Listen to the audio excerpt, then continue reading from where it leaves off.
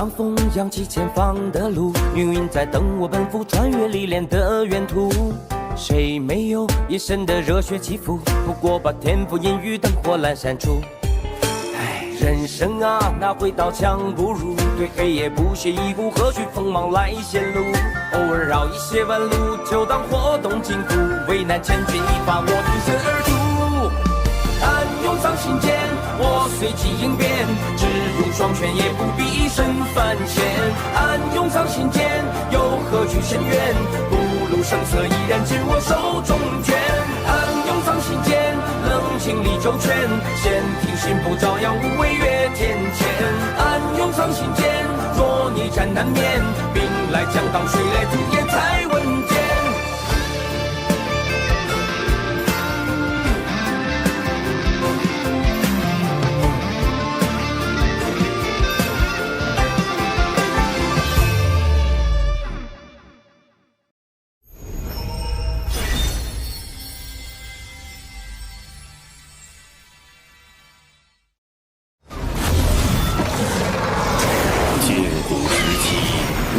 崛起，欺压妖族。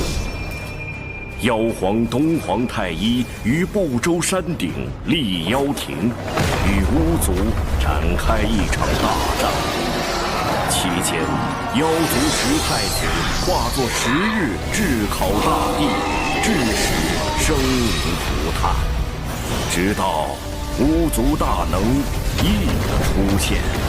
大羿连续射落了9名妖族太子，仅剩1名太子陆压侥幸逃脱。大战末期，巫妖2族损失惨重，人族趁机出手，大败巫族，又一举攻入妖庭，将妖族彻底打垮。此后，圣人老爷们联手，将破碎的妖庭改为天庭。妖族没落之后，陆压为报复天庭，四处为祸。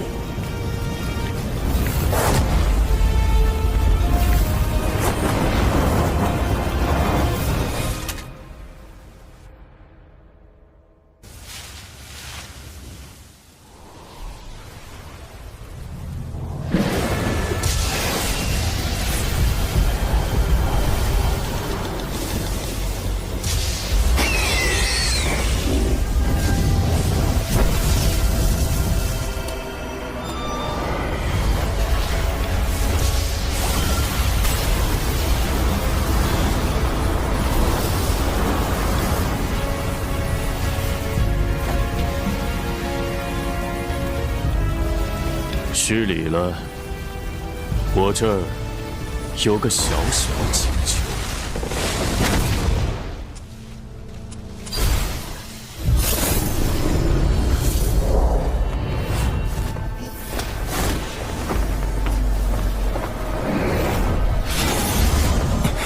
陆压意图复兴妖族，今日竟将目标盯上了。师父。还不够快，要再快点，再快，要快！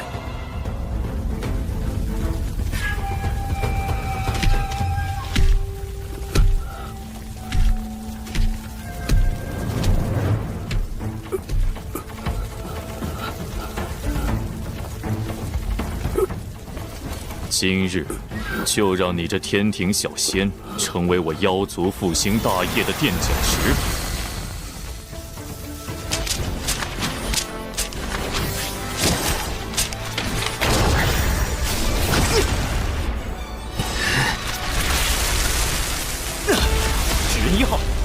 冲击！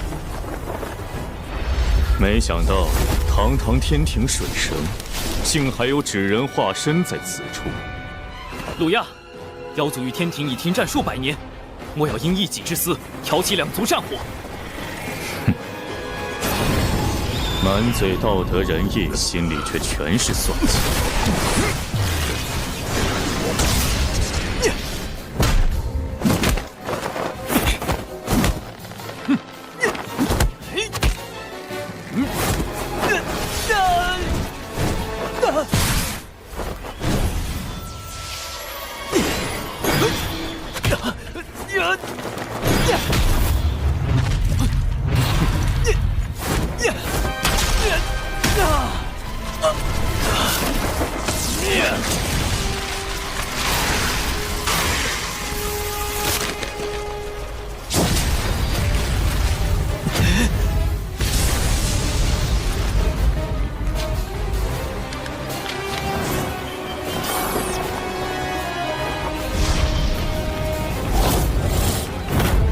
纸人2号，出动！好在提前安排了纸人化身保护师傅。我的目的当然不是跟陆压拼个你死我活。纸人1号被毁，纸人2号和师傅一旦被追上，必定……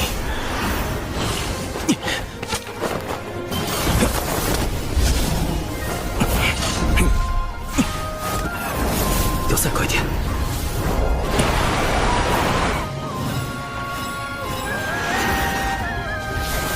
快点儿，再快点儿！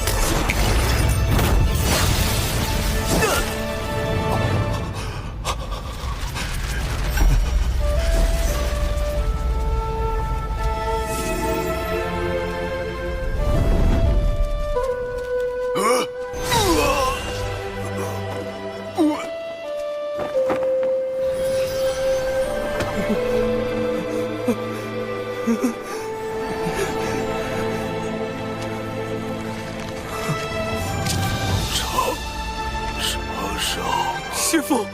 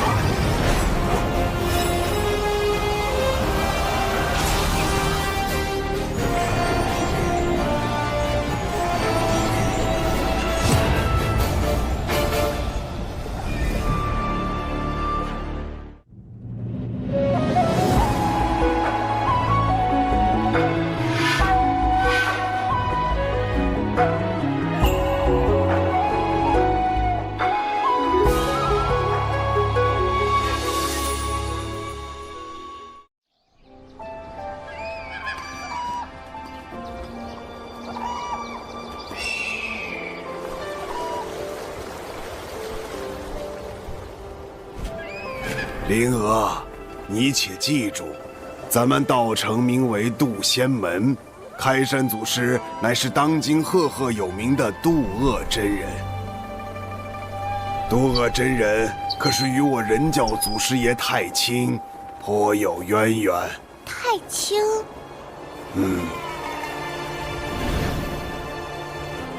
道门有3教，分别为人教、阐教、截教。太清圣人便是我们人教的祖师爷，与阐教的元始天尊、截教的通天教主并称道门3圣。3圣的老师名唤红军，被称为道祖。灵娥，今后你要好好修行，争取早日修炼有成，踏仙途求长生。师傅，您成仙了吗？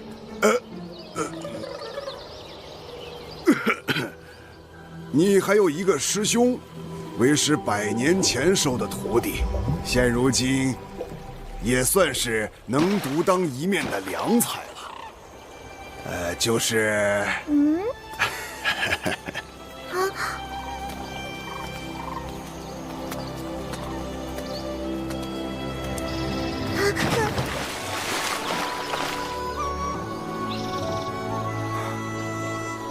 师傅，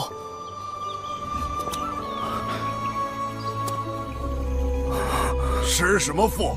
你小子屁股又痒了是吧？正儿八经的术法不学，又在水里修炼遁术。刚才的都是梦吗？也不见你修为怎么还在长。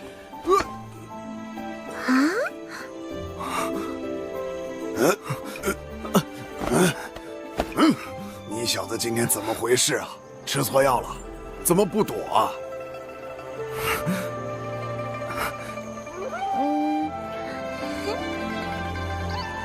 徒儿只是觉得能被师傅打，也是一件极为幸福的事。正所谓忠言逆耳，良药苦口。李长寿，你这是找打！你给我站住！今天好好教训你一顿！你别跑！你这臭小子！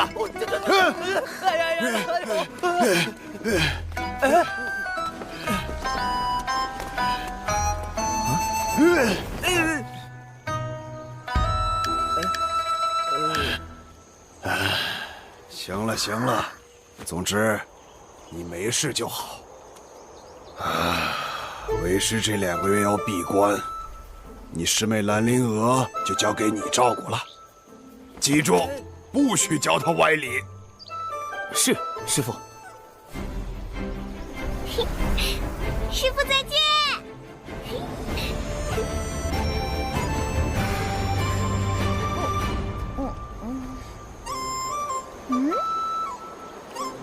师妹，我是你的师兄李长寿。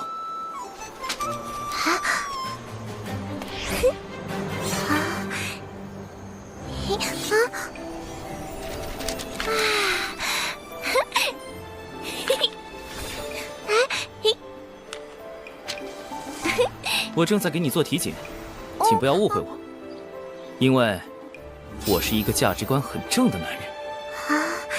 价值观，仙界的名字果然很高深。没被夺舍，没有魔宠，没有被下蛊、下咒。考核通过。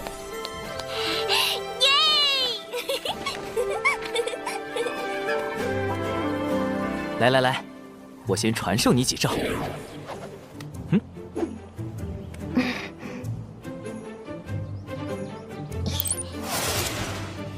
第一招，永远不要低估你的对手，在了解他的真实修为之前，不可贸然出手。冲上去弄死他！你就是正义的化身。种种无事发生，先跑再说。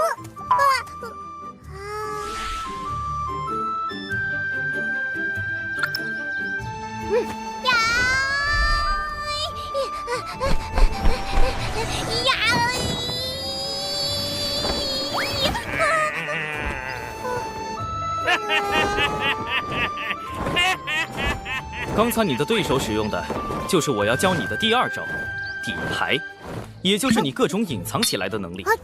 底牌越多，最后的反击也就越出其不意。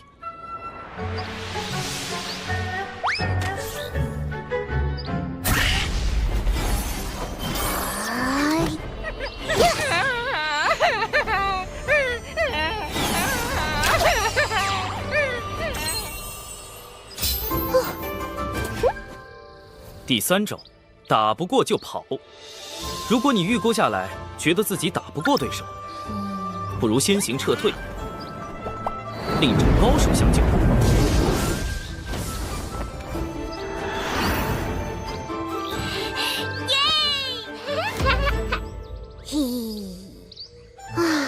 终于过关了。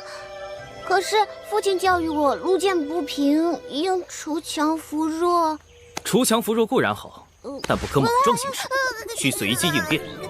强与弱都是相对而言的，在自己本领不足时，尽量远离危险，躲避因果，一直活下去。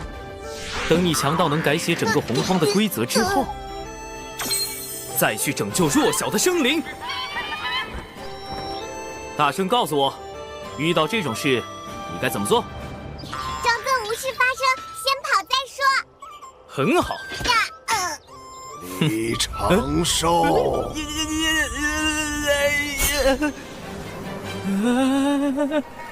师傅，有话好好说啊，师傅。哎，你套拂尘做什么？有话说啊！没打着。饶命啊！饶命！师傅，哎！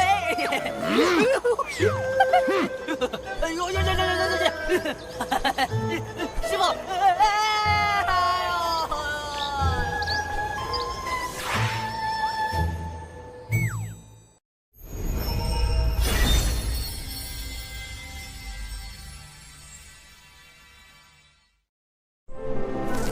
为师马上要进入长时间的闭关，灵娥就交给你照顾了。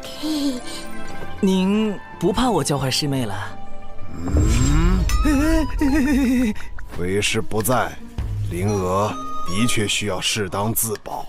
师傅，当然，你那些歪理，为师绝对不认同。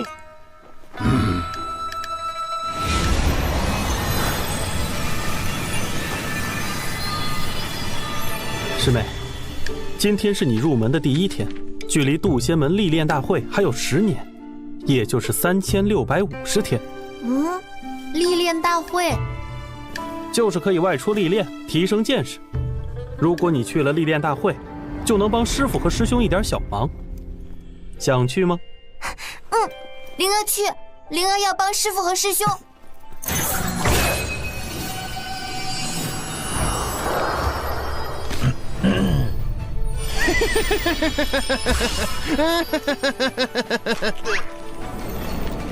要参加历练大会，首先你需要在10年内达到炼气境。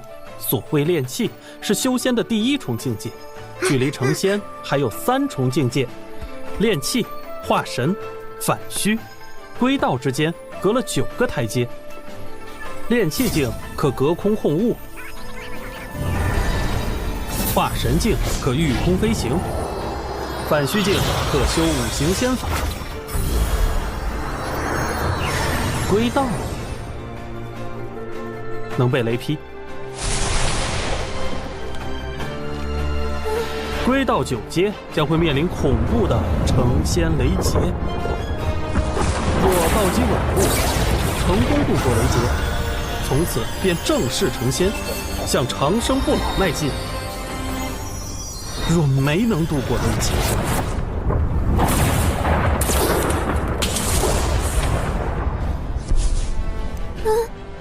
生死道消，很有悟性。相比起雷劫，目前你更应该担心的是历练途中可能发生的各种意外。来，我们开始修炼吧。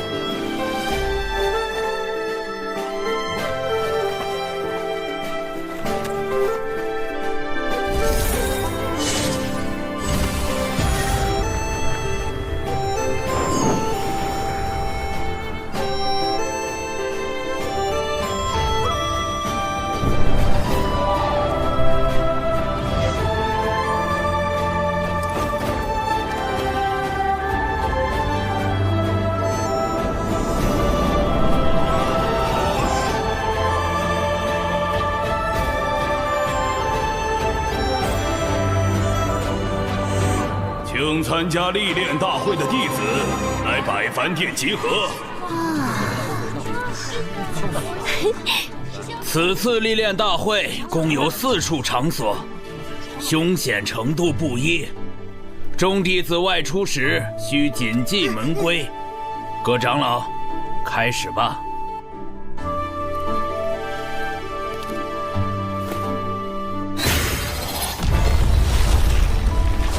阴阳为爻，八卦形生，坎水、离火、震雷、地坤，起！为方便遴选弟子，门内在坎、离、震、坤4个方位设置了关卡，分别对应东海之滨、中神州、南赡部洲、北距泸州4处历练。难度依次增加，众弟子需酌情选师姐，择。我们真的要去北周吗？北周虽然危险，但奖励也很丰厚。放心吧，师姐会保护你的。果然有北周。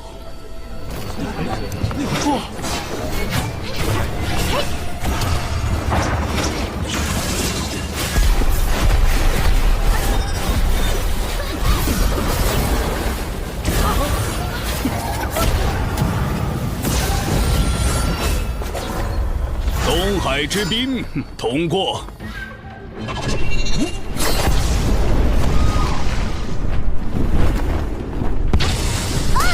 中神州失败。南赡部洲通过。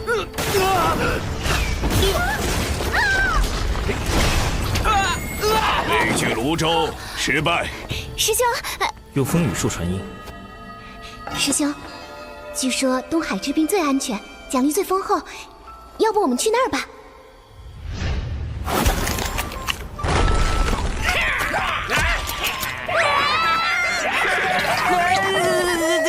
师兄，我怕。别怕，有我在。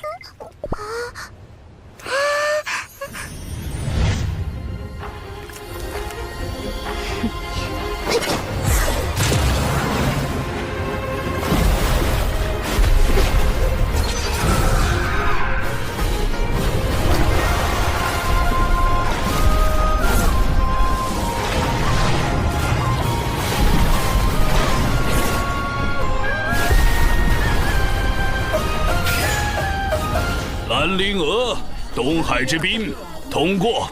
耶！你去东海之滨吧，我自有打算。臭师兄！北距泸州失败。目前为止想去北周的都失败。玄雅师姐来了！玄雅师姐吧，师姐。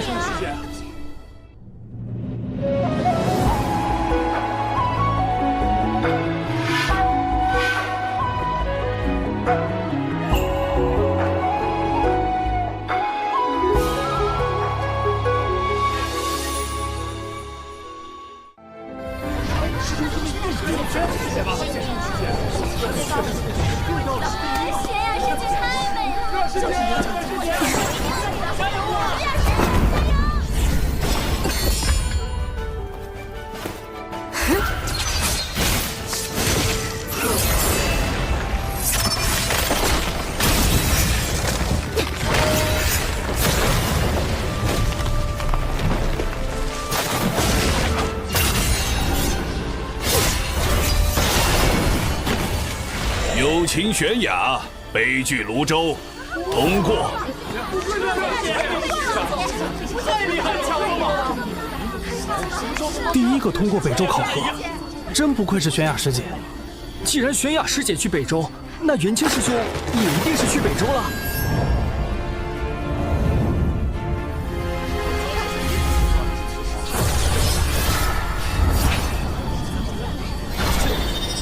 元清，北距泸州通过。快看！玄雅师姐，元清师兄，是呢，玄雅师姐，看呢。刘燕儿、王姬，北距泸州通过。好机会，趁所有人的注意力在友情玄雅这个吸睛器身上。北俱泸州，我来了。嘿嘿，小球风李长胜，你给我停下！你一个化神9阶还敢去北周？我看不用到北周，你直接在弟子关就挂了。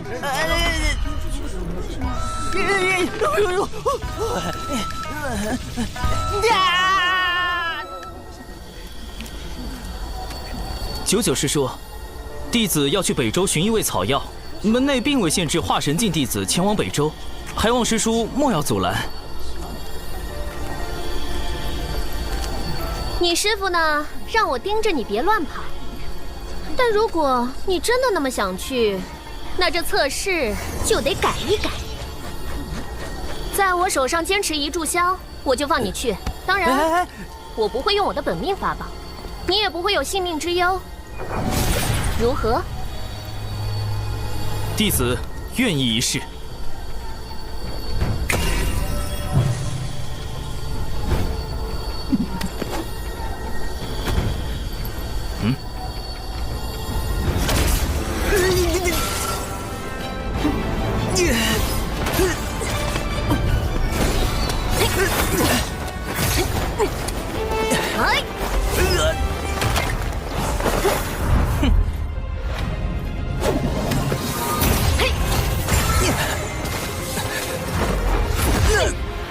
金盾，木盾，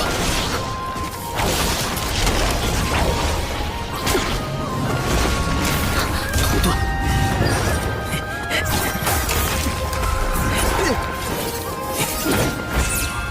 金盾，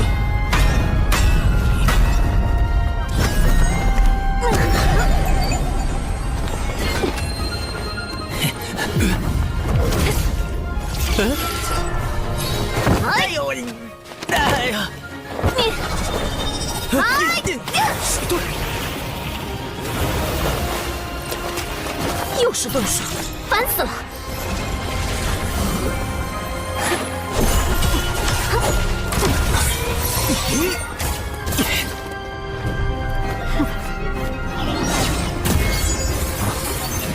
破天风单人剑阵，星罗密布，被这一招击中，几个月都别想下地。学长师兄出手也太狠了！游龙探云步，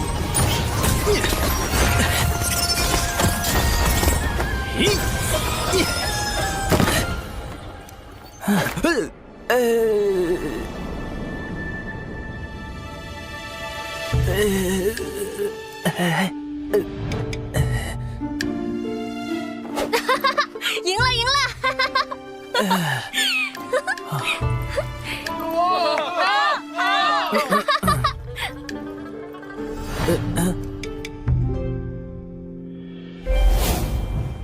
什么？你小子鬼花招可真多！我告诉你，北周可不是什么善地。你要是死在我队伍里，你那个废柴师傅肯定会跑过来哭哭啼啼的，想想就烦死。师叔不必担心，我已在遗书中承诺，绝不让师叔承担任何责任。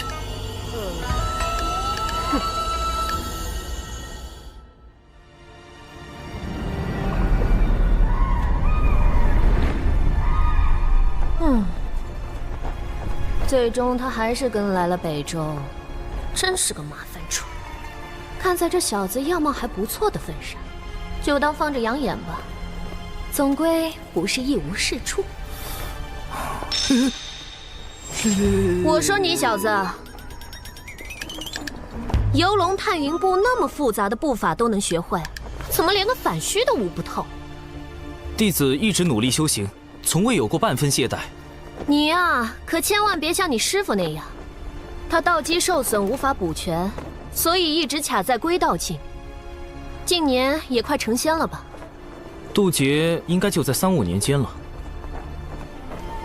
啊，真是一笔糊涂账。手拿过来，本师叔看看资质。99是真仙境的高手，被他碰到脉搏，我用法诀掩藏的真实修为就暴露了。师叔，男女授受不亲。我辈练气是追求无拘无束，管那些俗世礼法干啥？师妹，这一次我一定会助你寻到焰火明心草。这是我自身修行之事，元清师兄不必为我费心。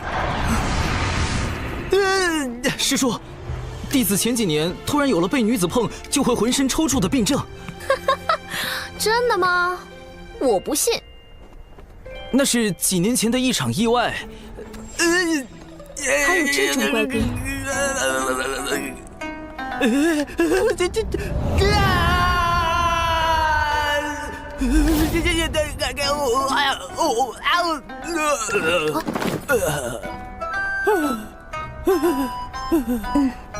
真的。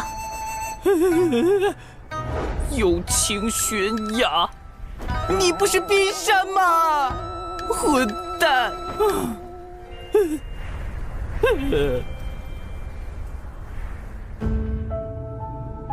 蛊虫已经找到，就等此次六公主北拒泸州之行。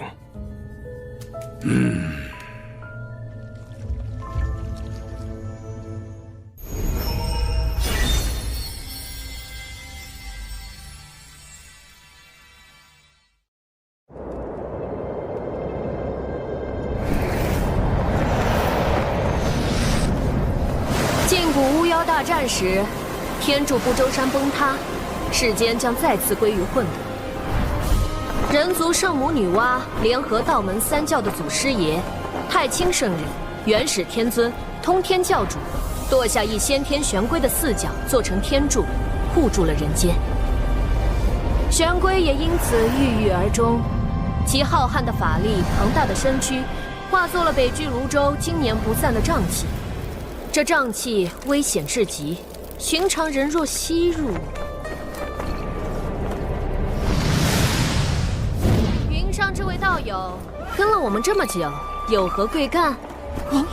有炼气师在追击我们。别慌，有九九师叔在呢。我乃东胜神州有秦国殿前守将。有秦。六公主，回去吧，不必为我费心。末将奉国主之命前来。敌国近来蠢蠢欲动，国主担心他们会对您暗中出手，还请允许末将陪您出行。这张嘴不仅口吃，扯谎都不在行。有秦国仙凡混杂，背后更有渡仙门撑腰，怎会突然遇袭？遇袭你不找渡仙门求援，反而大老远的跑来北周，这话真是破绽百出。玄雅师妹，北距泸州到处都是险地，多了宇文将军，也能多个人照应。元清师侄此前就认识这位将军，我刚才并未听他自报姓名。回师叔，我与玄雅师妹一同长大，也一同拜入了渡仙门中，因此认识这位将军。他名为宇文灵，是玄雅的父王最信任的将领。原来冰山女和大暖男是青梅竹马，看来元清的俗世身份也不简单呢。你想跟就跟着吧，反正一个刚成仙的大块头，在咱手里也翻不起什么浪。谢仙长。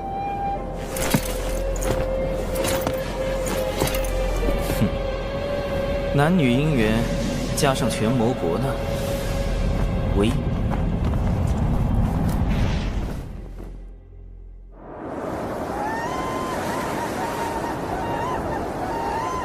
此次抵达东海之滨除妖，众弟子务必全力对战，不可懈怠。是。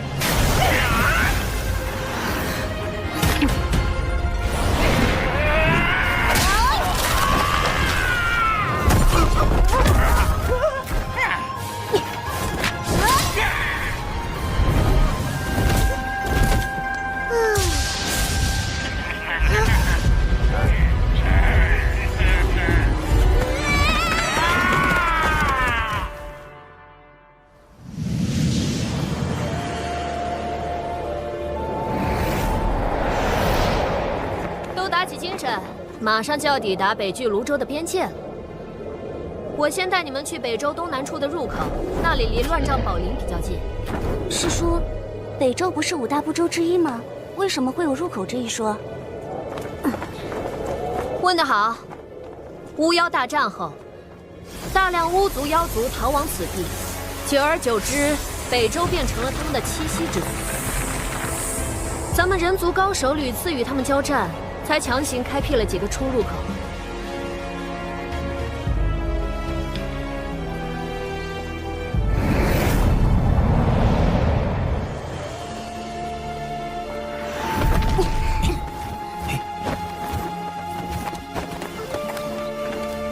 好了，你们先去附近的镇子买避障符和解毒丹，1个时辰后在这里会合。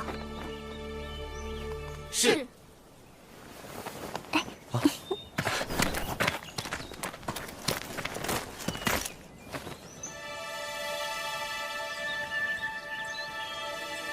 这家伙怎么不动？难道……算日子，师妹他们应该已经到东海之滨了。如果估计的不错，应该会给我惹些不小的麻烦，那就妙了。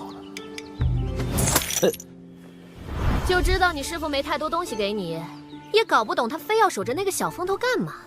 快去买丹药吧，别磨磨唧唧。谢谢师叔，这些我都有。你有？你哪有？天上掉下来的？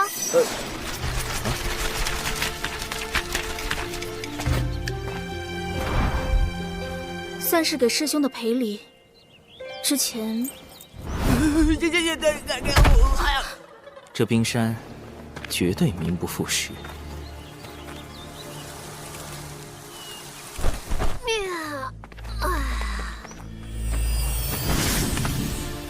这是传信玉，若遇到危险就直接捏碎，我会前来救援。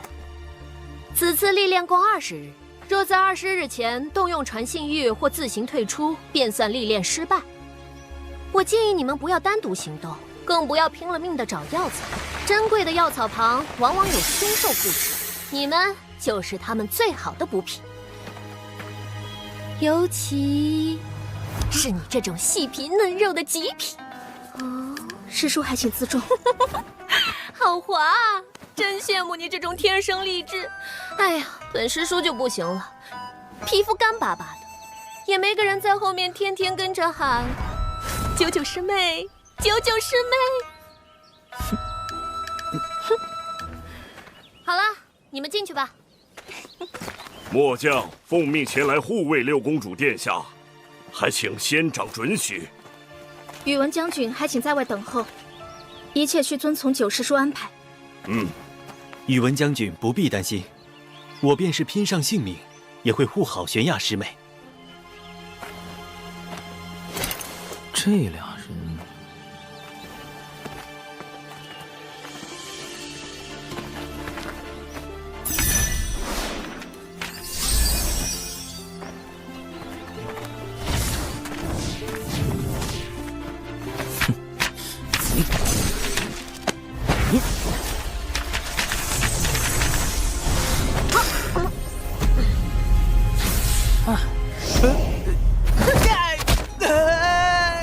记得跟人跟紧点儿，你个化神九阶！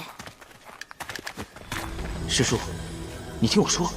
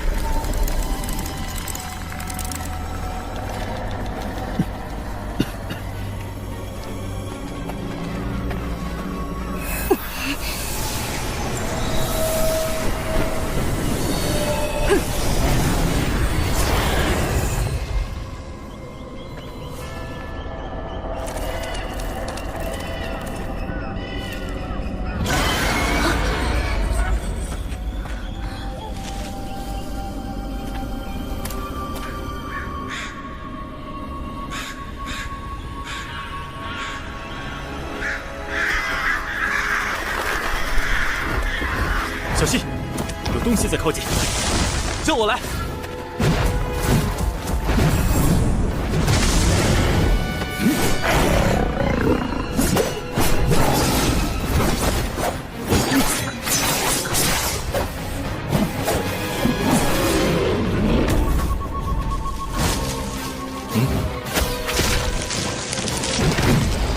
小心右边！叶儿师姐，不要怕。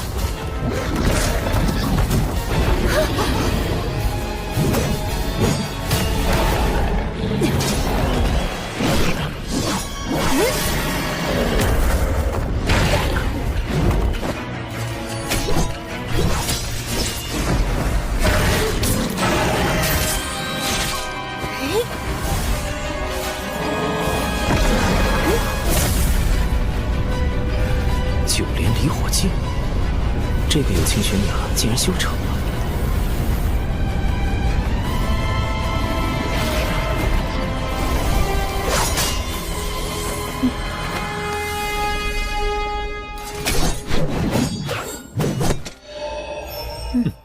破天峰的弟子真让人省心啊！这下你放心了吧，大块头。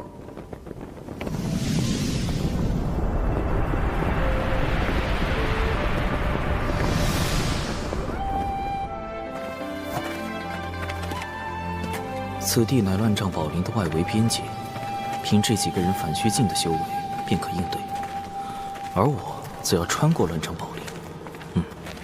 先找机会脱队，再设法摆脱跟在空中的尸树。怎么突然停下来了？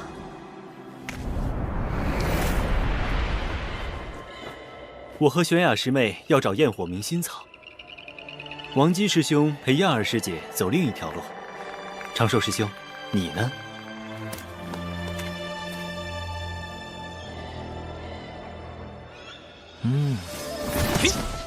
各位，多多保重，不必担心我。这个李长寿随便跟一队不就行了？怎么还分成了3路？仙长若感到为难，不如让末将去保护六公主一行。算了，3组先轮流尾随吧，让我先看看这群小家伙现在怎么样了。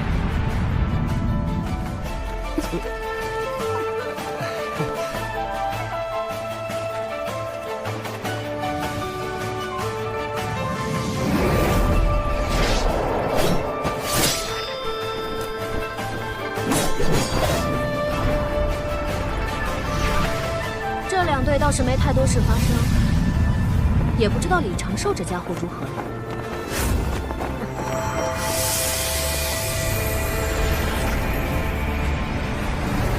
啊，消失了！这么快就被毒兽分尸了？完全感觉不到他的气息。传信玉也没有反应，只能先沿着他去的方向找找看了。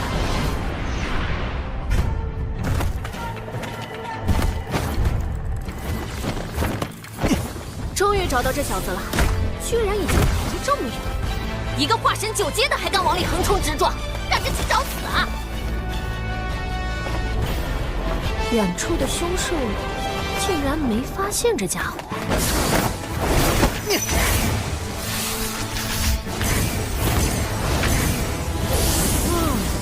原来是用了影宗符屏蔽自身的气息，这游龙探云步还真是将他化神9阶的修为发挥到了极致。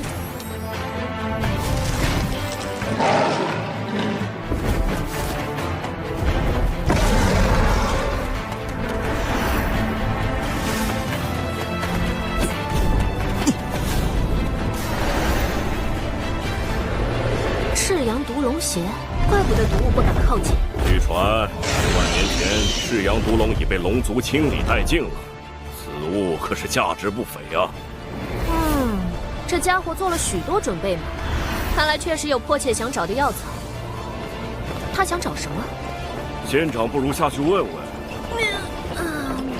不必了，该去看你家殿下了。可莫要在背后说我这个做师叔的偏心。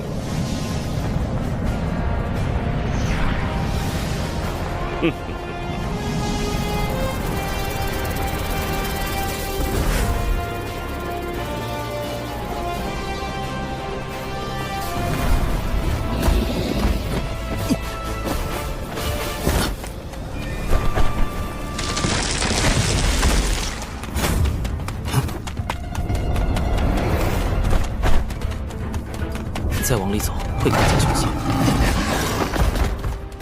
若非已无他法，我也不愿来此。还是再打一手。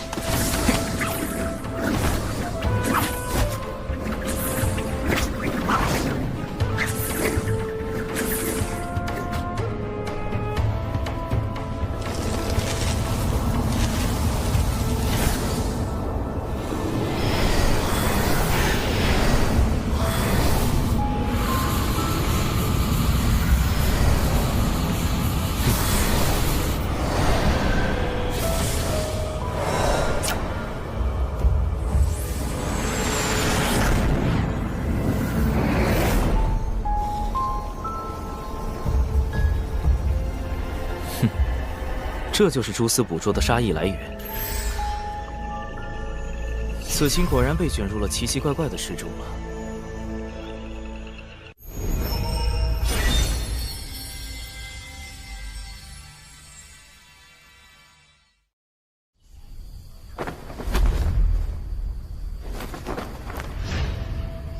刺鸠那边已经开始行动，我们是时候对另外2个反虚境的下手了。昆龙阵准备的怎么样？布置完毕，绝对不会被渡仙门的人察觉。很好，此事关系到复国大业，必须让公子得偿所愿。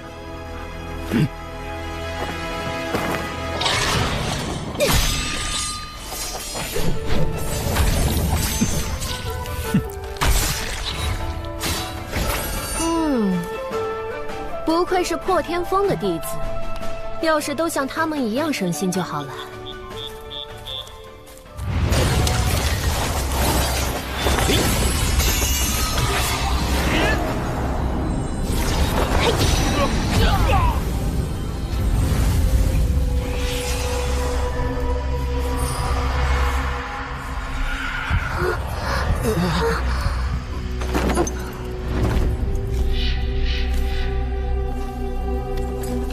把他们带去昆龙阵。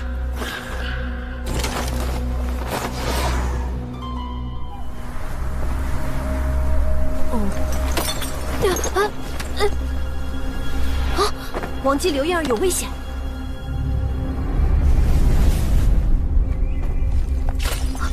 怎么元清那边也出事了？仙长，末将回去看看。好，分头行动。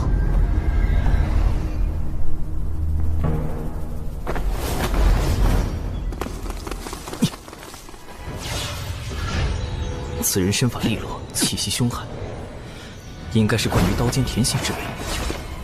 初步判定为反虚6境。这家伙可能隐藏了一些修为，但只用身法震撼，而非御空飞行，成仙几率极低。2次判定为归道6境。跟得这么近，恐怕他有什么能追踪我的手段。嘿。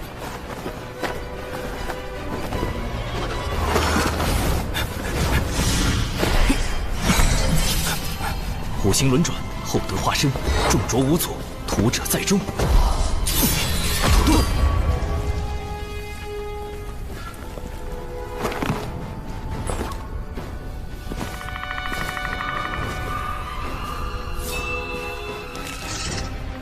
哼，倒是挺警觉。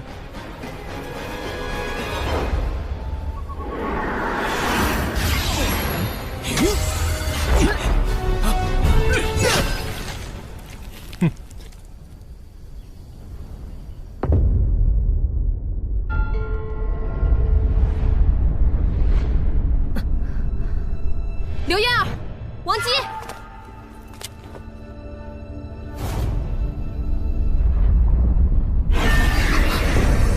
周围有股猛烈的法力波动。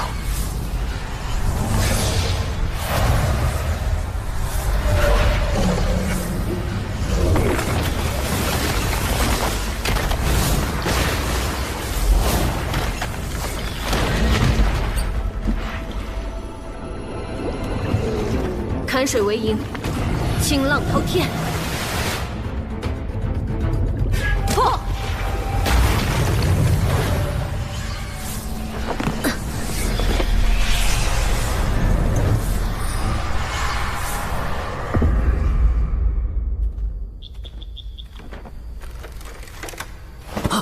师妹小心！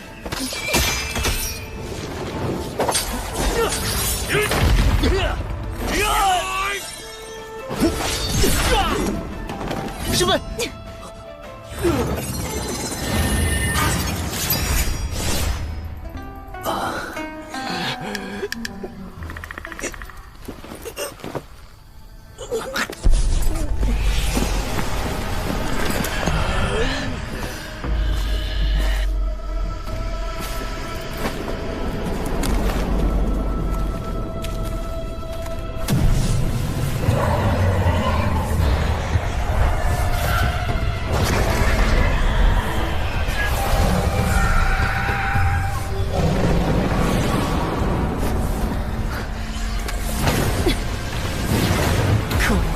居然是困龙阵！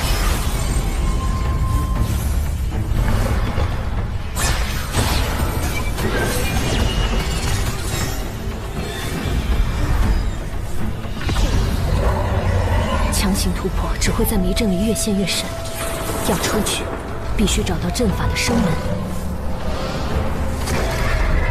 修、生、上、渡、静、死、静。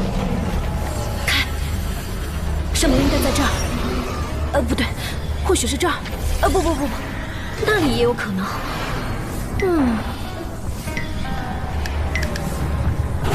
哎呀啊！何方宵小，竟然用这种下流伎俩陷害本仙！有本事出来，跟本仙大战300回合！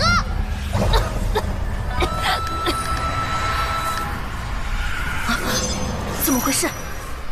长寿和玄雅都遇险了吗？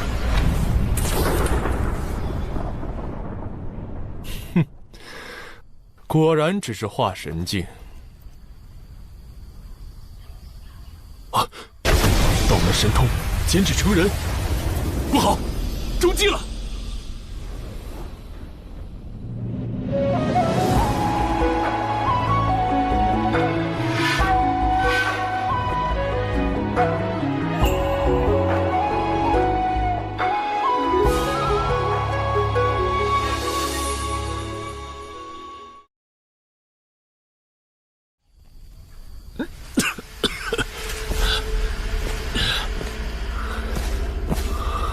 好强的迷药！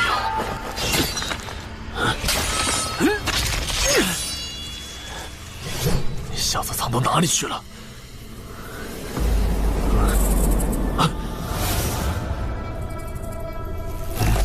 找到了！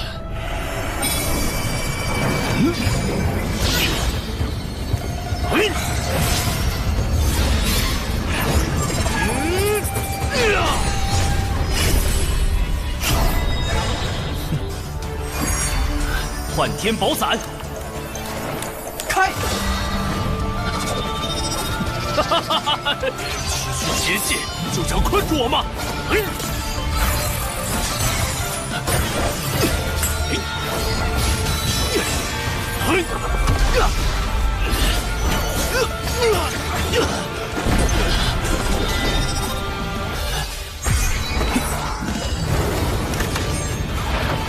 第一步，封锁空间，以图制敌。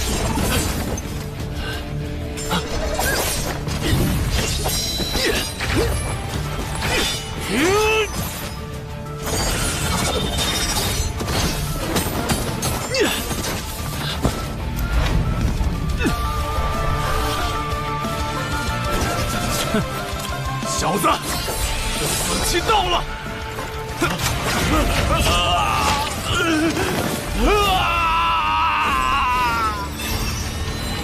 第二步，摄心夺神，身有道效。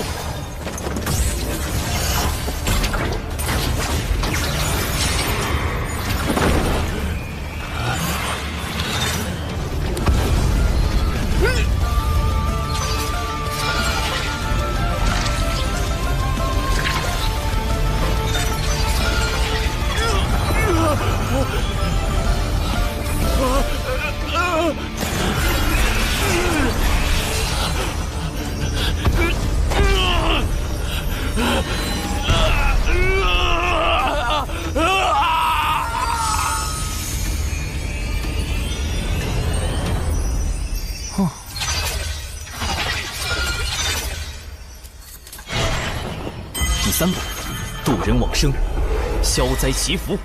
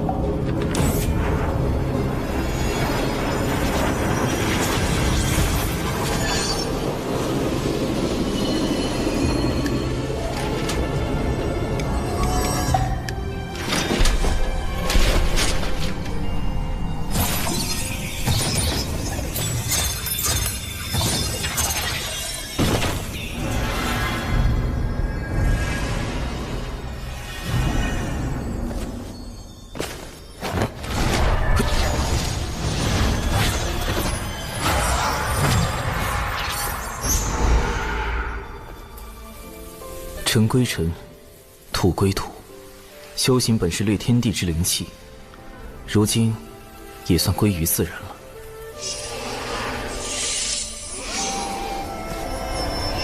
损失一个纸人，不过有这家伙的储物戒指做补偿，总体还算不亏。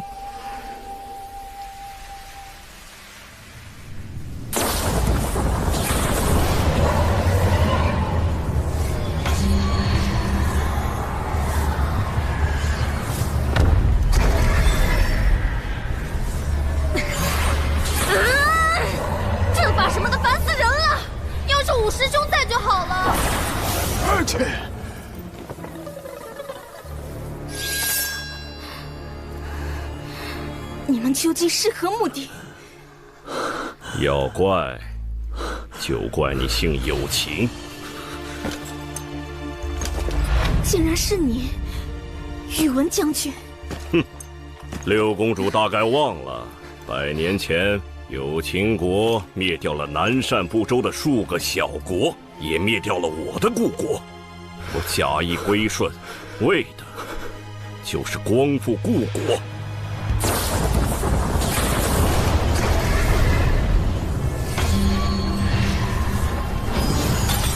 玄雅，宇文林没去救他吗？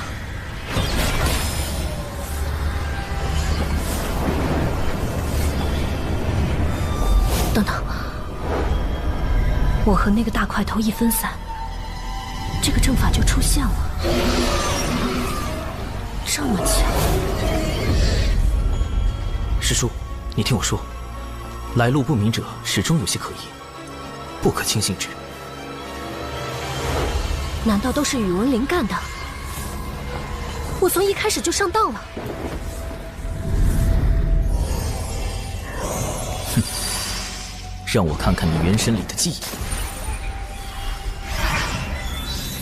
公子，届时便由他们袭击其余弟子，用渡仙门的传信玉符调虎离山，将那真仙引入困龙阵。至于六公主，玄雅之事，我自会处理。如此，便辛苦诸位了。待我光宗复国，尔等都是开国功臣。属下誓死追随公子。还真是那个元清在搞鬼，想引开99师叔之后，对有情玄雅下手吗？果然看人不能只看脸，暖男大半都是假象。不过，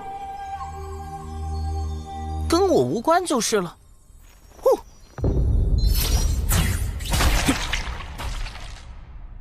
在满是毒虫的地方用它来追踪，的确是个妙招。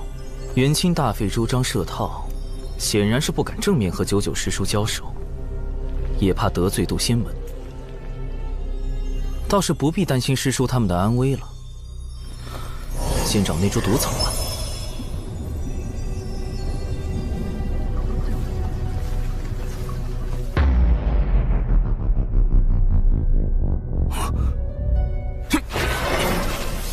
毒雨要来了，得抓紧时间搜查才行。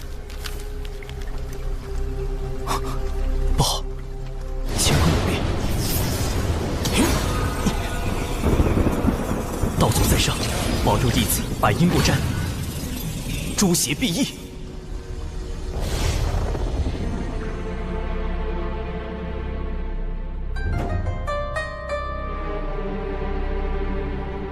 因果大道，从来半点不由人。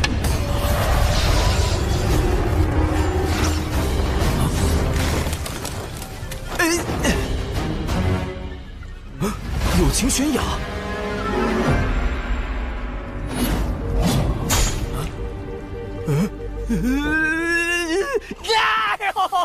哎呦！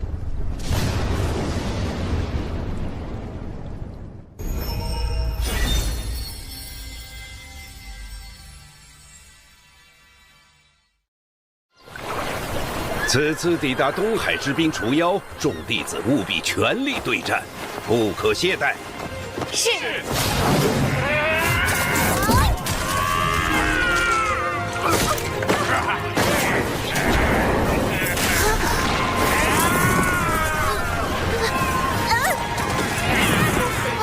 师妹小心！不要过来！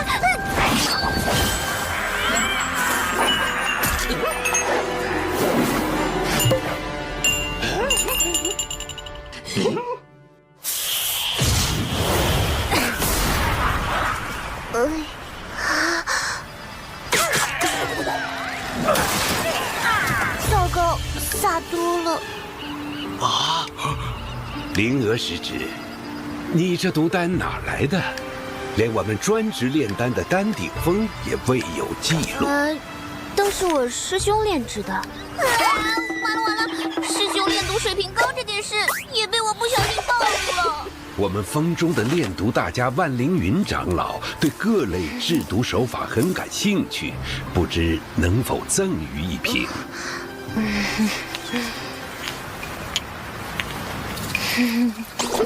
兰陵娥呀，兰陵娥，师兄这么低调，都被你给卖了。师兄，灵娥知错了。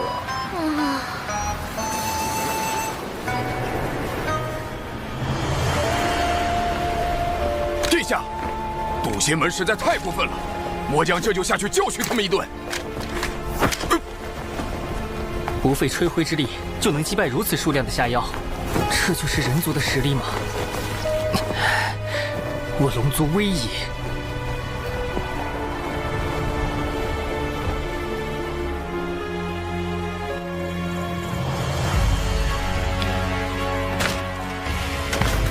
竟然是你，宇文将军！哼，六公主大概忘了，100年前有秦国灭掉了南赡部洲的数个小国，也灭掉了我的故国。我假意归顺，为的就是光复故国。有秦国从未亏待你们，父王还曾说你是他最信任的将领。宇文灵，你枉费国主信任。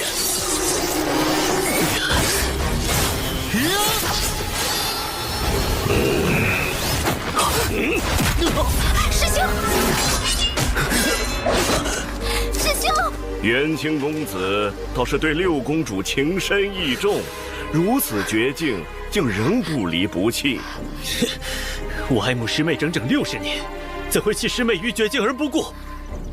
宇文灵，你若要杀我师妹，便先杀了我。师兄，你不必。既然如此，我便成全你。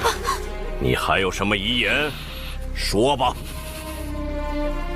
我的确有一件心事未了。若我今日不说，只怕往后便没有机会了。师妹，我只愿与子同学，共赴来世。你是否愿意？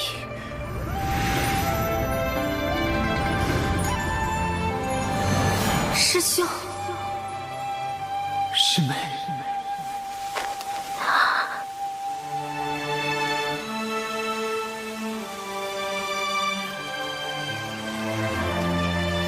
我不愿。我不愿。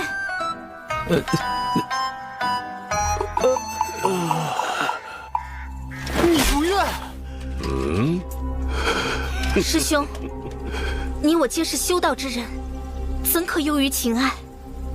我有情悬崖，早已斩断情丝，一心求道。今日若死，则是天命所然；若你我侥幸活命，往后更应专心求道才是。看来我是无法打动你了。元清，难道你才是背后主使？告诉你又何妨？我刻意接近你，就是为了成为驸马，争夺有情国主之位。届时，袁家便能以另一种形式复国。我兄弟姐妹众多，就算你成为了驸马，又怎可能有机会争夺国主之位？你的计划实在可笑。待我为你种下情蛊，你自会听命于我。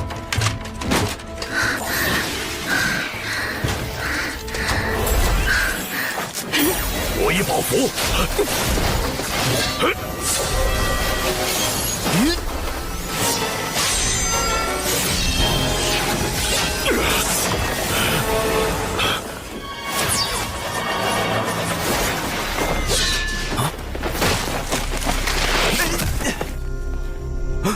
有情悬崖，创伤都避开了要害，暂无性命之忧。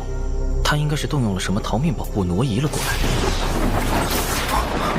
毒雨要来了，如果救他会耽误找毒草。师兄，快走！唉，相比起自家不省心的师妹，果然还是有情师妹靠谱得多。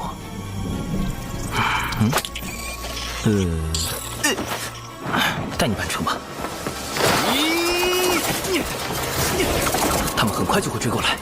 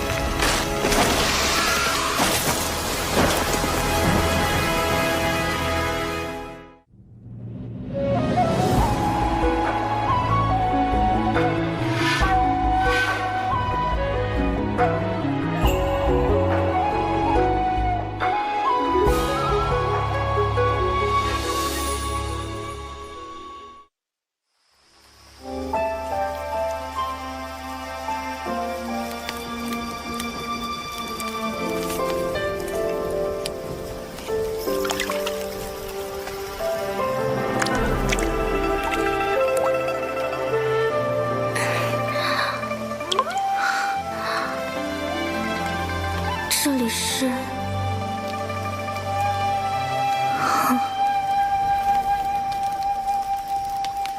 是长寿师兄救了我，他真是个好人。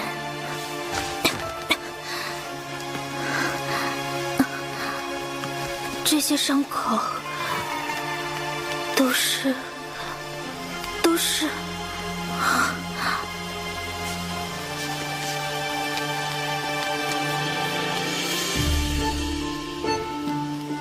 不过，长寿师兄似乎提过，弟子前几年突然有了被女子碰就会浑身抽搐的病症。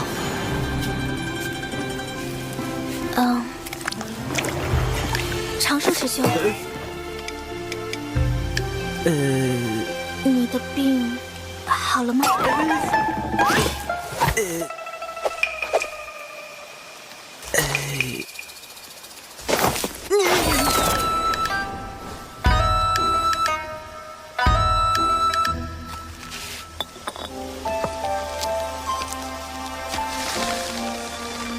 一言赠师妹，人心隔肚皮，不可轻信之。下附地图一份，可绕路离开此地。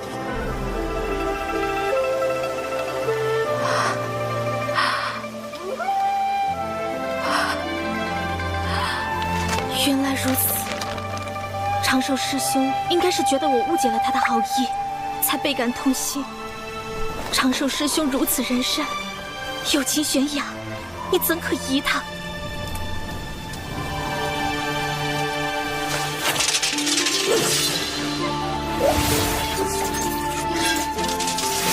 活下去，去揭穿元清的嘴脸，去报答长寿师兄这般仁善之人，去通知父王，提防恶贼，救援玉灵，牵连无心。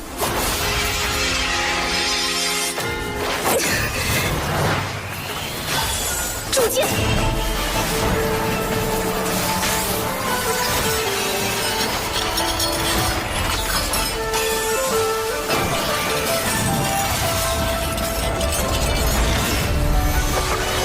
火灵剑！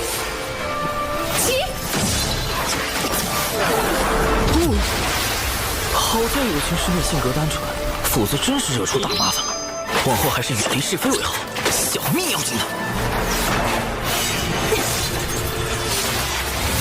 凭直觉判断，这边应该是西南方向。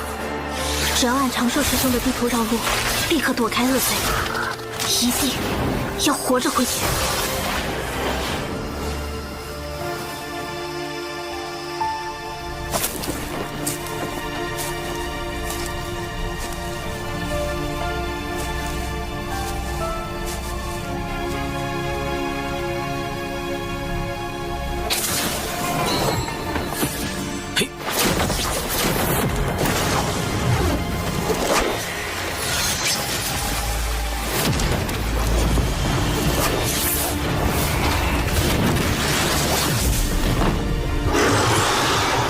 进北州找仙节草已经10来天了，一点踪影都没有。奇怪，古籍上说能毒死元仙的仙节草就在这附近了。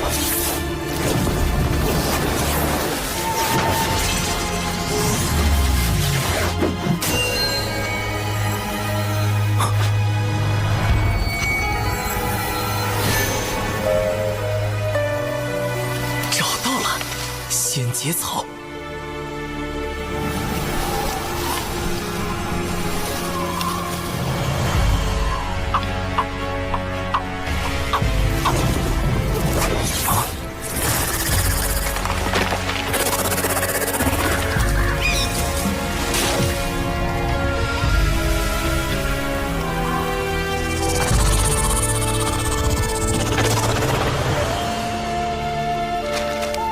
按照绘制地图，有情师妹此刻应该已经走远，相隔千里，我可以静心完成目标。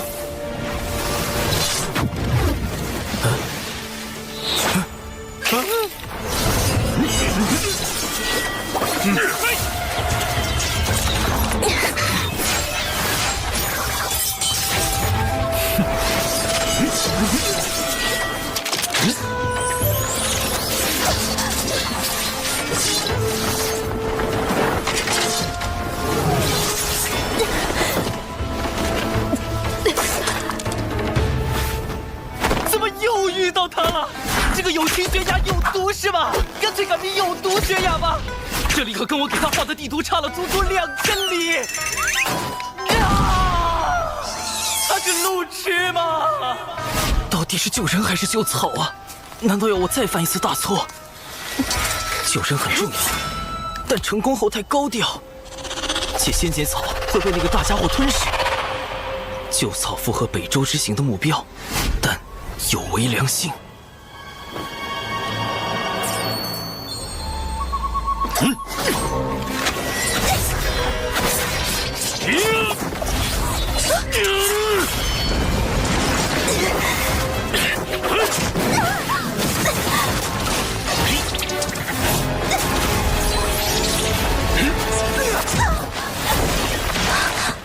以你此时面朝为前卫，师兄，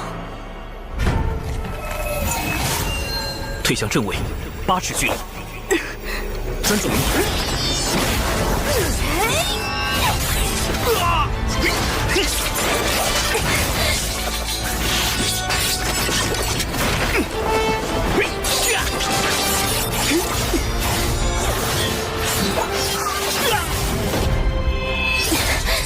好在有长寿师兄指点。仙节草有剧毒，我还是再吃一颗解毒丹吧。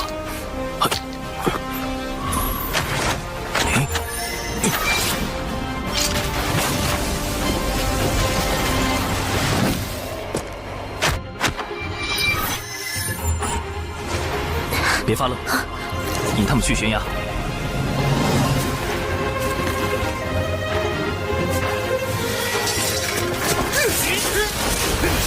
六公主已按计划被追至悬崖边，虽有临阵突破之计，但法力已不动。末将这就去擒住六公主。将军费心了。末将也很疑惑，您是如何做到60年都未能打动六公主芳心的？今日之事多有坎坷，还请您做好杀死六公主的准备。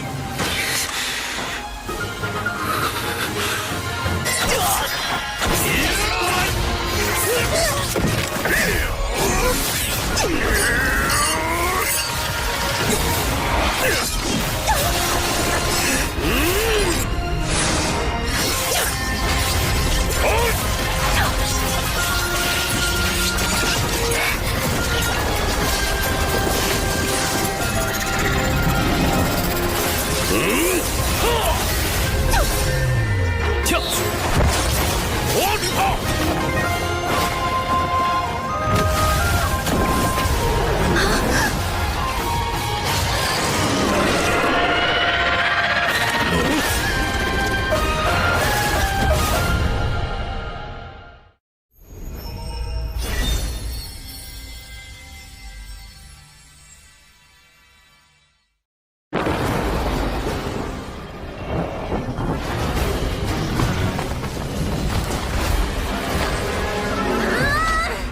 阵法什么的烦死人了！要是武师兄在就好了。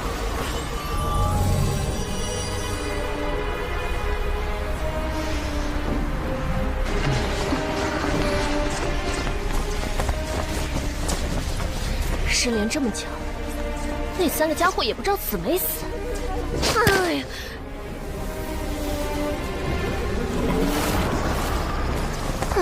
小九，亦可知罪。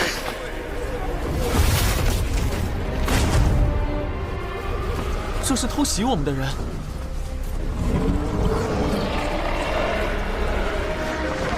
破了困龙阵，一掌震碎了2个原先的元神。这修为，难道是师傅忘情上人来了？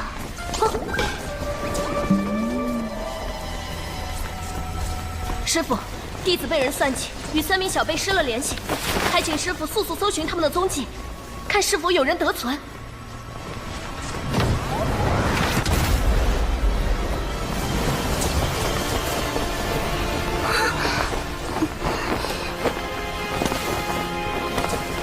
咱师傅没来，是我，你足智多谋又英俊潇洒的五师兄铁狐啊！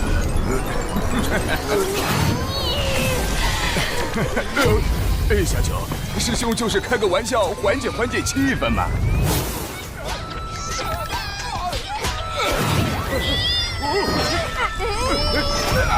我尚未成仙，在北周难有施展，还请助我寻找徒儿长寿的下落。萧清风一脉，不胜感激。启元师弟放心，我来时见着2名元仙不断修补阵法，应是算计小九他们的元凶之一。待我查看下他们的元神记忆，定能找到些线索。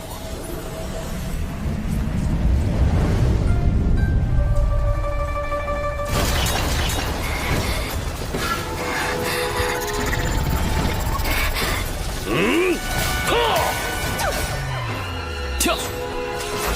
捉住他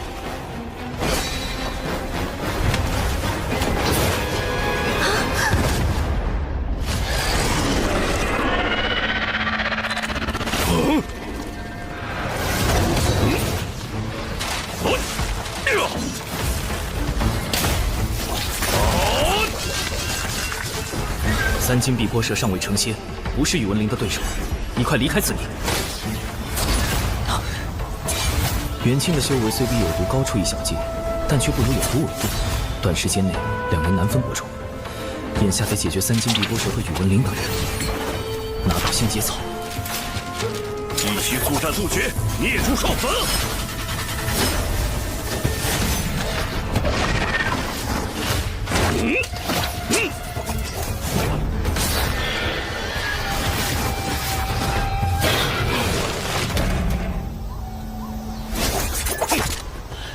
将军，我的……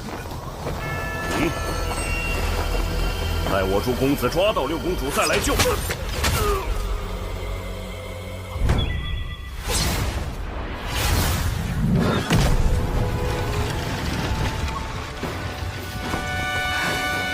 师妹，玄雅，只要你肯助我复国，我便放你离开。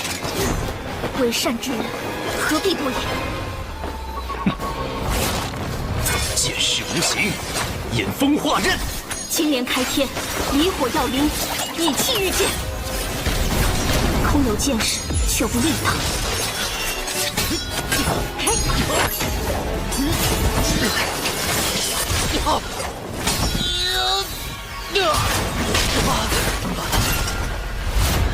若非为了能跟上你，我又怎会靠丹药来提升修为？你急于求成，引入邪路，此后难登仙道。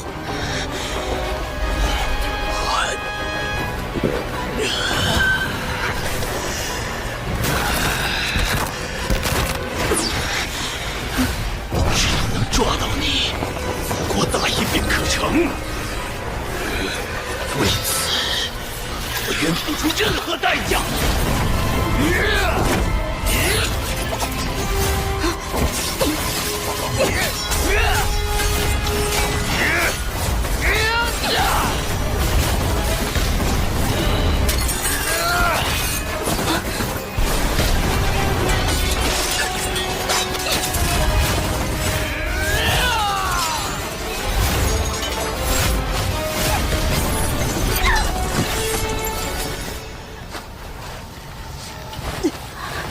若你早就倾心于我，一切何至于此？元清竟与宇文灵是同谋。按照他们的计划，还有2拨人分别去袭击了玄雅师侄和长寿师侄。长寿只有化神境，如何会是这群人的对手啊？师弟莫急，咱们先根据这2人记忆找到宇文灵，才能确定小辈们的安危。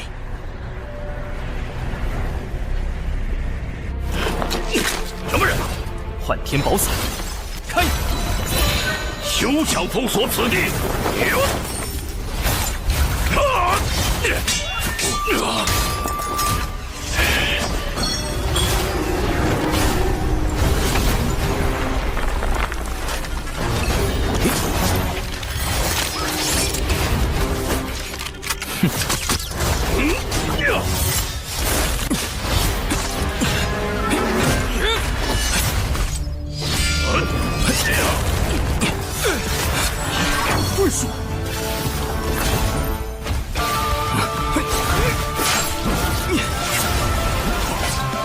攻敌无畏，无穿佛骨。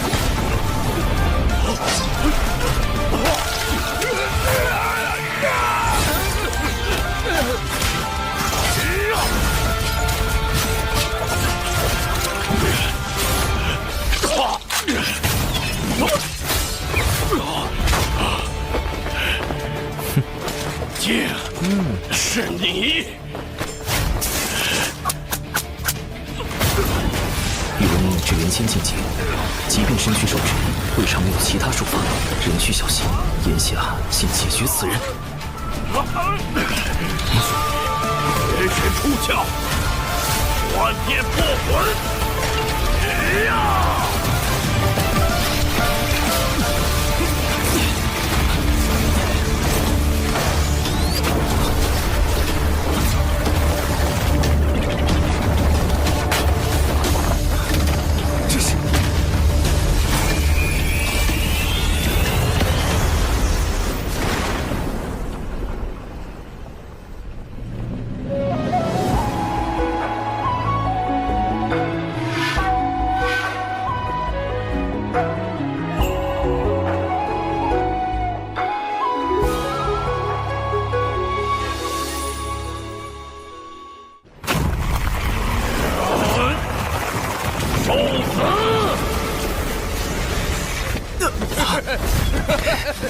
哪怕燃尽3魂7魄，我也要拉你陪葬！失策！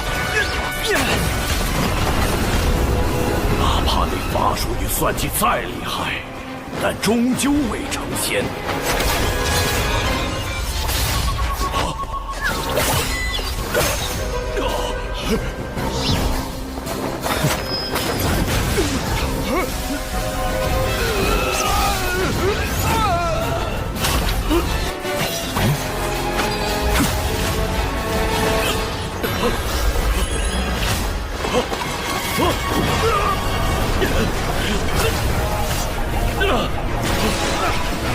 只要元神回到身躯，就能转生。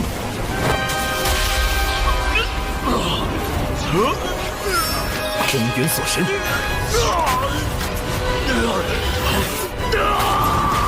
仙桃绝灭。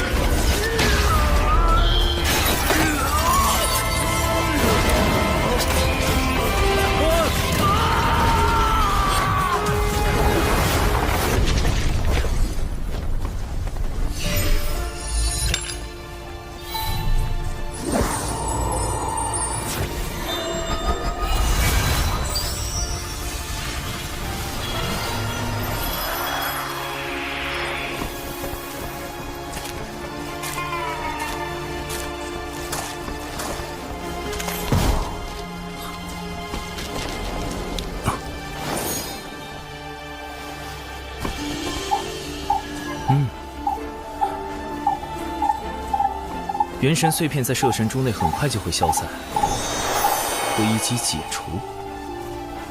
毕竟是能毒死元仙的仙节草，小心为妙。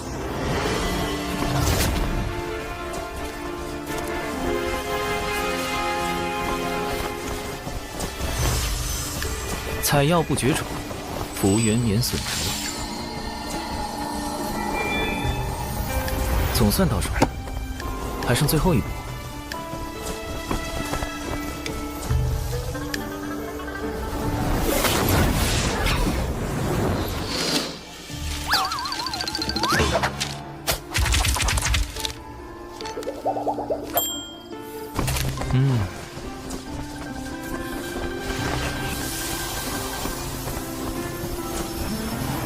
杨辉这种有仪式感的步骤，还是要亲自来做才放心。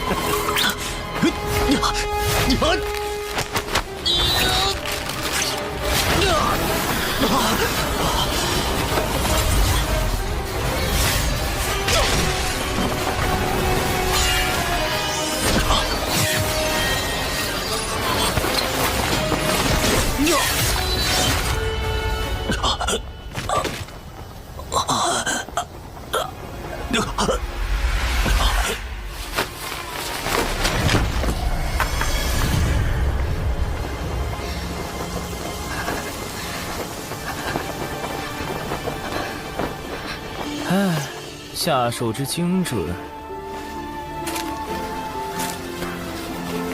为什么不抵抗？哪怕心恶如你，也会有一丝忏悔吗？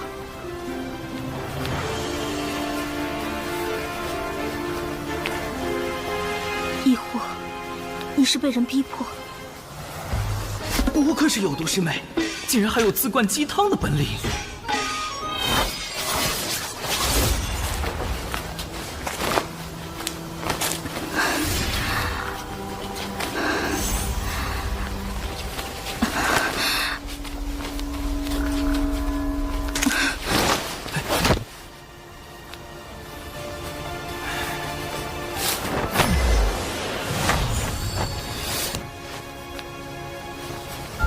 灰就不扬了，否则反倒不好向门内解释。接下来得和有毒对好口供。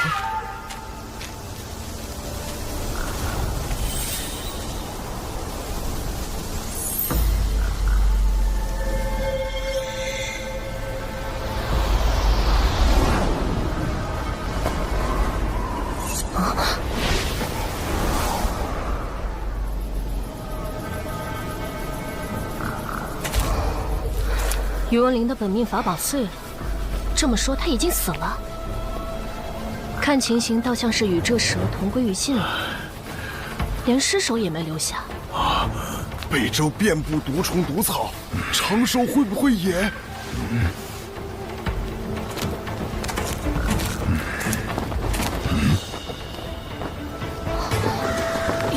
元清也死了。致命伤是破天风秘法九连离火镜造成，是玄雅下的手，此地也只有他们2人打斗的痕迹。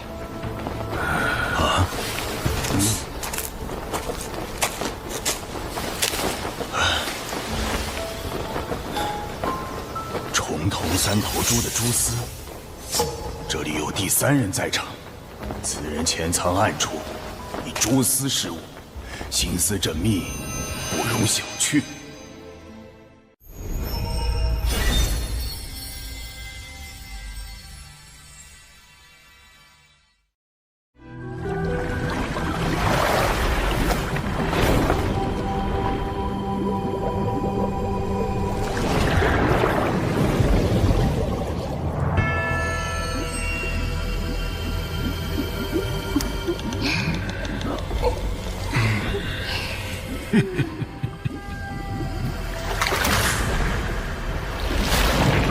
陆王陛下，古星门弟子欺人太甚，擅闯东海之滨，还损伤我军大半下药，请陛下为我等讨回公道。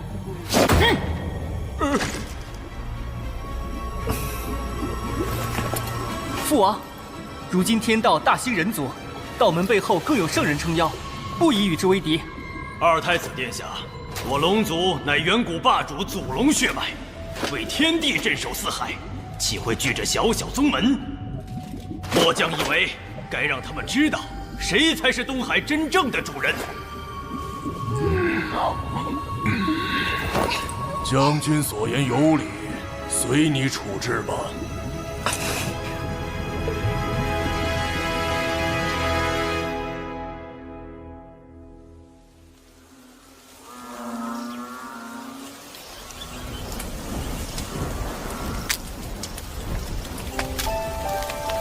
此次幸得师兄相救，我才能躲过元清与宇文灵的围杀，留得性命。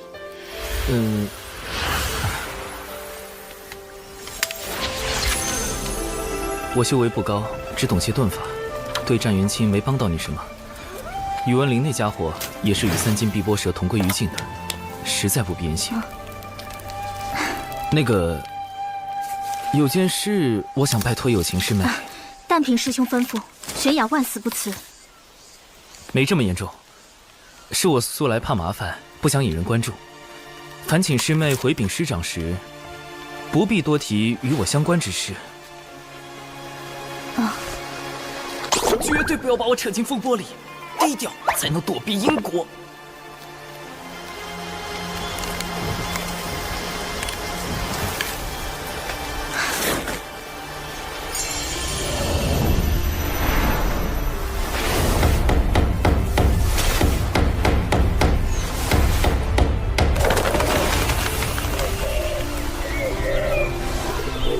若能与师兄这样的君子互相引为挚友，当真不虚此行。师兄放心，玄雅明白。真明白了，实在是摸不准有毒的路子。外面有动静，是门中派来救援的新人到了吗？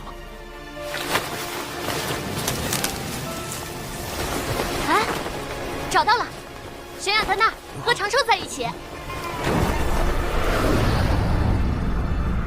一直不见踪影的李长寿，正好出现在有情玄雅身边，会是巧合？得吗？长寿，长寿啊！你可是小秋风的独苗啊！如果有个3长2短，不是还有师妹吗？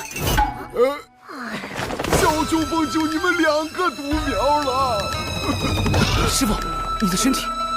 不打紧，闭关重击成仙，天劫时出了些岔子。师傅的道基损伤太重，保住性命已是惋惜，如何能抗过天劫？师叔师伯，弟子失手杀了元清，愿领门内一切责罚。师傅宽厚仁爱，久久师叔也一向不拘小节，定会谅解有毒的防卫过当。不过，那位就不好说了。你一个人杀了元清，宇文灵呢？他的死可与你有关？九巫，九九师叔的五师兄是本门素有名望的执使，如今修为已在真仙境巅峰，此人颇有城府，得万分小心。宇文灵在偷袭时惊动了3金碧波蛇，双方同归于尽。很好，就这样，别扯上我。没有人暗中助你。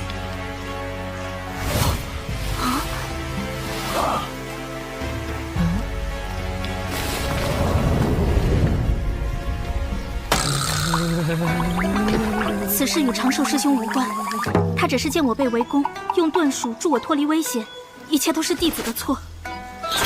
有毒，快住嘴！越描越黑了喂！长寿师侄不为他辩解吗？弟子不知道具体经过，不敢多言。你倒是稳重。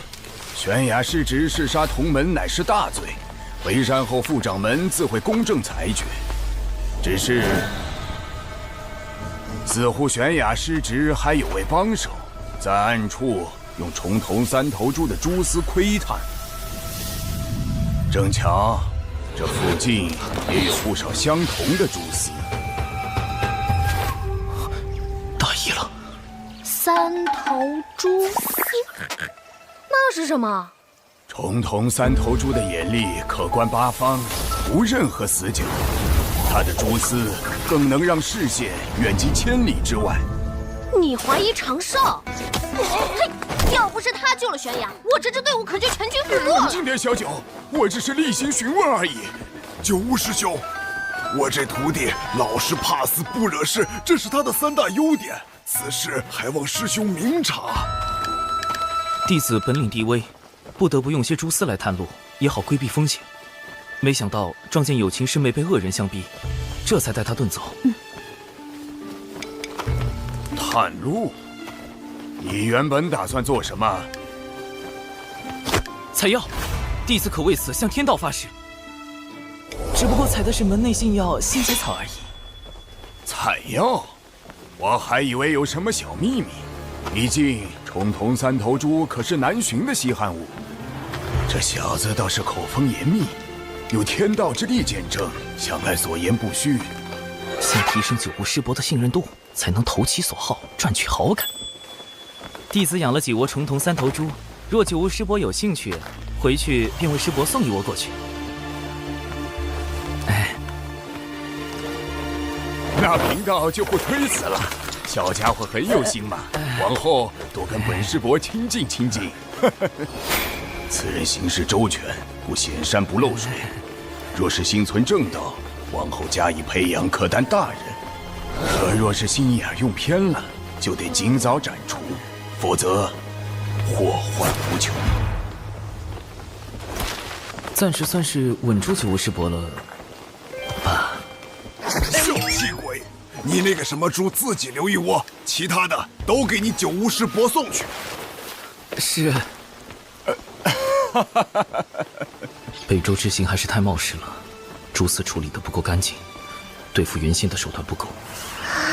也不知师妹在东海那边怎么样。我就说长寿是个好孩子嘛。哦，对了，齐元师兄帮他看看病症吧，好像落下了心魔。心魔？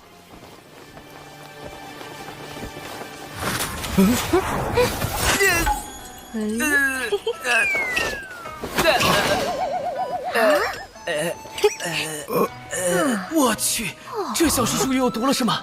不对，招号里有9字的，就离谱。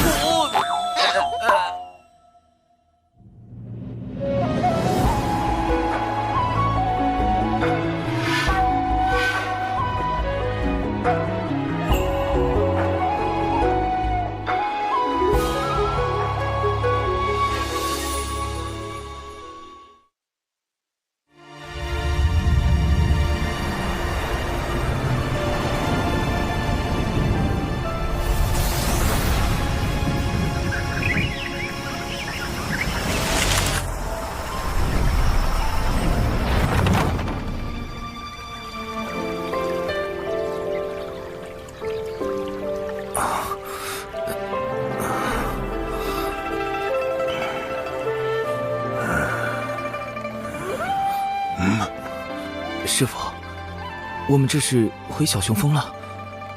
此次历练，你的心境出了些问题，好在并不严重。幸亏师傅还未成仙，探查不到我的真实状况，尚能糊弄过去。门内听闻历练之事后，打算如何处置有情师妹？副掌门体谅玄雅失职是被奸人所迫，只惩处他闭门思过2年。师兄，你受伤了。让你照顾师兄，不是吵扰他。这几日好好休养，稳扎稳打，才能平和心境。如此也好让为师安心闭关。师父要继续冲击成仙天劫了吗？为师乃是门内众峰唯一没有成仙的峰主，实在无颜面对小琼峰列位师祖啊，总得在寿元耗尽前全力搏一把。都说天劫一刀，生死两判，万一……自古求仙渡劫，谁都不敢说有十足的把握能在天劫中活下来。能度过天劫的修士只有1、2成，更何况师父早年道基受损，修为本就不太稳定，身魂更比寻常修士弱了1倍，就这样渡劫，完全是必死之举。若为师撑不过天劫，小琼峰一应事务就交由你们打理了。师父，我和师兄一定会照看好小琼峰，你安心的走吧。嘘！呸呸呸！不准咒为师，万一真的死了怎么办？哎呀，年纪大了，刚才说什么来着？反正为师闭关去了。师兄，师父他……我们得帮师父渡过天劫。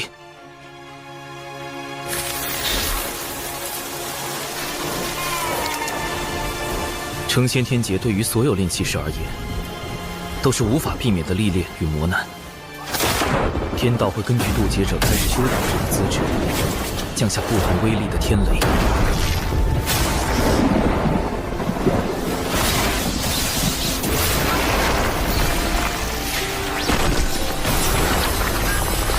成则飞升成仙，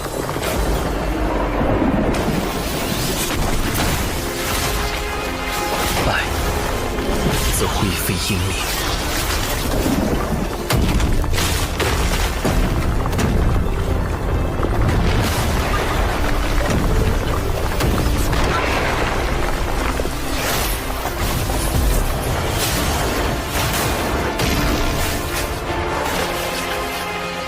这么恐怖的天雷，师父能扛过几道？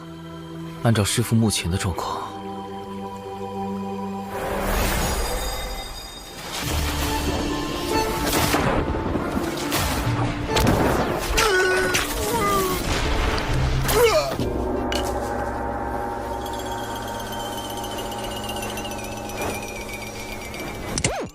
那以后就只剩下我跟师兄相依为命了。你是难过呢，还是装难过？这正是我冒险去北距泸州的原因。只有找到他，才才能在天劫之下为师父赢得生机。仙节草，这不是能毒死原仙的剧毒之物吗？哼，不错。但将仙节草加以炼制，就能成为骗过天劫的假死药——融仙丹。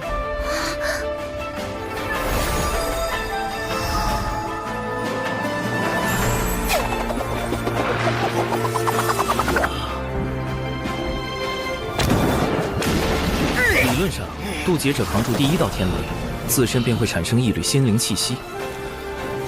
若在这时服用融仙丹假死，冰解肉身，就能躲过后续的天雷，化作浊仙。虽然神通不如正常元仙，但寿元相同，还能继续向上修行。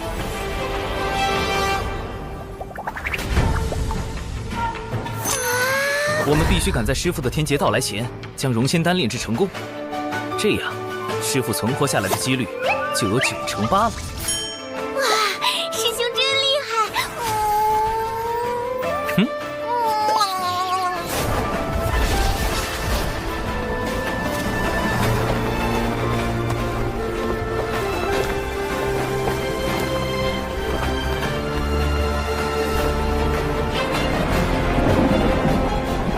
拯救师父行动开始。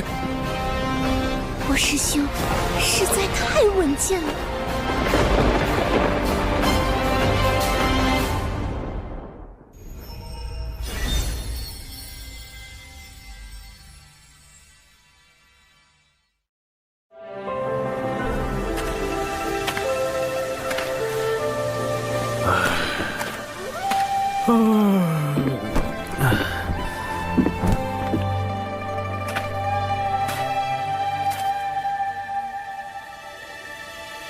师父最近出关的频率好高啊！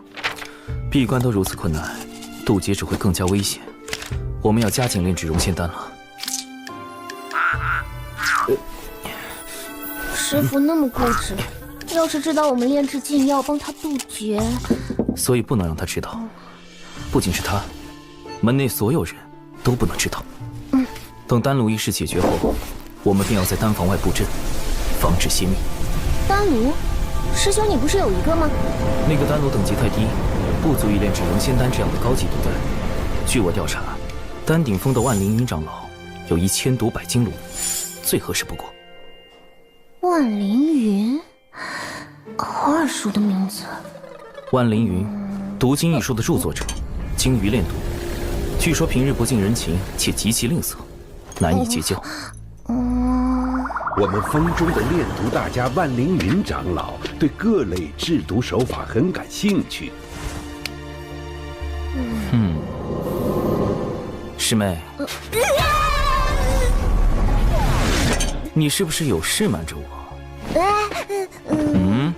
没有啊。哈哈，说起万长老，我还得感谢你呢。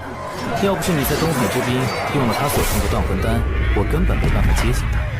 那当然，我可是把你给我的断魂丹都用光了，同行的弟子都被我惊呆了。兰灵娥，虽然我有意让你用断魂丹结交万长老，但也没有叫你把所有的断魂丹都用光了。你这个败家师妹！师兄，你炸我！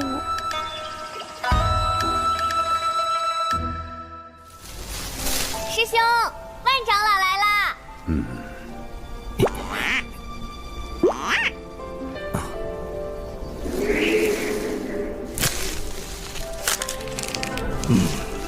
断魂丹怎么炼？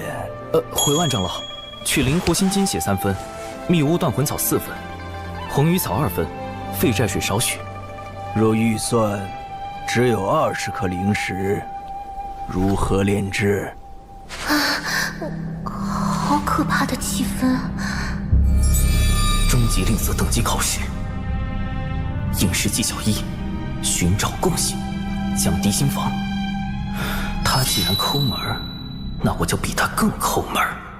4分密屋断魂草改为5分寻常断魂草。10颗灵石了，不用花灵石，我与百凡殿葛长老交好，能以小琼峰灵鱼换他5分断魂草。养灵鱼也是一笔数目。灵鱼是师妹在喂养，她花的钱不能算在我头上。没错，就是我。灵狐心尖血改为灵狐粪，红泥草培育10万年可得，废债水可将旧鞋用狗尿腌制，算下来1颗灵石都不用花，就能用10万年培育一颗断魂丹。万长老是不是生气了？10万年，长寿，你竟能抠到这个地步吗？应试技巧2，共有是非，借力共情。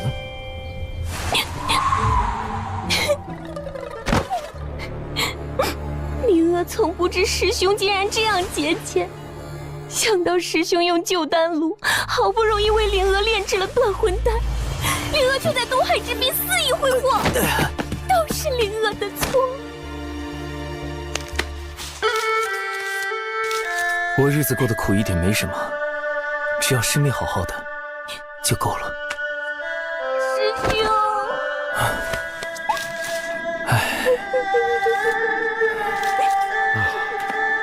真是兄妹情深呐！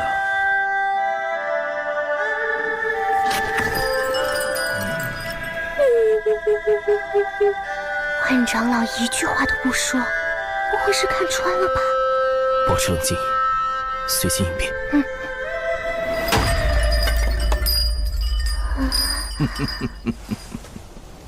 若论节俭，我还是不如你呀。完了，传说中的阴阳怪气大法。没有打探到万长老如此阴阳怪气，看来我搜集的资料还是不够齐全。这样拮据的生活，偏偏还有个挥霍的师妹，让你本就不富的生活雪上加霜。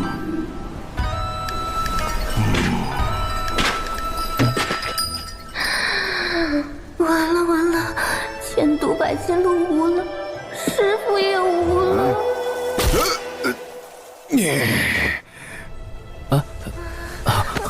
愧不敢当。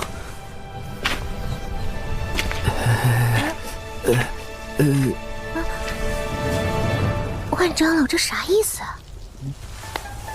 不知道啊。到底什么意思啊？这就是千毒百金炉。没想到我们真的打动了万长老。何止是打动，师伯说万长老对小琼峰的境遇倍感痛心，甚是怜悯。长寿不易呀！啊！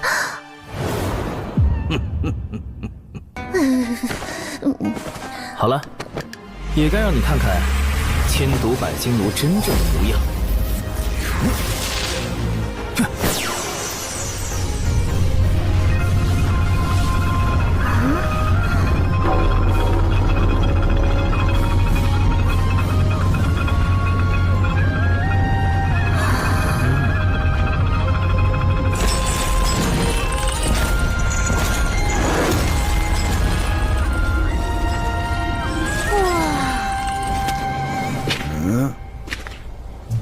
他们2个人呢？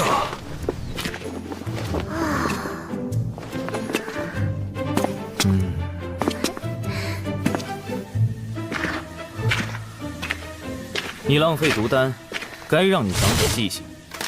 11、12、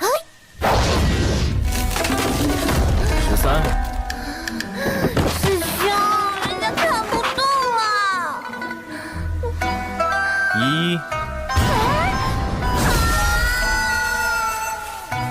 哎呀，年轻人真是血气方刚啊！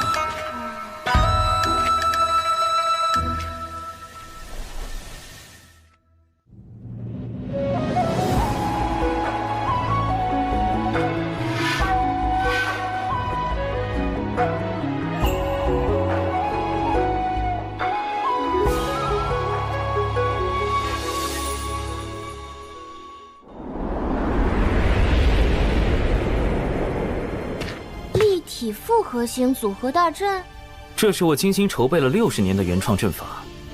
与洪荒主流阵法横向分布不同，此阵纵横交错，环环相扣，甚至可以对付真仙境的仙人。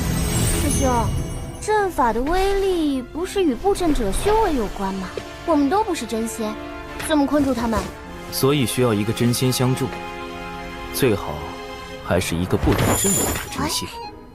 99真仙境，不通阵法，破天峰忘情上人的9徒弟，与其师兄师姐合称9字9仙人。99就是被其中的959师这对道侣带大的。从同门成为道侣。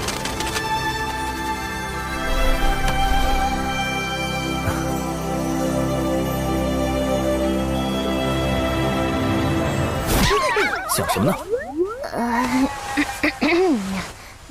？9巫，本次行动的重点攻克对象，在北周时他就对我起了疑心，贸然去找99，必定引起他怀疑。所以我们得想个办法，引开9巫师伯。9巫阴险狡诈，普通的办法对付不了他。99最近因被门内责罚戒酒而发愁，每日睡不着，一早起来就找9巫撒娇，9巫对此无可奈何。我们不如算好时间。师妹，布阵和炼制熔仙丹都需要99，你去找9巫，只许成功，不许失败。9巫师伯，求求你了！我也想帮你布阵，但我这里的订单已经排到500年以后了。可是小琼峰真的需要真仙指导布阵，就要真仙，就要真仙！哎呀，真仙，我上哪给你找真仙去？师兄，小九要喝酒。真仙，他就是真仙，你找他。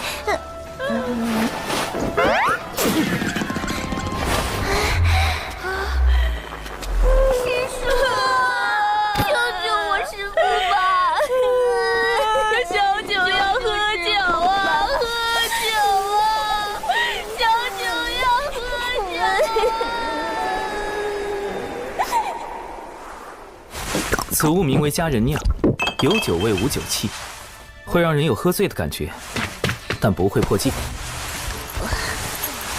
师叔，考虑的如何？不就是布阵吗？咱就是布阵小天才。99师叔已经最迷糊了。哎呀，布阵，看我布阵！救命啊，师兄！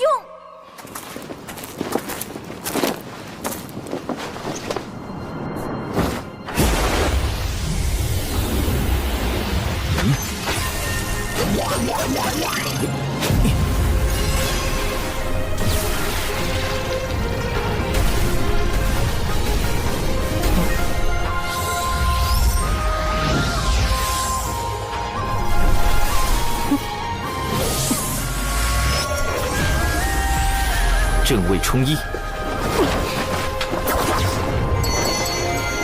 对位推6，看位归4，离位进2。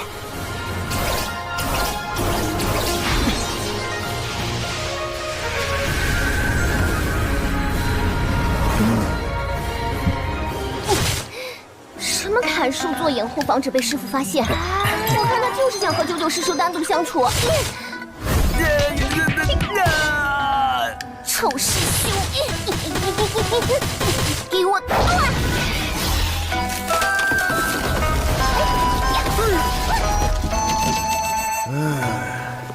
年轻人真是生龙活虎啊！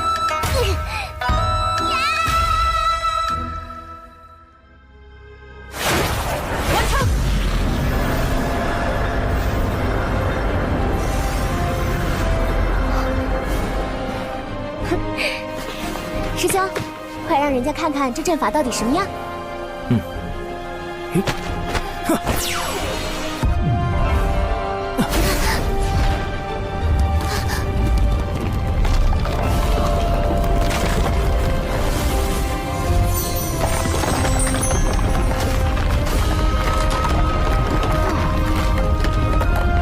多亏了99师叔用仙力稳固阵基，我这大阵的构思才得以落实。大阵已经建成，是时候炼制融仙丹了。可是，怎样才能让99师叔在不知情的情况下炼制融仙丹呢？他不懂阵法，不也同样打造出了这立体复合型组合大阵吗？圣门到底在哪里呀？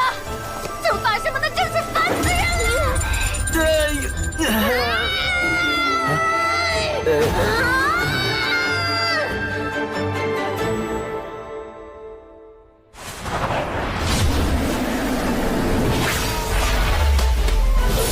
起！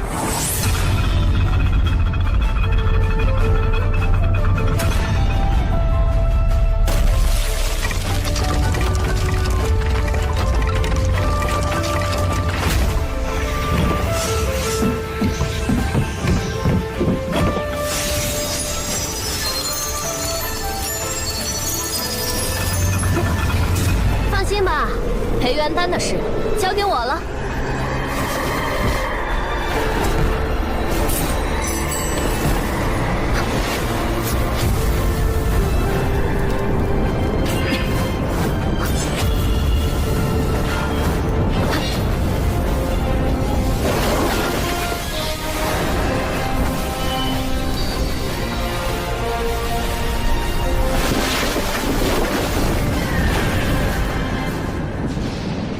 以小九的能力，绝不可能搭出这样的阵法来。小琼峰既有缘会布阵，又为何需要小九相助？刘师兄，这是去往小琼峰。我们峰的万长老让我给小琼峰送个丹炉来。布阵。丹炉，李长寿，你究竟在捣什么鬼？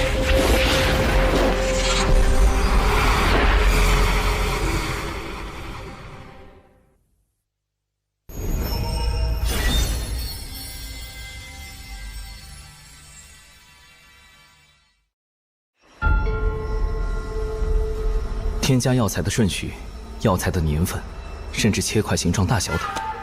都已做到了精确，只要确保师叔保证稳定和纯粹的仙力支持，就能提高融仙丹的成丹率。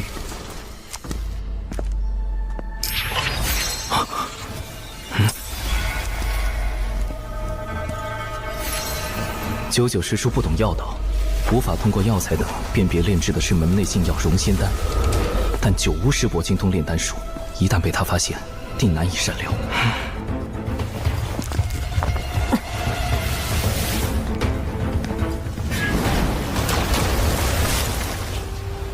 看来，得在丹药炼成前，将他拦在外面。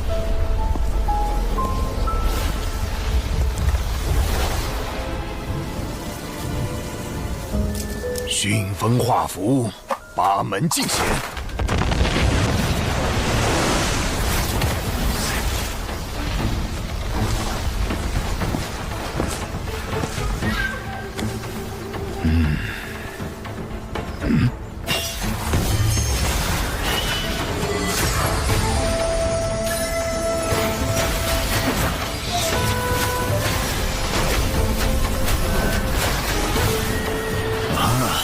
找到阵法的出口了，不过是个基础迷阵。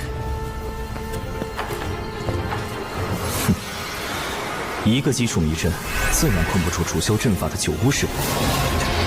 但若是有成百上千个，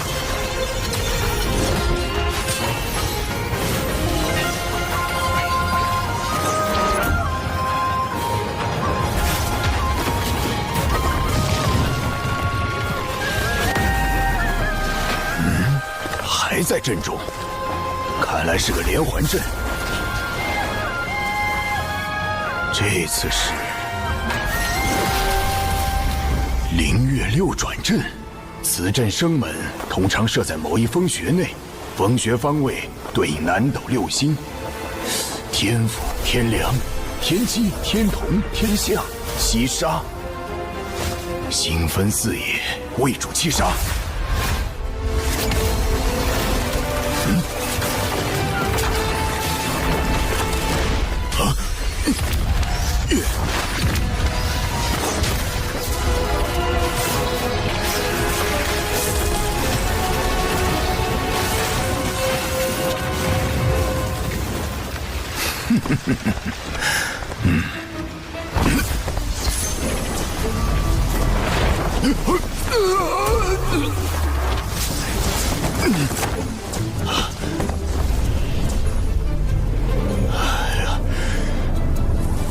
到底套了多少个祭出迷阵啊！虽然暂时困住了九无师伯，但时间拖得太久，定会加深他对我的怀疑。现在最重要的是尽快炼成熔仙丹。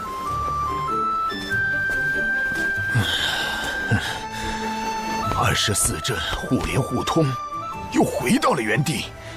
好小子，我就不信奏不出你这小小的连环阵。这次一定不会错。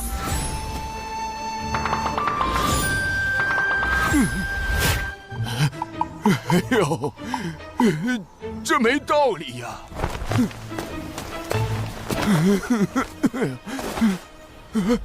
这不应该呀！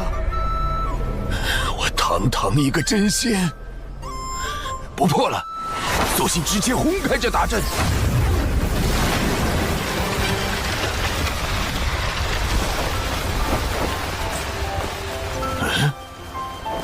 这么简单就破开了。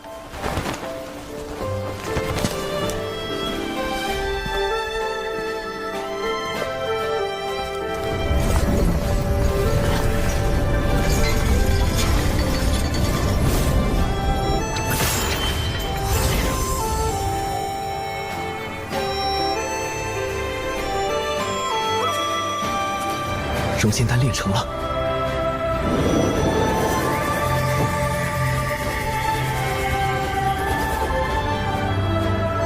这就是培元丹啊！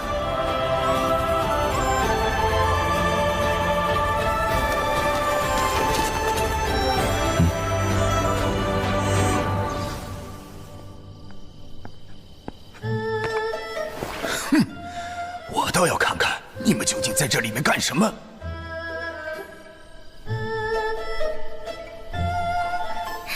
小兽兽，这不是我跟小石是情浓时才会有的称呼吗？他们好上了？你是不是忘了什么？哎呀，这事儿我怎么和诗诗交代呀？唉，事到如今，只能先回去认错了。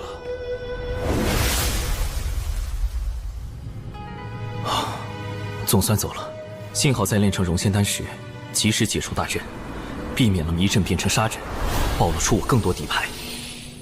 咱们说好的，炼成培元丹后，你要送我1年份的佳人酿。放心，除了这些，待1年后时数祭酒期过了，我埋的恒河水老白干也送给你。以后还有什么要帮的，都包在我身上。师叔，若有人问起您这段时间在这里做什么，请您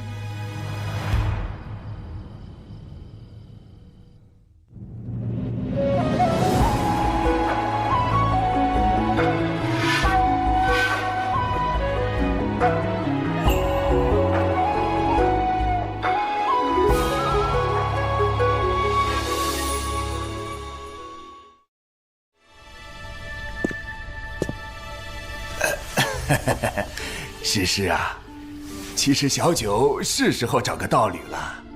你看，起码能帮他收拾这屋子呀。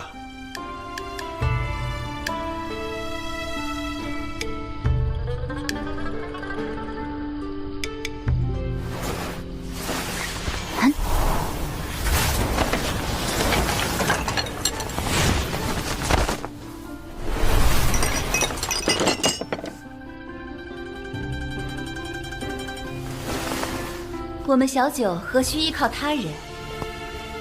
更何况，他才962岁6个月零15天。啊！四师姐、五师兄，你们怎么来了？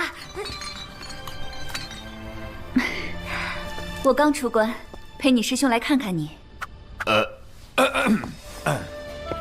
小九啊，你是不是对？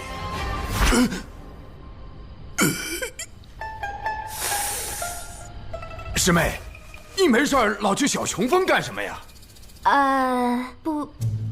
布阵炼丹呀。作为回报，小兽兽还送了我一些能代替酒的好东西。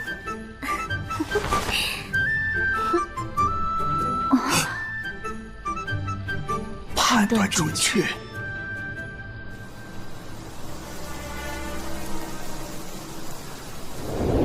反正99师叔所知有限，让他如实相告，应该能解开今日的误会。至于融仙丹，虽然炼成了，但服用此药的前提是，师父必须扛过第1道天雷。如今渡劫期临近，师父出关频繁，心境不稳，万一……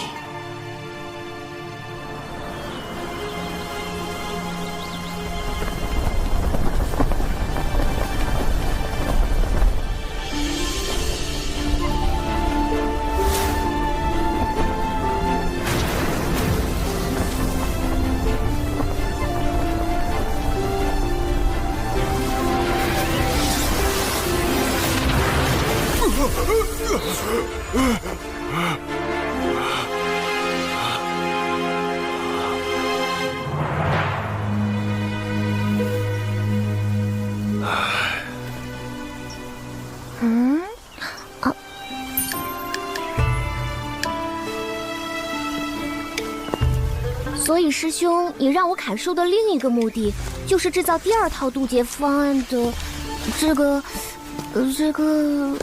法拉，法野鸟笼，你不要小看我在9年义务教育下的成果。此物在师父渡劫时自有妙法。如此看来，此次师父渡劫定是万无一失。这是师父的天劫。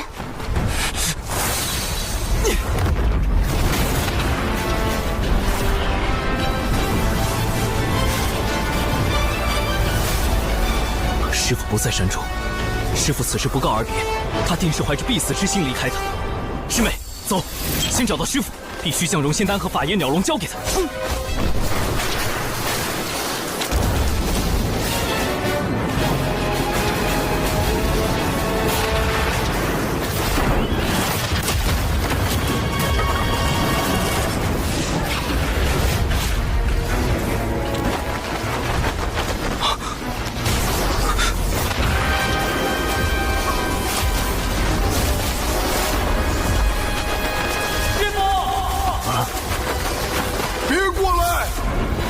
被这雷光击中，你们会灰飞烟灭的。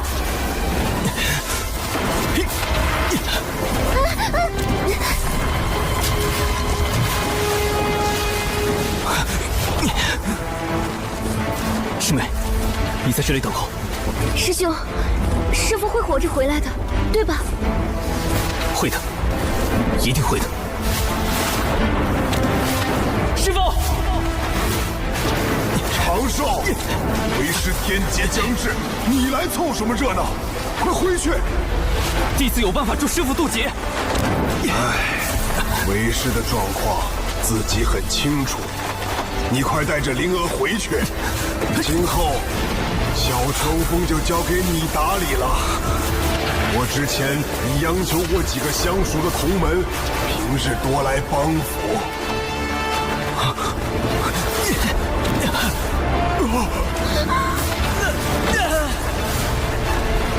师父怀有必死之心，定会被天道认为道心不稳，怕是连第1道天雷也不能度过。为师让你回去，你没听见吗？你平日的谨小慎微去哪儿了？这天雷不比寻常，以你的修为，一击之下必死无疑。到那时，你让为师如何心安？还有灵娥怎么办？谁来照顾你师妹呀？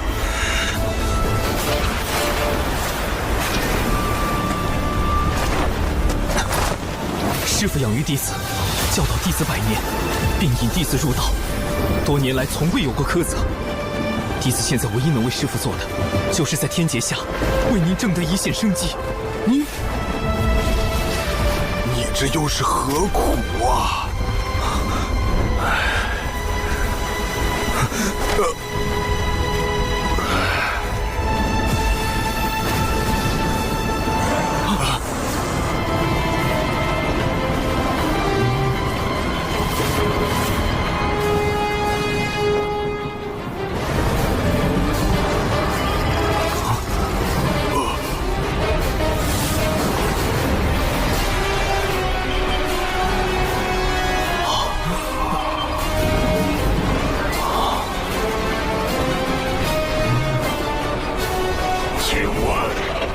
仙门怎么走？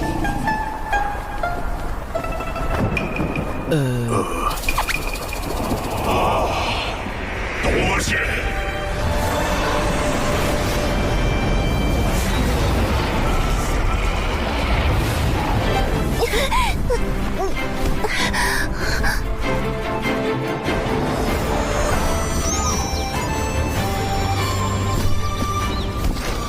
等等，现在想来，这雷云虽有压迫感，却非天威，所以刚才不是师父的天劫吗？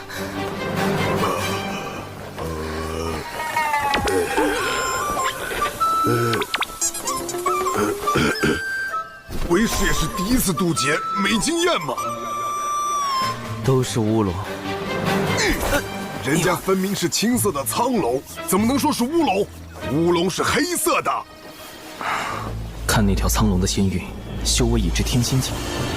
龙族一向隐居深海，与人族少有往来，而今竟派如此高手到渡仙门，恐怕会生变故，还是小心为上。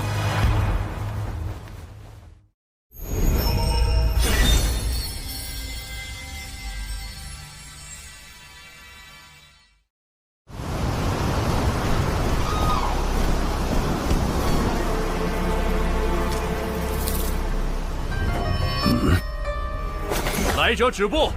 此乃我渡仙门地界，休要擅闯！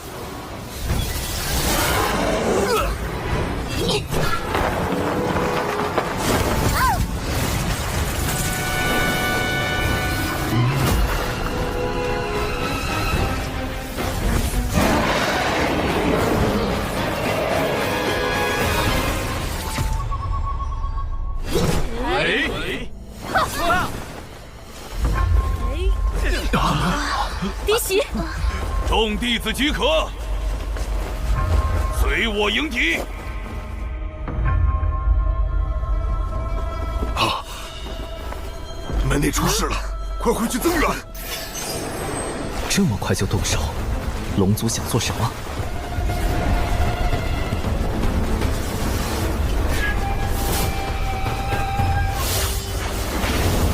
本将乃东海龙宫水军大先锋，特奉王爷前来，渡仙门主事之人，速速出来接旨。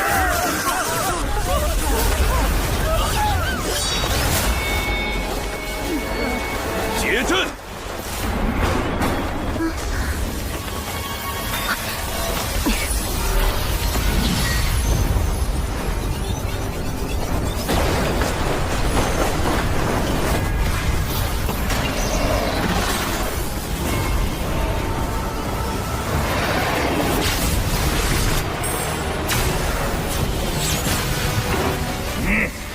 刚修成天仙，就敢来我渡仙门撒野，活腻了不成？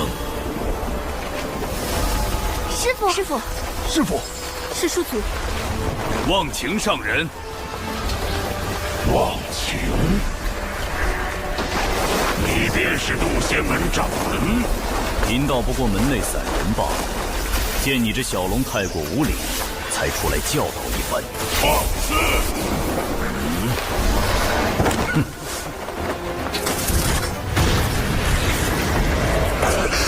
连人士也开始着手。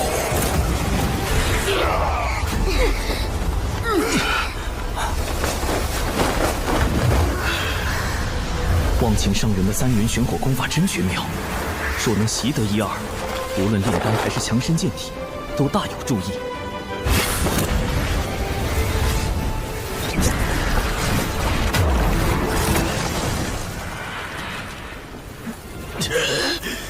这人族的3元玄火竟强横至此，法力深不可测。你当明白，如今早已不是龙族欺压百族的时代。自祖龙掀起战火，震碎洪荒起，尔等便已业障缠身。贫道奉劝你一句：知止，长止，方回正途。好个道貌岸然的渡仙门！先是打着除妖旗号闯我东海之滨，伤我水军虾众，如今又对龙族如此不敬，我定会禀明龙王陛下，不日便骑兵马踏平你这小小仙门。东海之滨，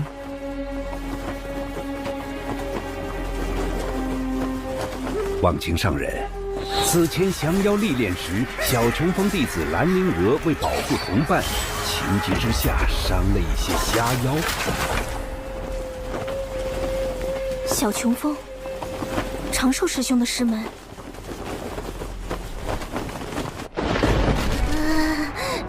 师兄，我是不是闯下大祸了？人呢？虾妖怎么突然变成了东海水军？事有蹊跷。师兄，误伤东海水军的罪业，渡仙门定会查明缘由，倾力偿还。只是东海之滨乃五部洲交界处，有百族共享，何来闯入一说？看来是龙宫静守东海太久，让你们人族炼气师忘了。早在远古，龙族便已将东海划为属地，东海之滨亦是龙族门户，怎容人族随意踏足？龙王陛下谕旨，3日后召开东海大会，东海之滨归属何处？届时自有分晓。若龙族霸占东海之滨，就等于彻底掌控了通往五部洲的交通要塞，威慑百族。恐怕从布置虾妖之乱到召开大会，都是龙族的算计。龙族避世多年，此番大动干戈，只怕难以善了。将军使命既已完成，贫道就不远送了。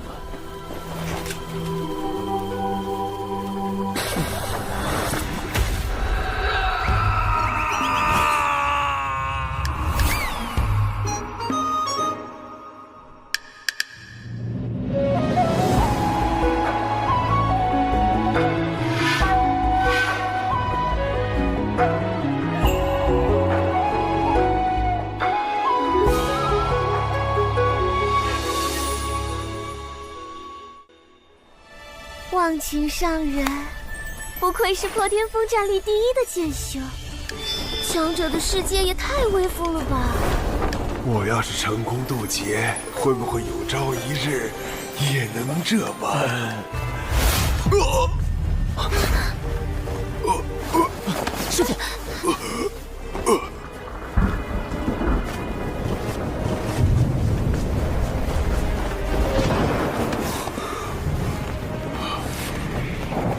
师父雷劫已至，必须马上回小琼峰，启动避雷方案。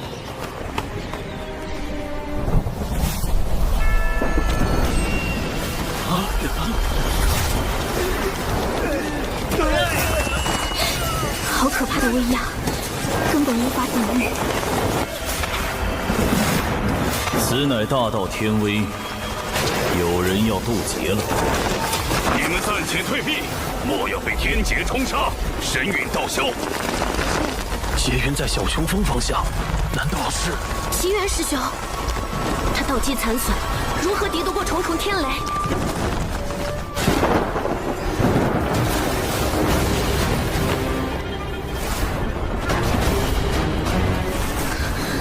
师兄，这次是真的天劫，没错吧？根据云的面积和厚度计算，大约有4道天雷。这么多！天雷就要落下，你们别管为师了，都回去。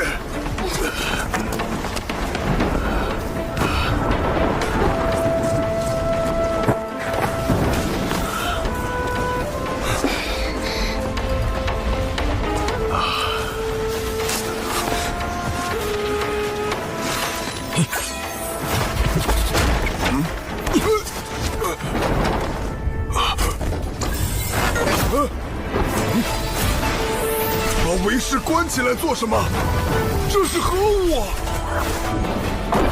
一种抵御天雷的法宝，名唤法眼鸟笼。师父待在里面，不要走动，不要接触围栏。快走，别白费力气了。天雷不会被任何法宝阻隔。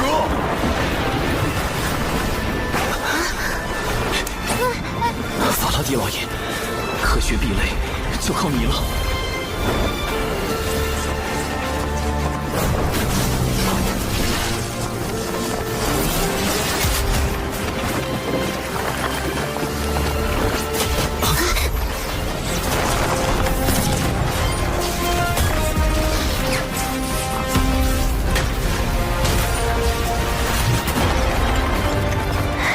成功了！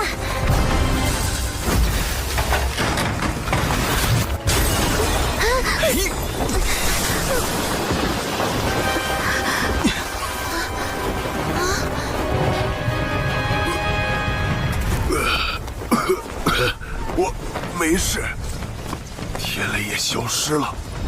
这笼子竟如此神奇！怎么办？法眼鸟笼毁了。挡住了第1道天雷，也算不错。接下来只要让师父服下丹药，就能平安渡劫。师父身上怎么没有丝毫仙灵气息？难道是因为没有正面承受天劫？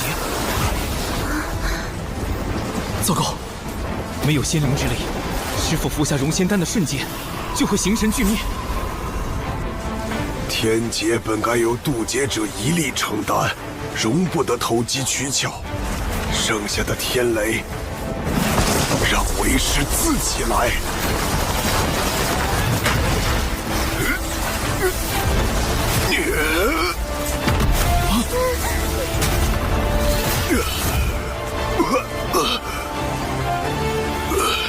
仙灵气息出现了，师父，弟子有宝药可助您渡过天劫。莫要浪费，留着你和灵娥渡劫使用。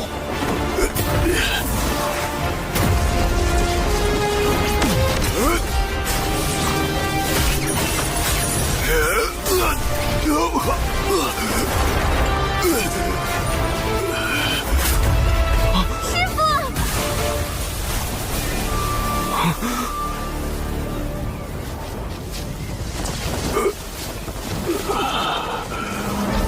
您的道基尚未修复，连受2道天雷已是极限，不可勉强。道基又如何？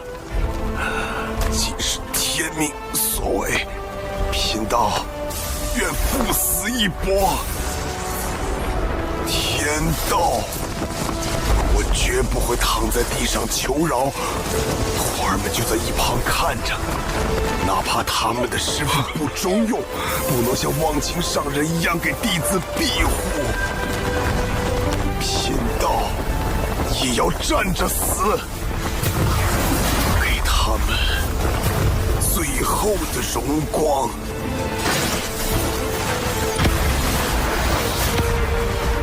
这就是人族炼气师的气概，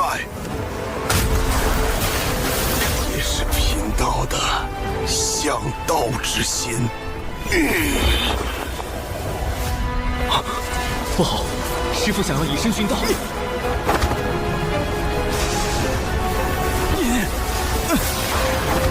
长寿！弟子与师妹千辛万苦炼制宝药，只求师父活下去。你这是干什么？快躲开！百年教养恩情，弟子心中早已将师父视若父母一般。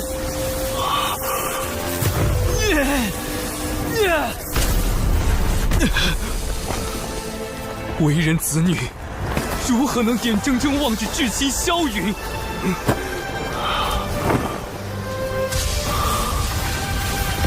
师父，为了我们活下去吧！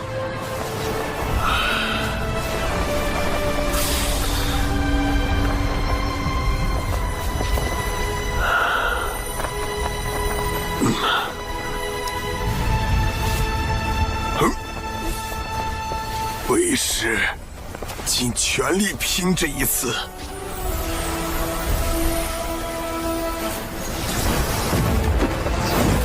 来吧，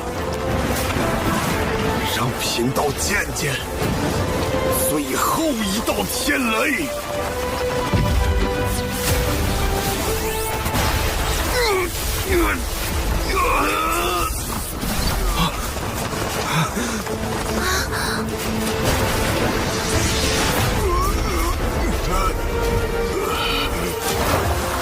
我怎么化掉了？道祖在上，这是什么情况？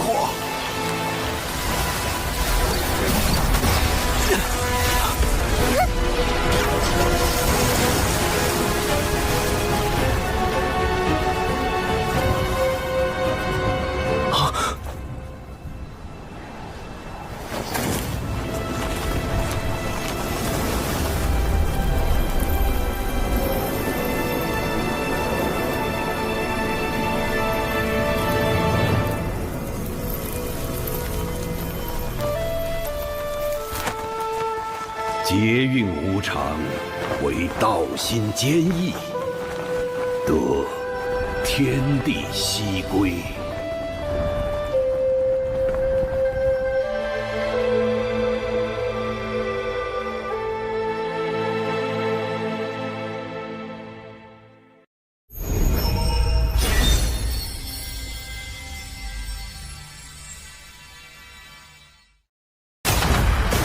来吧，让贫道见见最后一道天雷。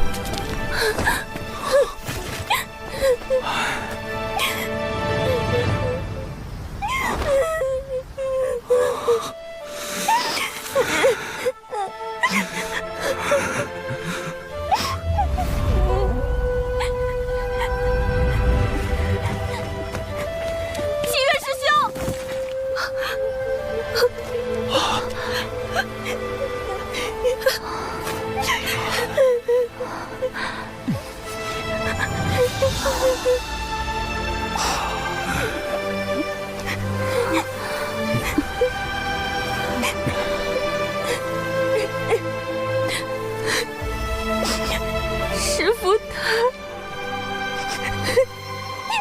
等等，再等等。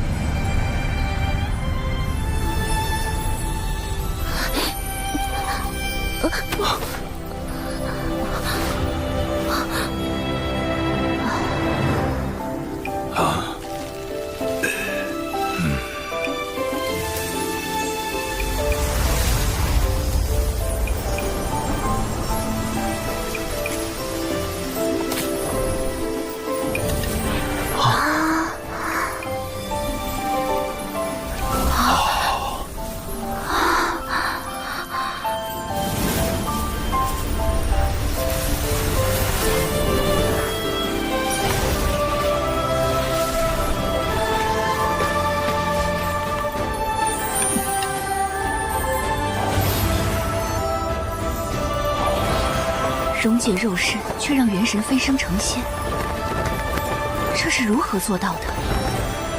解身得道，是冰解，冰解化浊仙。浊仙虽修为远不如正常的元仙，最高只能到真仙境。但以奇缘师弟亏损的道基来说，这的确是天阶下唯一的活命之法。恭喜奇缘师弟！太好了。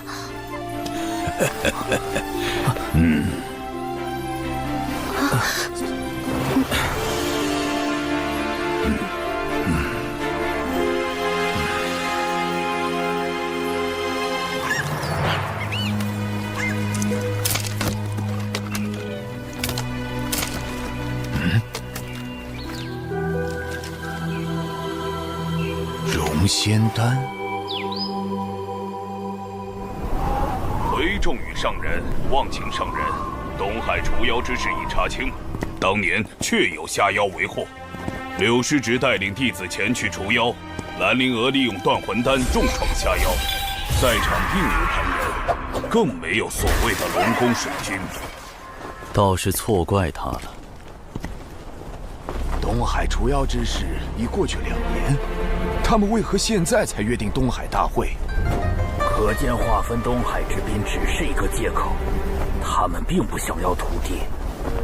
听闻近日龙宫有叛党生事，他们在此时约定东海大会，是想彰显威严，树立霸主形象。不错，东海之行必不太平。九乌，你挑一队机灵的弟子，随我们一同前往。届时若有表现优异者，可奖赏破天峰秘籍。弟子领命。渡仙门道成无为经，还能另外奖赏破天峰秘籍。怎么样，东海大会考虑一下？若能得到3元玄火，对我渡劫确实大有裨益。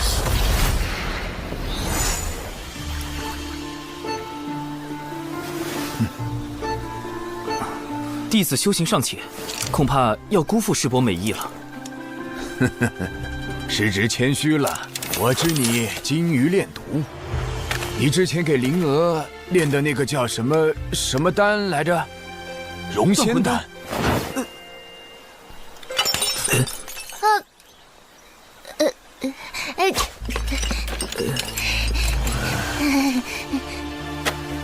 若我所料不错，你先是去北周找到了容仙丹的重要原材料，又设计获得了万长老的千毒百金炉，最后又哄骗小九为你炼制。我说的可对？这……师兄怎么办啊？快想想办法呀！果然瞒不过师伯，长寿确实炼制了容仙丹。师兄，这是弟子的炼丹笔记，详细记载了容仙丹的配方及炼制流程。因师父道基有损，弟子不忍见师父命丧天劫之下，于是铤而走险，炼制禁药。唉，完蛋了，九无师伯全知道了。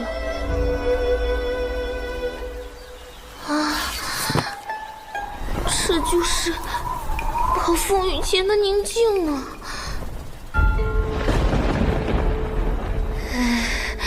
救命，太窒息了！啊，师兄！啊！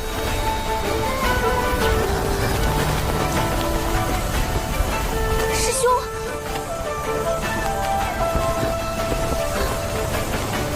啊！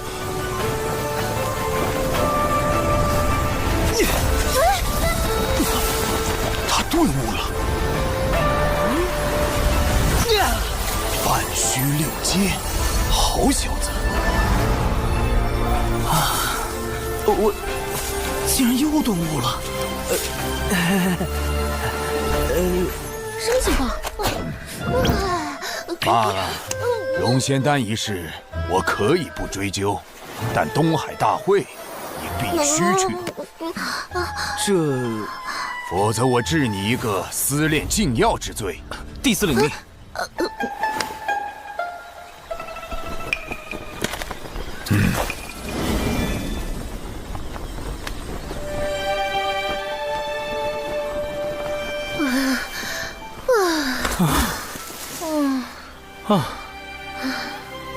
师兄，这到底怎么回事啊？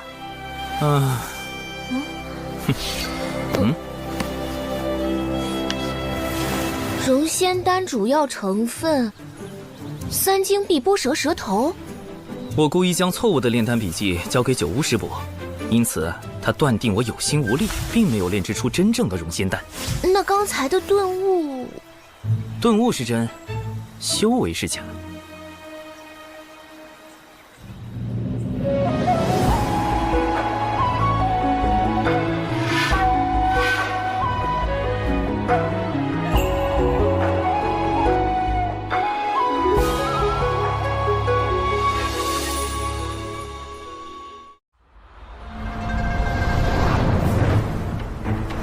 龙宫举办的东海大会，主要是为了借东海除妖之事大做文章。你们作为随行弟子，需龙宫弟子以守类攻类的方式夺宝，届时龙宫定会找机会刁难。你们是当代弟子中修为最高，或是最为机警之人，需沉着应对，不可使我人教风度。是。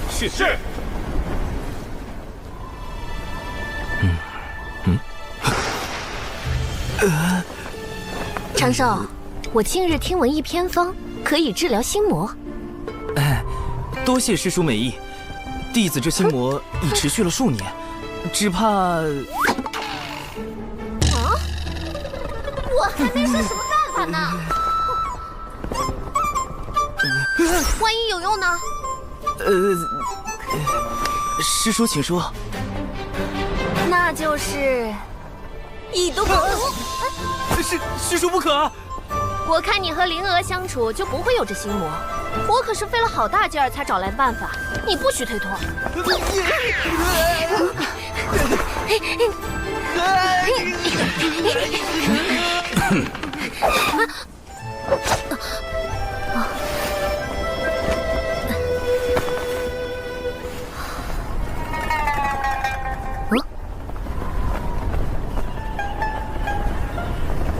原来99师叔在忘情上人面前这么紧张，倒也有趣。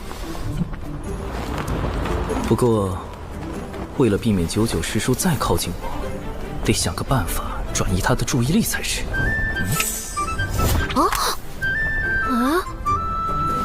这是魔方，我教你口诀。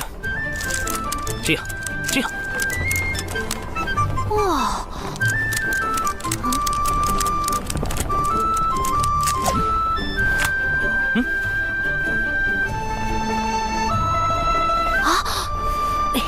长寿师兄，我可以玩吗？当然可以啊。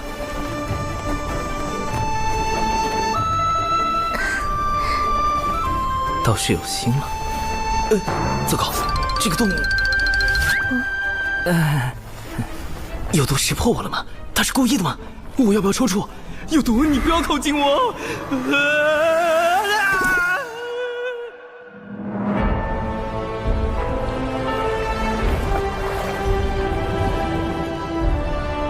欢迎众位仙家光临第1届东海大会。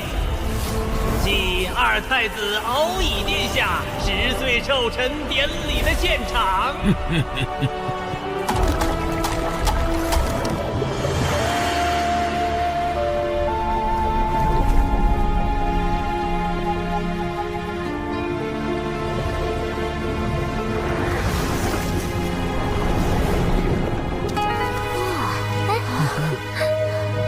众羽上人与忘情上人，请往品仙台洽谈，其余弟子去宴客区就坐。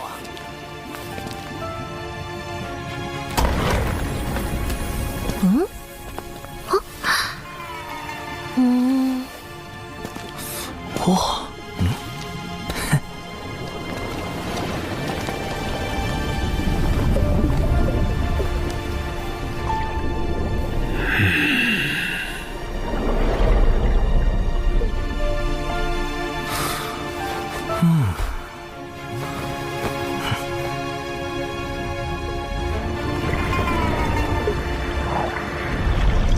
龙宫可真气派。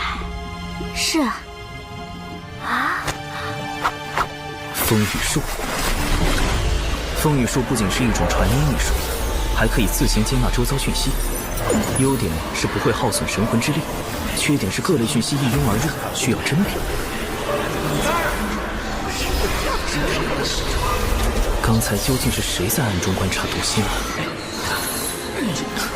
就是他了，看上去不像是普通人族子弟。他看我干什么？难道是察觉了我的风雨术？哎呀，不应该啊！风雨术不耗神魂之力，并不会惊扰对方。算了算了，保持低调。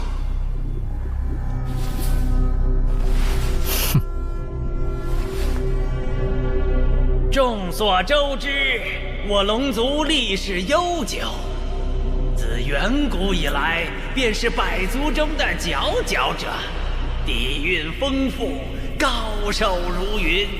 为增强人龙友谊，我们特设弟子打擂环节，并以龙宫珍藏多年的先天灵宝作为彩头。也就是我龙宫实力雄厚，才愿拿出如此宝物，众弟子需踊跃表现。这龙族就爱搞些假把式，宣扬威风，谁不知道龙族如今的困境？慎言。龙族现状的确堪忧，经龙凤麒麟三族大战后，龙族气运折损，大不如前。如今天道大兴人族，道门三教盛行，他们却好似还沉浸在往日迷梦中。我宣布，第一场人龙打擂正式开始。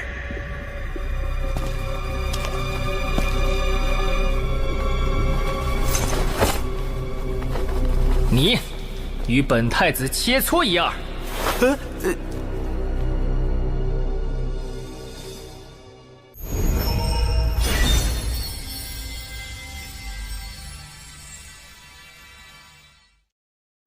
我宣布，第一场人龙打擂正式开始。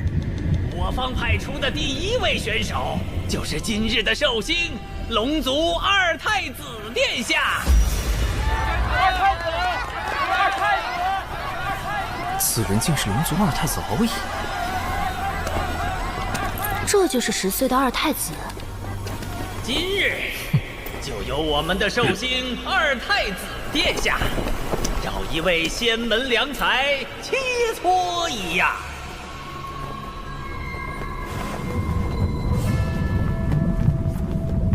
等等，他为什么一直盯着我？不妙。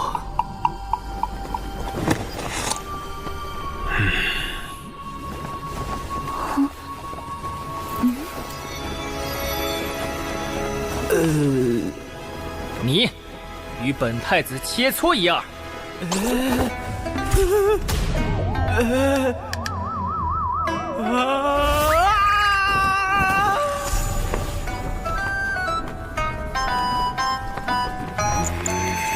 殿下是不是看错人了？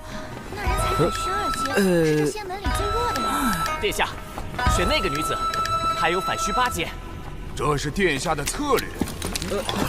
首战要赢得有气势，才能彰显龙宫威严。当然得选个最弱的。这小龙路子这么野。长寿才刚突破到反虚2阶，怎么打得过龙宫一个归到6阶的？这简直是要羞辱我的仙门！二太子，你是要与我长寿师侄切磋吗？不错，让他上场吧。欺人太甚！此战绝不能赢，否则比试时气息稍有不稳，就会突破到归道境巅峰。随之而来的便是成仙天劫。你，二太子，长寿自知修为浅薄，不是您的对手，还请殿下另择他人。哼！师叔，弟子愿带长寿师兄上场。我就选定你了，如此推脱，不如让你们师门仙长直接向龙宫跪拜认输。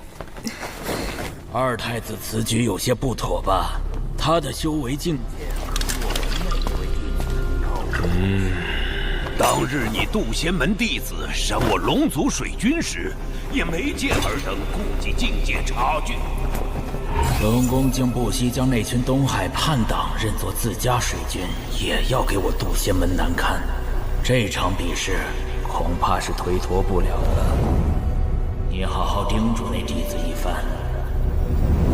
长寿，你便与他过几招，万事以自身为重。我渡仙门的面皮，无需弟子流血去争。这句话似乎隐含深意，不用流血去争。流血争，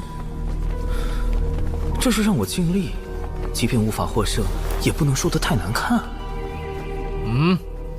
唉，看来只能硬着头皮上了。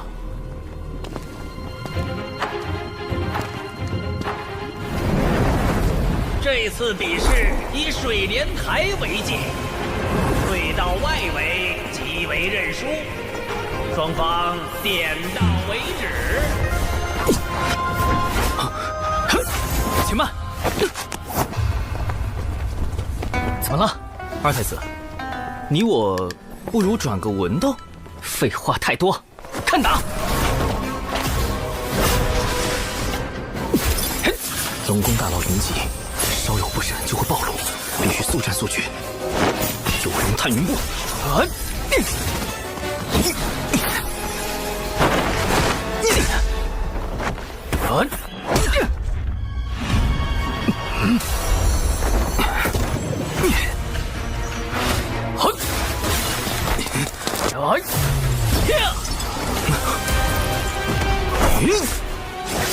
以火为引，赤焰化蛇。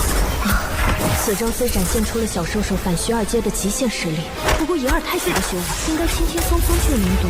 啊！打中了！二太子大意了。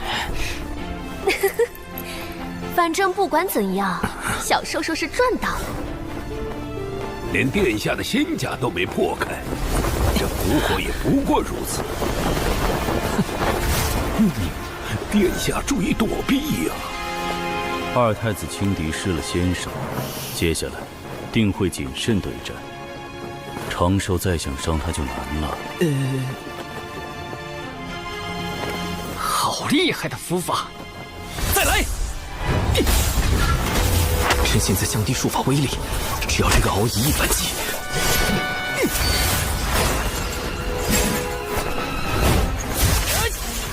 符引旋风，起！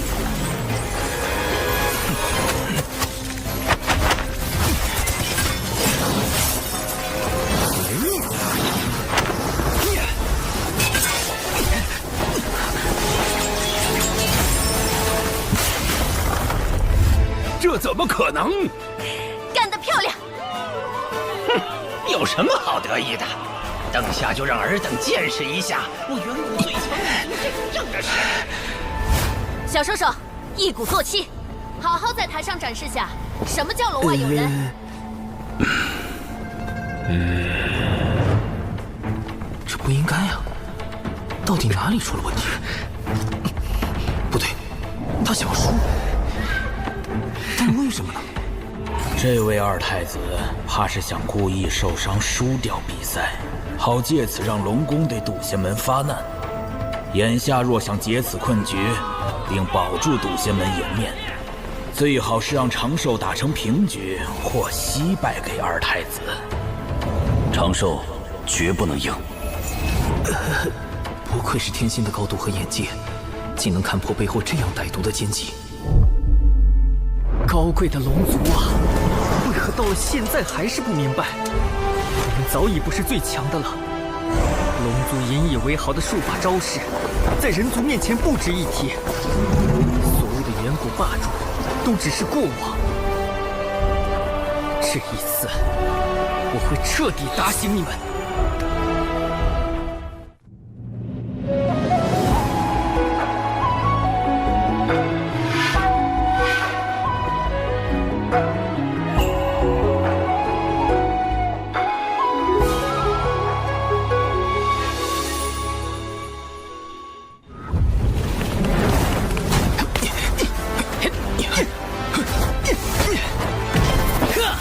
只是，若龙宫真的想用敖乙受伤来射食，为何非要选择我这样一个最弱的弟子？躲不掉了。奇怪，此拳并无太多威力。无论如何，先设法退出水莲台。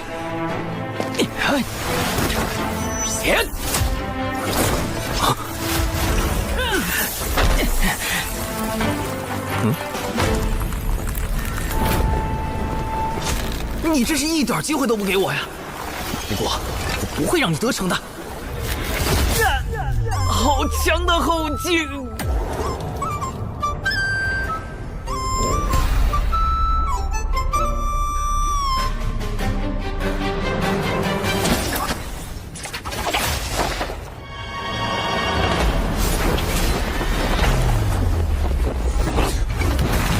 这场比试还没结束呢。我都被打出台了，你竟然还不放过！殿下不仅招式精妙，连武德都这么高尚。这怎么看都像是要把小兽兽拉回去痛扁一顿啊！不过刚刚那招真的隐藏了后劲吗？为什么我看不出来呢？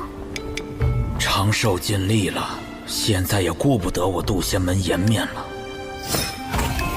长寿，无论如何，必须输掉比试。哪怕输得难看也无妨。是时候展现我精湛的演技了。接下来，一决胜负吧！我会让你领略到龙族真正的手段。去死吧！无影震雷，妙法归一。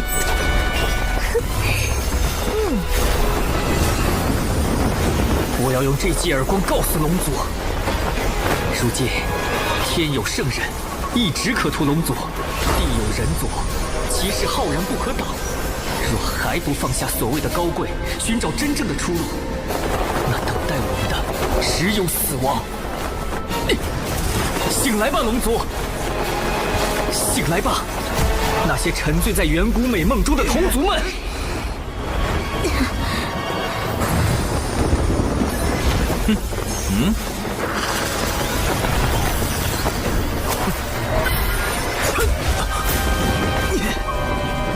这么狠，完全不留余地。你不要低估本太子的决心。不是你死，就是我亡。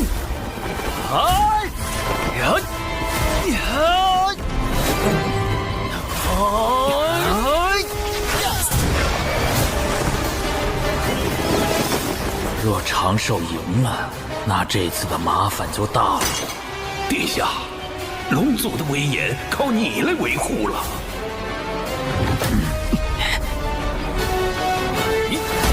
啊！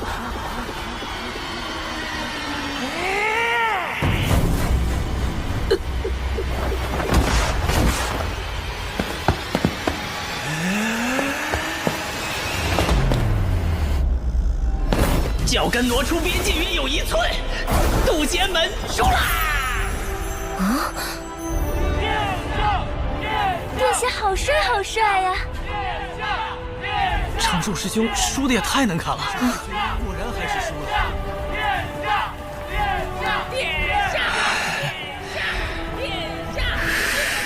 你们殿下一个脚都踏出来了，你这分明就是黑。长寿果然是可造之材，深谙输赢之道。我就知道，身为这一代中最强的龙，殿下是绝对不会输给人族的。既然战局已定，那是时候谈一下东海之滨土地划分的事。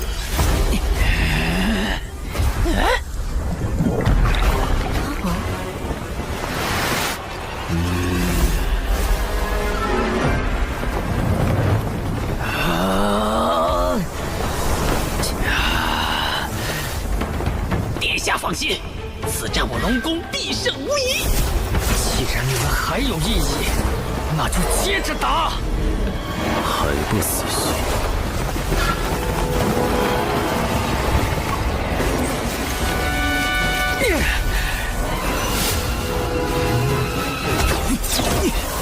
虚策，不由自主就挡住了。这攻击看似朝外，实则是将力道回转自身。难道他想，即使没人懂得本太子的决心，我也绝不放弃。哪怕是自镇元神，你终究还是输我一筹。完了！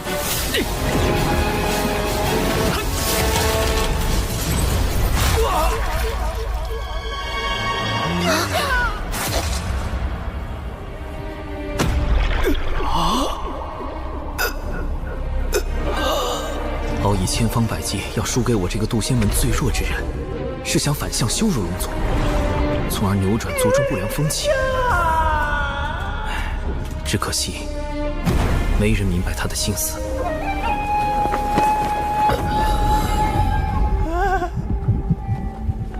抓住他！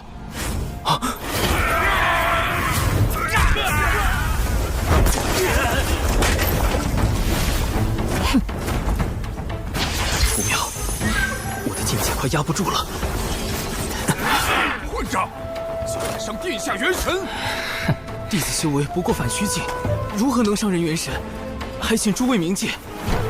突破的感觉越来越强烈，快被成仙天界锁定了，得赶紧离开才行。谢将军，他说的不错，殿下是因为自身法力太强，运转时出了差错，才震伤元神。多加修养，便可痊愈。不愧是殿下，法力竟强横至此。快带殿下回房休息。我可没有说。陈董，从龙血脉绝不会输。谢将军可别说了，给你们二太子留口气吧。等等，我也可以装伤退杀。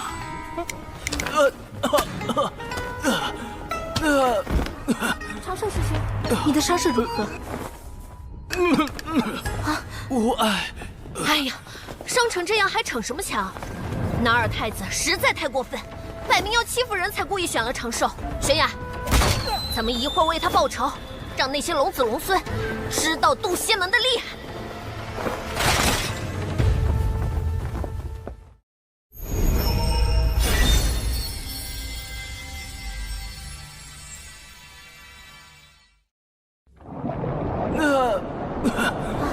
长寿师兄，你的伤势如何？无碍。哎呀，伤成这样还逞什么强？那二太子实在太过分，摆明要欺负人才故意选了长寿。玄雅，咱们一会儿为他报仇，让那些龙子龙孙知道渡仙门的厉害。收敛一点。龙宫那么多天仙还在看着。长寿伤势颇重，久久失职，速送他回渡仙门养伤。不可以，万一途中突然渡劫就麻烦了。弟子斗胆，请师叔留下，让弟子独自回门。东海大会波诡云谲，每少一人，仙门便多一分危险。若因弟子之私而令师门陷入险境，弟子万死难辞其咎。长寿，你……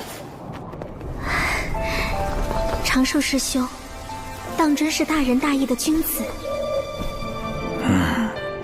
如此，便依你所言。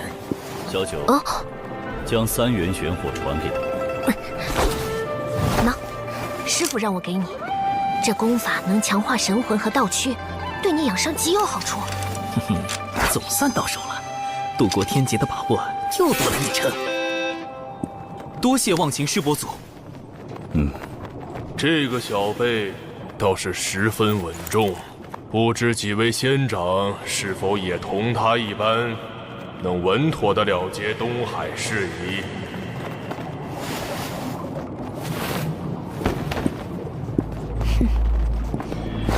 接下来，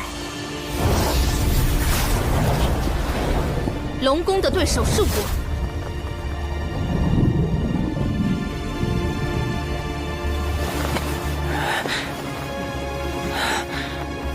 我儿，你元神未愈，不可妄动。母后，放我出去！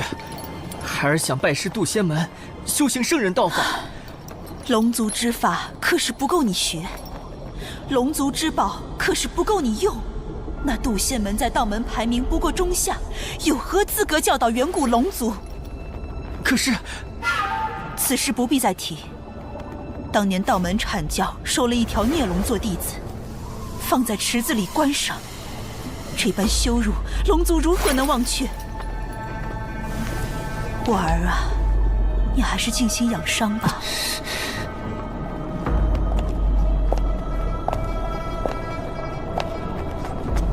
谢将军，务必看住二太子，伤愈前不可出龙宫半步。是。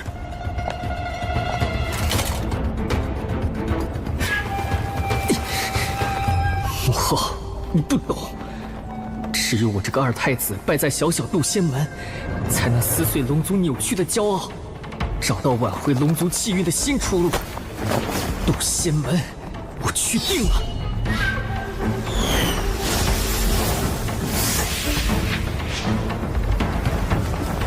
劫运已经开始聚集了，来得这么快吗？此处距离渡仙门5000里，距离东海逾万里，龙宫应当探查不到天劫的动静。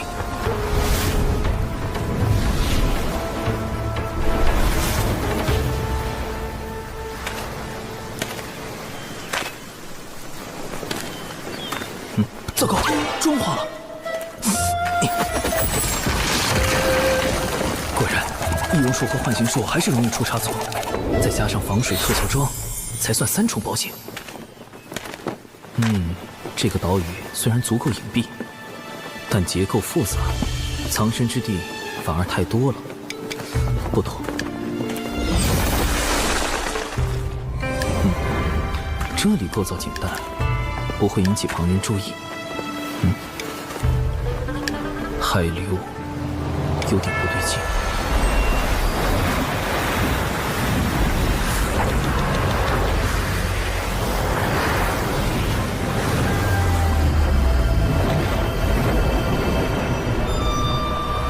海下竟有洞窟，还有天然的逃生通道，倒是个渡劫的好地方。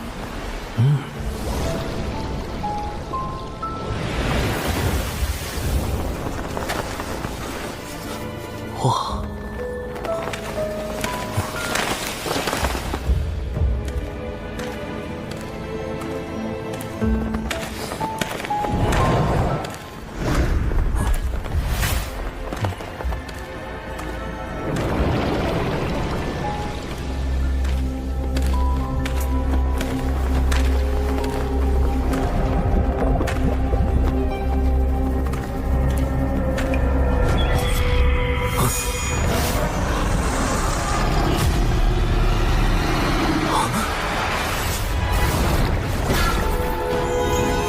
谢将军想看住我，做梦！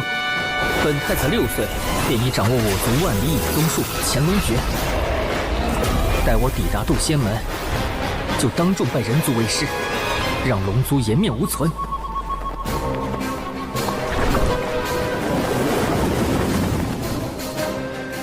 哪来的道人？莫非他探查到我的存在？龙族秘术乾隆诀已经落后至此了吗？不行，不能让他暴露我的行踪。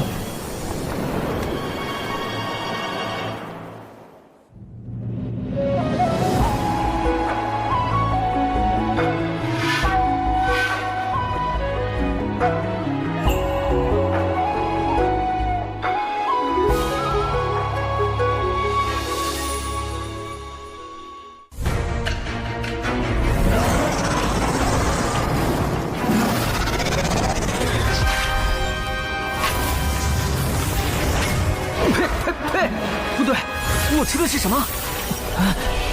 药！啊！龙宫居然在此设伏，好险，差点中计了。幼龙抗药性都这么强，看来软仙散还要改进配方。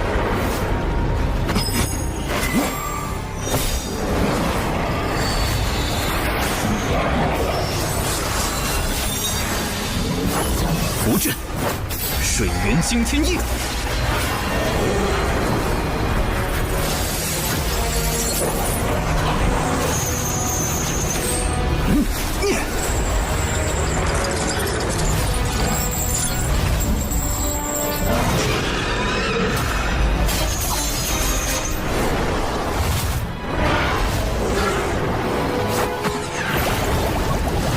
好快的盾法！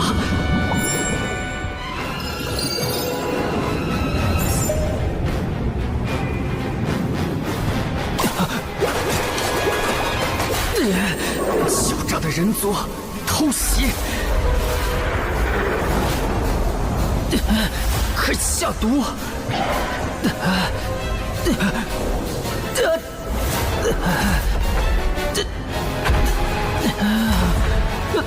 不对，是酒。这声音是敖乙，他怎么跑到这里来了？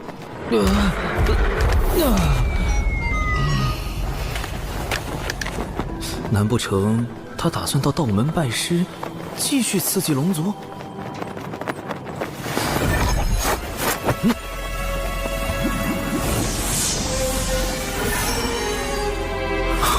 符咒，一旦有人对敖乙下杀手，就会被符咒锁定元神，遭到龙族追杀。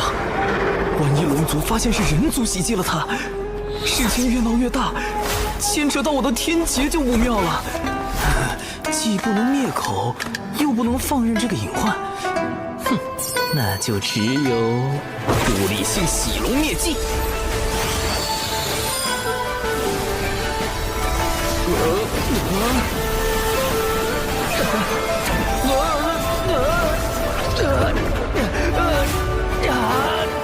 漂洗式。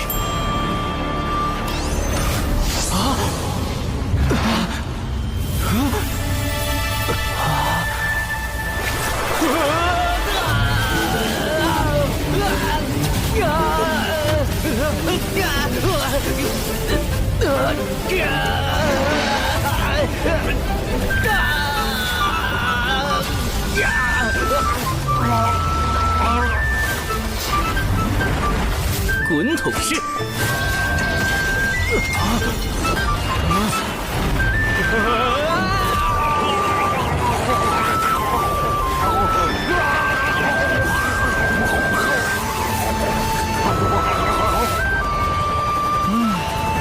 甩干式。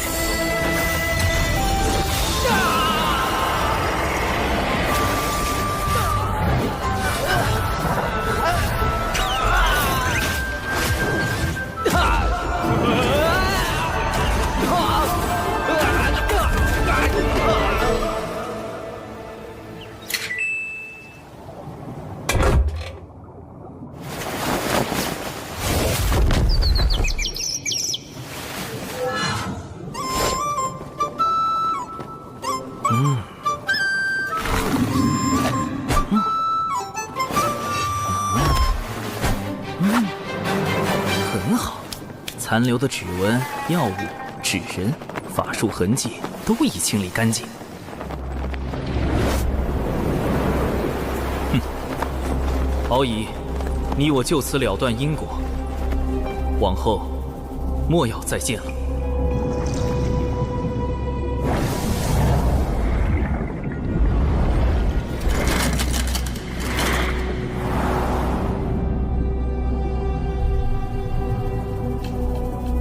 找到了，殿下在那里。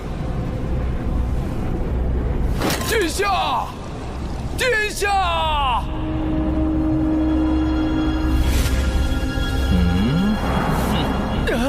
不要过来，不要靠近我！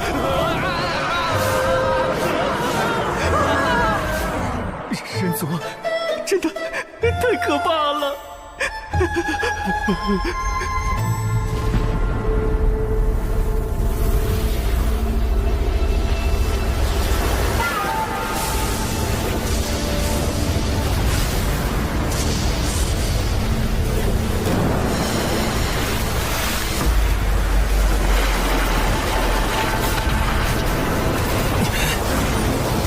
火星遁法，水遁。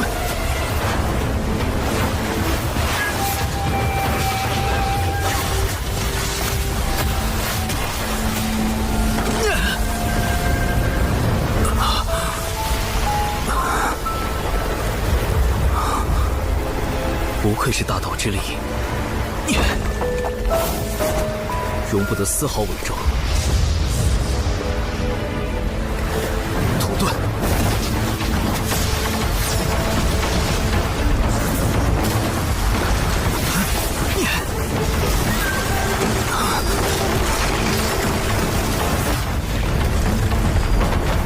木遁。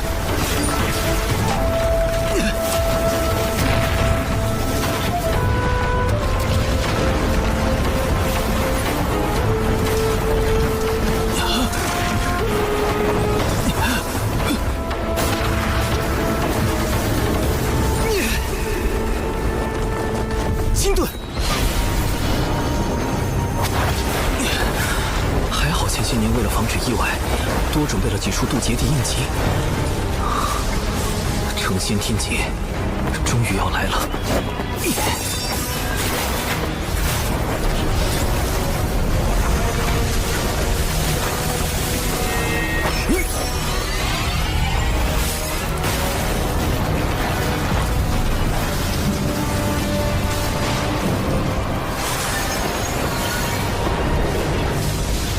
从师父的渡劫经过来看，表诚心也是一个重要的步骤。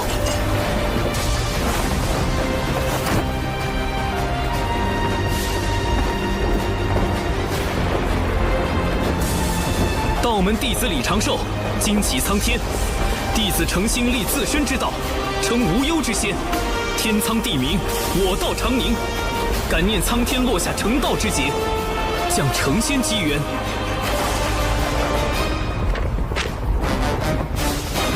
这样算是礼数周全了吧？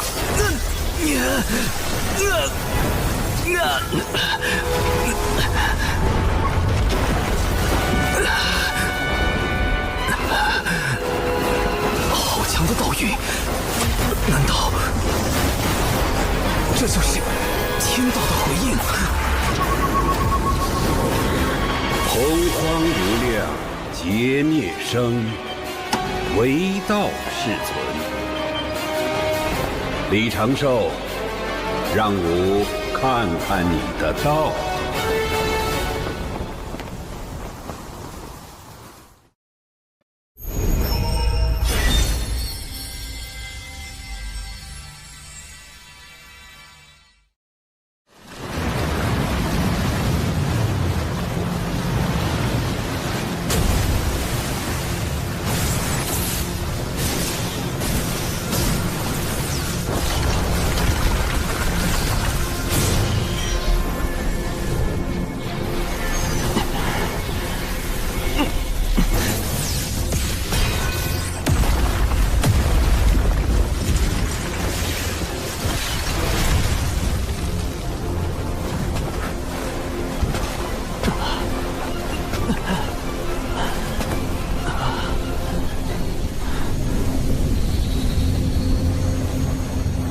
仿佛成了一个遥远的梦，短暂且美好。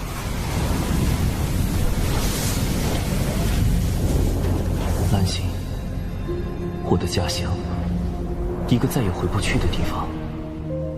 封神演义中，天道为完善自身，命道门三圣牵压封神榜，三教弟子因而卷入商周交替之乱，死伤无数。天道的完善，必须以生灵涂炭为代价吗？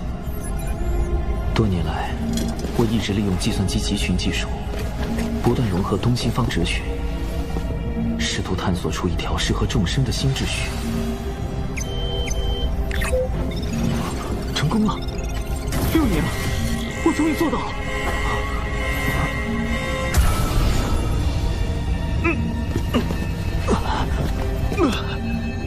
这破答案要解密6年，我教你这电脑有屁用！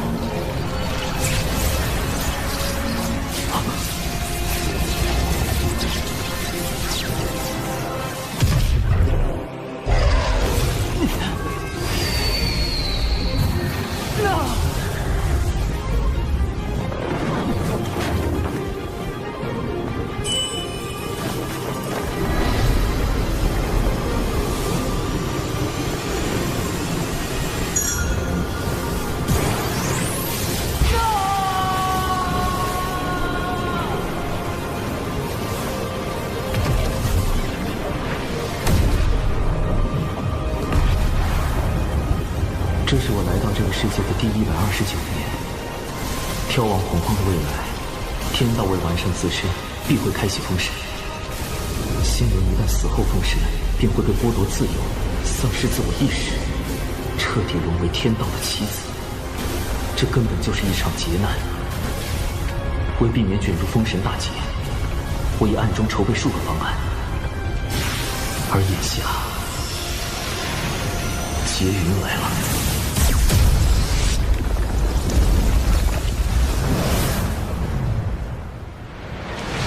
韩芷，此次随为师前往截教道场讲经布道，感觉如何？师父，汉芷今天终于见识到了我教弟子众多，人与妖混杂，好热闹。不知和龙族的东海大会比起来，哪个更热闹？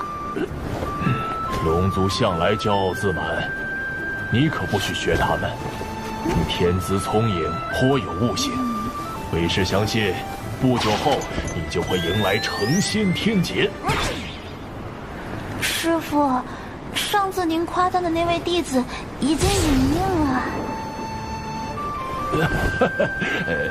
不夸了，不夸了。快，有人渡劫！快，韩芷，这是观摩天劫的最佳时机。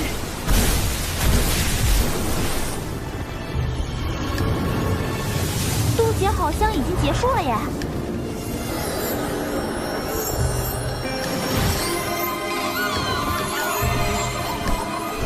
我这是成功了。师父，他要飞升了。这大门后便是仙路吧？不错，依我看，他潜力无限，马上就要飞升成为天仙了。这位不知名的道友，你自求多福吧。成仙，成道，这就是仙路，这就是。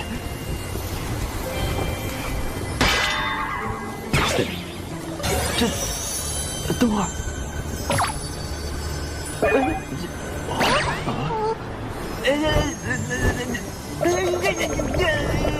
什么情况？为什么只有上半身变为了仙躯？现在该怎么办？主动结生，让上半身飞升，下半身也很重要啊！又不是跟练辟邪剑法一样，有些东西能说不要就不要了。且慢！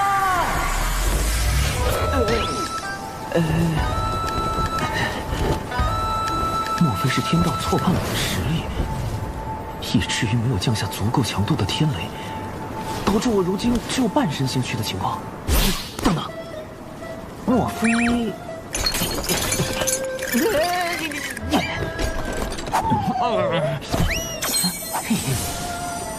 果然是火德玉遮蔽了天道。火德玉防推算，可以防止被人推算修为、来历。丢掉。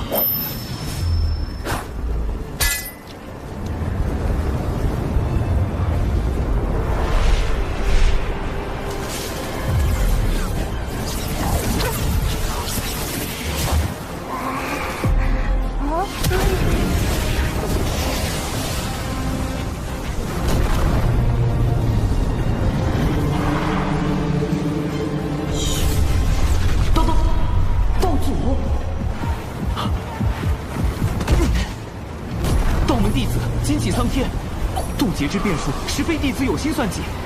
恳请苍天令弟子修行不易，再上天劫。也请苍天允弟子换一渡劫地，以免不测。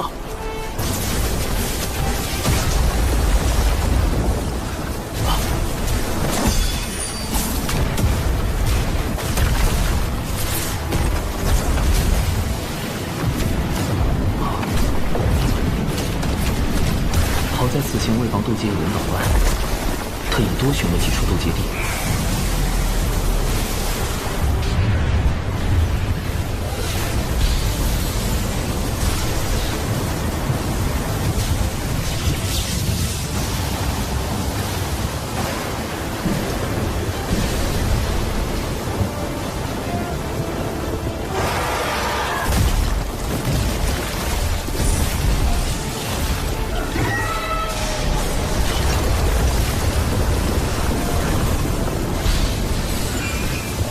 厉害的劫云，是排行第2的九霄神魔劫。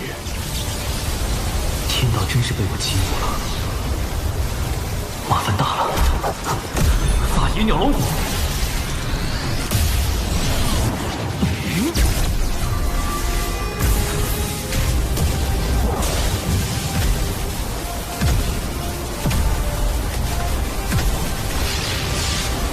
看来此人多数要死在天劫之下了。看来此人还有一线生机。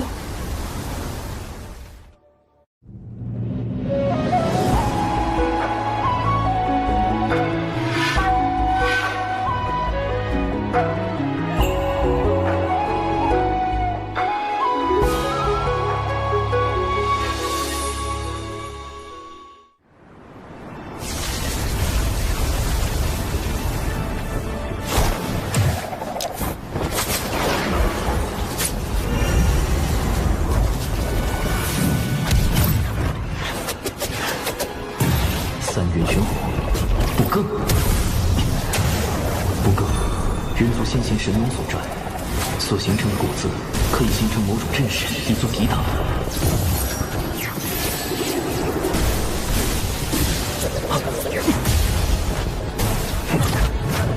最后一道天劫不对劲，奇怪，除了天劫，好像还有其他东西。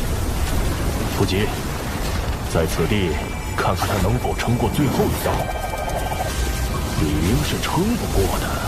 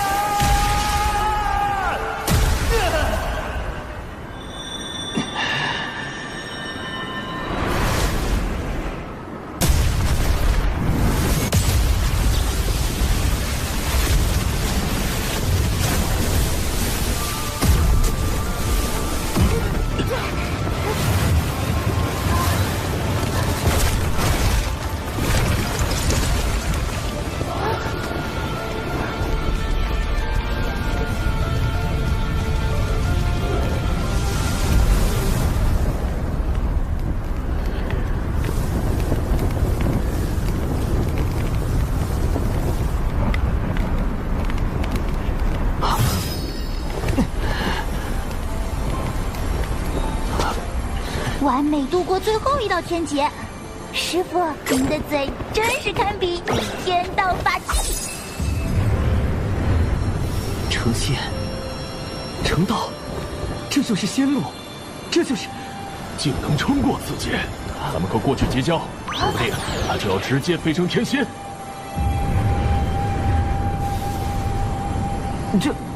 等会儿，什么情况？师傅，你快别说话了！哎，是天罚，天道判定此人有违常理，降下天雷责罚。不讲武德！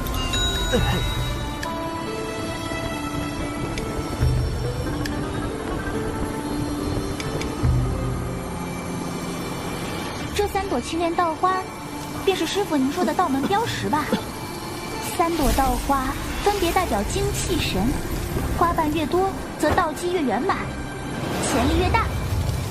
历经此劫，我的道花瓣数由27瓣修至81瓣，但最后一道天罚让道花有了不小的损伤，我得赶紧找个地方疗伤。嘿，道友，吾师徒乃截教金鳌岛炼气士，无名元泽，无名寒指，特来为道友祝贺。金鳌岛寒指，难道是在封神大劫中死于大神鞭下，魂归封神榜的寒之仙？绝不能与大劫之人有任何牵扯。哎呀，恭贺道友飞升天仙！跑！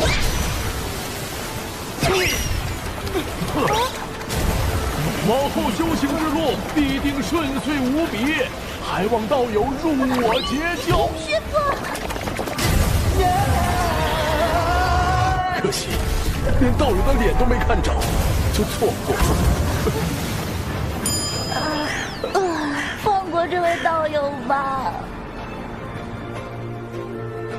仙路缥缈，世事无常，大道千载，终须自渡。万般因果，方显机缘。道花修复期间，不可随意移动。这渔夫倒是个绝佳的修炼场所。好大的鱼！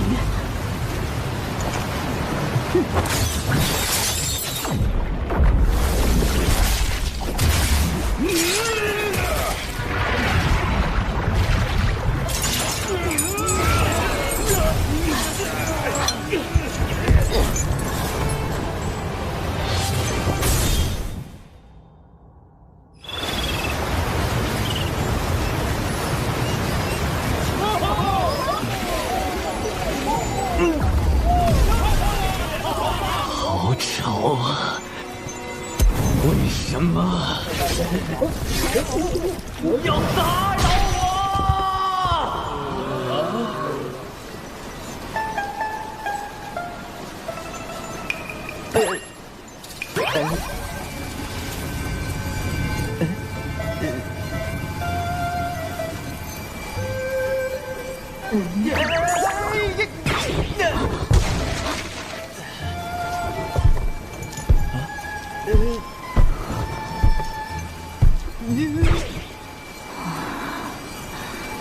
这是海神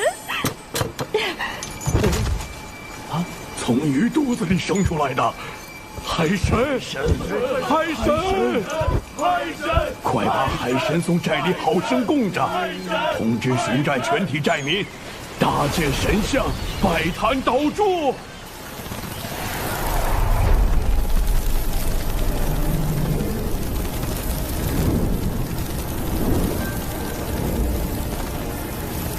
哪里来的海神，也敢和本女王大人抢地盘？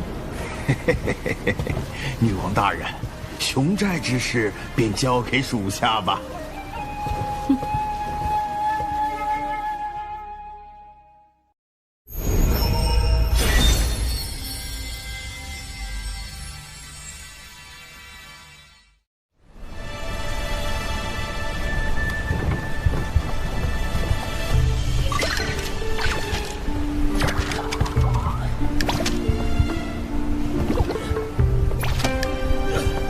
此寨地处南山湖州西南部，位置偏僻，寨民多以捕鱼为生。奇怪的是，寨民们都像吃了猛汉药一样，身形几乎都非常壮硕，吃食也都很正常。奇怪，莫非是祖传体型？这真的是人类会有的体型吗？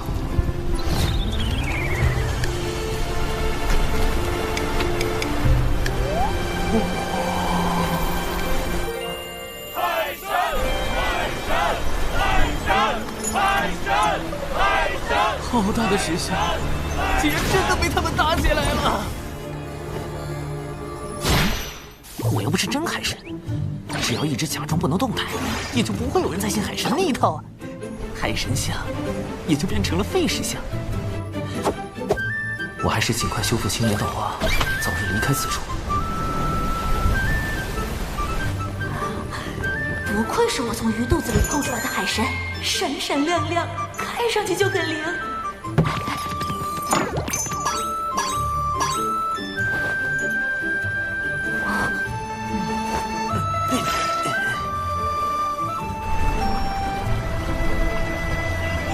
道花总算彻底修复，我可以隐藏修为，模拟出魏成仙的模样了。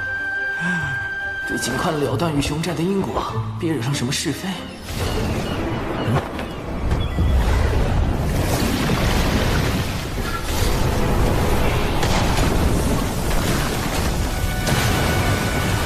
好重妖气！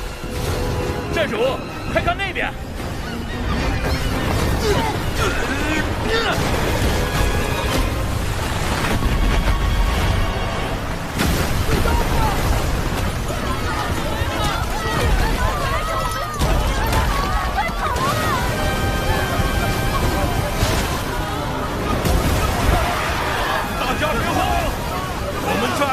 海神庇佑，一定会平安无事。没错，海神会保护我们的。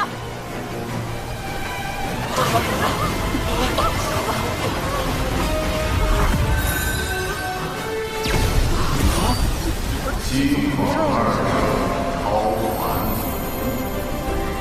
玄中妙法，传福泽。寨主，这是。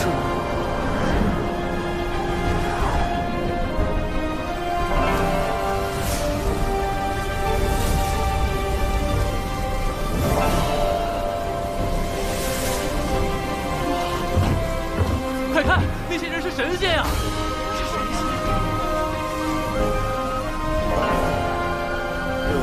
西法二圣是啥？与我们熊寨的海神里耶吗？此乃我西方教大教主结英圣人，二教主尊提圣人。诸位与我西方教有缘，二圣算到此方有难，特遣我等前来降妖除魔。西方二圣，可是与道门三圣、圣母女娲并称道祖门下6大圣明弟子。不过与其他4位亲传不同，结英尊体只算近门弟子，这才被分配到了贫瘠的犀牛贺州。据说结英尊体当初为了成圣，曾发宏愿要振兴西方，打造世间净土，于是创立西方教。如今道门3教日渐鼎盛，西方教却因为地处偏远，门下人丁稀少，与道门的差距越来越大。西方二圣便开始推行广结善缘、招贤纳才的策略。但西方教弟子不远万里来到南赡部洲，对付一个刚刚出现的妖怪，时机会不会太凑巧了点儿？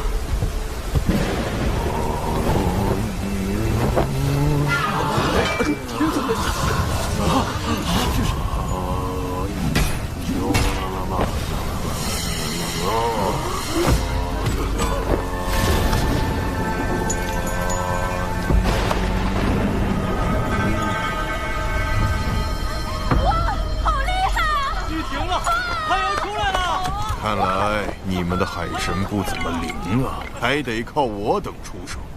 你胡说，海神会显灵的。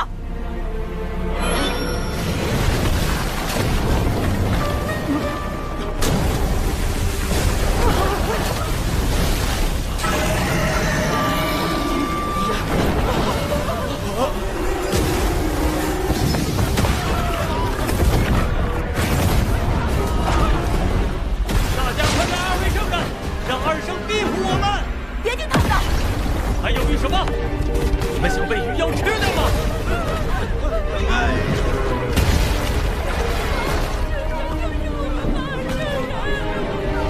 这鱼妖杀孽极重，已然业障缠身。从妖气来看，约在真仙境，修为远在那群西方教弟子之上，但他却只出招式了，哪里出了问题？摄神珠，摄取元神，让我看看你元神的记忆。到底想来熊寨做什么？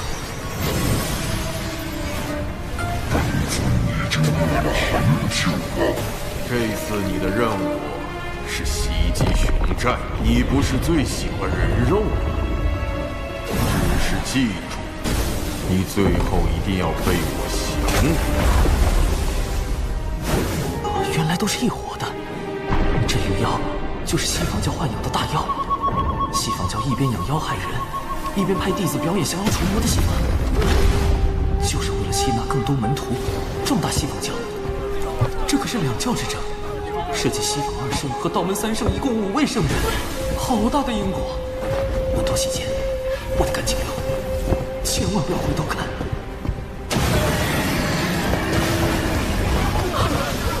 生灵力还是没啥用，快来拜圣人老爷！不，我相信海神大人，他一定会救我们。西方2圣，救救我们！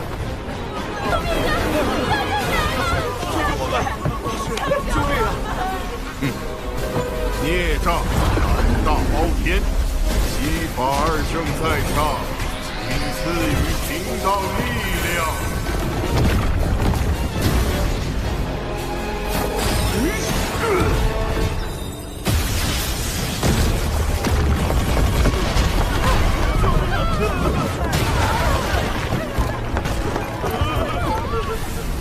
文杰，我本来就不是海神，不应该掺和这些是非。是那个女孩太天真了，不是我的问题。2圣，救救我们吧！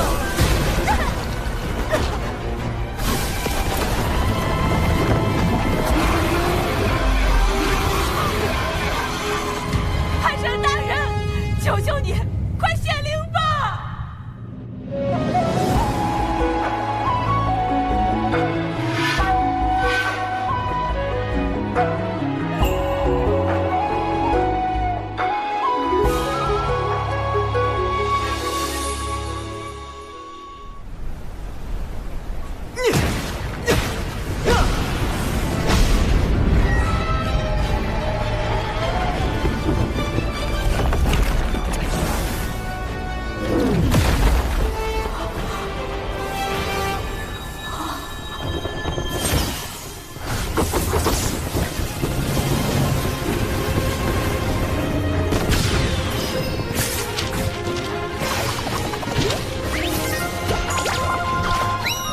自研毒药，教人施于法，灵感来自于知名童话故事《一颗极刀撒布》。嘿嘿。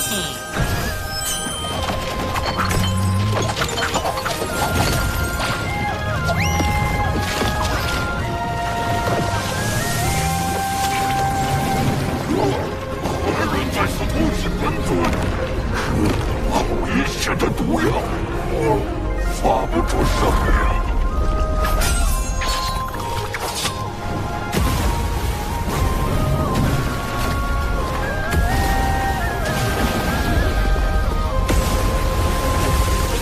迷药升级版，注射型软仙散，1针立马晕，2针双保险。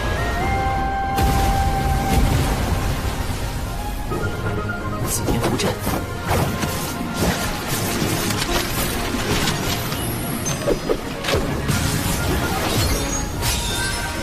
，3元玄火剑阵。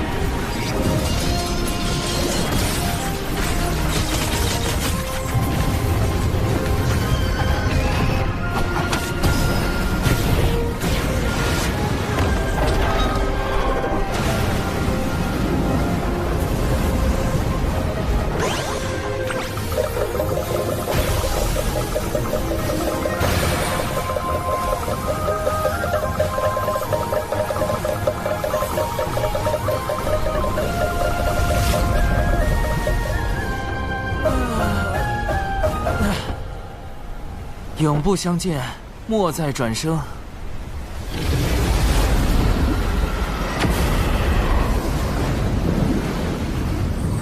这个鱼妖找对了，演得太逼真了，下回还找他。咱们熊寨能不能入西方教，供奉2位圣人？当然可以，往后尔等就做我西方教弟子，西法而胜！西法而胜！西法而胜！你们怎么可以背叛海神呢？西法而胜！老师不要怪他，我妹妹年纪小不懂事。无妨，不如让她随我西去，接受圣人指点，定能将她度化。我就这一个妹妹。哎呀，这可是天大的好事！这么雄壮的小姑娘，鱼妖一定很爱吃。这哪是渡人往西，分明是送人归西。跟着他走，可就变成大妖们的口粮了。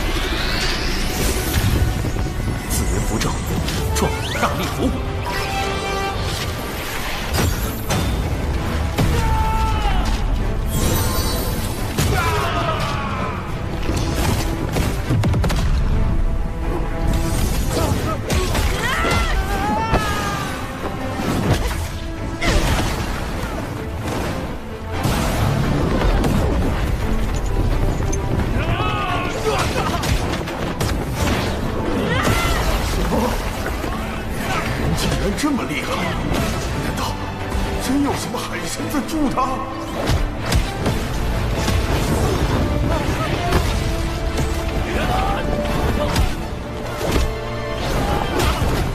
我说过，我们战的海神是最强、最灵的。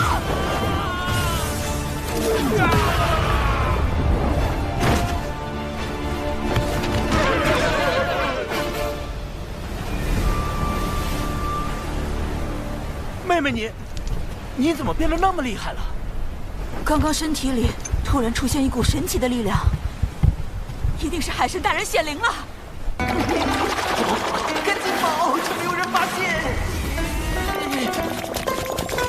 等等，熊寨里还有一个我的神像，万一被西方二圣看到神像找到我头上，发现是我破坏了他们的计划。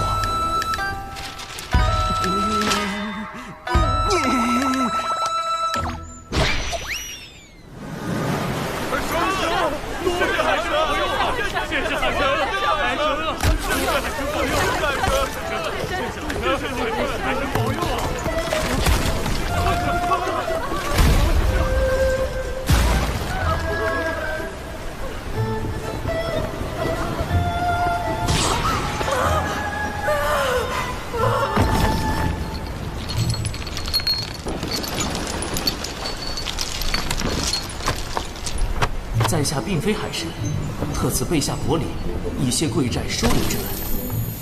令符炼器士入门手册若干，少年强则雄寨强，无需求仙拜神，自可修炼星寨。他虽然不是海神，但他是英雄。我也想成为他那样的人。现在立刻马上回到道门的地盘。西方二圣只是道祖的记名弟子，我道门3位圣人老爷却是正统的亲传弟子。道门3圣罩着，就不怕那西方二圣了。能拜入道门回响渡仙门，真是一大幸事。昏皇太邪恶了，人心太复杂了，因果太害人了。以后还是得贯彻在小琼峰老死不外出的方针。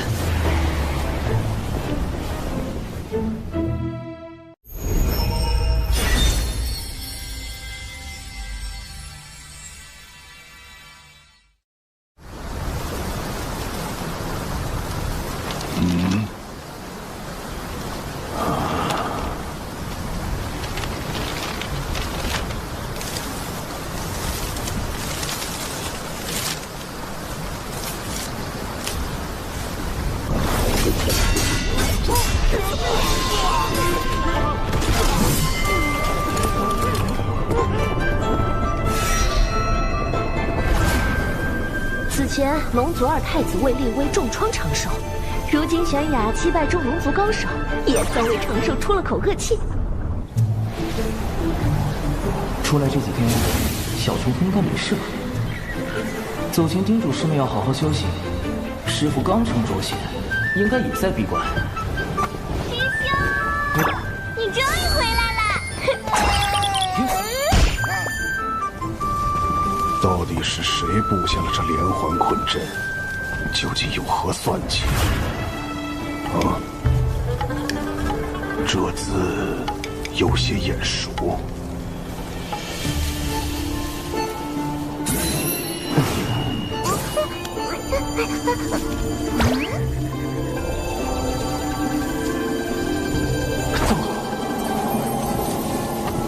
还请不要破坏此地的一草一木，此路通往一处没有隔音阵法的空地。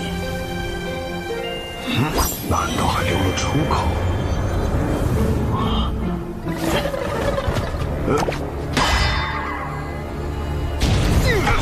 没化血可以不血，怎么控制不住就上头了？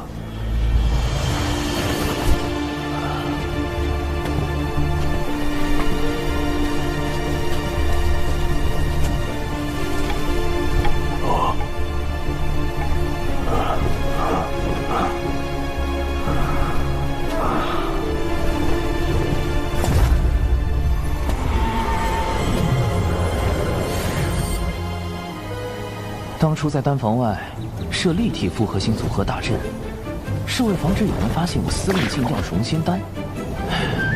没想到把师傅给坑进去了。幸好师兄早在阵中准备了待客间。现在来说说师傅为何会在阵里吧。我发誓，我真的叮嘱过师傅不要靠近丹房，但他可能在想信的事，没听到。师傅在外根本没有朋友，连朋友都没有，师傅真的好惨心啊！心有落款吗？好像是晚江影。师兄，你知道这个人吗？他是钱师伯，还是师父青梅竹马的师姐，本来也许是我们的师母。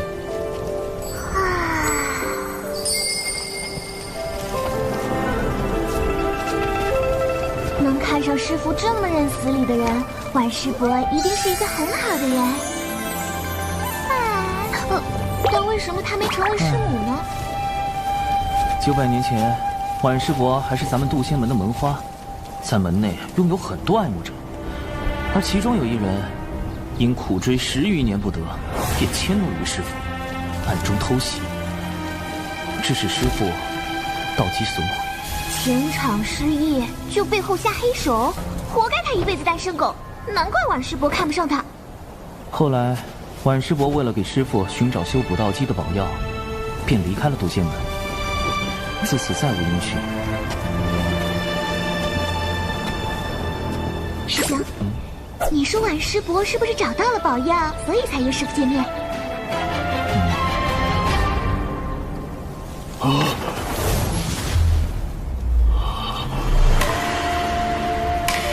这阵是我设的，此计确实是我的，但我为何全无记忆？难道我所经历的都是假的？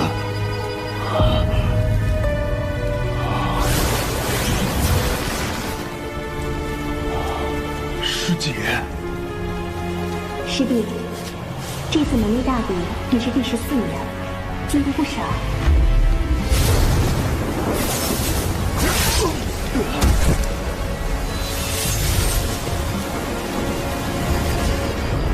师弟，你在门内好好养伤，我一定会为你找到修补道基的宝药。师姐，不要走，不要走！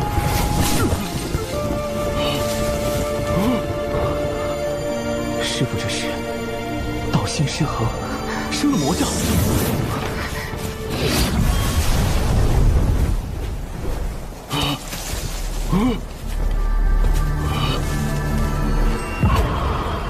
道基残损，心爱之人离去，挣扎半生只修成一个浊仙，你的过往还真是凄惨啊！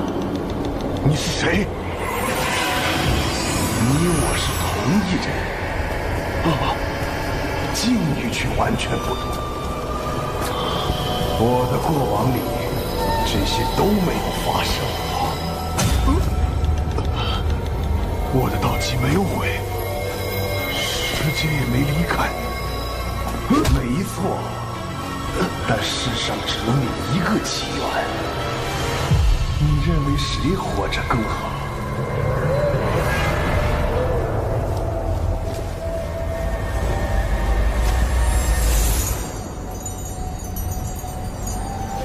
那么，只要我不在了，一切都会是最好的样子。只要我不在，只要我不在，只要我不在。静气凝神，心念归一。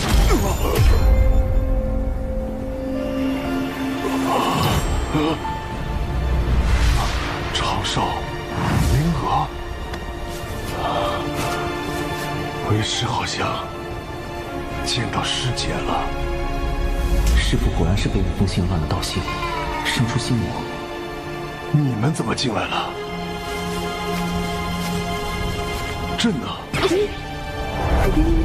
我师兄很不烦这件事，你要放了他吧！这是弟子设计的，但弟子就是用来防贼而已。防贼？小春风穷得叮当响，哪来的贼？我看朕对贼不贼牢！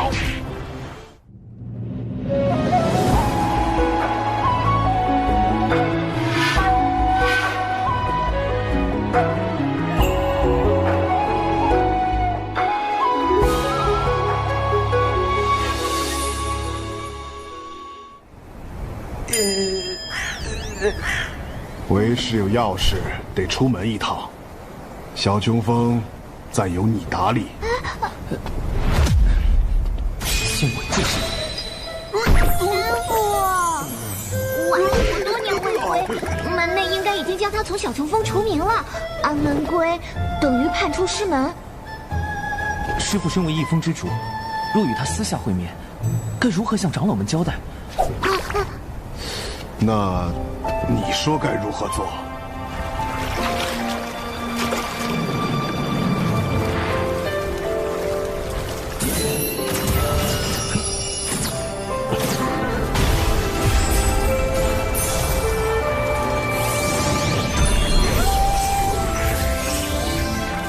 师父，隔绝大阵已开，不会有人打扰您给婉师伯写信。师兄。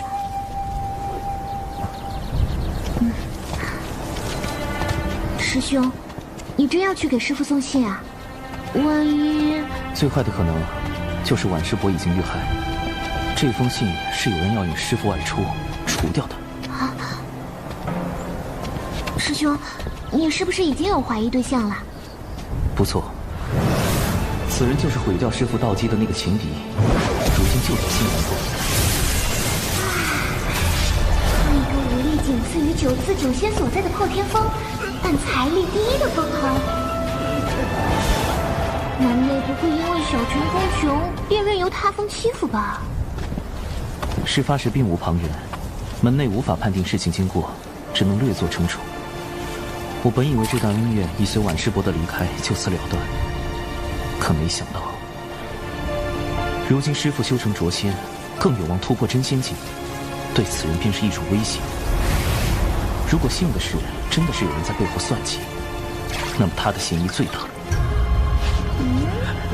师兄，这人是仙灵峰峰主的弟子快思。原来是他，他不是已经修到真仙境巅峰了吗？师父却因为他苦修900年才成浊仙，还险些惨死在天劫下。我会盯紧此人，一旦发现此事与他有关，那么我会连同当年的恩怨一并清算。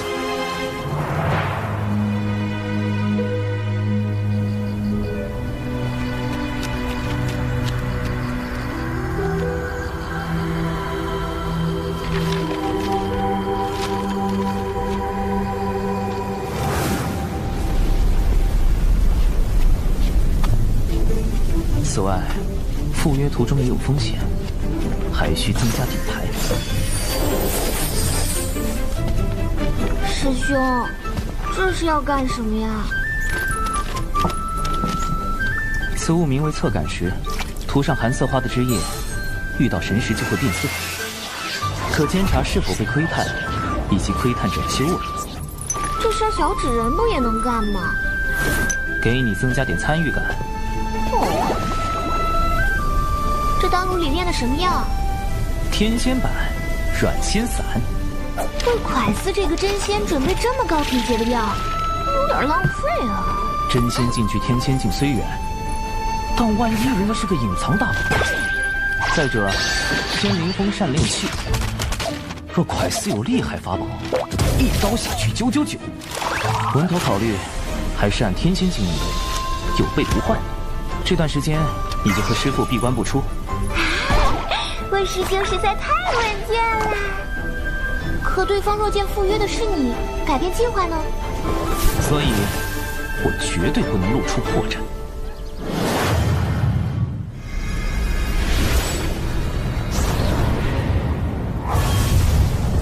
怎么刚好碰上从东海大会回来的人？假装没看到。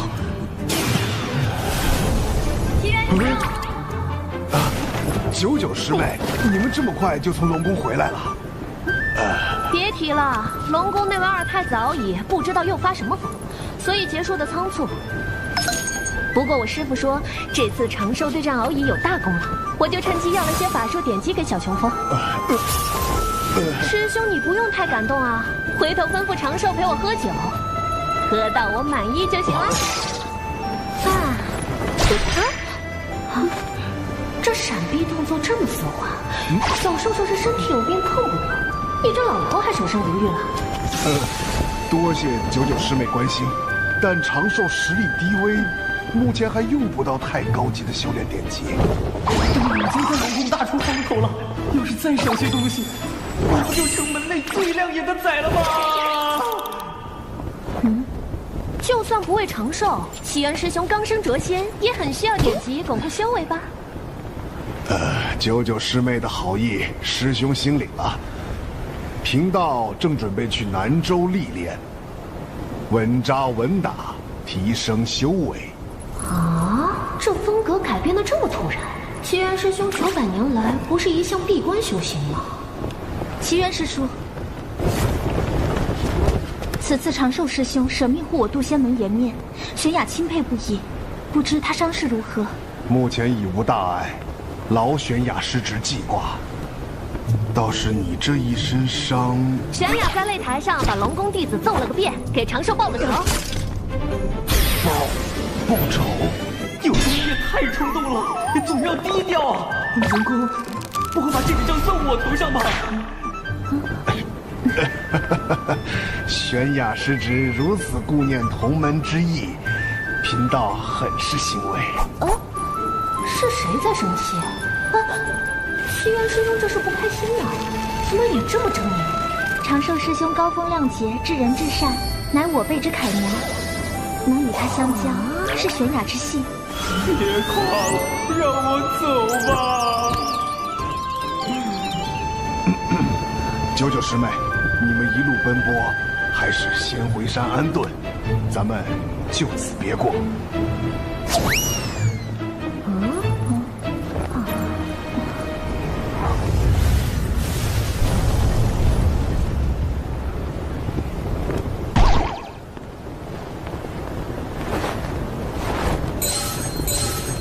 侧感石有反应，我被神石锁定了。竟然有人愿意花那么多灵石买这个谪仙的秘籍，倒还真是一笔划算的生意。待他抵达南州灵东城，我们便立即下手。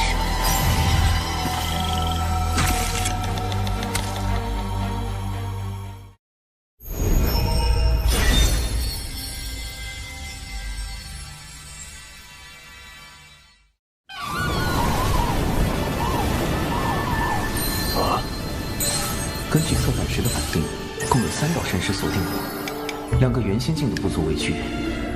不过真仙境的这位，如果隐藏了修为，就可能是真仙境巅峰，甚至更高。信息太少，暂时无法确定跟踪之人。也罢，我已经备好了15种应急预案，方便及时应对。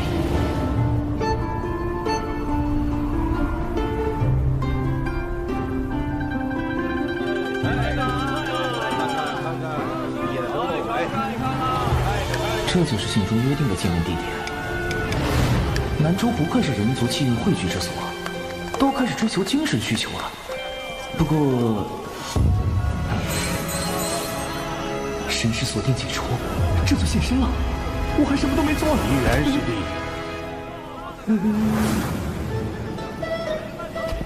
九屋，师兄，怎么是这个老狐狸？他跟着我，不，跟着师傅做什么？而且那2个元仙境的也消失了，这又是怎么回事？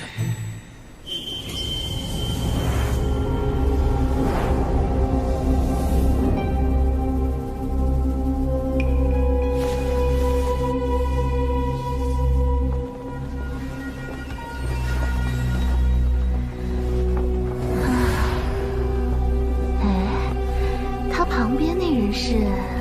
不知道，他是在城中与目标碰头的。之前我们一直小心隐藏在地面追踪，没有发现别人，应该也没有暴露。保险起见，我们得掌握主动。有这个法宝在，2人一并杀了也不是什么难事。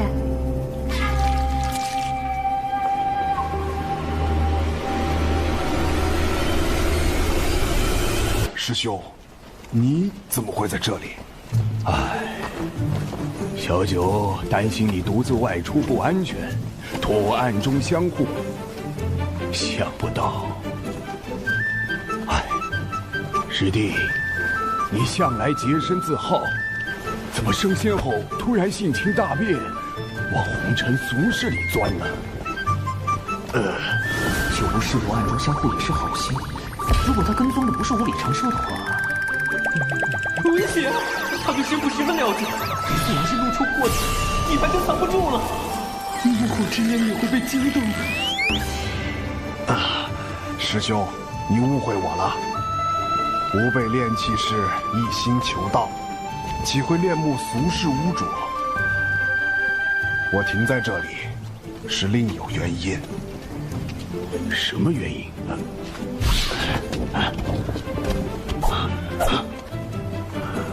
城中如此繁荣，凡人温饱不成问题。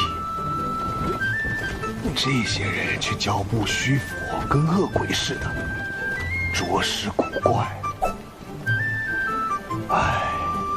想不到师弟如此单纯。师弟自梦晚将与师妹近1000年，一直很寂寞。我这个做师兄的，确实不该过度苛责。总感觉他在想一些不礼貌的东西啊。确有一些人阳气虚弱，寿元无多，像被妖族吸食了精气。而里面正好有3个妖怪，1个真仙境，2个元仙境。方才我没能一眼看出，师弟，你的眼力不错呀。我升仙之后，确实眼力有些长进。看来之前跟踪我的，就是这2个元仙境的妖怪。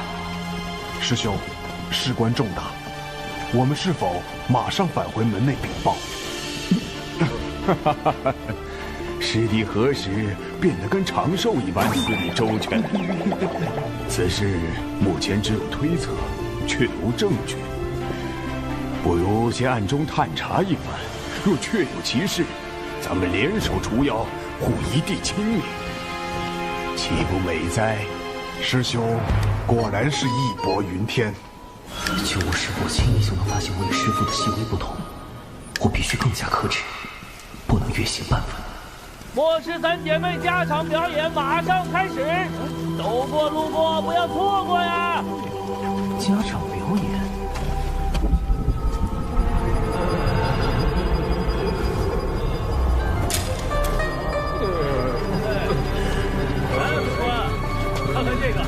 呢？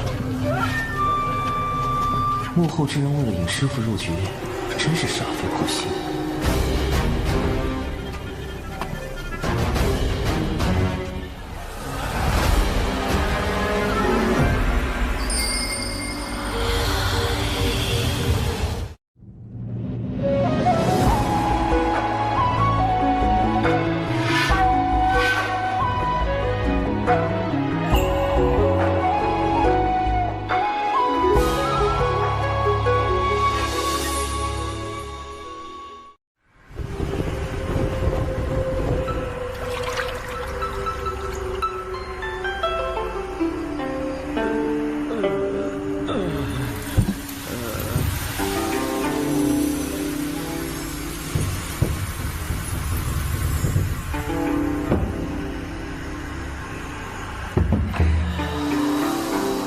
跟九无师伯一起行动就是安心，竟然抓到了妖怪吸食人族精气的现行。哇，话说这么熟练，他们到底吸食了多少精气啊？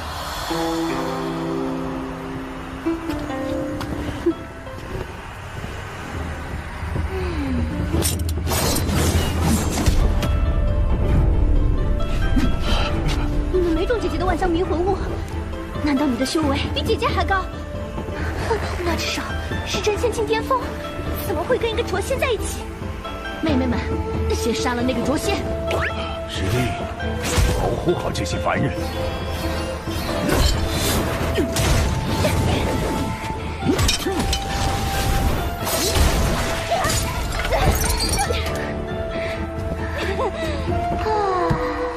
好吵，发生什么事啊？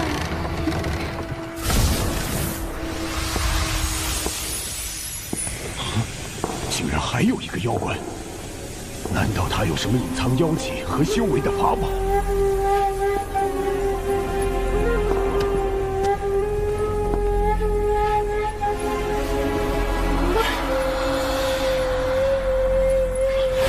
掌柜的，他打伤了我的两个妹妹，小兰姐姐，是要为我们做主啊！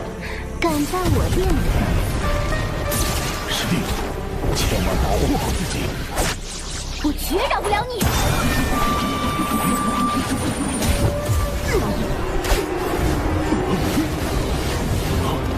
九无师伯应付得了吗？不对，现在好像无比的危险。该死，离得这么近，我要是使出浊仙以上的本领，肯定会被九无师伯发现端倪。也就是说，要用师傅的人设跟三个妖怪对战。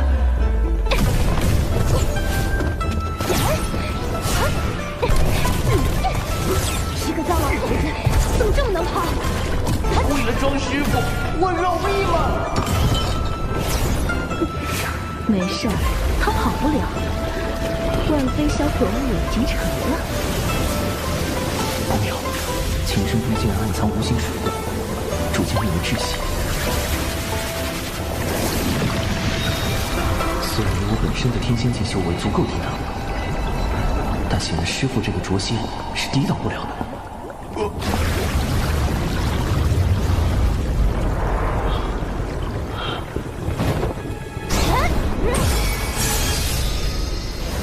九无师伯，你怎么还不回来？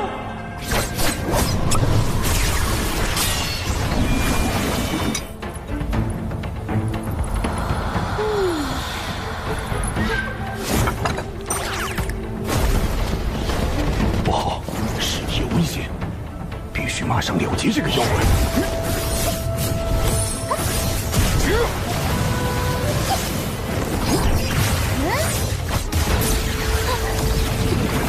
别以为我拿你没办法。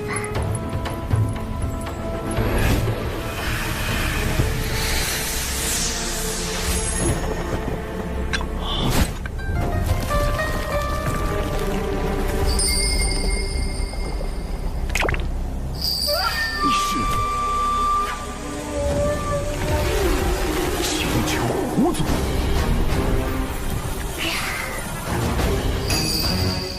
这下可麻烦了。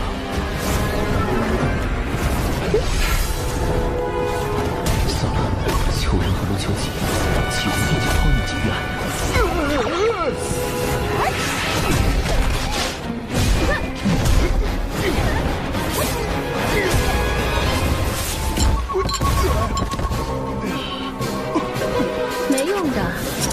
非销魂物以我的法力驱动，凭你区区一个灼仙，根本不可能破解。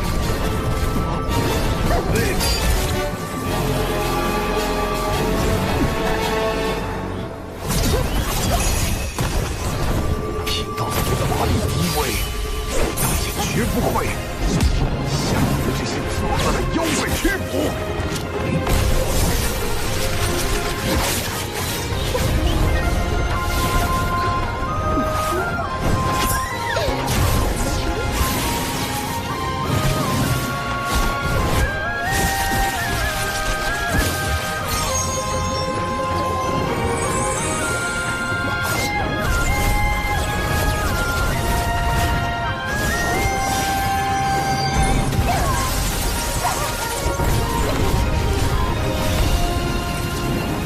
1号、2号、3号出动，四人符阵进行迷宫。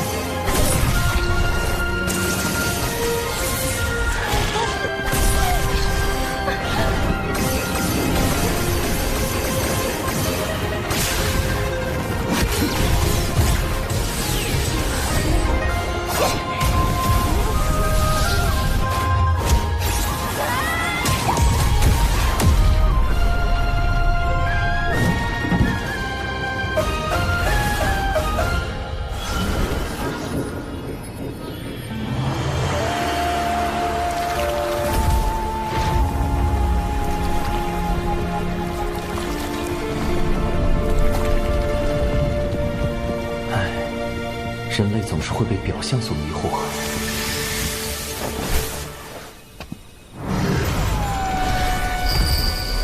请求胡子，蒙圣母女娲硬币素来与人为善，为何你却自甘堕落，干起了吸食人族精气的勾当？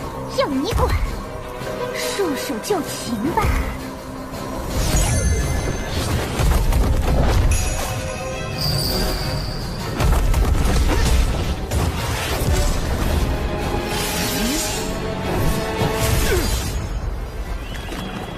我要杀了你！妹妹们，把力量借给我！又来了！万毒噬魂物！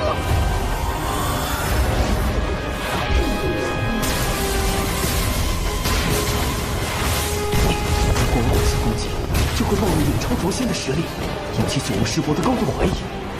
但如果任由毒雾蔓延，师傅的人设是保住了。人就很难保住。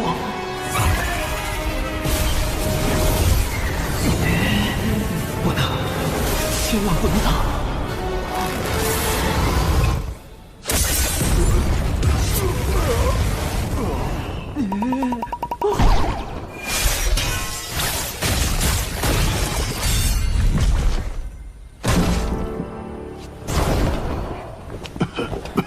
师弟，没事吧？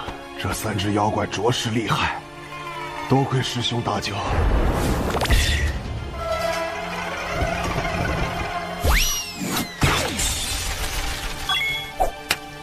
师弟太谦虚了，没想到你竟能和3只妖怪纠缠到这种程度。出门前，长寿给了我许多符箓防身。原来如此，长寿师侄那么多鬼主意。别说原仙遭不住，真仙栽跟头。待他成仙，怕是连天仙都敢算计。师父的一世英灵，我忍了。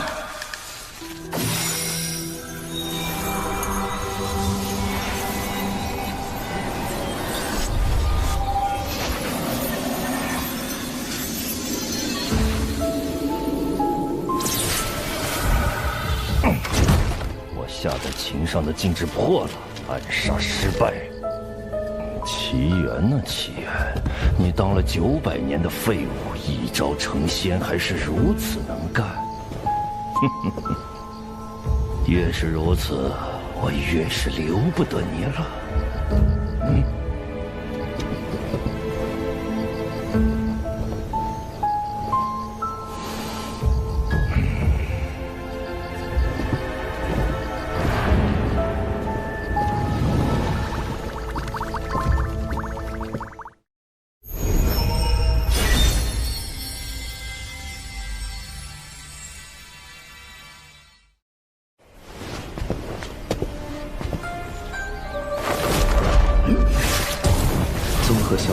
时，基本可以确定快思就是幕后真凶。他以挽江鱼为名，引师傅前来灵东城，欲买凶除掉师傅。如今快思得知蛤蟆药失败，已在赶来的路上，他最快1个时辰就能到。麻烦就麻烦在九巫师伯。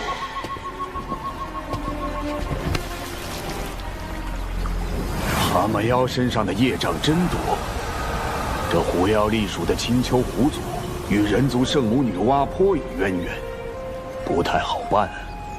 先想办法引开九巫师伯。不如等他醒后再拷问。附近有个偏僻海边，正合适。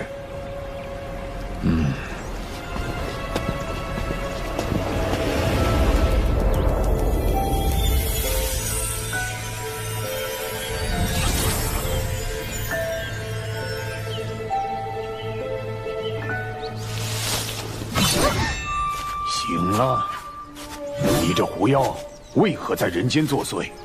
与那蛤蟆妖又有什么关联？奴家，您幻想来。好厉害的媚术！好在我常年研习清心咒，问题不大。九巫师伯应该也……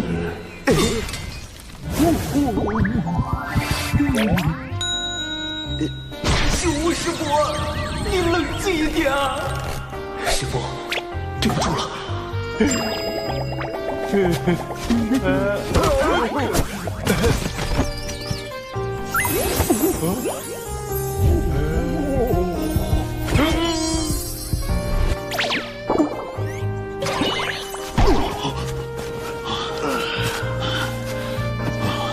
还好有这东西在。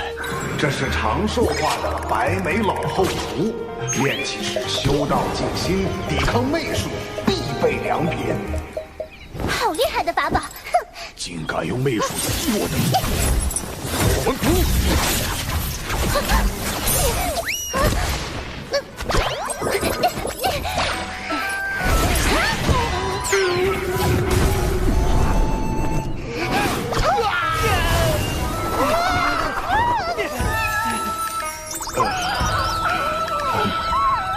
趁此时，哎呦！师弟，你怎么了？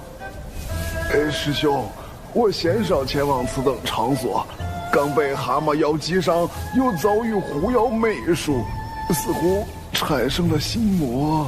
师傅，你千万别怪我。赶紧休息调养一下。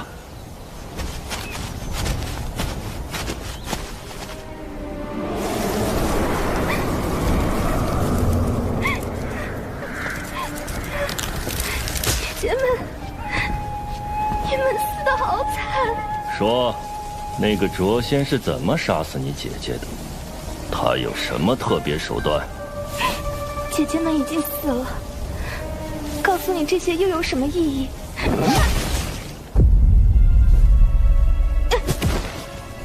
那你也没什么留在这个世界上的意义。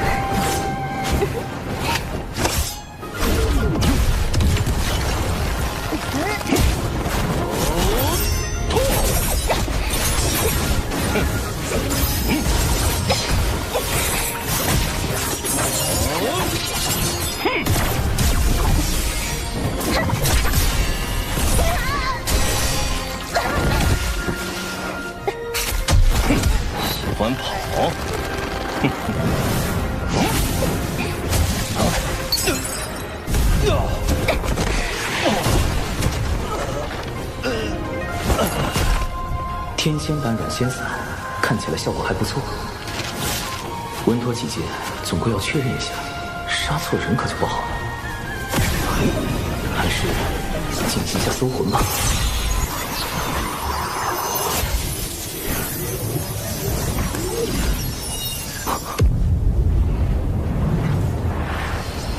师傅，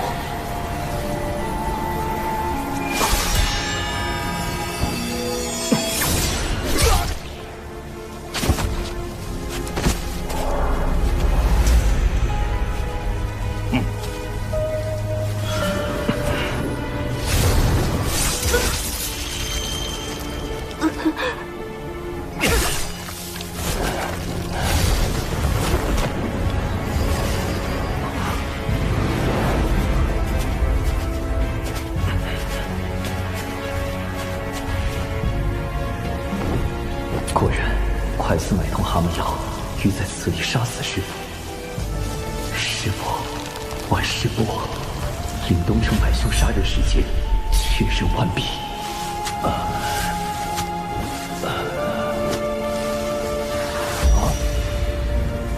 你是什么东西？你沦丧了良心！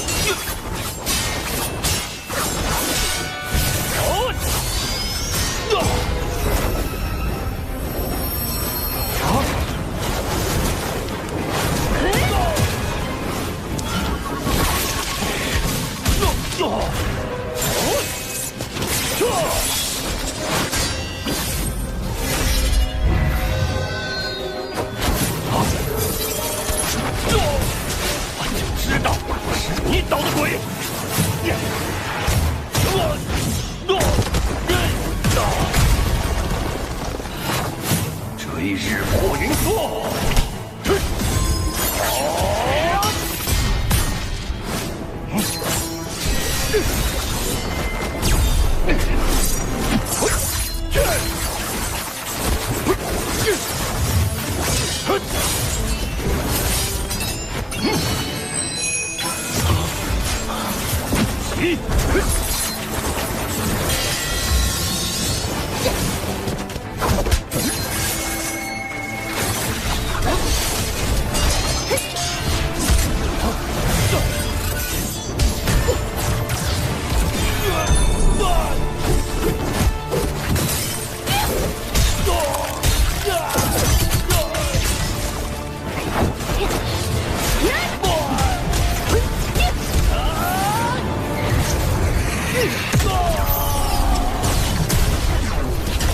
不愧为奇效，追日破云梭竟还能变换多种攻击形式，学习了。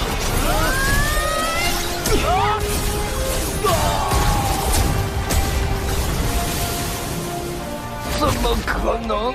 你不是捉仙，你是真仙。错，我是天仙。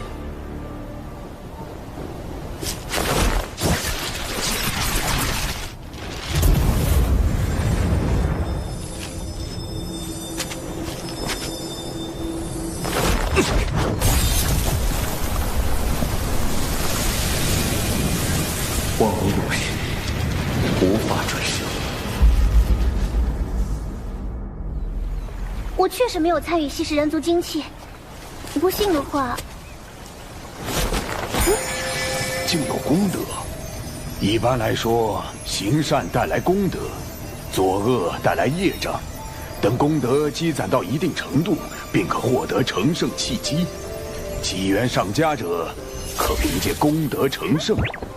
当今6圣都是以功德成圣，道门3圣以教化取功德，西方2圣以发宏愿取功德，圣母女娲则以造人取功德。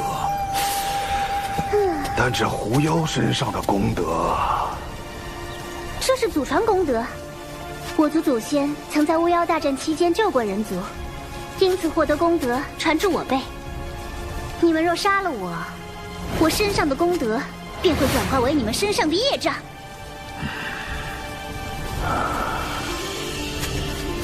师兄，此女虽狂妄，但所言不无道理。只有将她带回门内发落。我出来的太急，没带能收束活物的宝囊。啊，我带了。出门前，长寿特意为我备着的。符箓、宝囊，齐元师弟似乎谨慎过了头。这些东西真是长寿师侄给他的，还是说……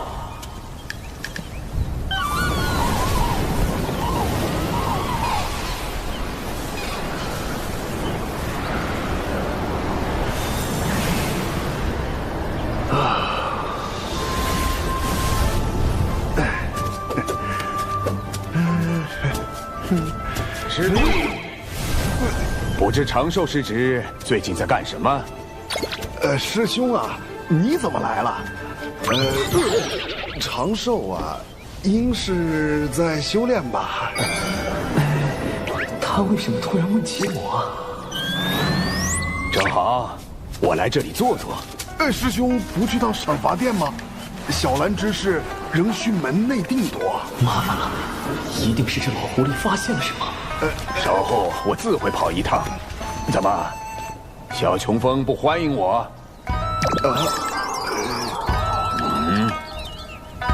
那怎么会呢？师兄造访，必令小琼峰蓬荜生辉呀！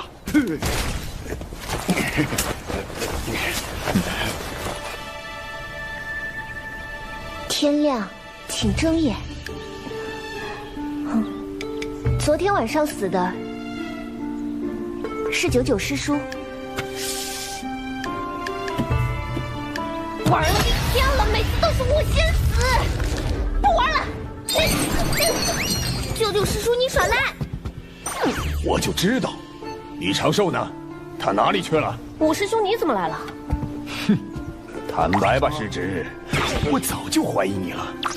跟我玩这一出，怎么可能瞒过我的眼睛？九无师伯，一起玩狼人杀吗？李长寿竟然在这玩什么狼人杀？那起源真不是他假扮的。保险起见，还是用法术查探一下。身世为引，虚实尽显。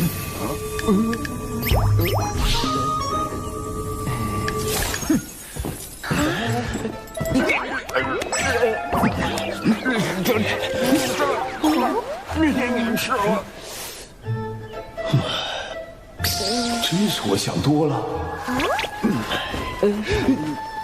哎呀，既然你们在这玩游戏，那我就不打扰了。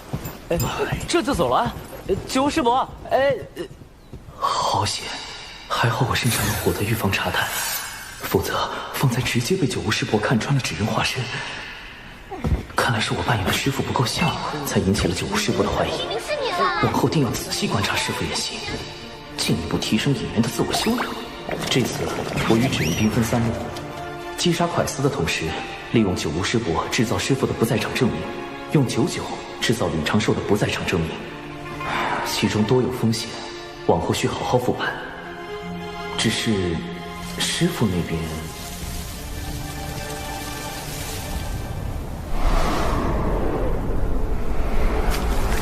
齐元那个废物，为什么只等你花那么多心思？我到底哪里比不上他？你这样心思歹毒的人，也配和齐元师弟相提并论？也配和齐元师弟相提并论？既然如此，你就别怪我心狠了。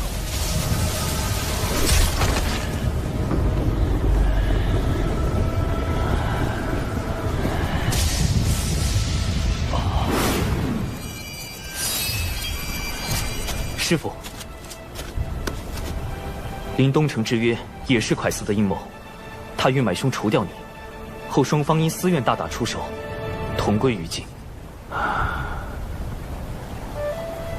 你回去吧，为师想一个人静静。婉师伯虽死，但仍有魂魄留存于世，也许师父和婉师伯真能有重逢之日。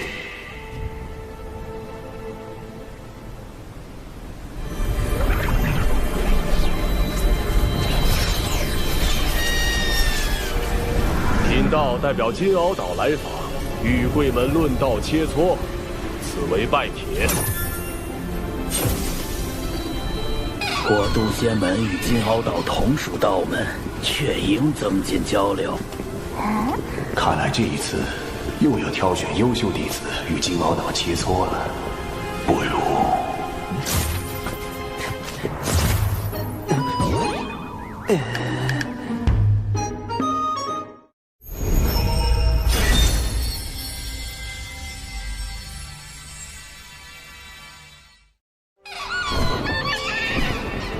我等想与小琼峰的高徒切磋。小琼峰，门内最弱的风头，金鳌岛此举何意？难道想故意折入渡仙门？应该是想避免道门争端。小琼峰实力如何，稍加打听便知。金鳌岛获胜面上有光，咱们渡仙门也不算失了面皮。小琼峰有师徒3人，不知道友想与哪位切磋？李长寿。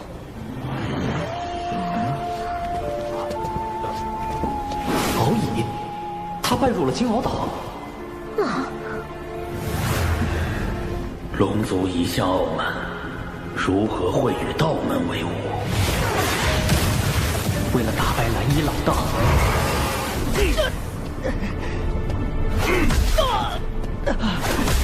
我要去道门拜师，修习圣人道法。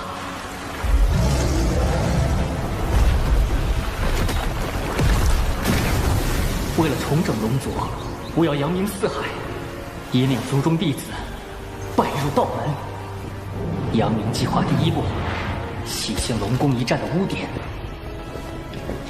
回众女上人，我师兄李长寿修行遇到瓶颈，必死关了。还好准备了避敌计划。着实不巧，敖乙太子不如另择一位弟子切磋。友情玄雅，愿向敖乙太子请教。你是小琼峰弟子吗？不是。那便不行。师兄，我是为了你才不稳健的，不许发无超说。小琼峰弟子兰陵娥，愿向敖乙太子请教。我的对手非长寿道友不可。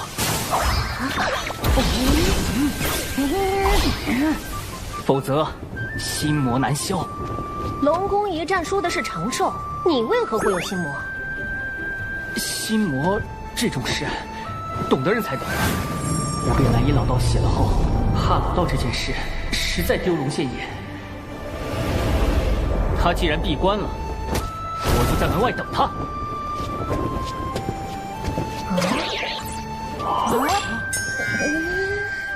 这小龙做事这么绝，都开始堵门了。事关龙族兴衰，我绝不会放弃。那就这么耗着吧，看谁熬死谁。我龙族寿命长得很，熬死你还不是绰绰有余。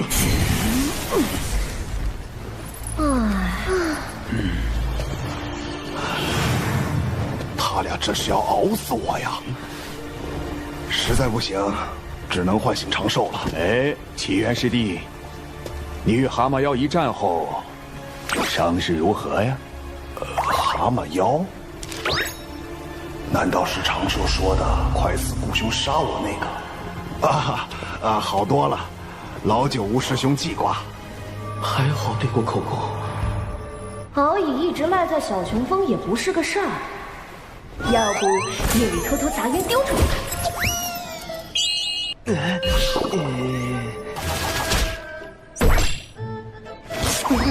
我会被龙族暗杀吧？小妙计，赶紧出关，调整2层伪装。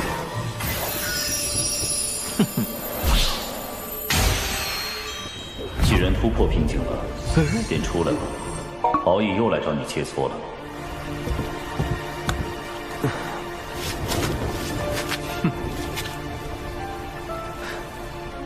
敖乙以渡劫成仙，而弟子不过反虚境，怕是难以取胜。师父，弟子有一个既不与敖乙交手，又能让渡仙门稳赢的法子。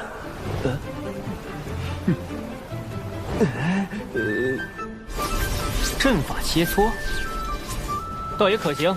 九五你也太毒了吧！这阵你都破不了，还让敖乙破。唉，师兄，你这次稳健不起来，要露馅了呀。长寿师兄，没想到你不仅善炼丹，竟还精通阵法。长寿，你那破阵我进去就晕，敖乙肯定闯不过。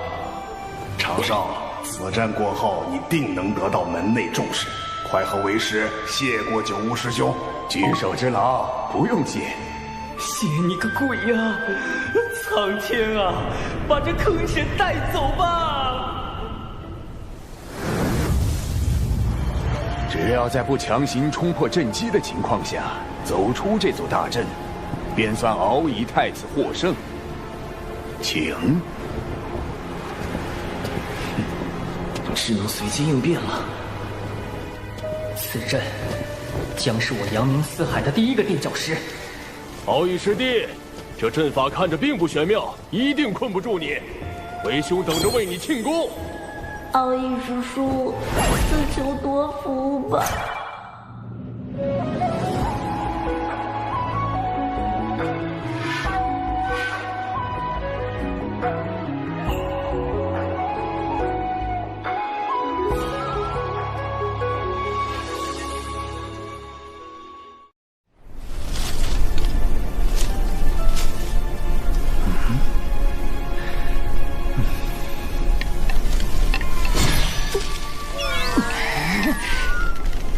回来了，水灵灵柱，给我封住这连环困阵！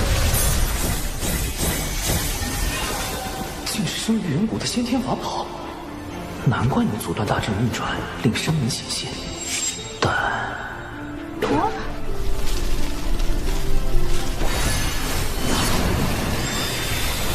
离阴离剑，给我斩了这方寸之地！又一件先天法宝。敖乙真是矿里有家，只是阵法造诣差得令人发指啊！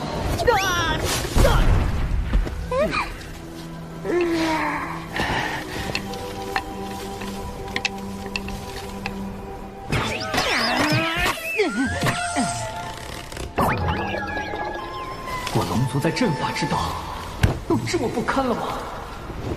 此阵颇为玄妙。想当初，我也险些出不来。九巫师伯说笑了，这就是最普通的迷阵。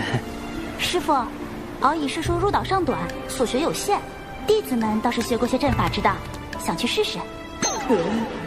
为师相信你们一定能破阵。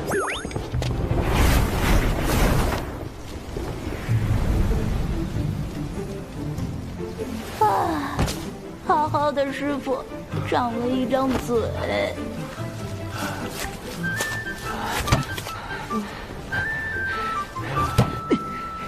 我定能破此阵。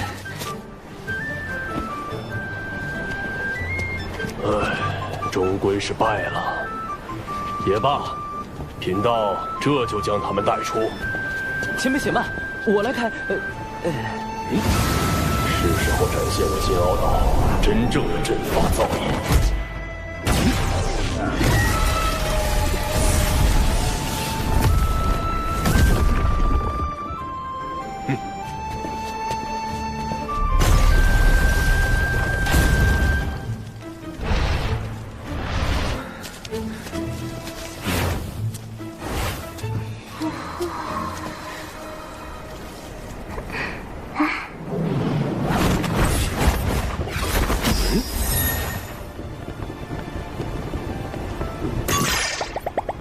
我居然也迷路了，不能被看出来。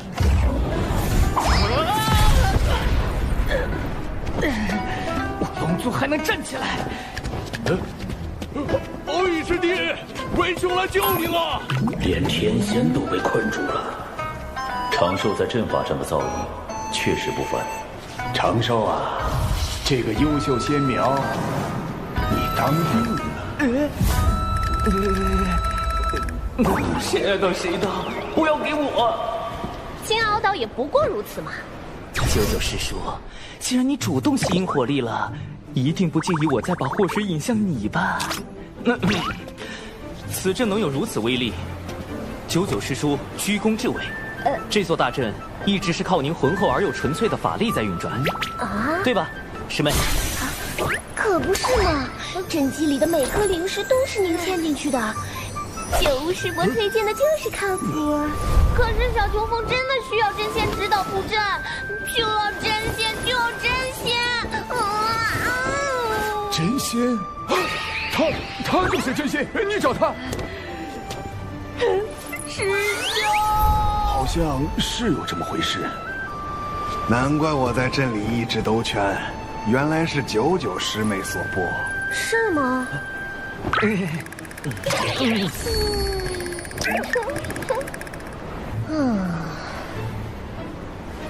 我也没想到自己这么厉害，这大概就是天赋吧。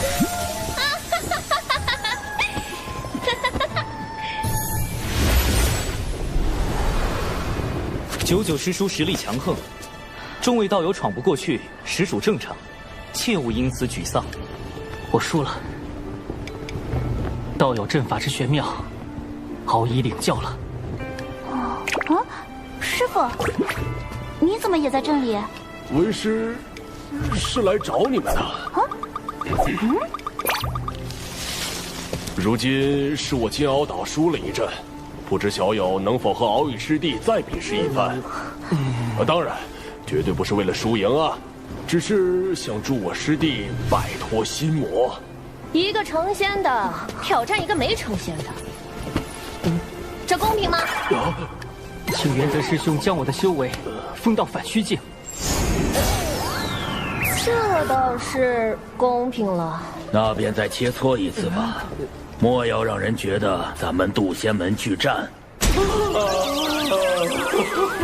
这熟悉的剧情走向，弟子遵命。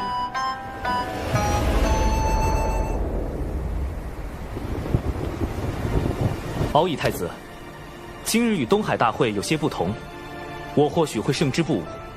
道友于阵法之道已经胜我，这一战是敖乙强求得来，道友尽管出手。为了渡仙门的面皮，此战必须赢，但如何赢才是重点。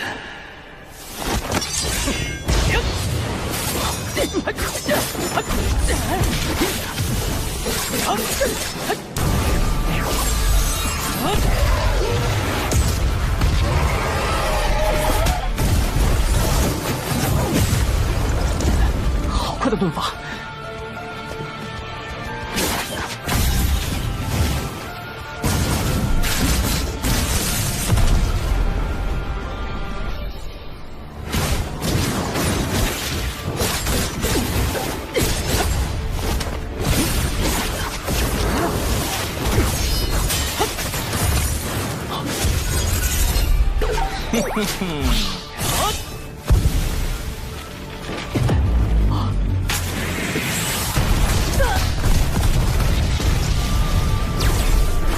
原来胜之不武指的是避开正面交手，既如此，便逼你现身。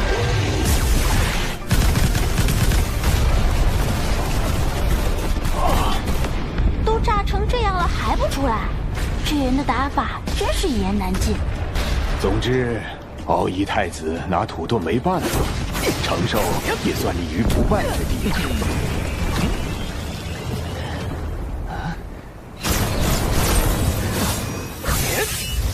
用盾法避开正面战斗，就算获胜，旁人也觉得是取巧。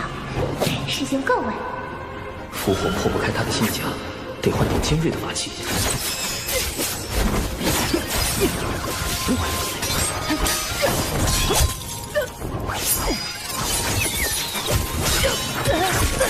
攻击如此密集，来不及细查此人踪影。再这么打下去，敖乙师叔要被炸成刺猬了。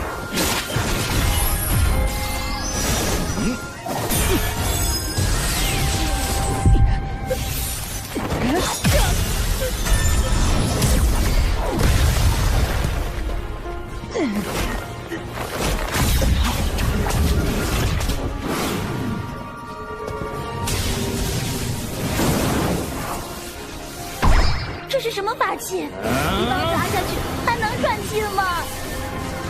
敖乙师叔本来就不高。师傅，我们认输。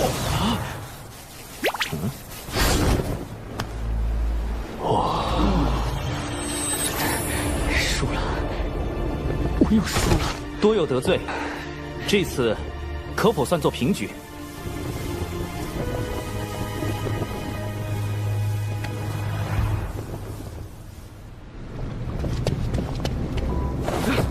女王大人，咱们派到南海传教的弟子失联了。让压神的人去查看一下。另外，道门可有异动？听闻金鳌岛正在渡仙门论道切磋，倒是个挑拨道门关系的好机会。渡仙门。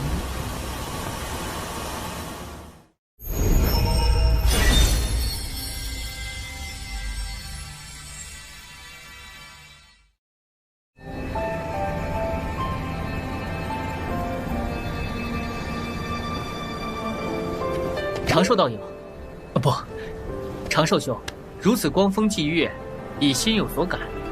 此番回师门，定会好好参悟。敖乙兄客气。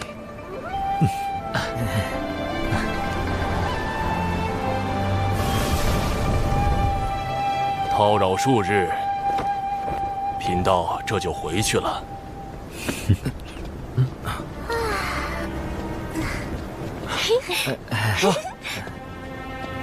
禀众羽上人，望秦上人，人教逍遥仙宗借来传信玉符。见信如晤。近日，阐教云中子与截教多宝道人于中神州起争执，两教弟子到场助阵，我宗调停无果，盼贵门来援，逍遥仙宗锦旗。人、阐、截三教同属道门，阐教和截教多年来纷争不断，都是咱们人教在调停。我们确实该应下逍遥仙宗的邀请，前往平息此事。阐教又与我截教吵起来了，不多说了，贫道这就前往中神州助我截教。三教终究是一家人，今日天色已晚，原则道友不如在此留宿。明日我派人与你一同前往中神州，平息纷争，如何？这也好。明天你们俩就先回金鳌岛吧。九乌，明日你随原则道友一行去中神州。是。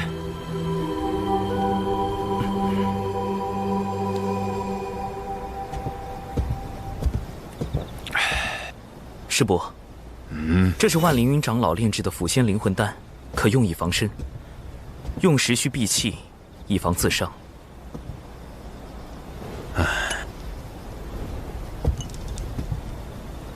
你小子有心了。师伯切记，此丹毒性甚烈，非危及生死，不可擅用。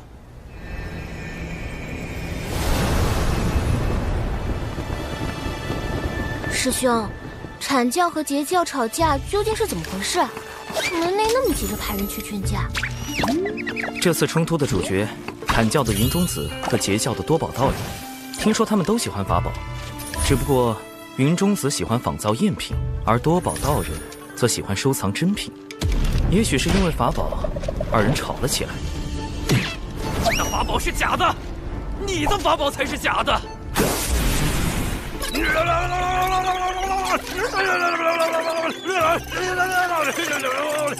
总有人嘴笨吵不过，于是很快进入了洪荒吵架的必备流程——骂人。二人都叫来了各自的师兄弟，两人的争吵升级为两教的矛盾。这样一来，作为道门三教之一，从不参与阐截之争的人教，不得不出面调停。逍遥仙宗劝架无果，又发动骂人战术，叫上了咱们渡仙门。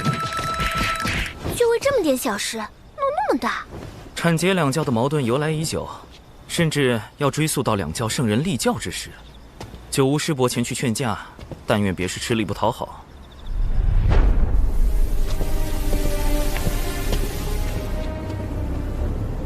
回女王大人，杜仙门和金鳌岛派人一同前往中神州，为阐解两教劝架。阐解两教的矛盾，或许可以升级为人、阐、结三教的矛盾。属下明白了。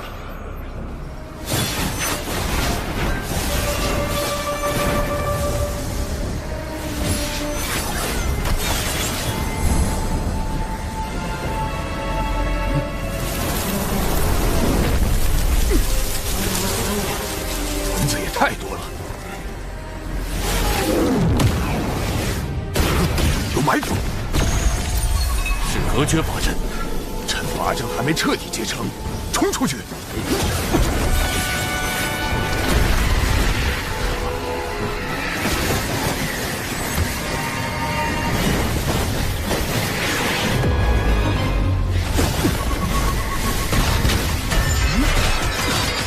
我赤鸟向来性情温顺，怎会突然出手攻击？事有蹊跷。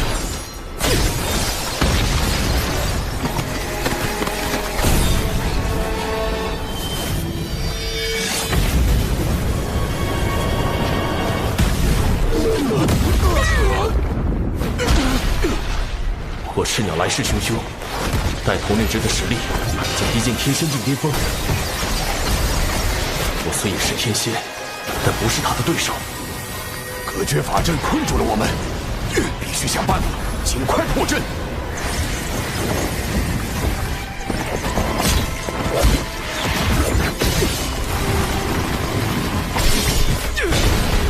震雷离火，天使造化，摩天扬雷。天光熠熠，黑影如梭，万影见阵，去！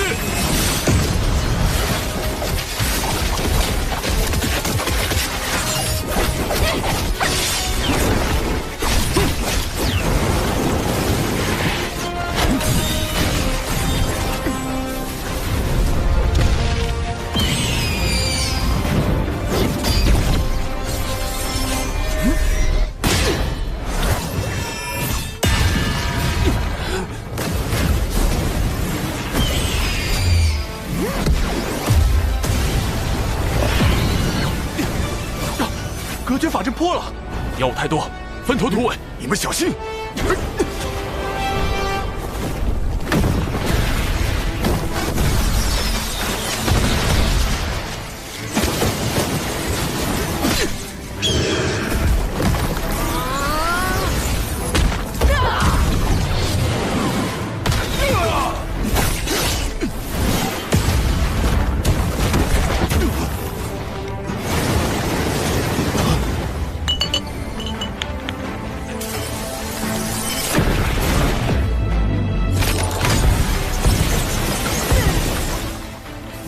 丹阳四平禁制被破，九无师伯出事了。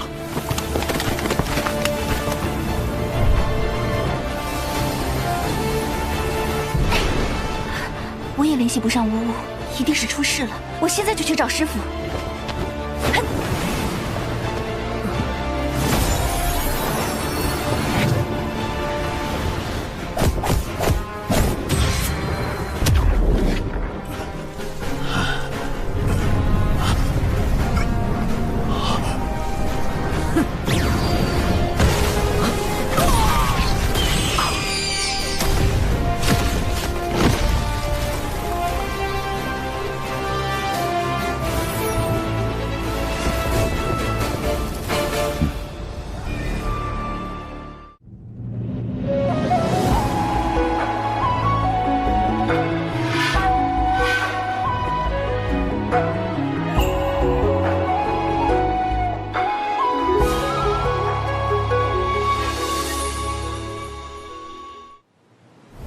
长寿，要不是你给的毒丹，我真就见不到你了。当时究竟发生了什么？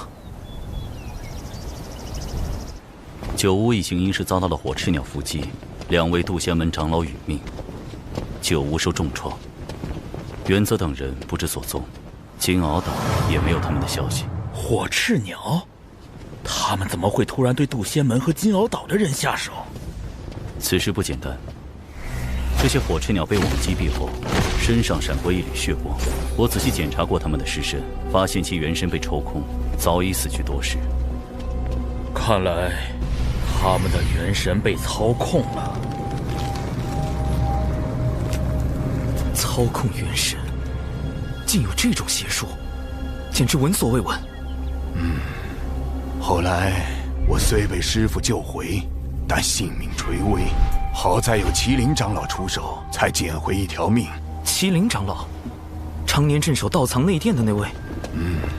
他是门内唯一的太上长老，也是门内2大金仙之一。他似乎见过这些操控元神的邪术，不，应该是族群，他们被唤作血赤黑纹。血赤黑纹，麒麟长老，麒麟长老，他们神秘，嗜血，来去无踪。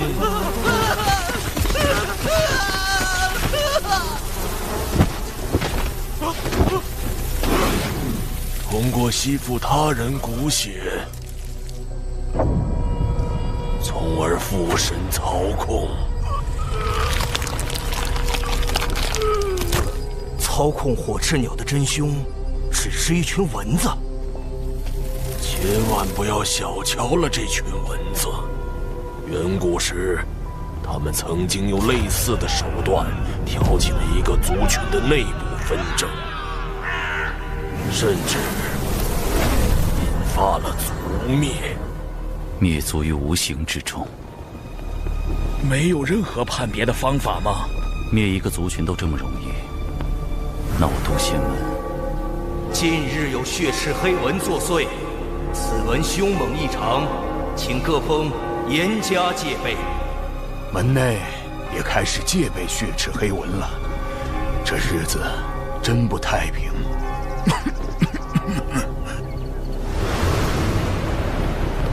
蚊子。封神大劫之时，西坊教尊提道人手下确有一只蚊子，能够操控他人元神。他害死截教内门弟子，啃坏西坊教镇教之宝。莫非就是这血赤黑纹？血赤黑纹消失已久，此时忽然出现，定有缘由。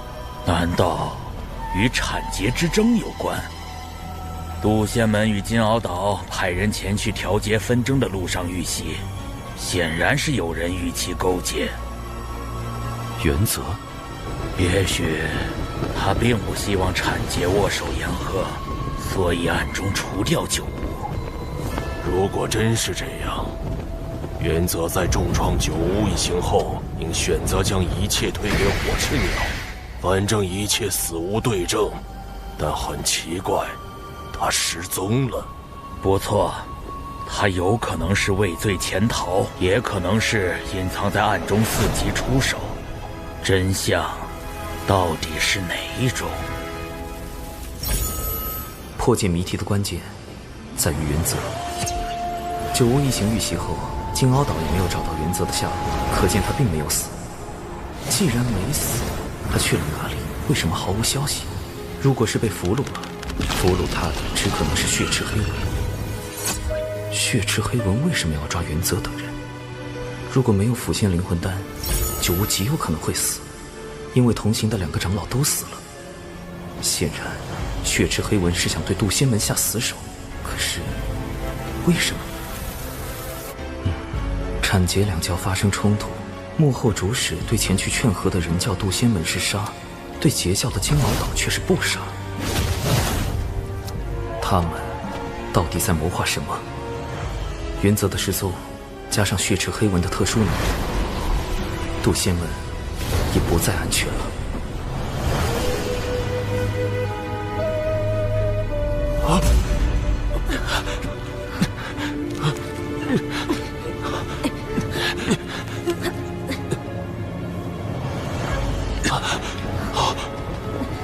金鳌岛原则。你要干什么？告诉你，别想威胁我，我是绝对不会听你的。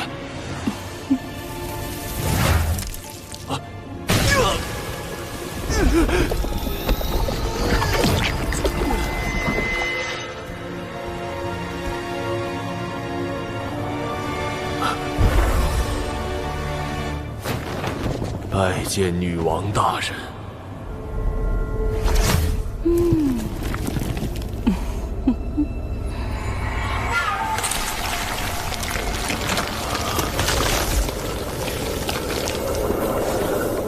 吸收完血莲，你们便可以一跃成为金仙，然后带领妖族去覆灭渡仙门。记住，覆灭渡仙门。是。安排火赤鸟偷袭，再以血赤黑纹掌控金鳌岛炼气室，攻击渡仙门。女王大人果然高明。这回定要让他们道门三教吃个大亏。只有这样，上面那位才会满意。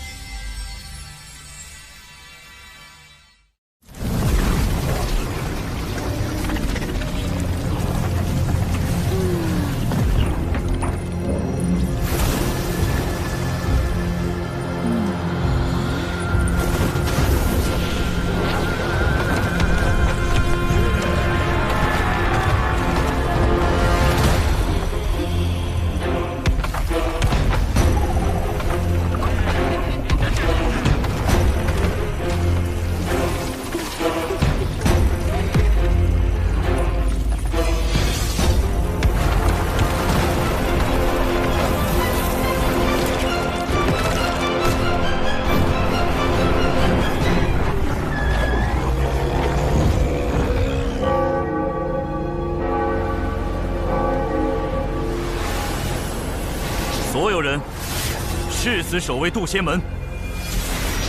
门内有数千人，未成仙弟子占大半，元仙以上弟子、长老有数百人，不知有多少会葬身在这场血腥浩劫中。誓死守卫渡仙门。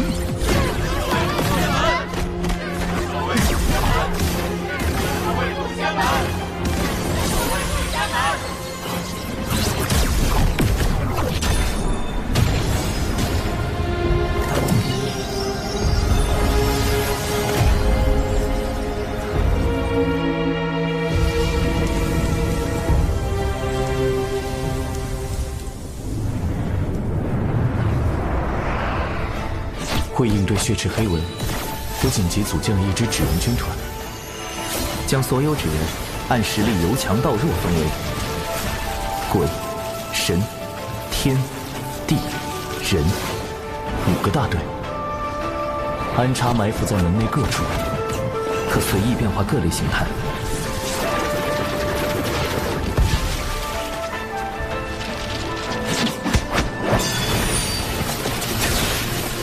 但愿能守住宗门。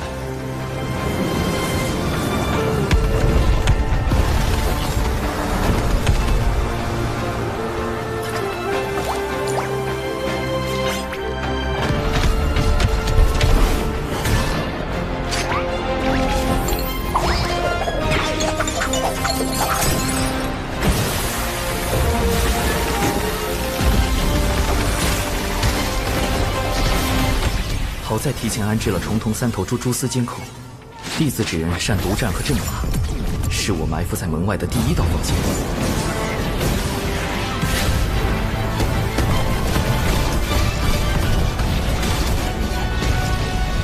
虽成功击退了先锋军，但宗门的这场大战避无可避。敌军尸体就交给你了，人字纸人。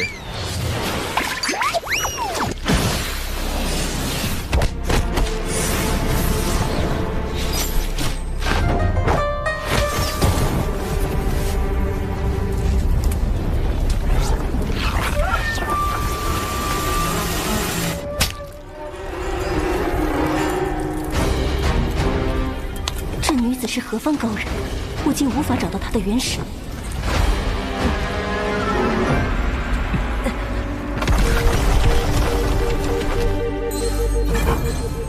来了，3000里外，西北方向出现敌军。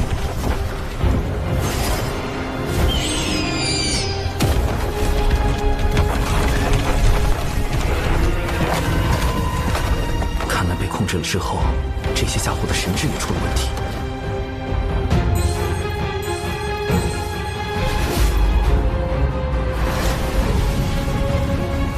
这么快！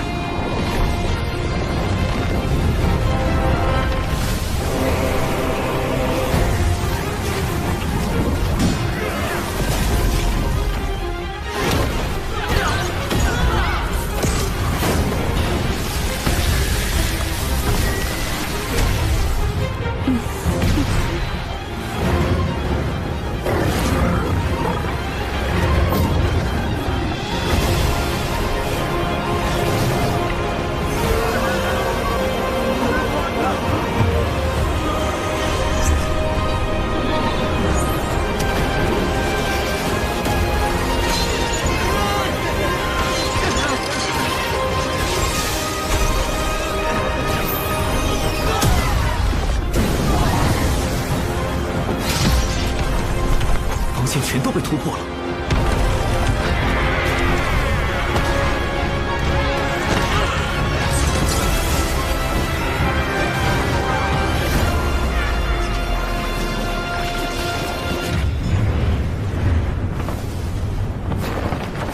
劫护池大阵。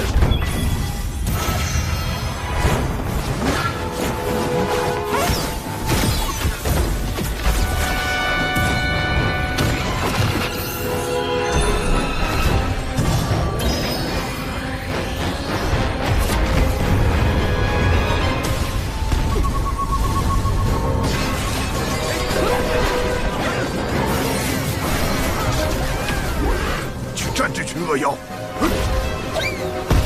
师傅，对不住了。完了完了，我们师兄同流合污了。此次来袭的大妖，修为都在元仙至天仙境不等，师父只是着仙，恐怕难以应对。到时我自会和师父解释。快走！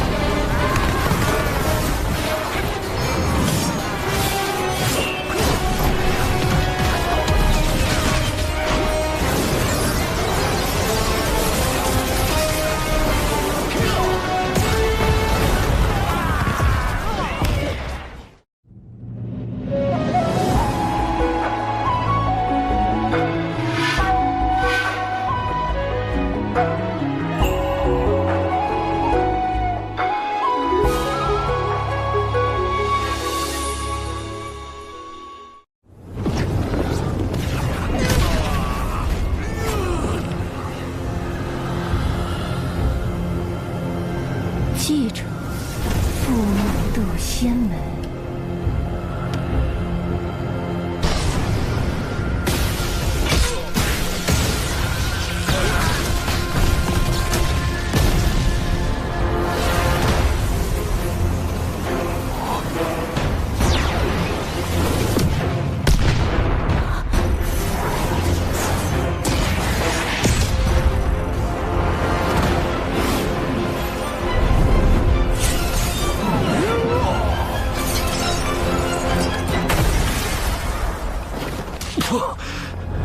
竟是3名金仙！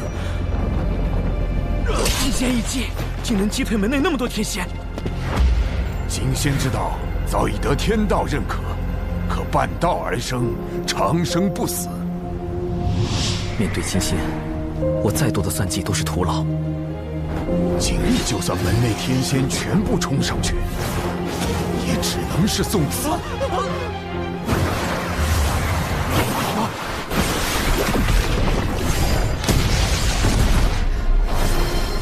金仙，麒麟长老，以1敌3，找死！幻影剑阵。门内只有2位金仙，还有1位便是掌门，但掌门闭关数年，不知。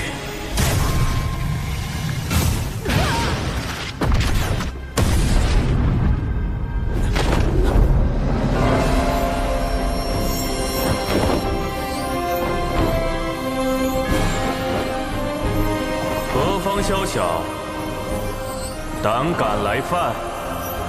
掌门出关了。掌门代表着渡仙门最后一道防线，一旦掌门落败，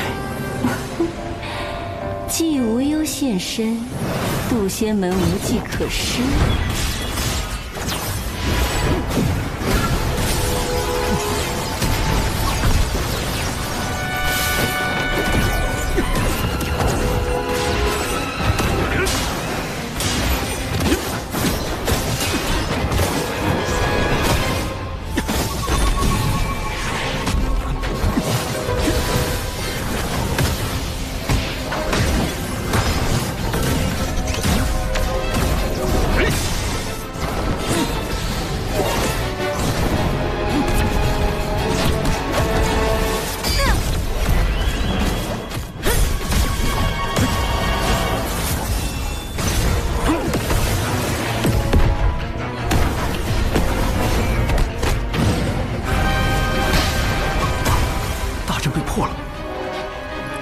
九无听令，开启挪移大阵，所有未成仙弟子立即进入大阵转移。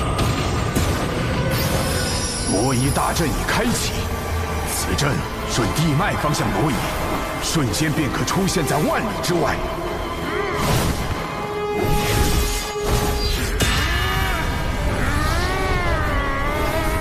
快走吧，多逃一个，渡仙门的未来就多一份希望。快走吧！灵儿，你带着师傅先走。你不走吗？快去！宗门岌岌可危，只剩下一个办法了。有情师妹，你有一项重要的使命。什么使命？我愿誓死捍卫。不是要你死，而是要你去哭。渡仙门弟子有情玄雅，今起本门道成之缘，人叫太清圣人。师兄，我早淡了凡尘情欲，哭不出来。想象你有一只心爱的宠物，某天它被山石砸到，不幸离世，你将它埋葬，却发现它的尸身被人挖出来烤了。就是这样，继续往下说。渡仙门奉渡尔真人为开山祖师，因渡尔真人师承太清圣人，故渡仙门以人教正统而居。可渡仙门惨遭寻妖算计，望太清圣人明察。不论血池黑纹背后是否为西方教，其目的都是挑拨道门三教。此事涉及圣人之争，唯有人教太清圣人才能化解。有情心思澄澈，是哭拜太清的不二人选。但愿太清圣人真能听到。是挪移大阵，竟想安排弟子逃跑，做梦！进攻挪移大阵。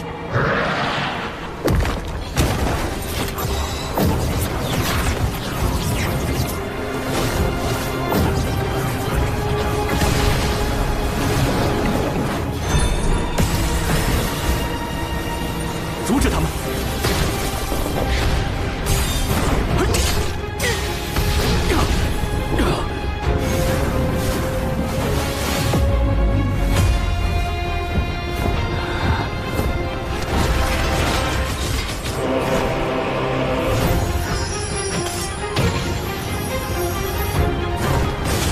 凌云破邪，一焰明光。麒麟长老亮了麒麟本体，这是准备以死相拼。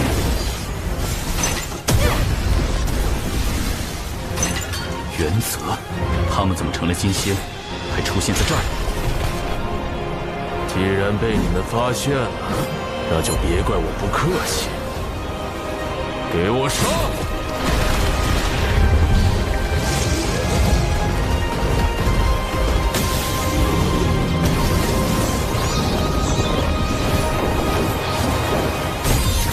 必须拦截他们！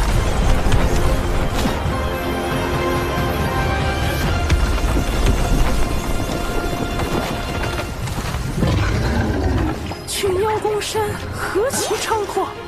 我二人路过，斩妖除魔，不为人道。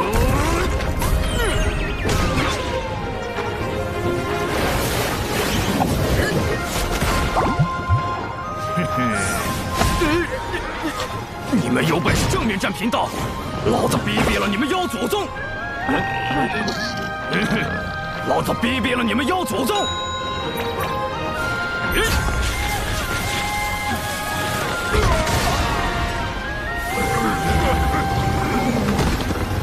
让我服了他！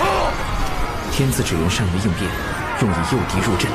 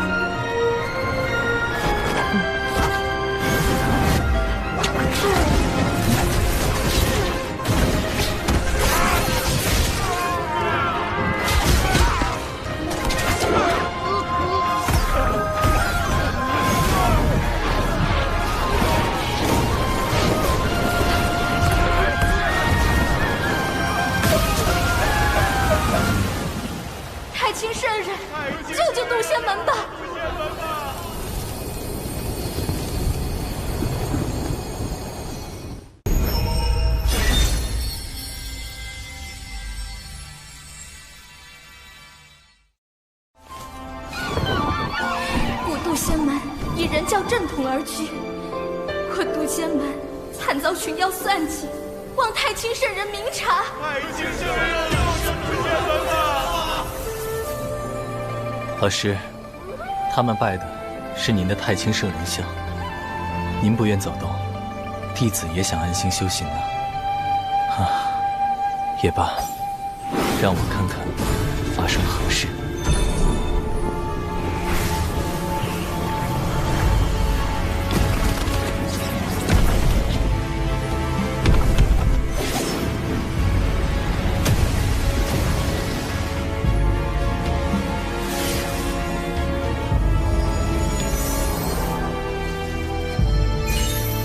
人教奉无为之道，旨在少沾因果，专心修德修行，却不代表事事无为。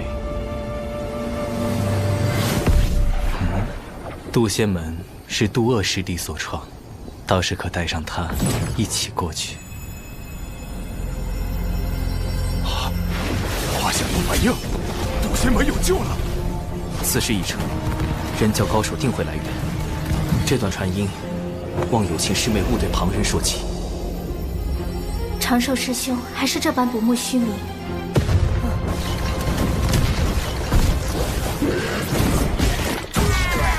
快挡不住了！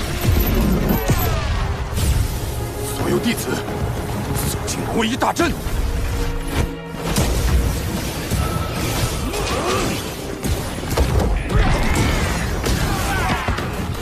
爷爷，我又回来了！开启第二波诱敌行动。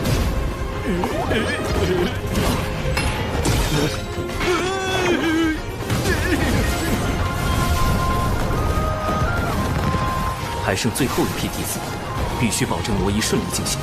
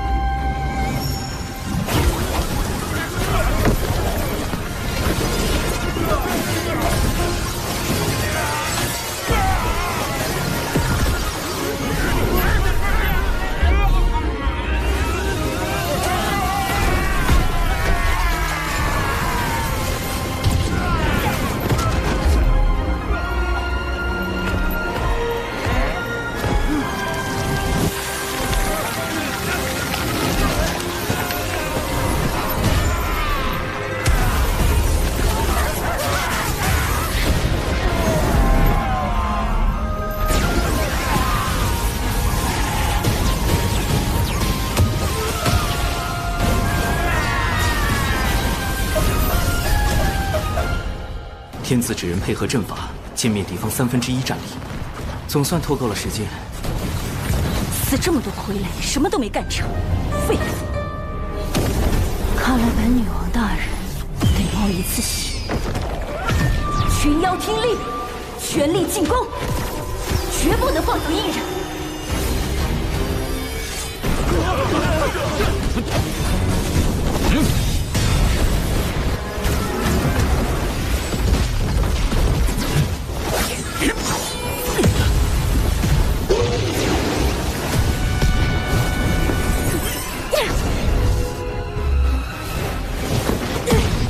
青翼苍鹏是天仙境，怎么比金仙更有威压？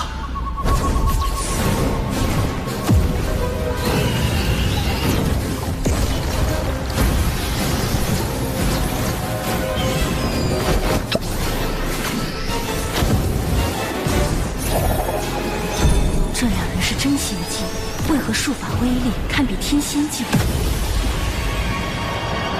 这并非本体。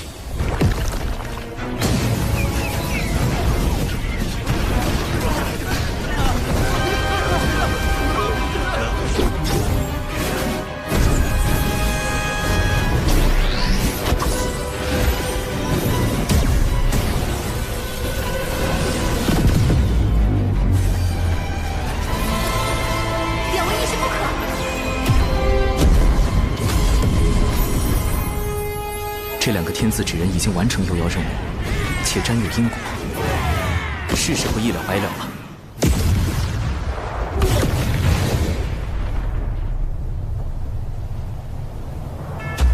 竟不惜神魂俱灭，护我门中弟子。若渡仙门得存，贫道定要为两位义士立碑祭奠。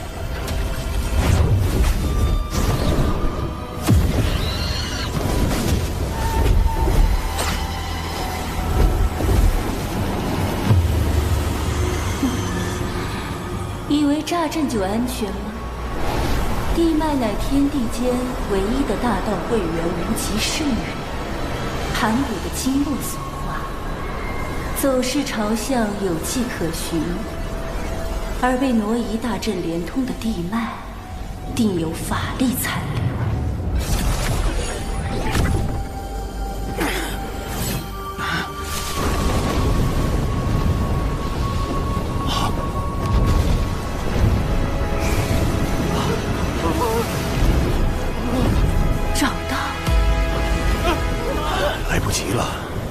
修为在我之上，与他硬拼也无胜算。弟子有一法，可退降敌。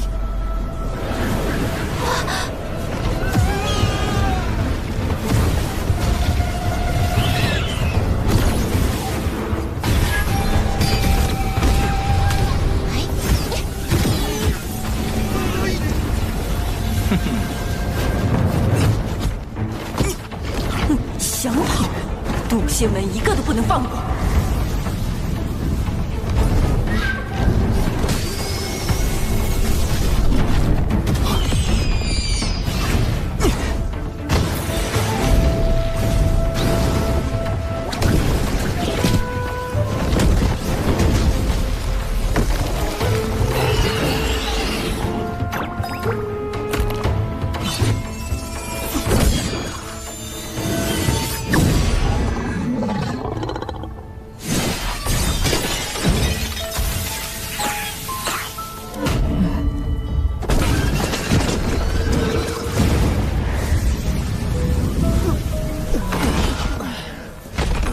计划失败，我带友情师姐土遁溜走。师妹，实战体验结束，放行云吧。师兄，你果然……现在达成了大家一起昏过去的假象，或可引青翼苍鹏靠近。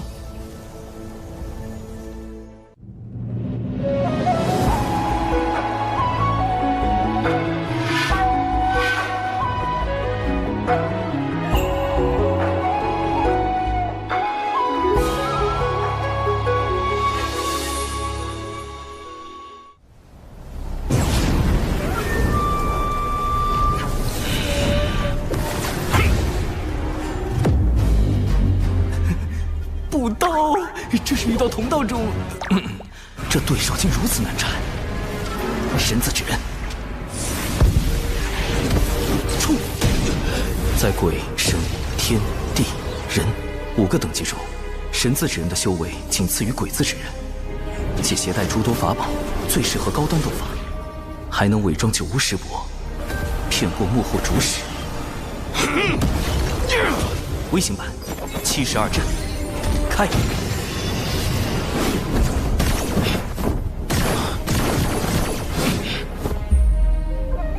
趁现在，将大家转移到地下。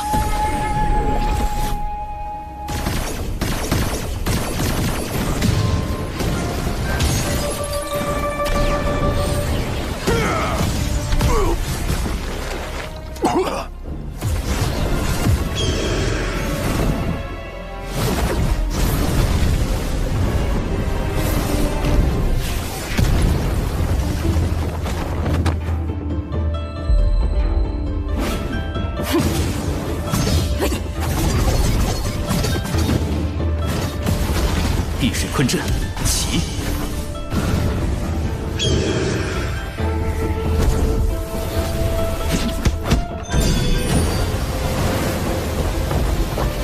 风寒杀阵，开！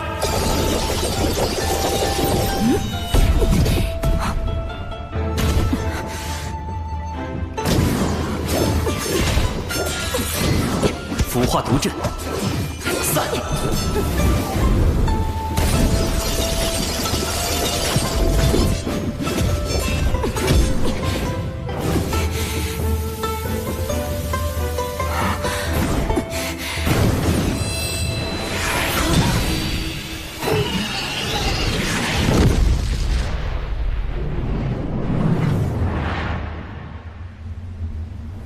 三元玄火，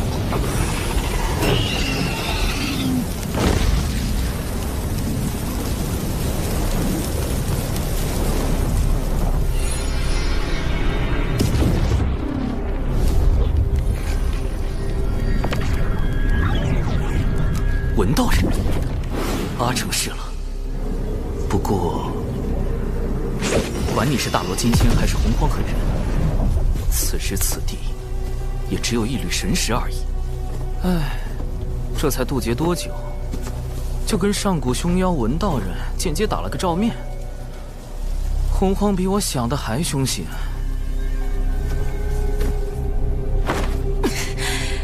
本女王大人神识清零，还什么都没做，就被烧成灰了。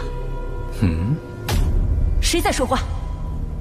算了一路，也算不出你是谁。竟能逼出少爷为我设下的遮掩法术，借了太极图的威能，还算不出你的身份。果然是某位圣人师叔在为你遮掩。太极图，那不是太清圣人的至宝吗？难道他是？贫道玄都，人教太清圣人座下大弟子。这可是连妖皇都敢揍的玄都大法师啊！道友平白无故害我人教道场，用心险恶。好在渡仙门尚存。尚存？怎么可能？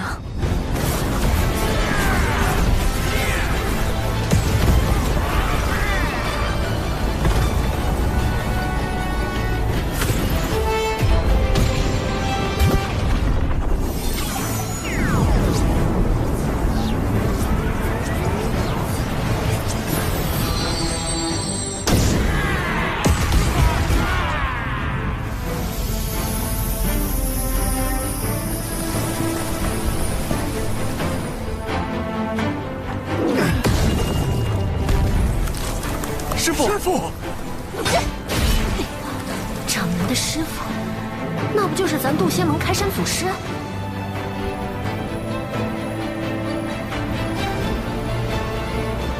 渡恶真人，以下来了俩圣人弟子，闻名修矣。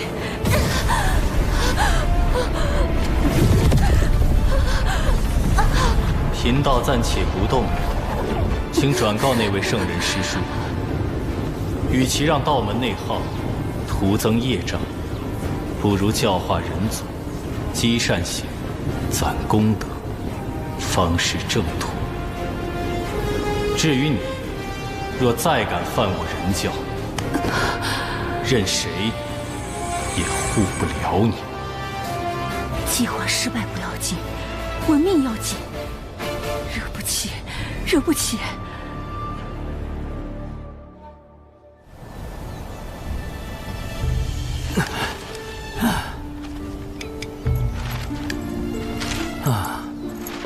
四周确认安全，本体可以出来了。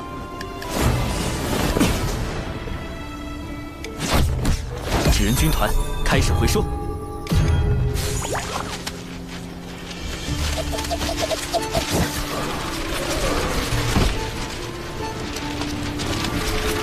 接下来，保持晕倒状态，等门内接应。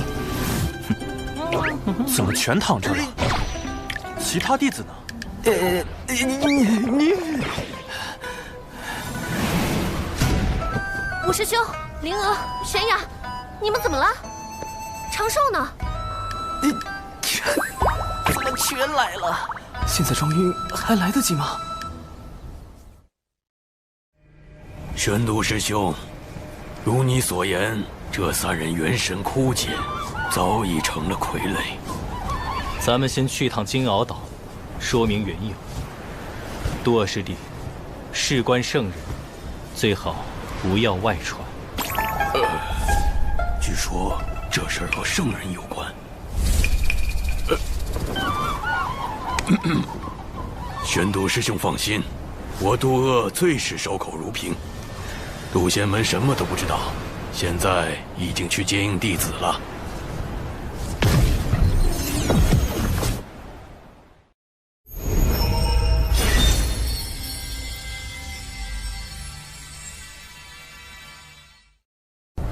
长寿，你在哪儿？长寿！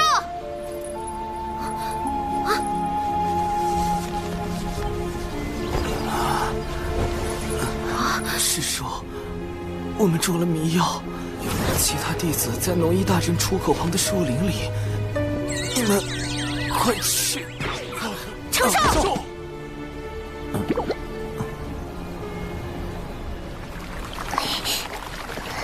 长寿，师父，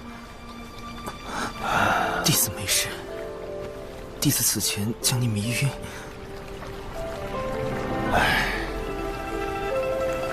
你也是为了为师着想，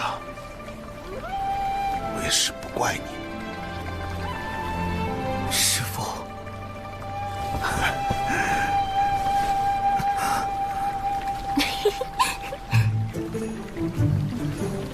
我这倒霉师妹露馅儿了！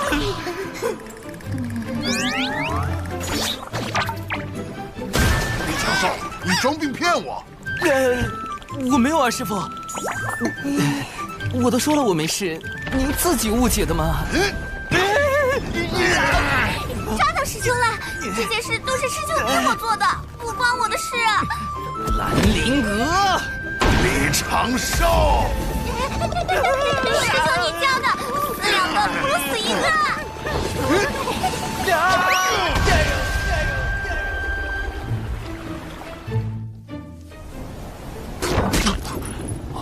掌门，无事，我修习师父新传的法术，不得要领，吐吐血而已。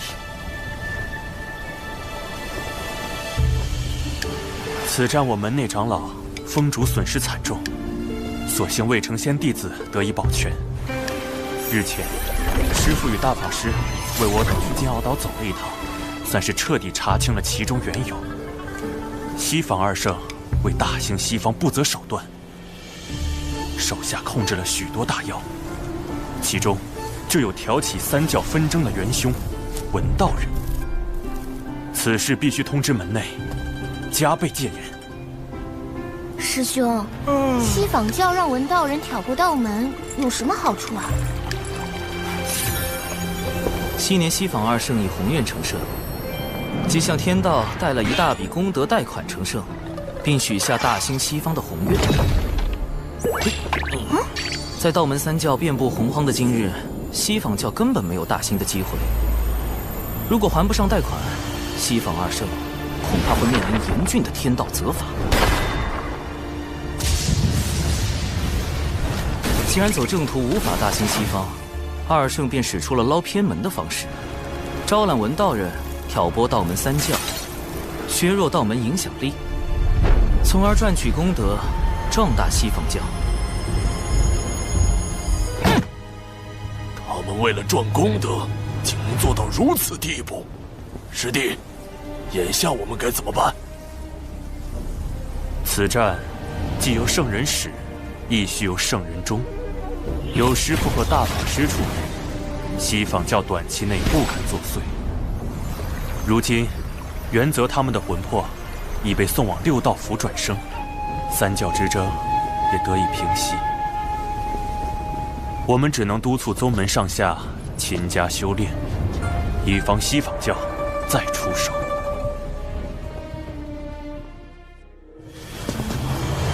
六道府原打算安排元泽转生人族，可谁知元泽和忘忧汤前说了句话。说什么了？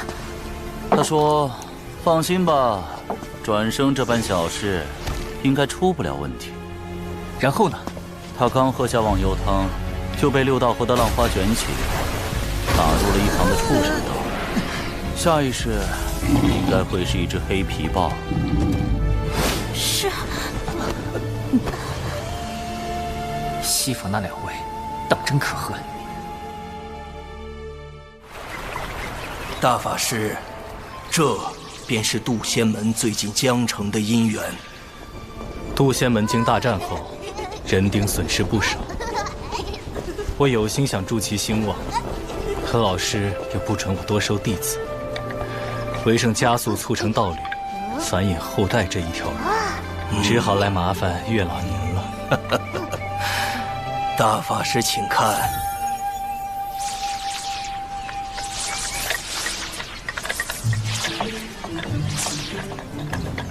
大家都生了情愫，唯独这三星拱月的男弟子没有变化。月老，不如帮帮他。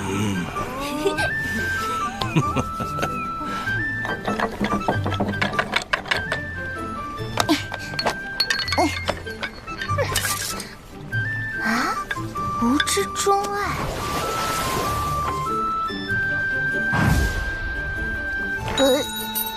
原来师兄喜欢这样的。林娥，把我最新研发的吻字经抄写300遍。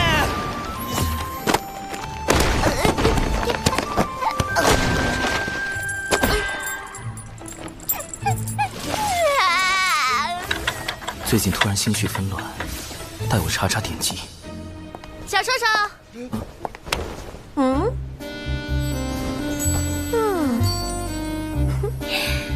咱这新裙子、新妆容，好看吧？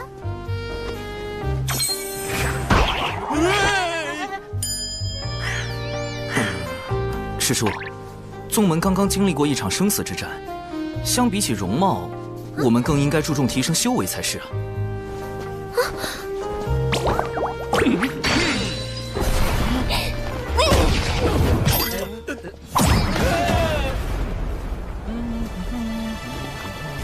长寿师兄，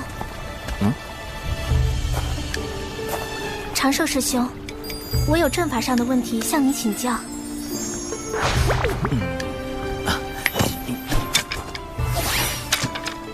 有心师妹，我急着闭关，这是我收藏的阵法典籍，我能为你开导一二。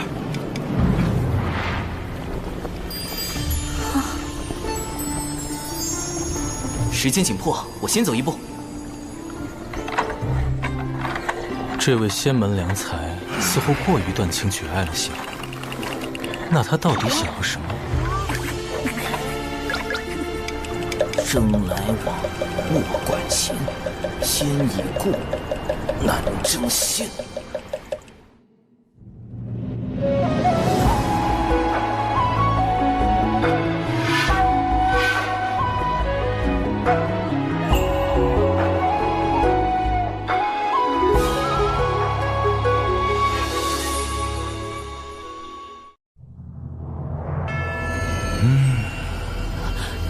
文静知错，文静办事不力，还请您暂且放过文静一马。文静保证，下次一定完成您交代的任务。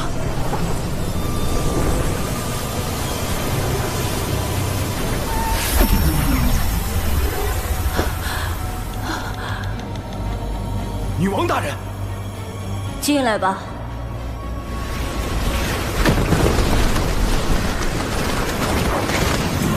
南海那边情况如何？属下奉您之命，在南海打探得知，近日出现了一个功德兴旺的新教派。道门强盛已久，不好对付，不如从这样的新教派下手。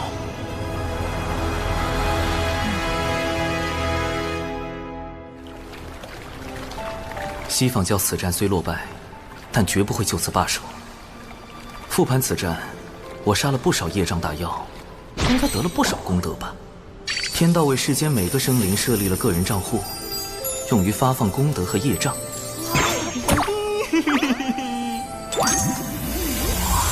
为确保安全，我一直随身佩戴获得玉，防住他人推测来历的同时，也将天道发放的功德和业障拦截在个人账户外，待来日一次性接收。业障！我做什么孽了？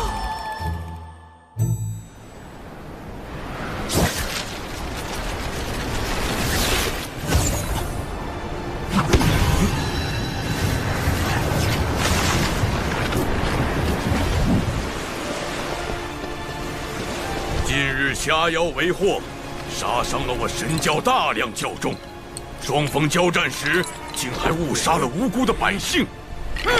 虾妖，此事竟然还和龙宫有关，太过分了，这是在挑衅。就是寨主，咱们不能任由他们欺负啊！就是啊，对啊。大家的心情我都明白，我们举办大典，就是为了祈求神的庇佑。大家只需捐出香火钱，将鱼买下放生，神感受到诚意，必会加倍保佑大家。不对呀，卖鱼放生和神有什么关联？况且大部分教众本就以打鱼为生，到处都是鱼，为什么要找寨主买鱼放生？看来是寨主欲借神之名谋利。放生，吉祥！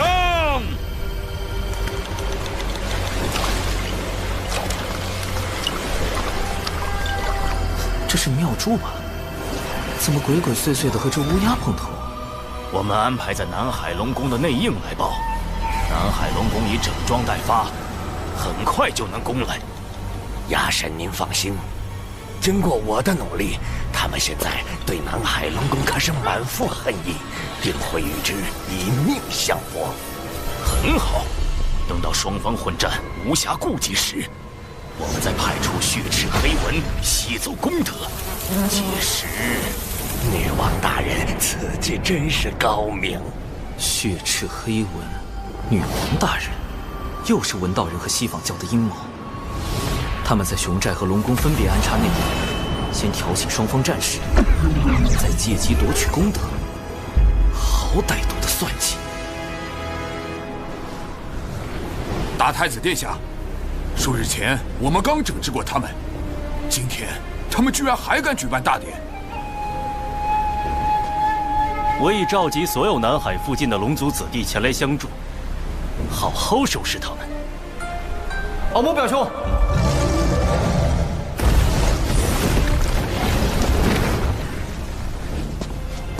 你这小矮子怎么来了？敖某表兄，我近日在南海煎熬岛修炼，得知你召集龙族子弟欲进攻熊寨大典。表兄，大典上有许多无辜百姓，贸然开战会给龙族增加更多业障。龙族背负滔天业障数千万年，何惧在天上几笔？南海水军听令，踏平熊寨！奇怪，这些破事跟我的功德又有什么关系？熊寨的神教，难道就是？保佑我们吧，海神！海神！海神！海神一定会保护我们的。海神！海神！海神！海神！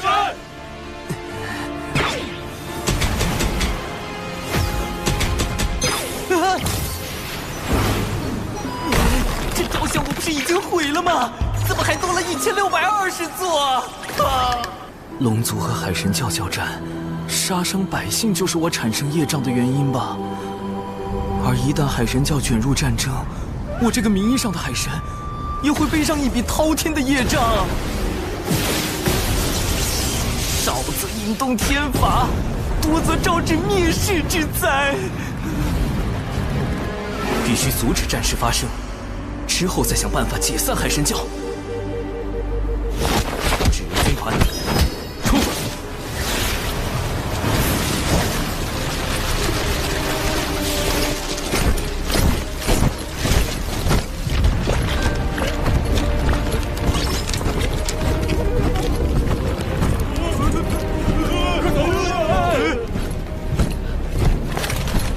凭你们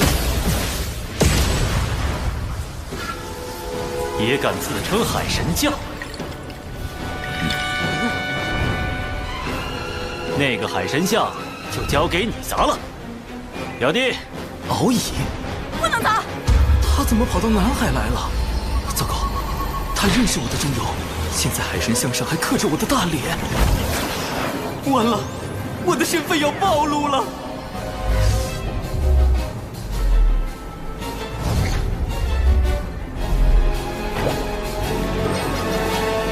长寿兄，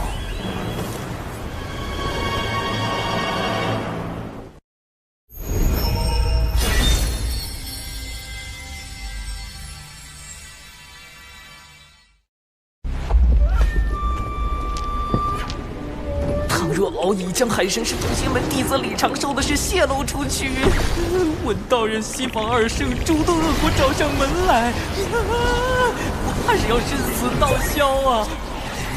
稳住，长生稳中取，富贵稳中求。入其路，退则进。长寿兄虽说十分优秀，但尚未成仙，更不可能成为什么海神。敖乙兄，不要声张。为了妥善解决南海龙宫与海神教之间的矛盾，请前来详谈。忽悠小龙第一步，以和为贵，方成大业。成什么？海神像你还砸不砸了？长此以往，争端难消。我现在就去见海神。表兄，在我回来前千万不要动手。可笑，龙族才是海上霸主，难道要让这个不知所谓的海神指点我们做龙？多谢长寿兄指点，我竟不知西方教从中挑拨，险些犯下大错。忽悠小龙第二，知我心者，莫如长寿。龙族世代背负震碎洪荒的庞大业障，我深知你为解此困境付出许多。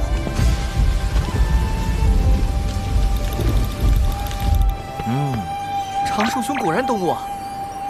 不过这海神教，忽悠小龙第三步，以退为进，演技之王。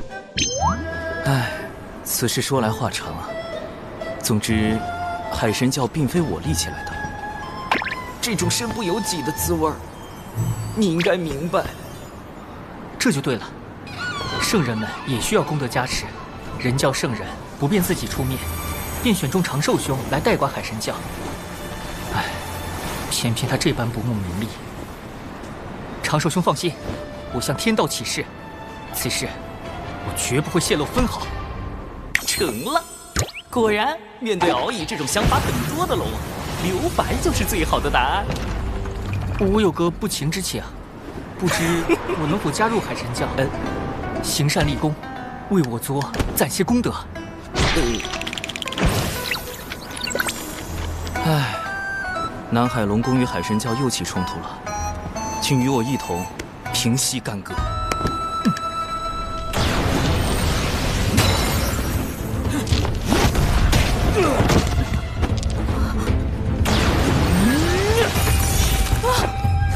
表兄住手！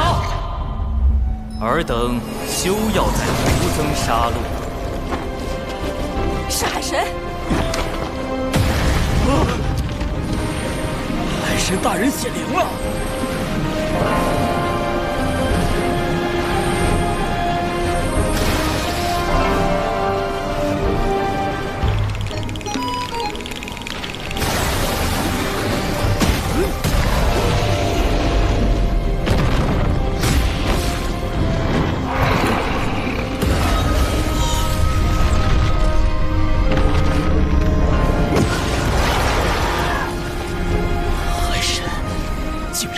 这么多！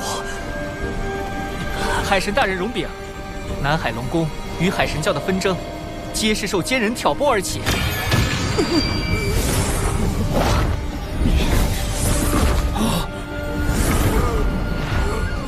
哎呦，海神大人饶命！我招，我全都招。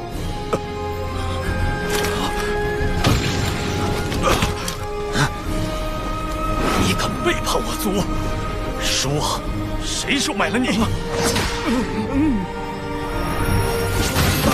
南海龙宫大太子，本座无意统领海域，功名利禄皆如浮云过眼，唯有导人向善，方是正道。这两个奸人交由你处置，望南海再无纷争。海神大人已与我说清，这一切都是西方教的阴谋。我们可以顺着这两个内应继续追查。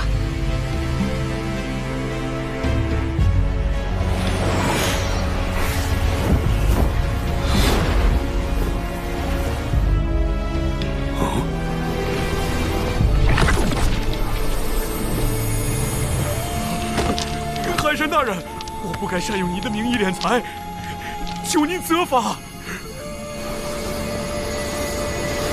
念你尚未酿成大祸，解除债主之职，以作惩戒。今后债主便由熊不憨担当，首要任务便是将不法获利尽数归还，可有异议？海神大人看得起我，我一定好好干。总算处理完了。虽然不得已忽悠了敖乙，但避免了冲突和杀戮，也算阻止了龙族的业障加剧。至于他需要的功德，再另为他想办法。总之，先解散海神教再说。今日种种，本座自责难当，力教本非我意，不如圣人。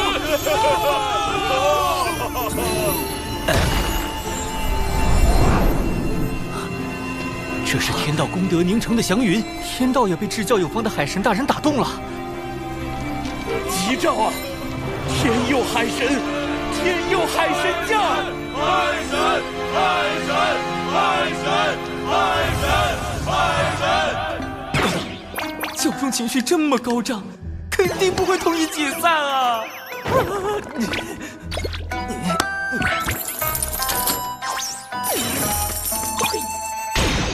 天道降下这么多功德，看来是要大兴海神教。我再推脱，恐怕会得罪天道老爷。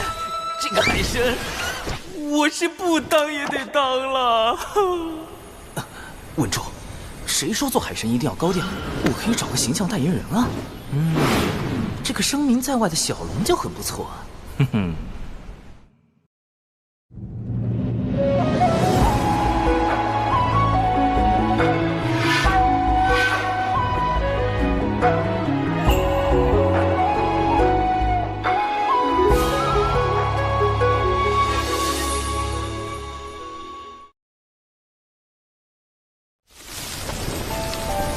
东海龙宫二太子，今日幸得你相助，不知你可愿加入我教，担任二教主兼护教真龙大护法之职？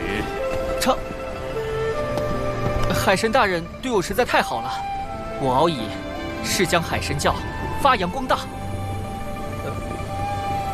我表兄本性不坏，镇守南海多年，也算经验丰富。您看，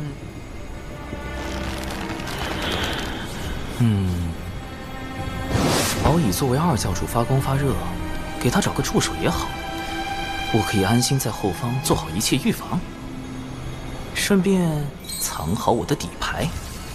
南海龙宫大太子，你可愿担任我教真龙二护法之职？开什么玩笑！敖某定不辱使命。海神不计前嫌，当真大仁大义。希望教众谨记本教教义，勤俭友善护老幼，不惧艰难得幸果。最重要的是，不要再招惹业障了。四海平，自家不敌，一定赢。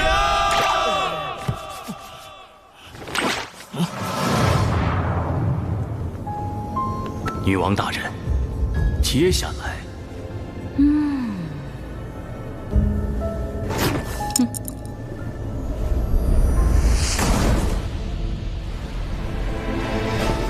为了像海神大人一样潇洒，我这就启程，寻仙拜师。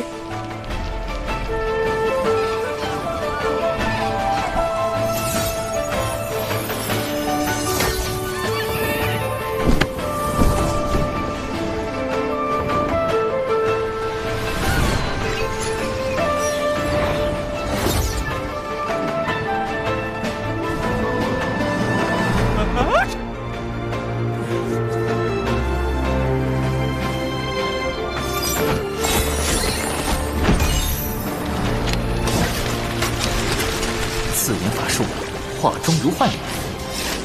这是一种面容模糊术，让人转眼即忘，绝不留把柄。总算给这1621座海神像都化了妆。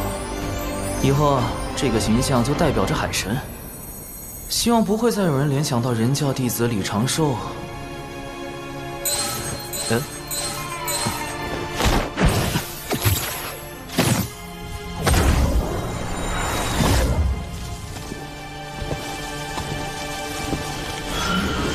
这位大仙是谁呀？侧感时都乱码了，他的修为极高。天庭东木宫到访，阁下为何藏头露尾？东木宫，纯阳仙人吕洞宾的前世，如今的天庭南仙之首。我何时招惹了这种大人物啊？你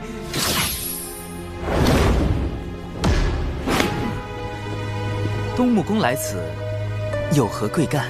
天庭授我监察各地宗门教派之职。近日有人控诉海神教通过阴险算计，夺人功德，危及四海。还请阁下跟我走一趟，说个分明。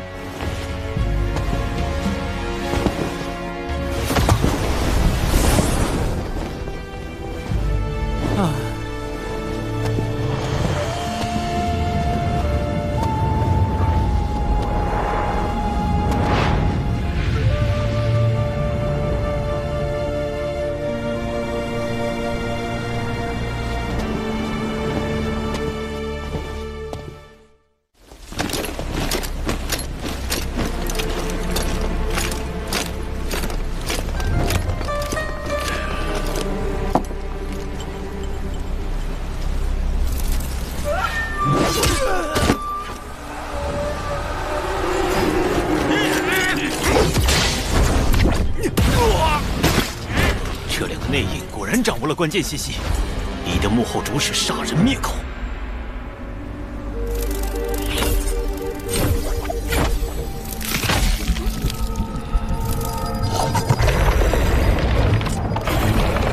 他们都被控制了。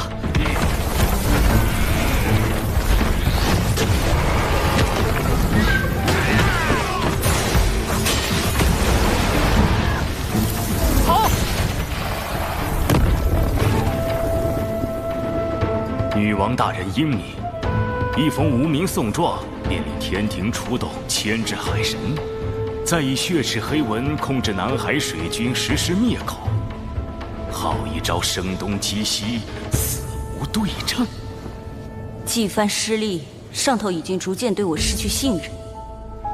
只有阻止魅影暴露我们的秘密，才能补救。无论如何，我必须成功。鸭神，你亲自去。啊，惨了！东木公一句解释也不听。虽然天庭目前处于初创的艰难时期，但等到封神后期，就会一统天地。要想对付我一个小小的海神，简直易如反掌。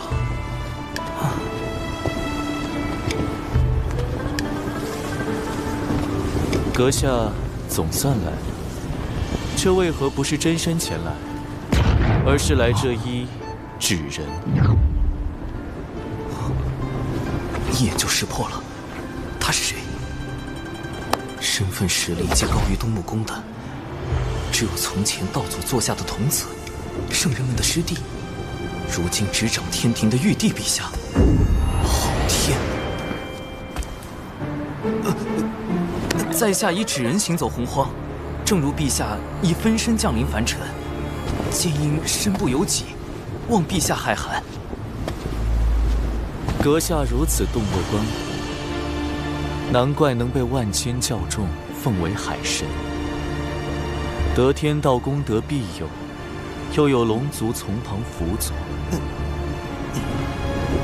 不知这身不由己，从何而来？是谁向天庭举报了我？把玉帝这么难搞的大人物都给招来了，给我惹这么大的事，底牌都要被掀翻了。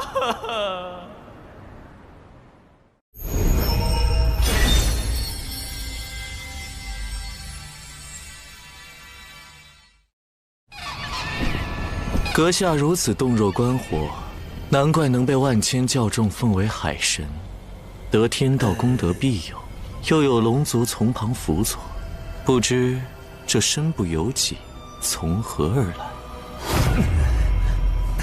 陛下，我故乡有句老话，能力越大，责任越大。你想夸我，还是夸你自己？罢了，你竟能识得我的身份。目识得，心不识得。你何意？众生所认识的玉帝，本该居九重天阙，助道祖维护天道。然而，陛下现凭借一纸诬陷，便轻来捉拿我，实在有损天道威严。所以，心不识得。在海神心里，我应为何故？壮大天庭。六圣拜道祖红军为师，随后道门三圣和西坊二圣各自立教收徒。道祖遂立天庭为天道的执行机构，管理众生，由玉帝您执掌。然三界只闻六圣之名，不知天庭。陛下令不传五洲，法不通四海，所以急需广纳人才，以壮天庭。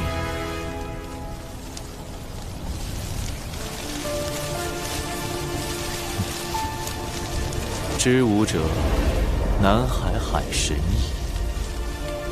不错，我曾亲访凡间，发现你备受爱戴，那送状确实是诬告。我此行是否来对？在下斗胆。你懂兵法？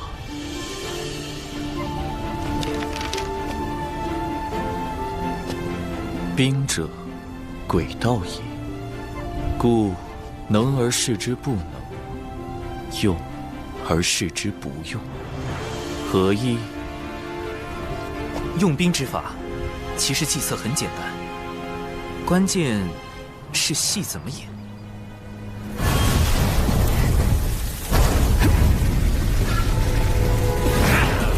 交出骄兵将领，饶你们不死。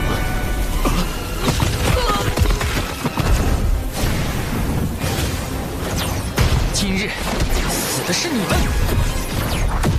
龙族水军现身！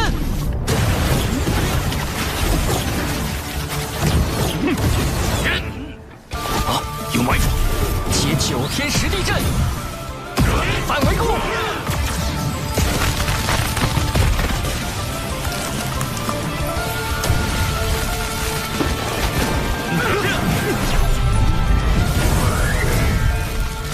我们揪出了西坊教的内应，他们必不会罢休。到时候，我们用这套兵法对付他们。长寿兄的退敌之法很是周全。此战结束后，我便整理成册，献给父王和节将。尤其是我那个颇为鲁莽的师叔赵公明。妙，丝丝入扣。多谢我蓝星孙武前辈所著的《孙子兵法》。哪怕在洪荒，也是兵学圣典。看来玉帝对兵法非常满意，不如为避免卷入封神大劫，我已在暗中筹备数个方案。这数个方案，因为玉帝的出现，可行性最大的一个已然揭晓。积累一定功德后，入天庭为官。只是结交玉帝有暴露自身不够稳健的风险，但此时可是抱上天庭大腿的最好时机呀！天地不仁，以万物为刍狗。陛下，早前得闻圣人为3界苍生立天庭，不求回报，在下深受感动，遂匆匆写下12件，唯愿献给天庭，效微薄之力。有劳。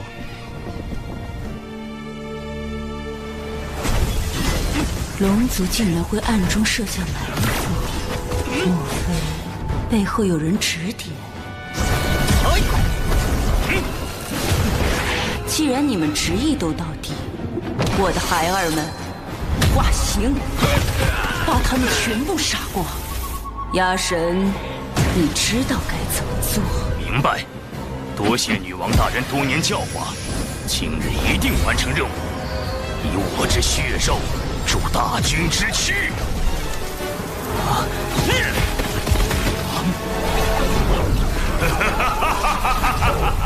血池黑纹群，竟能通过吸食血肉强化自身啊！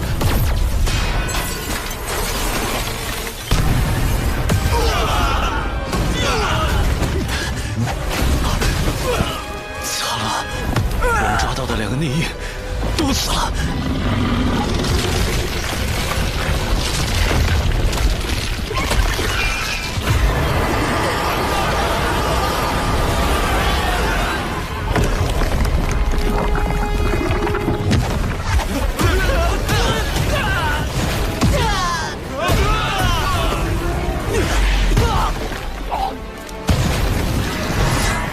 长寿兄，为何一直没来？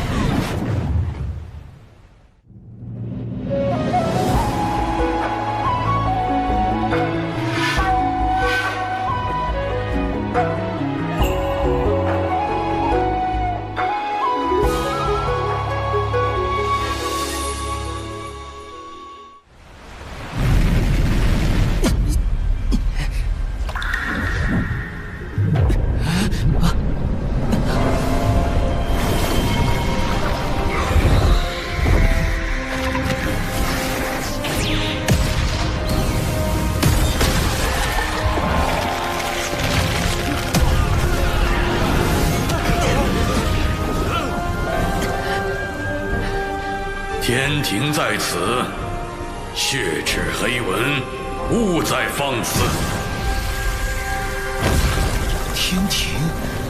天庭竟然会救我们？龙族上天，龙族罪孽滔天，且还在怀念远古其霸主之姿，天庭为何要收服龙族？他们又如何能被收服？敖乙那边形势不明，既然我脱不开身，只能说服陛下。收复龙族有2例：四海3界之重地，龙族远古之大族。虽有天地罪孽，然高手众多。若龙族能入天庭效命，则四海尽归，此1例。若是龙族掌管江河湖海，可扬天庭之威，此2例。想必陛下也已推算到，今日诬告案表面针对我，其实针对龙族。龙族此刻处于危机中，不如……天庭怎么会插手龙族之事？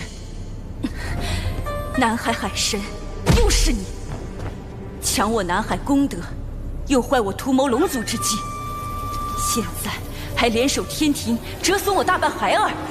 天庭我动不了，一个野神，我还杀不得吗？老师又传话了，命运发生了微妙的变动，起因竟是一个人教小弟子。老师，您的意思是，龙族上天是他？还不知海神道号是？唉，如果让玉帝知道海神只是一个人教小弟子，就没神秘感了。但也不可骗。东有启明，西有长庚，长庚行，长庚一同长寿，嘿，好主意。在下道号为长庚道人。长庚。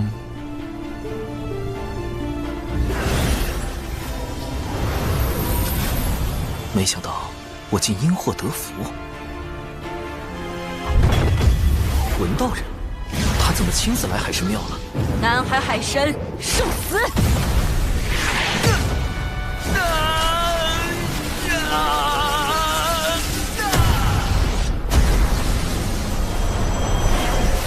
什么情况？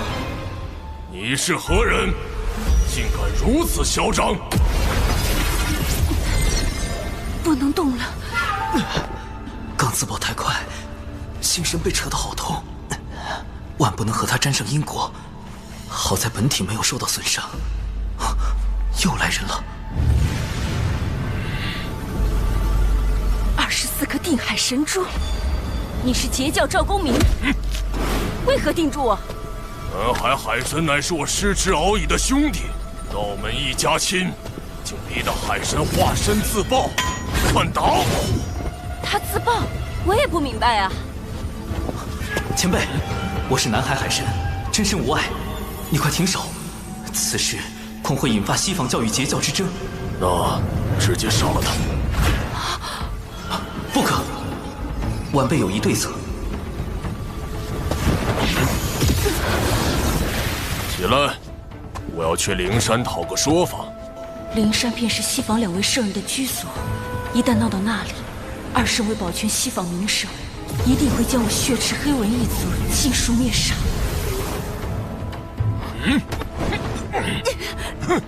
碰瓷！我被你震伤了道基，伤势为证。你要不要面皮？我也会。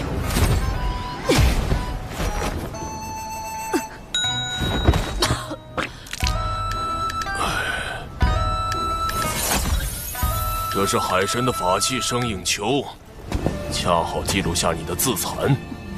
你可是想借此挑起道门与西方教之争？赵公明，你到底想怎么样？咱们不如小事化了，否则我只能拿它去找各教好友观摩。你看，太精彩了吧！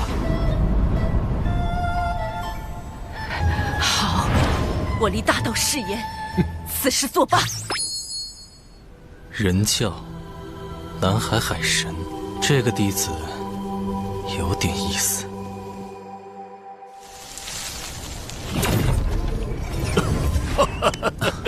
贫道截教赵公明，路过此地结识海神，倍感爽快。大哥，虽然你是未来的财神爷，但我不想结识你，更不想跟你义薄云天。你集体荣誉感也太强了些，难怪封神大劫中。算了，后话了。贫道长庚道人。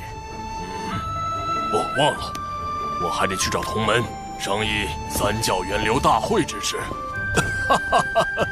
就此别过。三教源流大会，旨在道门三教一起追根溯源，化解矛盾。师兄，掌门传话，由师兄做弟子领队，3天后随宗门前往三教源流大会。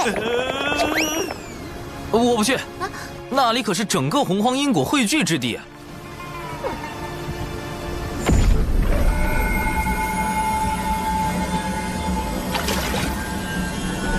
去。前辈是？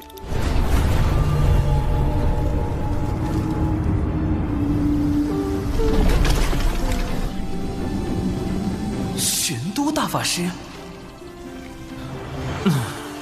玄都大法师，据说是女娲娘娘捏造的第一批人族，也是人教太清圣人的唯一一名弟子。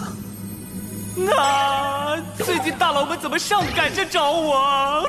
好慌啊！他为何要我去三教源流大会？长寿兄，多亏了摄神珠摄取西仿教内应的残魂神石，我已发现他们的阴谋。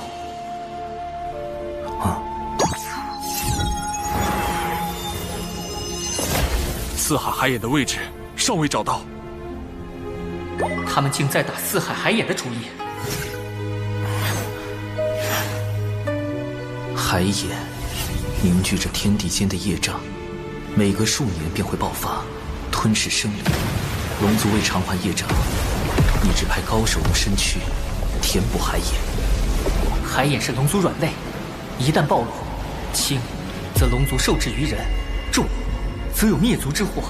事关紧急，我必须将此事告知父王，让龙族防备。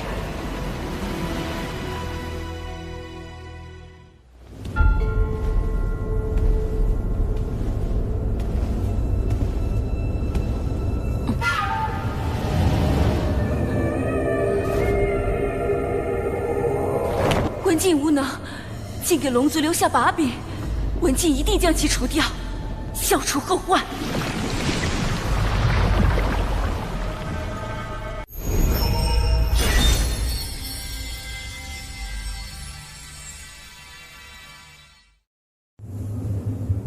道门的注意力都在三教源流大会上，不会留意东海。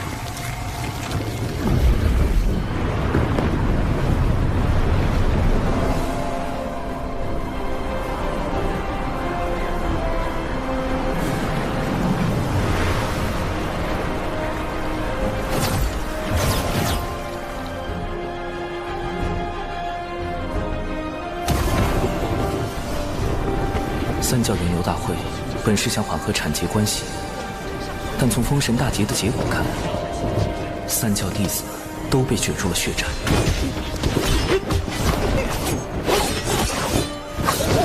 都说了产劫弟子不得互殴，你们当我人教逍遥仙宗是摆设吗？有点眼熟。熊灵异，他怎么拜入逍遥仙宗了？这么多人在，也不能把他扬了，只能……表妹，终于找到你了！你若暴露我身份，熊占威仪，快喊表兄！表兄，好险！表妹，难得遇到，以后跟着表兄混，修炼吧。长寿师兄的表妹，竟也如此优秀。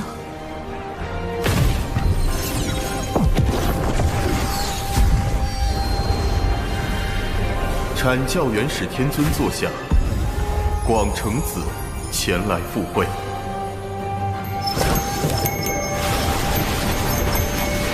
阐教元始天尊座下，云中子前来赴会。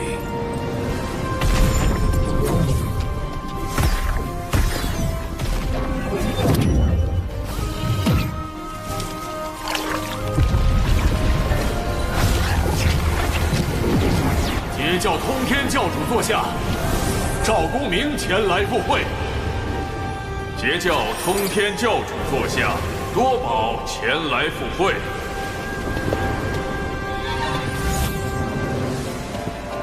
截教诸位师弟气势汹汹，是要作何？自然是来凑个热闹。如今阐截两教尚是口舌之争，待封神大劫降临，就会成三教混战。阐教仙多被萧旭顶上三化，失了大半道行；截教仙更是死伤无数。三圣下场也无法阻止众弟子被禁锢在正神之位，永受天道操控的命运。我得尽快完成龙族上天，以此抱上天庭大腿，躲过封神大劫。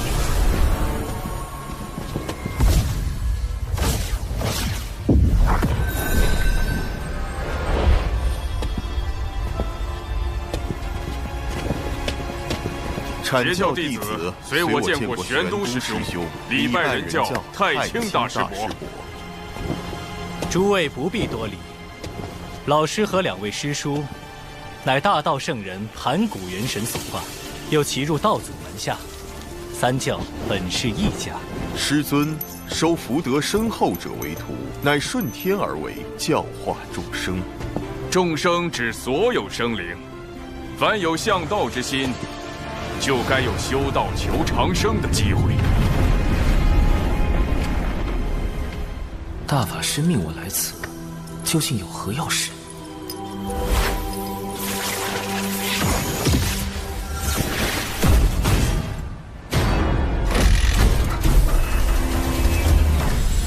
此乃江山小设计图，内藏数百法宝，三教年轻弟子皆可入内搜寻。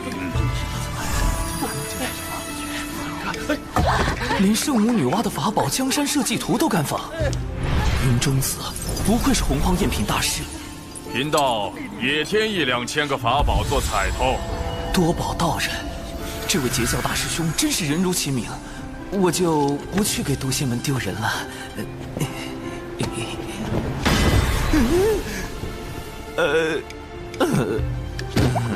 老师推算出，龙族上天对苍生有利，而李长寿是促成此事的关键。正好借大会，探下他的品行和实力。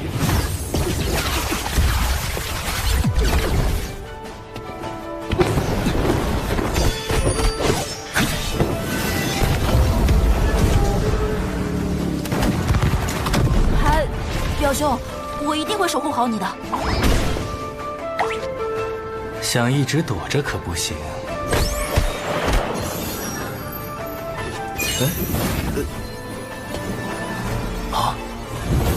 人教扬威，原来大法师想让人教大出风头，但这是有一个专业的人形吸精器更合适。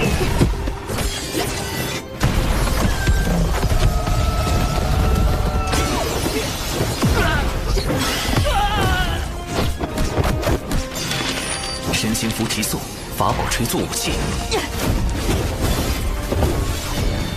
人教弟子前来相助。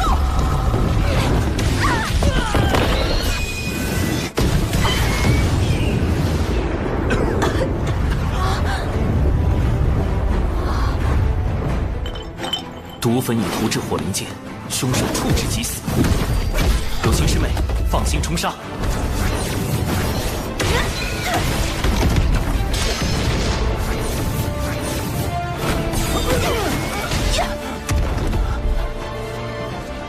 这两位人教道友太强了吧！西北20里有凶手出没。长寿师兄总是默默做下所有事，却把功劳推给别人。友情悬崖，你要竭力出扬，扬人教威名，绝不可辜负长寿师兄的嘱托。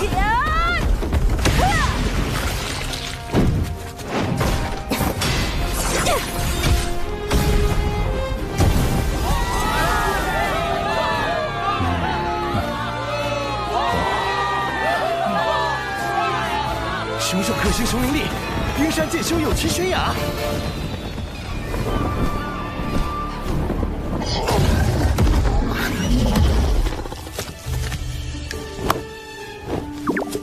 攻防得当，配合默契，人教这2个小弟子未来可期。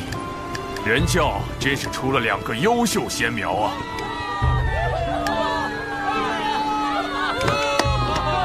长寿种种行为，皆是围绕稳字。强为不如无为，强争不如不争。清净可循自然，万法终归妙境。今日倒从长寿身上感悟良多。若他能成为我的小师弟，入兜率宫中处理人教教务，老师定会欣慰。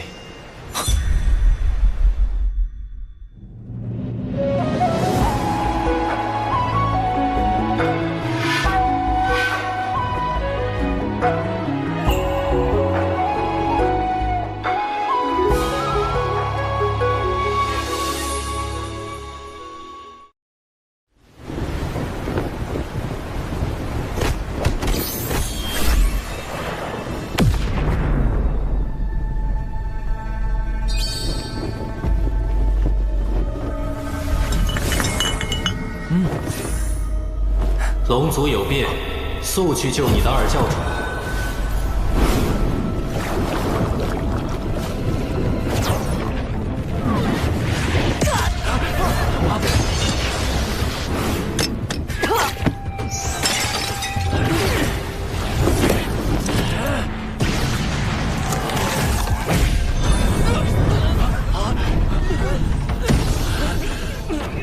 西方交想毁证据，杀龙灭口。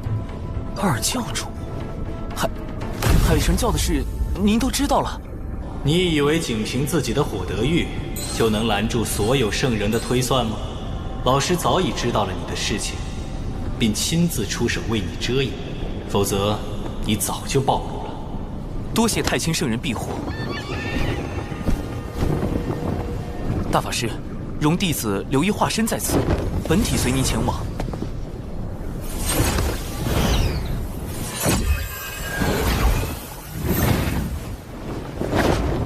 诸位师弟，贫道有事，先行一步。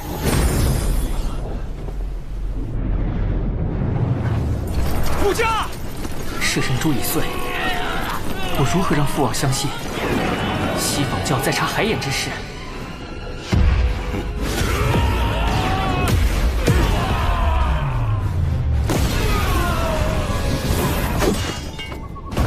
竟是个金仙，但根基不稳。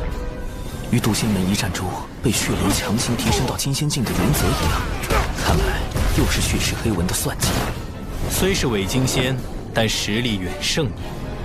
若能救下敖乙，我便说服老师收你入兜率宫，如何？兜率宫，太清圣人的化身攀上老君的居所，这大腿必须抱。弟子愿往。这是老师的防御至宝，天地玄黄玲珑塔，将它威能借你半个时辰，有它护着，哪怕是大罗金仙手无先天法宝，也伤你不得。真锁血外挂体验版，水遁。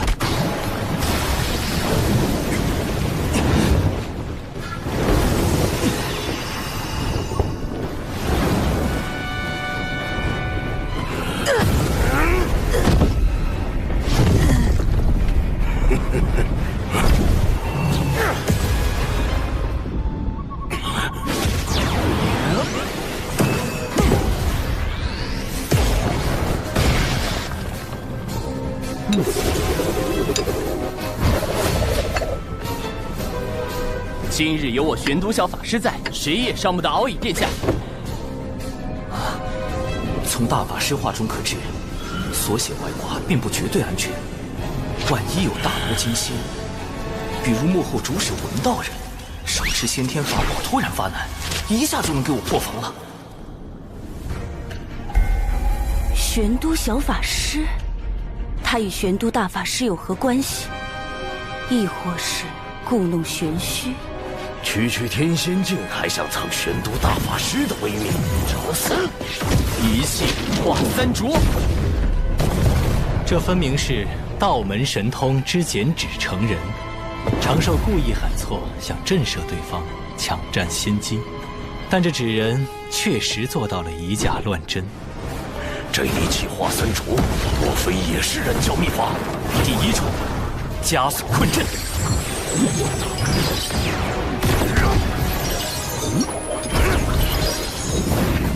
鬼子纸人善各类奇鬼神通法阵，且是纸人军团中最高战力。第二重，灭魂杀阵。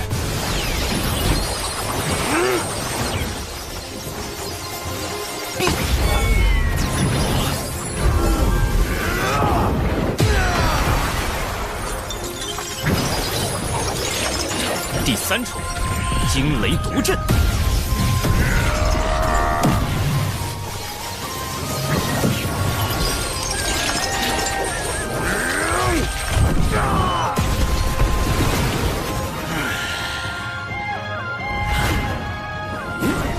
只有他用的是上等法宝，应该就是本体。道门神通，血金成法，急！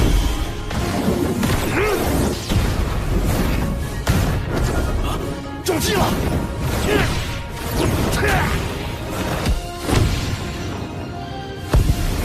纸人放纸人，纸人何启动？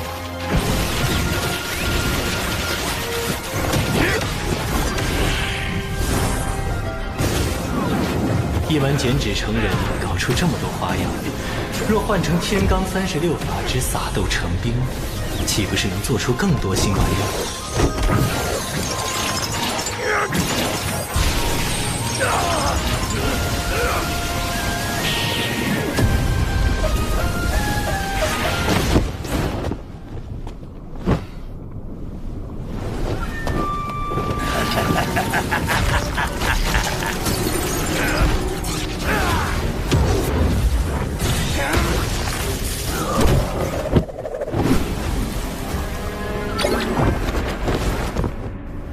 看来在渡仙门坏我好事的，也是这位玄都小法师。区区妖物，也敢在我玄都小法师面前逞凶？三位护法，处理残魂。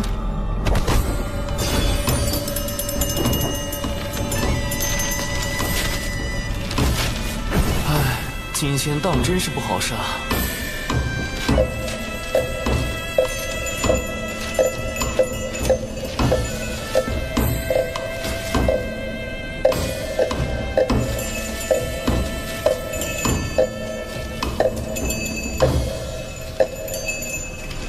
除掉伪金仙，救下敖乙，总算完成了大法师交付的任务。首先，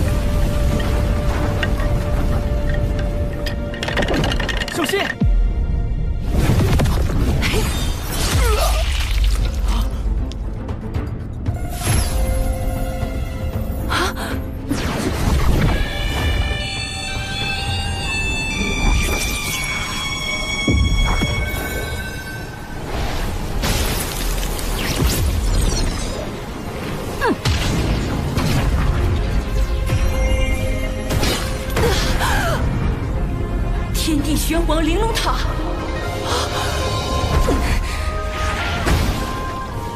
他真是玄都小法师，太清圣人什么时候又收了个徒弟？这就走了？还好有大法师给的这层外挂。二太子殿下，二太子殿下，臣护驾来迟。原来道友是人教高手，也定要禀明父王，好好答谢。贫道还要找陛下复命。敖乙殿下，咱们就此别过。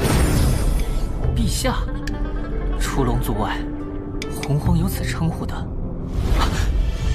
天庭的玉帝陛下。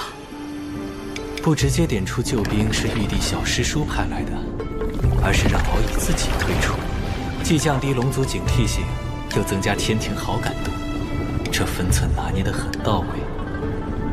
龙族上天的重任非你不可，我赠你一门神通，此为天罡36法之撒豆成兵。另外，日后若有麻烦，可亮此牌。保命底牌加1，我这玄都小法师也算是持证上岗了。弟子谨记。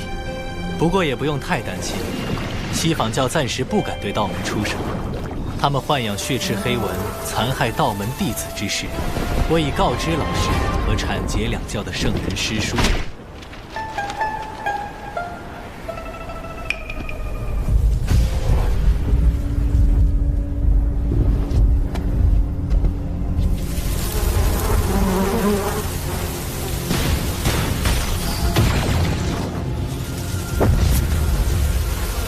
大批血赤黑纹突然出现，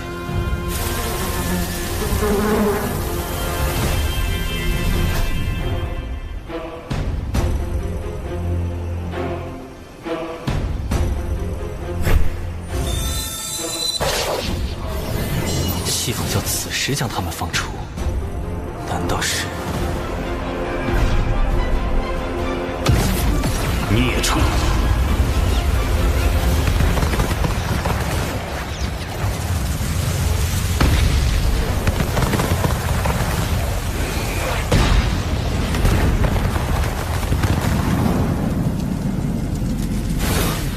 准提师叔竟亲自出手灭杀了血赤黑纹，既撇清了他们与西坊教的瓜葛，又给道门一个交代，真是好算计。如今圣迹昭显，三教弟子应该都已知晓。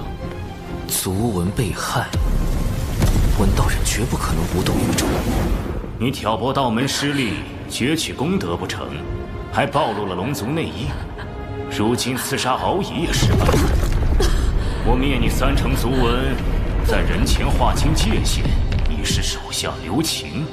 之后我会另派人来接手，你不可妄动。但凭圣人吩咐。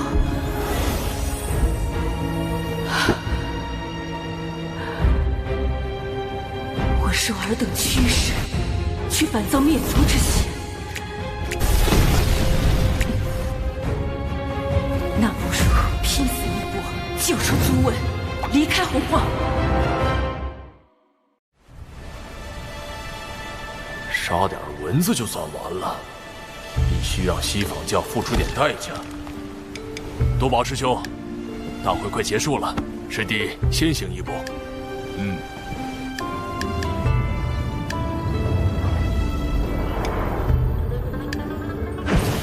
总算回来了，多谢表妹和友情师妹为我护法，我们出去吧。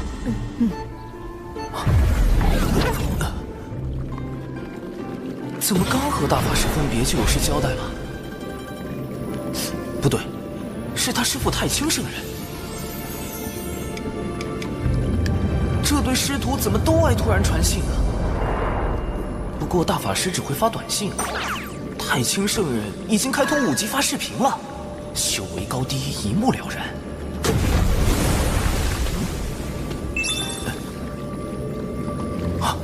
西坊教镇教之宝。开天辟地后，天地功德凝成的12品功德金莲，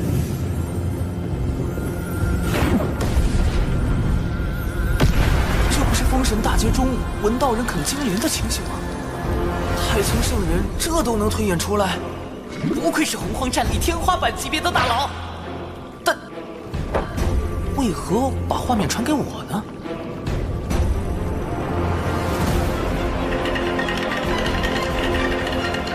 根据计算机解析的《封神大劫》剧情，文道人啃金莲是因，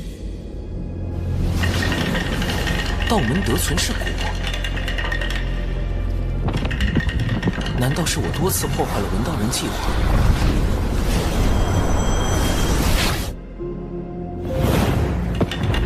改变了他的命数，影响了未来。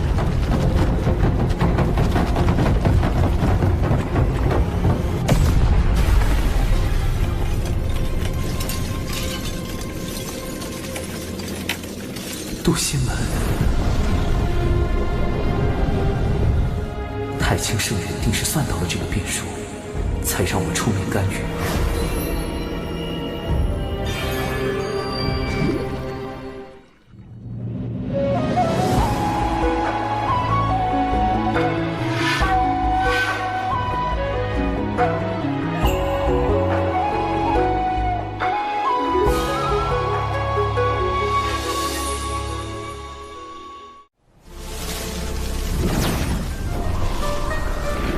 为确保他能在封神大劫时啃金莲，道友留步，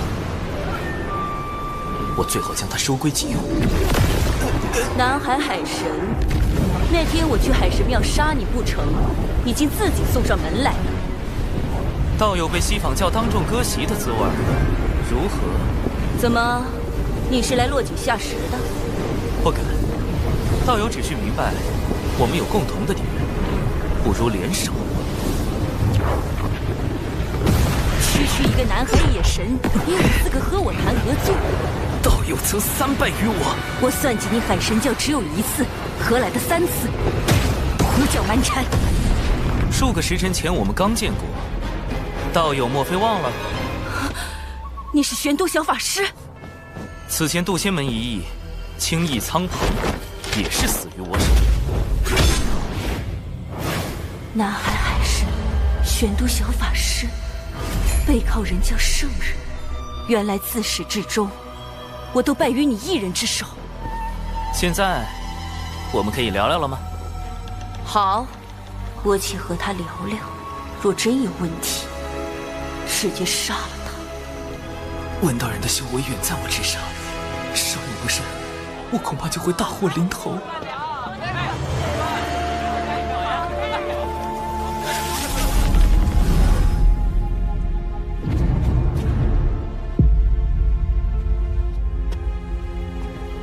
他为何带我来人族地盘？不怕我出手杀人？除非是陷阱。这里人流密集，能消除他的戒备，方便我进一步套话。接下来，哎呀，这就要动手吗？一点征兆也没有啊！道友，不累吗？他发现了我，那他为何不躲？苍天啊！我说这个有什么用啊？他还不是要分分钟碎了我！看他神情如此淡定，难道还有后手？等等，这招有用？众生有玲珑心，故有千百张面孔。道友且看，世人为生存奔波，为衣食烦恼，被迫摆出虚伪的面孔，咱们又何尝不是如此？洪荒如棋，圣人之子。你我皆是棋子，道友和你的族文不也因此受制于西方？少给我来这一套！你竟敢坏我大事，让我在教主前颜面扫地！我要把你抽筋剥皮，吸干你的骨血，让你永世不得超生！我要吃掉你的伙伴和信众，让他们直到最后一刻都后悔认识你这样的神！我要让你灰飞烟灭，魂飞魄散！让你的海神教荡然无存。那如果我可以用我的手段扳倒西坊教，为你文族报仇雪恨呢？那你会成为我最好的朋友。既如此，那就让我看看你的筹码。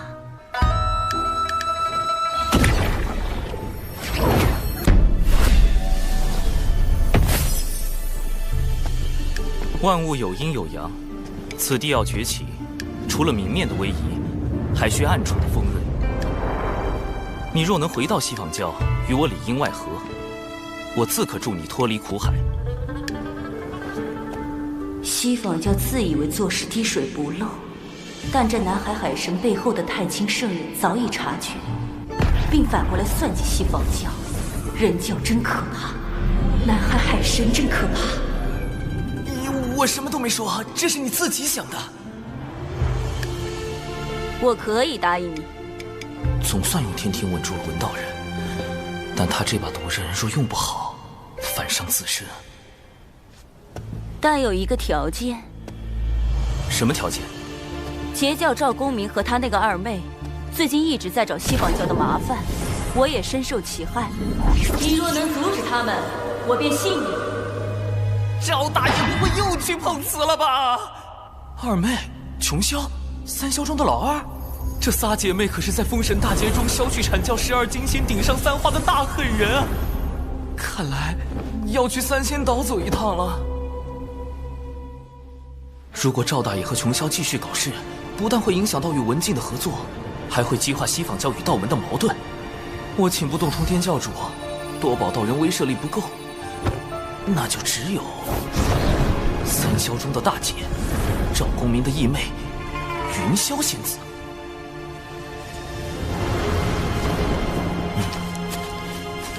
以云雾为阵基，看似柔和，实则遍布杀机。三霄不愧是能布下九曲黄河大阵硬刚圣人的大能，这阵法，神识探进去也只能看到一片白茫茫，根本找不到入口。在下海神，字号长庚，求见云霄仙子。在下海神，字号长庚，求见云霄仙子。无人应门，只好噪音扰灵了。人自制人，吹拉弹唱小分队，出！公明道友，琼霄仙子，你们好惨呐！呸呸呸！晦气！我大哥和二姐好得很，何须你们哭丧？碧霄仙子，在下已将事情经过写在拜帖中，还请转交云霄仙子。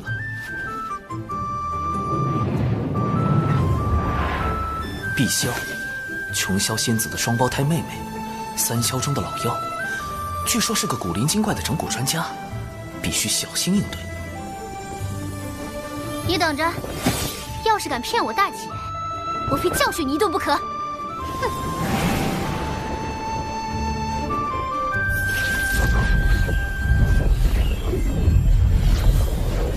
这是在给我指路？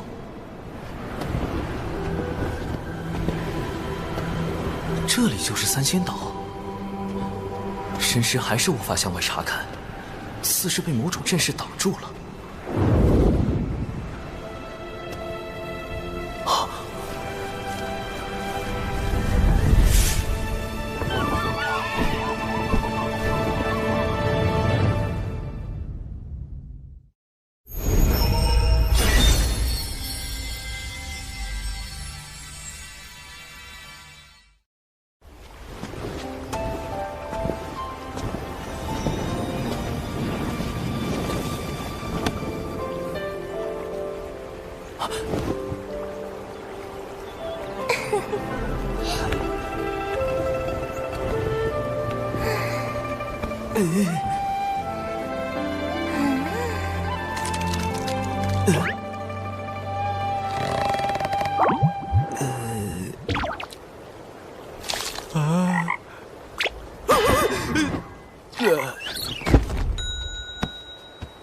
这就吓死了！海神竟然这么脆弱，我还给你们安排了进错院子嫁对郎的戏码呢，可惜啊，可惜！好你个海神，敢用纸人化身戏耍我，我这就把你本体找出来大杀了！碧霄仙子，在下真有要事。公明道友正与琼霄仙子向西坊教寻仇，须得请云霄仙子出面阻止，不然西坊二圣怕是会对他们下手。这么严重，我去找大姐。告半天，他也是用云人化身和我的纸人化身飙戏，个个都是戏精啊！这次该见到云霄了吧？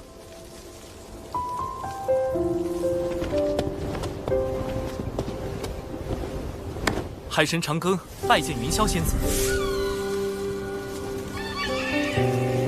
北方有佳人，绝世而独立，这就是三霄之首，截教第一仙子云霄。拜帖我已看过，劳烦长庚道友特来告知。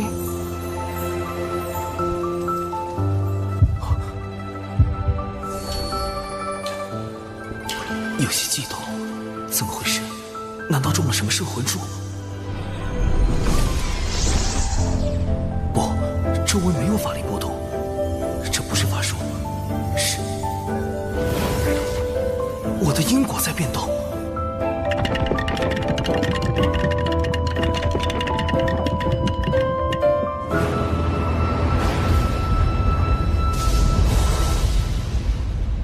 避开！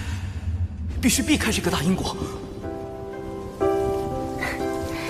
长庚道友真是洒脱不羁，正说这话，怎么突然躺下了？在下多有冒犯，望仙子恕罪。无妨，还请长庚道友带路，我这便寻回大哥二妹。云霄重情重义，可惜有3位兄妹做拖油瓶，终究会卷入封神大劫。要接近公民道友，还需麻烦仙子这般。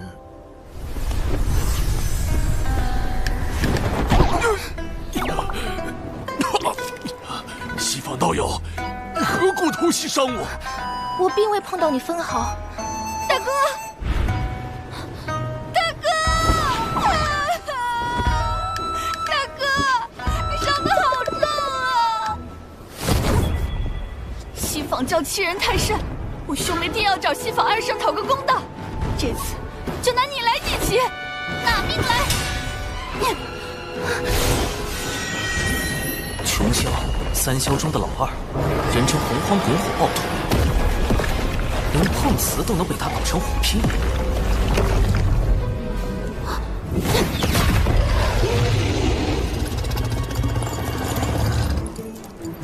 大妹，大姐。跪下！四面树敌，徒增冤孽。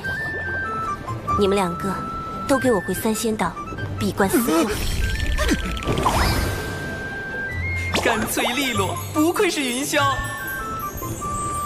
解决完赵公明他们，应当能和文道人初步达成合作意向了吧？能把赵公明和穷枭关在3仙道，那海神倒是有点本事。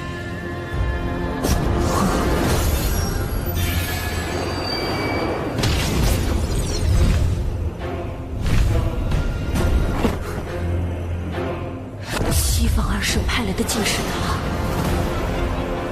圣人弟子。他与海神，我该如何压住？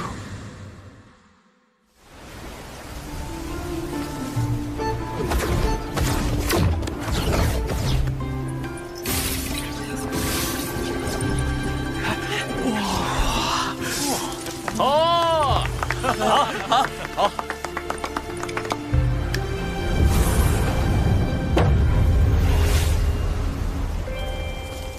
今日幸得长庚道友相助，容我以此建议图，表表谢意。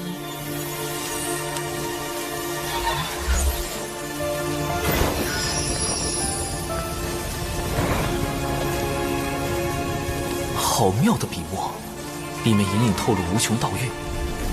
高尚动员，物生九天，截教圣人，通天教主。莫非图中剑意是出自通天教主的杀伐至宝清平剑？好厉害的悟性，只看一眼就能感受到师尊剑中道韵。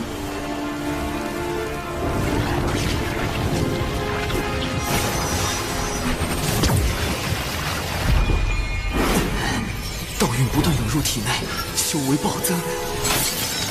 这具纸人化身要撑爆了！表兄，你怎么了，表兄？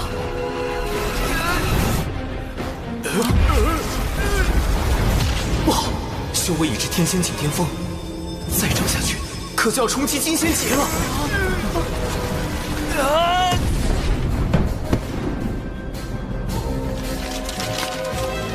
长寿师兄是纸人，连我也没看出他是具化身，还藏有如此道运。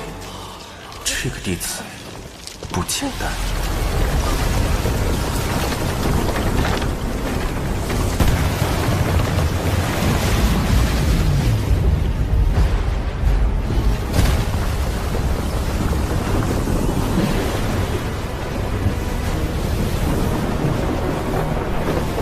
浩瀚天威，劫云将至，长庚道友这是要突破了。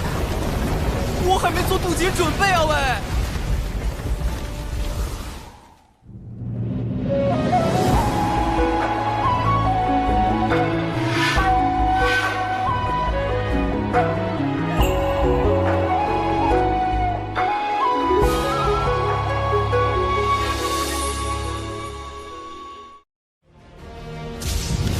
绝对不能突破！金仙劫云比成仙天劫更恐怖，天雷将直击道心，稍有差池，道心破碎，仙路断绝。近万年没有几个熬过金仙劫的，我这不是送死吗？道花修之不易，道友何苦自伤？在下有幸参悟圣人道运，却未参透真意，自斩道花，重新修行，以求大道圆满。原来如此，是我唐突。天雷来了，仙子快退开！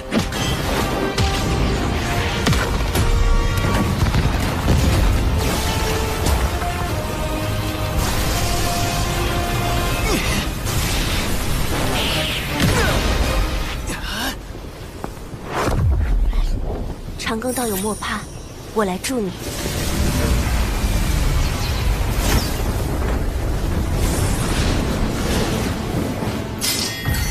行道多歧途，不为自劫通天路。混元金斗，开！这就是号称装进乾坤并四海的顶级法宝，在封神大劫里，捉龙鸦、求阳锏，生擒阐教12金仙，逼圣人出手的混元金斗。凌霄仙子，多谢。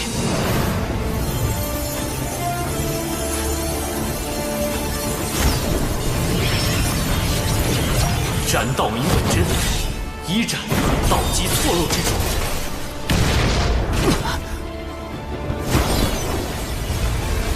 二斩晦涩不明之处。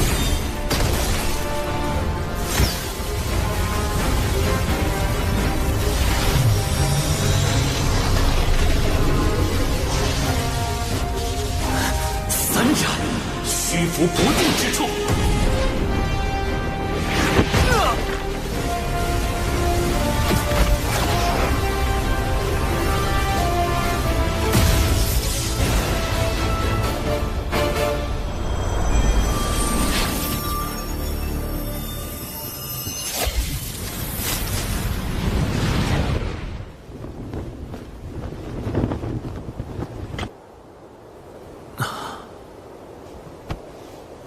完了，欠了这么大一个人情，因果已经结下。好在已经恢复成原本的修为，接下来还得去了结一下都仙门那边纸人暴露的事。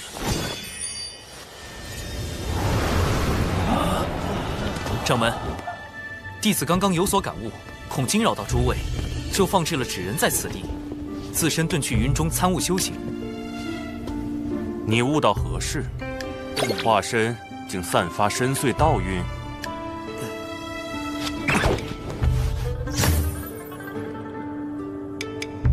长寿竟有此渊源？放心，贫道定会为你保守秘密。启动玄都大法师保护伞。问，道命就是大法师的。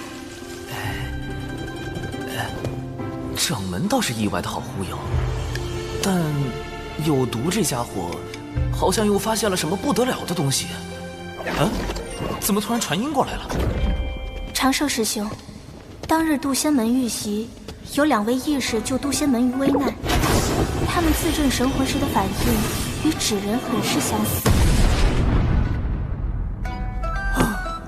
这2位义士可是师兄的纸人？今天累死了，好些了。是。我本以为刻苦修行，便能在前路等师兄，却不曾想，我从未真正看到过师兄的背影。今后，师兄依然是悬崖的指路明灯。太社死了吧！以后还是得多准备底牌，以防纸人身份暴露。海眼关火龙族命脉，岂容西坊就觊觎？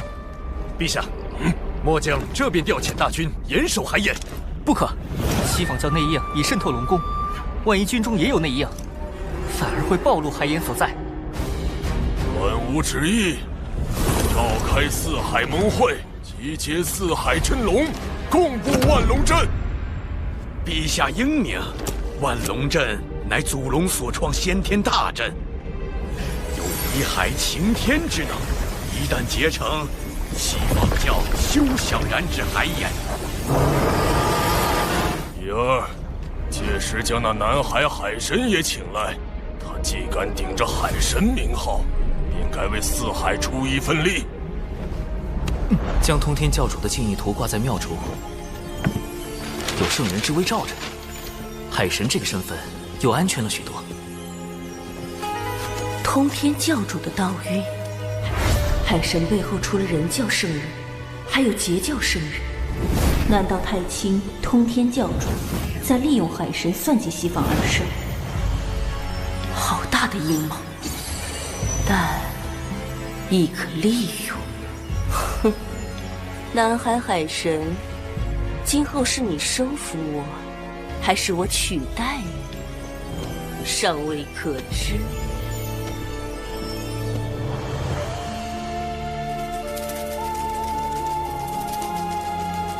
文道人，这么快就适应间谍身份了？西坊二圣派遣了一位弟子前来主持四海事宜。圣人弟子是谁？他与我同是上古凶妖，却不知为何入了二圣法眼，将他收为记名弟子，予以功德豢养，命其名为金蝉。金蝉不就是东土大唐那位玉帝哥哥的前世身？他有何打算？离间四海。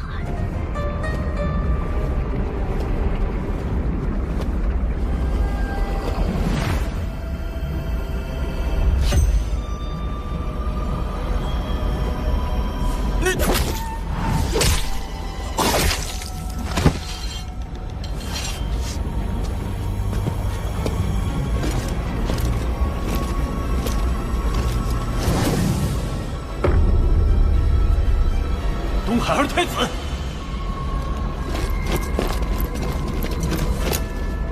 丞相大人，快禀报陛下，东海二太子私闯北海，刺杀北海丞相。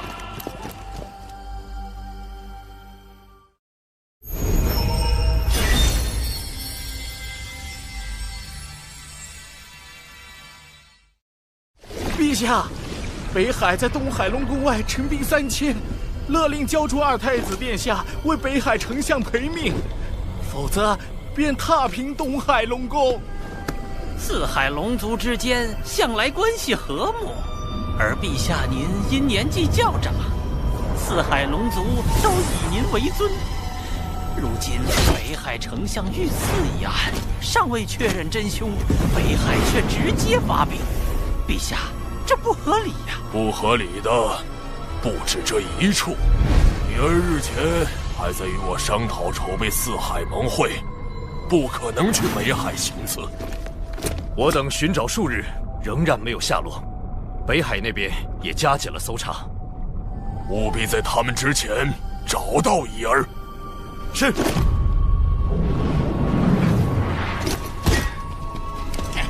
一定要找到奥义，让东海给个交代。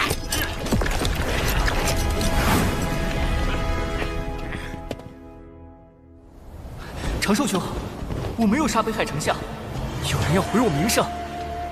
西坊教制定了离间四海龙宫的毒计，此事必是他们所为。你的凶手身份一旦坐实，北海、东海便会反目，不仅四海盟会开不成，四海还会分崩离析。西坊教，对，四海不稳，万龙阵未成，他们便可趁机图谋海眼。四海分裂，龙族上天一事也会落空，我就上不了天庭。那封神大劫，必须抓住真凶，洗清你的嫌疑。长寿兄懂我。事发后，我曾暗中追查假扮我的贼子。他最后一次现身是在天涯阁，我原想进去直接拿下，可天涯阁是方圆百里最受欢迎的女子武馆，由洪荒富户卞氏家族所创，唯一能进出的男子，只有天涯阁少阁主卞庄。天涯阁背后势力不小，不可贸然进入。不过，那贼子是怎么混进去的？他用了化形的技巧。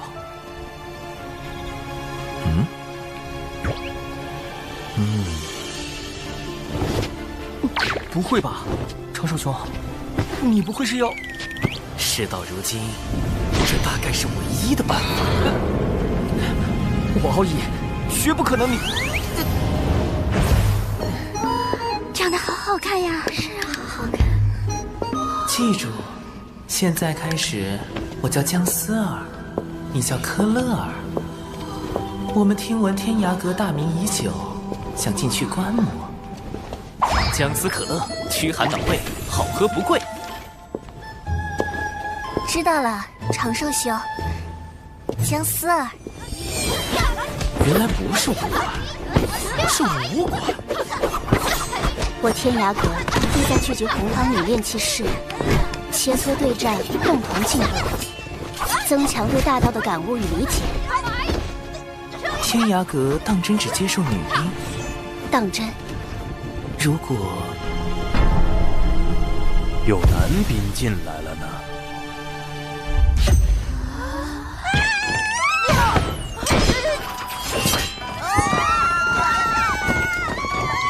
何事吵嚷？是时候用风雨术探听周遭信息。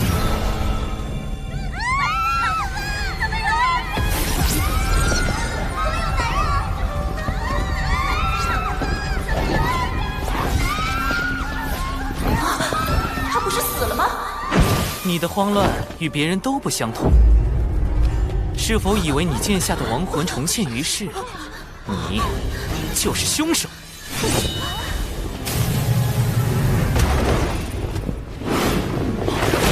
都别过来！再过来，我杀了他！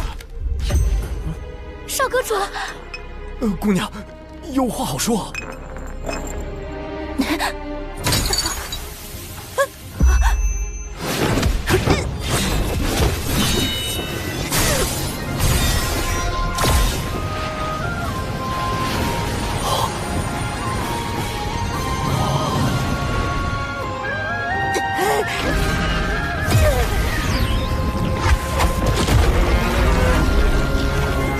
是八爪巨伤，难怪能变成别人的模样形似。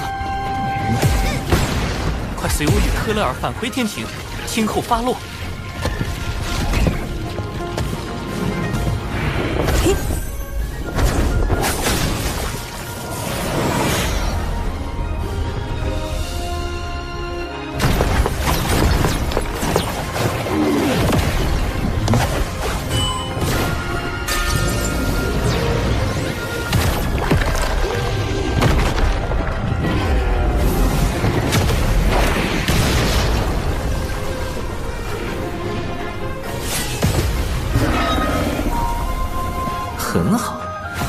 波路人舆论算是拿下了，顺便给天庭刷了一波好感。感谢二位相救。那个，我乃天涯阁少阁主卞庄，敢问科勒尔仙子芳名？芳龄？我是说，仙子可有道侣？滚！这般奇女子，只是看一眼就让人割舍不下。科勒尔，乐乐，真是病得不轻。什么北海丞相？我不知道。此物唤作摄神珠，可以搜集元神内的所有记忆。即便你畏罪自杀，摄神珠照样可以读取你生前的记忆。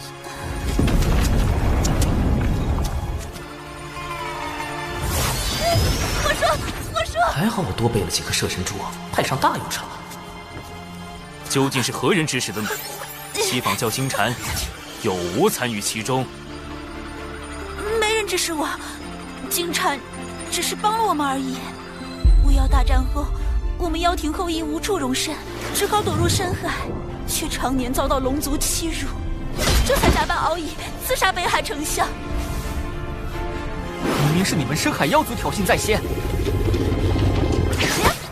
西坊教煽动深海妖族出手，自己却摘了个干净。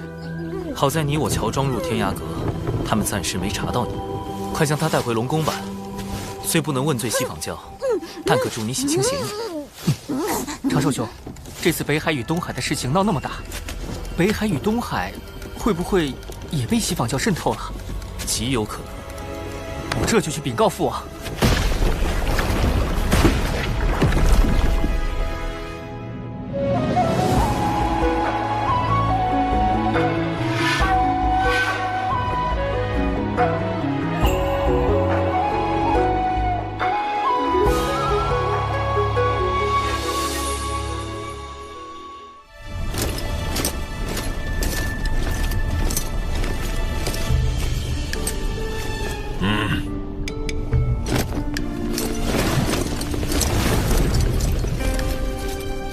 3日后照常举办四海盟会。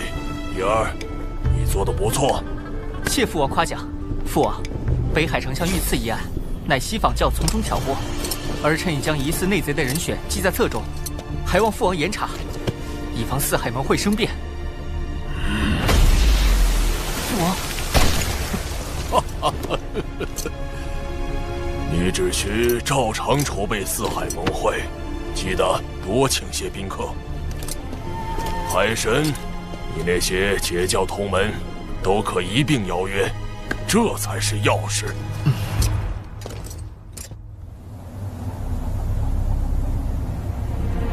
金蝉突然召集这么多金仙，难道又有什么大动作？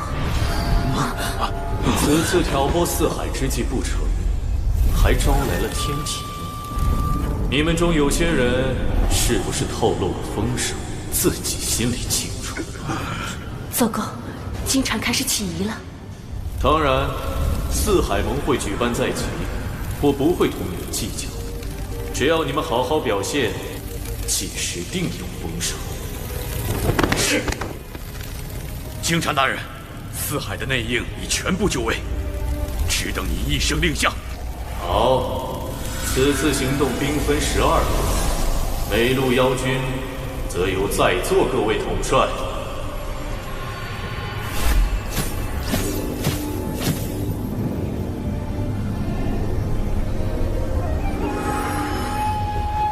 我这一路就有10万兵马。四海盟会照常举行，龙王陛下却不愿排查内贼。果然，东海龙王这类远古高手，都主打一个面厚心黑。龙王陛下是要让西坊教放下戒心，更是在等一个将内贼一网打尽的机会。你是说，四海盟会？不错，西坊教想破坏盟会，龙王陛下将计就计，把藏在四海的西坊教内贼引出来，趁机查出西坊教谋夺海饮的根本目的。四海盟会必有一场大战，我所请来的宾客，将是保护海饮安全的关键。敖乙兄，阐教12金仙里，就有位龙族的远古高手，黄龙真人。龙族虽因旧事与他断绝往来，但在龙族危难时刻，他定会出手救援。龙族乃是贫道之根教，落叶归根，贫道如何能容忍西坊教这般算计？截教圣人弟子公明道人，以义薄云天著称，亦可请他出面。师之放心，我定如期赴约。此外，我已向天庭写奏表，禀明西坊教谋算海饮之事，请天庭为龙族主持公道。长庚爱卿实乃良才，竟已在西坊教内安插了暗棋。木工，挑选精锐天兵天将，择日兵发四海。多谢长寿兄。你是我海神教的二教主，这都是应该的。二教主，那以后我也不叫你长寿兄了，就叫你教主哥哥吧。这称呼真别致。3日来，金蝉一直在筹备进攻四海盟会之事，我根本没有机会传信给海神。此次进攻四海盟会，各军行动路线、进攻目标，都只有所属金仙知晓。倘若有泄密者，二圣必将亲手抹杀。糟了，要隐藏卧底身份，就绝不能向海神泄露这次的计划。可这般阵仗，再加上金蝉这个圣人记名弟子暗中出手，海神应付得来吗？应对西坊教，光靠人脉是不够的，必须研制装载撒豆成兵神通的法器。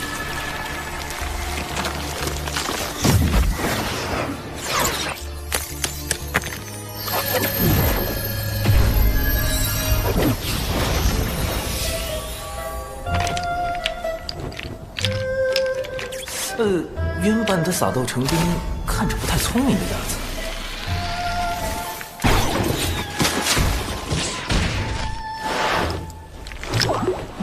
待我魔改一番。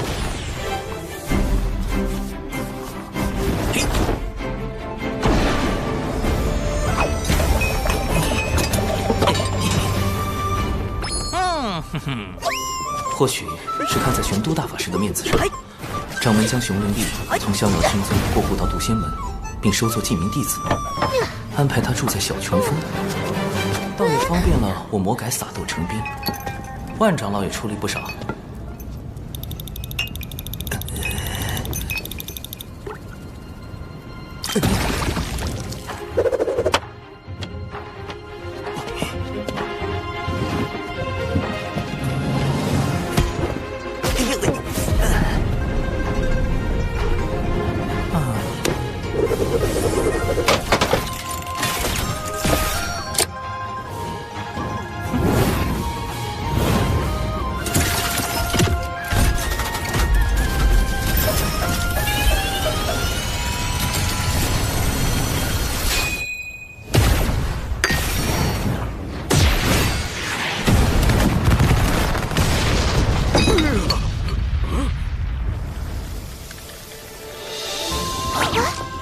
成功了！自研法器，仙斗加特林，届时配合天庭大军，嘿嘿嘿。今日就是四海盟会了，文道人那边怎么一直没动静？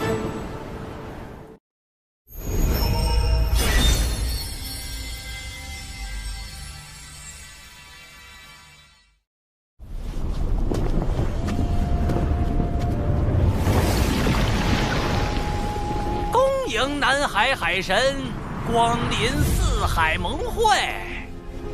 东海龙宫已经戒严，不知骄兵中有多少内贼，搞不好那4位老龙王里也有西坊教内应。近日始终没收到文道人消息，才刚被策反，不会转脸就倒戈了吧？千百万年来，我龙族为镇守四海，不断用祖龙直系血脉填补海眼，以消解其中所纳的天地业障。今却有深海妖族觊觎海眼，不惜挑拨四海龙族情谊。幸有大哥明察秋毫，免我北海与东海手足相残。我东海特召四海盟会，共商重启万龙大阵，便是要龙族团结御敌，护卫海眼。大哥高义，我西海必当跟随。我南海亦追随大哥，共守海眼安危。教主哥哥，你我请来的帮手都已就位。金蝉随时可能发动袭击，按计划行事。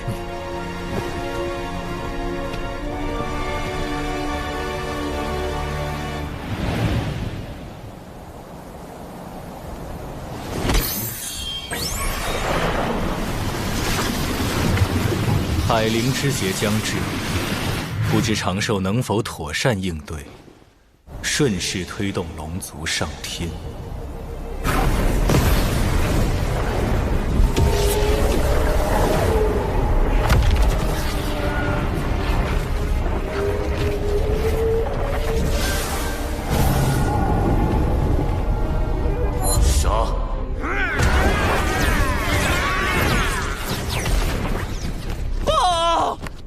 妖族攻入西海！报！南海遭深海妖族袭击！报！北海被深海妖族包围！张狂！竟趁我等离宫之日偷袭！大哥，我等这就前去平乱。来人，点齐兵马，跟随三海龙王前去清剿凶妖。三海皆有动乱，金蝉为何还没现身？除非三海只是佯攻，那金蝉真正的目标就是东海。敖义兄，你务必守好海眼。龙族暴虐无道，四海苦龙族久矣。今日杀龙王，夺龙宫，以正四海清明。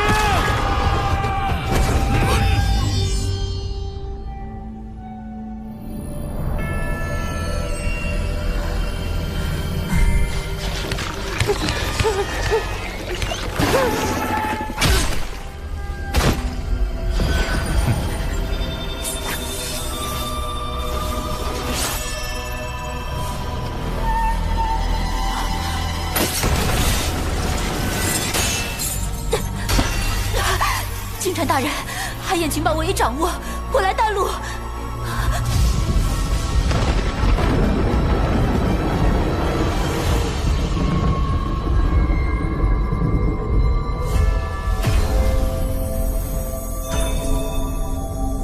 二太子殿下，海眼位置为真龙可治，况且您已请黄龙真人相助，应当无虞。但愿海眼无恙。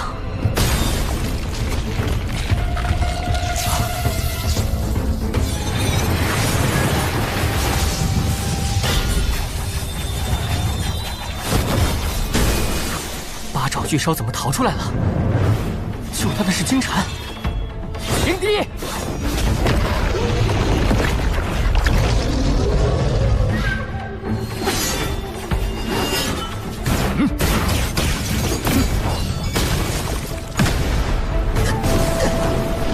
有我东海二太子在此，谁都别想染指海眼。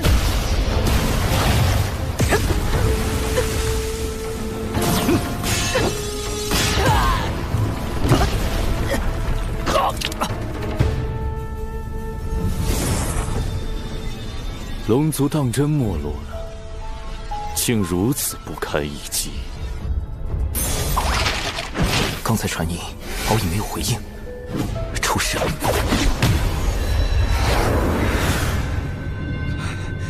龙族远古为祸洪荒，为赎罪孽，只得不断用祖龙血脉填补四海海眼，以致如今血脉凋零。我开启海眼，为龙族求得解脱。你应当感激。海眼封印天地业障，一旦开启，业障倾泻，洪荒必将生灵涂炭。龙族更是要举足以命相填，直至血脉断绝。我绝不会让你得逞。龙宫兵力被我分往四海，你父亲东海龙王亦被我派深海妖族围困于龙宫，没有援兵，凭你一条未成金仙的小龙，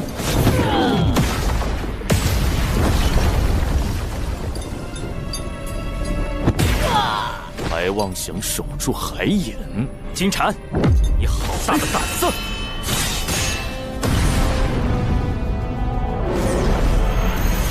贫道乃南海海神，你胆敢图谋海眼，贫道特来替天行道。区区南海野神，连神位都未得封，倒管上东海的闲事了。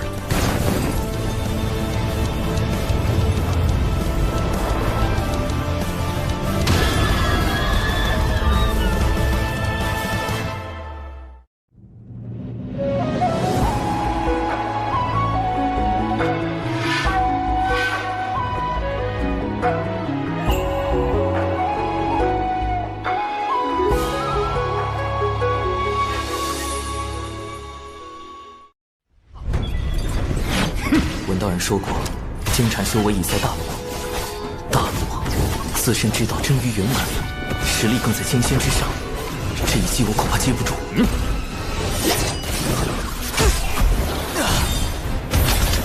南海海神不过如此。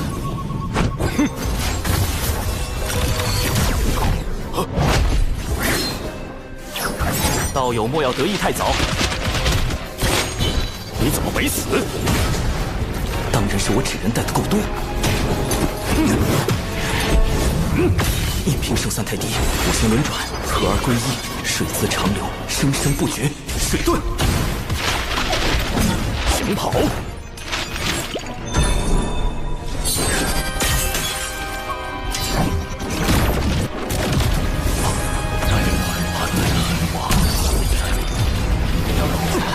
好厉害的师傅功力，可能降速。师傅别演了。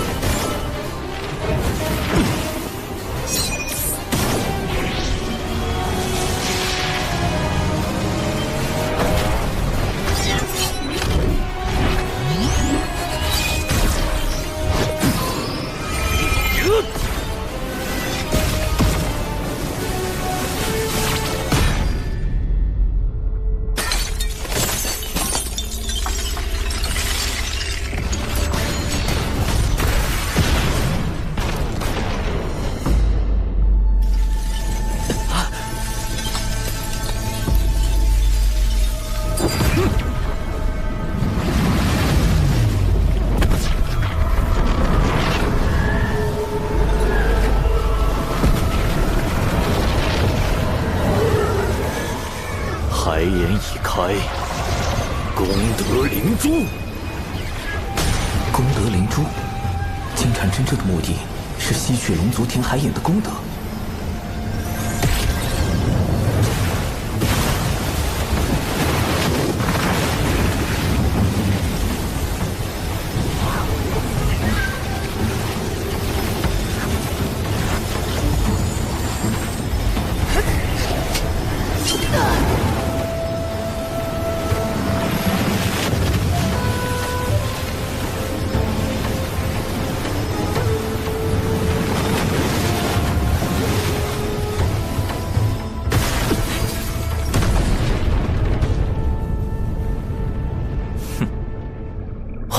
不该这样，海眼怎么回事？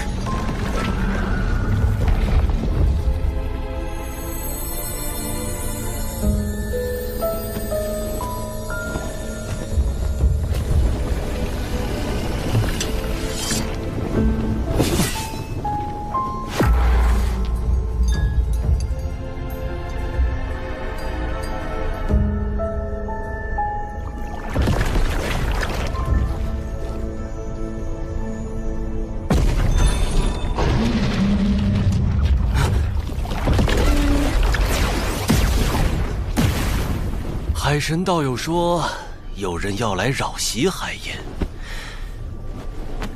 没看到人呢。海也是假的。啊！海爷有真龙镇守，遍地白骨轮魂。我的确探听到，海爷就在此处。啊！中计还不自知，蠢货！这里一切布置都比照真海盐，唯有海盐本身是假。故意松懈地牢戒备，让我救出八爪巨烧，就是为了借他之口，引我来这假海盐。哼，南海海神，是我小瞧你了。已经陷入重围，金蝉却毫不慌张，他还有其他帮手。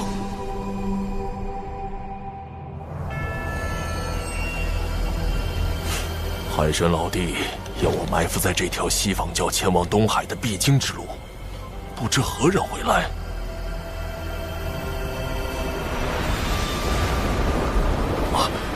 西方教执法长老白莲道人，他的修为已在大罗，表面笑脸迎人，下手却极其狠辣，更有一本命法宝莲花，颇为锋锐，可不好对付。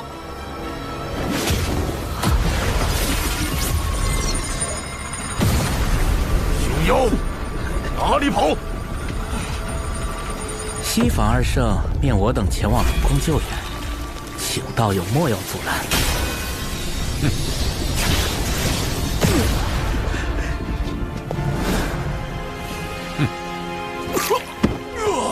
贫道在此祭妖，你们为何伤我？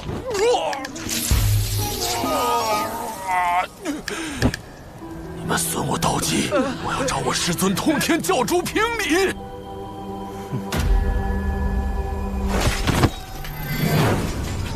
大胆叛军！今日我东海龙宫就要清理门户，永绝后患。奉东海龙王令，清理龙宫内贼，剿灭深海妖族。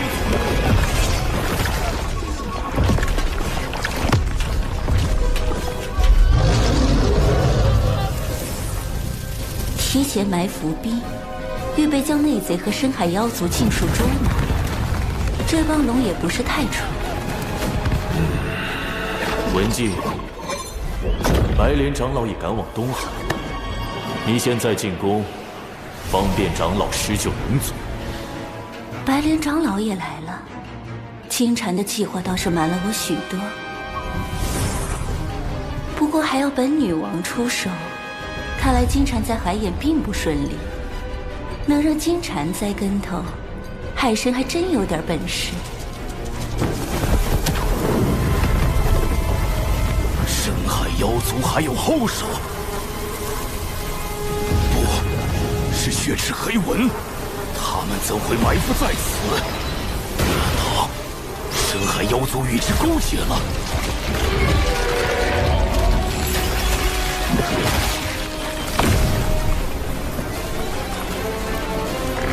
南海海神，你以为你这就赢了吗？金蝉，原话奉还。你以为请来高手相助，就能万无一失吗？木工，请天庭施救龙族。今武混天将军化傲天听命，四海有难，玉帝陛下特命尔等前去清剿凶妖。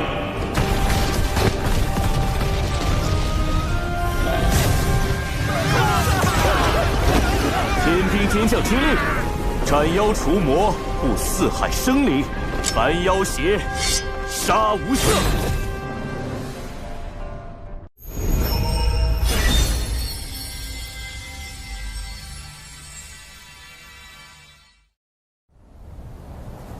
贫道在此祭妖，你们为何伤我？赵公明，我等何曾动过你？莫要阻拦贫道6人前往东海。先偷袭再营救，手段这么脏，休想得逞！西方教的词我碰定了。你竟有暗劲偷袭，幸好被声音球录下了。胡说，贫道根本没用力。来呀，打我呀，给你随时录下来。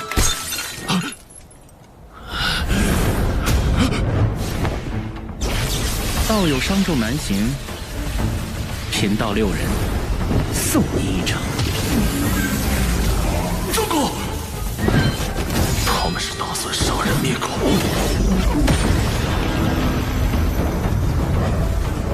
贫道告辞。赵公明，你竟敢坏我教大计！不必追，我们的对手是设局之人。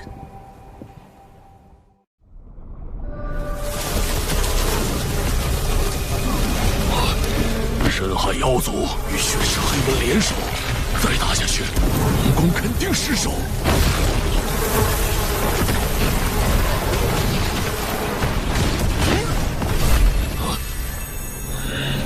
金武混天将军，化傲天听令。他怎么来了？玉帝陛下，特命尔等前去清剿凶妖。我且不告诉长寿，看他能否认出。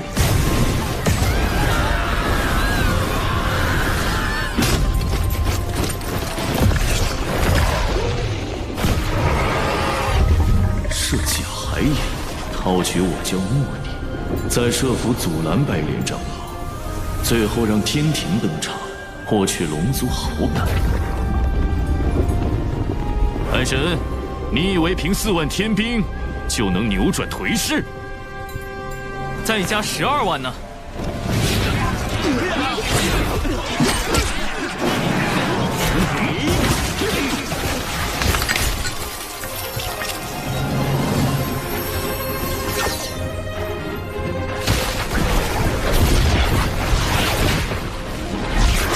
寒空斗兵，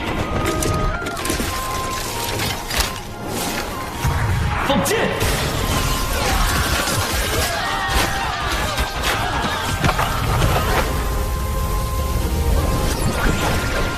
神盾斗兵，掩护进攻！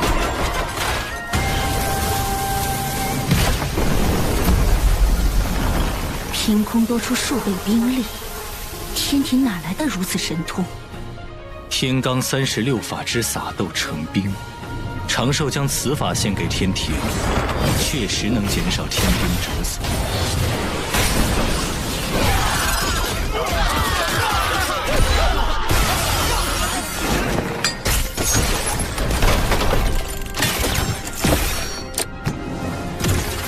仙斗加特林，开火！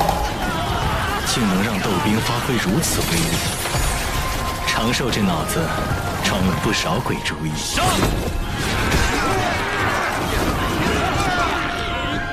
金蝉，你输了。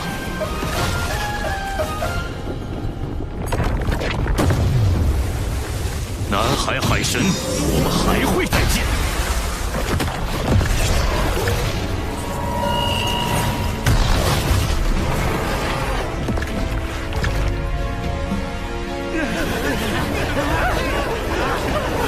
收兵，不必再追。灾乱平息，吾要摆宴庆祝。不知天庭诸位可否留下？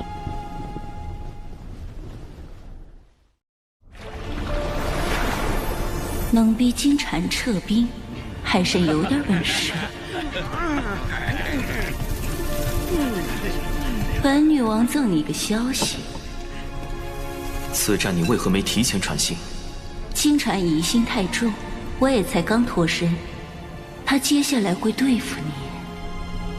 我知道了，西方教开始正视我对龙族的影响，只是东海一战，虽能让龙族对天庭产生些许好感，却不足以令他们俯首称臣。如今对龙族而言，最迫切的事，便是用功德洗清自身业障，从而摆脱天道让他们填补海眼的惩罚。若我奏请玉帝，以功德相佑。龙族护佑四海生灵有功，想来天庭定会降下不少天道功德。这个化傲天不简单，不仅有征战东海的实力，还有洞悉龙族困境的见识。我从未听说过天庭有这般人物，他到底是何人？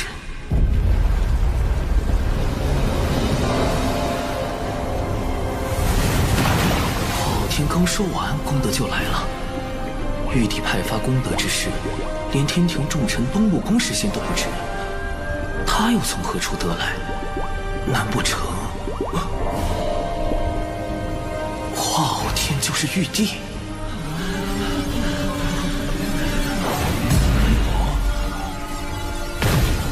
天道降下功德，佑我龙族。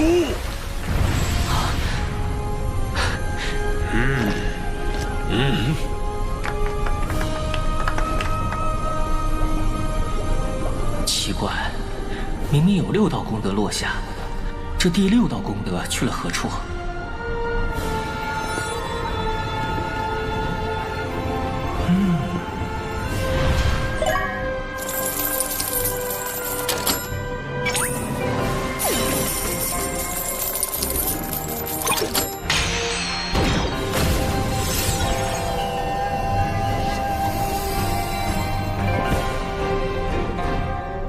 今念龙族与南海海神长庚平息四海之乱，护佑生灵有功，开此特例。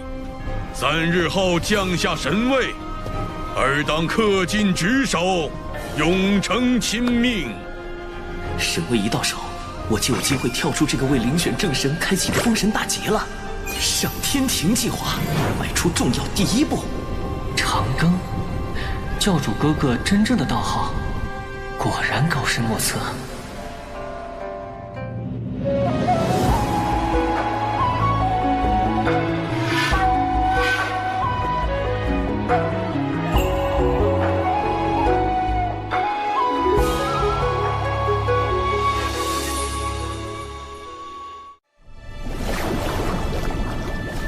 以仙斗斩凶妖，以妙计安四海。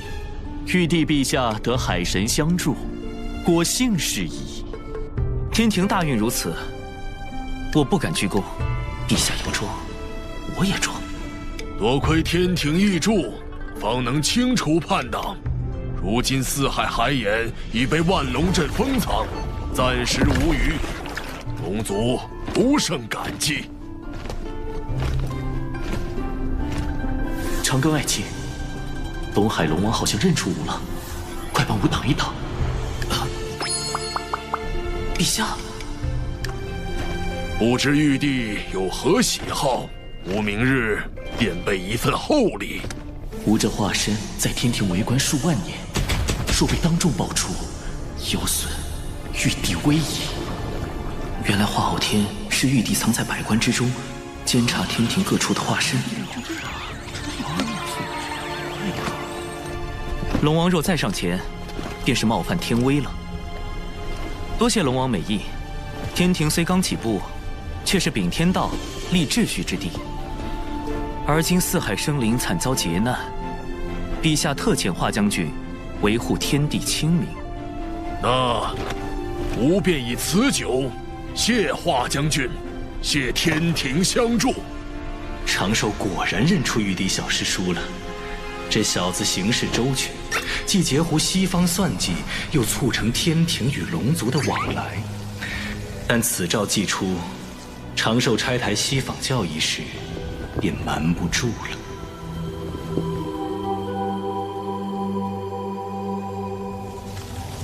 海神乃龙族和天庭的桥梁，若他得封正神，或天道法器加持，必会成为我教收复龙族的阻碍。小金蝉，白莲长老，明明你看起来比谁都小。海神背后势力庞杂，为免惹祸上身，最好是借他人之手除之。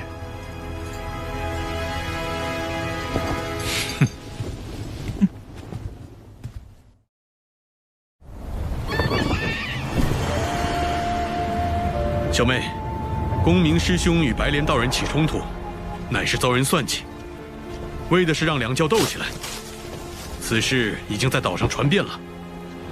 东海一战，公明师叔拦截白莲道人，是为破坏西方教计划，怎么传到金鳌岛就变样了？敢算计公明师兄，这是没把咱们金鳌岛10天军放在眼里。金光师叔是公明师叔的忠实维护者，秦完师叔又最疼爱金光师叔这个小妹。据白莲道人说，幕后之人是南海海神。教主哥哥，又是西方教在搞鬼。一个野神也敢算计公明师兄，大哥，我们去会一会他。不好，教主哥哥麻烦大了，这2位师叔我可拦不住，只能……是你算计我截教外门大弟子赵公明？大哥，何必多问？白莲道人亲口所说，还能有假？秦完、金光圣母，这2个可都是在封神大劫中武石绝阵的狠人，竟然这么容易被煽动，绝无此事。还请看在通天教主建议图上，听贫道解释几句。好啊，还从公明师兄处骗来了师尊的建议图。这是送的。若有此图，我等供着都来不及，怎会送人？你好草率的推理！为了公明师兄的声誉，大哥，绑了骗话狂徒，送去西方谢罪。那我还要命活？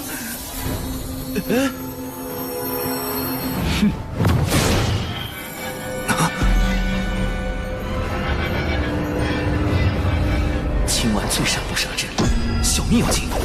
土遁，地裂阵。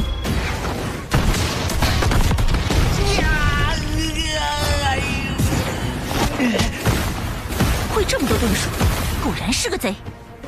寒冰阵。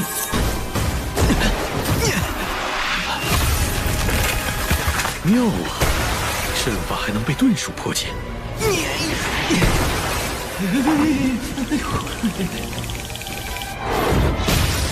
再试下其他阵。看我的！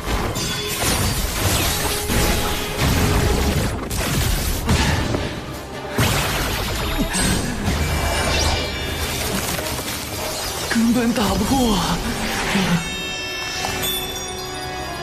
要不子阳了这句之人，但谣言的事也没解决。住手！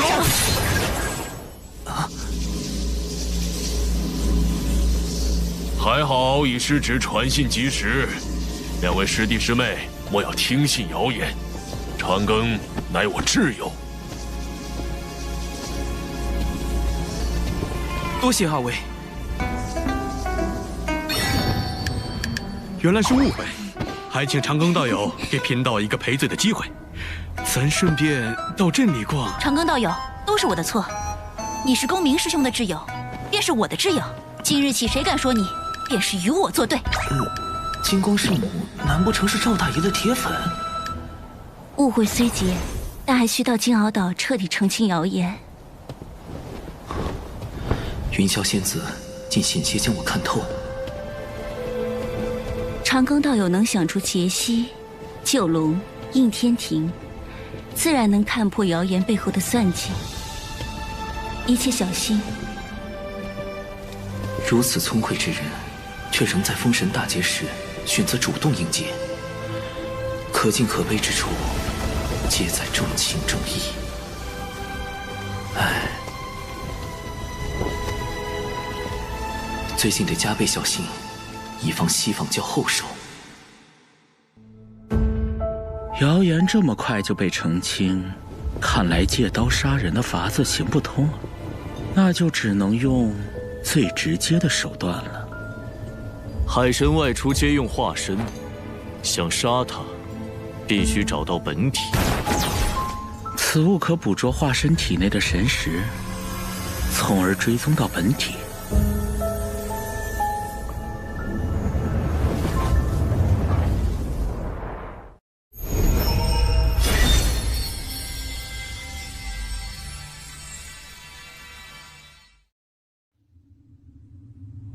2天后便是海神册封大典，想要击杀海神，这2天是唯一的机会。你先想办法将他的化身引出，然后再用这锁神追魂碟。是。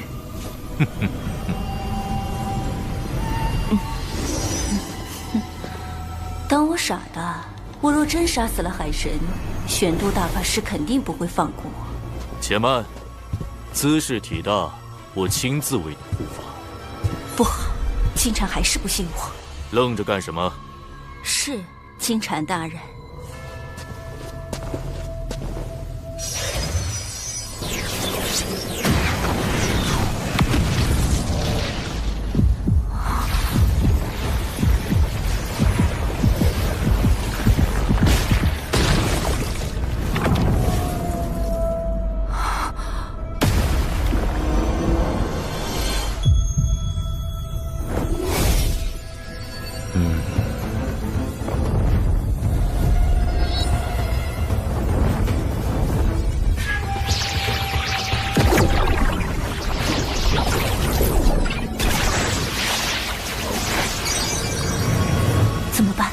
在他眼皮子底下，我根本没法统治海神。凶战出事了！南海海神，你再不现身，我就杀了他们！利用血池黑纹攻击，既能防止金蝉怀疑，又可向海神暗示我的身份。是文静，他叛变了。不，东海一战后，他刚给我传过情报。应该不会，先观察下。神子之人，出！灭魂杀阵。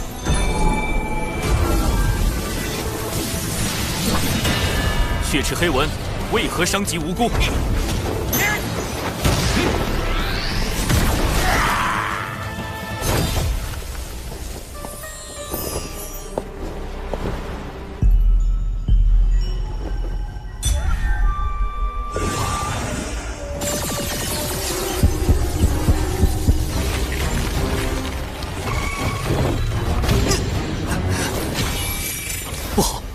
蝶能捕捉神识，并追踪到我的本体。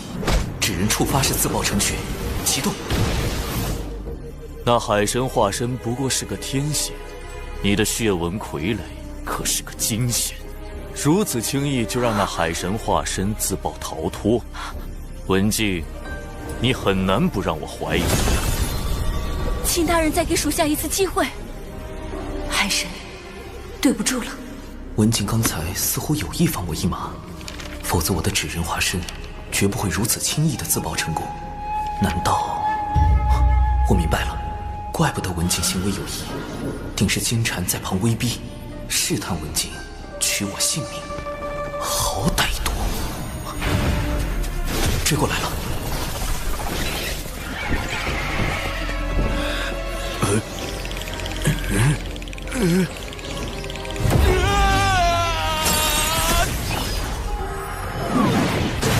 我安插在外的纸人全都被这蝴蝶找到了，再这样下去，迟早会被他找到本体。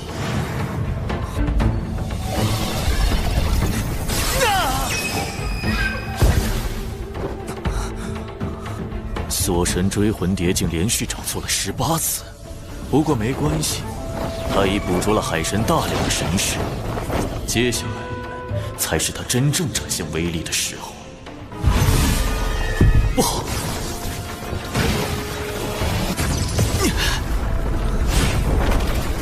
所有我神识存在的地方都会形成血界，一旦确认我的本体，蝴蝶将会被直接传送过来，而我只能用纸人不断的掩护本体。这蝴蝶变强了。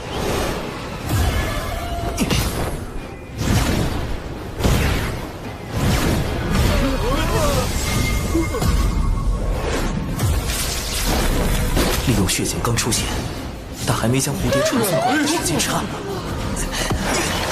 不断的扔出纸人，不断的自爆。屠盾。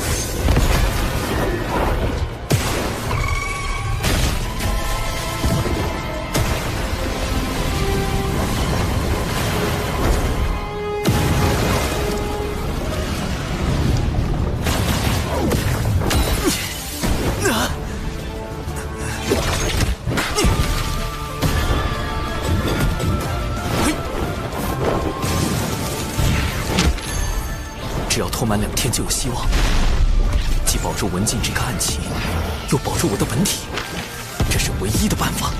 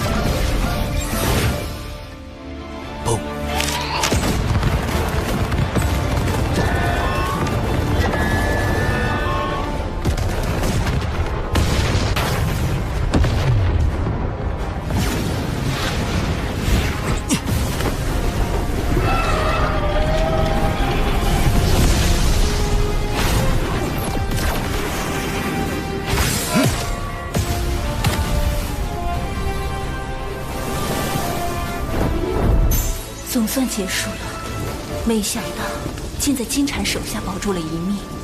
海神为助我掩护身份，连扎了2天的化身，倒真有几分本事。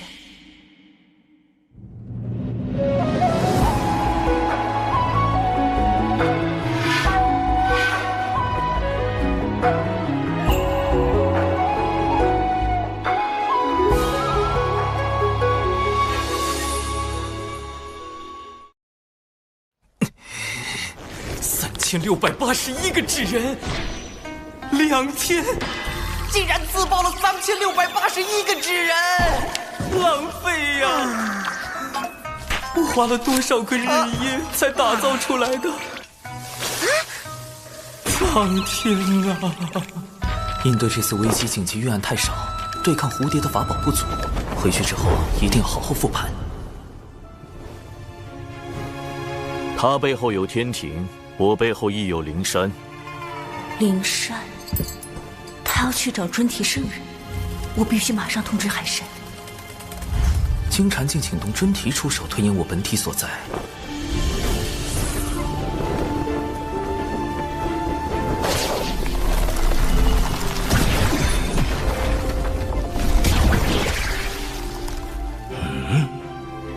太极图，不过谁背后还没个圣人呢？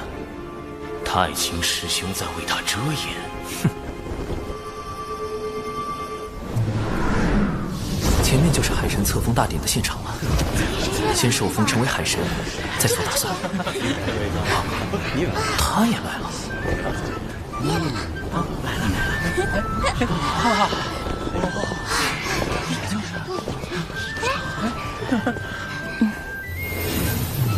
恭喜海神！恭喜海神！云霄师妹一向在3仙岛闭关，鲜少外出，连我都未见过几面呐。啊，我与公明前辈交好，仙子许是看在公明前辈的面子上。哎，这可跟我没关系啊！大妹她确实是被我劝过来的。各位师弟师妹，别来无恙。玄都师兄，师兄怎的也来了？海神是我人教子弟，我自是要过来的，也要多谢各位师弟师妹前来观礼。教主哥哥竟然能请来玄都大法师，真厉害！我目前只是个真仙，想要振兴龙族，往后还要向教主哥哥多学习才是。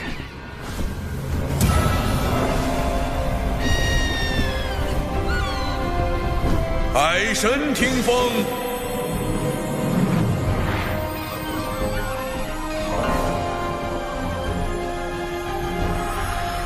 经过此次海神册封大典，我被正式封为天庭海神，主要统管四海斗、温、冰、火之事，从此享受天庭待遇，每年都会有固定的功德收入。敖乙则成了四海大将军，协助我收服四海。玉帝还赐下龙族16神位，分别由16位龙族真龙获得。龙族的业障。他们从出生之日起就背负的龙族业障，被功德全部洗净，业障被清空了，我龙族有救了。从今日起，我长庚道人终于成为天庭海神了。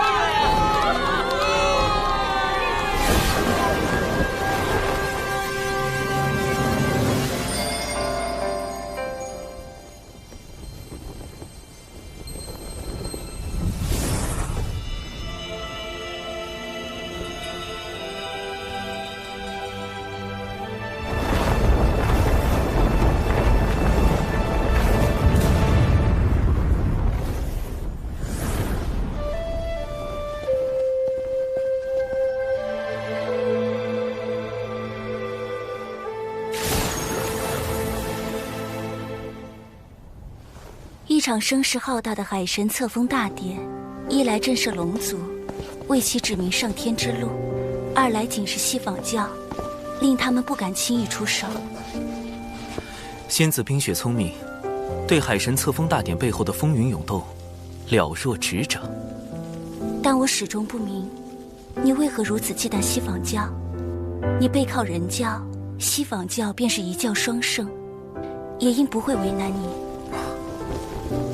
未成圣者，在圣人面前，终究是蝼蚁，不可大意。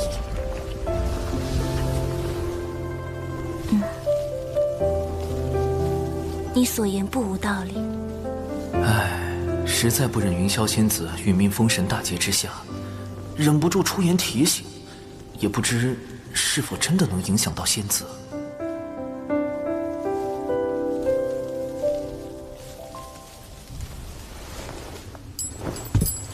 24，现在该怎么办？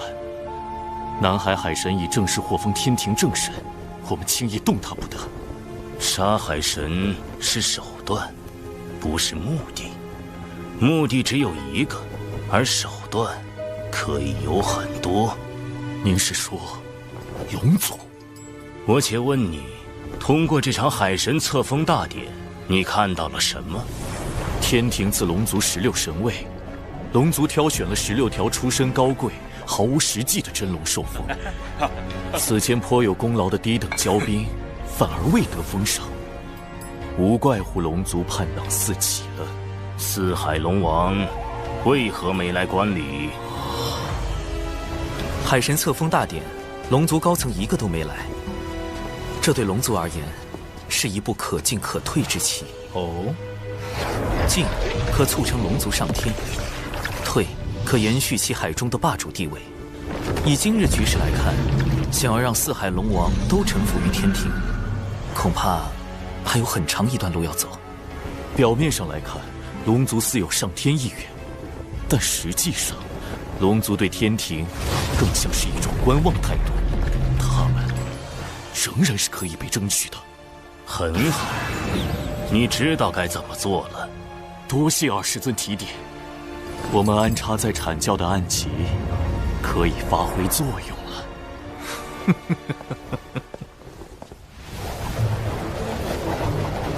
不愧是老师看重之人，真是一点就透。明日你去天庭报道后，来一趟兜率宫，老师要见你。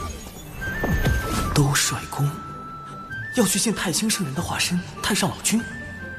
太好了，这可是抱上圣人大腿的最好时机。是。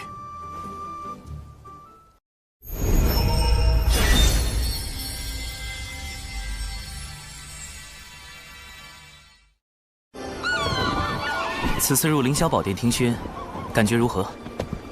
玉帝陛下厚待龙族，已感激万分。海神，敖乙将军，请留步。陛下听闻老君传召海神，特命我送海神前往兜率宫。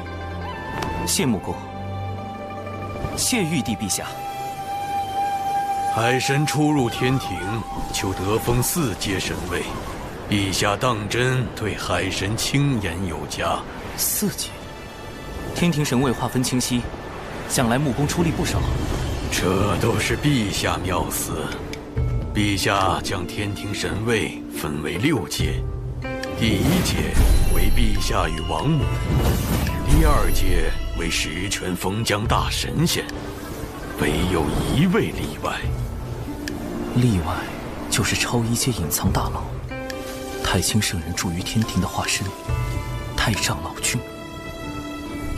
第3阶为各部主神，星君、真君，月老也在其中。第4阶为各部正神、大将，海神神位便在此列。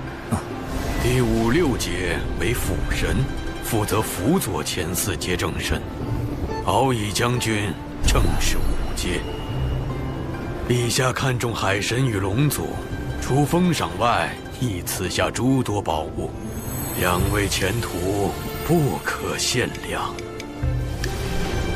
前面是天庭为普及海神的撒豆成兵之法，特意培育的仙豆苗田，兜率宫就在仙豆苗田之后。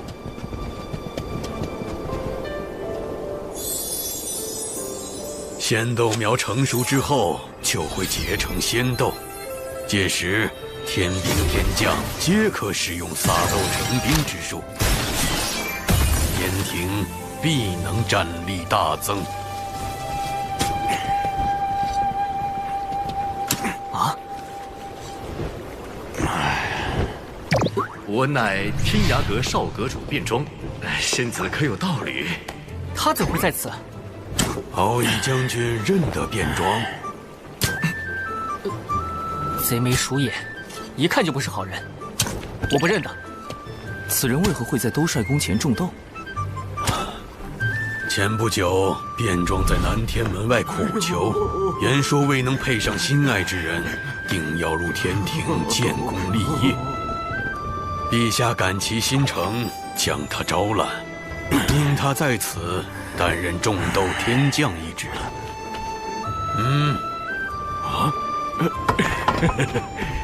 此乃悬上无缺，四海大神长庚及四海水军大将军敖乙。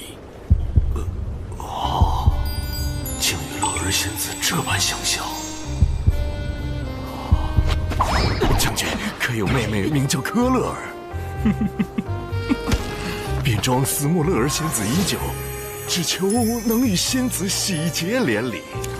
若仙子真为将军之妹，还请大舅哥成全我与乐乐这段缘分。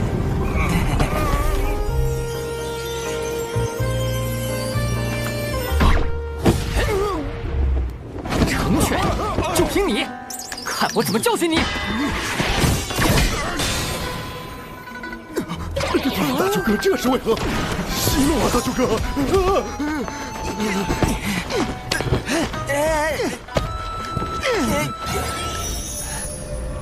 兜率宫前，许久不曾这般热闹了。见过大法师。见过大法师。一位是四海水军大将军，一位是天庭种豆小天将，同为天庭效力，不宜结下仇怨。我先要你二人握手言和，你们可愿意？他把我耕地的木锄都弄断了。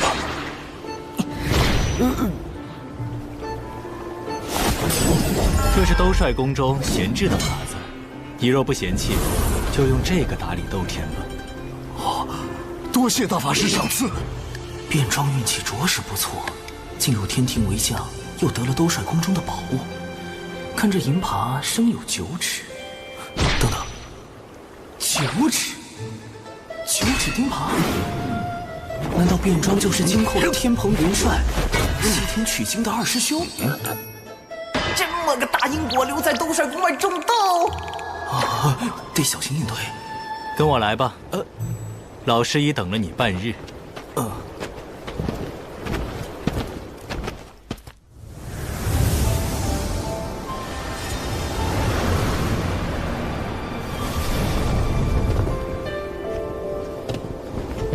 哇，紫金八卦炉，《西游记》里炼出孙大圣的火眼金睛，炉砖落下凡，能燃起800里火焰山。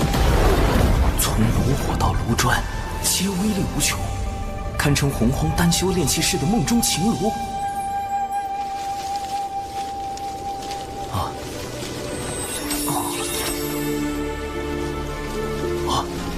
斗水空中，竟一草一木都内蕴无穷。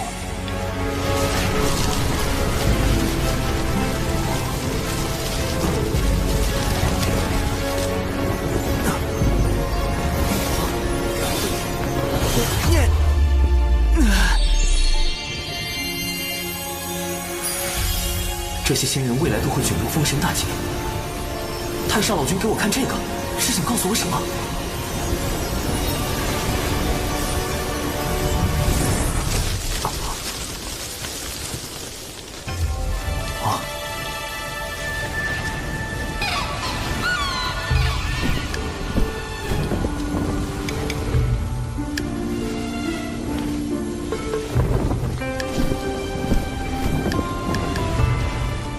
这么年轻，是画下图，还是太星圣人未显区别，特意用了这般化身？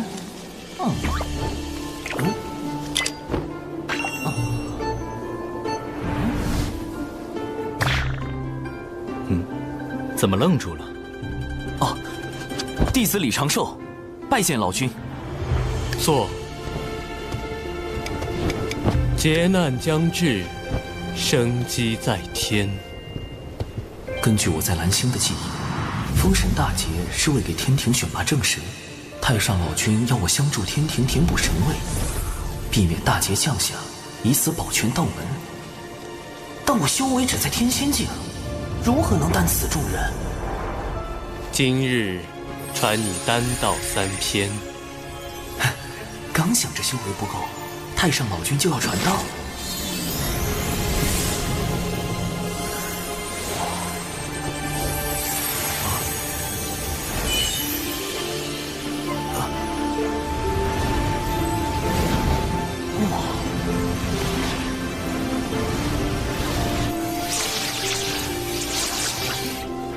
潜心悟道，勿要打扰。是，老师。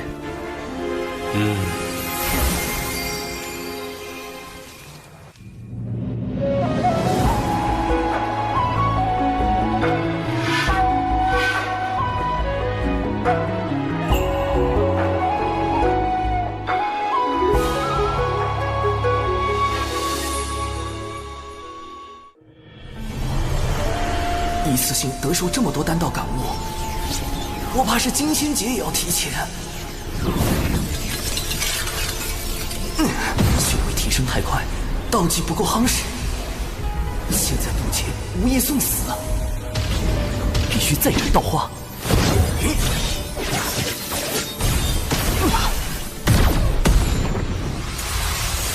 又来！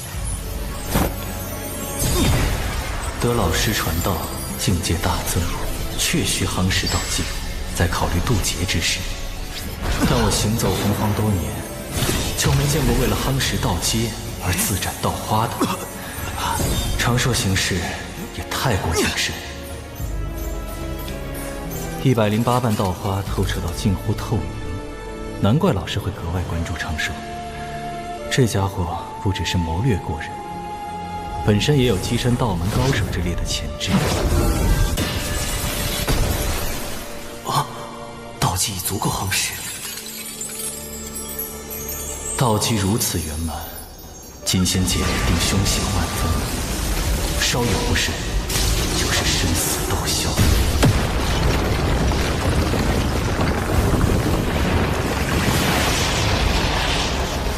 你的金仙劫来了，我从老师那里求来2颗9转金丹，一切收好，随时报到。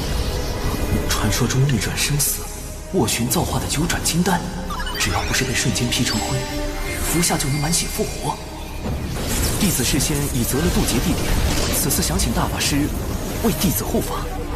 9转金丹怕是不够，你先前往渡劫点等候，我去就来。哎，我等得了，姐等不了啊！大法师，你要去哪儿啊？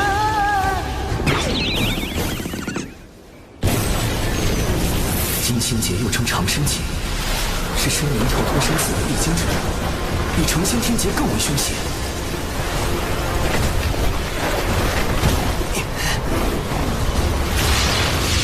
劫运已在凝聚，大法师怎么还不来？斩刀花也没用，修为实在降不下来。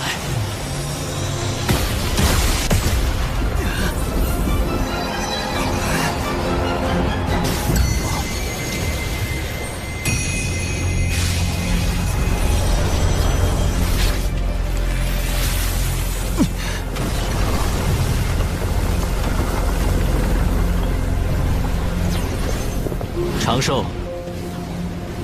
原来这就是他真正的名字。长庚、长寿，不一个意思吗？这家伙也太怕死了。大法师，你怎么就暴露了我的真名啊？因云霄师妹的混元金斗能助你安稳渡劫，我才特去将师妹请来。此前几次与长庚道友交谈，云霄颇有感悟，心中对道友很是敬重。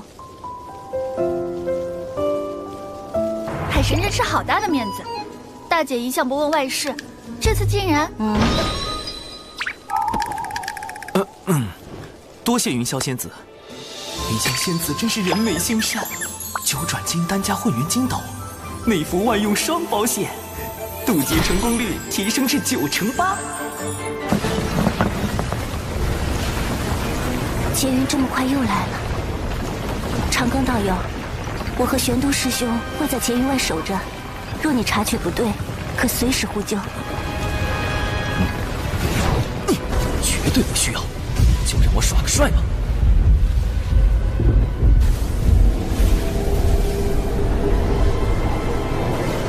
啊，道祖！啊，看来是我渡成仙劫时各种意外，晃了天道太多次，触发人工服务，道祖来亲自确认了。竟然惊动了道祖，他又渡的劫得多厉害！渡。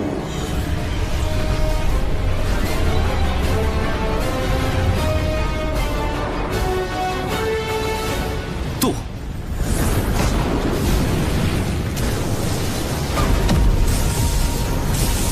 道门弟子李长寿，精气苍天。弟子入道门修行至今，历经艰险，终得道境。天苍地明，我道长明。今日成道于此，祈请苍天落下金仙之劫，降长生机缘。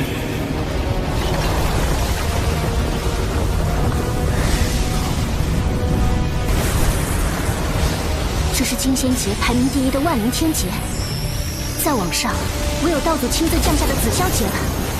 竟修出了一个无极大圆满的道基，无极圆满，乃成圣之夫。这般道基引来的万灵天劫，自古就未显露过几次，更鲜有生灵能撑过去。长庚道友，今日只怕危险重重。所以这一次，得做好在金仙劫下抢人的准备。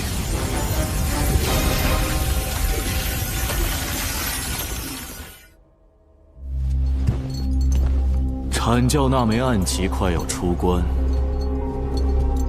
届时可为我们所用。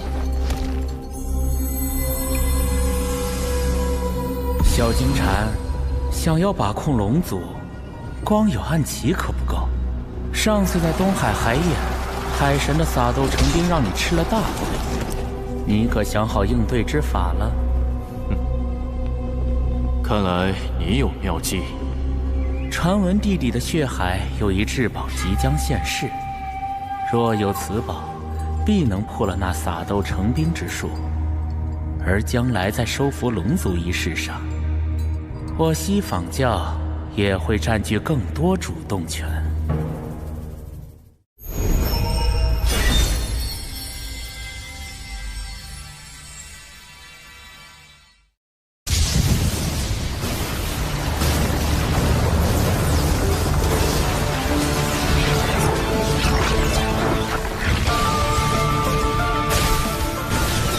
这些景象乃天雷化化，威力极强，不能应接。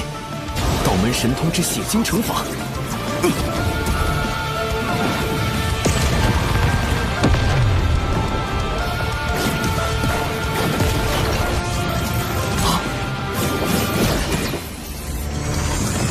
紫炎符咒，护体金光符。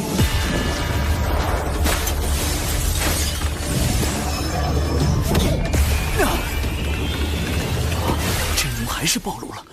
原来这才是你本来的模样。这人心眼那么多，怎么是个不到200岁的小娃娃？长庚身处大教之争，错一步，便是万劫不复。故此，玄都师兄放心，我等不会将他的真容泄露出去。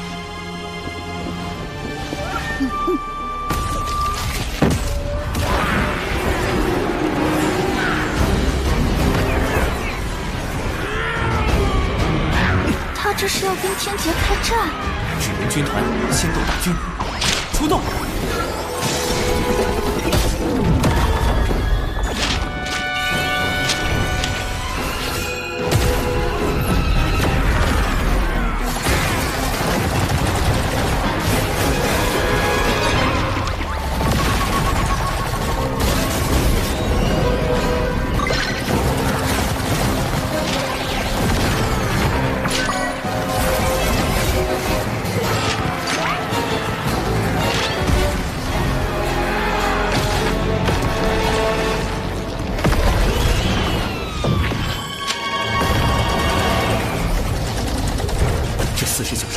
全是金心境的实力，以我的修为，根本撑不过。只能五行轮转，天地乾坤，九霄穿云，瞬息雷动，雷遁。他都进了天雷，借天雷之力来击碎龙凤虚影，自古以来从未有生灵这般做过。从未有过。便不能吗？这小子的鬼主意倒的真是多。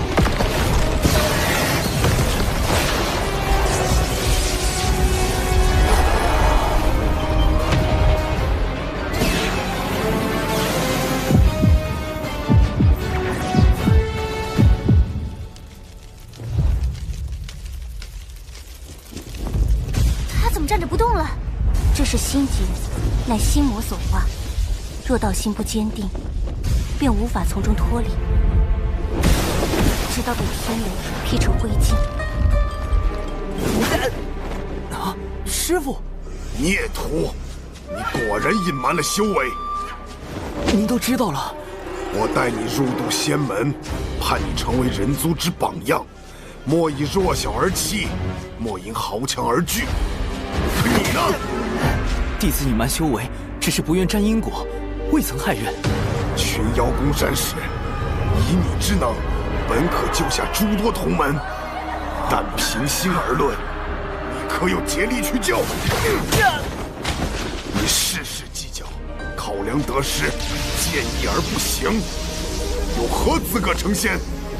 为师今日便清理门户。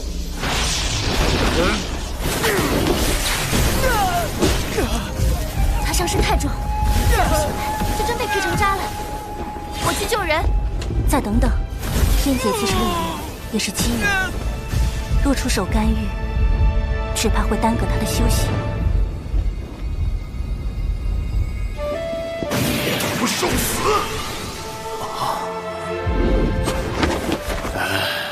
行了行了，总之你没事就好。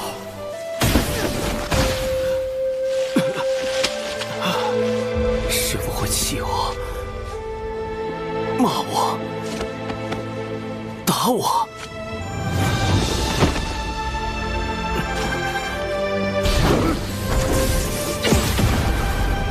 不会杀我。你不是他。因果循环，自有其道。世间之事，并非先知先觉为好。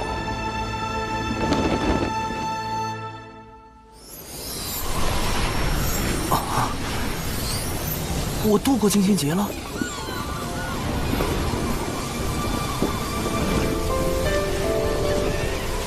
天地与我相敬，万物与我共生，命数与我无数，大道与我共鸣。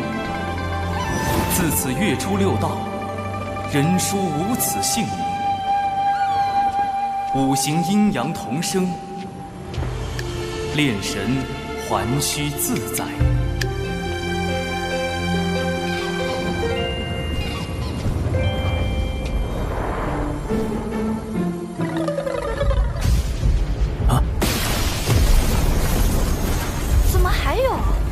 他修行进阶太快，且渡劫时遁入天雷，违背天道。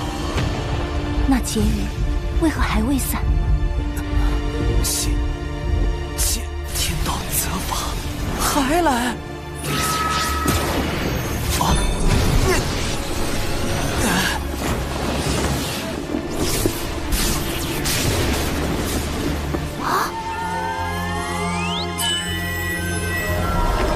混元金斗，看！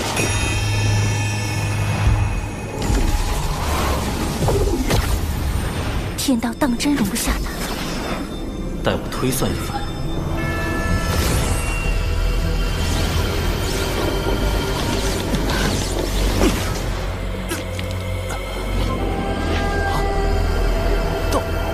道祖，桃花斩9次了吗？这是来算账了！为了延缓金仙劫的到来，我用斩道花之法晃了天道9次。弟子是想稳妥点。9成8的把握在渡是吧？你咋不10成把握飞升大罗？惯得你了。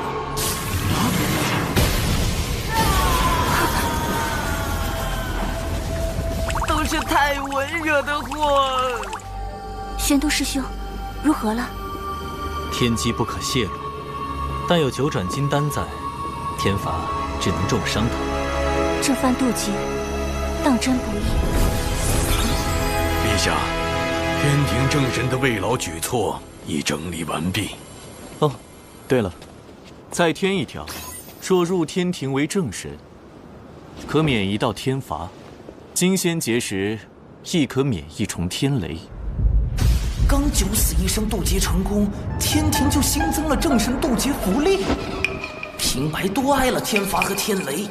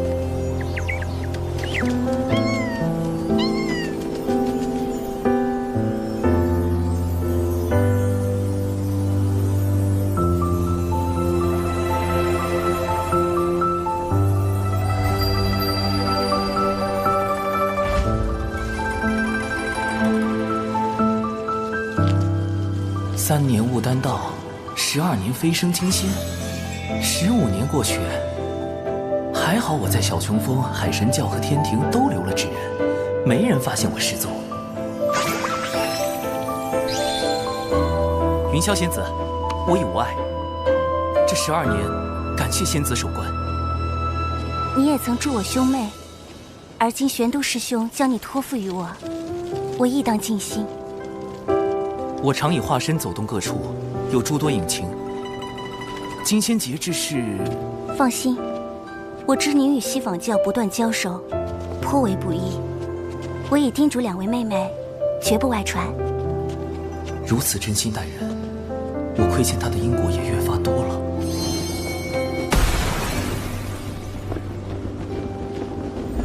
既然我能通过上天庭来跳出封神大劫，或许也能帮助他摆脱入劫的宿命。云霄是因义兄赵公明之死而入劫，若我能帮助赵公明躲过死劫，那他……你无事时也可来三仙岛小坐。玄都师兄对你之才智赞不绝口，我也想与你论道一二，不知是否会有启发。多谢降妖，倘若时机合适，我必会造访。二姐，他们在说什么？一会儿抓起来问问就知道了。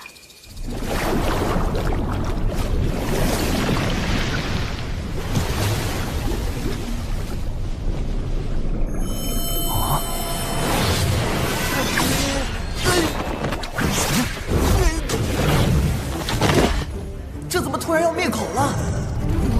不知琼霄前辈、碧霄前辈有何指教？这是真言宝珠，宝珠为绿色，证明你说的是真话。若变为红色，小心我金角剪无情。你是男的？是。为何总以化身示人？怕死。胆子这么小，还敢接近我大姐？可是受玄都师兄指使。原来他们是怕自家姐姐太过单纯，被人算计。这方式可以狠三小。不是，你对我大姐可有非分之想？没有。你说谎了。晚辈还能如何回答？难不成要说对云霄前辈有非分之想？那你是承认对我大姐有非分之想了？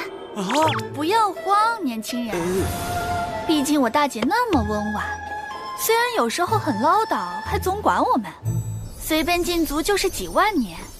她凶起来更可怕，喝醉了还爱跳舞，舞姿，不好说。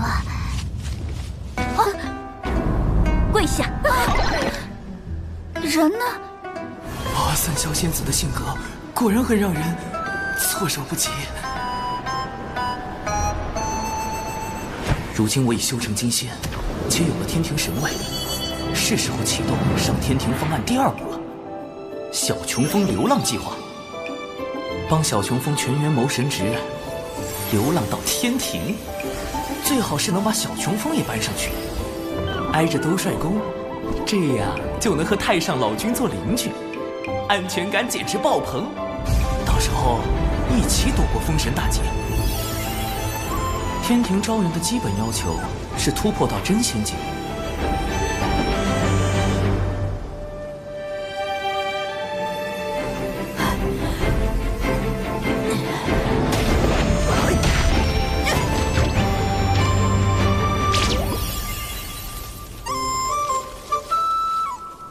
以师妹和熊灵力的天赋，倒是不难达到，而师父要上天庭，就比较棘手。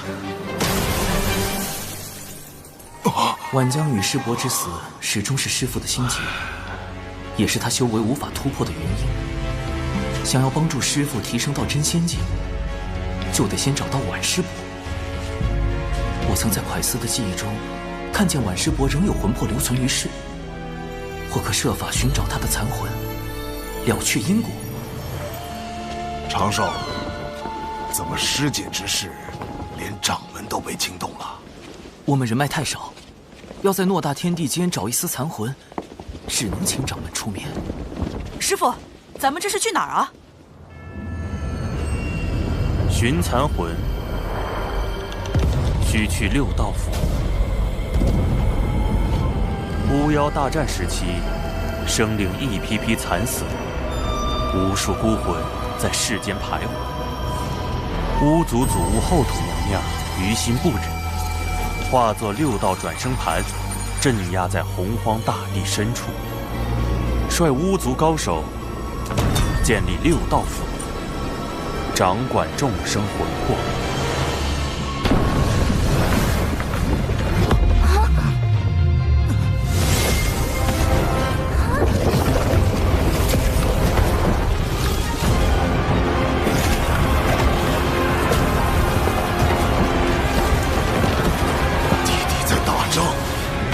这要怎么去六道府找到师姐的残魂？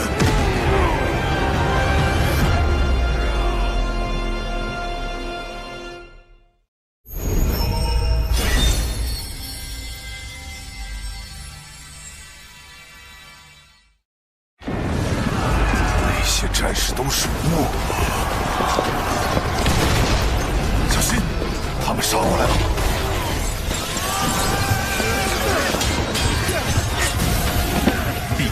快撤！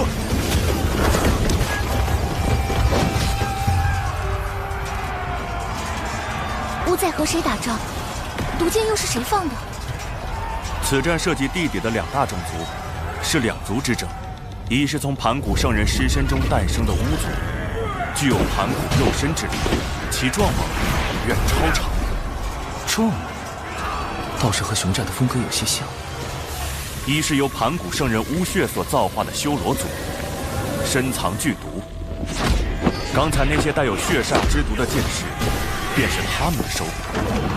这两族为争夺地底霸权，已然打了数万年。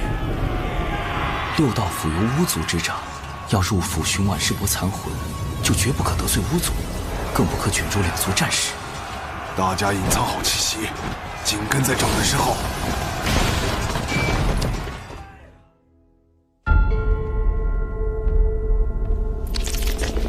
这里就是巫族的六道府吗？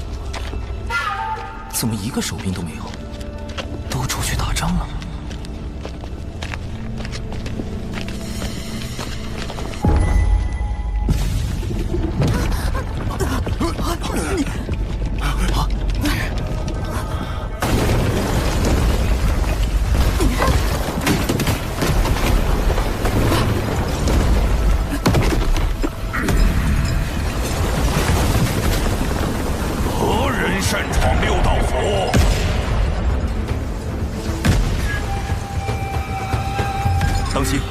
此巫非同寻常，是参与过3次巫妖大战的远古战士巫牛。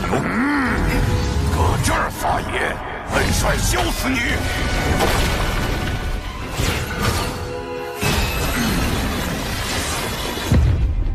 地底有座六道府，铁面判官殿中间，巫牛巫马站身边。大名鼎鼎的勾魂元帅巫牛，就是眼前这个口音很重的家伙。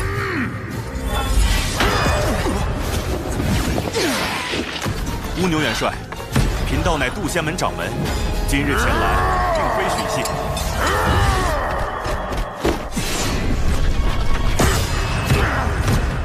而是想请六道府助我们寻找一缕残魂。还请元帅看在道门圣人老爷的面子上，行个方便。用圣人压我？这里是六道府，后土娘娘庇护之地。本帅不吃这套，谁知道你们是不是修罗族打算假扮的？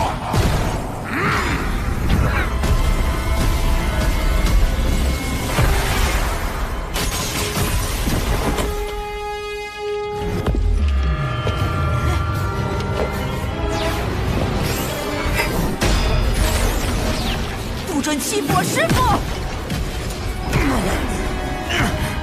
奇怪，他身上怎么有巫的气息？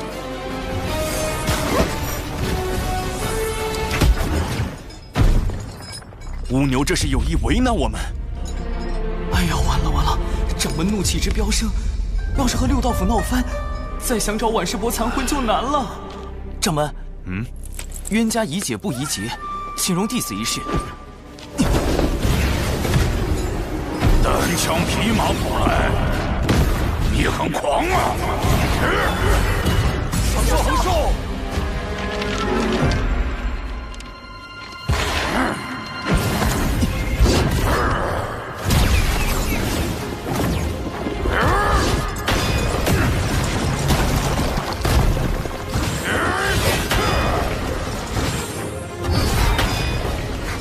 出现了，师兄的地术战术。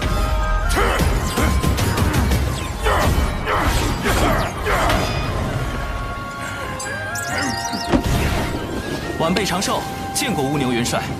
你小子玩我呢！天道法器，这不是天庭才有的吗？元帅，可听说过天庭海神？就是那个给东海找来天兵的海神。没错，他是我朋友，此物便是他赠予我的。他说玉帝陛下正有意帮扶巫族，若让他为六道府美言几句，或可请100万天兵助六道府抗衡修罗族。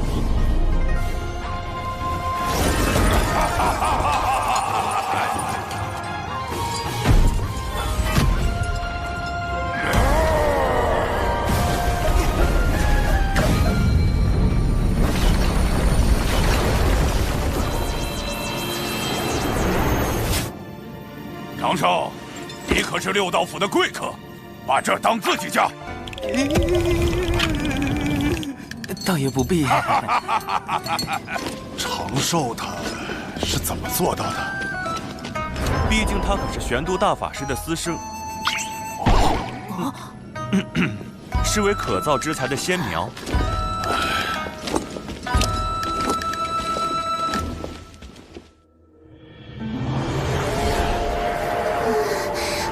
好重的阴气，连风都像带着哭声和惨叫。阴气似乎都来自这些井。这便是我六道府的回魂井，每口井都连接着五波州各地，也是本帅捉拿魂魄的通道。但凡还有一丝魂魄，这里都能找到。师姐亡于北居五州，我们需要找到对应那片区域的井。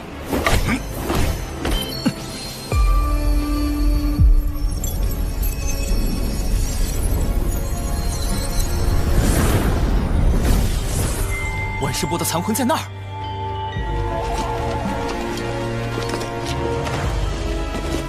六道镇上，勾魂拘魄。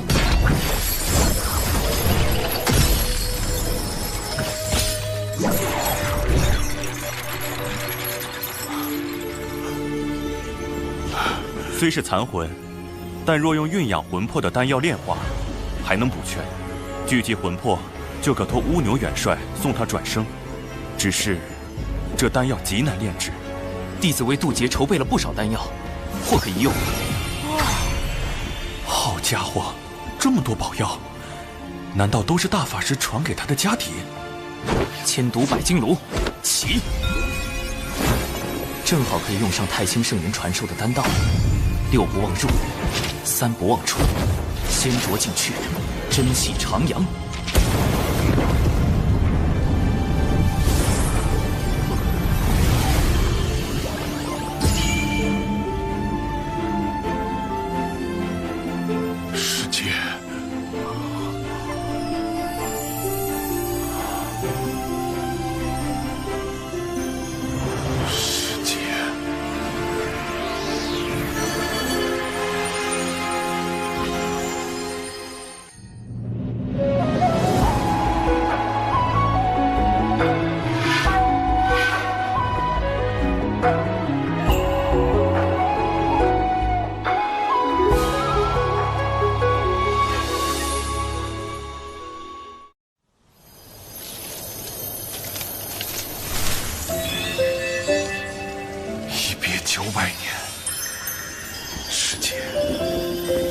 来晚了，师弟，是我不争气，这些年只修成浊仙，苍老成这样，给师姐丢人了。谁说你老了？师弟分明是长大了。师姐，我好像总是差一步，距离门内前10差一步，距离成仙差一步。明明只差一步，但好像永远都追不上。急什么？修道本就应顺其自然，切不可执迷。况且，师姐我会帮你的。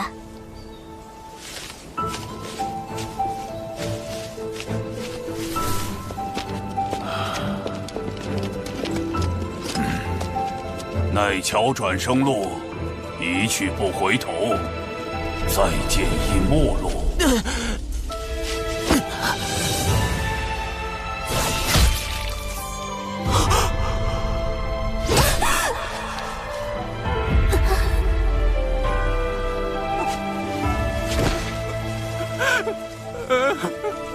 他因你而死，过桥也相隔今生来世。你追不上，永远都追不上。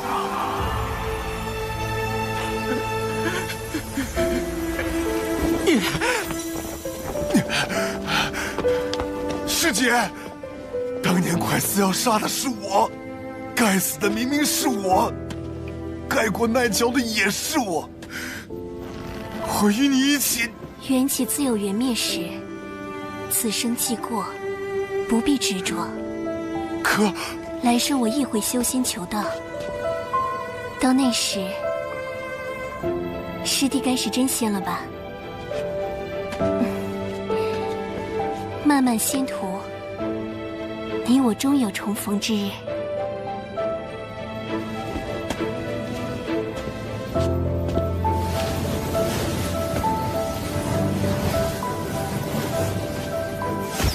喝下忘忧汤，忘却红尘万丈。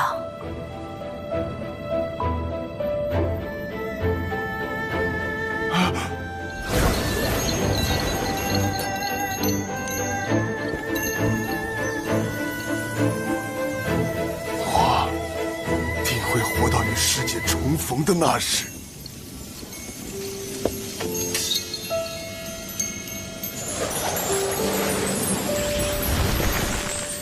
师父和婉师伯这一生太苦了。情之一字，牵扯出多少因果？所幸师父总算解开心结，只要突破至真仙，就能进入天庭，避开大劫。届时师父与婉师伯，总有再续前缘的机会。太清圣人传消息来了。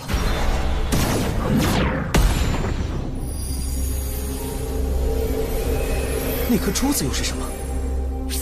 有人要向海神下手。海神，我家老爷要见你，速速让本体现身。你家老爷是何方神圣？我家老爷，12金仙称师长，道法乾坤大神通，圆觉洞内燃道火，灵鹫山中有明灯。燃灯道人，阐教的副教主，《封神演义》里将玲珑宝塔传给李靖的大能，他与阐教圣人元始天尊亦师亦友，即便是玄都大法师，也要尊称他一声大爷。太清圣人算到我将遇险，难道就是因为他？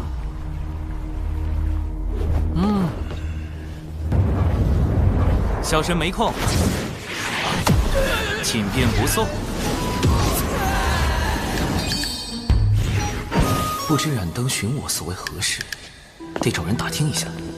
黄龙真人是阐教12金仙之一，他应当知道些消息。副教主受西坊教一位圣人弟子所请，要做担保之人，带你去商谈龙族事宜。他替西坊教担保？此前西坊教派文道人挑拨道门三教内斗，引发三教震怒。我人教的玄都大法师一状告到三圣面前，逼西坊教与文道人划清界限。截教的公民前辈差点冲上灵山寻仇，好在有云霄仙子出面阻拦。阐教的副教主怎么……我也觉得奇怪，大家都对西坊教不满，不知副教主怎么想的，竟和西坊教圣人弟子交起了朋友。燃灯在封神大劫后，带着几位阐教金仙叛出道门，摇身一变成为西坊教的燃灯古神。他身上恐怕藏着很多秘密，与他交好的圣人弟子，莫非是金蝉？不瞒黄龙前辈，因东海之事，西方教金蝉已经记恨于我，还曾派锁神蝶追查我的根脚。如今冉登副教主又让我本体现身，他莫不是想替金蝉害你性命？我去找他理论。黄龙前辈别急，稍后冉登副教主应当会亲自来寻我，还需麻烦前辈躲在暗处，用声影球将我与他的会面尽数记下来。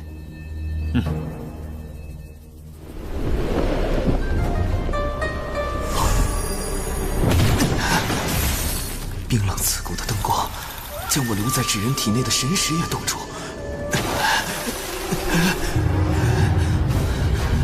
这就是燃灯的本命法宝灵柩灯吗？好一个棺材灯！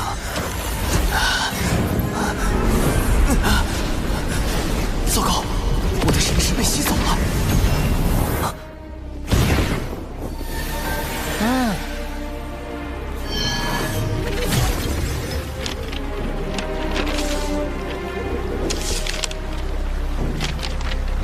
由阐教副教主出手，海神，你我终将再会。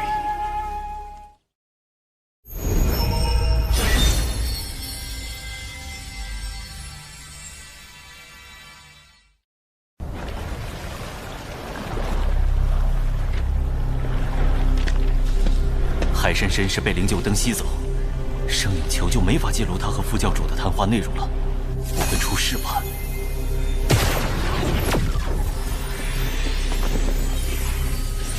你赶跑了我的童子，我就只好用灵柩灯将你带来了。我们且聊聊，若聊得不痛快，反正灵柩灯已收，你随时走便是。我现在走了，反而落下个不尊长辈的名声，先与他周旋一二。原来您真是冉登副教主，晚辈看着童子面露奸诈，还以为是什么歹人。怎么也无法将他与品格清高的阐教副教主联系到一起啊！我好心邀请你，是你怎么？是我天庭不成你阐教的情，还是我挑起天庭与阐教的纷争？前辈，你这童子话没说几句，就给我扣了个挑拨的帽子。你那童子一向嚣张跋扈，是该有人制止他。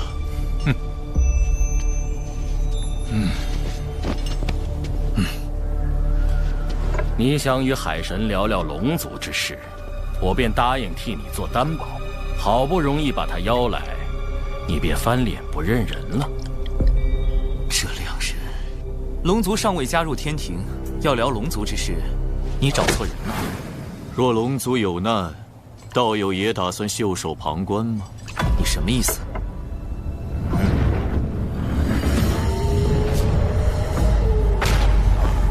帝玺！师兄罗祖，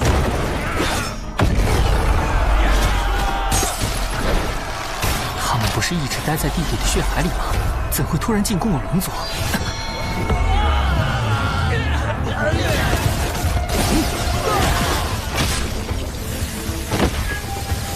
教主哥哥提前安排的仙斗鞭，竟都被腐蚀了。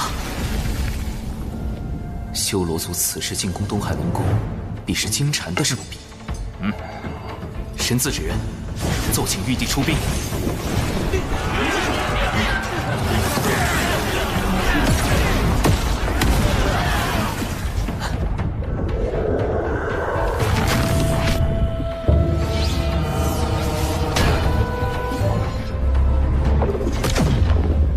是八臂修罗。传闻修罗族修为高低与臂膀数量有关，臂膀越多，则修为越高，最多可修炼至8臂。这名8臂修罗，少说也已达到了金仙境巅峰。金仙境巅峰，我目前只有真仙境，龙族大半高手又都在守护万龙阵，我难以抽调人手。攻过来了！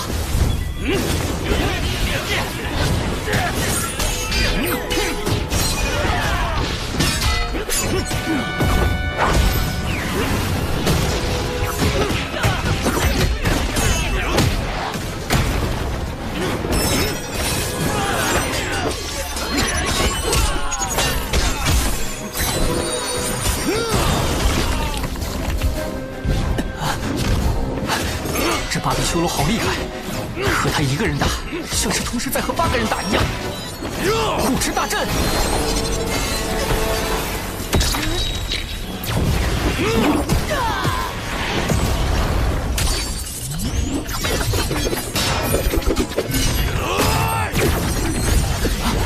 紫炎符阵，3元玄火剑阵。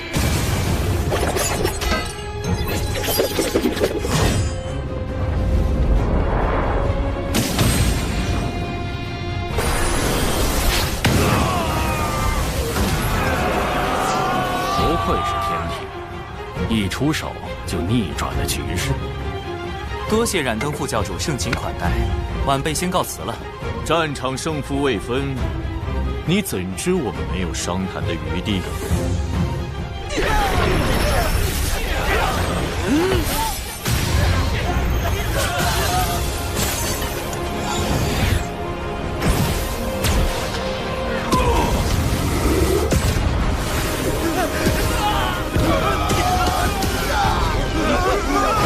第4诀即护持大阵，好险！好厉害的毒物，那珠子到底是什么来历？不好！这毒物竟能腐蚀元神，至人体内虽只有我的神识，但神识毕竟是元神的一部分，神识被腐蚀，元神易遭到波及，轻则断了修炼之路，重则有性命之忧。海神道友，你没事吧？可能是有点上火吧。唉，龙族危机未解，难怪海神小友会有此症，这是忧思过重啊。我有办法，如今龙族有4海龙宫，我们取西南，道友取东北。道友若答应，龙族之危可解，道友的上火之症自然也就痊愈了。如何？不就是上火吗？随便止点血就行了，没那么严重。你看，这不就好了吗？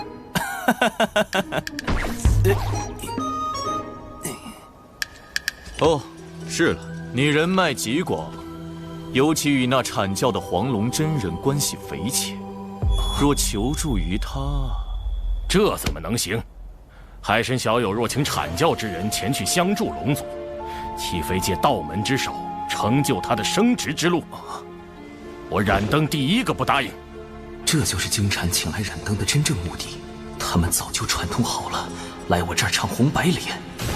先是利用修罗族在正面战场的优势向我施压，再配合冉登逼我和谈。金蝉此招实在阴毒，怎么办？东海的护持大阵只能拖延一时，修罗族迟早会攻过来。到时有冉登在，我根本无法请动3教好友出手。我自身又元神有损，若不设法修补，连性命都保不住，还谈什么龙族上天？今日当真是死局吗？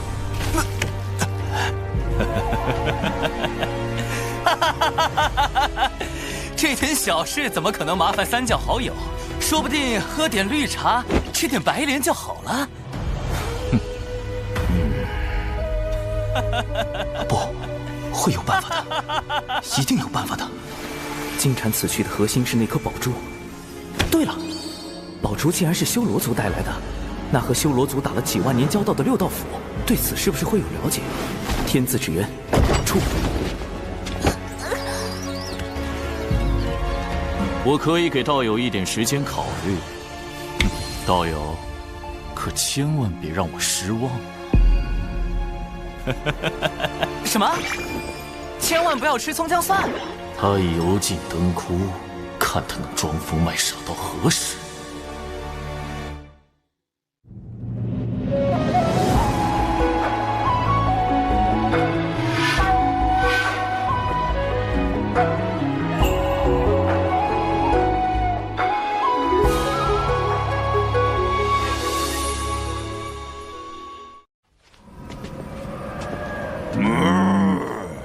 放心吧，程少，既是海神的忙，那我们一定帮。这是我马哥，嘿嘿，勾魂元帅乌马。上此物乃修罗族瑰宝，名唤血煞宝珠。它上一次出现，还是在数万年前巫族与修罗族的那场战斗中。那一战，巫族后土娘娘与修罗族先祖打得轰天动地，后修罗族先祖败退，修罗族也近乎被全灭。最后，他们发动了血煞宝珠才挽回颓势，修罗族因此苟活至今。血煞宝珠也在那场大战中受损，没想到如今却忽然现世了。他们这是下了大手笔。何出此言？听闻此珠需修罗族以其全族之力提炼体内盘古巫血炼成，盘古巫血与血煞之毒的融合，制成了当世顶级的毒珠。若染上此珠之毒，可有对策？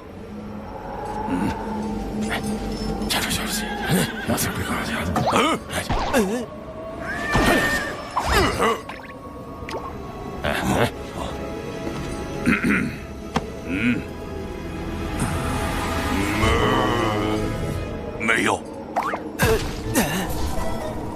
那你们还说那么久？长寿啊，血煞宝珠毕竟是提炼盘古巫血所凝成的，除非能够请动道祖出手，发动天罚。可当世又有几人能见到道祖呢？天罚，天罚，天罚是我想找就能找来的吗？渡劫的时候遭了那么多天罚，这会儿怎么就不来了？或者把天罚引过来。古籍记载，倘若炼出逆天法宝，天道便会降下天罚将其毁掉。逆天法宝，我如今是金仙境，倘若我将原版的剪纸成人术魔改一番，研制出与我本身相同级别的金仙境纸人，算不算逆天？这是唯一的办法了。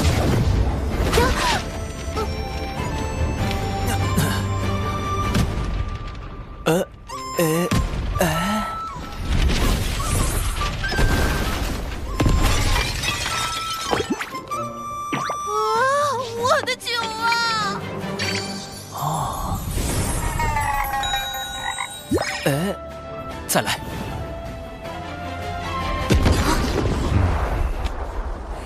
这是地脉内灵气冲撞所产生的灵爆。长寿，你究竟在修习何种神通？再闹下去，我也难以为你遮掩了。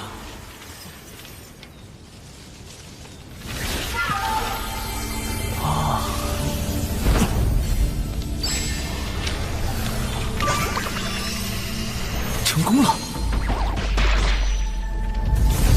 天罚果然来了，去吧。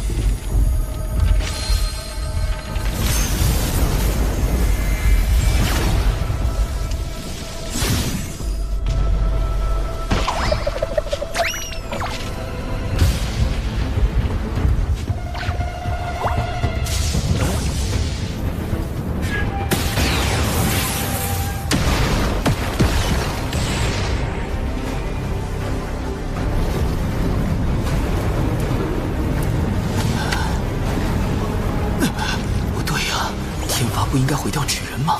怎么一直在劈我？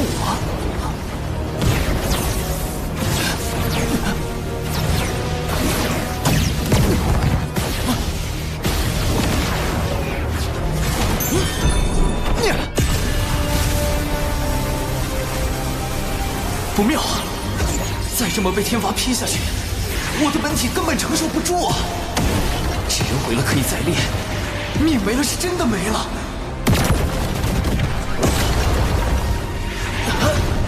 生存游戏根本没办法重来啊！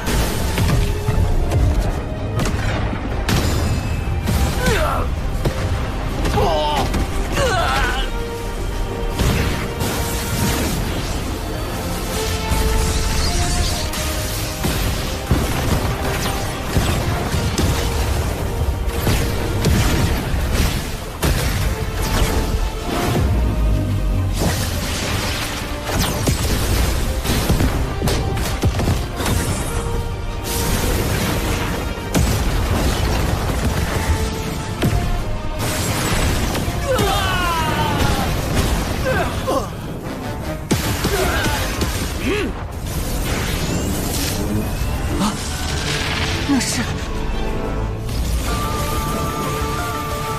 我来啦！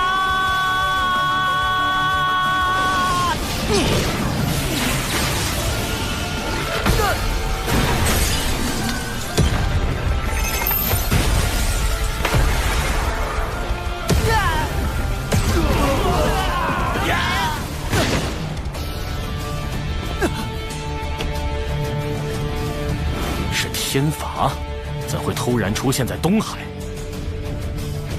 既然这样，就只能由我的本体把天罚引来了。所有人听令，进攻修罗族！道祖让我代替纸人挨天罚，意味着从此以后，道祖认可了我的金仙境纸人，这波不亏。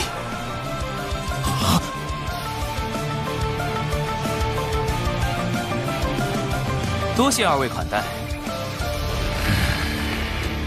我的上火之症已经缓解，告辞。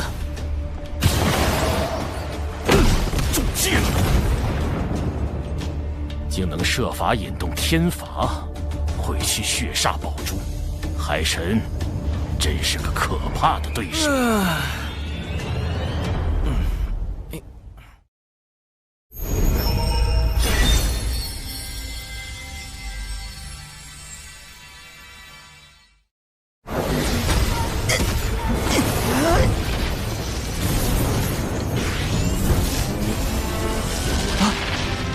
那是，我来啦！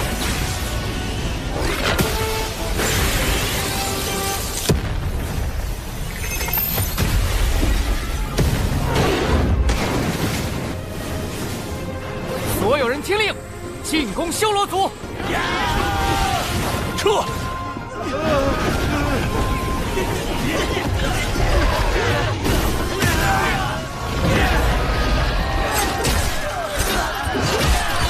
天罚成功击毁血煞宝珠，我的本体也该回去了，剩下的就交给神字指人了。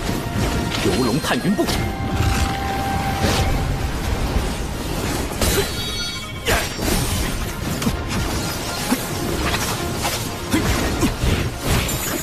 别让他跑了！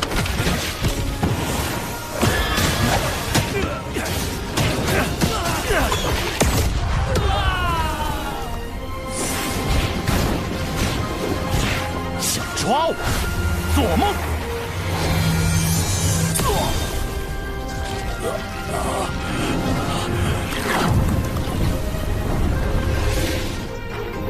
金乌混天将军华傲天，奉玉帝之命，在此恭候多时了。多谢华将军。嚯，咱们的玉帝陛下气瘾又犯了。血煞宝珠已碎，修罗族又被天庭伏兵清剿。金蝉，你今日设局，想胁迫海神分龙而食，结果却是满盘皆输。我与海神的博弈还没结束，你现在下界，为时尚早。多谢海神与华将军相助东海龙宫击退修罗族，东海必不忘天庭恩义。龙王客气，这些修罗族我就带回天庭，交由玉帝陛下定罪。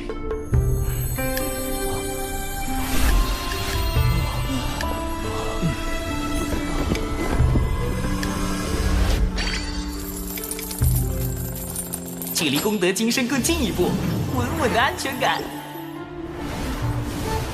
上次派深海妖族偷袭海野，这次派修罗族进攻龙宫。诚如长庚你此前所言，西坊教若不能与天庭分龙而食，便不惜将龙族覆灭。龙族屡遭危难，幸有天庭庇护，东海龙宫之危告一段落。接下来天庭只需秉公处理这批修罗族战犯，应当不会再有变故。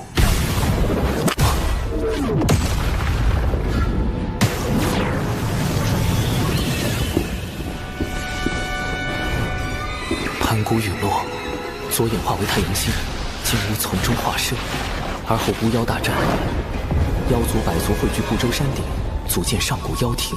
金乌一族被奉为百族之首，可大战后妖庭破碎，金乌族销声匿迹，怎会今日突然出现？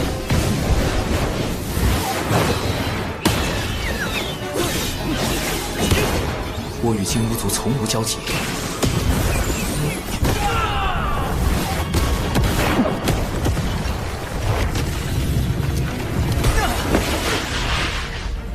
何人在此装神弄鬼？前途深海妖族，后脚修罗族。海神，谁给你的胆子，敢凌驾于我妖庭百族之上？陆牙，妖庭陨落后，那个不知所踪的妖庭太子，他竟然还活着。妖庭太子陆牙，封神大劫中以钉头七剑书诛杀赵公明的陆压道人，他原身竟是三族金乌。是你！哼！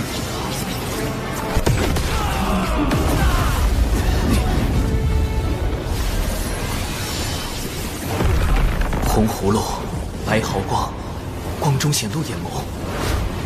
这是斩仙飞刀。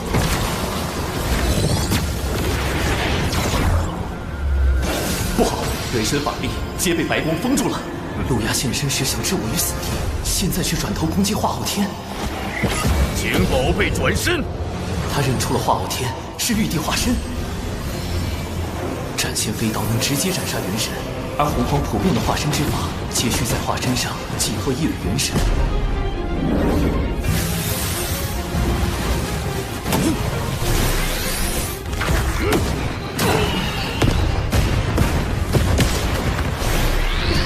若化昊天被斩，玉帝元神受损，我的罪过就大了。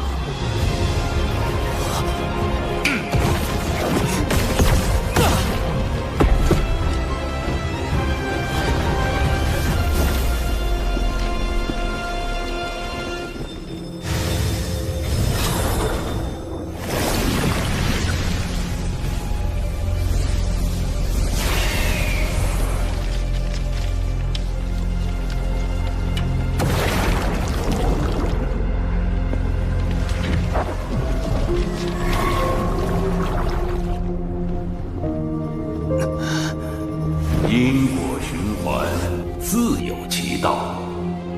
风，我好像忘记了什么非常重要的事。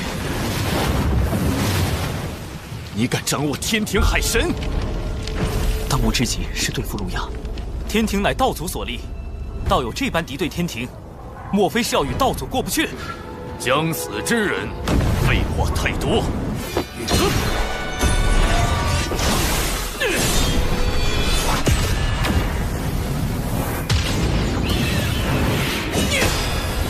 传说中，妖庭金乌10太子均为准圣，只差一线契机，便能成就圣人。我才成金仙，化昊天也未到大罗，实力太过悬殊，不能正面硬抗。饮水溯源，六合困阵。三族金乌属火，我这海神正好与之属性相克。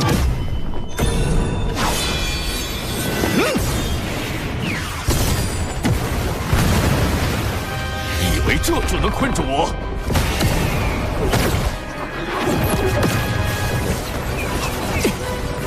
太阳真言，金乌一族的本源神通，连大罗金仙的元神都能烧毁。请宝贝转身。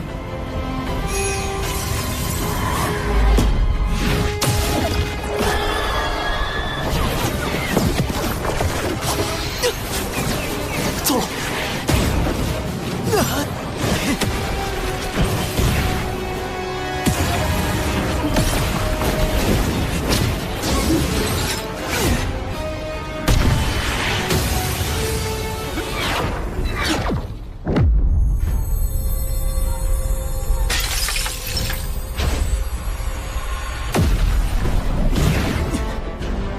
世间兴衰，各行其路。陆压，勿要强逆天命。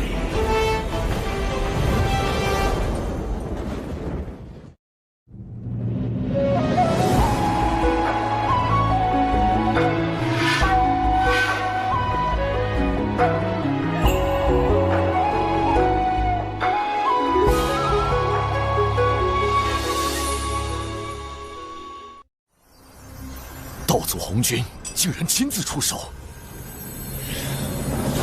幸有道祖相护，否则今日之事难以善终。虽说道祖维护玉帝，却也并未计较陆压谋害玉帝化身的罪责，就放了陆压离开，总觉得这背后另有深意。不能小玩，萧神雷警告。天地间若大战再起，必将生灵涂炭。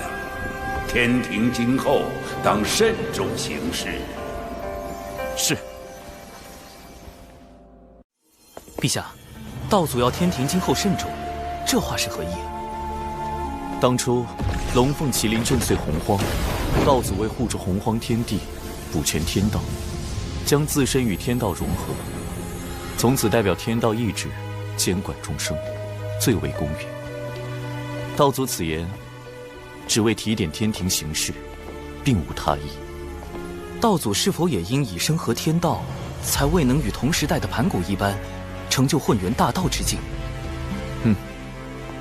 盘古自混沌中开天辟地，天道由此而生。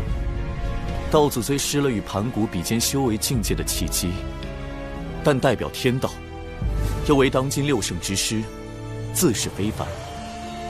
六圣皆为道祖弟子，却不尽相同。西方二圣为难天庭，幸而天庭背后有六圣中实力最强的太清圣人庇护。这是何物？此乃思维导图，小神思索事物时，便靠此物整理思绪。爱卿总有这些巧思。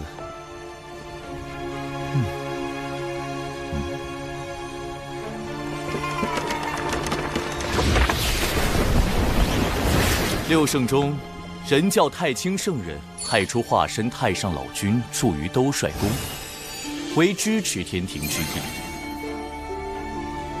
阐教圣人元始天尊，截教圣人通天教主，虽与太清圣人同为道门三圣，却对天庭不甚亲近。西方二圣已在收龙之事上，处处与天庭作对。圣母女娲常年闭门圣母宫，立场不明。而阐教副教主冉登，显然是助西方教敌对天庭之人。此次配合金蝉进攻东海龙宫的修罗族，也必然听命于西方教。长庚爱卿，你认为修罗族为什么会听命于西方教？小神也不知。目前六道府与修罗族战事吃紧，西方教如果没有在此战中相助修罗族，那必定是从其他方面入了手。你此番让修罗族损失惨重，合作怕是要破裂了吧？我手上还有能让修罗族继续听命于我的宝物，不劳冉登副教主费心。况且我以为，比起修罗族，你会更关心突然现身的陆压。陆压乃妖庭太子，与道门无冤无仇，我何须烦恼？倒是天庭，本就根基不稳，如今陆压公然敌对，咱们这位玉帝陛下可如何是好啊？既然天庭形同虚设，那不如……西方教仅是拉拢了深海妖族与修罗族，就已重创龙族。若西方教能拉拢妖庭太子陆压，更可借陆压之手号令妖庭百族，后果不堪设想。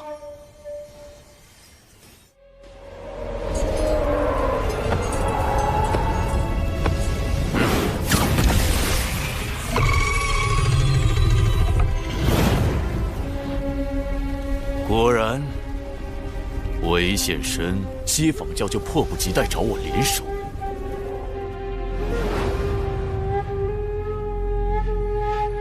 妖族气运微薄如那西山日暮，妖庭太子，你定然心有不甘吧？日有暮去朝来时，天命所归何处，尚未可知。西坊教院助太子，曜日换乾坤，重铸妖庭，入主洪荒。昊天，有这么多人想要你的命，你这玉帝之位也坐不长久。我们走着瞧。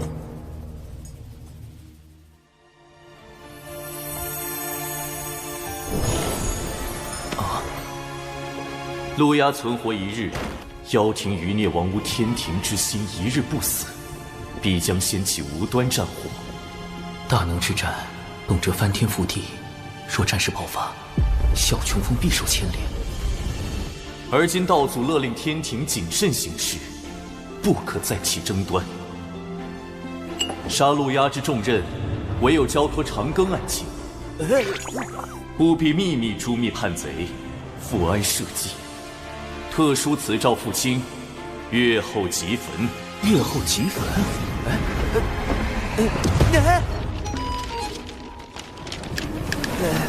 诏书都不留下啊！万一我杀陆压不成，反被他杀了，天庭只怕都不会承认我是奉诏行事。一个江仙去杀准圣，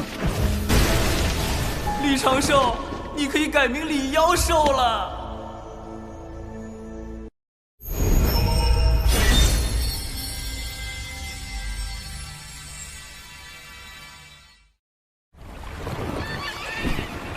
冷静，不慌，要除掉陆压，得先对付他的法宝——斩仙飞刀。斩仙飞刀是物理攻击技能，但钉头七剑书却是诅咒技能，隔空便能将赵公明那样的准圣咒死了。若想解决他，只有找到他的克星——落宝铜钱。此宝本是人皇大禹确立俗世买卖之事时打造的钱币，后因天道降下大量功德，使他有了大威能，可落除先天至宝和兵器以外一切的宝物。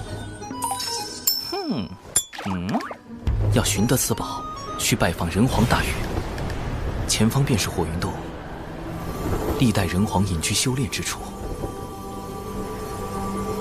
居然设置了进洞密码，还得破解藏在里面的卦象。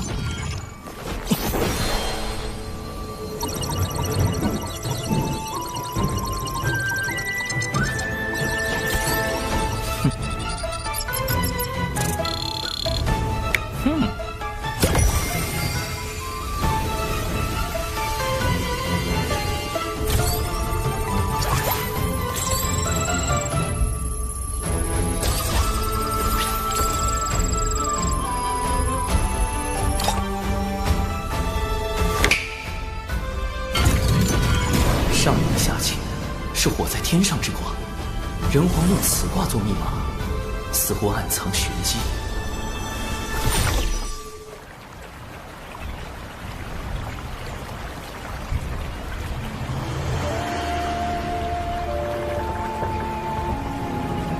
晚辈长庚，现为天庭海神，特来拜会本族先皇。海神既是东周人族，为何以纸人行事？是不信人族，还是不信你身后的天庭？太清圣人为我遮掩根脚，还能被他看穿我来自东周？这人是谁？晚辈实力低微，不敢以真身行走洪荒。你是海神，我这却是湖泽之地，你我并非同路人。他是觉得我被天庭用官职收买，变成出卖人族的奸贼，不配为人。江河聚雨露，百川终归海。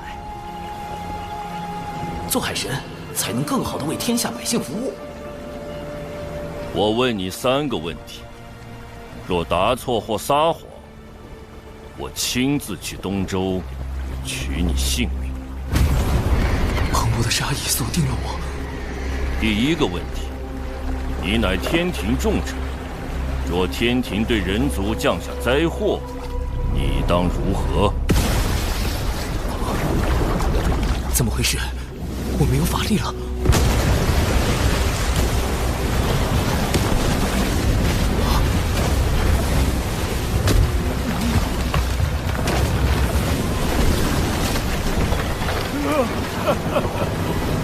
妖皇陛下，让老天爷听一听雨吧。9年大雨，粮食颗粒无收，我们连住的地方都没有了。妖皇？难道我回到了妖庭执掌天地的时候？老伯，小心！小伙子，别浪费力气，人是跑不过洪水，跑不过天的。附近没有修筑河堤吗？9年来，河堤塌了又建，建了又塌，都是天意呀。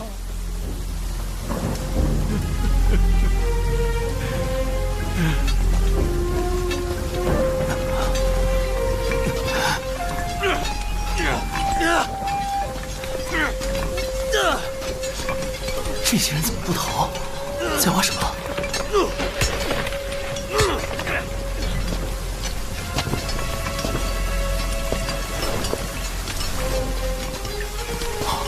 是了，决山泄洪，排水入海。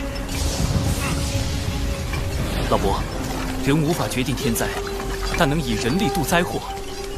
你看，他们都在和天搏命。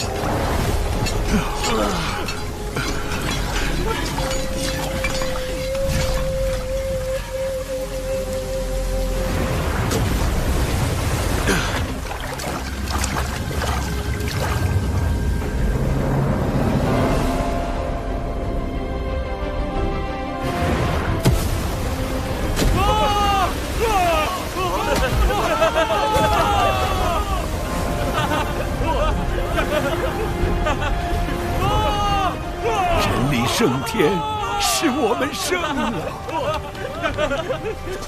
率领人族开山治水13年，敢问前辈，可是大禹陛下？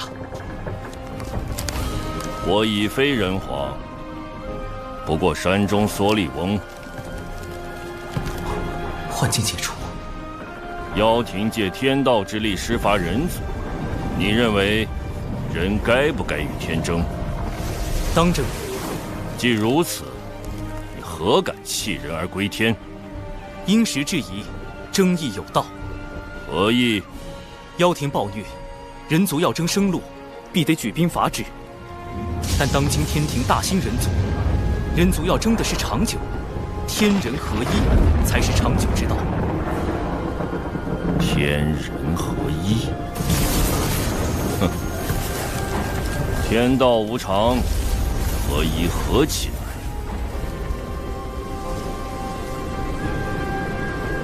这第一个考验，我好像是通过了。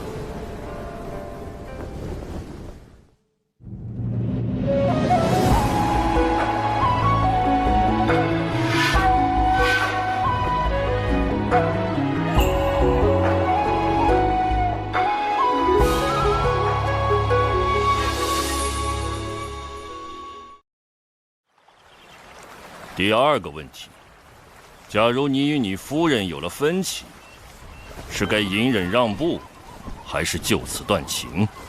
夫人，话题跳得这么快吗？啊！人皇大禹的夫人涂山皇后，也是涂山狐族的首领。这个问题实际上问的是人族与狐族，或者与百族的关系处理。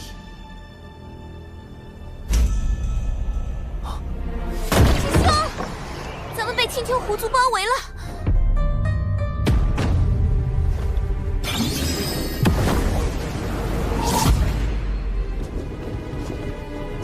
我青丘仙祖乃圣母宫上仙，外戚涂山氏是人皇大禹的皇后，你们竟敢私自囚禁我族功德狐女，速速将她交出来，否则我们便请圣母女娲、涂山皇后来主持公道。功德狐女是那狐妖小兰，当初我假扮成师傅，与九巫师叔打杀了一伙食人精气的妖怪，小兰就是他们的大姐。因他身怀祖传功德，不可斩杀，至今仍镇压在门内。这才是第二问的真正考验。若我加剧人族与狐族的矛盾，只怕要引来圣母娘娘、涂山皇后、人皇大禹的3重围杀。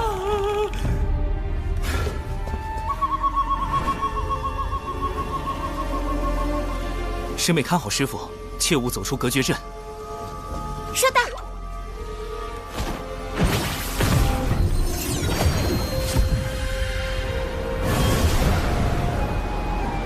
臭老头，你害我妹妹们的时候多威风呀！不出口恶气，我可不会离开渡仙门。季掌门，你看着办了。你威胁我们？奴家可不敢，但青丘狐族敢不敢？那就不一定了。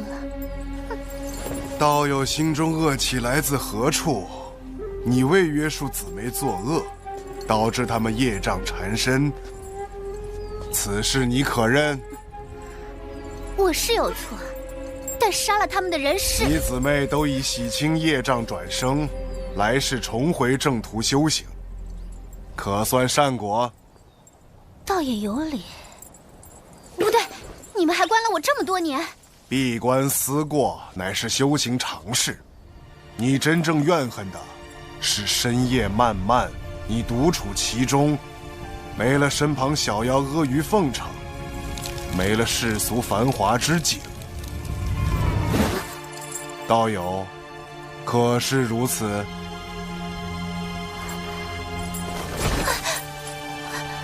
所以我恨的不是你们，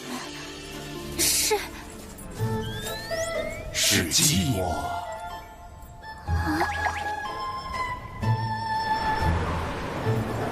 我真的寂寞吗？师兄，我一点也不寂寞。去抄《稳字经》3000遍。和平调解完人狐矛盾，第2个问题也算有了答案。凡事以和为贵，一族不稳，族族不稳。是谈判促和，还是妥协求和？你自当清楚。不妙，这次打得悬了。第3个问题，倘若大劫将至，人族当如何求生？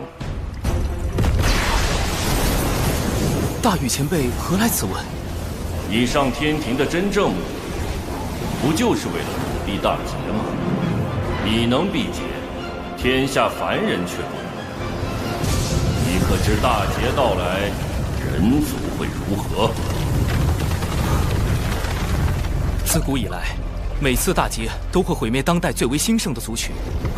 龙凤麒麟大劫，远古3大族几近灭绝；巫妖大劫，巫妖2族一蹶不振。而今人族大兴，若大劫来临，仙人尚且九死一生，那些手无寸铁的凡人，天下人陷于水火，唯你独善其身。长庚，这是你想要的吗？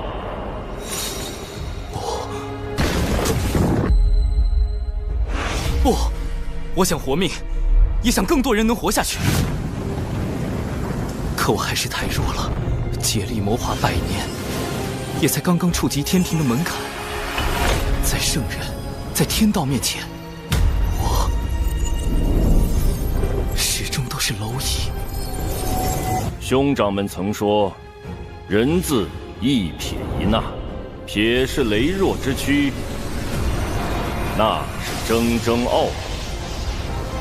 天不与光，遂人兄钻木取火，妖绝人路，伏羲兄自古虔诚。瘟疫祸乱，神农兄尝百草著医书，武纵强敌，轩辕兄举剑伐之。吾等便是人族之心火，心火不息，人族不灭。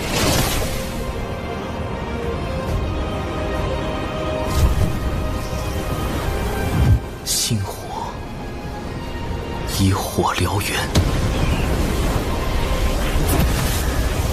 若拿到落宝铜钱，除掉陆压，同封神大劫关联的情节必然会改变。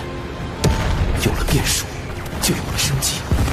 晚辈现下正追杀一个足以影响大劫的人，一旦事成，大劫来临时，人族或可出现求生之机。只是要杀此人，晚辈还需寻到一件法宝。这一问，你回答得很好。伏羲兄早已算到你前来之事，你所求法宝尚未出世，他为你卜了一卦，将卦象留在洞口。你可凭此卦寻觅法宝降世之处。人皇伏羲，据说他知天术，明占卜，还是圣母女娲兄长的转生人身。他竟然早就算到我在找落宝铜钱，洞口的卦象难道就是上离下乾，是我在天上之卦，我势破天，正如落宝铜钱破大劫。大禹前辈的3问，除了判断我这个海神对于人族的立场，更想指引我看清落宝铜钱对于人族的意义。长庚，你在天庭亦是前路艰难，里面是我从前的治水之物，许能助你治理四海。切记，你是人族，亦是星火。晚辈铭记于心，多谢大禹前辈。西仿教利用妖庭百足多次，我凭何信你？一个法宝，一段机缘。二师尊推演出太子的未来，将因一个法宝而产生变数。如今此宝将到出世之时。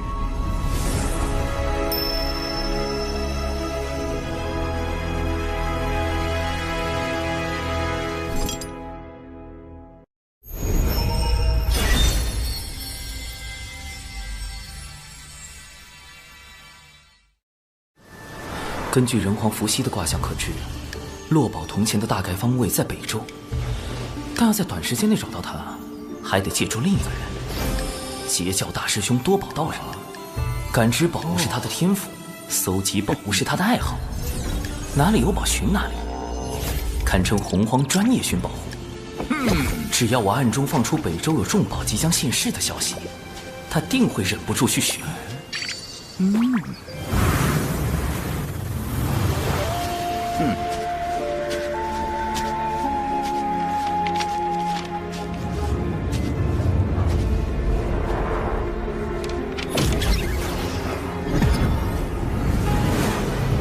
身体无法穿过，神识也被隔绝在外，看来此地另有乾坤。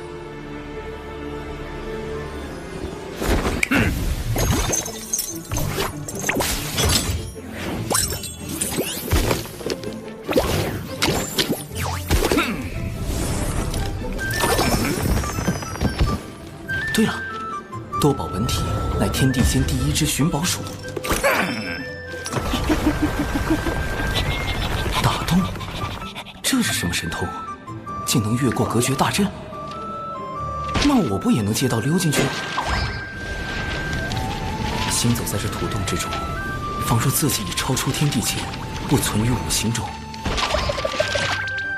隔绝大阵如同虚设，这就是截教大师兄真正的实力吗？这世间除圣人之宝外，我倒不知有何法宝能影响到我的命数。此物取自我教镇教之宝12品功德金莲，可望因果变吉凶。太子不妨一观。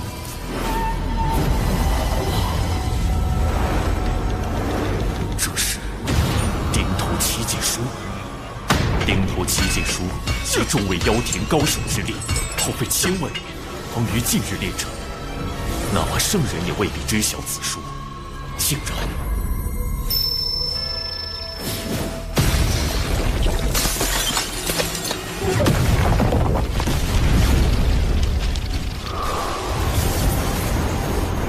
的那一幕，莫非真变数。此宝将在何处现世？你们调查的挺清楚。磁铁城，妖庭百族中磁铁妖族的据点。落宝铜钱在妖庭的地盘。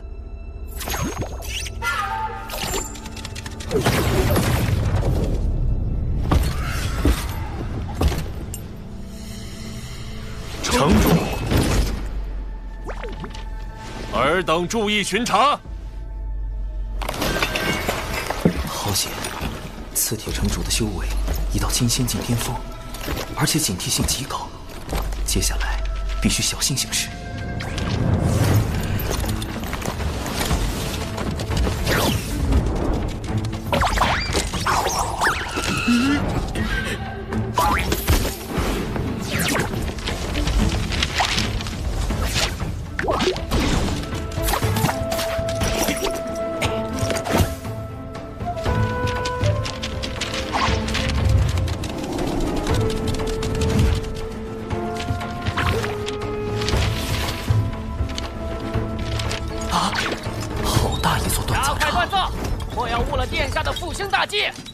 殿下是陆压，如此大规模的打造兵器，明显是要整治妖兵，为反攻天庭做准备。陆压的存在已严重威胁到天庭，他出手刺杀玉帝化身，就是一种明确的恐吓和示威。难怪玉帝会下密令要除掉他。哼！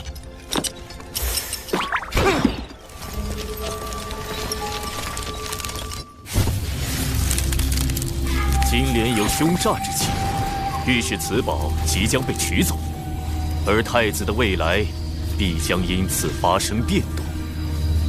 那我便提前绝了这个可能，抢先拿到此宝。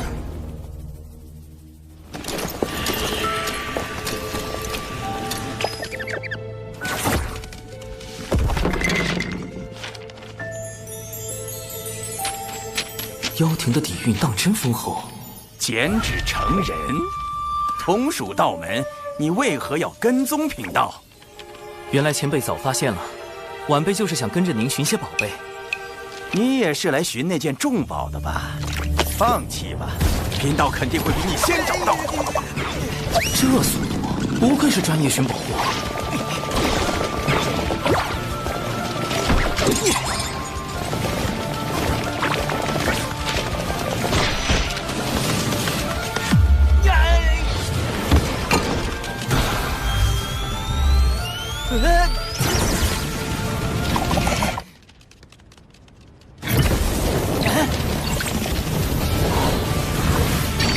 找到了！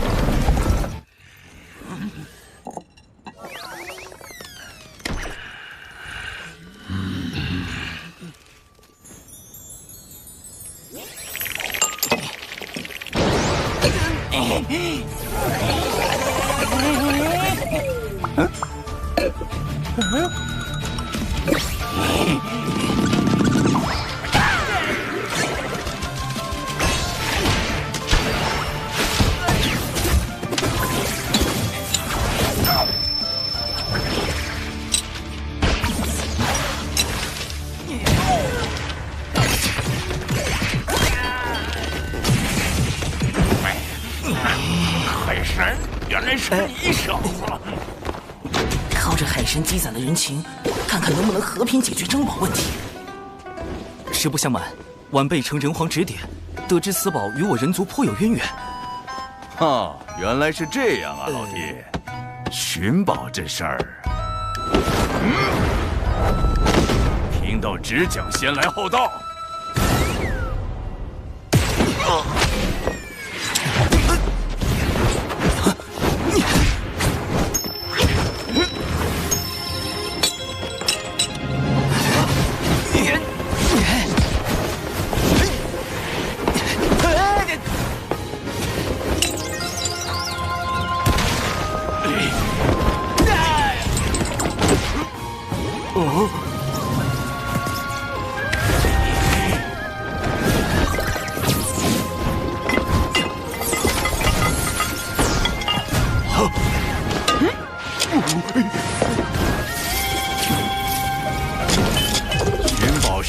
能闹出一点动静，这才叫专业，懂吗？龙前辈，对不住了。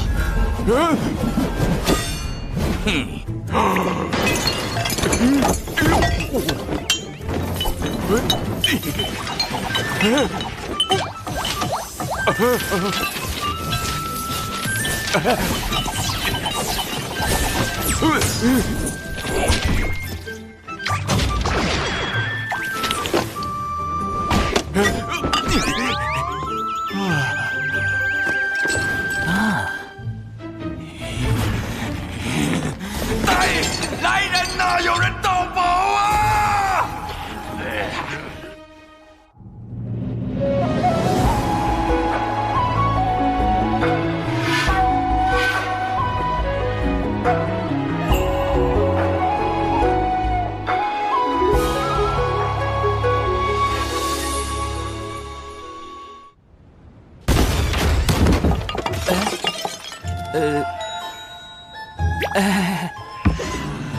天庭海神，倒是辛苦你费尽心力寻得重宝，如此我也省了不少麻烦。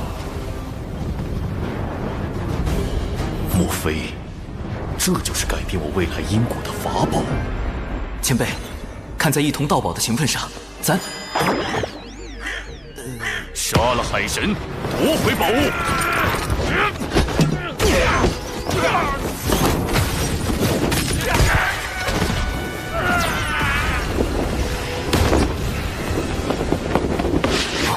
竟敢盗我磁铁城墙吧！找死！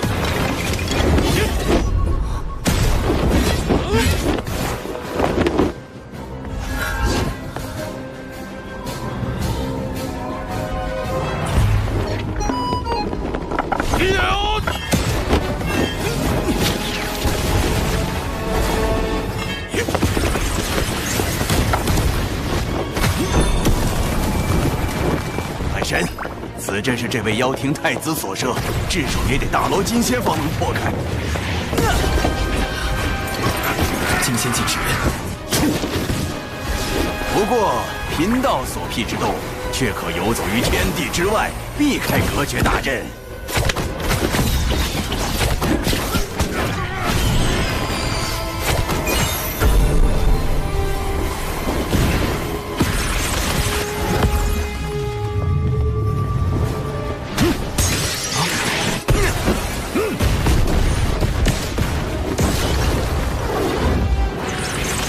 交出法宝，我可以让你死得不那么痛苦。看在同属道门的份上，贫道可以帮你，但法宝得归贫道。大罗，前辈要不要打个赌，赌晚辈能不能破阵？你最多不过金仙境巅峰的修为，别说破阵，能不能活下来还另说。前辈不敢赌啊？哟，还有余力激我？行，贫道跟你赌。若你真能破阵，贫道不仅不要法宝，还助你离开北周，如何？一言为定。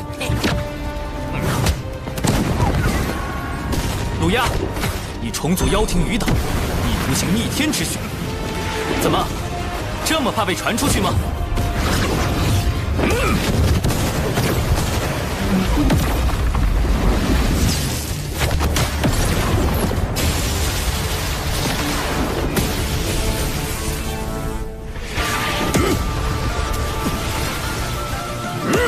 妖庭太子的实力也不过如此，自寻死路。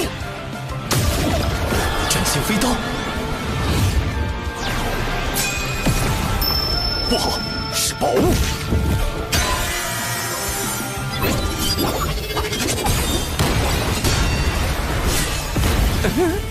想借力打力，那也得看你能否活下来。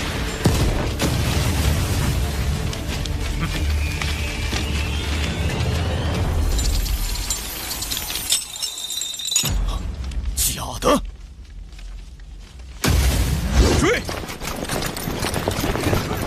慢着，本体还在城内。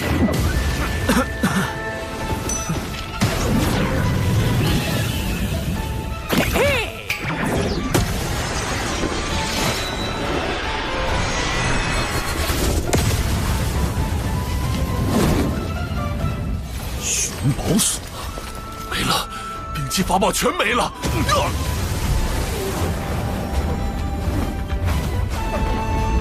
你什么时候换的法宝？群妖涌进宝库时，晚辈趁乱藏起了钱币和纸人，然后故意用假钱币制造混乱，将妖怪的注意力从宝库转移。嘿，好小子，果然够贼。前辈厉害，一下就看穿了晚辈的算计。别恭维了，虽说贫道对妖庭没什么好感，但你直接摸空人家宝库，着实可恨。这些法宝原是送给前辈报答救命之恩，既然您不喜欢，晚辈就还回去了。哎，难得出来一趟，岂能空手而归呀？来，给贫道看看这些宝物。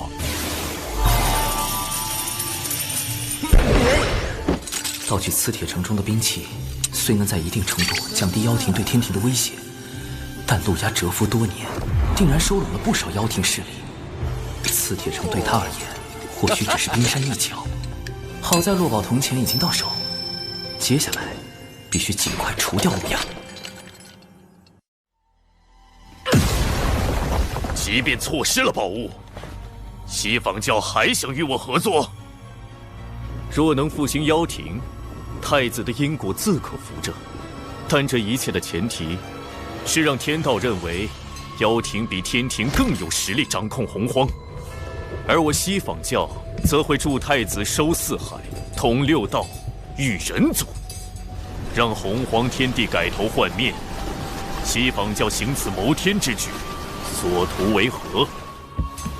我教有一大兴之计，名为西游，而道门是这个计划最大的阻碍。今日事关龙族存亡，还请教主哥哥相助。长庚爱卿，你有何对策？仓促之下，我只准备了98个应敌方案。你小子还真是狡诈啊！是稳健，稳健。长庚道友，需要我们做些什么？有危险，快！吴昊天既为玉帝，愿为苍生故。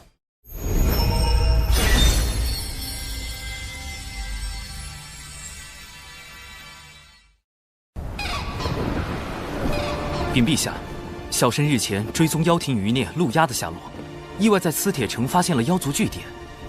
原来陆压这些年来为复辟妖庭，一直在暗中打造兵器，整治妖兵。该据点戒备森严，在截教多宝道人相助下，小神已将据点内兵器全部没收，详细清单已列在奏折中，请陛下过目。陆压储备良久，此番磁铁城失利，必定不会甘心。长庚爱卿，往后行事还需谨慎。是。我教有一大兴之计，名为西游。就在不久前，二位师尊算到西海龙宫内有一机缘。西海三太子乃是西游计划的关键人物之一，这便是你们屡次向龙族下手的真正原因。是，也不是。目下龙族有意加入天庭，这于我教而言相当不利。想来这也并不是太子您愿意看到的。太子不妨考虑与我教合作。你们西方教当真思虑周全，连龙族之事也替我想好了。那我麾下的妖族，你们是不是也要管上一管？太子多虑，我教定不会干涉妖庭内务。金蝉，上一次想开东海海眼的人是你吧？所谓此一时彼一时，您若与我教合作，龙族之事自可协商。龙族之事轮不到你们西方教插手，我很快就会去找龙族接洽。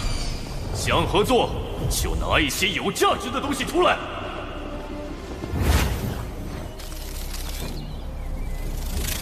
金蝉去见了陆压。是的。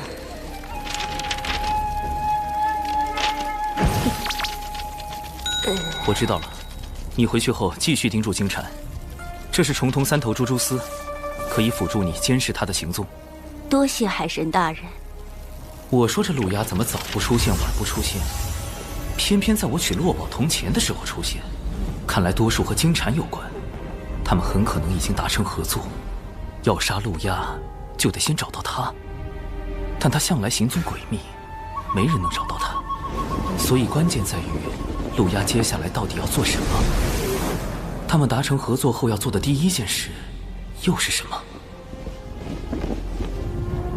太子殿下高明，通过宣示龙族主权施压西方教，这在我们后续与西方教的合作中将会占据更多优势。我妖庭与西方教拥有共同的敌人，合作是必然的，但那并不意味着我们就要听人摆布。不过金蝉倒是提醒了我，龙族的确是重中之重，即便不能为我所有，也万不能被天庭拿去。长老，以我之名，秘密约见四海龙王。是龙族。西方教此前曾多次阻挠龙族上天，显然这对他们而言是现阶段最重要的事。而龙族作为曾经的妖庭客卿，陆压现身后，也极有可能第一时间拉拢他们。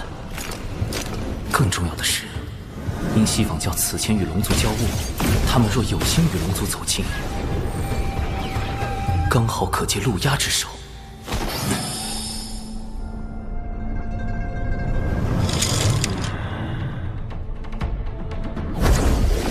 教主哥哥，你来的不巧。几个时辰前，父王和其他3海的叔叔们刚离开，他们去了哪里？不清楚。他们这次外出很隐秘，好像是接到了什么传信才过去的。晚了一步，四海龙王极有可能已收到陆压传信，并前往赴会。可是赴会地点在哪儿？在这偌大的洪荒天地，我又该去哪里找他们？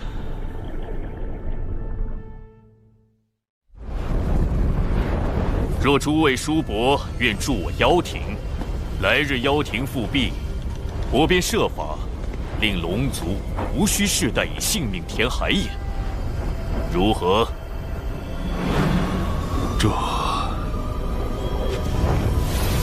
这交礼产自我妖庭，还望叔伯们莫忘我妖庭昔年之恩。大哥，陆压太子给出的条件非常诱人，真要跟他合作，但风险也很大。万一复辟妖庭失败，天庭恐怕还要追责我龙族。回丞相，将陆压与我龙族会晤的消息散播出去，越快越好。大哥的意思是，目下正是龙族上天的关键时刻。妖庭陆压已经给出了他的价码，我倒要看看天庭玉帝又会开出什么条件。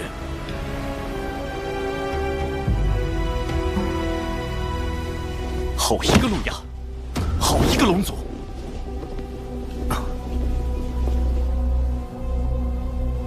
陆压要拉拢他，龙族就去了。吾将下16神位。海神册封大典，这些龙王一个都不来，转头就去和陆压勾结。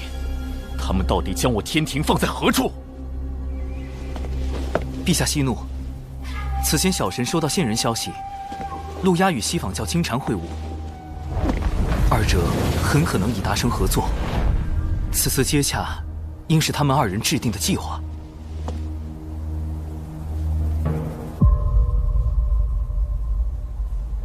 此事你事先知道，为何不告诉吾？完了，李妖兽，你被玉帝怀疑了。小神事先并不知情，只是根据线人来报，私下揣测，因没有实证，便决定先搜查证据，再向您汇报。陛下，如今龙族与陆压接洽的消息满天飞。必定有人在暗中推波助澜，不错。倘若是龙族所为，其目的必是借机抬高身价，向天庭攫取更多利益；若是陆压，则是借此施压龙族。妖庭既然赠龙族交离，我天庭是否也需表明态度？不错，长庚爱卿，传吾旨意。天庭瑶池即将举办蟠桃宴，邀四海龙王出席。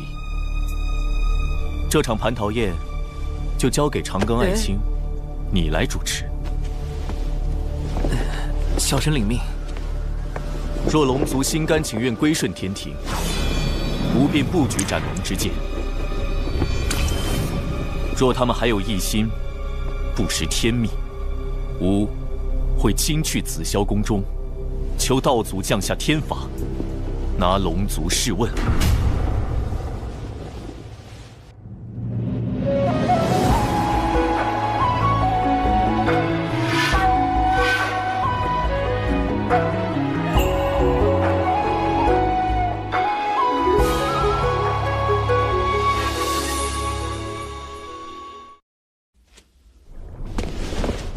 原来这就是陛下举办蟠桃宴的真正目的。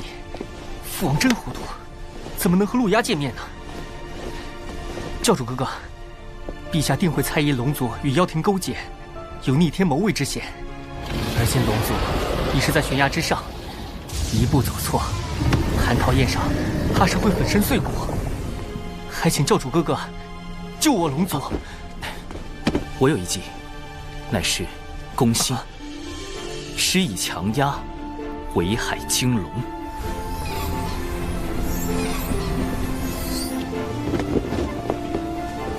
海神，这就是陛下钦点的天河水军副统领卞庄，往后他便由你差遣。末将卞庄，愿为海神效追仙子，不是，愿为海神效犬马之劳。这个卞庄怎么看起来不是很正常？无妨，请卞统领率10万天河水军前往四海操练，扬天庭之威。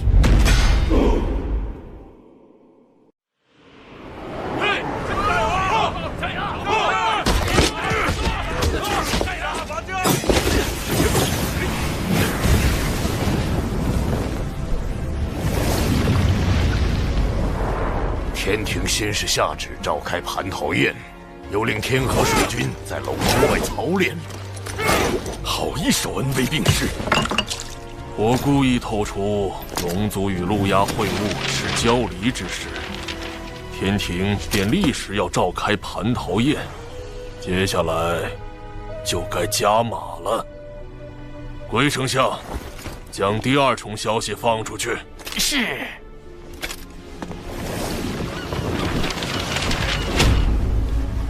长庚爱卿，你有何对策？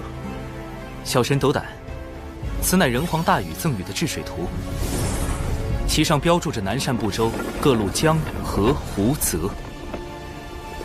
不若将南赡部洲的江河湖泽之神位委以龙族，龙族一旦获封神位，便可洗清自身业障，自然也就摆脱了镇守海眼之责。这样一来，南赡部洲水势接纳入天庭管辖，亦可补天庭神位之空缺。但这些神位对龙族而言还是太少了。陛下，小神听闻天庭神位历来有轮换一说。吾若将这批龙族神位设为1000年一轮换，便可册封更多龙神。终有一日，龙族将不再需要镇守海眼。妖庭开下空头支票，天庭许诺分期付款。这圣旨上已盖上印玺，若写上文字，旨意便可立刻凝成。你立刻将这道空白圣旨带去龙族。陛下，您若在此时给出空白圣旨，万一龙族在蟠桃宴时进一步抬价，或是妖庭又有变故。的确，长庚爱卿真是深谋远虑。这样吧，你将这大禹治水图带去龙族，告诉他们，此图上江河湖泽，皆可分封神位。小神领命。总算成功引导玉帝分封神位，不但天庭藏有底牌，龙族那边还能获得更多神位，对峙妖庭也更有把握。唉，这下应该算是打消了玉帝的猜忌吧。长庚爱卿，可愿收个徒弟？啊！龙吉，进来。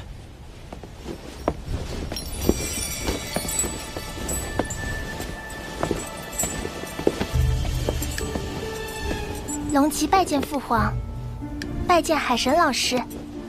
哦，龙吉，不就是死后上封神榜的红鸾星君？她不是玉帝和王母的女儿吗？堂堂公主跑来当我的徒弟？等等，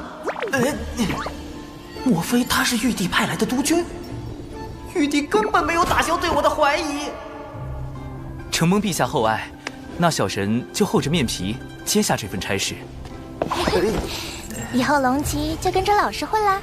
老师出门做任何事的时候，记得带上龙吉哦。果然是督军没错。往后行事还是要更加稳健，避免引起玉帝猜忌。南州有多少江河湖泽，我龙族便有多少神位，还能轮换。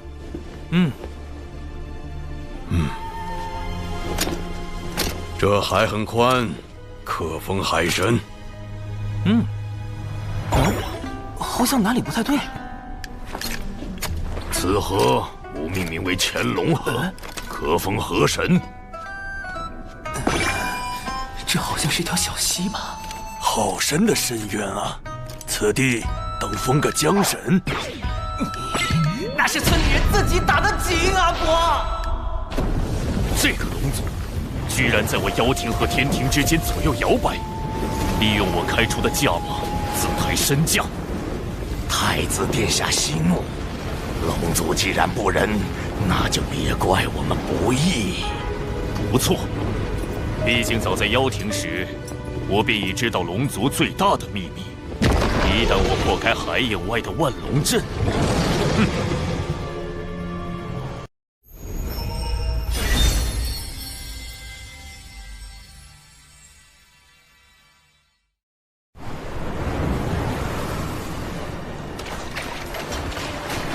天庭和妖庭争龙之事愈演愈烈，玉帝要借蟠桃宴收龙，陆压必有后手。仓促之下，我只准备了98个应对方案，但愿能起到作用吧。经禅倒是上道，竟愿将西方教安插在龙族的内应派来，供太子驱使。蟠桃宴在即，我迟迟不肯合作，他当然着急。只是没想到这内应是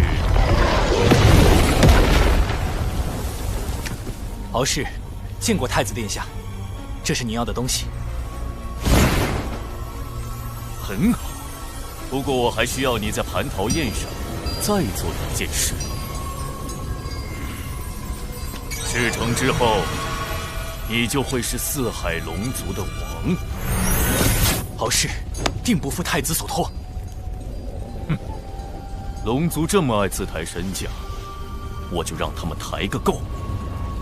抬到身价飞涨，抬到昊天发怒，那时天庭将成为我妖庭最锋利的刀。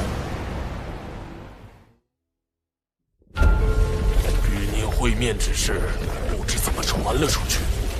明日蟠桃宴，天庭怕是要逼龙族上天。各位叔伯放心，妖庭绝不会弃各位于不顾。蟠桃宴你们想去便只管去。倘若加入天庭是龙族最好的选择，我陆压也会举双手赞成。但若是在天庭待倦了，妖庭随时欢迎四位叔伯。陆压太子顾念旧情，是个好人好妖啊！想当初，妖庭如日中天，可是将我等尊为客卿，位列2阶正神。天庭就让我等听一个4阶海神之命。相比之下，我更倾向妖庭。巫妖大战后，妖皇帝俊、东皇太乙接连陨落，妖庭百族四分五裂。哪怕陆压靠着妖庭太子的名号能重聚百族，又有几分把握对抗天庭，对抗天道？说到底，妖庭许诺的好处虽多，但风险也高。天庭开价不高，但胜在稳健。总之，有妖庭保底，龙族不会吃亏。明日且去蟠桃宴，看看天庭是否加码。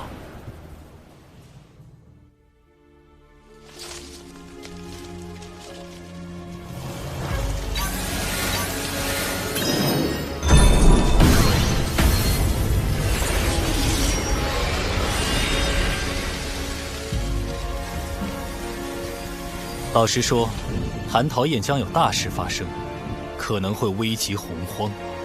而你是蟠桃宴的操办者，更需小心。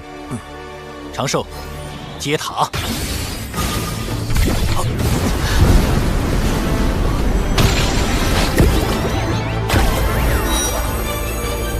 天地间最强的防御至宝之一，天地玲珑玄黄塔，真是熟悉的安全感。放开心神，让本塔把你元神也护上。谁在说话？想啥呢？麻溜的，让本塔进入元神。咱是暂时借你用一下子，别以为就你这点道行就能使唤咱了。上次本塔一缕为能，就保了你小命儿。这次大爷亲自罩着你。他能说话？本塔是天灵灵宝，有什么事灵宝？才还快！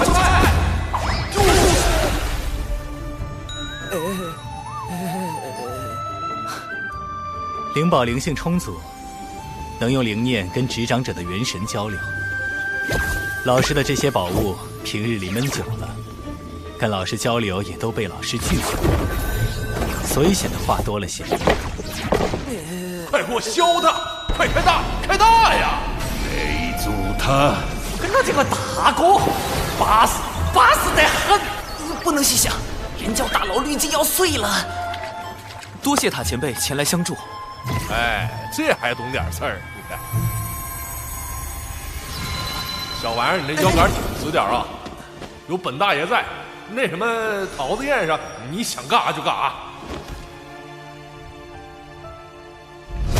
何人在外窥探？原来是你，血赤黑纹。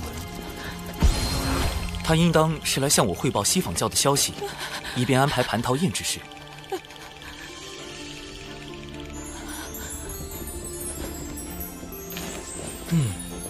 我如今是越来越放心，让你来处理咱们人教事务了。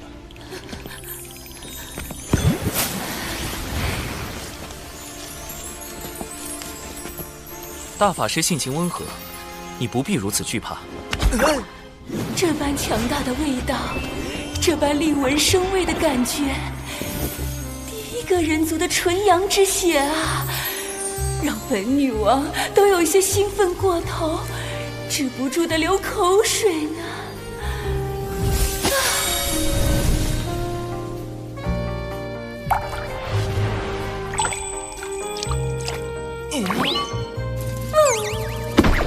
冷静点，说人话。金蝉下一步有什么计划？撺掇龙族继续抬价。这是想激怒玉帝，发兵四海，强行收拢。到时龙族就会主动投向妖庭。龙族想坐地起价，必是笃定天庭要招揽他们。陛下要掌握话语权，不如回避蟠桃宴，冷落龙族，以此先挫掉他们的锐气。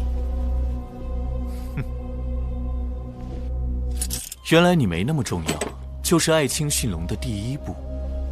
好，吾听你的便是。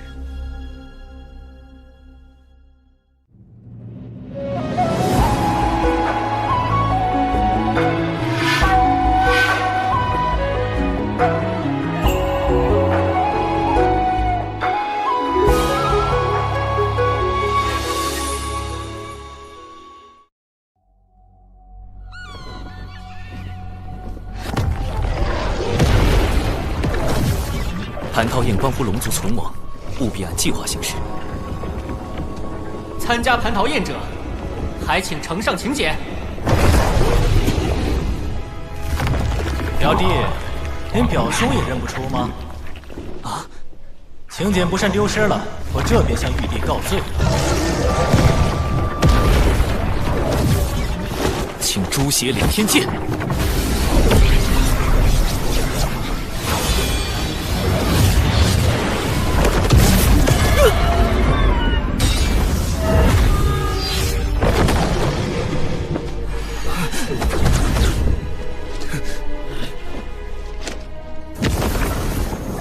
驯龙第二步，爱出风头就要挨打。我龙族从未受过如此欺辱。海神你，敖义兄，且随我去迎产劫两教的前辈。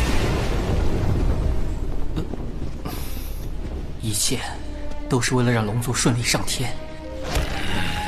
驯龙第三步，我们的选择不止你们一个。海神老弟，海神道友，好久不见，好久不见。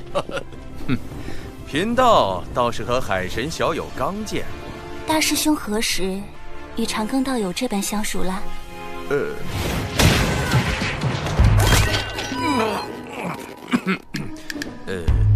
寻宝偶遇。海神老师人脉之广，当真是产劫两教通吃。海神将我等晾在此处，却与道门攀谈，这是何意？难道龙族只是天庭的备选？他们最想合作的其实是道门。既然天庭无意与龙族交好，此宴不去也罢。天庭招待不周，还请见谅。吾给诸位赔礼了。见过师叔。娘娘不可。算起来，王母可是六圣的师妹，总不好驳她的面。驯龙第四步，天庭的背后还有道门。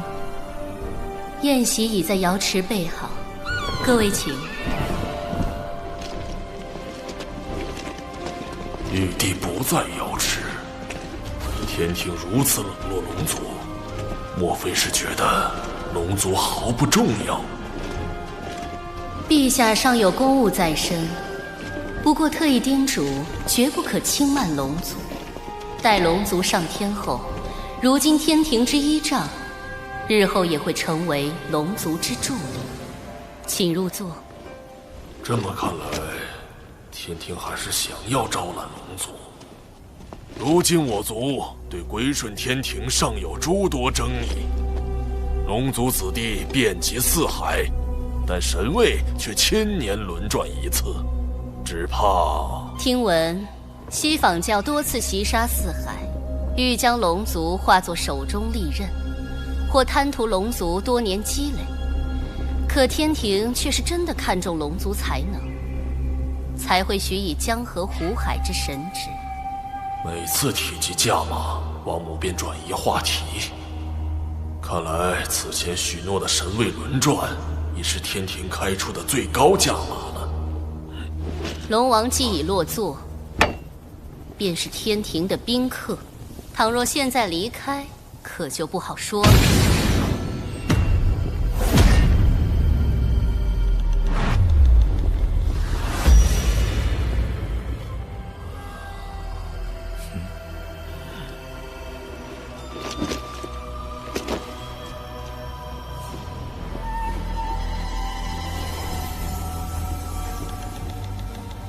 天庭这是打算逼龙族效忠？西坊教愿助太子一臂之力。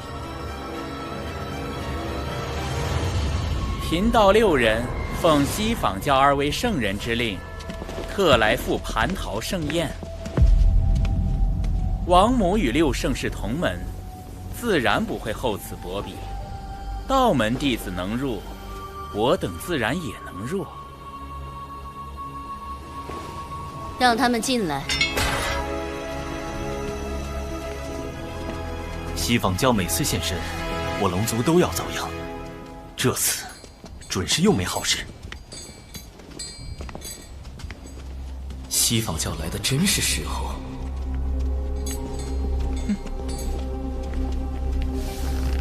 听闻龙族将入天庭，贫道6人先恭喜龙族，马上就会被赦免，填补海眼罪责。你在嘲弄我族？贫道并无此意，莫非天庭并未赦免龙族？这是撺掇龙族抬价不成，要亲自来抬了吗？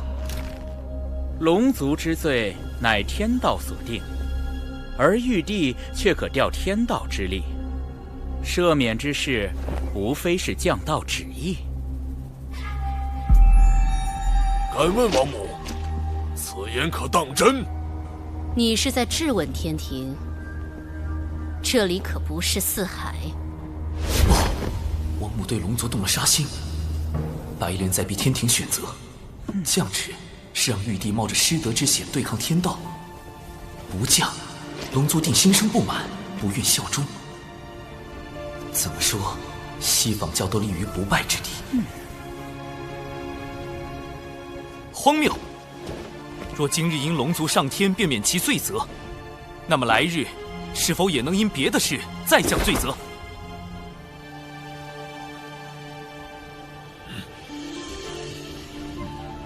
远古时，龙族打碎洪荒，累积万灵生死，自然要罚。而今时今日，龙族若能以自身之道庇佑一方生灵，当然也要赏。还是海神老弟会说啊！如此赏罚分明的天庭，才能令洪荒幸福。龙王以为呢？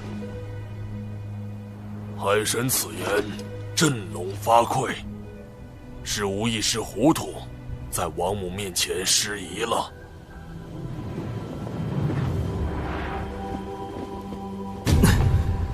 谁？是谁在看我？啊，这目光温暖柔和。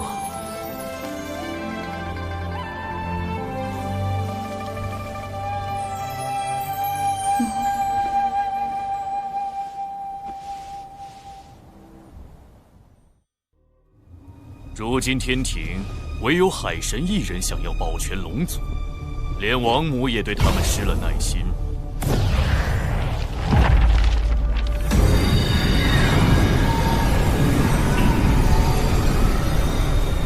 早逝，你还在等什么？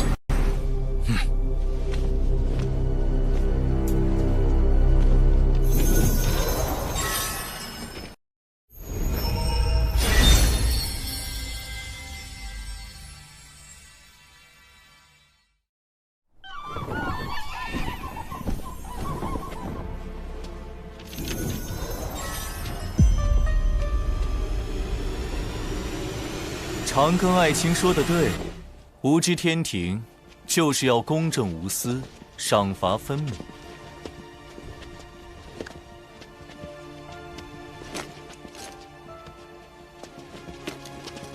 驯龙计划的最后一步，还是要玉帝来做，才能令龙族幸福。龙族镇守四海海眼，护天地生灵久矣，当有一份功劳。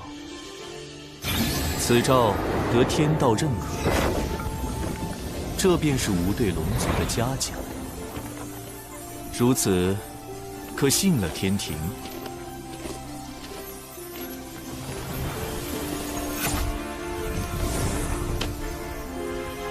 龙族上天在即，白莲等人却没有异动，一切太过平静，反而不正常。我总感觉危机正在逼近。龙族上天已成定局，哪怕杀了海神，亦无济于事。你以为我要杀的是海神？不，我的目标一直都是瑶池内定然还有潜在危险，危险到底来自哪里呢？产劫两教和天庭都是我安排的，西坊教也没有动静，一定是龙族，没有异样。教主哥哥，怎么了？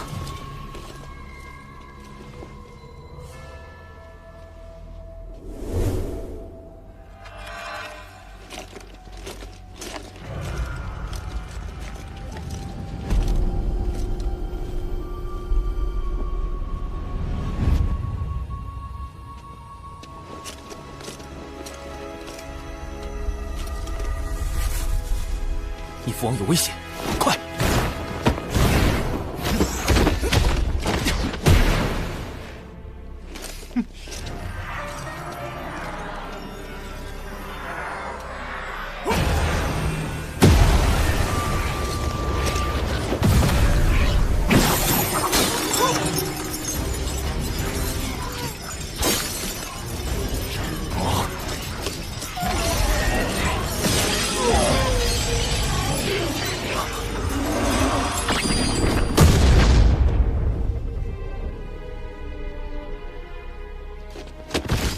父王，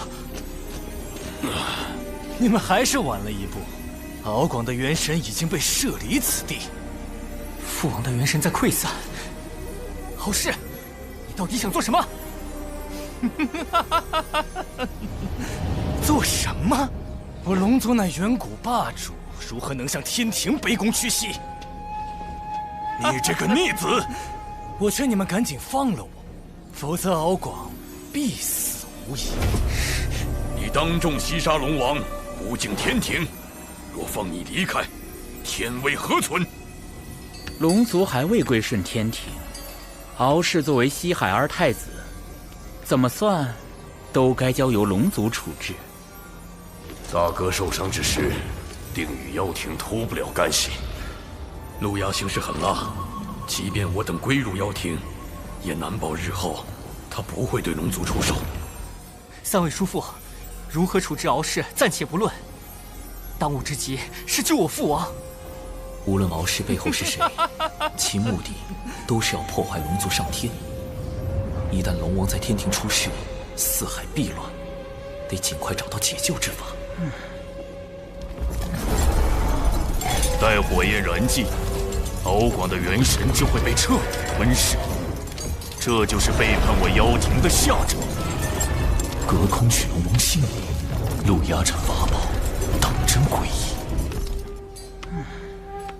只怕龙王未必能撑到海神想到施救之法。混元金斗可疗伤补元，能延缓元神溃散的速度。多谢云霄仙术。龙王乃大罗金仙，元神强横，本不该这么快就出现溃散之象。除非是来不及反击，或根本没有反击之力，能做到如此程度，究竟是……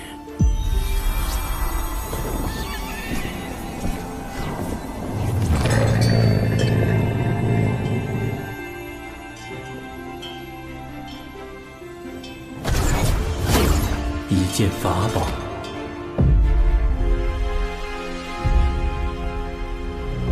太上老君此时现身，明显在给海神撑腰。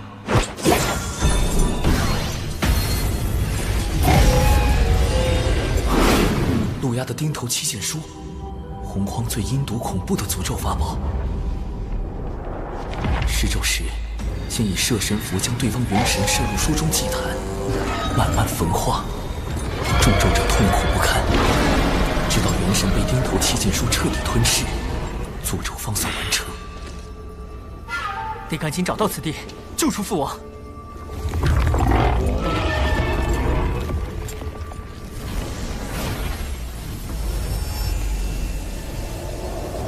父王，来不及了。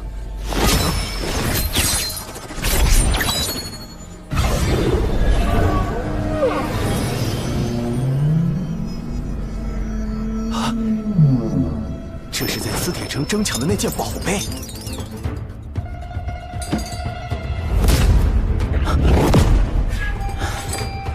老君在警告我等，不得再干预龙族之事。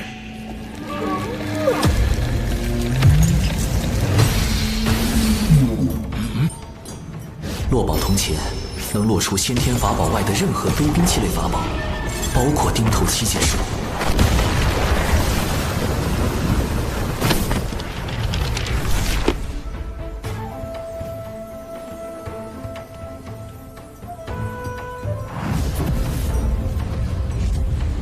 这钱币竟然让钉头七剑术失效。如今想来，海神不惜潜入磁铁城，或许早知此宝能威胁到太子。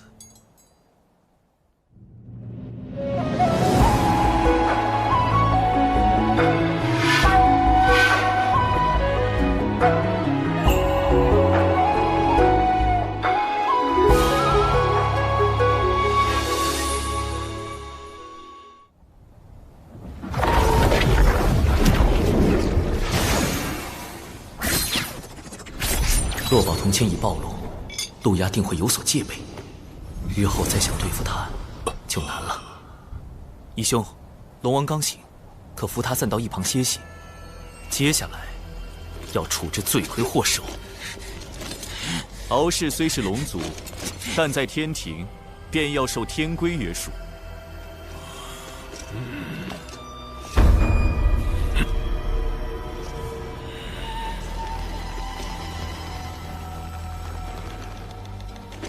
敖乙听令，着天兵将敖氏拖去天罚殿，斩龙首，变神魂。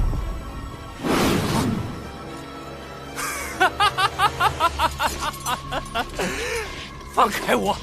我身负祖龙血脉，乃真龙之身，天庭怎敢杀我？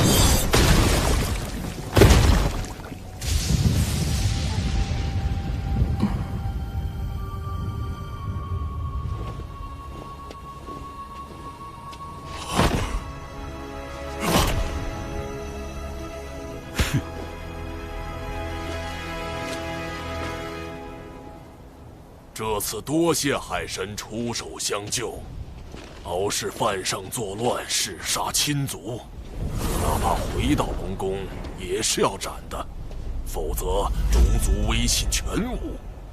但海神愿以天庭名义将其斩杀，倒避免了一场亲父杀子的悲剧，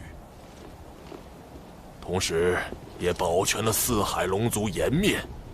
吾在此谢过。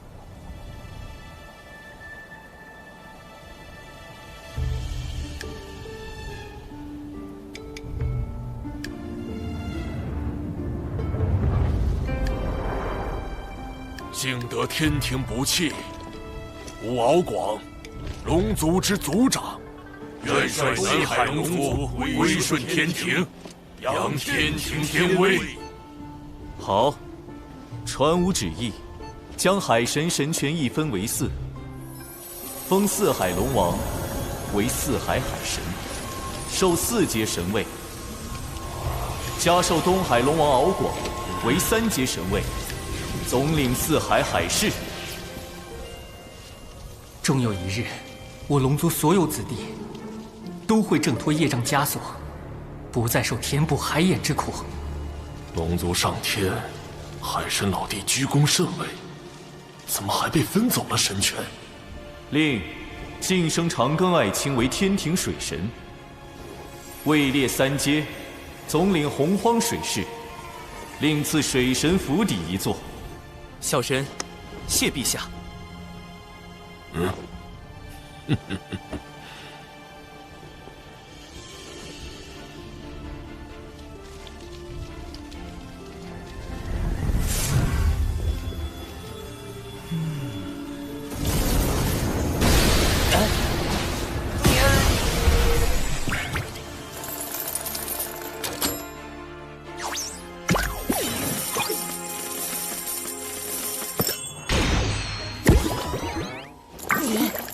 什么功德是天罚的形状？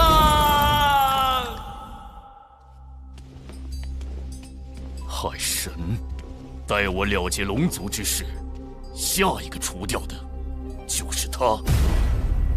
想必太子已拿到那件能够摧毁龙族的东西吧？敖氏给你传了不少消息啊。知己知彼，不就能更好的配合太子？这是最后一次警告你，不要来干涉我的事。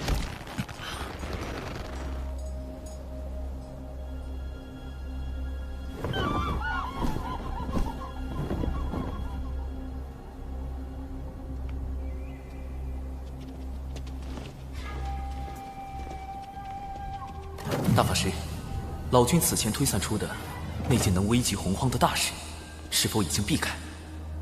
没有，而且危机已经在逼近。西方教和妖庭还有别的谋划？龙王节哀，不过我需要查看一下敖氏太子的元神记忆。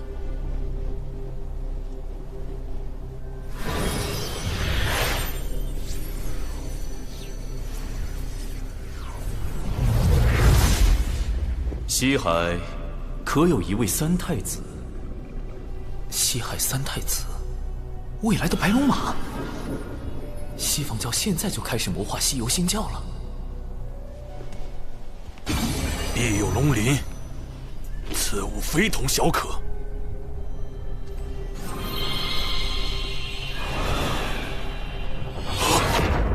必有龙鳞给了陆压，逆子！你就将龙族卖给了妖庭，那不是用来锁定杀龙者元神的吗？如今敖氏已死，龙王还找他作何？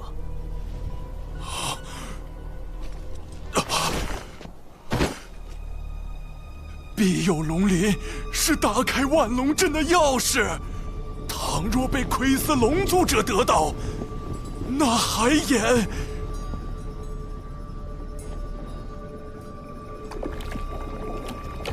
禁古时，妖庭便已知晓龙族所有秘密。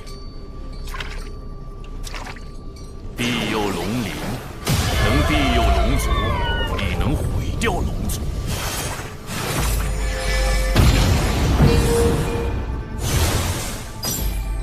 原本我并不打算对龙族出手，但你们背叛了妖庭，那就没有留下的必要了。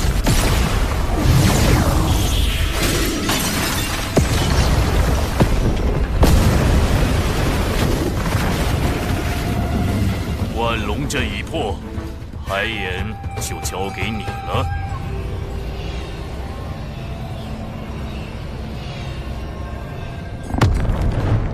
待海眼一破，天地业障定会倾覆洪荒大地，将所有生灵葬下。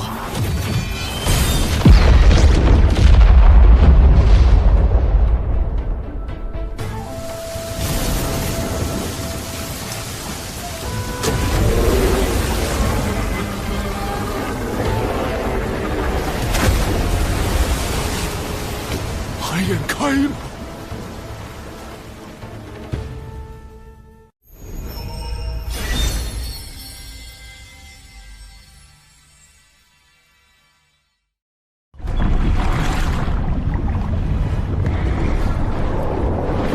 东海海眼开了！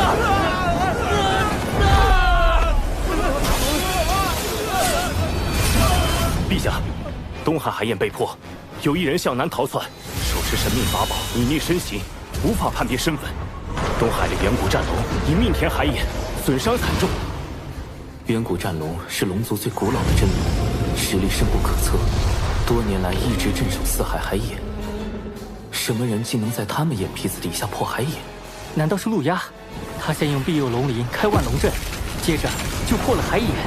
陆压向来猖狂，上回还当众刺杀天庭之人，怎么会用法宝隐匿行径？这不像他的行事作风。海眼已开，龙族必死无疑。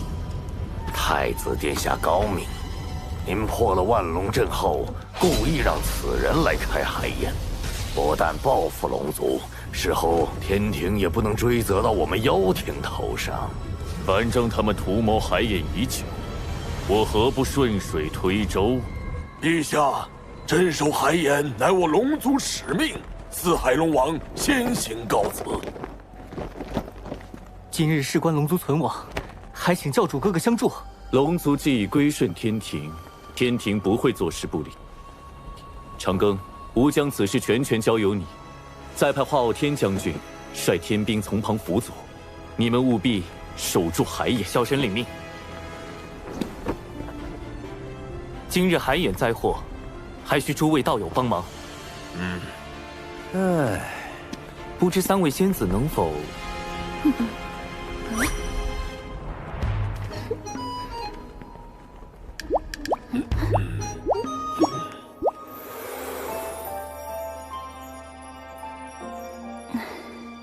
多谢云霄仙子，那我与云霄仙子随东海龙王前往东海平息海眼。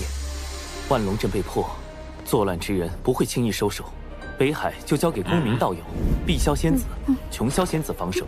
此人很可能要去开南海海眼，我去南海拦他。木工，你率其余天兵天将前往四海救援遭难凡人。看来他们已经中计，大部分人手都去了东海。此人倒也有些巧思，故意留下线索指向南海，而真正危险的是西海。有那件法宝在，西海海眼，你们要怎么守？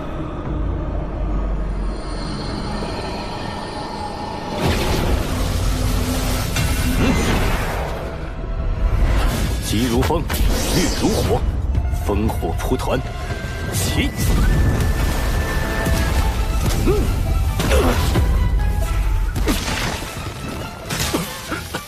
我当是什么法宝？原来是昔日修罗族老祖那把不沾因果的元图剑。你以为凭此剑隐藏身形，防他人推演来历，就能为所欲为了？玄都，他去了西海。他竟没中计，多亏长庚提醒，果真在西海海眼逮到了真凶。大法师，弟子以为凶手接下来极有可能要开西海海眼。哦，可天兵来报，说此人向南逃窜。一个利用神秘法宝隐匿自己身形的人，怎会轻易泄露自己的下一步行踪？除非他想故意误导我们。原来如此，你小子还真是狡诈。是稳健，稳健。还请大法师前往西海海眼拦截此人。依你便是。孽障，还不束手就擒！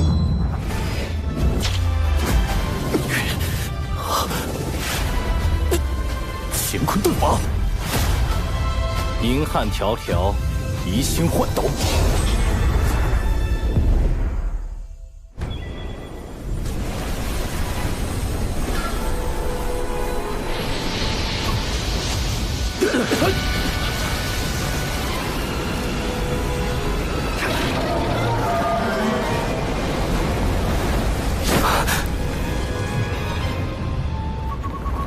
海眼中怎么会有饕餮？这并非真正的饕餮。海眼开启，必须龙族以命相填。任何他族之人靠近，海眼中的业障便会凝成此类凶兽，将其阻拦。看来我们必须先解决凶兽，才能设法填补海眼。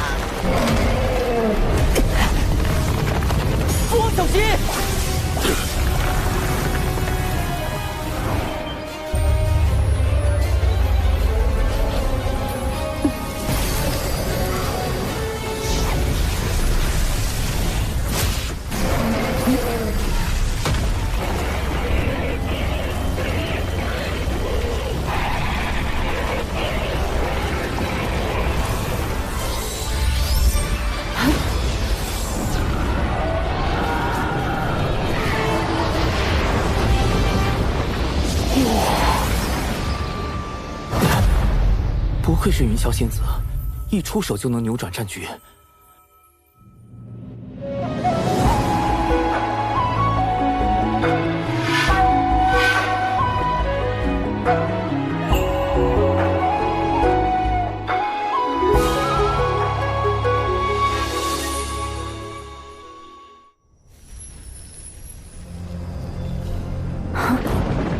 那是又来一只混沌，莫非海眼中的业障能不停化出凶兽？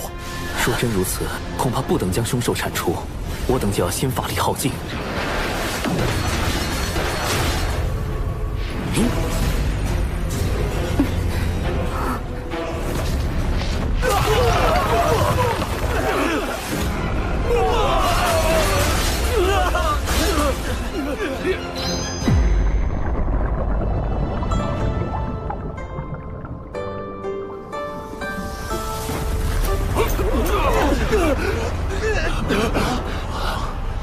师尊，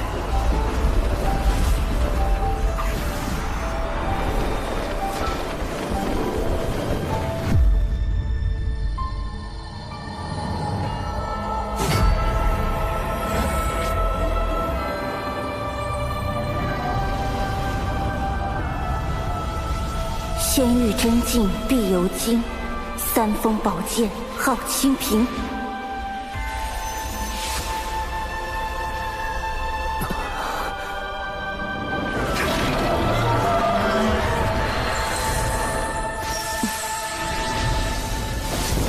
海眼遭难，我师尊通天教主特赐此清平剑，助东海平定乱局。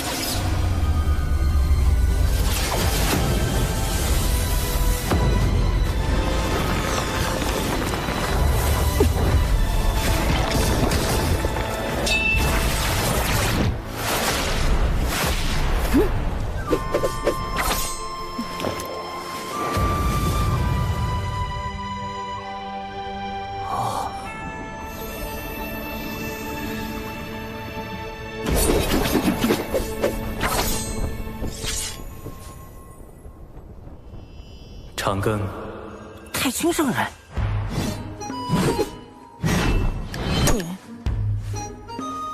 就这？海眼灾祸为功德可平，此定海神针于你。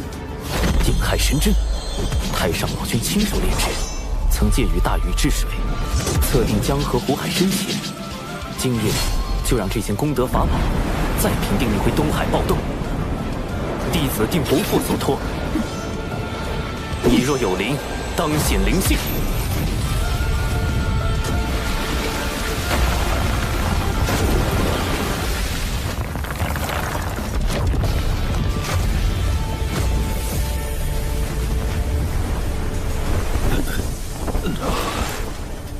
这是定海神针上的功德金光。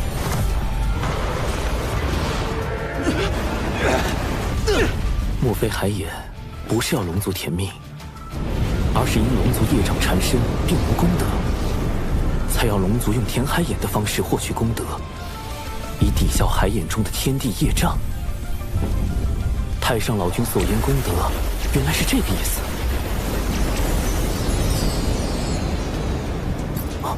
怎么回事？此前已有那么多龙族填进海眼，现在加上定海神针，难道功德还不够？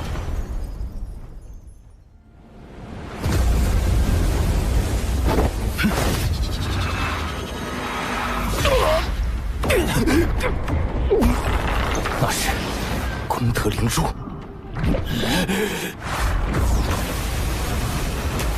长寿，功德灵珠是金蝉。原来先前填海眼的功德被金蝉暗中窃走了部分，功德灵珠已被我击中受损，无法再吸取你们填海眼的功德。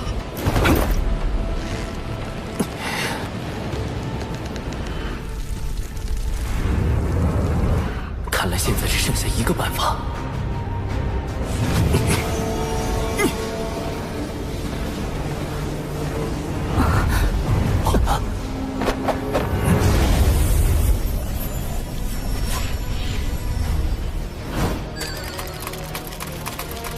长庚道友，需要我们做些什么？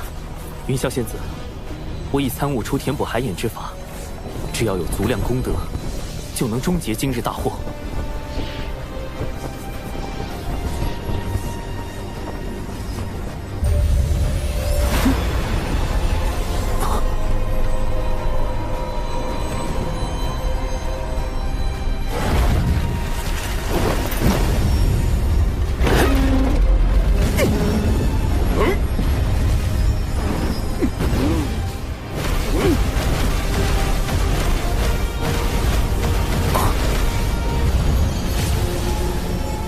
分守各海的三教道友，请速来东海，注入功德，即可平息海眼暴动。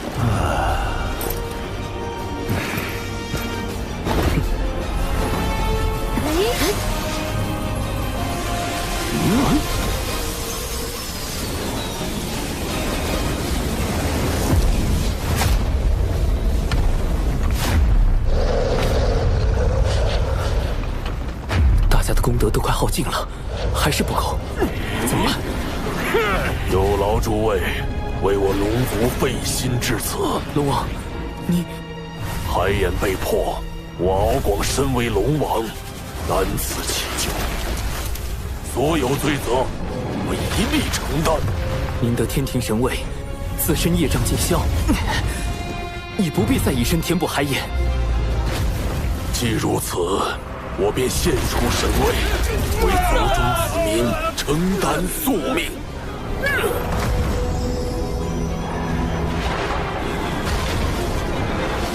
父王，我敖以愿替父献出神位，护佑东海龙族。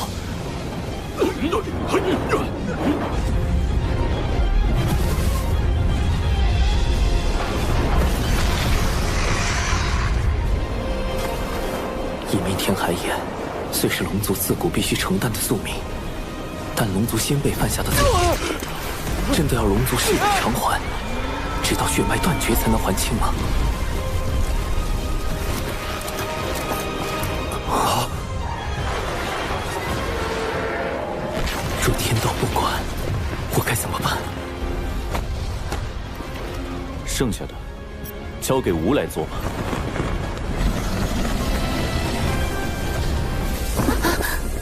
陛下，您功德今身已成，何不调天庭功德？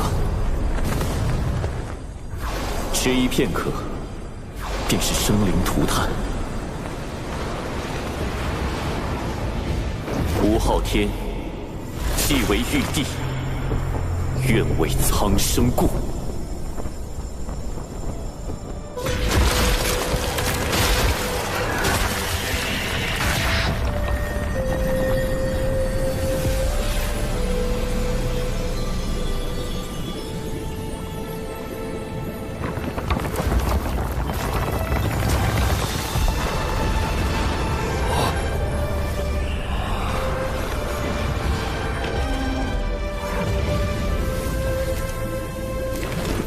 水神大人，那位天将是？他，是玉帝陛下器重的一位将领，名为华傲天。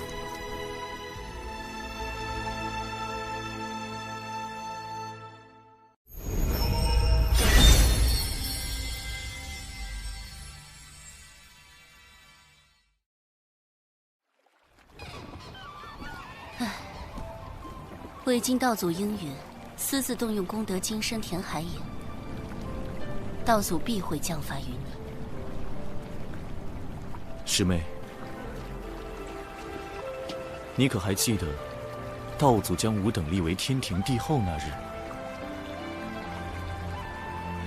吾等从前只是守门童子，哪里做过什么帝后？天庭空空荡荡，吾不知自己该做什么，也不知这玉帝之位具体为何。今日你可明了？玉帝周旋，吾心有恨意。吾天庭之四海，何以被妖天余孽如此欺凌？大能动辄兜转乾坤，吾须去约束；天地与生灵，吾须去掌控。吾知天庭便是要让强者不可恒强，弱者可安天命。师妹，儿可愿随吾前行？前路漫漫，愿与师兄执手共剑。风有徐徐，也有静寂；云有舒卷，也有注记。既已还有祸害苍生，吾必当还之以雷霆。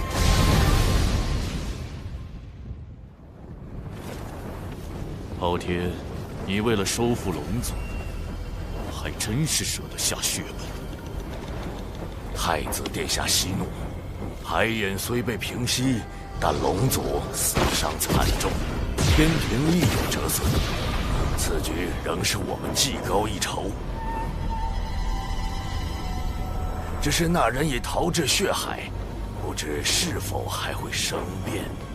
哼，是金蝉觊觎海眼，招致玄都追杀。即使生变，与我妖庭何干？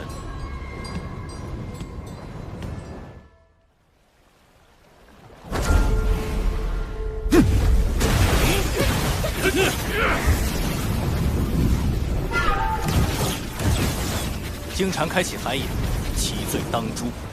若修罗族要做他的帮凶，贫道当以同罪论处。血海不枯，修罗不死，玄都大法师能奈我何？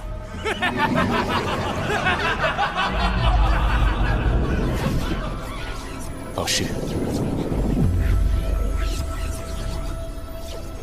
弟子明白了，水火同归元，乾坤引焚逆。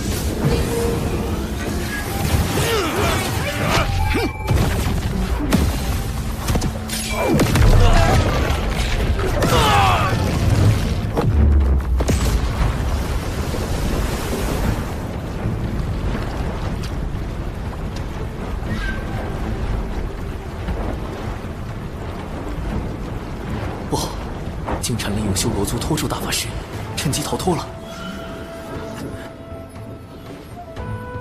你回去后继续叮嘱金蝉，这是重通三头蜘蛛丝，可以辅助你监视他的行踪。大法师，有位线人能暗中助我们找到金蝉。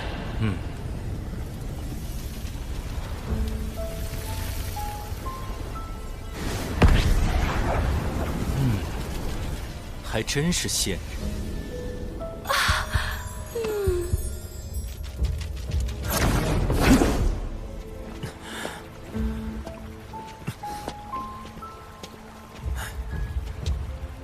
文静，金蝉可有何异常？他身上的功德之力在急速增加，几乎快要凝成金身。怎么回事？他竟没把功德灵珠上交给西方教，就自己偷偷用了。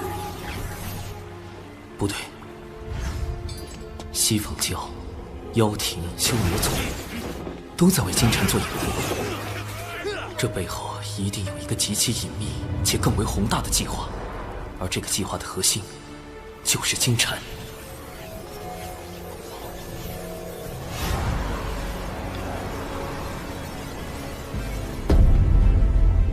西海可有一位三太子？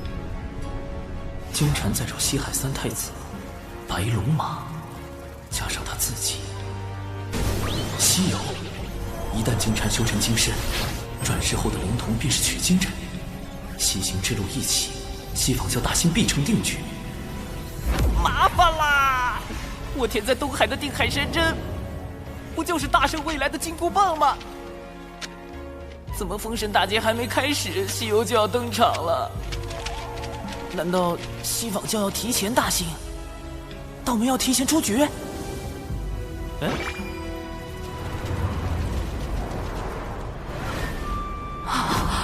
危险！快离开！文静，文静，能令他如此恐惧，还能瞬间瓦解他全部法力的灵神。金蝉逃去了西方二圣的道场。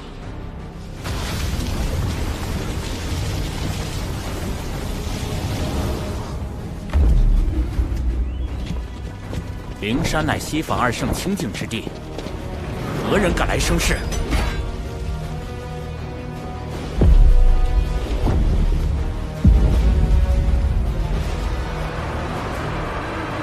经禅用元图剑开启东海海眼，玄都大法师祸害无数生灵，何该由贫道斩灭？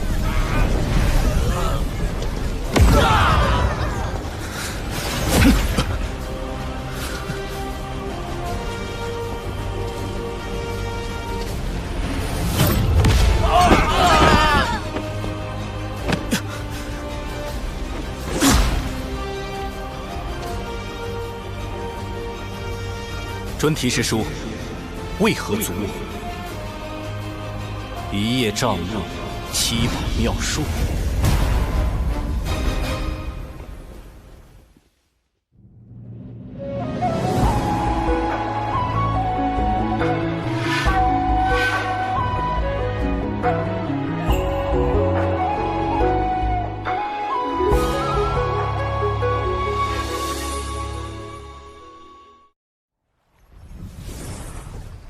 大法师这么快就杀去了灵山，还和西坊教专提圣人的七宝妙术刚起来了。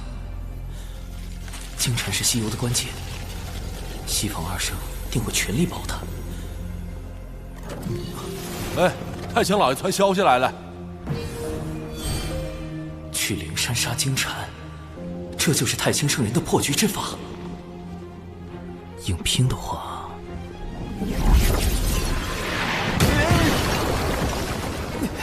太清圣人息怒，弟子刚修成金仙，金蝉却已是大罗，况且他还有元图剑，背后还有西坊教2位圣人。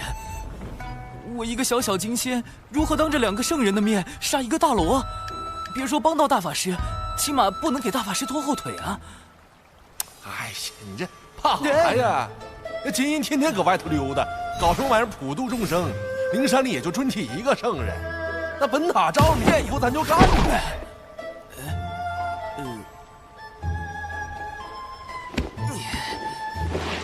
截图。好深邃的道语，这是？瞧真亮了啊！这是咱太清老爷的开天至宝太极图。涂老大可是盘古开天神斧的符柄所化，能令地、水、火、风演化万象。涂老大最呢，涂老大最呢道，涂老大最强，涂老大牛逼！走，咱去消了那尊体那小混灾，给小玄子出气。啊，用老子等到了，想啥腔调？10万火急，开启摇人模式。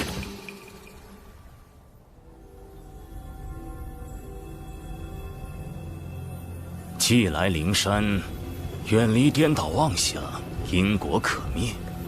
玄都是指离开吧。若弟子拒绝呢？如此，吾便只有带太清师兄度化师之一番了。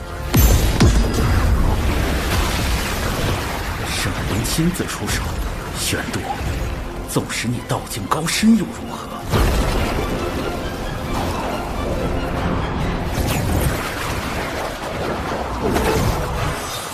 万劫化妙术，庄严明清。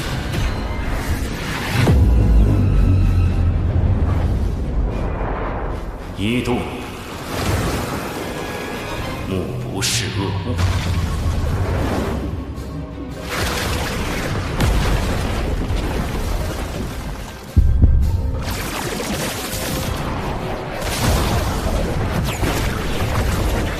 二度耳不闻恶声。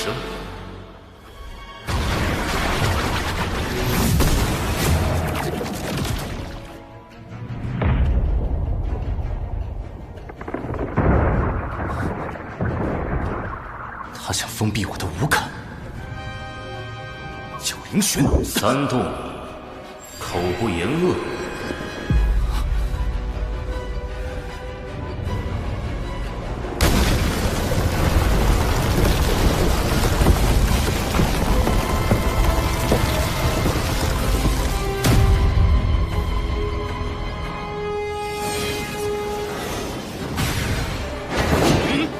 大法师得罪。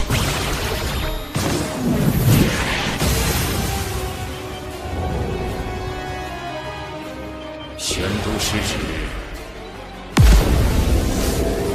静心无真知。一臂万起，剑气清平。是截教通天教主的清平剑。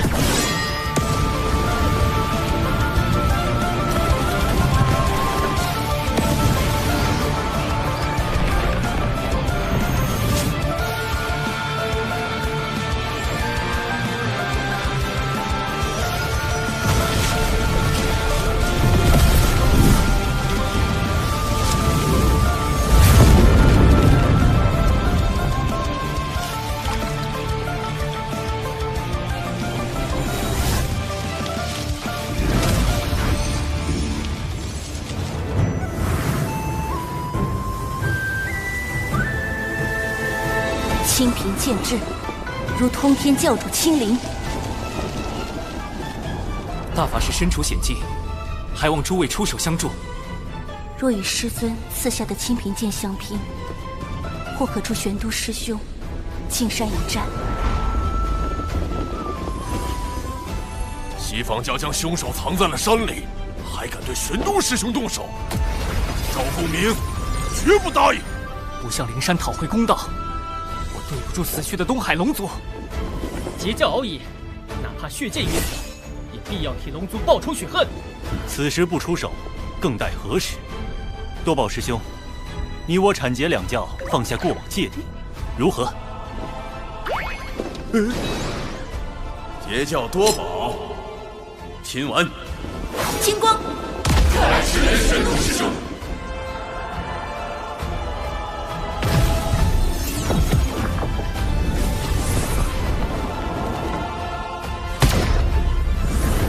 阐教广成子，奉师尊元始天尊之盘古幡，问责海眼事宜。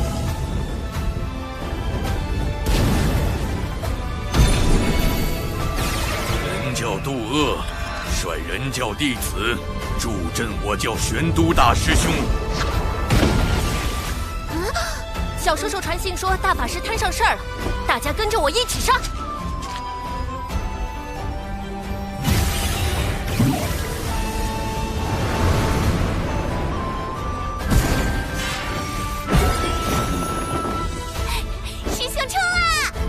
冲啥呀？我们是来凑人数的，真打起来可别犯傻。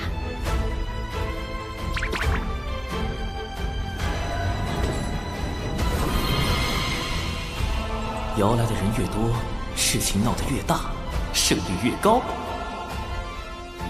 人教弟子天庭水神，禀太清圣人，玉帝陛下法旨，前来相助玄都大法师。今日道门三教前辈俱在，我们何不以大义对灵山施压？只要三教一心，便可借道门三圣之威，震慑西方教圣人。冲啊！给他们看看我们人教的威风！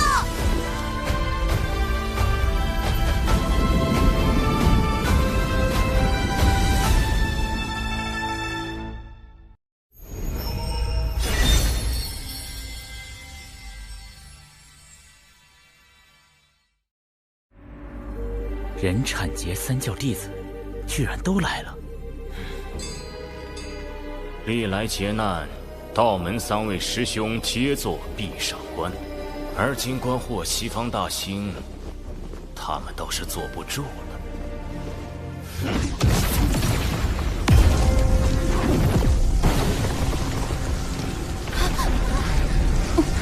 大家小心！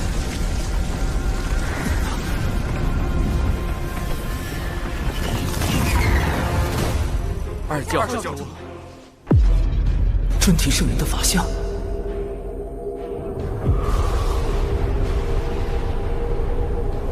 这就是圣人的压迫感。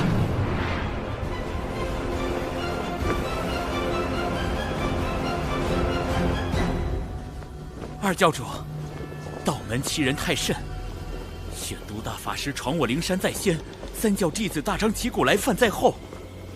他们这是要联手打压西方教，扬道门声威啊！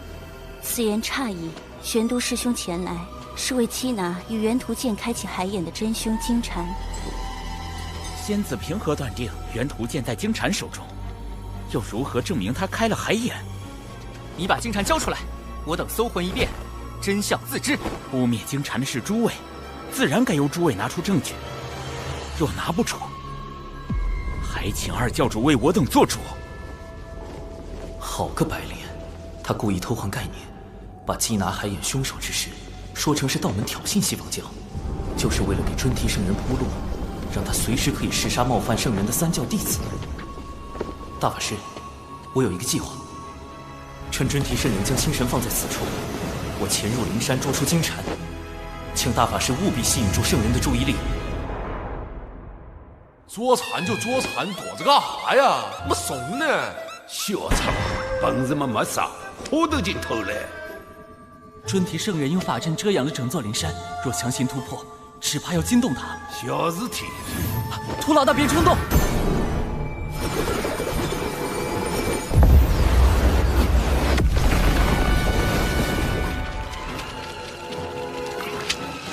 太极图的气息。大法师，快掩护我！尊提师叔，我向老师借来一缕太极图微脑，可推演出此间真相。究竟是师叔的记名弟子金蝉蓄意谋划海眼劫难，还是我等执意冒犯圣人威严？在吾面前，你当场推算，若算不出来，污蔑金蝉、冒犯灵山的罪名，你一人承担。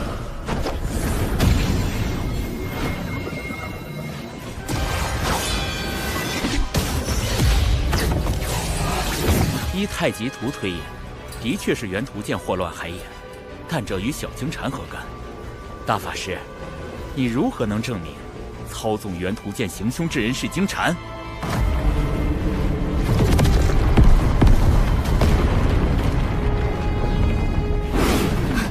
尊提圣人，这是要下杀手！舅舅师叔，咱们不是来凑人数的吗？谁要动手啊？待会儿看我手势行动。小叔叔摇我们过来，他自己躲哪去了？气死人！赤人军团入山巡禅，快！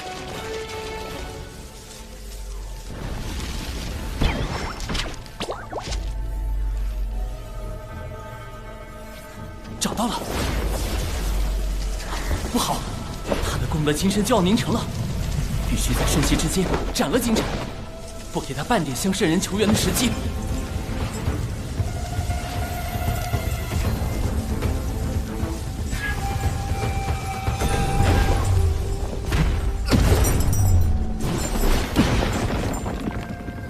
你是何人？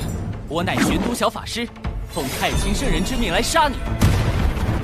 人教太清圣人的开天之宝太极图，太清何时有多了位弟子？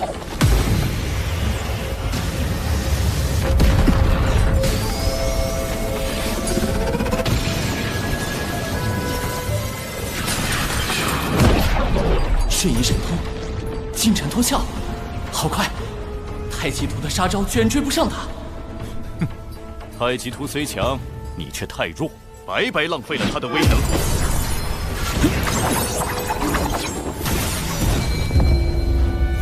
一气辟乾坤，混元小世界。凭空划破乾坤，开辟混元小世界，这就是大罗级别的神通吗？开！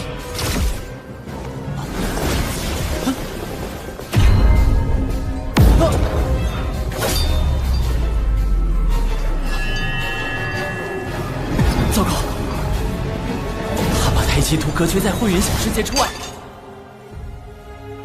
只能靠自己了。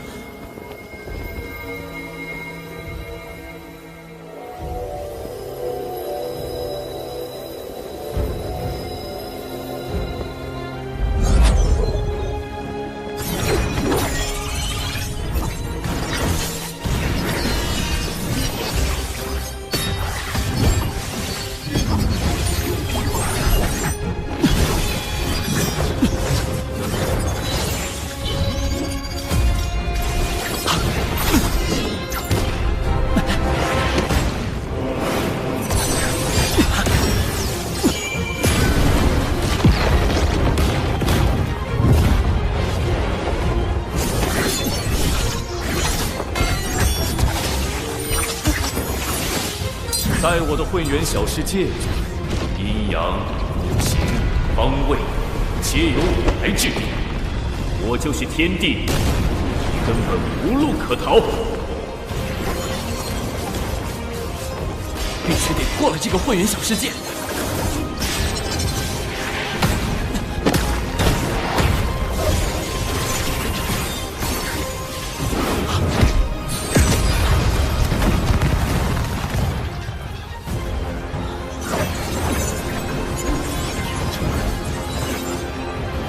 小法师，你的死期到了。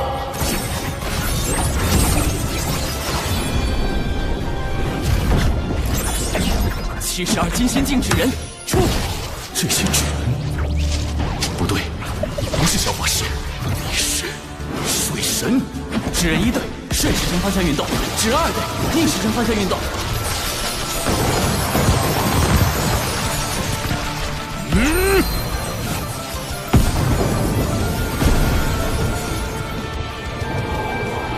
升温准备。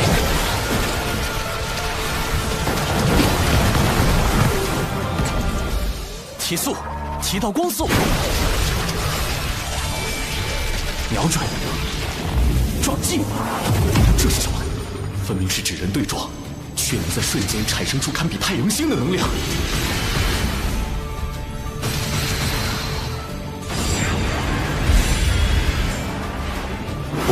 不对，是人灵暴阵，推动。他前辈，护！太阳星在坍塌、爆炸。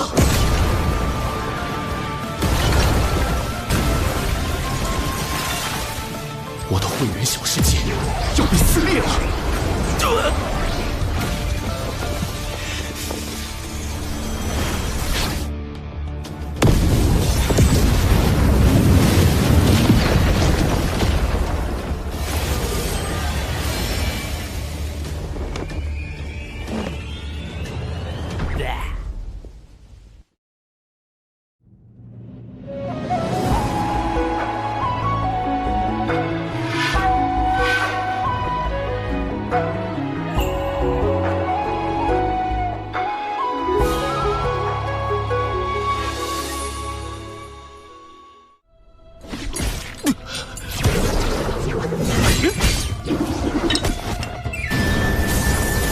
他受伤后，速度变慢了。趁现在，胡老大！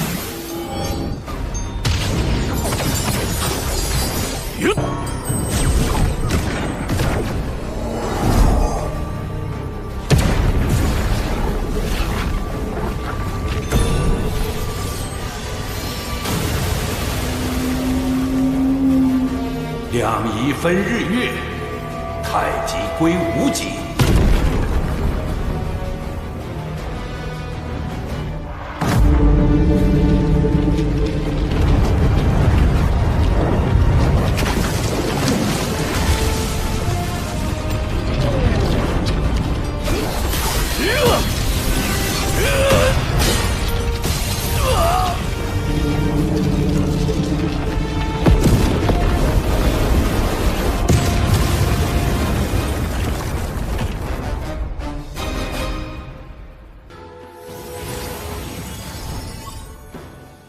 还没死透，赶紧补刀！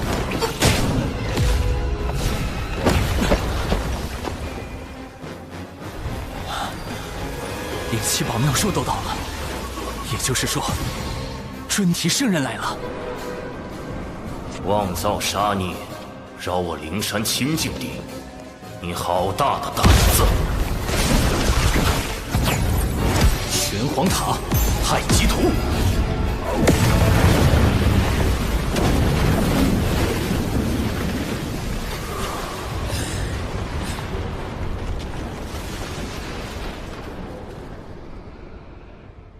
今日有我玄都小法师在，谁也伤不得敖乙殿下。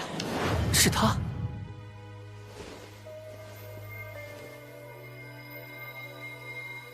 专题师叔，元图剑残片在此，足以证明金蝉就是操控元图剑引发海眼之乱的罪魁祸首。事关海眼劫难与天下苍生安危，还望圣人严查。切莫被金蝉这个心术不正的鸡鸣弟子所累，污了圣人威名。尊提，你敢当着三教的面杀人灭口吗？大法师，小法师，太清师兄真是收了2个好弟子。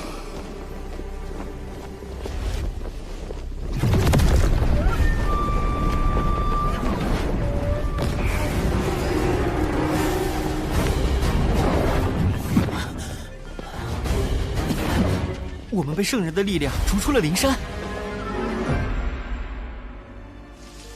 既是猎徒生事，吾自当施以惩戒，让他为我西坊教大兴现出法身。今日之因果，随着猎徒消逝，一并了断。圣人的力量好恐怖！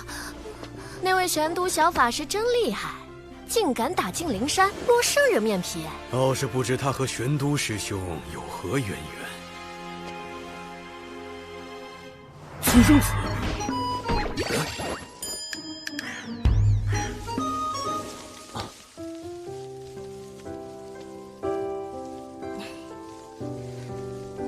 道友曾说，未成圣者，在圣人面前，终究是蝼蚁，不可大意。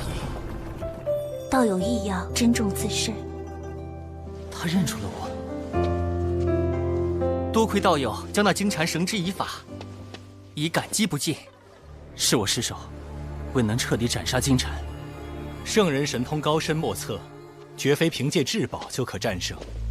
况且，你已然将金蝉打回原形，击进深陨道消，他即便恢复元气，也要上万年。西坊教想让金蝉转生成取经人，以西游之势大兴西方，只怕也要等万年以后了。文静，潜伏待命。都杀到灵山了，还要潜伏？水神想叫我做什么？这差事越来越刺激。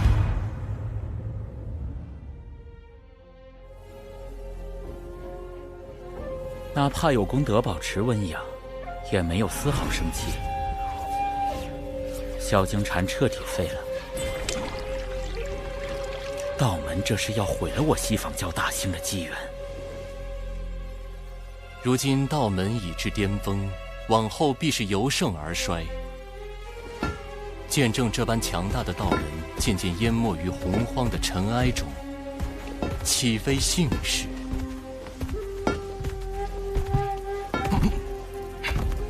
二师尊，机缘虽散，但因果未定。弟子尚有转圜之法。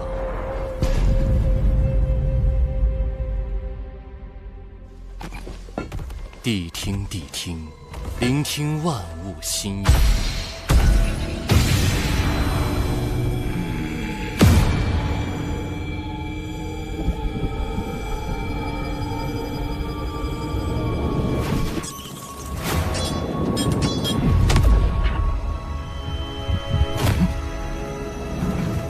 主人，找到了。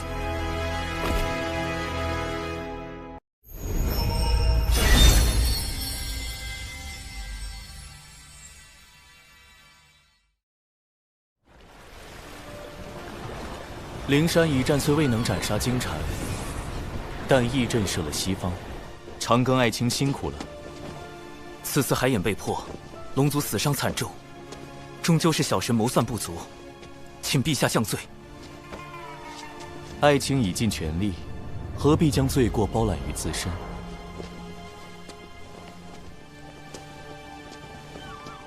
若要论罪，此战罪在妖庭余孽祸乱生民，罪在西坊教仗势欺龙，更罪在天庭势单力薄，给不了可用之力。陛下，不久后，吾便会去下界历劫，届时天庭事宜会暂交王母处置。如今天庭刚刚步入正轨，又有妖庭在旁虎视眈眈，陛下此举无疑是将自身与天庭置于险境。小神斗胆，您可是有不得已的苦衷。果然，瞒不住爱卿。海眼破开之时，按天道之意，必须由龙族以命去天。哪怕龙族已归顺天庭，却还是得不到天道的垂怜吗？天庭本应顺应天道，但无以功德金身镇压海眼，违逆天道，自当受到责罚。可陛下此举，庇佑了无数生灵，如何能……这就是天意，这就是天道。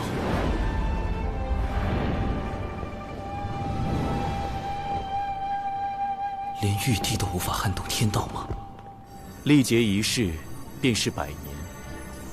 陆压早知华傲天乃无之化身，而且他是妖庭太子，熟悉天道规则，下界之事瞒不过他。100年内，妖庭必有所动。天庭唯有快速壮大，方能震慑群妖，令其不敢再生反叛之心。陛下所言甚是。眼下天庭要强大，就必须先强兵。说得好，今日你我不论君臣，好好聊一聊这强兵之路。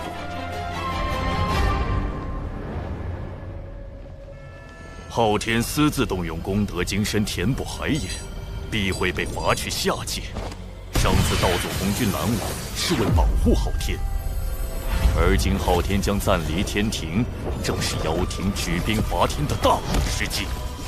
东西何时能练成？尚需100年。100年？那时昊天早已归位。不行，此物关乎伐天大计，必须设法尽快练成。西榜教地藏前来拜会陆压太子。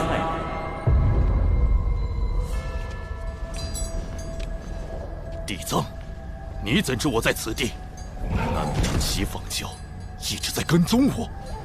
贫道在3000世界及5部洲游历多年，自有寻踪之法。殿下，此人应是西方教结阴圣人最为青睐的那位弟子。据说他为感悟天地、亲近众生，遂踏遍3000世界，游访5大部洲，最终开悟明道，修得无垢道心。西方教派他过来，只怕所图不小。太子不必如此戒备。贫道此来是为接替金蝉师弟与妖庭商谈合作事宜。我灵山需要借妖族之名义，以报天庭道门所辱之恨。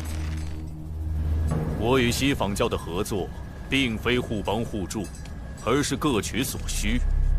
要让妖庭冒着被多方势力针对的风险，灵山能给什么？太子记挂的那件东西，贫道有一法，可助其早日练成。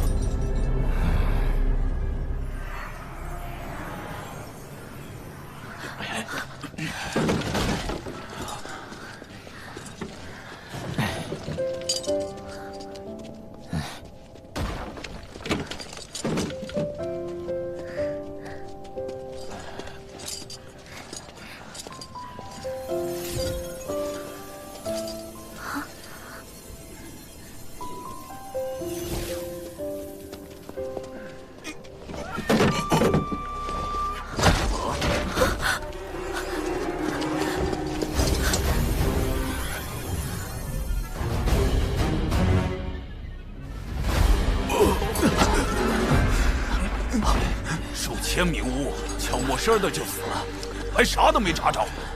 再整下去，咱6道府的雾全没了。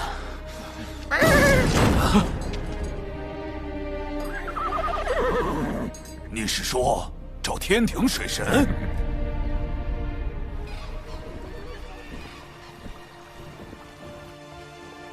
与陛下促膝长谈，总算完善了招兵计划，但高端战力空缺仍是大问题。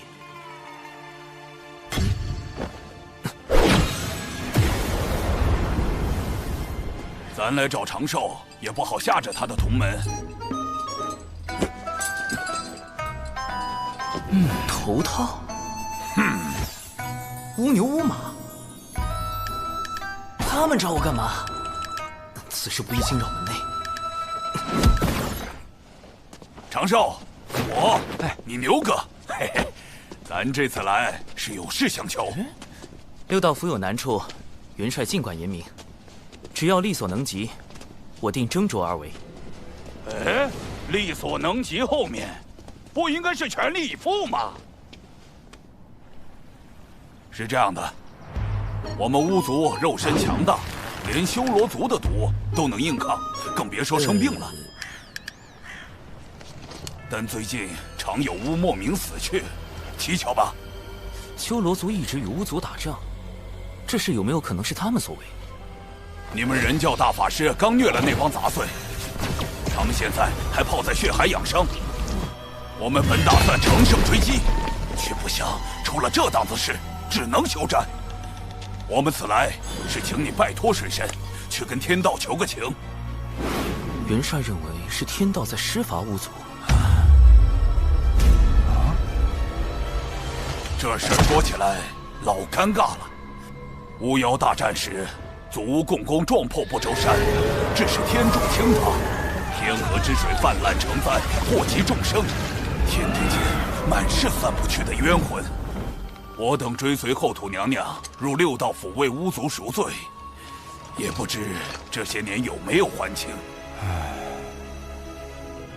天道施法，陛下应当知道，但并未听他提及。此事只怕另有蹊跷。不过，六道府的巫实力强悍，若能收编他们，正可弥补天庭高端战力的空缺。两位放心，我这便告知水神，得去六道府走一遭了。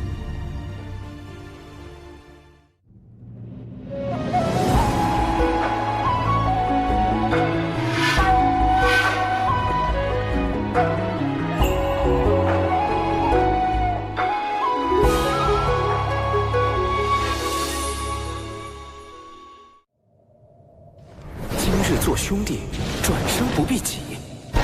六道府欢迎水神。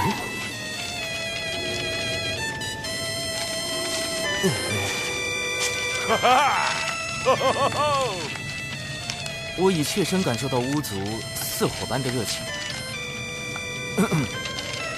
这个，我已请教过玉帝陛下，六道府之事并非天道降下的惩处，不过陛下对巫族颇为关注。命我彻查到底。这回妥了，判官大人从没夸过人，连夸您城府深沉，诡计多端。我说的是，水神足智多谋，动手前就胸有成竹。请。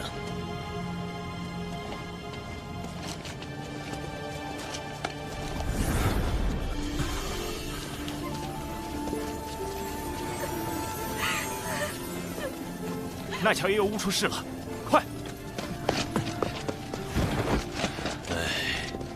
如水神所见，这便是巫族现在的情况。看来，巫牛、巫马先前都是强作幻想。巫族的情况实在是不容乐观，没有外伤，也并非病症，这些都是突然就死了吗？我们排查许久，未发现异样。这才将其归于天法。这种情况持续了多久？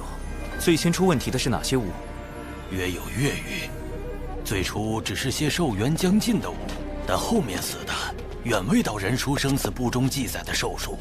此事确实透着诡异，眼下只能一个个排查了。诸位，请检查一下六道府的水源、食物以及制衣材料，可有投毒迹象？出问题的是整个六道府，要覆盖如此大的范围，只有阵法。六道府内可有阵法痕迹？可否带我去看一下那些巫的死亡地点？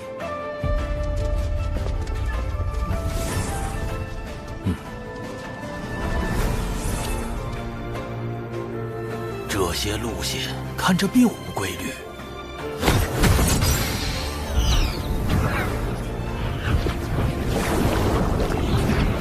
这里怎么会有精魄？阵法确实不在六道府内，而是在外面。那些巫的精魄经由地脉，被阵法吸到了别处。我进去探查，这里便交由各位了。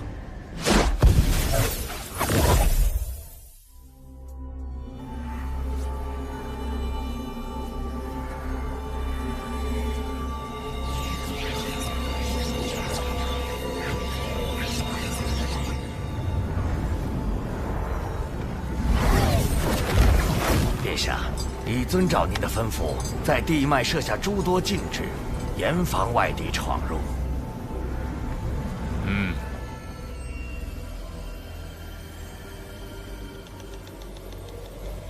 这条地脉是唯一一条连通六道府所有地脉的主干，巫族精魄也都归于此脉。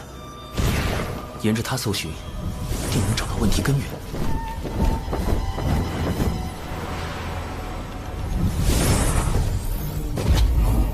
地脉中怎么有一股奇怪的道韵？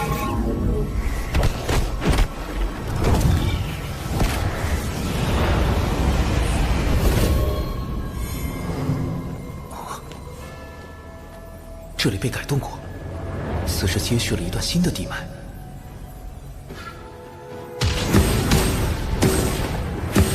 这是引导神识探查的禁制，方才那股道韵是故意放出去的。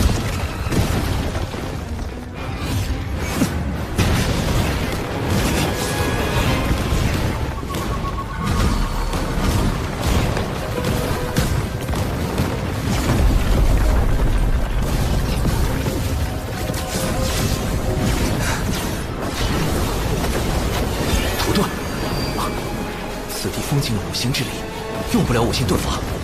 地脉是唯一的线索，无论如何，必须在它消失前到达终点。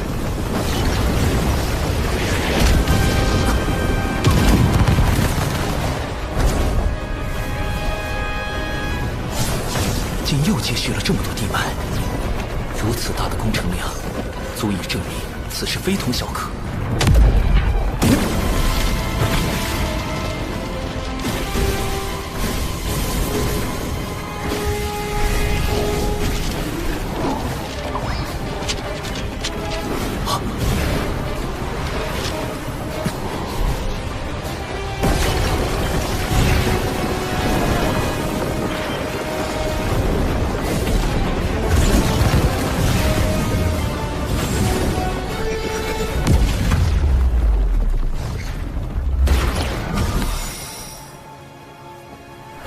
找到了，这么多巫族精魄，幕后黑手究竟想要干什么？神识被隔绝在外，看不到阵内，如此，便只能借太极图一关了。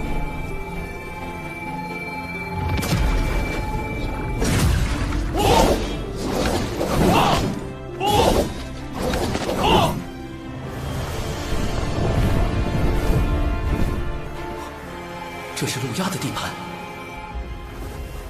用巫族精魄熔炼，速度比以往快了数倍，距离成剑还需数倍。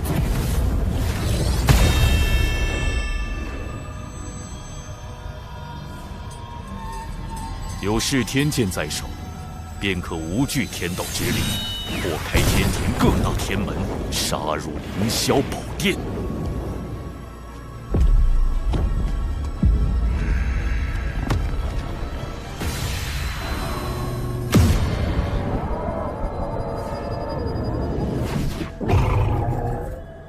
主人，使臣来了。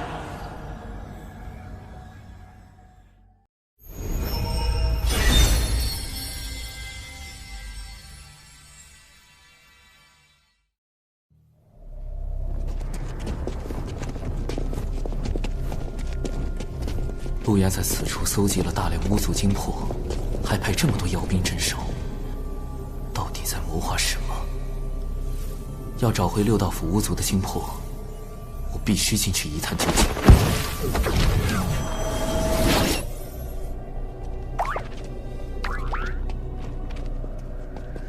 殿下来讯，谨防有人擅闯大阵，都给我警醒点儿。是。是。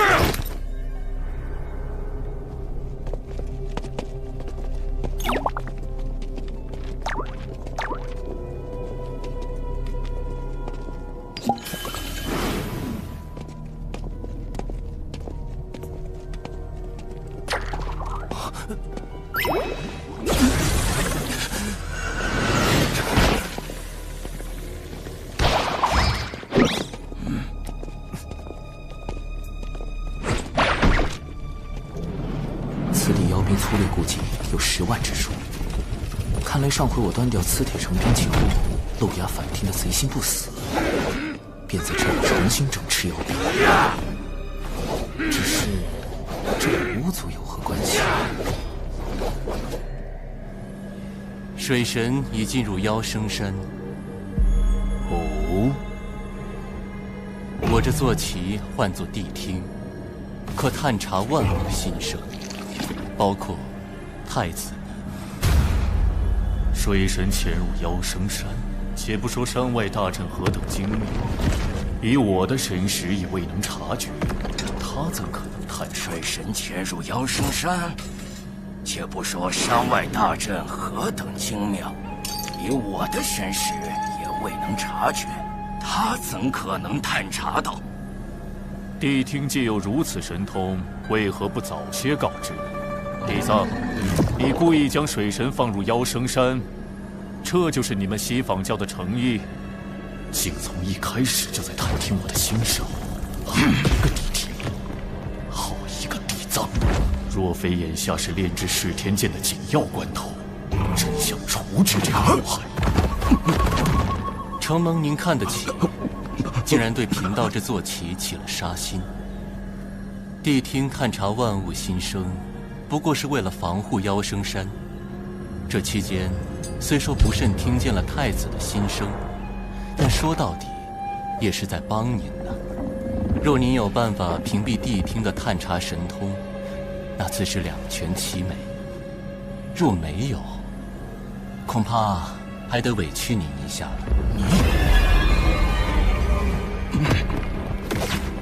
主人，太子，水神已到祭坛外。殿下，我等特来回禀巡查情况。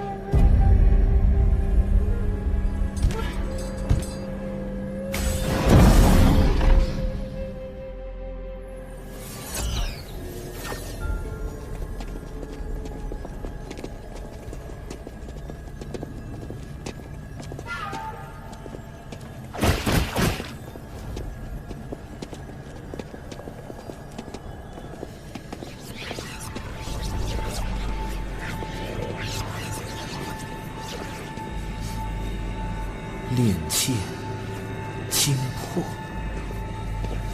这里是个祭坛。路牙通过地脉吸收了大量巫族精魄，并将其献祭，用以炼制这把充满阴煞之气的凶剑。他为什么要炼这把剑？难道是为了对付天庭？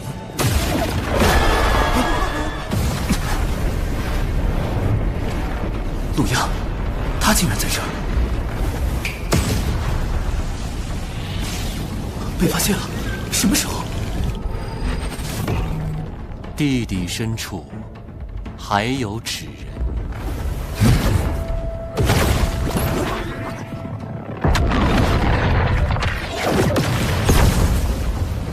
不好！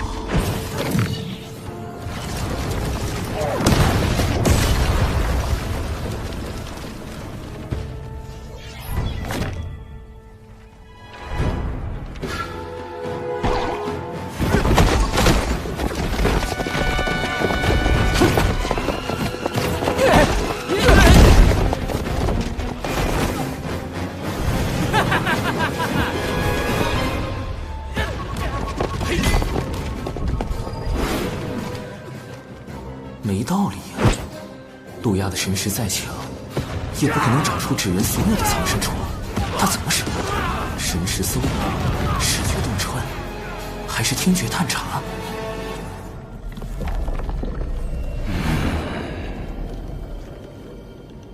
路亚旁边的一人一狗，看着装颇具西方教风格。莫非是京城的妓院？西坊教派来与陆衙接洽的？西坊教听觉探查，难道？糟了！不能多想，不能多想，不能多想！太清圣人的道场斗帅宫，一定能避开这探听神通。大法师，救救我啊！地藏，我这就用太极图推演一番。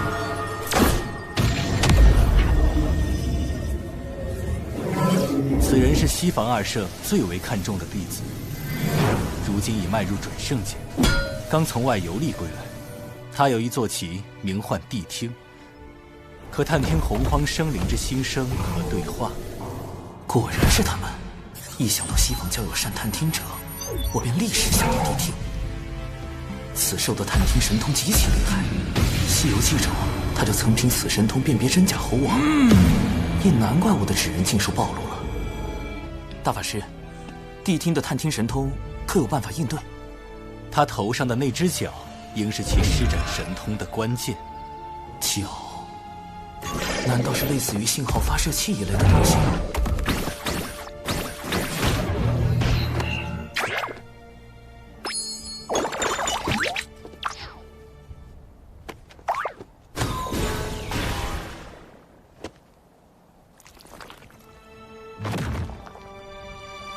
我有办法炼制法宝对付谛听，只不过都仙门内恐怕不太安全。你小子，不就是想在兜帅宫练法宝吗？放心吧，老师此前已叮嘱过我，你若想用紫金八卦炉，尽管用便是。传闻除太清圣人外，只有大法师用过紫金八卦炉。太清圣人竟答应给我用。我原本只想留在兜帅宫躲避谛听探查，没想到太清圣人竟然那么大方。不止如此，太清圣人将紫金八卦炉借给我，代表了他对陆押炼剑之事颇为重视。看来此事不仅仅是涉及巫妖两族恩怨那么简单，背后恐怕另有隐情。谢太清圣人，谢大法师。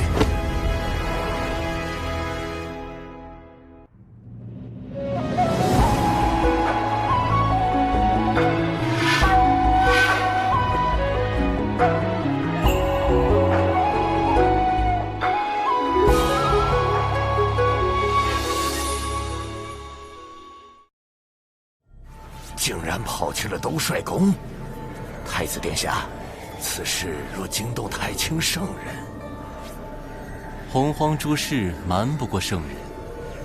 之所以未及时出手，或是心中另有计较，或是不便亲自出手。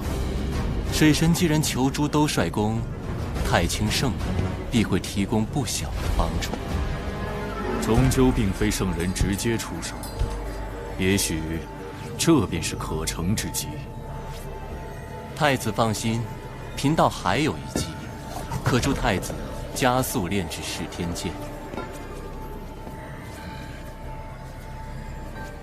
倘若我打造出屏蔽探听心声的心声屏蔽仪，能否对付谛听？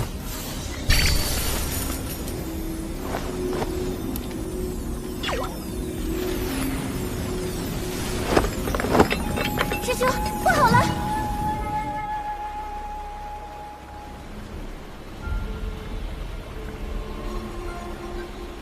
症状和六道府巫族一模一样，怎么连熊灵力也……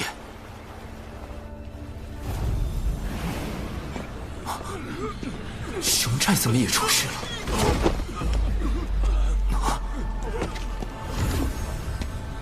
陆押不是只吸血巫的奸货吗？为什么连熊寨也……他身上怎么有巫的气息？我懂了，怪不得熊寨寨民和熊灵力的身形如此伟岸，因为他们是巫和人的混血后裔，体内有巫的血脉。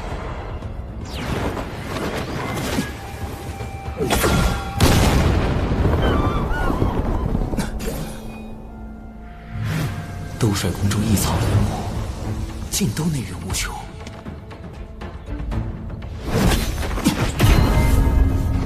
地藏和地庭应该是强化了祭坛，通过地脉吸取了更多精魄。再这样下去，不止六道府，整个熊寨乃至熊灵力都会有灭顶之灾。要阻止陆压炼剑，拯救巫族，必须先尽快打造出新生屏蔽仪，否则我的每一步将被陆压知晓，那就永远失去了获胜的可能。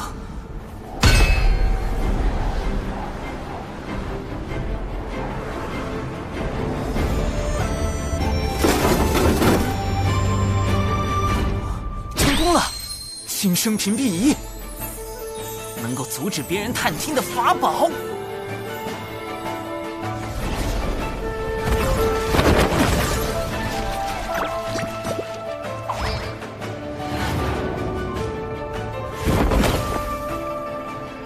殿下，谛听已经很久未听到水神的心声，看来他是躲在兜率宫内，不敢外出了。哼，谅他也不敢轻举妄动。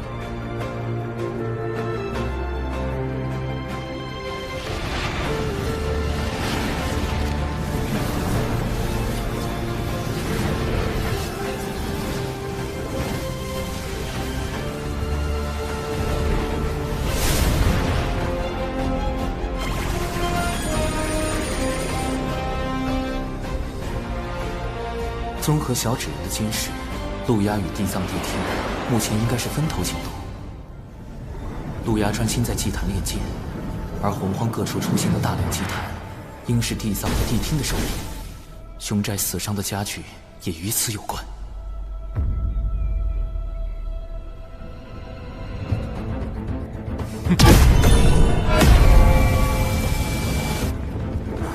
眼下重点仍然是阻止陆压炼剑。陆压现在半步不离祭坛，我不可能在他眼皮子底下动手脚。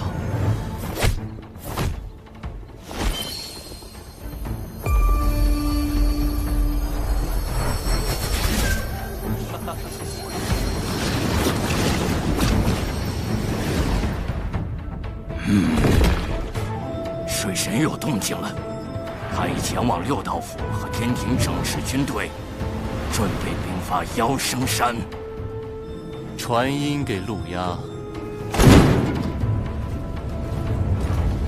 妖族陆压竟用我巫族金魄炼制凶剑，以后歹毒。实不相瞒，此前我为探查巫族金魄一事潜入此山，也不知那陆压用了什么法子，我竟屡屡被他发现，暗中潜入不行，就只能强攻入此山后再夺剑了。今日仰仗诸位。水神尽管放心，我族目前可用的兵力虽不多，但他们都是参与过巫妖大战的远古战士，实力不容小觑。趁我等还未受到陆压炼剑的影响，愿立即举兵，随您攻入山去。教主哥哥，敖乙也愿往。水神大人，殿中也愿听令。好，今夜子时攻山。是。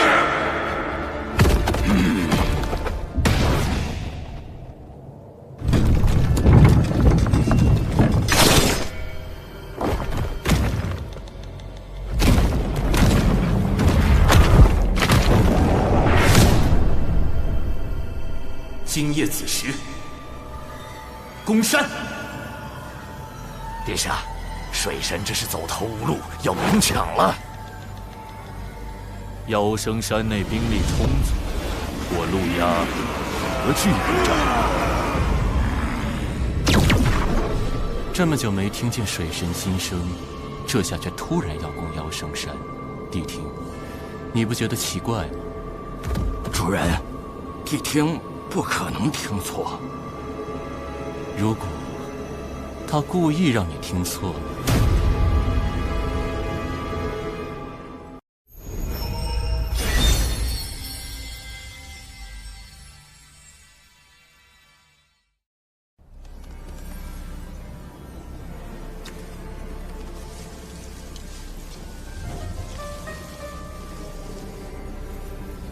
攻山在即，这大阵却是个麻烦。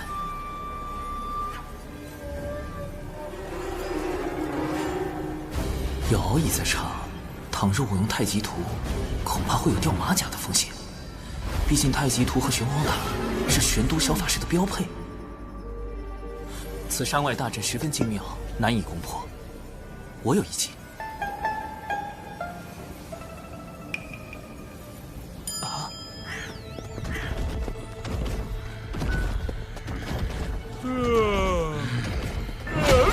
大家都打起精神来，马上就要回山了，不能懈怠。什么人？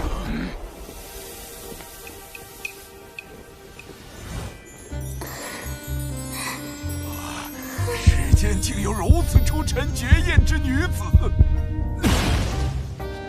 乐儿，莫要任性，随我回天庭复命。我的姻缘，我自己做主，我才不回去。这可由不得你。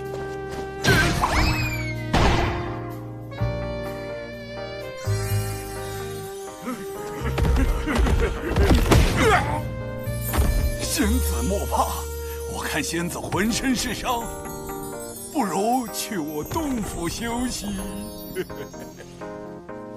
多谢。哼，敖乙兄，记住，现在我们是兄妹，你叫柯乐儿，我是你的哥哥，名叫……得取个姓柯的名字，最好能响亮点儿。柯什么呢？柯……有了，江南七怪之首。我叫柯震恶。届时我与你配合，以4级接近妖兵。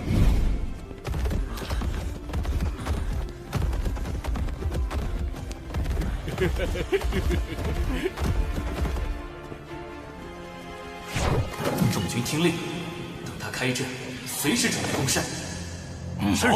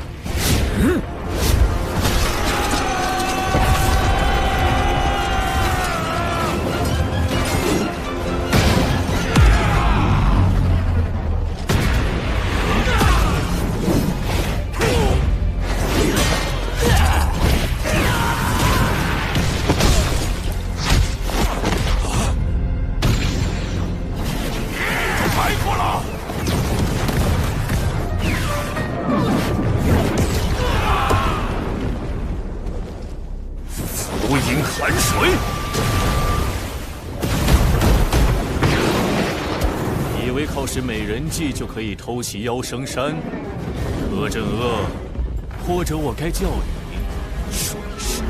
教主哥哥，他是怎么知道我们计划的？主人，御史前说进攻妖生山是水神故意误导我的，可是妖生山现在真的打起来了。他不可能毫无准备来攻山，只怕其中还有别的手段。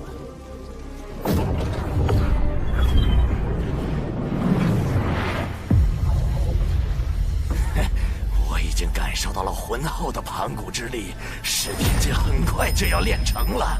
有了它，定能助太子攻破各大天门，重建妖庭。恭喜长老！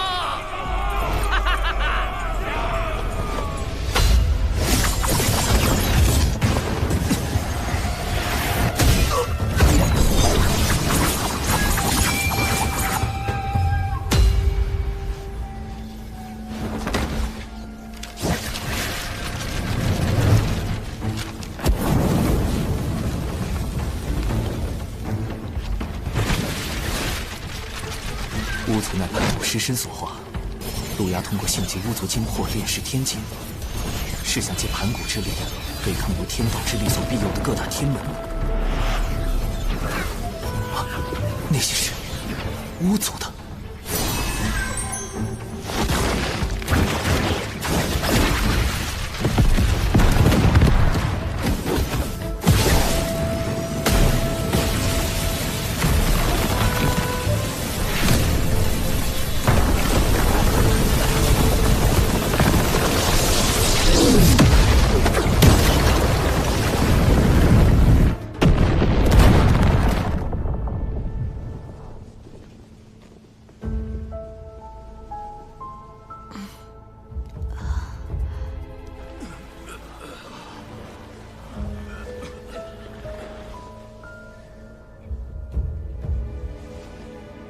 谛听很快就会察觉此处的异样，我必须抓紧时间。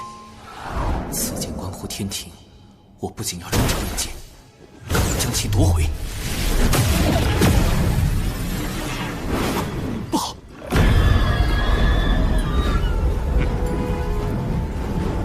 大前辈救我！放心，他来了！哎呦我去！哎呀，这斩仙飞刀明明是后天炼制的，这咋拿得怪疼呢？哎呀！好你个水神！早就想办法躲过了谛听的探听神通。六阳宫妖圣山引我外出，在4级潜伏到处偷剑，当真是好计谋。一面设法躲避我的探听神通，一面又透假消息给我们。主人，这水神的心眼子跟你一样多。他比你多。能遇上这么一个对手，倒也是一种幸事。太阳真言，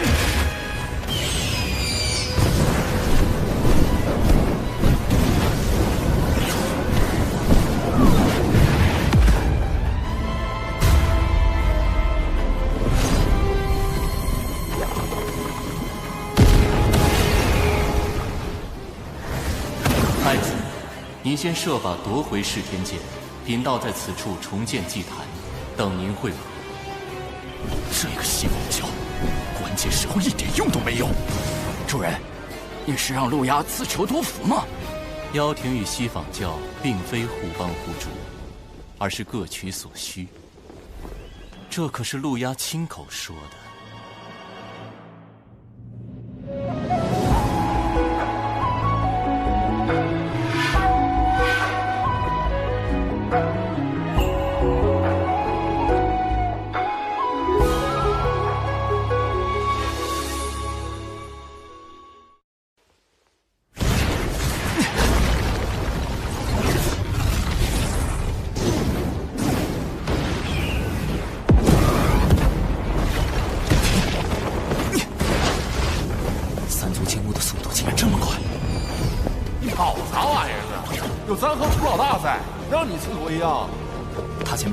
眼下陆压正势在必得，情况危急，诸位立即带兵撤出妖神山。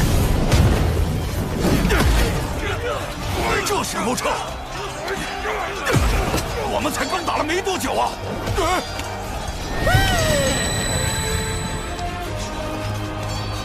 众天兵听令，撤！要不要搭个云？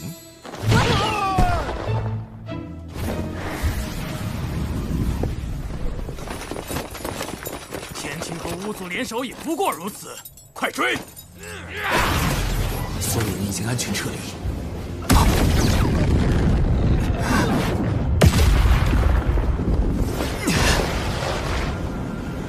水神，你根本逃不掉。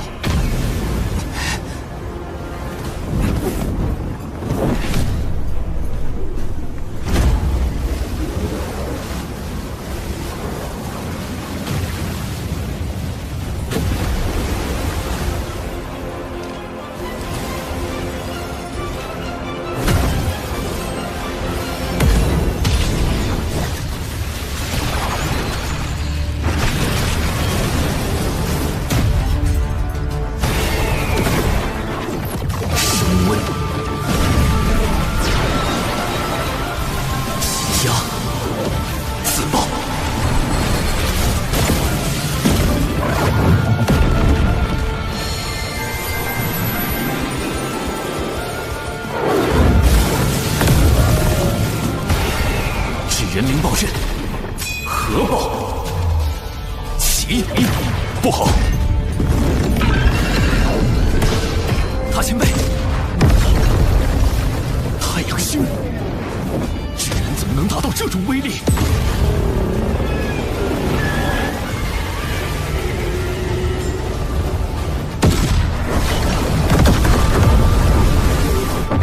上次杀金蝉后，我将纸人灵爆阵进一步改良。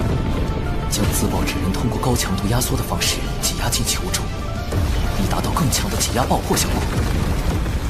之前攻入此山后，我便立刻安排了大量小纸人在山内埋下灵爆阵，看起来效果还不错。若能灭妖生山内10万妖兵，必能保天庭百年安稳。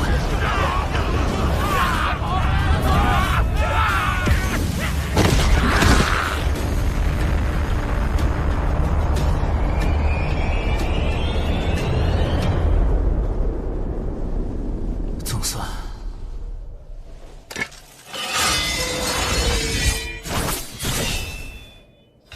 祭坛被毁后，噬天剑上的妖族禁制已破，其内金魄撑不了多久，得赶紧将他们送去转生。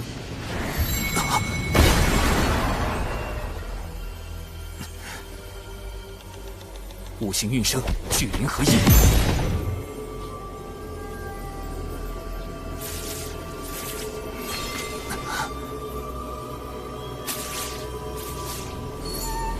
不行，这些金魄承受不了聚灵阵的法力波动。六道府诸位，还请通过回魂脚将这些金魄捞回，送往六道转生盘。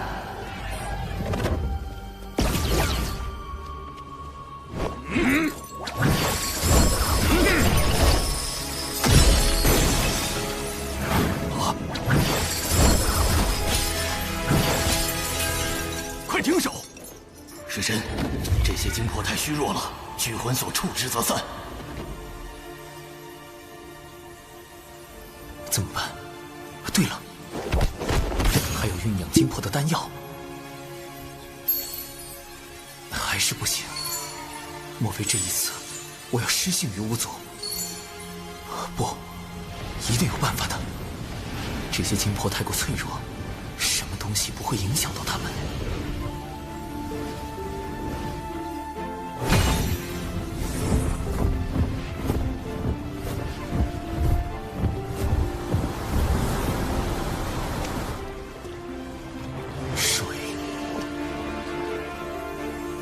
上善若水，水利万物而不争。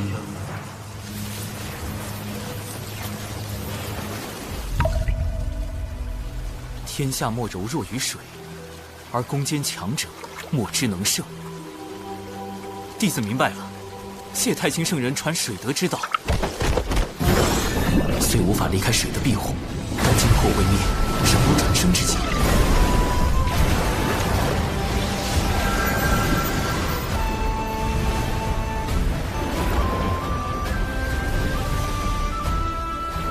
妖族战败必会退离，此地终会成为人族地盘。我再为你们加一道天道之力，应该能安稳不少。天庭水神长庚以神权宝器为证，订立此地规则。今后有饮下此地之水者，则受益金魄，孕育为婴孩，并得天庭庇佑，无病无灾，安度一生。这次行动不仅粉碎了妖庭的算计，还能拉一波巫族的好感，顺便收获了一笔不菲的功德。主人，现在的结局是你想要的吗？陆压得胜，与我较有利；陆压落败，我较亦得利。陆压能在洪荒潜藏这么多年，其后必有圣人相护。也许我们可借机一探究竟。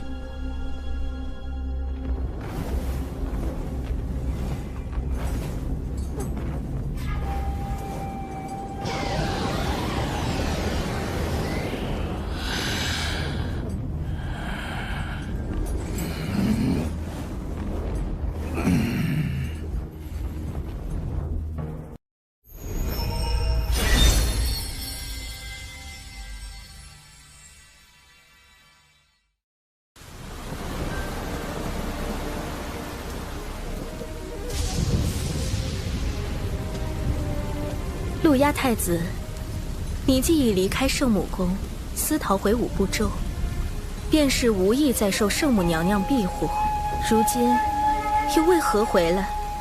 请仙子代我向娘娘解释。陆压深感昔日恩情，若非娘娘出手，我早已亡于巫族大义剑下。只是陆压身负妖庭大业，不敢苟且偷生。我要拼死一搏，也为妖庭移民之志。圣母娘娘有言，太子一日不放下过往，他一日不再见你。太子，请回吧。吾祖射杀我兄弟，逼死我父母，我向他们报仇，有错吗？那天庭水神灭我妖生山10万妖兵，我妖族难道天地不容？该当此决。求娘娘为我，为妖族指条明路。唉，圣母娘娘，从前种种，譬如昨日死。路牙，吾受故人之托，照拂于你，这是最后一次。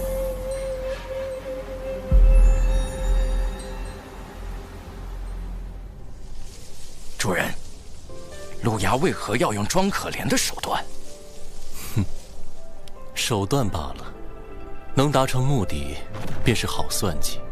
主动示弱，就可唤醒圣母女娲的故人之情，还可借圣母之手铲除水神，何乐而不为？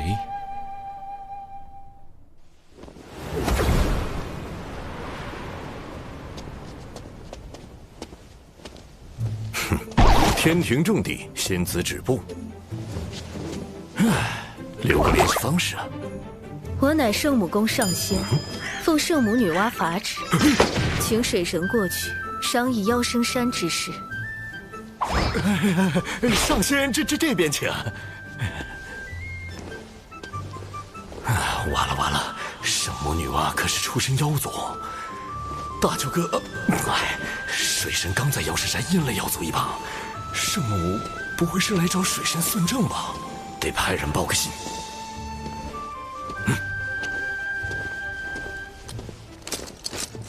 长庚爱卿此番大胜，不仅得巫族之心，未来可将巫族纳入强兵计划，更重创10万妖兵，令妖庭余孽一蹶不振。而今，吾方能安心下界历劫。报！圣母传来旨意，命水神前往圣母宫商谈妖生山事宜。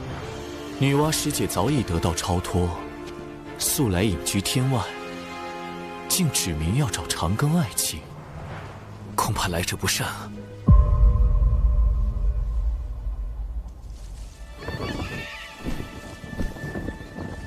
圣母要见的是你，你来找我作甚？弟子近来读史书时有些疑惑。史书中记载，巫妖大战时期，妖族常有屠戮人族之事。那时圣母该何其为难？一方是亲手造化的人族，一方又是自身本族。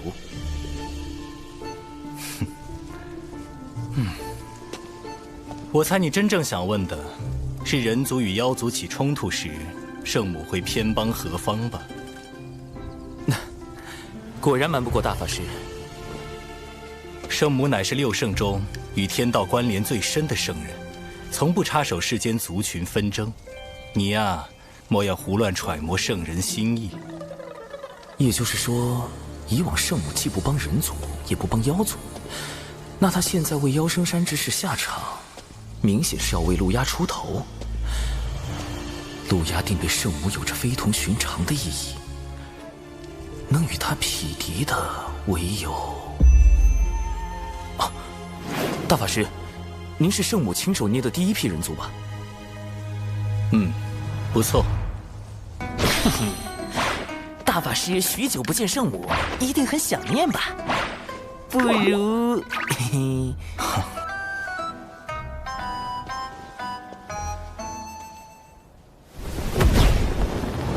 贤都师兄当真对水神在意的紧呢，连圣母娘娘召见他，师兄也要亲自护送。我多年未曾去圣母宫中拜见，这次刚好有机会，便一同去了。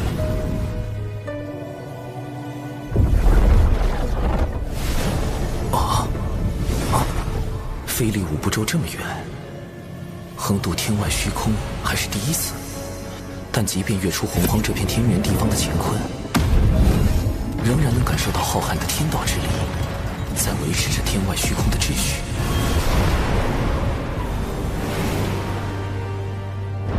前方便是圣母宫。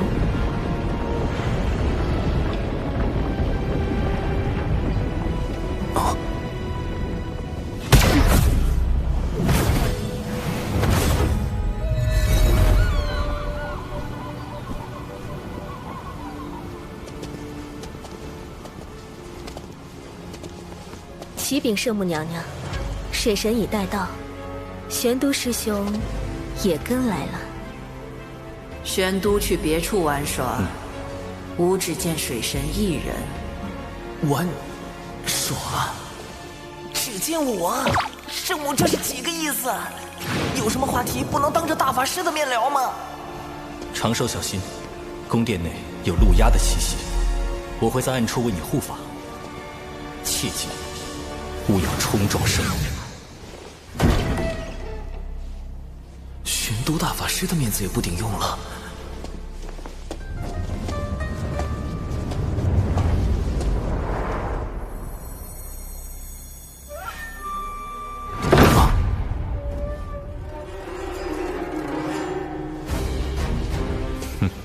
圣母竟如此袒护陆压，难不成真的要在这圣母宫里对我下杀手？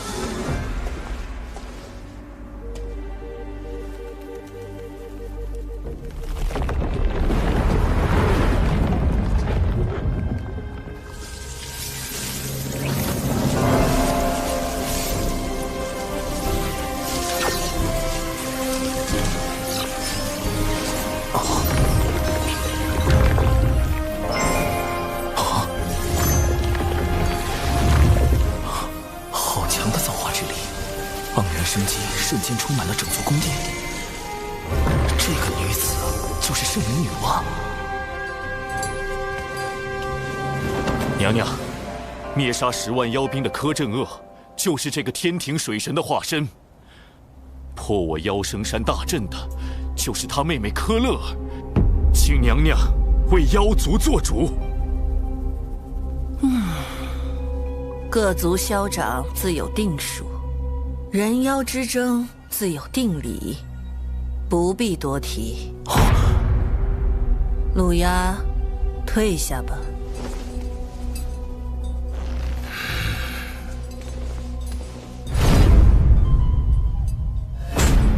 圣母表面阻止陆压问罪天庭，但其实也在阻止天庭问罪陆压。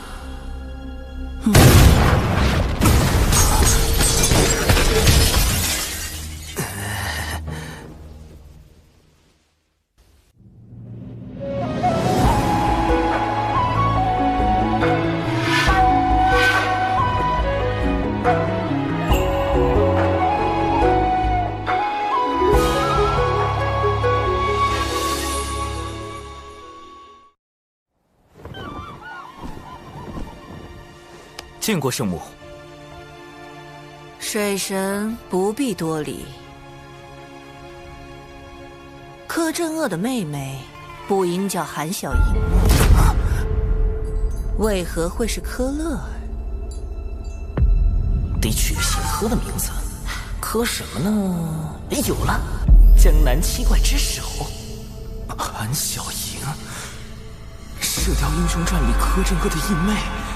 但问题是，韩小莹这名字怎么从圣母口里蹦出来了？很多蓝星人都不一定知道吧？自我意外脱离蓝星所在的世界，误入这个由洪荒神话所构建的世界，我曾试图探索2个世界之间的关联，找寻重返蓝星的办法，却一无所获。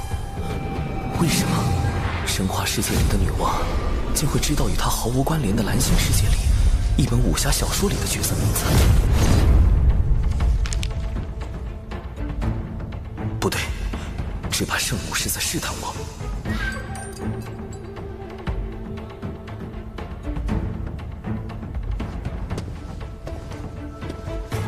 科勒尔乃是敖乙将军给自己所取的化名，小神为与他配合，达成卧龙凤雏之计，故而取名柯镇恶，意为震慑恶煞。至于韩小莹，小神从未听过此人。卧龙凤雏这种蓝星人才懂的梗，圣母会察觉吗？未曾听过，只是巧合吗？没有反应。他是蓝星人的概率极低，但知道韩小莹，说明他必定接触过蓝星文化。是他曾经去过蓝星世界，还是他认识另一个蓝星人？他又为何要试探我？一，确认我来自蓝星，然后杀了我，防止蓝星的秘密被更多人知道。二，确认我来自蓝星后和我结盟，确保我能为他所用。木秀于林，风必摧之。无论是哪一种，都会给我招致灾祸。保险起见，绝对不能承认我是蓝星人。圣母至宝红绣球，他用此宝引来天道之力，要推演我的过往。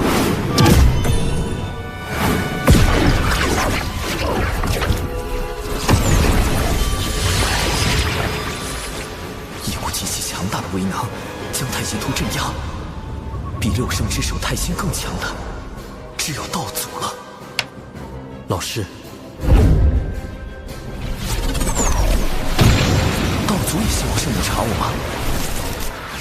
还是说，道祖也想确定我的身份？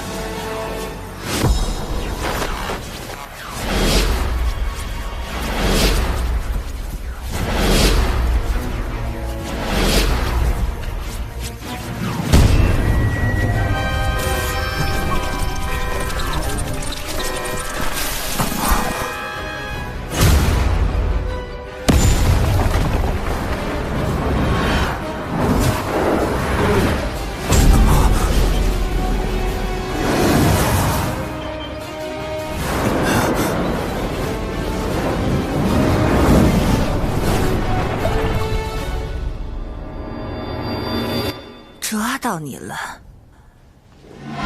底牌被掀翻了，救命！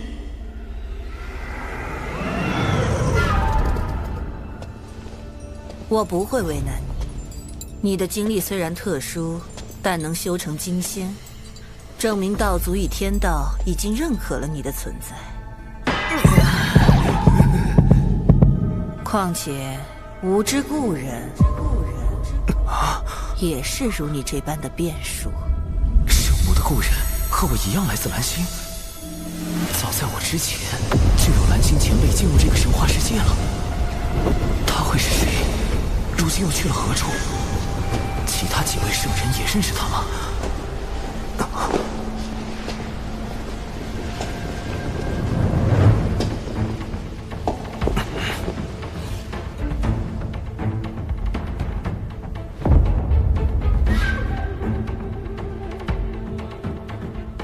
圣母，您的故人……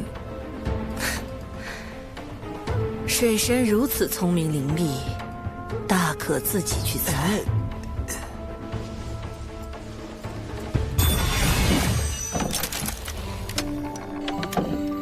这是他指点我捏泥人时所唱的歌。可惜，你不是他。指点女娲去造人，那位蓝星前辈的行事这么浪漫，干脆叫他浪前辈算了。圣母找我就是想印证我是不是浪前辈，连圣母也寻不到，莫非浪前辈已遇难，还是化成了其他模样在躲着圣母？浪前辈如此张扬，天道、道祖和圣人们都有可能知晓蓝星的事，或者浪前辈就藏在他们之中。我的蓝星身份可能早就暴露，甚至已经被利用。苍天呐，事情越来越复杂了。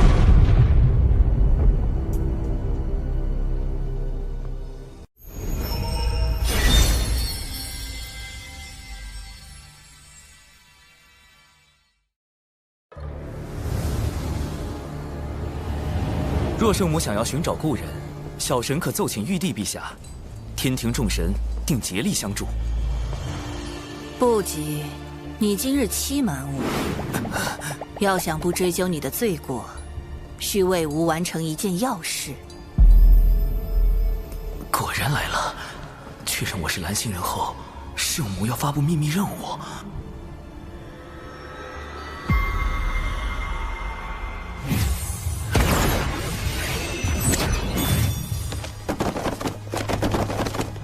《射雕英雄传》《神雕侠侣》《小李飞剑》《明教教首山火鸡》，这不是漫画书《快乐水》？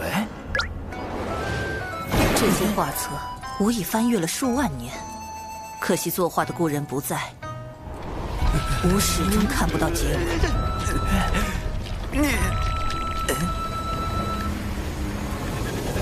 待水神为所有画册续完结局，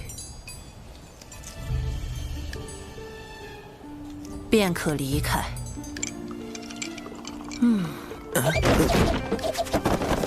冷前辈把宅文化也传给圣母了。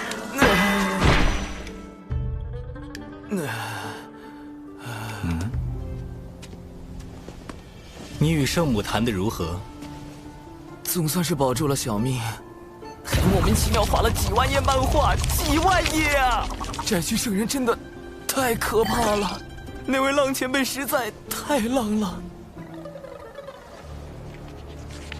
是我执着了，他不可能是你。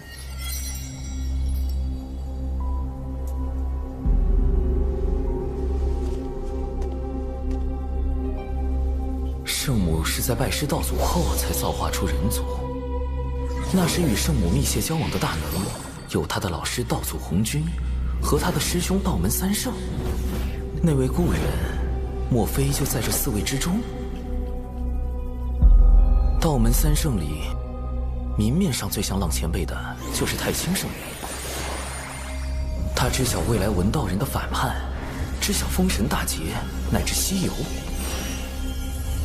而且他还将玄黄塔太极图放入我心神之中，既是保护，也是监视。恐怕他早已看破我是蓝星人。劫难将至，生机在天。难道他当初召我入兜率宫，就是想利用我的蓝星记忆来办事？至于圣母的老师道祖红军，他的确有资本指点圣母去造人，而且世间兴衰，各行其路。路亚，勿要强逆天命。路亚袭杀玉帝时，道祖虽出言劝阻，却未曾追究罪责，似有维护之意。道祖也希望圣母查我吗？还是说道祖也想确定我的身份？若道祖是浪前辈，他试探出我的身份后，为何迟迟没有后续行动？你的经历虽然特殊，但能修成金仙，证明道祖与天道已经认可了你的存在。若道祖不是浪前辈，他允许我这个蓝星人在洪荒行走，是源于对生灵的悲悯之心，还是另有目的？稳健起见，以不变应万变才是保命之道。眼下娘娘严令我不可再与天庭作对，既不能走明路，那便施以暗器。听殿下的意思，妖庭与我西坊教还有进一步合作的空间。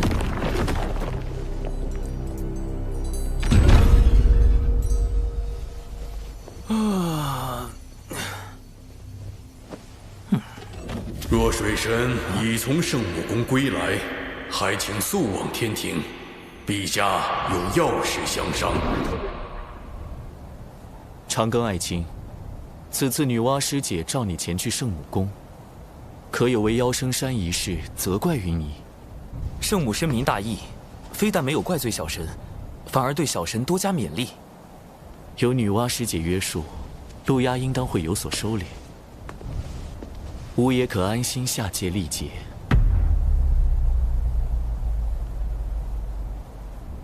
天庭不可无人坐镇，小神斗胆，敢问陛下打算如何安排天庭事宜？吾此番将以神魂下凡，天庭诸事交由王母决断。长庚与木工从旁辅佐，龙吉就跟随2位爱卿多多学习取经。吾还留下一件天道法器，若妖庭生乱，王母可权宜动用。稍后便由吾与水神、龙吉一道护送陛下神魂前往六道府。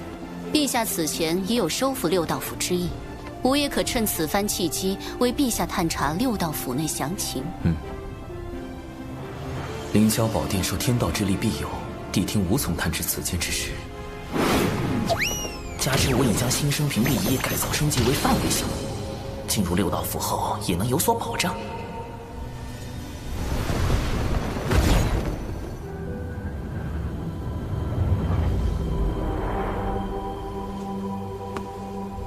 昊天下凡历劫之日就在今天，你如何得知？西坊教广结善缘，自然有得道仙人知恩图报。贫道深知妖生山一战中，殿下因贫道未能及时出手应对水神的灵爆大阵，而对贫道颇有微词，故贫道得此消息，特来将功补过。将功补过。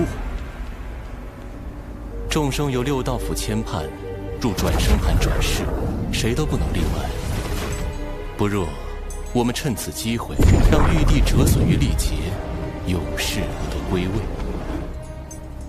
你想打六道转生盘的主意？不错，只是转生盘为后土肉身所化，唯有血海那朵可凭业火之力焚杀万物的12品业火红莲之莲子能够对付。贫道不才，还请殿下出手。请我出手，还是又想诓骗我，为你西坊教做嫁衣？殿下这是何意？地藏，你真以为我没发现，妖生山祭坛上，你暗中昧了什么吗？先私扣巫族魂魄，再设计六道转生盘。你们西坊教所图不小啊！殿下这话，贫道着实惶恐。不必装傻，既是将功补过，就该拿出点诚意来。莲子我可以给你，但这回我妖庭不会出一兵一卒。若你和你这只红毛狗再不能成事，别怪我翻脸无情。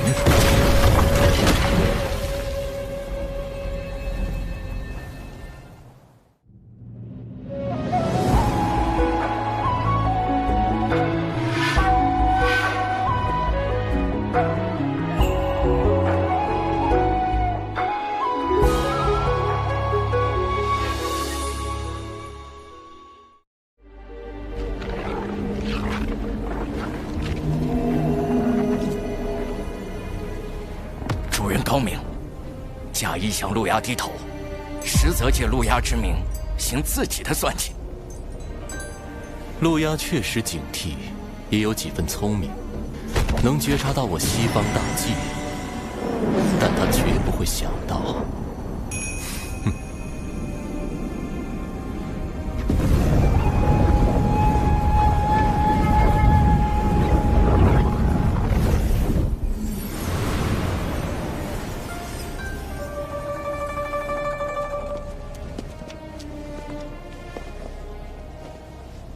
有劳判官为此神魂牵绊。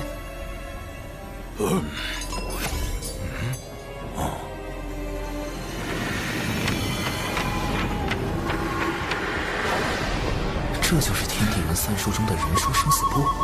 据说生死簿记载众生生卒年月时辰，一旦命格敲定，大罗金仙也无法逃脱。我总算见到真容。此神魂已由天道判法，可直接引忘忧汤，过奈桥，入六道转生盘。我领诸位前去。这就是大德后土肉身化作的六道转生盘吗？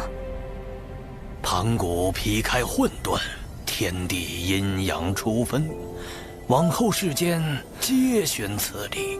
12祖由盘古肉身演化，后土娘娘遵盘古遗志，神化转生盘时取男女阴阳，化生万物之意，故变作了如此模样。大德后土果如传闻那般，大德慈悲，仁爱无疆。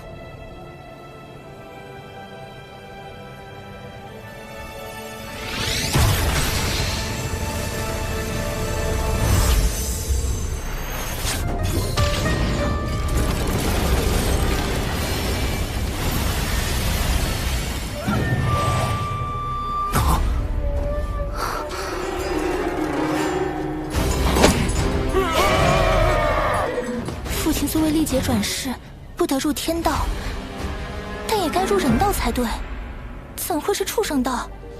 这明明该是人道，转生盘竟出了差错。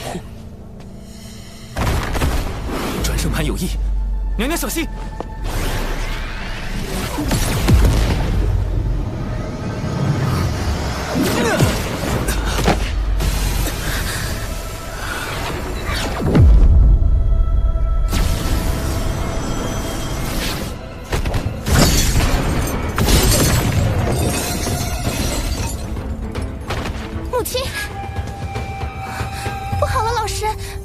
母亲的神魂与父亲的神魂一并被6道转生盘射进去了。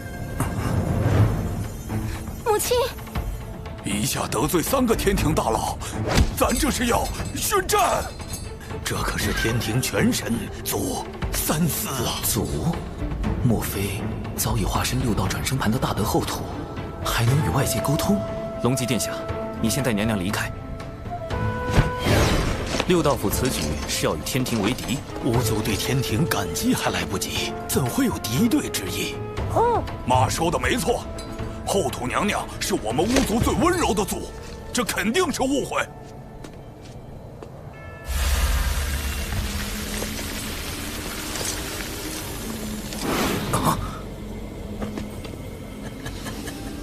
送你进畜生道，陪他们如何？你想做鸡鸭鱼，还是猪牛羊？烤起来，老香了。态度转变如此大，可与6道转生盘上的阴暖浑浊之气有关。塔前辈，这不是神通，也不是法术，因果循环，自然孽障。激在天，负面情绪在被放大。稳住！生来往，莫惯闲。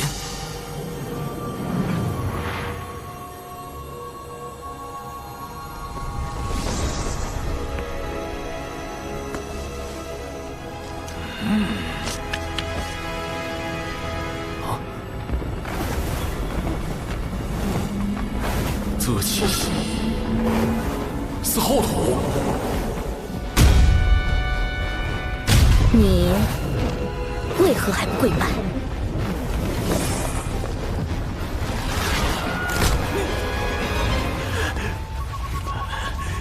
我们巫族最温柔的族。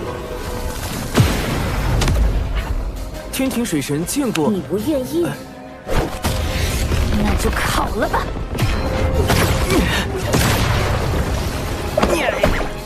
画风突变呐！这孩子地底待的脾气咋变这么差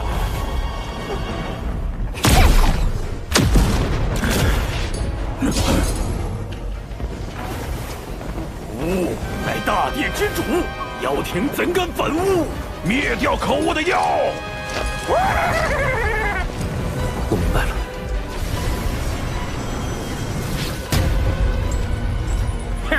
把妖魂全投入幽冥道，让他们永受折磨。此举若成，6道转生盘会有崩坏之险，地下和娘娘的神魂必会受累。前辈，不经人书生死簿直接审判，会扰乱转生之路。且此举违逆天道，巫族必遭天罚。跟我何事？没了记忆，仍会保留一丝微弱的情绪。莫非这些残存的情绪会被后土前辈所感知？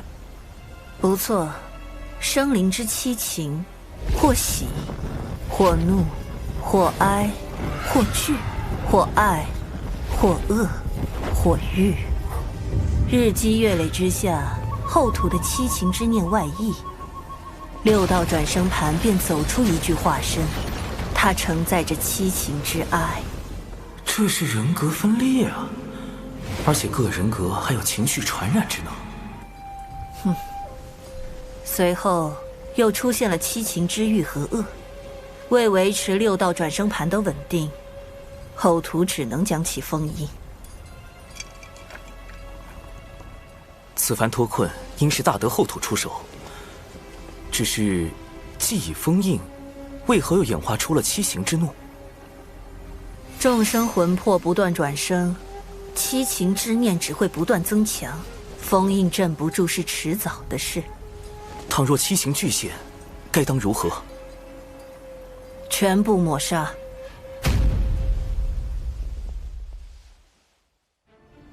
主人，后土七情真的不该存在吗？你已听到巫族心声，自当明白，如此方能杜绝寻思之弊端，让生灵转生更加公允。后土娘娘可是大善巫啊！安静，这一次我倒要看看水神如何应对。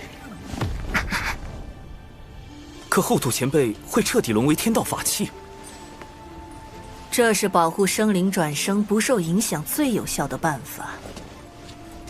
但你与我们不同，或许你能帮他。你若能想出办法帮后土度过这次危机，天道定会给你降下大笔功德。这是在暗示道祖默许我相助后土。稳妥起见，得拉上大法师一起干，然后再多请些道门高手来助阵，实力强的高手，道心稳的高手，不为七情所扰的高手，还有，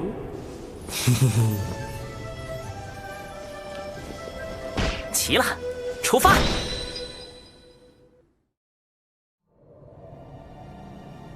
大德后土曾封印过七情化身，眼下唯有进入六道转生盘，找他问出封印之法。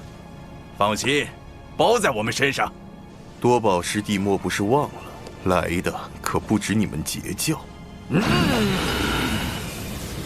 原以为有上次在灵山的合作，产劫关系会有所缓和，结果七情化身为保全自己，必会趁机阻拦，到时还望诸位前辈出手相助。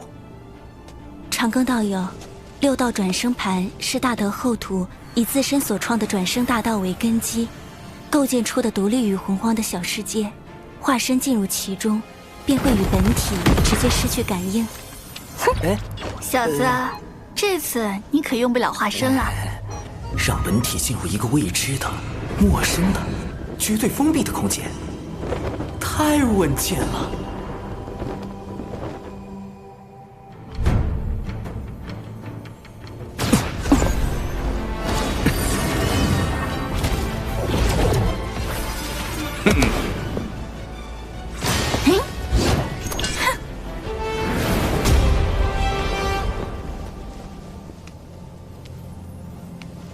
来了，做好战斗准备，七情之哀现身了。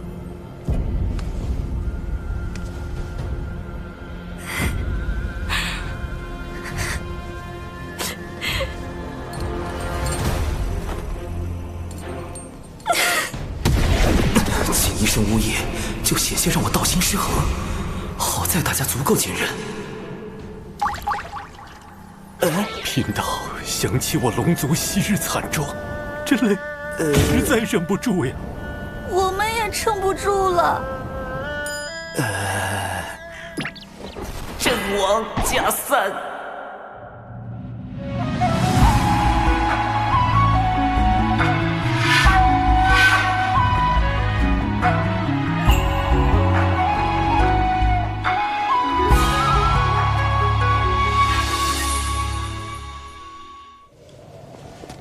你们先退后，与哀拉开距离。哀的情绪感染力虽强，但看着似乎并无攻击性。能否请前辈挪一下，让我等去救大德后土？天帝亦是囚笼，他活着就要继续受苦，悲伤那么大，救又有何意义？寻宝有什么可快乐的？贫道也不太行。我也是。阵亡再加3，好在云霄仙子情绪尚算稳定。前辈执意不动，我等只能将您抬走了。你们在意的，终究只是他，谁在意我呢？我拥有的只有泪。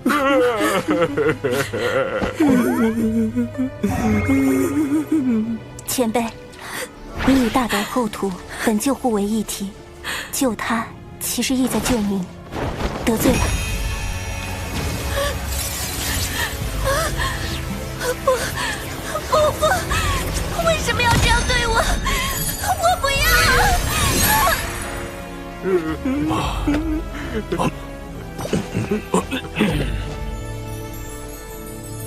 说救我，又把我关了起来，这悲凉的世界呀！唉，吃饱喝足，就静静地等着毁灭吧。云霄仙子的道心果然够稳。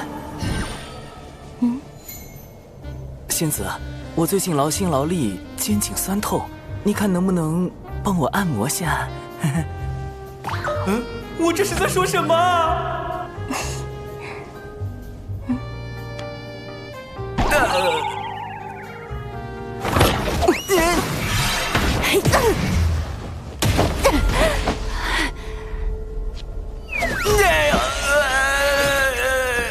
这到底是什么情况？早说过，靠哭哭啼啼可搞不定。不过也好，毕竟欲望是难以抑制的，努力一把，才知道什么是绝望。七情之欲。不过，普通生灵确实难抵挡欲望，但我身边这位可是道门大师兄。那个长庚啊，后面先交给你了。为美梦与安眠，不可辜负。别睡呀，起来打怪呀，大法师！您的欲望就只是睡觉吗？没点别的追求吗？我很好奇，你的欲望是什么？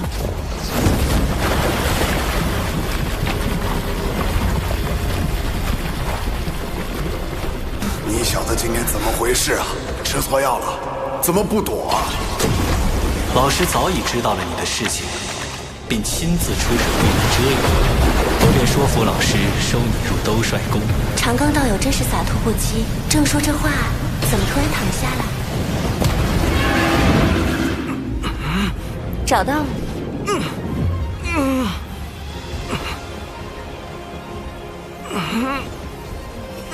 让我看看你的真面目。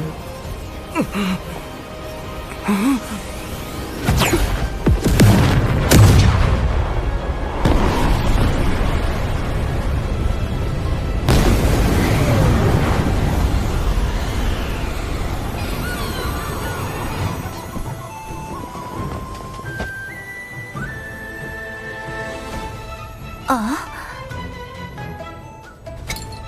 你一个几百岁的小娃娃，权力、法术、神通什么的不想要，却渴望追求一个吻。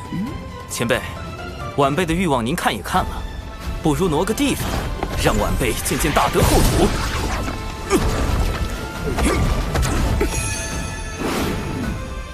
放心，七情化身交给我们，一切小心。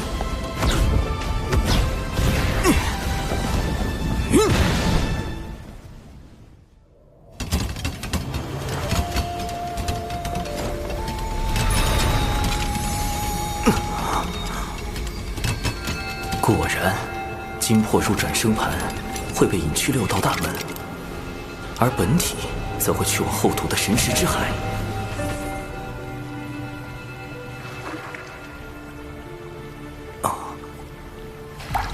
你来了。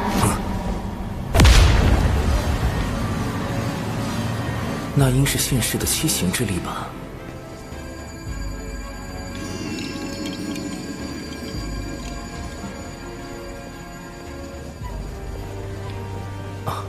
前辈早知晚辈会来。这是人教对我的许诺。如今七情脱离封印，一切正到了应验之时。前辈，晚辈要如何做，才能助您镇压七情化身？此物生于不周山，乃先天灵根之一，可用来封印七情化身。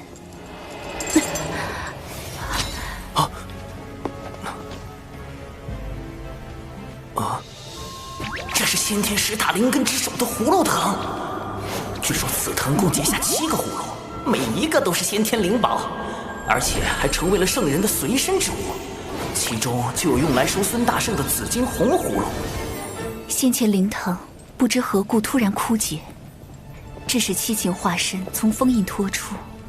偏偏赶在玉帝转生之时，我以清净元神之力将此修复，或可助你们封印七情化身。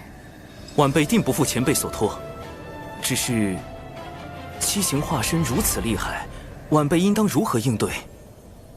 稍后你们可进入我的元神查看。你需在那里设法均衡七情化身之力，并用灵藤将他们收束。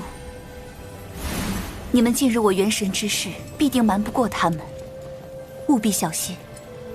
晚辈明白。若不能封印七情化身，6道转生盘将会受损，世间亡者将再也无法安息。一切都交给你们了。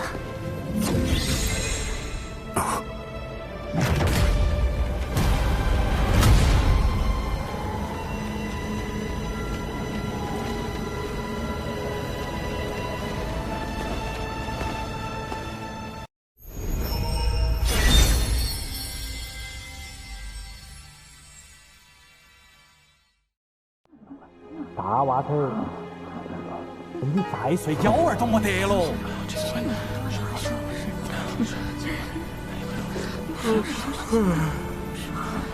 怎么这么吵啊？是什么情况？长寿？诸位，咱们此处乃大德后土的元神之所。按大德后土的指引，我们需要均衡七情化身之力，才能将他们彻底封印。请问您是？贫道乃阐教玉鼎真人，是广成子师兄请我来帮忙的。玉鼎真人，不就是劈山那位杨二郎之师？广成子竟然将这位大佬也请来了，甚好甚好。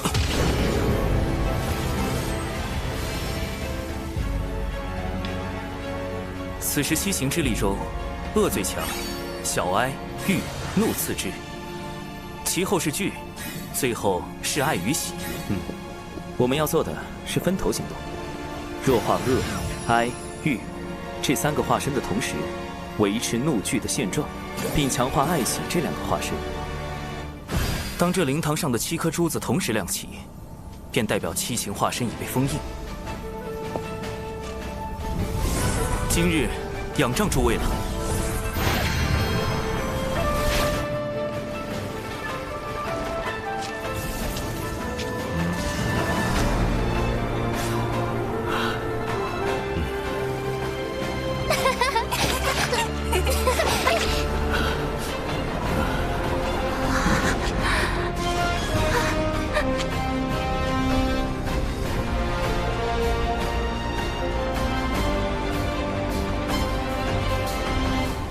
天地运转，冥冥中自有定数。修仙之人，真能摆脱命运的掌控吗？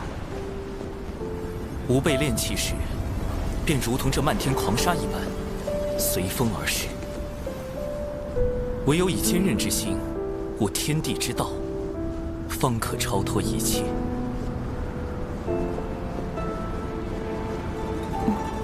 就在这里开始吧。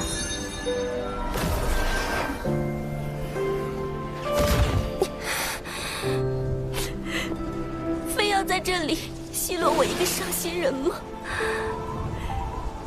你们有你们的快乐，我有我的伤悲，你们就不可以换个地方笑吗？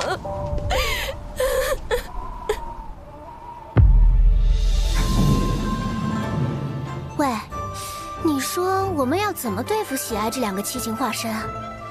那还不简单？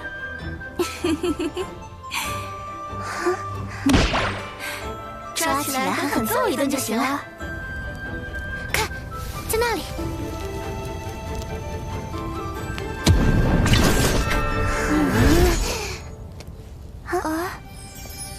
小姐姐，你们是来找我们的吗？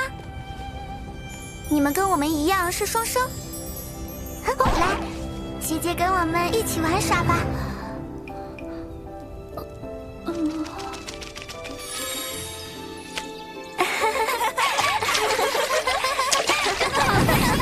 这也太好笑了吧！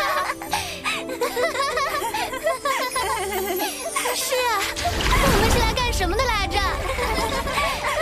不妙啊！这喜之化身根本没我们想的那么弱。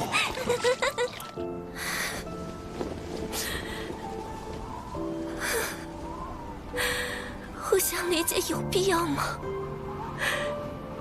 真的有人想要去理解对方吗？不过是为了得到回应，才去假装做出一副理解别人的模样吧？不累吗？你此前说过，所有的一切都源自于生灵对外界的感知，一切都不存在任何意义。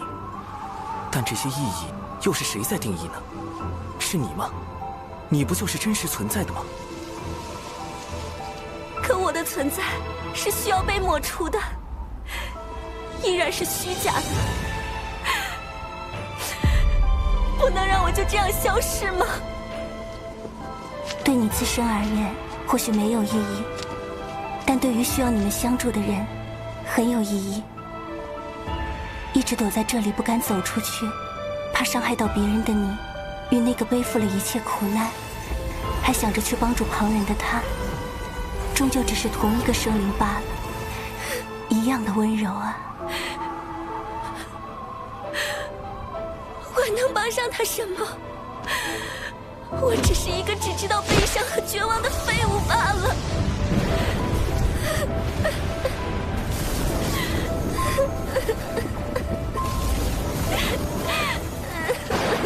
情绪稳定如仙子，也开始受到哀之化身的影响了。不愧是七情中排名第2的小哀。再这样下去，不要说就大得后土，我们本身就要永远陷在这场哀伤的风暴中了。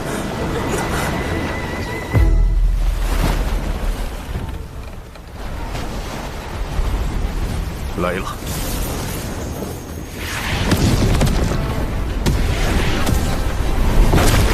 师弟，我们得想办法激怒他。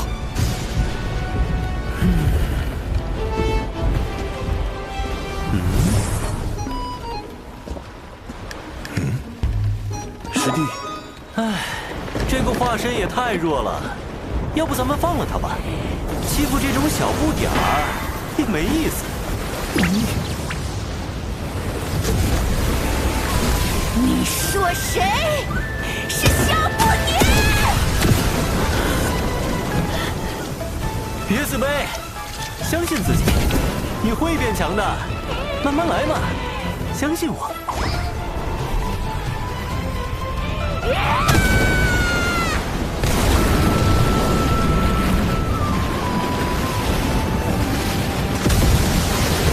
黄龙师弟平时沉默寡言，没想到一开口竟然是这样的人。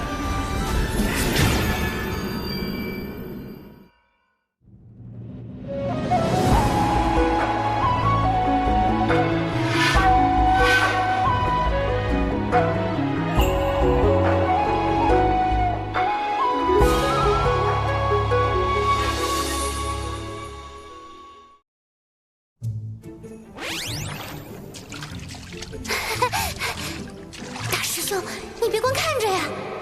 哎呀，我这张老脸呐，不要也罢。好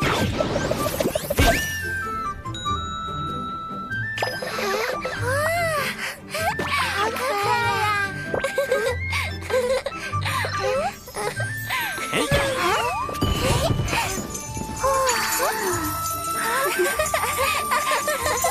既然喜那么强，我们就让他喜极而泣，乐极生悲。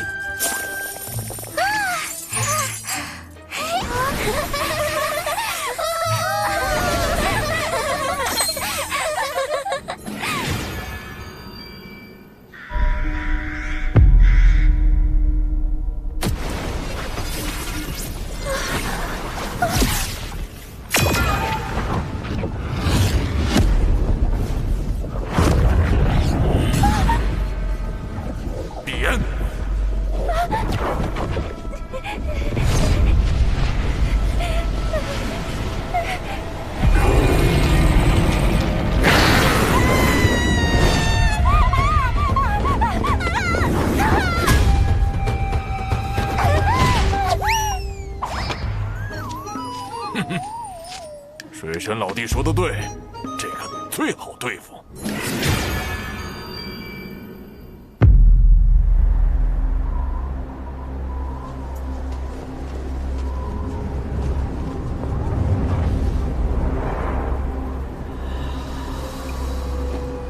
你渴望什么？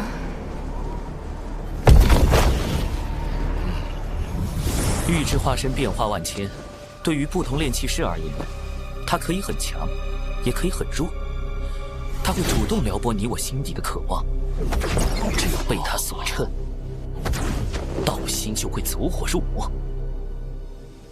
哼，我刚好带着一些让道心宁静的法器，各位若是在交手时被玉之化身影响到，可以拿出来看看。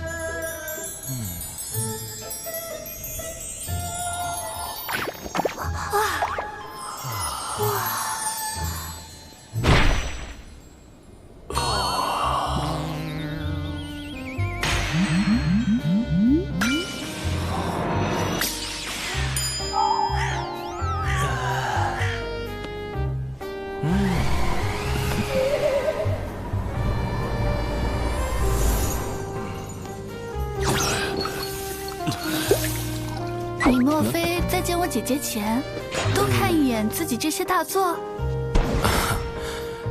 这不过是防身之用，我又何须防备云霄仙子？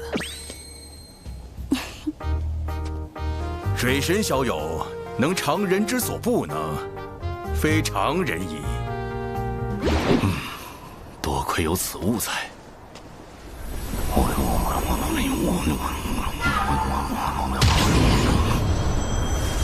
道友，还请过我这关。就凭你？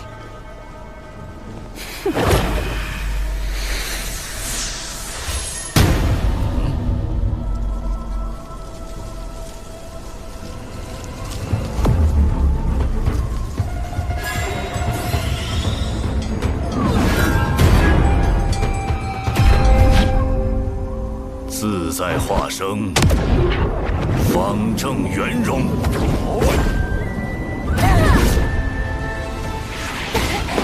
你竟能挡我！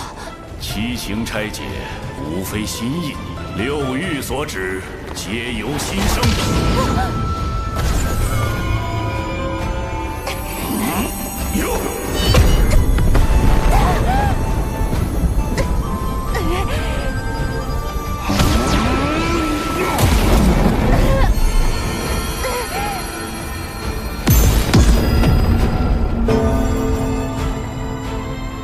这口鼎便是贫道的道心。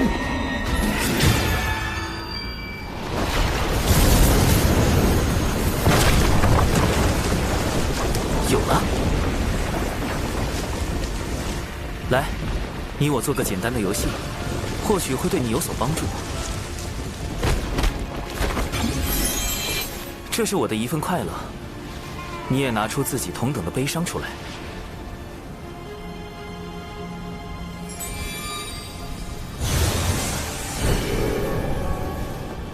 你说这里面是愉悦还是悲伤？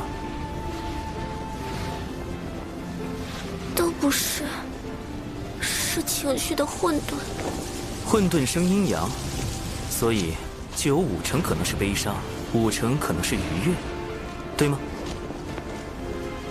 似乎是这样。那假如这块黑布你一直不去掀开，悲伤和愉悦可以算是同时存在的，对吗？也可以这么说。所以在此刻，悲伤和愉悦已经叠加在了一起。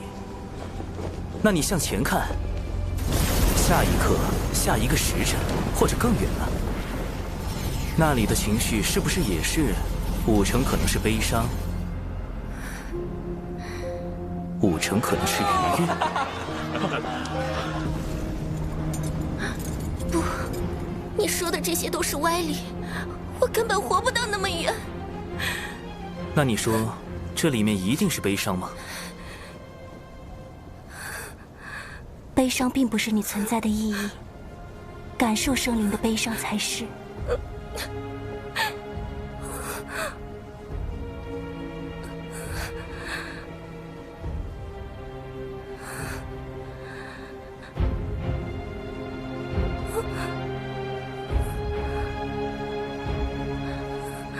感谢蓝星大佬薛定谔提供的理论支持。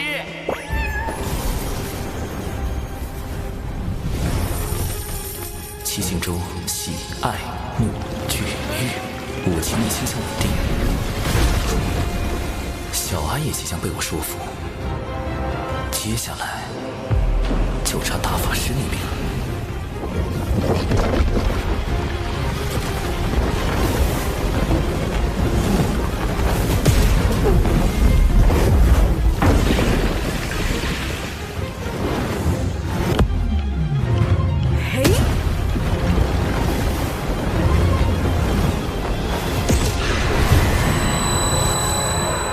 长寿，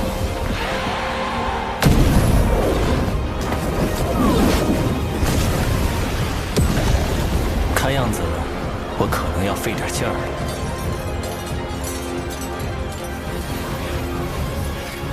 得抓紧时间了。玉帝死刑若不能下凡历劫，便无法顺利归位。天庭危矣。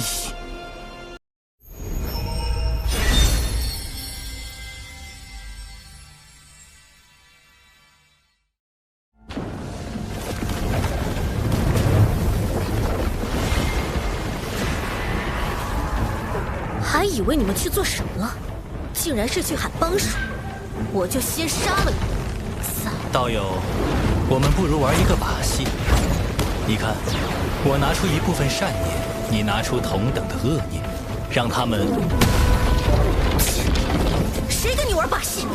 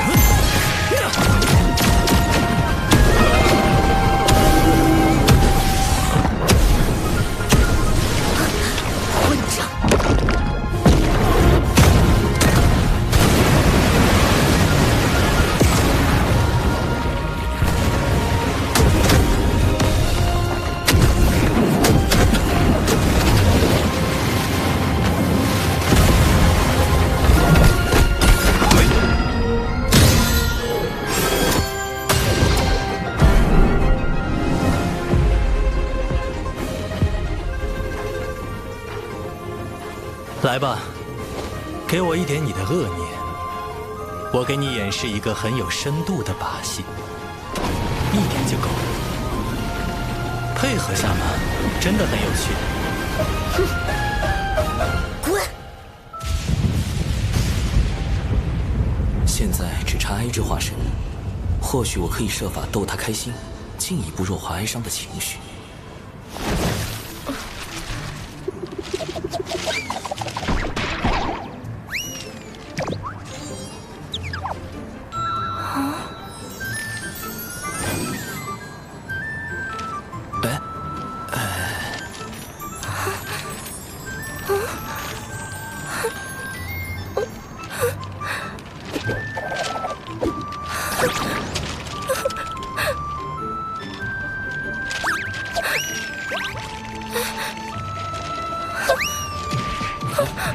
推不掉了。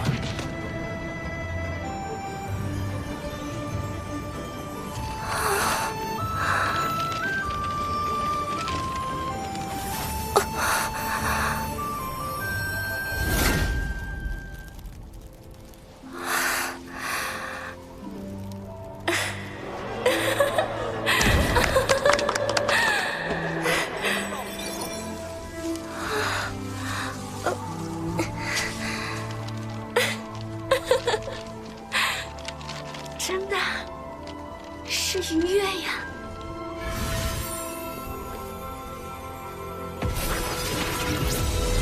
虽然知道你们不是为了我，但我还是因你们产生了点不该有的念想。只是既然最后都是虚假，为何要有开始呢？我怎么这么悲惨？贫道号长庚，人教弟子，天庭水神，能与你相识，引为道友，共成今日之事，相助大德后土，三生有幸，不胜荣焉。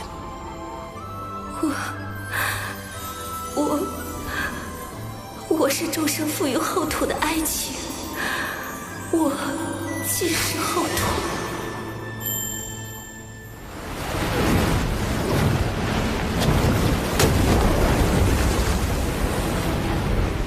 你们俩等着，以后我见你们一次，打你们一次。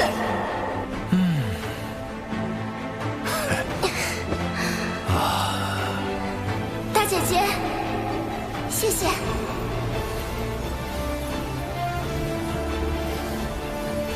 保重。放开我！你这怪物！多有得罪。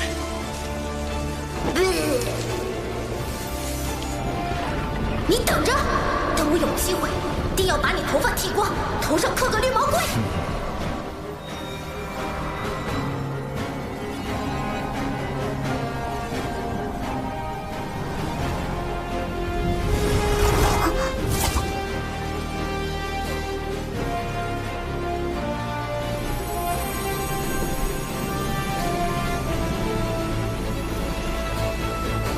后土之德，天地共鉴，请后土娘娘归位。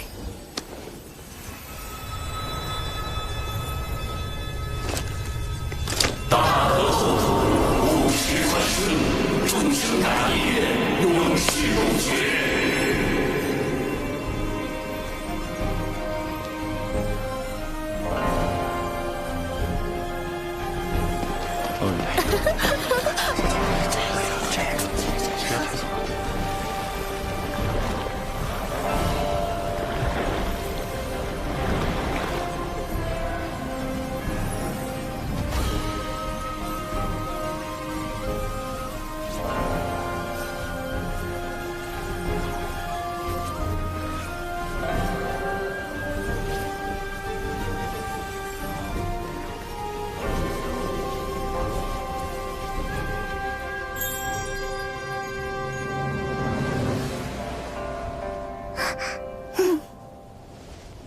若前辈担忧七情再度生乱，晚辈愿借玄黄塔一缕威能，助前辈守护七情。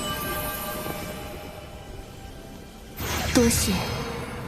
昔年我身化转生盘，便是抱着苍生大爱之情，制定此地转生细则时，更是抱着对罪恶的憎恶之情，和对善良的敬仰之情。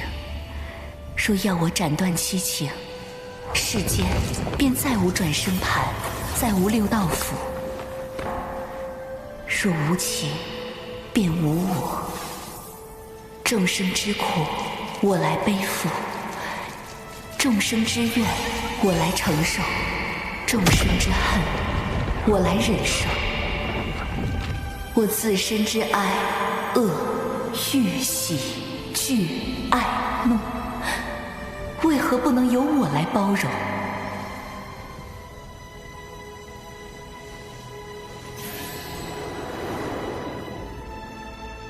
以后要乖哦。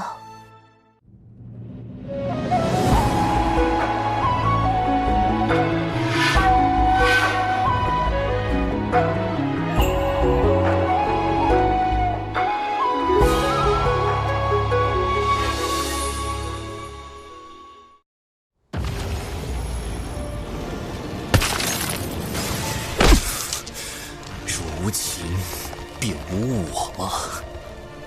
我本以为身为天道法器，理应摒弃七情，方可做到公允。然后土拥有如此包容万物的大爱之力，竟令我也产生了几分动摇之心。大德厚土，贫道受教。主人，这水神可太厉害了，你斗不过他的。到底是我疏忽了，毕竟我还有10层算计。主人，你厚脸皮的境界可更高深了。少啰嗦。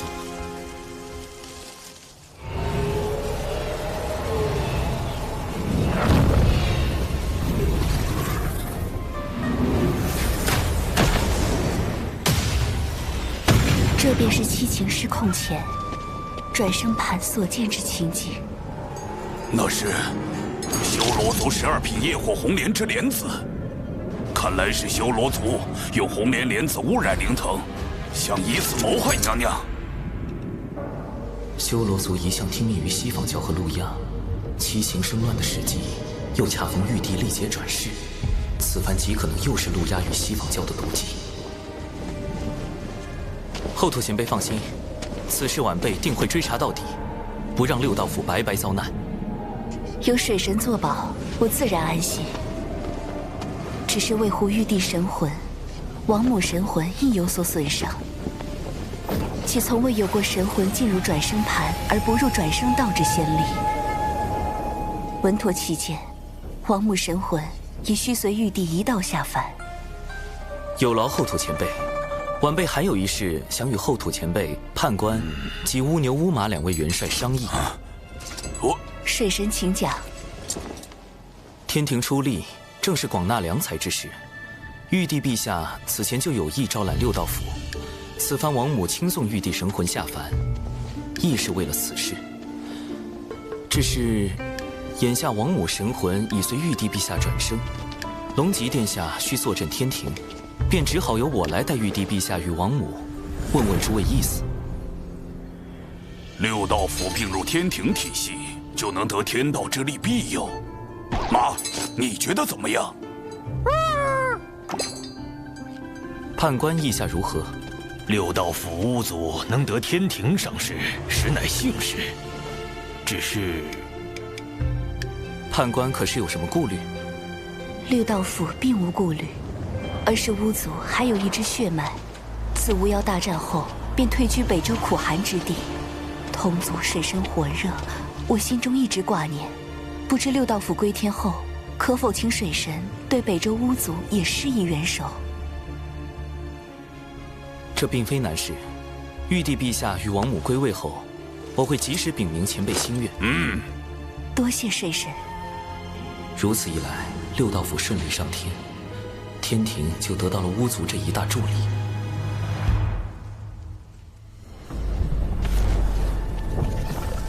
又失败了。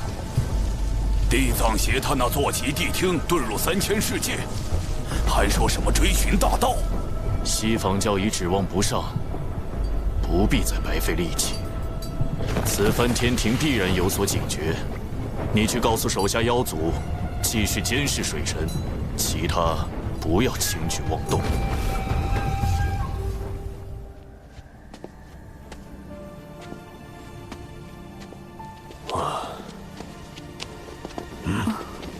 大德后土单独将你留下，可是小师叔下凡历劫之事出了差错。有劳大法师与诸位前辈仙子挂心，玉帝王母无碍，是大德后土为表谢意，赠予一门八九玄功，让我道门三教同享。八九玄功乃肉身修行第一法，大德后土有心了。玉鼎真人对八九玄功的评价颇高，日后他的徒弟杨戬修习的也正是此功法，不可谓不是缘分。稍后我亦可将此功法传授于熊灵力，助熊灵力精进修为。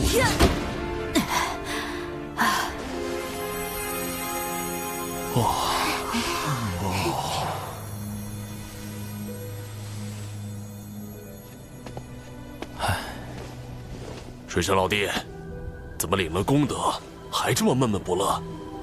大德后土为众生牺牲自我，化作六道转生盘后，却不断承受众生反噬的痛苦。这看似美好的三界，多数人的幸福，却需少数生灵去承受痛苦。想来便让人感慨万千。这大概也是大德后土拜托我们帮忙收束七情的用意所在。弟子有一疑问，想请大法师与诸位前辈仙子解惑。但说无妨。道之一事，可有对错，可有正逆，可有善恶。自是没有的。但道为生灵所修，生灵却有对错，也有善恶。大道3000，亘果迄今。然生灵修道为何？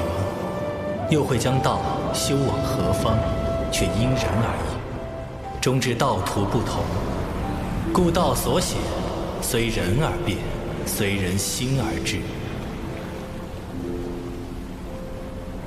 道本不变，却因生灵恒变。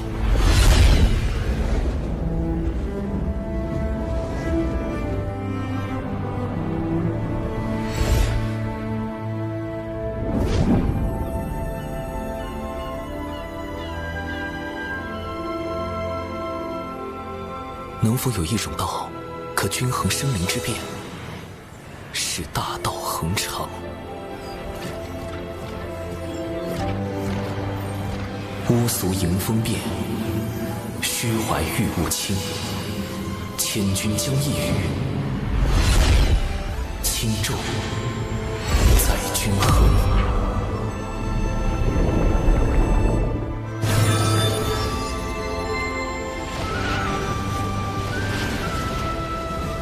长庚道友这时悟道了，道基圆满，道心无垢。长庚这么年轻就能悟道至此，来日前途不可限量。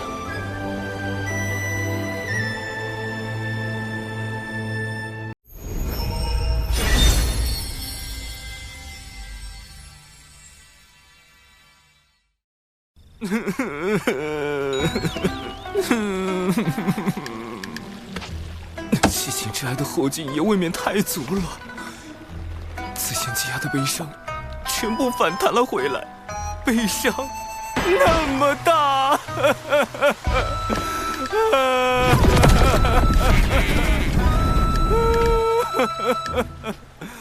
后土之事证明了，劫难并非是主观说躲开就已躲开，即便是实力如此强横的后土，也难逃算计。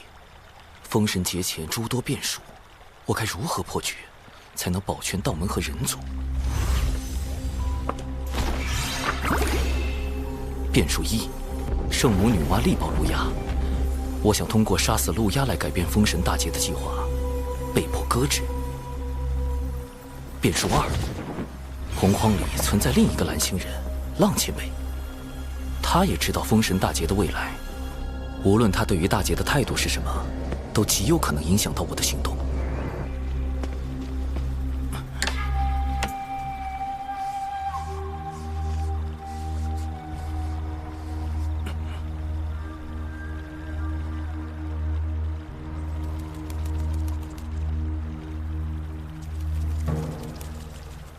师兄，你听说了吗？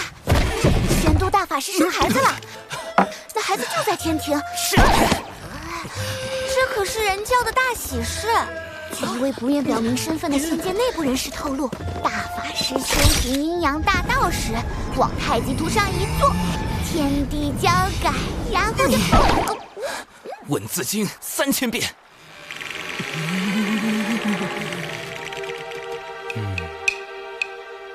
弟子实在不知竟有这般谣言，还请大法师恕罪。我自逍遥自在，何惧闲言碎语？水神，恭喜你们人教大法师喜得贵子啊！男人生崽当真厉害。误会，都是谣言。谣言。长寿邀我前来，就是为了看这些小惊喜吗？不，弟子有件事需要与大法师商议。如今天庭急需人才，更需要值得信任的人才。我们或许可以引荐人教仙人加入天庭。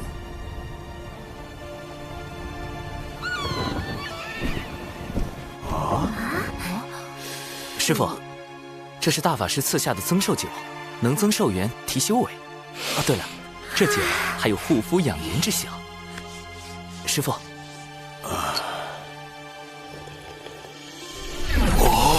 师父步入真仙境，便可以上天庭任职了。我突破到真仙境了，我修到了仙生巅峰。实力不够的，就把蟠桃弄成酒送给他们，保留营养风味的同时，加速提升修为。师妹师叔也快来尝尝吧。酒，小九要喝酒。上天庭任职。师父，不久前天庭发布了强兵计划的招募令，弟子自作主张将您报了上去。今日天庭要召您上天，封您为山神。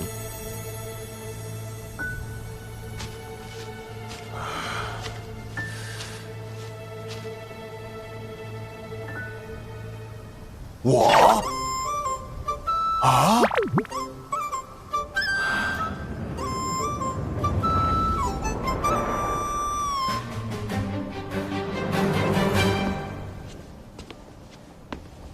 师父，是我。长寿，你怎么？嘘。师父，弟子这具化身的身份是玄都小法师。你以后遇到危险，就报这个名号。啊？咱们人教大法师乃是天地间有数的大能，你这外号岂非故意沾光？这名号便是大法师给的，方便弟子为咱们人教做事。弟子如今已能照顾好您与师妹。接下来恕弟子不敬，你我也道友互称，若您跟弟子的关系暴露，恐会招来祸事。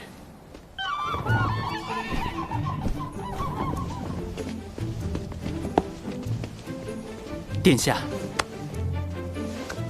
我在水神老师那里上课，带老师走一趟。奇缘道友随我来。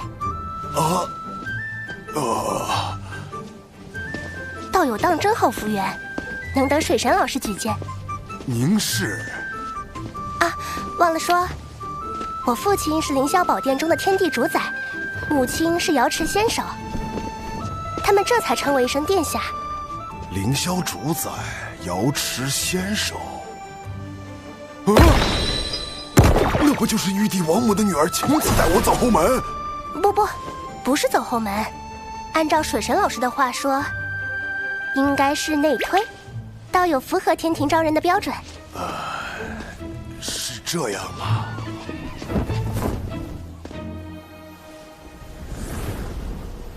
能得水神举荐，道友定是人教高卓仙，定是高品性之良才啊！多谢道友。不必客气，我乃东木公水神好友，今特来送道友上任。东木公，天庭南仙之首亲自送我上任，这后门都快走成正门了吧？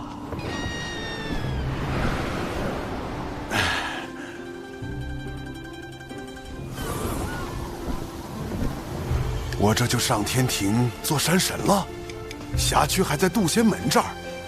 长寿，你跟这个水神很熟吗？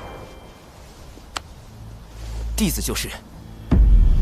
啊，天庭重臣是你？龙姬公主的老师是你？东木宫的好友是你？玄都小法师也是你？那大法师的私生子也是？不，师傅，你听我解释。如今接连收复龙族、巫族，天庭已有崛起之势。只要天庭能提前大兴，就无需再通过分封神位来壮大自身，大劫就不会落下。天道有感，神位已现。今有大德后土主持六道事宜，统辖天与地之沟通，列二阶镇神之位。但与此同时，我与天庭之间仍需要掌握好尺度。我可以成为天庭的臣子，却不能成为被天庭操控的棋子。这位人教弟子真是了不得呀！龙族开路，巫族相随，天庭怕是要出现一位新的权臣了。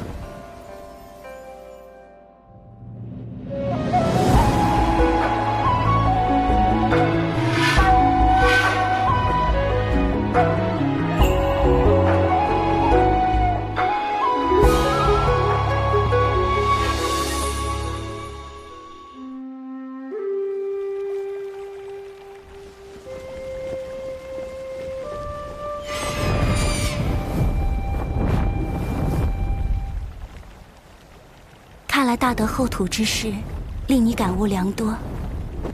你的大道快要凝成了。我只是刚刚触及道的边缘，要修成大德后土那样的大道，还差得很远。哟，这小子还挺有自知之明啊。后土之大爱，实属可贵。似他这般先与天道而生的生灵，天性与道相近，对凡俗情念一知半解，探寻大道尚且需要漫长岁月。若非心存一腔孤勇，又何敢耗费光阴，演化七情？仙子也是先天生灵，不知仙子是如何找到道心所向的？我诞生之初，本是天地间第一缕云彩。当我睁开眼的那一刻，我看见天空与大地分离，混沌的浊气缓缓退去，缥缈云雾冉冉升起。晨光是我，微风是我，朝露是我，万灵同类，混元而生。我想，那就是我要追寻一生的道。仙子笑起来当真好看。我搜肠刮肚，还想吟诗作赋应应景，却发现自己所知的那些诗词，抵不过你美的半分，只能用这般一句好看来夸赞了。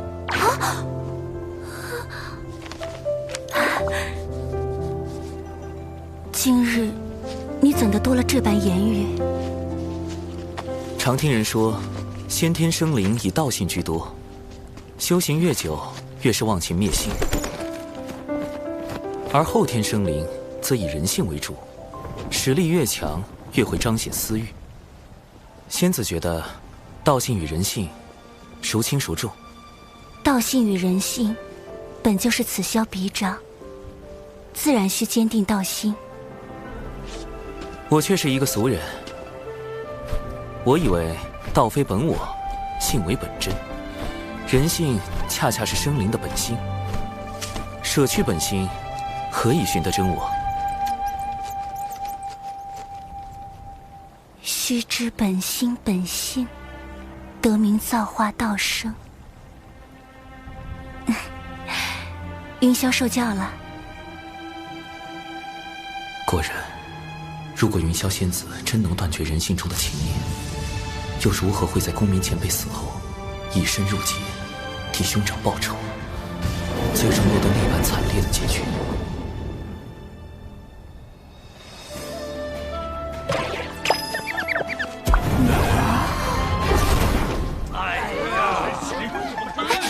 可别吵，嘘，还能听到些声音。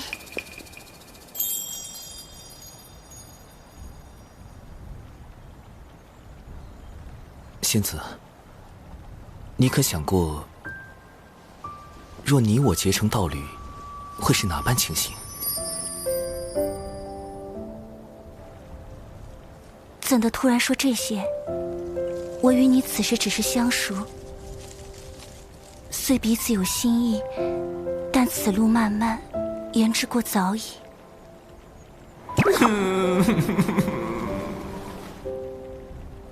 但你我只需平日里多见多言，自会快一些。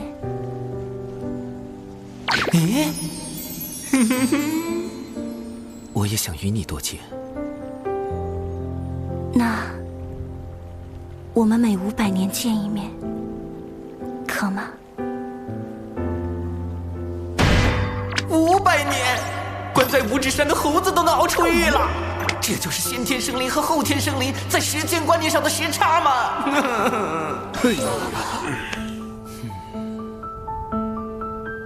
这枚落宝铜钱，还请仙子收下。你我之交，本应淡如水才是，怎的还要赠我灵宝？此物放在仙子这里，我最安心。倘若封神大劫避无可避，有了此物，或能帮公民前辈挡灾，降低云霄仙子入劫的因果。我知你有你的缘由，你不便说，我便不问。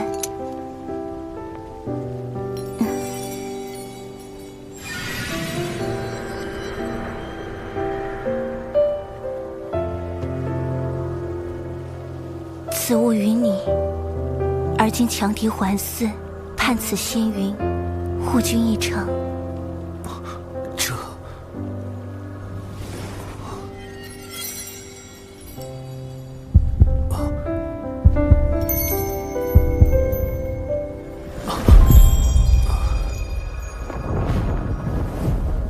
亲赠一缕青丝，我还一份因果。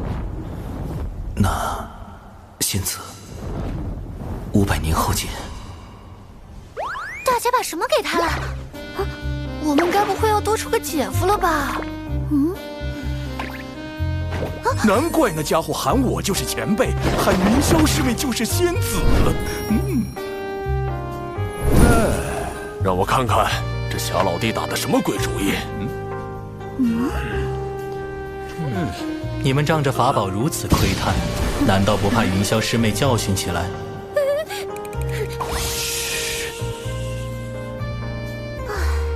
大姐应该还在好感境。好感境是什么？修成道侣的几个境界呀？好感境、心动境、升温境、热浪境、姻缘境。姻缘境若大成，愿意为对方奋不顾身，不顾因果，那就是道侣啦。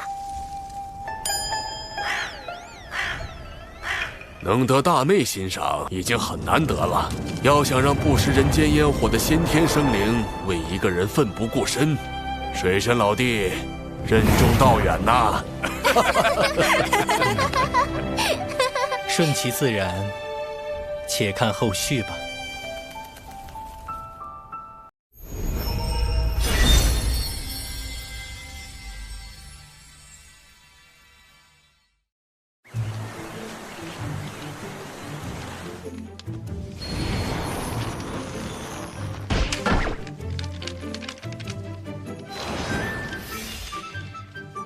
师兄真是的，一定要让我带这么多东西吗？咦，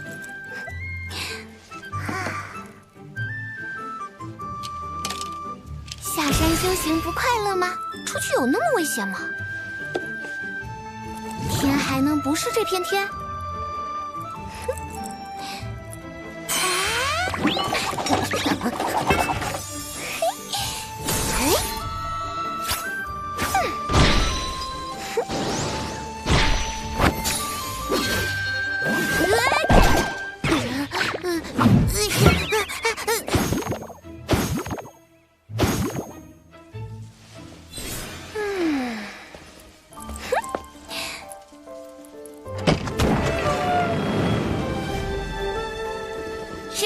师兄，弟子这就出去闯荡了。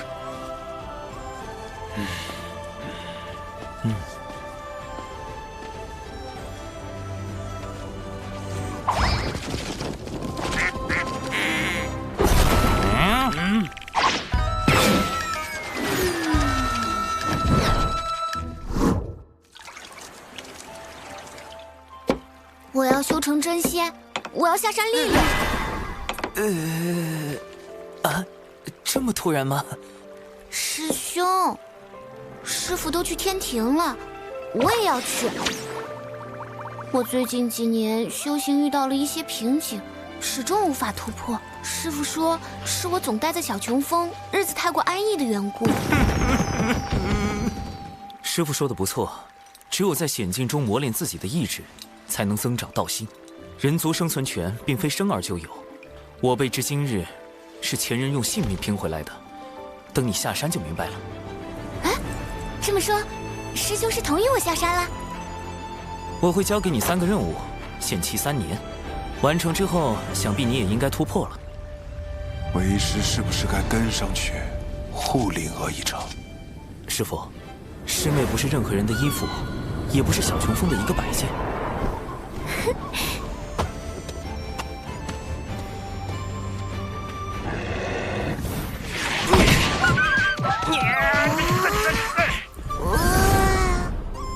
他应该去了解，天地不只是眼前看到的这些，人生的选择亦是多种多样。那时，他才能开辟出自己的道。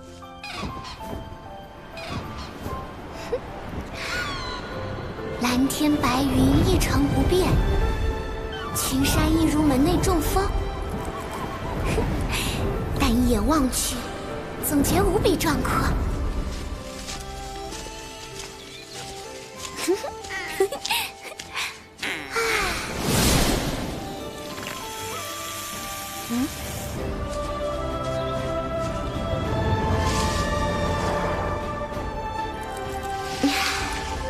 这就是外面呀，真美！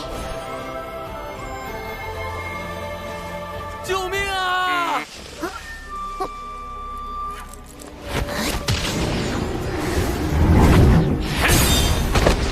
别再做无谓的挣扎了，你逃不掉，把宝材都交出来！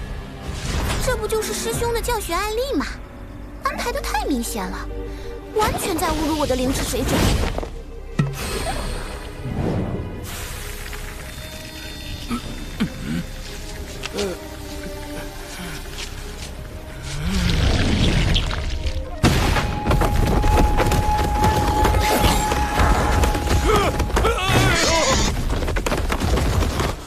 多谢恩公，还请恩公救我救到底，我愿当牛做马。竟还有隐藏试题，弱者管家。不必若这般都逃不掉，你不会想碰瓷我吧？告辞。这次解决的不说完美，至少也算优秀吧。师兄见我行事这般稳妥，应当能放心了。好不容易下山，得给师父师兄买点东西。不过零食不多，得省着点花。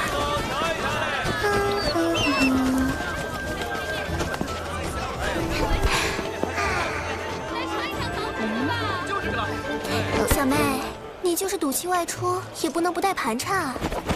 这是大哥命我送来的，当街送零食，这么突兀又直接，不像是师兄安排的。大姐姐，你是不是认错人了？我家中只有1位兄长，并无其他姐妹。啊？警惕性挺高，不会被灵石骗走。小妹怎么还在说气话？啊？敖乙怎么直接放水了？也罢，毕竟是我失策，忘给师妹多备灵石了。我家穷得很。大姐姐接近我，究竟是何居心？啊，单一个稳字能说明什么？师兄外出都用纸人，但他根本没有纸道人特有的气息。更重要的是，小琼峰的月宫都被师兄拿去换药了，怎么可能有记载？我竟不知长寿兄生活得如此窘迫。其实并没有，毕竟身兼数职。灵娥道友，长寿兄特意让我追来，除了是送灵石，还想考教你的警惕性。敖乙，真是送灵石？不，师兄行事素有深意。有诈！这里真没有。这里一定有诈。不了，我带了灵石。长寿兄所托，请务必收下。我尚有任务在身，告辞。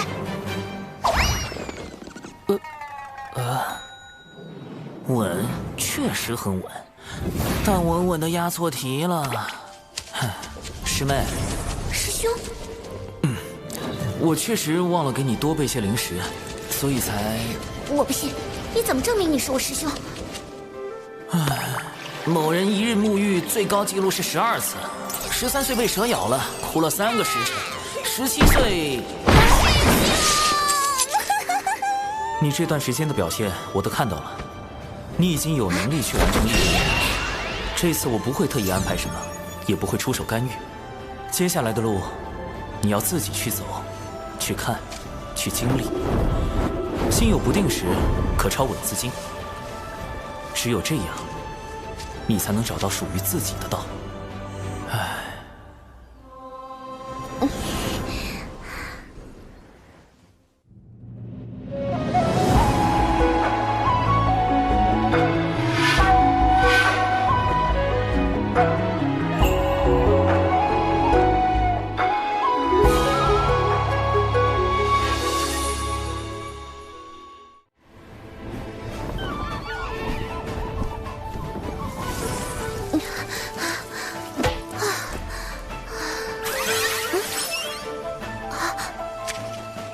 前往南州边界，诛杀100头真仙境修为的妖兽。真仙境，也就是和九九师叔差不多的修为。正面打我可是一个都打不过，100个。师兄，你是认真的吗？啊，这里就是南州边界了。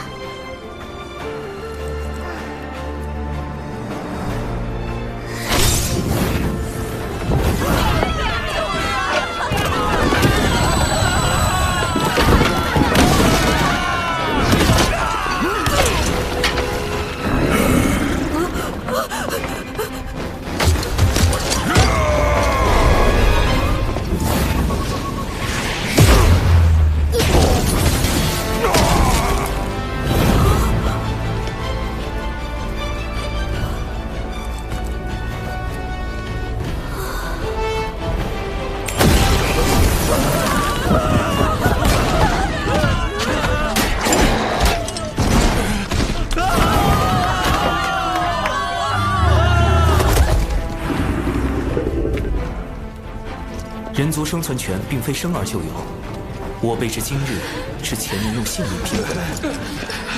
身为人族炼器师，我亦当为此地人族尽一份责任。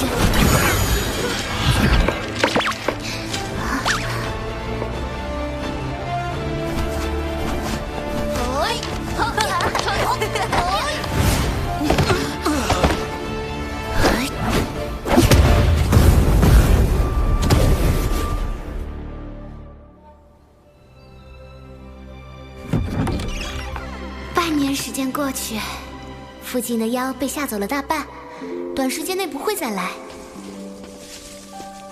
疗伤药方还有灵石也都留给了村长。历练任务已经完成，夏兰姑娘，这就要走了。小兰姑娘，晚上来沈家吃饭？不来，还要准备明天用的药材。那你多注意身体，别累着。哎！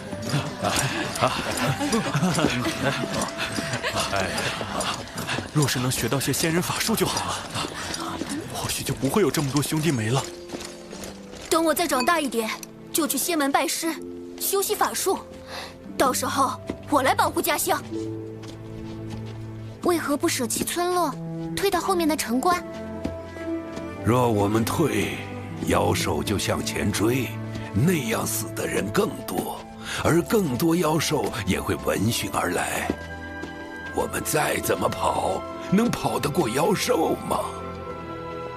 朕有祖训，便是俱为妖兽所食，亦不可将人族之土拱手相让。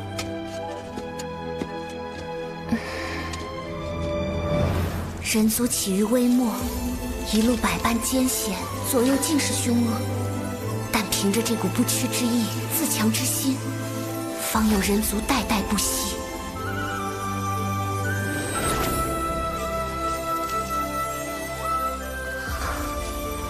道心似乎圆满了一些。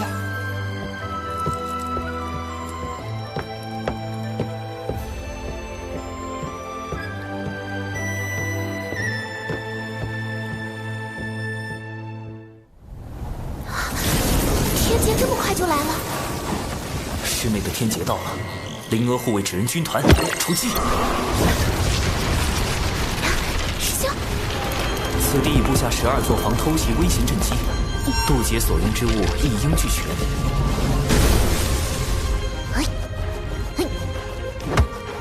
最后的底牌9转金丹，我从老师那里求来2颗9转金丹，你且收好。撑不住了再吞，这是本命啊！不过也无需太过紧张，你的道基稳固，渡劫成功率还是有98%。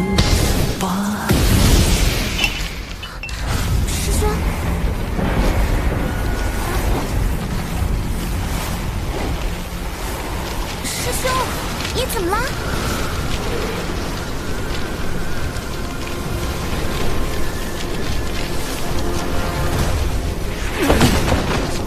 为什么？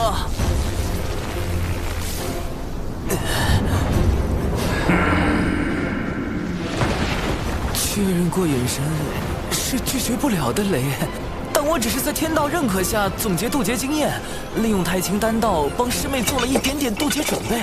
凭什么挨批啊？为什么被罚？怎么就……且慢，稳字经。谁能想到罚他抄稳字经抄多了，抄出一条大道啊！这波只能认了。感谢天道老爷百忙之中赶来训诫，弟子甘愿领受责罚。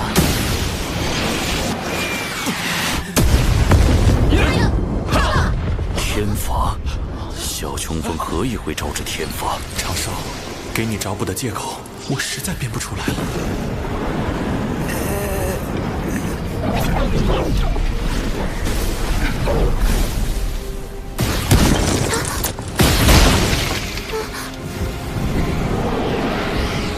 师兄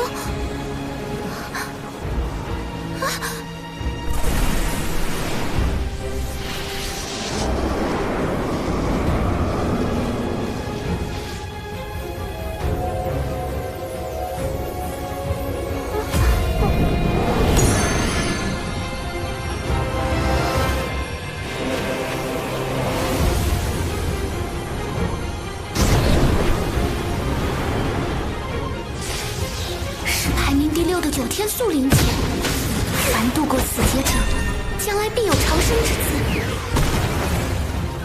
等下，师妹要受9道天雷，我不会也要受9道天罚吧？无妨，莫要分心，专心渡劫。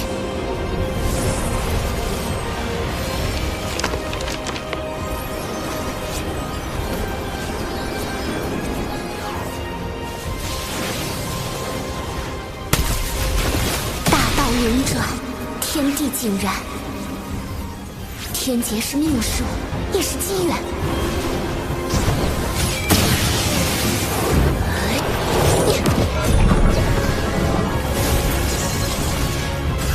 我准备好了，来吧。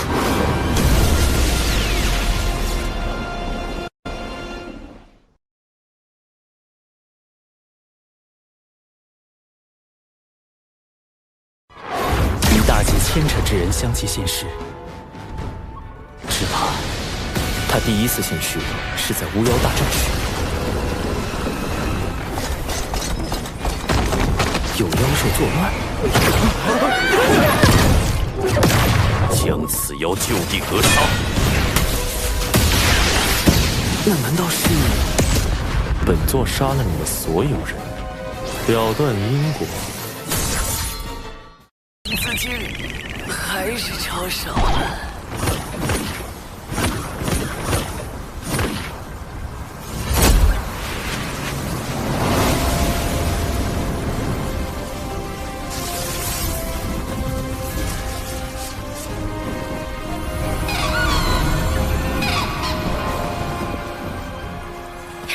我成功了！师兄说过，大道自生，非灵而动，非信而往；自道由心，非天地生。为正为本，却不知我道为何？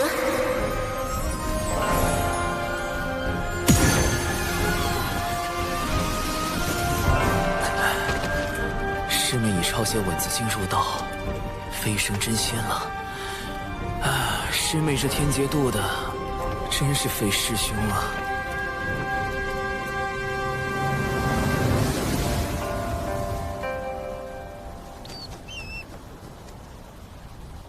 小家伙，护着你说完天罚，我和你徒老大得回去了啊！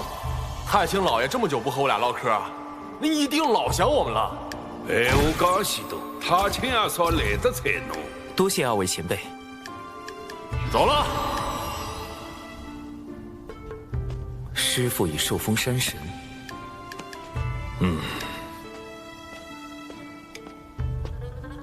师妹也顺利渡劫飞升真仙，可自行继续历练。幸好有掌门为我掩护天罚之事，我也该继续去南州寻找玉帝王母准尸身的下落了。卖包子嘞！公子今天起来晚了呀，就等您了。公子请品茶，这是刚来的高级货。公子好久不来我们这里了，可想你了。哎呀，昨晚在戏楼玩得太晚了，还输钱了。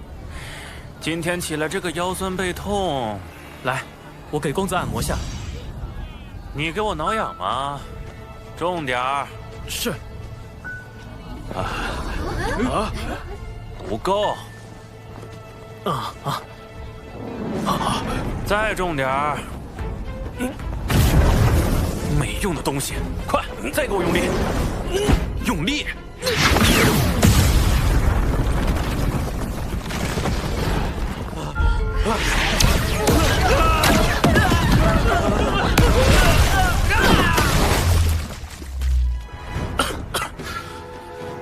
公子，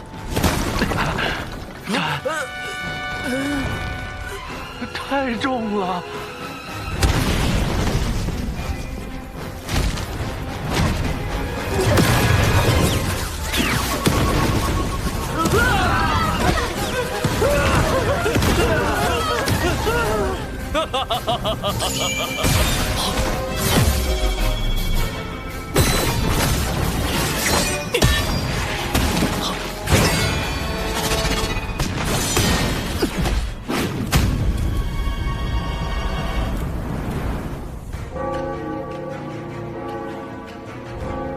人皇归于火云洞后，南州涌现出众多凡族大国，有秦国在其中实力较强，又是门内供奉的主要来源。最近有秦国阙州城遭到袭击，掌门命我带门内诸位弟子前去平乱。有妖兽作乱？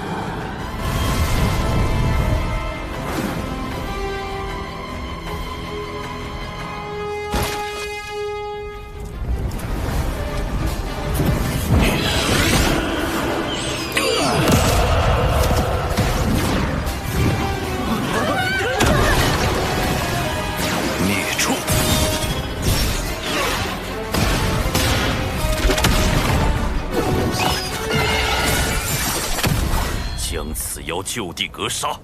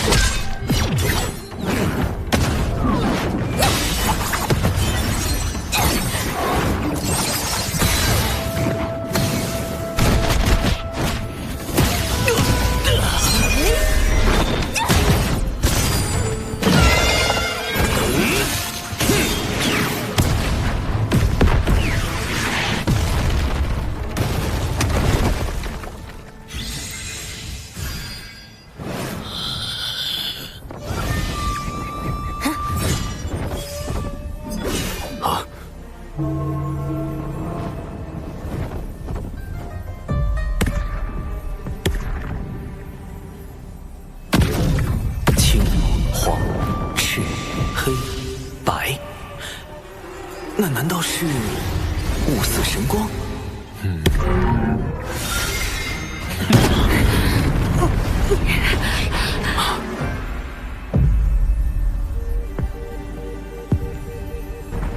男人，可他身上没有任何阳刚之气，也没有半点阴柔气息。阴与阳在他身上仿佛完美相融。此人现身时，那一手挪移神通已是显露出非凡的道境。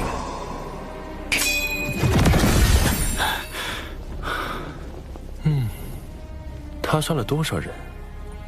道有何意？了断因果，要么本座杀了你们所有人，要么你们说出他杀人几何，本座去救对应数目的人族，如此两不相欠。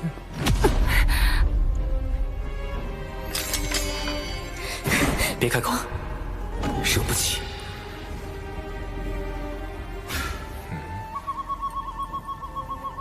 出来！地下那个人，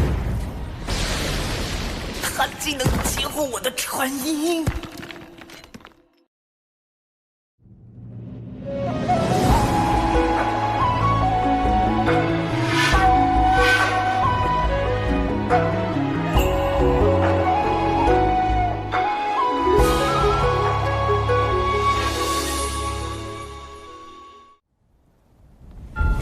孔雀乃天地间第一只孔雀，身上有元凤血脉。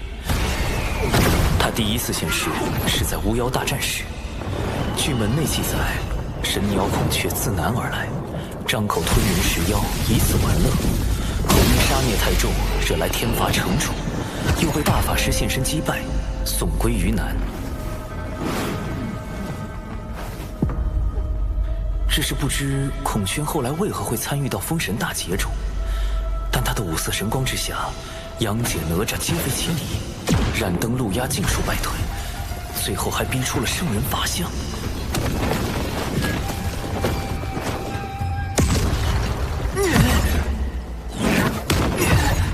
这实力完全就是三教大师兄级别的。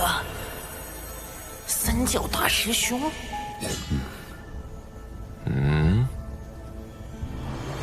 有办法了。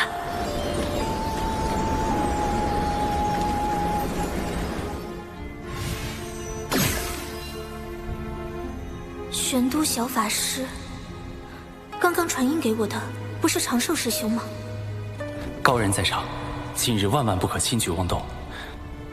若我推测不错，这位高人是天地间有数的大能。贫道玄都小法师，这几人都出自我人教道成，还请道友手下留情。小法师，你与玄都大法师是什么关系？同门。有何凭证？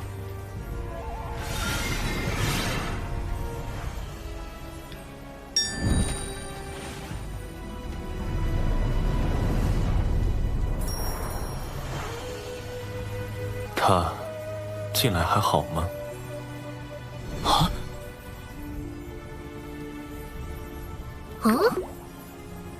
你所猜不错，本座便是孔雀。前些时日，本座这侄儿血脉暴走，神智失守。本座闭关醒来，一路寻到此处。他应已吃了一些人族，说个数量，本座去救了人，再来与你交谈。杀人、救人，本就是两码事。昔日本座亦曾吞噬10万人族，又如何？其后妖族为练陆无剑，欲灭绝人族，本座出手护住100万人族，偿还了因果。业障功德即可抵消，杀人救人为何不可护抵？所杀所救，可是一人。天数昭昭，增减护抵。所被吞食者，哎，轩雅，少说2句。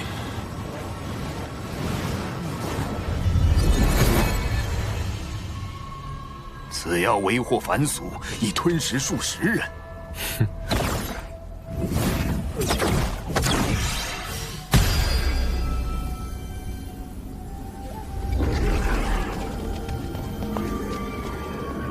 是几天前被妖族所擒的血石，10倍奉还。君呀，你可是这位孔宣道友的对手？不是，我也不是，忍忍吧。哼，你这小法师，倒也是个妙人。对了，你家大法师，可曾提取过我？实话实说，会不会惹恼这位定位模糊的洪荒狠角啊？我跟大法师同处的岁月不长，但听大法师提起过那么1、2次。他都说什么了？您到底是男是女啊？这个问题不搞懂，总觉得事情会变得非常之刺激。道友，涉及我家大法师清誉，恕我多嘴。您道号写作宣草之宣，还是宣告之宣？问本座属阴属阳，直接问就是了。刚才还觉得你直言直语，性情不错。哼，本座此时尚未决定阴阳归属，若非他当年避而不见，我或许已做出抉择。这都行？今日终究是我凤祖之过，此乃传信玉符，本座随时可偿还人情。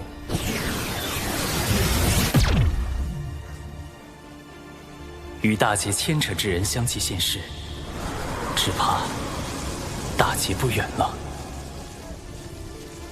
这次应该有效了吧？接下来就该继续寻找玉帝王母的转世身了。你看看嘞。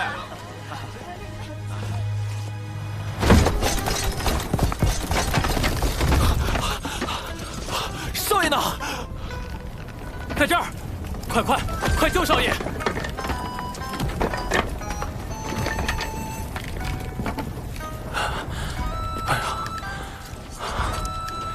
华有明，你可是阙州城将军之子，怎么被这孔雀妖弄得这么灰头土脸？夏明霜，我好歹是英勇负伤，你身为城主之女却龟缩在后，怎么好意思说我？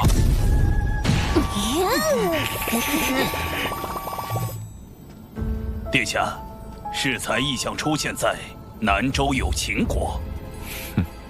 昊天，这次我一定让你归不了位。恭喜老爷。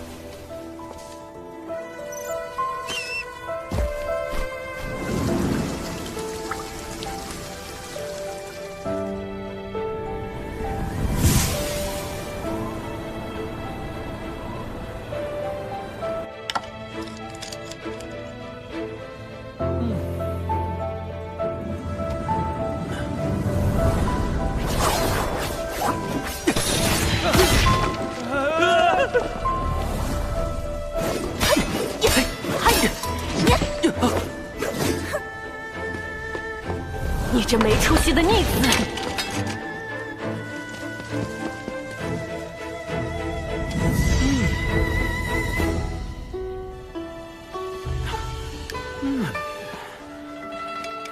今天就谈到这儿吧。莫要累着了。我明日再来看你。是，少爷。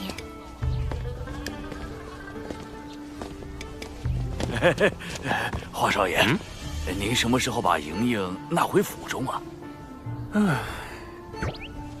本少爷听个曲儿，就要把弹曲的带回家。那爷来你这多喝几杯茶，是不是也要把你这茶楼盘下来呀？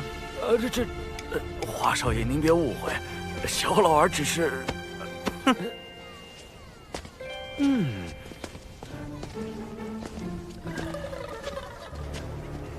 你听说了没有？最近阙州城来了位特别厉害的仙人。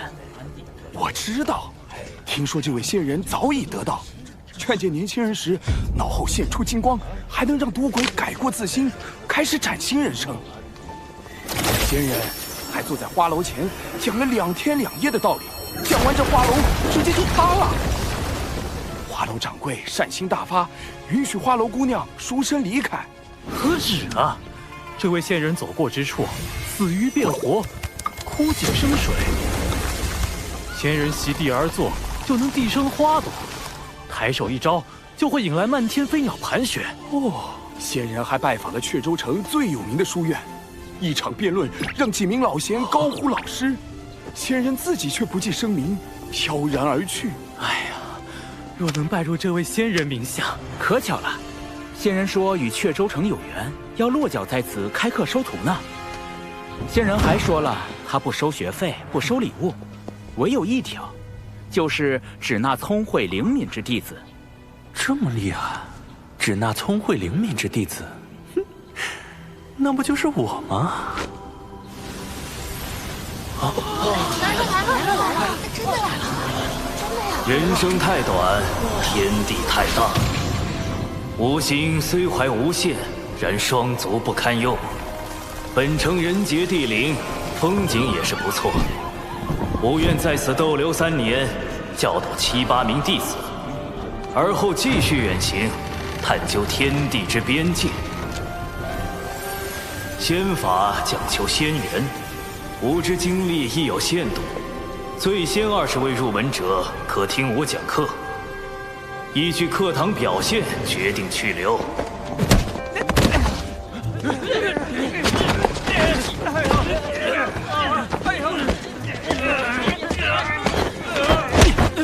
冲什么冲？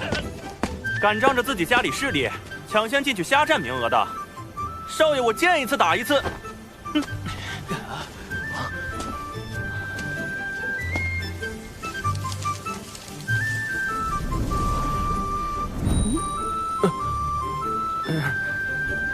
去，后边去。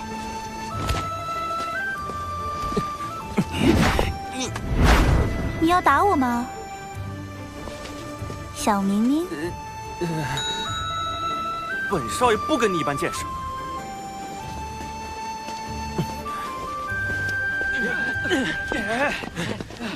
出身富贵却大字不识的，能学到什么？不如将位置让出来，给那些真正读过书、学过道理的同辈，这样才能为本城培养出更多人才。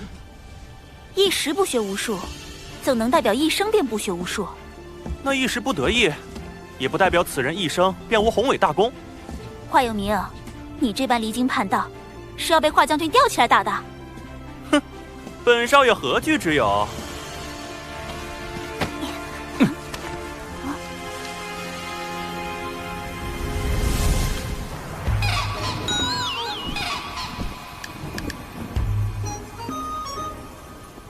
婶婶老师，不好了！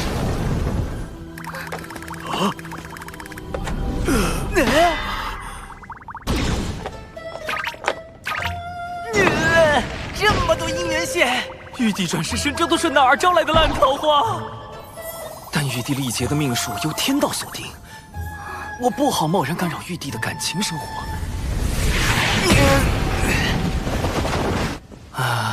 我能怎么办？总不能去华府当家丁吧？萧指人探得华有明想学习仙法，我便学习蓝星的网红营销方案，在城内打响仙人名声，惹来各家追捧。接着放出要收徒的消息，引华有名夏凝霜在内的诸多学子前来报名。好一个权贵贫寒之辩！这位公子如何称呼？华有名，家父是本城守将。我今后也要做守护此地的将军。少将军，寒门也好，贵子也罢，来日能否造福一方，终究要看心性品行。随我来吧。至于去前20人听课，则7、8人教学，那当然是物以稀为贵，饥饿营销，才能彰显我这高深莫测的仙人身份。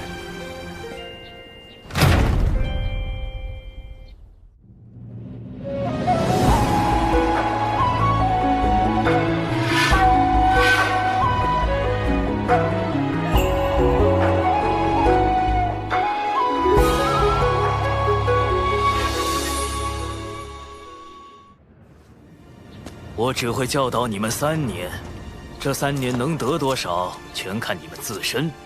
你们想学什么，我便教什么。但我教什么，你们也要学什么，懂了吗？那我要学这世上最厉害的仙法。仙法我自会教授，不过我只会传你们一点简单的困敌手法，比如操绳术。操绳术听起来就很糊弄人。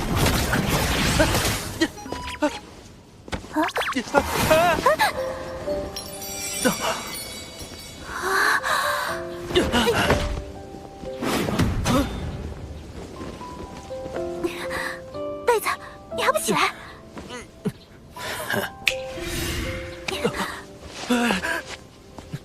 这个夏凝霜还挺好看的。不对，以前我午睡，他往我被窝里泼水；我捉蟋蟀，他把我推进泥坑；我走路，他把我踹进池塘。他这么可恶，我怎么能觉得他好看？你说什么？我说你挺好看的。别误会啊，我是说，你鼻孔里的那2根毛发。华有名。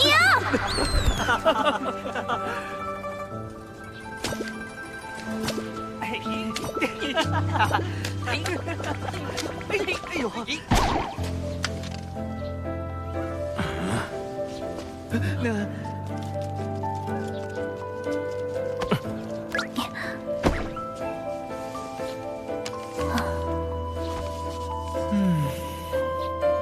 生来往，莫管闲，先已故，难争先。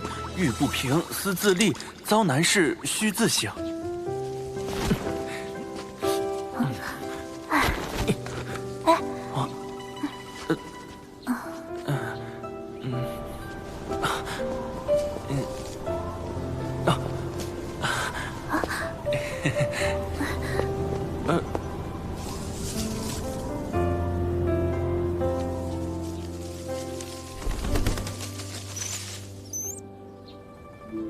诸位学子，不知不觉间，诸生同堂学习已有3年。入学伊始，有名与凝霜的贫寒之辩，我便想教会大家：万物同处世间，高低本非定数，自不必分出贵贱。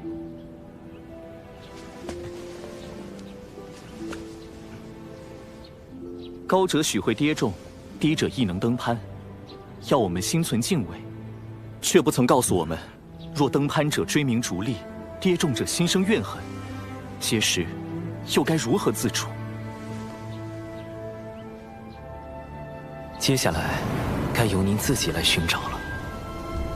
3年期满，吾也该再次启程游历。临行之际，吾各赠诸位学子锦囊1只。若日后心有迷惘，可将其打开，也算全一场师生缘分。敢问先生名号为何？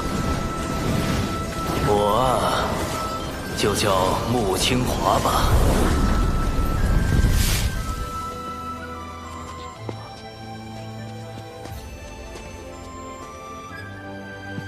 多谢先生3年的悉心教导。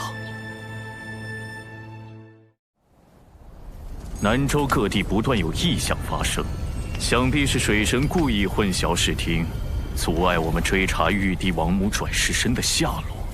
太子，既然玉帝历劫为天道所定，妖庭与西仿教都不能明面上出手干预，那不如我们借些外力，比如凡人自相残杀。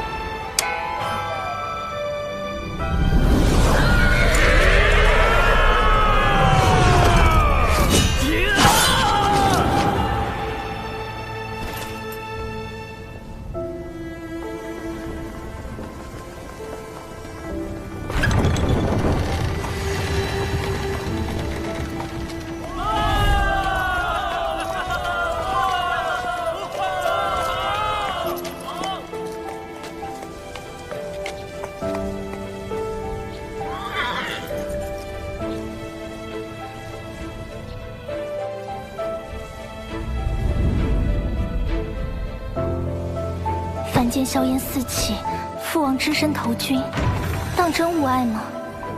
玉帝陛下与王母的命数由天道所述，凶吉祸福，皆是注定要自己去历经的。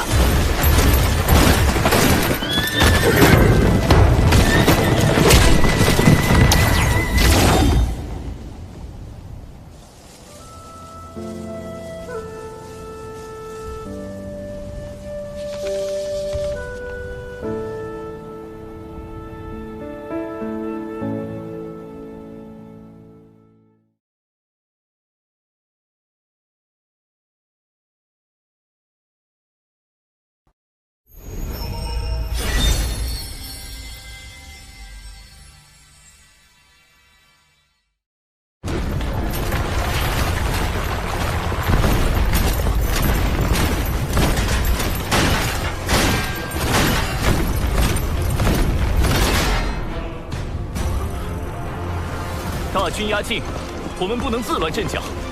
我会向城主请命，领兵迎战。是。但当务之急还是撤离百姓。撤离之事交给我。战场刀剑无情，我等你凯旋。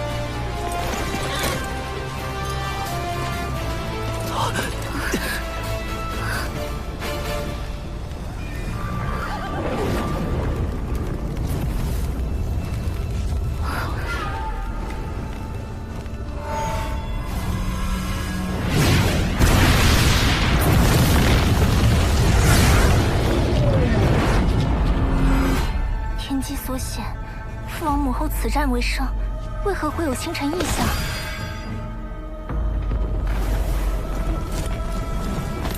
不是阙州城有意，是整个有情国。有情国的国运要崩塌了。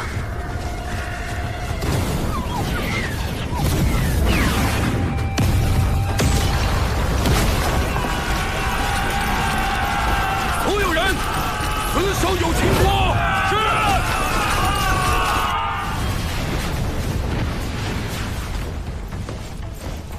啊！有情国都城遇袭了。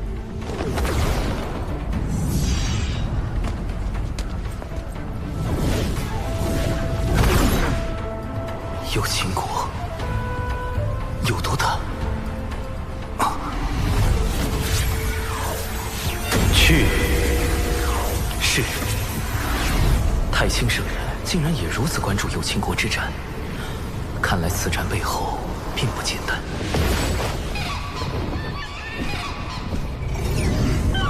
这个玄雅，嘴里喊着什么？这是他身为有情国之人该做的。请门内在下决断时，勿考虑他的凡尘身份，就自己跑去有情国了。唉，雀丫头，有情国危难之时，我们怎会坐视不理？你别太着急了，毕竟小九也跟了上去。哎呀，就是因为有小九在，才更让人不放心。掌门。有情国战场目前只是凡人之战，敌国背后的大仙宗还没有加入战局。按俗世规矩，我们也不可随意插手。我们抵达有情国，只是提供法宝、符箓相助，何来插手一说？况且，对方暗地里的小动作也不少。如此来势汹汹，道威仙宗恐怕另有所图。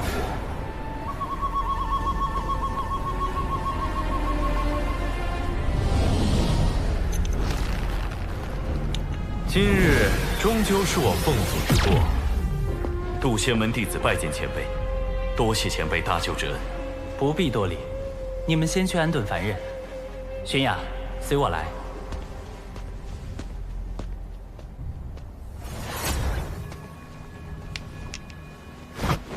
长寿师兄，我是不是又做错事了？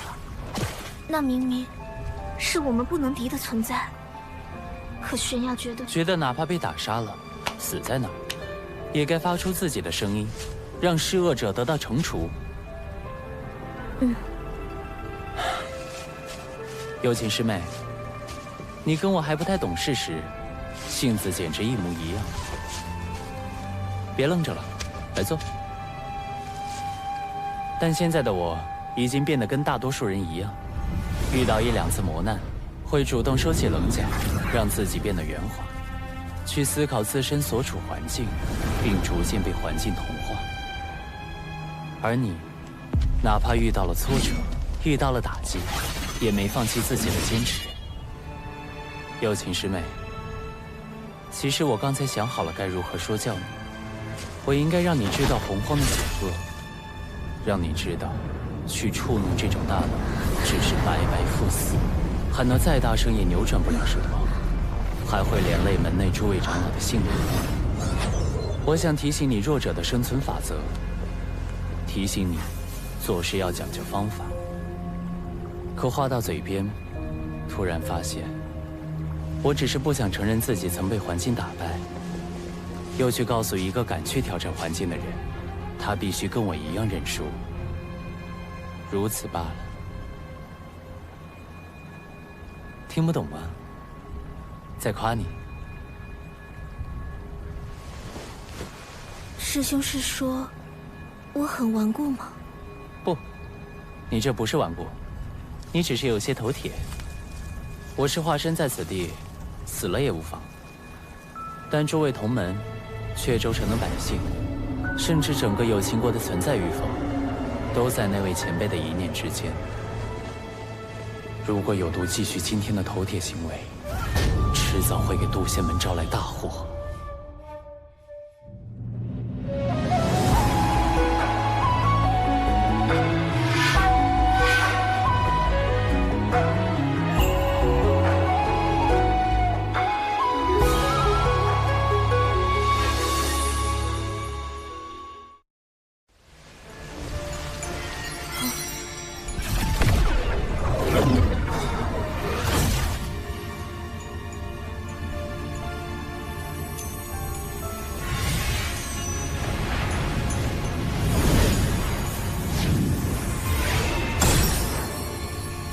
这就是你刚才的行为可能导致的后果。粉碎。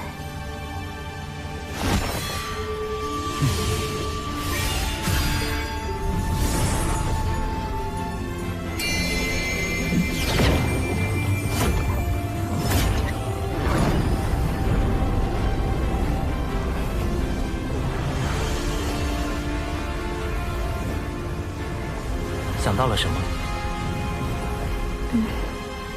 要讲究方法。你如果选择坚持心底的正义，该如何表达？如何才能让玉不碎，石轻移？有情师妹，你这颗侠义之心，比长生道果都要珍贵。但要记住，要将它用在合适的地方，它才能够绽放出更璀璨的光芒。所以，不要被人利用，学会审时度势，不成一时之勇，懂得有进有退。洪荒之中，是非对错反复交织，并不存在绝对的对与错。为兄希望你能学会如何保护自己，保护身边的人，也希望你能保持这颗珍贵又高尚的心灵。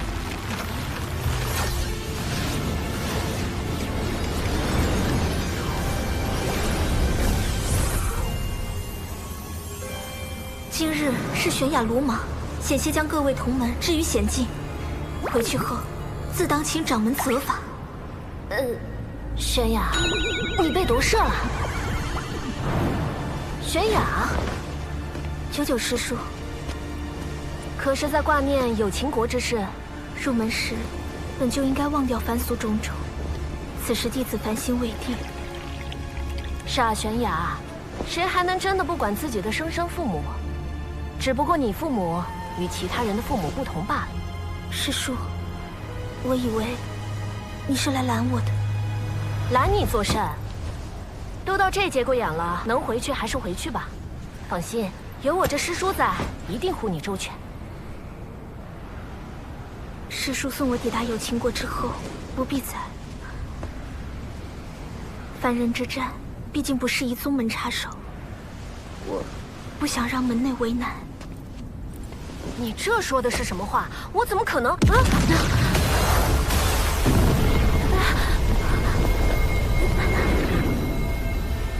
各位道友何必着急赶路？道威仙宗的人，长老，道友若就地返回，并告知贵门掌门将有秦国这块地皮相让，我等自会将你渡仙门诸位送回。为了争夺仙门资源，一个中州仙门都跑到南州来抢地盘了。训风！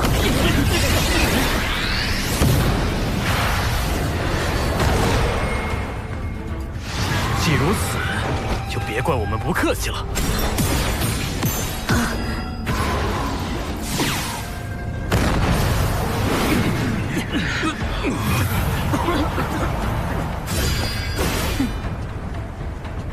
快去有秦国，这里我顶着。多谢师叔。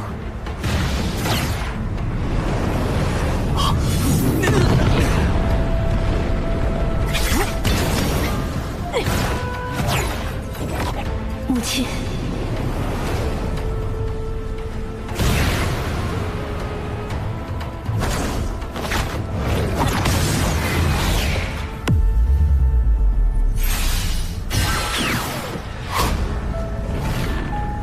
人呢？这两人真叫人不省心。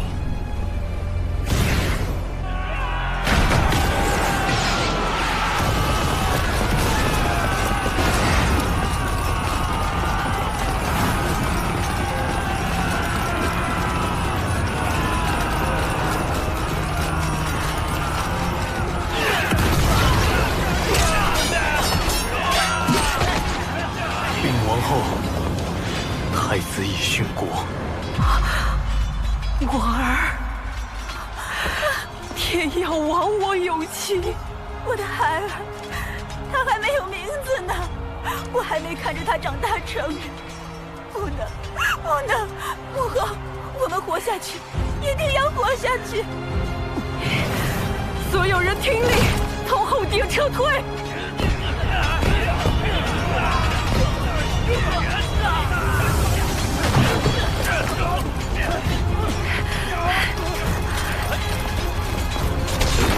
在那儿！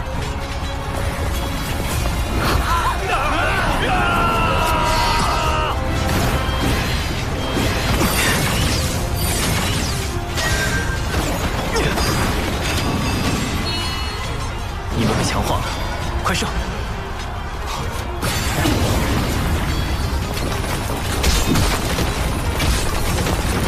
援军来了！有秦国阙州城城主之女夏凝霜，有秦国阙州城将军华有明，前来救驾。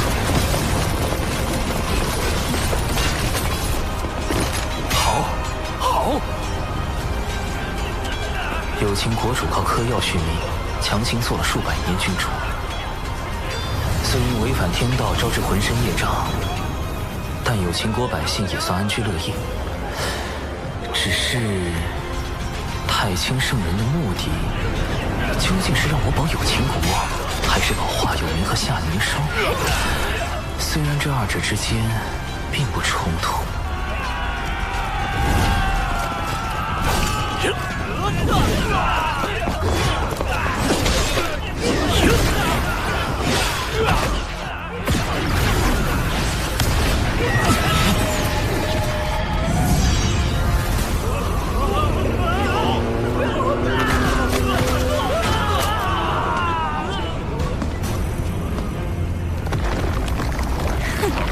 不要放走有秦国半个魂魄！我要让他们求死不能！师兄，你怎在此处？有秦国之战背后有道威仙宗出手，师兄莫要涉险，还请速速离开此处。我有遁法，不必担心。不如咱们细细谋划，稳妥些救出。师兄，我是有秦国公主，理应为护国而战。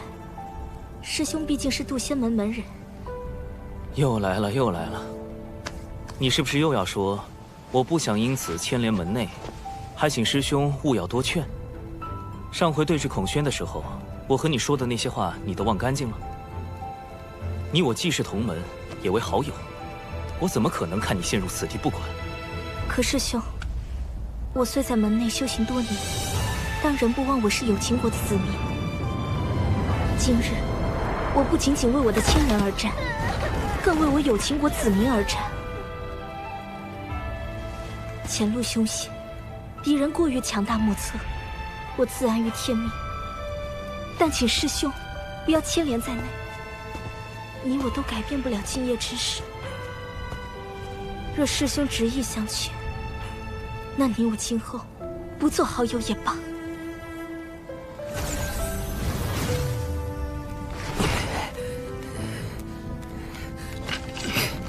不管了，随他去吧。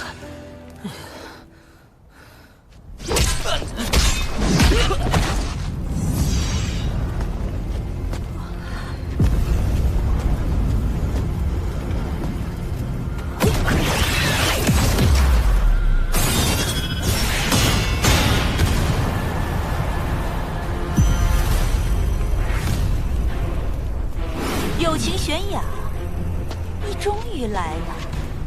你可知今日是谁灭了你们有秦国？是我！当年也害死人妻，我筹措多年，就是为了今天。为了一个元清，不惜覆灭整个有秦国，只能说明一件事：袁家所谓的复国大业，根本就是一场彻头彻尾的错误。你住口！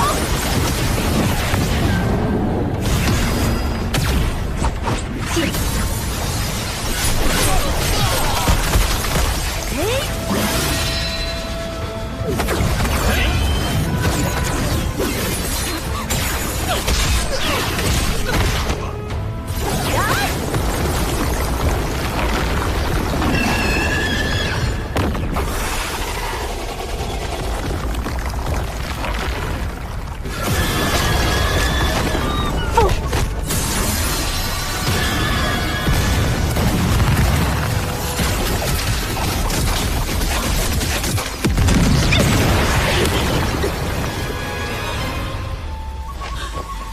可是天仙境初期，你一个真仙境巅峰，怎么可能？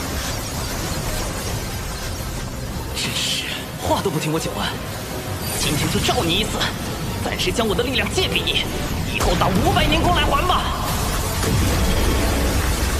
嘿，乘风破浪，嘿。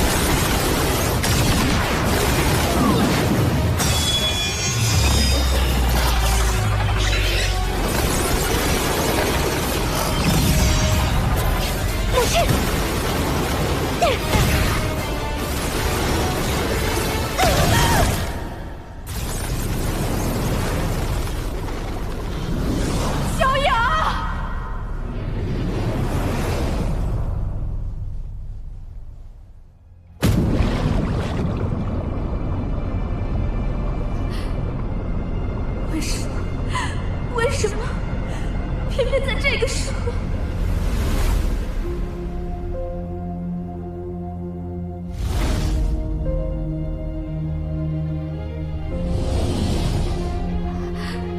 师兄，帮我！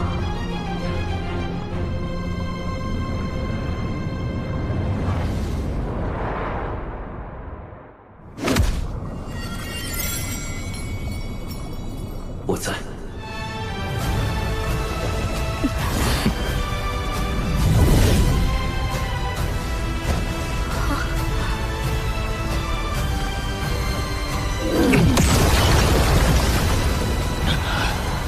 不想死的，自封修为，原地打坐，你除外。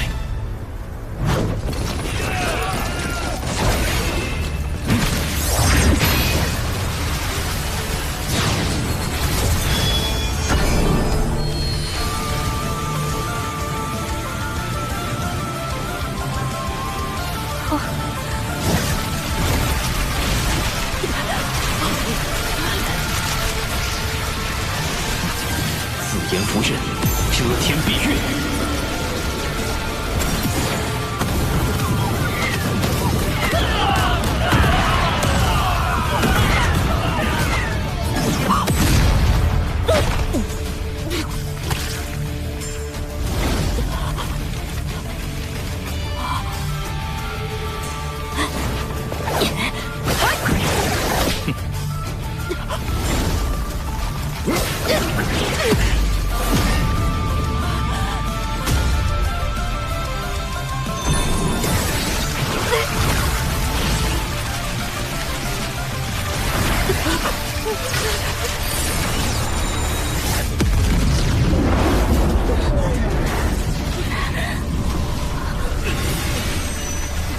道威仙宗的人没拦住，祖先们来援了，快撤！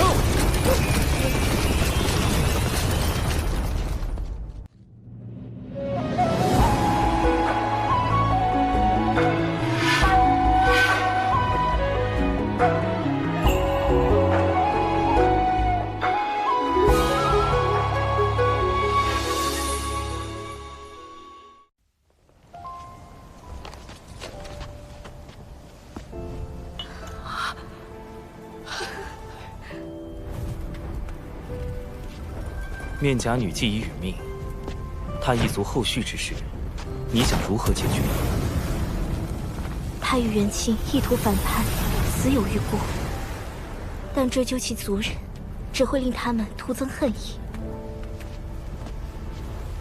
有情国已是如今模样，又何必继续下去？悬崖！本师叔来救！啊？怎么打完了？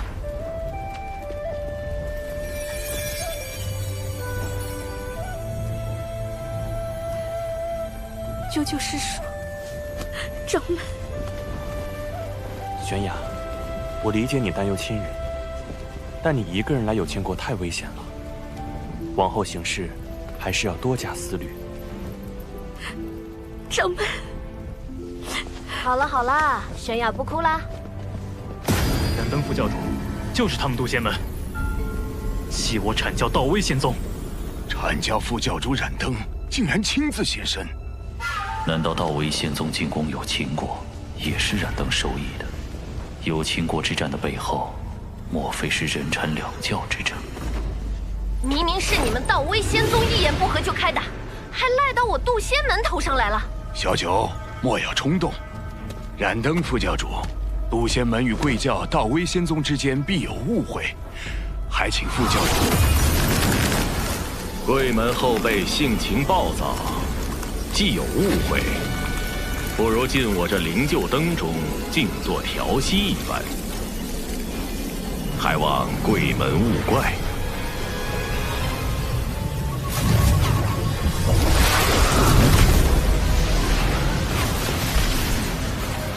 这燃灯是非要和有情国过不去了。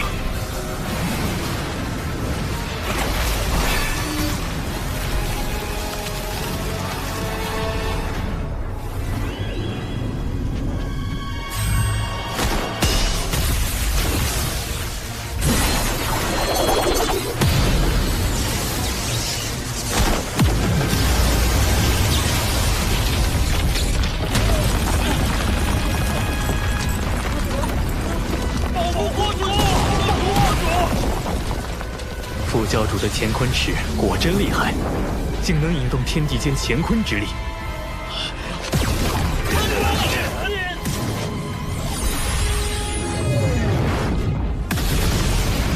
有情国不过一众凡夫俗子，今日必要将他们彻底斩杀。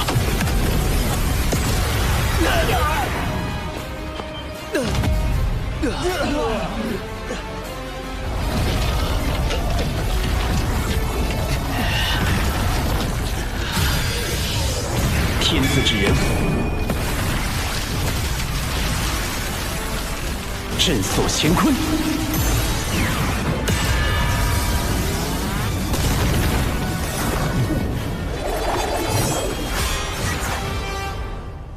玄都小法师在这时候跳出来，莫非也是为了玉帝转世身而来？如果是因人禅两教之争，燃灯不必非要将有情国之人赶尽杀绝。但若他是冲着玉帝转世身而来的，那一切就都说得通了。妖庭与天庭之争，才是这场战斗的关键所在。有情国主身负业障，我作为阐教副教主，自当遵从阐教教义。小法师，莫要为难我。这好说，贫道现下便立刻将有情国主击毙，全当送副教主一个人情。师兄，放心，他不会答应的。既能保住有情国的无辜子民，又不违阐教教义，如何？啊！杀他有什么用？满身业障的有情国主，怎可能是玉帝转世身？好小子，在这儿给我下套！哎呀，小法师心怀苍生大义，实在令我动容啊！实不相瞒，我也存了惜才之心，有意将有情国子民带回我教西兴教导。西兴教导，我看是一网打尽吧。这燃灯，宁可错杀100，不放过一个，好歹毒！孔宣道友，晚辈有难，还请出手相救。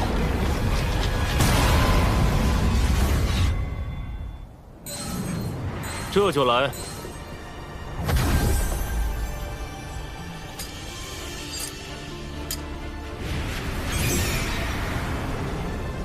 道兄留步！道兄留步！你哪只眼睛看到我师兄？莫非是我认错了？不好意思，不好意思，这位仙子，是我赵公明眼拙。哪只眼睛看我是仙子？啊！那你到底是凶还是仙子啊？难道既非凶又非仙子？不通竟然有这种族权！找死！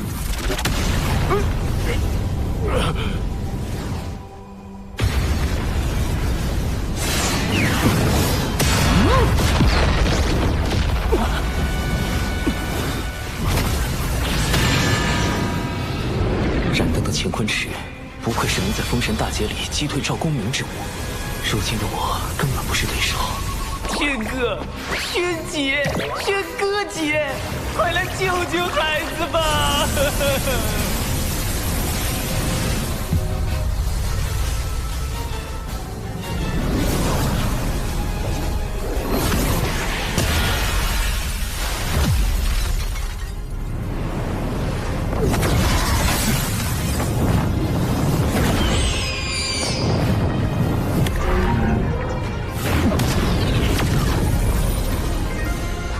本座在此，谁人敢伤玄都角法师？孔宣道友，孔雀道友，莫要给自己招惹因果灾祸，免得贫道出手伤了你。因果灾祸，出手伤我？哼！巫妖大战时期，人族被巫妖两族杀至百不存一。那时，人族尚未获得修行之力，为躲避天上的妖族、地上的巫族，不得不躲入地下生活。在那个最黑暗的年代，妖庭得天道护佑，人族反抗妖庭，就是在反抗天道。他们是人，他们都是自上古活下来的人族精锐。当年燧人兄麾下破开妖族周天大阵，将妖庭打落的最强之军。燧人兄为了获得与巫妖抗衡的力量，堕入魔道，10万将士追随他一同入魔，10万魔兵鏖战巫族，诛灭妖庭。水神今日究竟为何而来？闪灯，区区一个灵官将罢了。远古时提着一盏棺材灯，四处骗吃骗喝，如今倒是摆起了阐教副教主的架子。孔雀妖休得嚣张，贫道今日必收了你！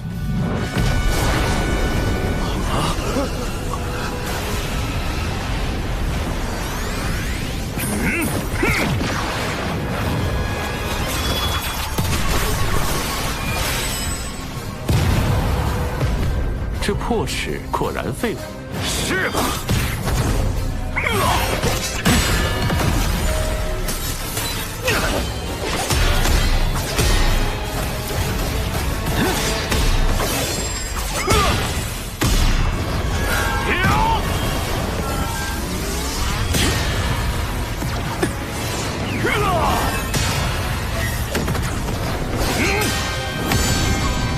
赤中环宇，两外乾坤。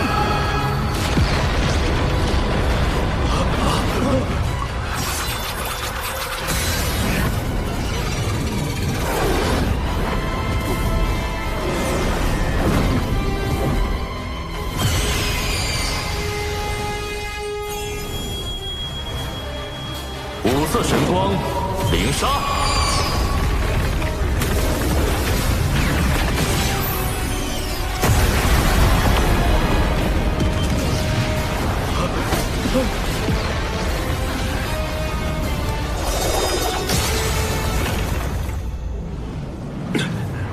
一把破齿，还想伤到本座？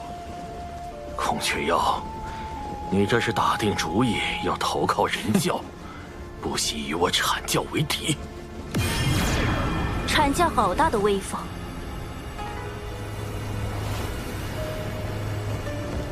云霄仙子，共鸣前辈，连截教也被惊动了。此前是我失言，望孔玄道友见谅。仗着仙人神通，欺凌凡人，若非有孔宣道友和小法师道友护持，乾坤池怕是早已让有情国灰飞烟灭。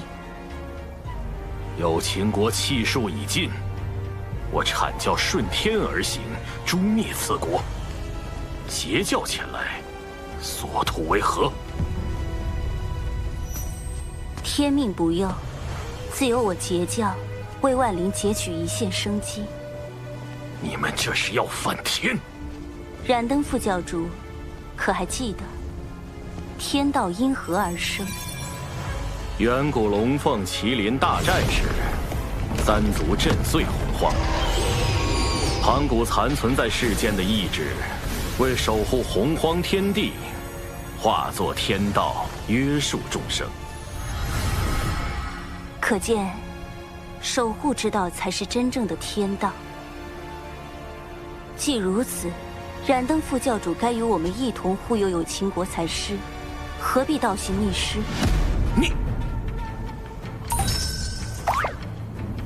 如今已非远古，若天道危害到生灵，吾辈自当反之。众生须受约束，为何天道便不可约束了？约束天道，有意思。说得好，有情国之事，我截教管定了。阐教已公然与人教打对台，若是执意与截教为敌，在道门三教里同时得罪两教，只怕会背上分裂道门的罪名。这个罪责，燃灯担得起吗？截教今日所言，贫道记下了。待贫道禀明元始天尊，阐教自会来找截教讨个说法。这3个关于天道的问题，既点明了修道之人理应守护苍生的真谛，也驳斥了阐教副教主仗势欺人的虚伪。云霄仙子当真厉害。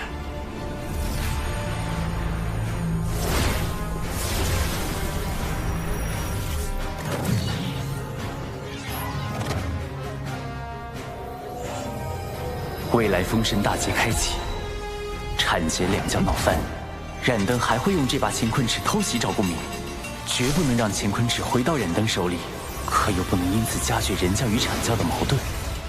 孔宣道友莫要恼怒，我代燃灯副教主跟你赔个不是，道友万万不可抢走他的乾坤尺啊！本座虽然可以，但没必要。行吧，看在玄都的面子上，再帮你一回。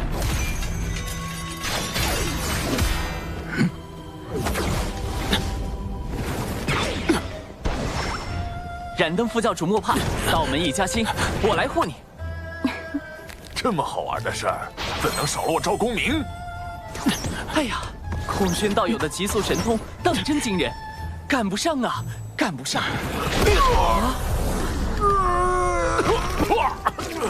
燃灯副教主，你何故伤我？你们几个，够了！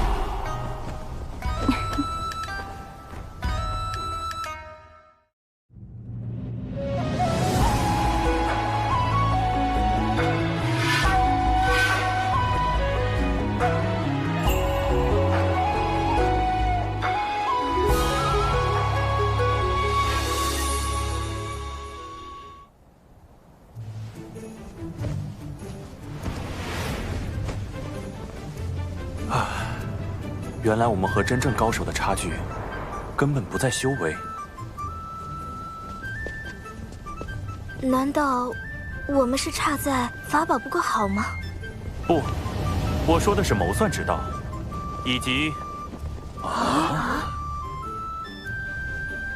对脸面的割舍。这主要是靠天赋，修行是修行不来的。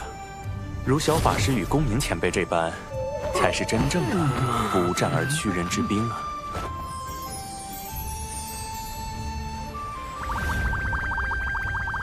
怎么，小法师是觉得本座拿不得乾坤尺吗？孔宣道友不能如此想，今日是冉登副教主对你出手在先，你也是不甘受辱，愤而还击。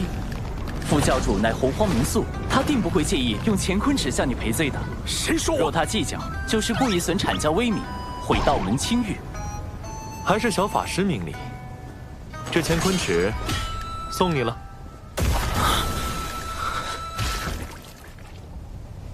幸得道友信任，我今日便做个和事之人。冉登副教主与孔宣道友之间的恩怨就此了断，如何？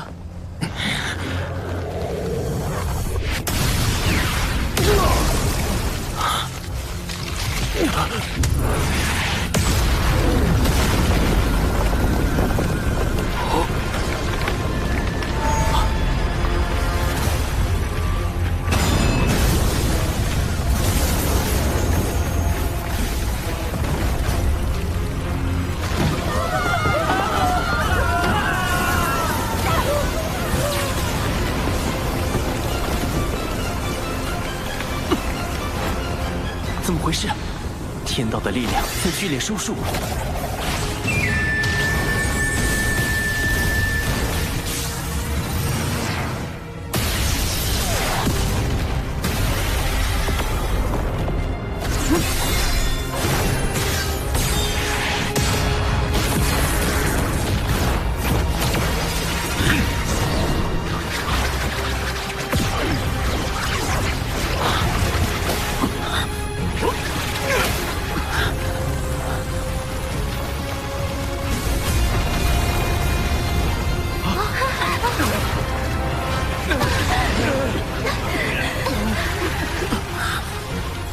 我体内的法力好像不见了，这是天道之力所凝成的枷锁。仙人一旦被他锁死，就会法力尽失。天威发生了异动，那是天谴。师尊，天道似乎在警告我们。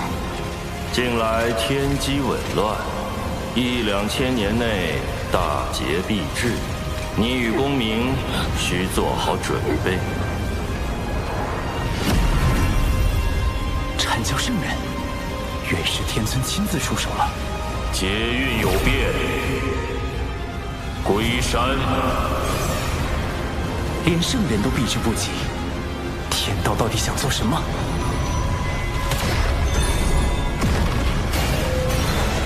任你机关算尽，有秦国终究在劫难逃。有秦国不过是凡俗一个小国，怎会令天道如此震怒？这个国家非往不可吗？天命所至，必有深意。无论圣人还是天庭，都不可干涉，否则就是与天道为敌。这可是天谴呐！圣人不能违抗天道的剧本，所以让我去吗？请不来天兵，请不来圣人，我还能做什么？眼下只有最后那一线生机了。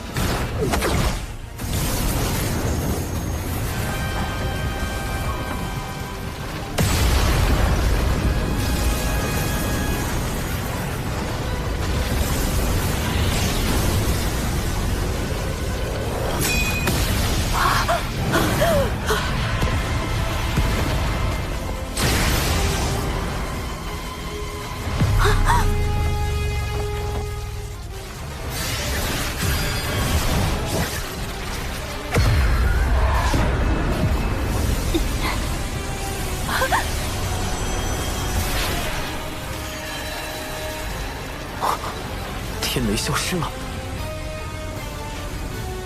简迪，你怎么样？有没有受伤？你还怀有身孕啊！简迪生气，他腹中的胎儿就是未来的商国始祖。气，这就是天雷避开简迪的原因。而一个要建立商部落的人，势必不能承袭有秦国的国主之位，这也是天道要往有秦国的原因。为了开启封神大劫，就要生伤；为了生伤，就可以毁灭一个无辜的国家，杀死无辜的人。这样的天道，还能够阻止他吗？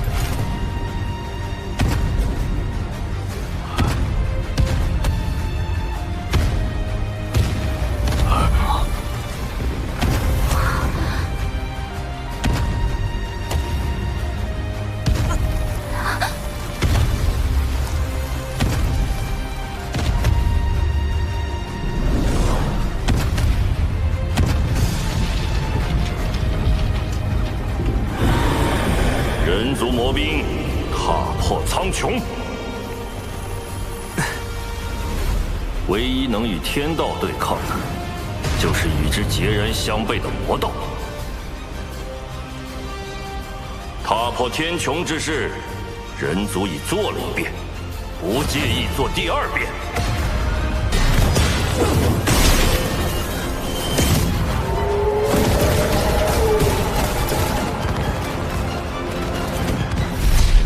大战过后，10万魔兵只剩下3623人，他们的魂魄受魔气侵蚀，已经失去了一切情绪和感知，只知遵循燧人兄的战斗指令，护卫人族。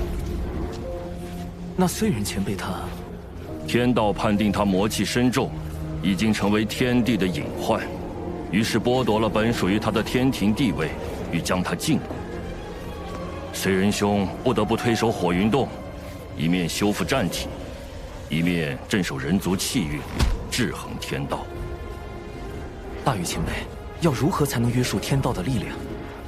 燧人兄就是对天道的反约束。吾等在洞中修行燧人兄的星火大道，就是为与天斗。若天再对人族举起屠刀，吾等就在大地上一跃而起。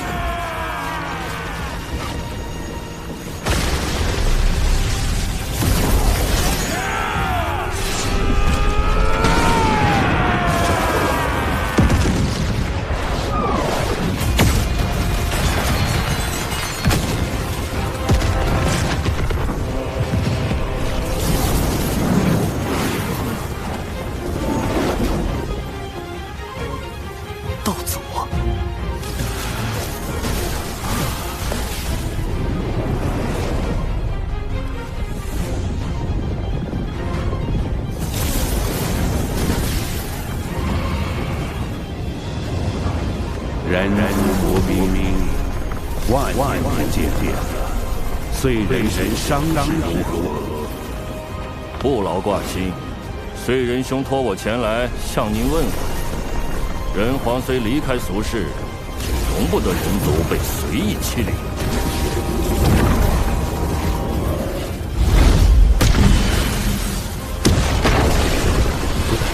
若燧人前辈当真无恙，他定就亲自带着魔兵来。这样下去，如果道祖执意出手，再加上道祖的6位圣人弟子，局面将被人皇分手两手。天庭水神拜见道祖，小神奉玉帝王母之命，辅佐龙吉殿下，暂代天庭诸事。今日见有情国国主逆天续命，国运将尽，特来为有情国之人寻一场机缘。机缘何在？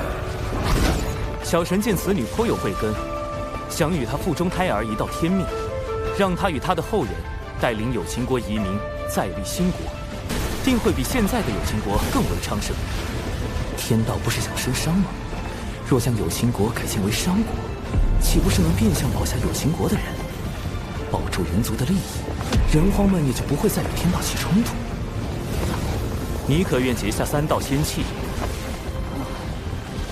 契一，新国任何国主若违反天命，便魂飞魄散。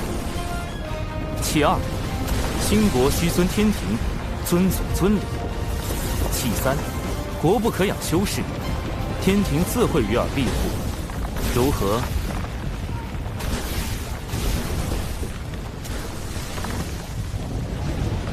简狄谨遵仙人旨意，今日得仙契，护佑我有情国一脉。简狄愿将傅胎儿命名为契。商国始祖契，果然，一切都会按照天道之意进行。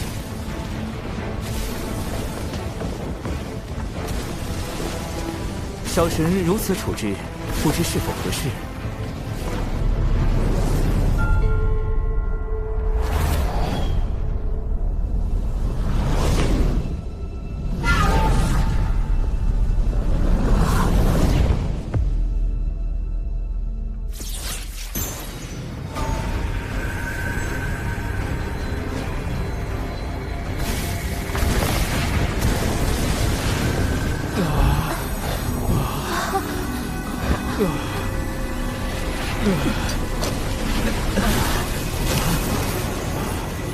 玄鸟孔宣将赴兴国百年，尔等须以兴国图腾感其恩德。孔宣道友怎么了？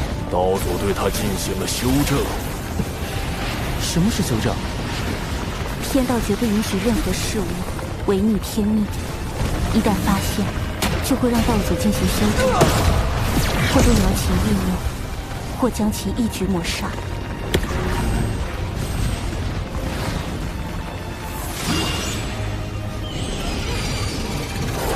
孔宣，带他们向东去。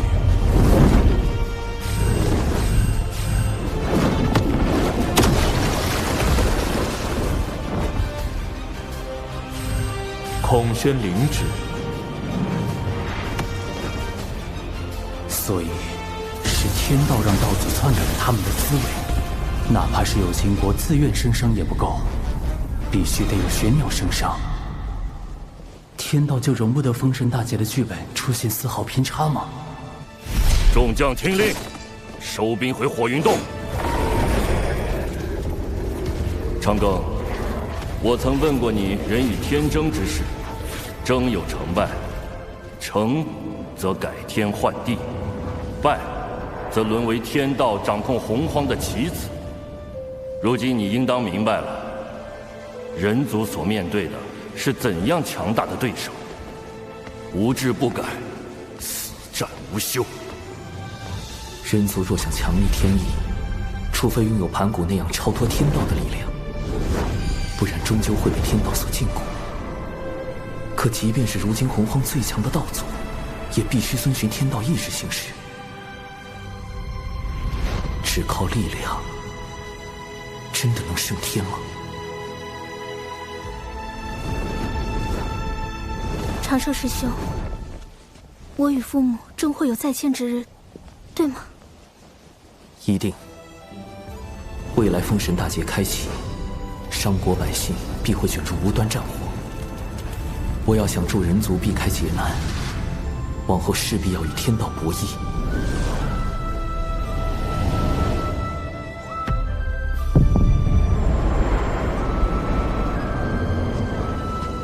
我为棋子，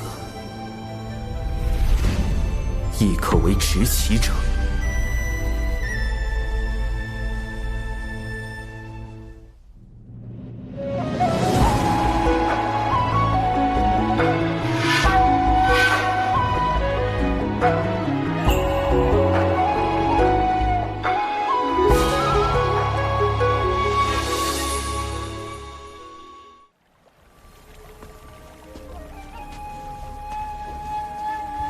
弟子修行至今，是否改变了什么？是。弟子如今是否在做某些判断时，已被天道影响？无需自疑，道有其中。也就是说，天道对生灵的影响程度是有限的。谢圣人点拨，弟子心安了。天庭重中之重，请记。什么叫重中之重？难道哪怕牺牲道门的实力，去快速填充天庭、完善天道，也在所不惜？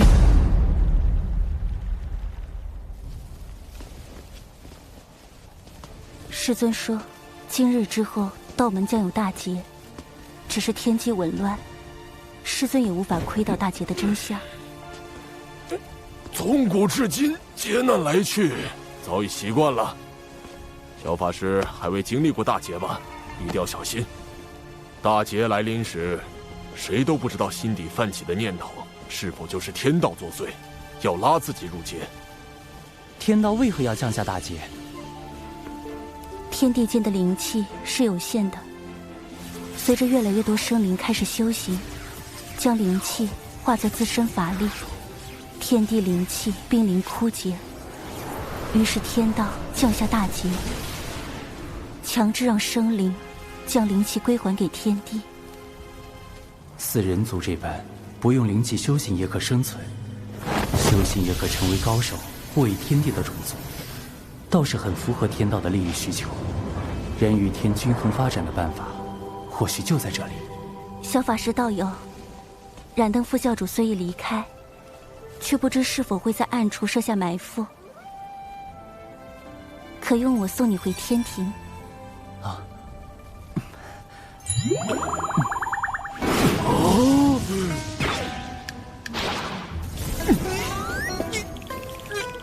你们这小子当着我的面把水神老弟墙角，胆子也太大了，这可不地道啊！水神老弟，你可长点心吧！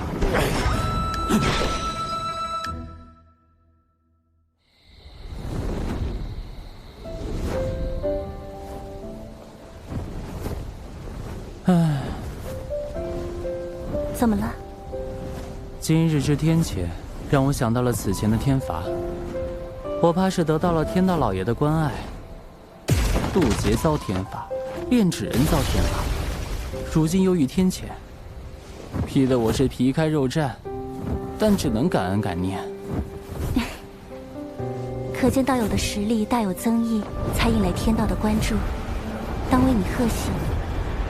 道友一向思虑周全，却也太过耗费心神，偶尔也该放松些才好。仙子也知，我修行岁月不长，道境也并未达到那般高深。我怕，若有天自己推断之事发生，却又无力阻止，只能时刻去想去算。你最长的一次想，持续了多久？17年。是为了何事要想这般久？道门。若是道门之事，我亦是道门中人。如果道友不介意，日后我可与你一同想。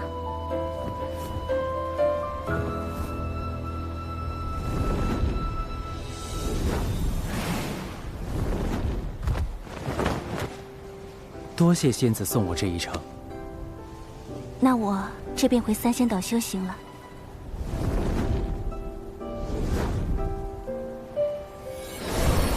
我们每500年见一面，可吗？仙子，那个，我们此次会面是事出有因，可否不算在500年的计数内？自然。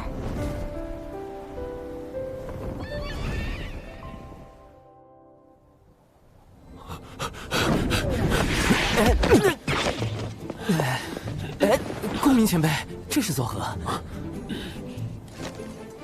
水神老弟，你不知道，人家有个小法师要和你抢我大妹，再不抓紧时间找你们天庭的月老帮忙，你可就没戏了。大劫都快到了，现在是在意这个的时候吗？我该怎么跟你解释？那个小法师就是我呀！哎呦，月老掌管姻缘，每日都与姻缘打交道。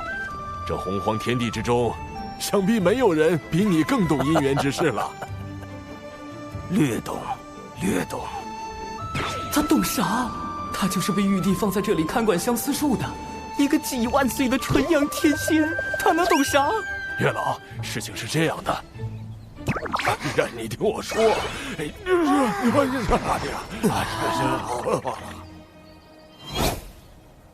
啊，我明白了。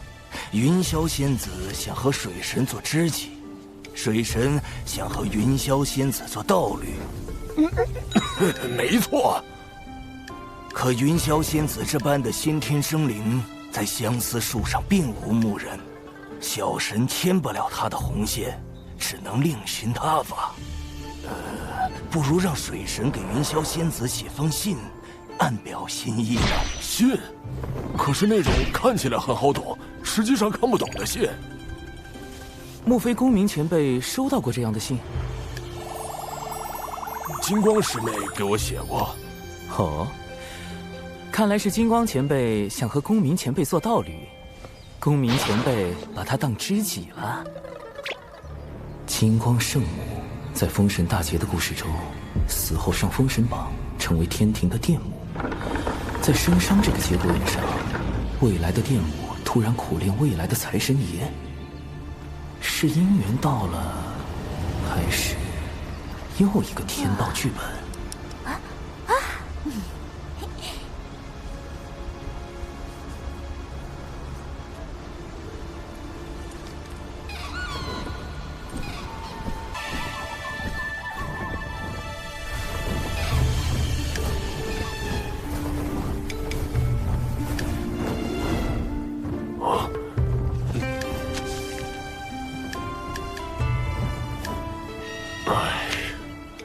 这已是金光师妹最近送来的第3封信了。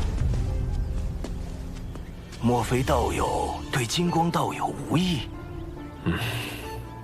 我素来将金光师妹当作同门看待，别无他意。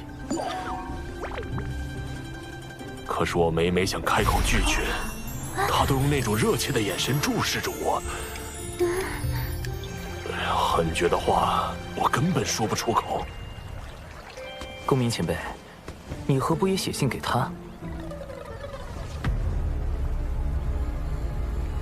好主意，以后你别老叫我什么公明前辈，叫我公明老哥就成了啊！好，公明老哥。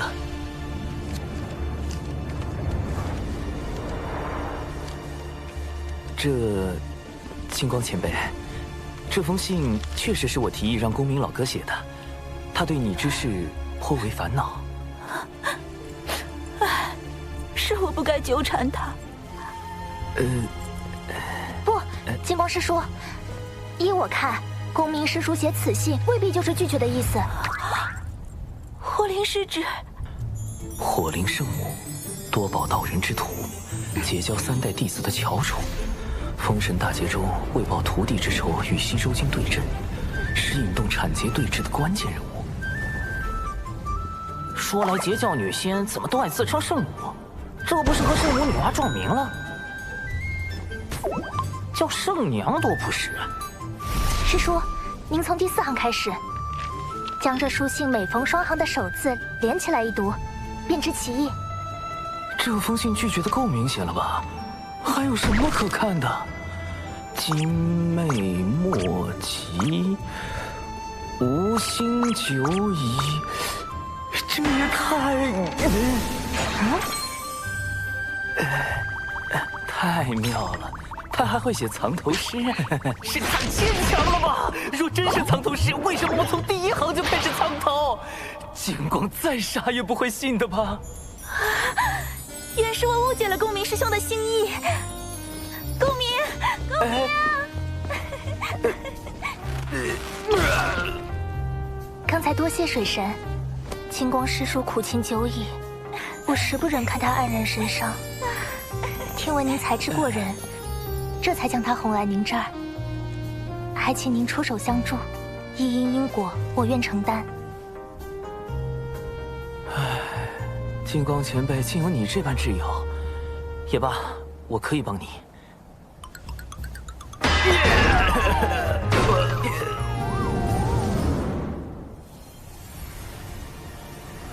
小弟子，你外出历练可算是回来了。那玄都小法师，关键时刻跳出来坏我好事，实在可恨。快让你那谛听施展神通，我必要将他找出来。早已试过了，连谛听也无可奈何。这么没用，不如走点钝的。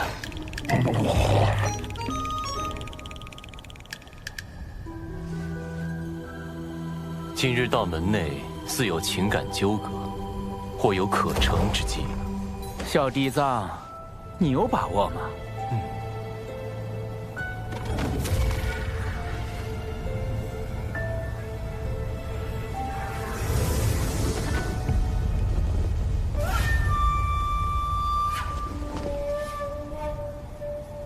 哎，听说了没？火灵师姐已经搬去了公明师叔的龙福洞，二人已经……火灵？谁说的？是阐教的黄龙师叔。就是你传的我和火灵师侄在一起了。这简直是危言耸听！我说了，我没说，我就是没说。你们这叫怎么诬赖人呢？一会儿说你说了，一会儿说你没说，恶人露馅了吧？怎么了？这是吗？大师兄，快来呀！邪教欺负龙了！哼，谁还不会摇人了？邪教弟子听令，速来中州集合！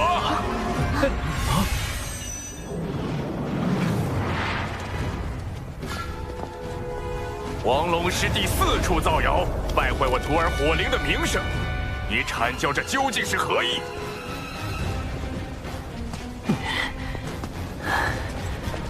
三教同源同流，你辱骂黄龙师弟，可曾念过道门一家？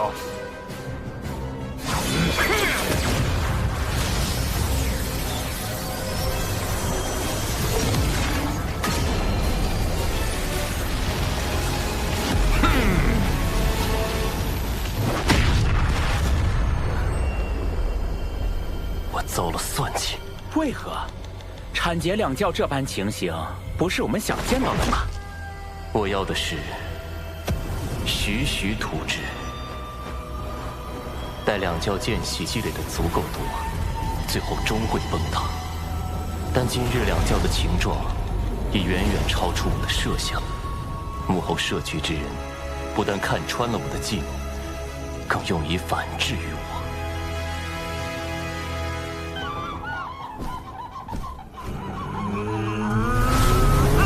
这多宝和广成子演的倒是怪好的嘞。西坊教今日事情闹得那么大，我倒要看看你们要如何收场。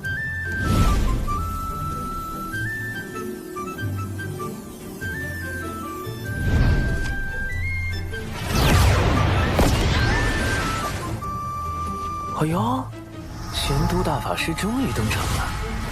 师长，早前闻你两教谣言之事，我便请天庭出面引动天道之力，凝出一面正德碑，可追溯一世之源。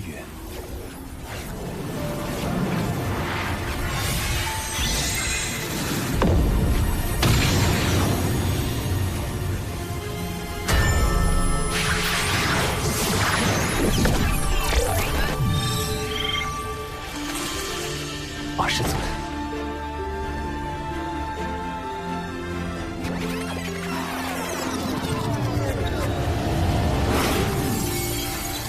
，12品功德金莲，是西坊教在替此人遮掩。截教众仙听令，阐教众仙听令，随我逼上灵山。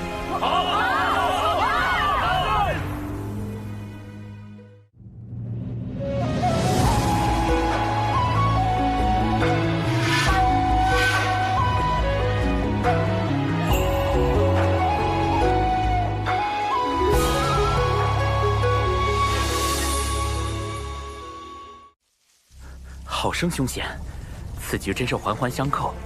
小嫡藏虽及时返回求援二教主，躲过正德碑之计，但这逼上灵山的算计根本避无可避，怎么办？西方教能主事的，给贫道出来！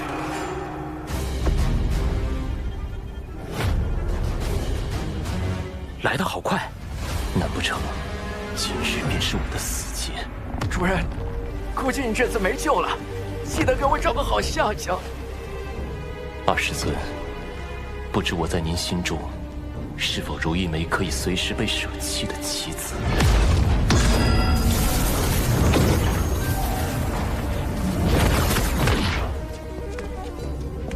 诸位道友，如此兴师动众，不知有何指教？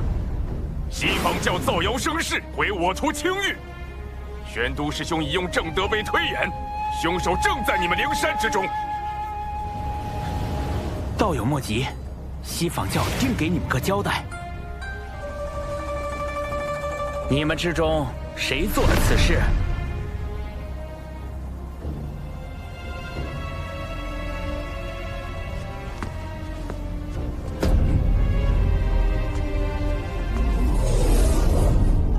此事是我做的。弟子谢过二师尊。主人，你们教实在太不把生灵当生灵看，竟用摄魂之法操控自家弟子。慎言。听闻你四处碰瓷我教弟子，我一时气不过，就想到了这挑拨道门的计策。果然找了个弟子背锅。若我所料不错，你们上灵山后，西坊教定会随便找个弟子背锅。不如……是吗？你照着这法招所写念一遍，立下天道誓言，我便信你。天道誓言容不得半分谎言，倘若这弟子当真念了，便立时会露出破绽。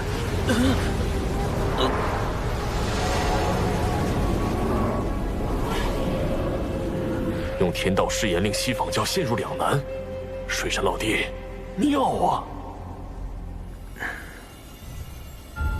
愣着干什么？还不快念！还是说你不敢念？此事不过是场私怨，道门3圣与西坊2圣皆师从道祖，何必闹得如此僵硬？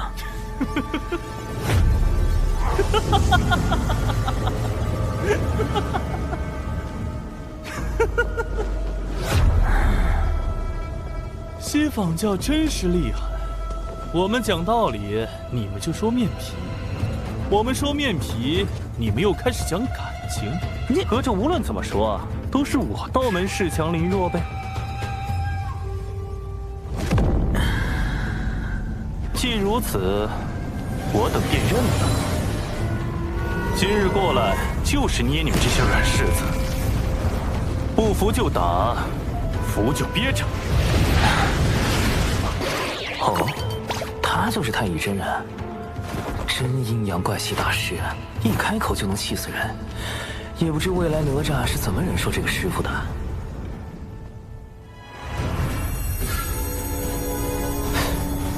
那是。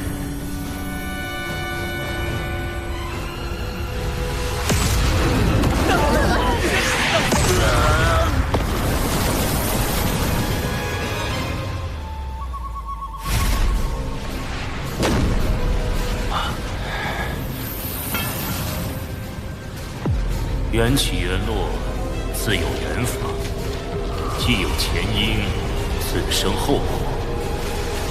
即日起，灵山封山1000年，若无贫道之命，众弟子不可随意外出。这准体当众灭口，太不要脸了！公明老哥，我们的目的已达到，今后西坊教不敢再随意算计道门，当适可而止。今日因果已了，我等就此告退。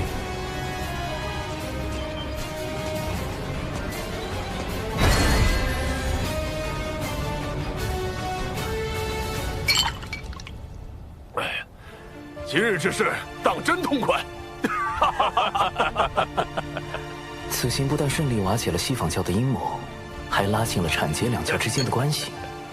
但愿未来大劫中，两教别再斗个你死我活了。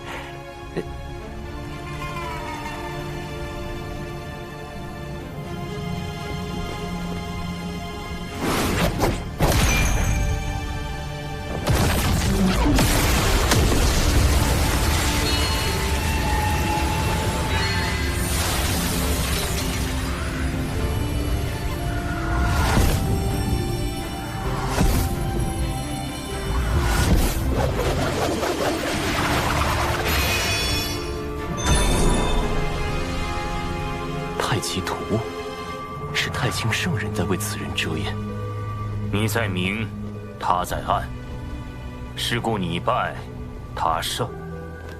自今日起，你在此地禁足思过，若无我令，勿多出手。谨遵2师尊法旨。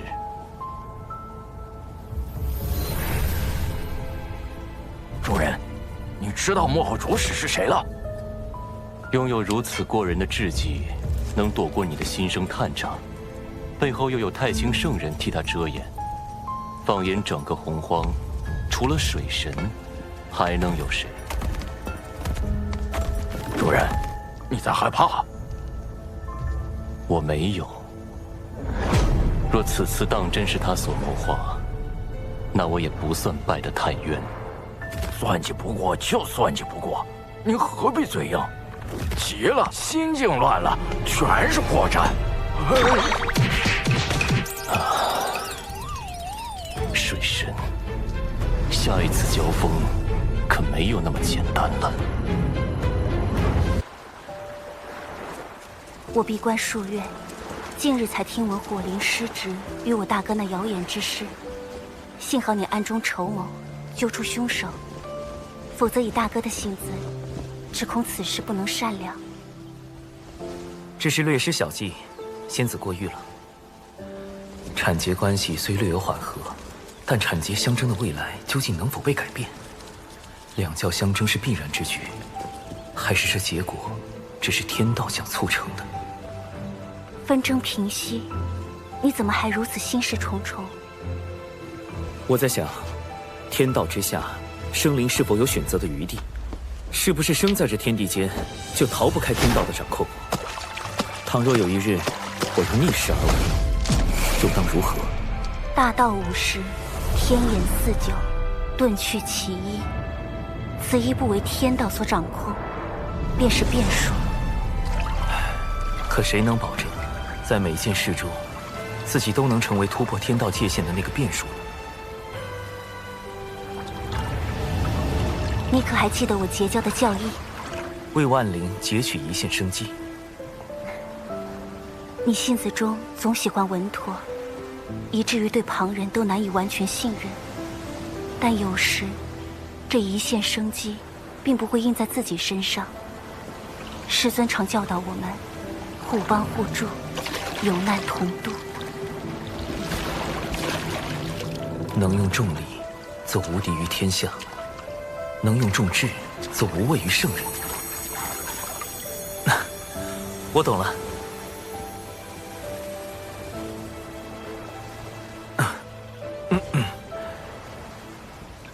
跟前辈高人谈心，对修行当真大有裨益。现在又知我是前辈了。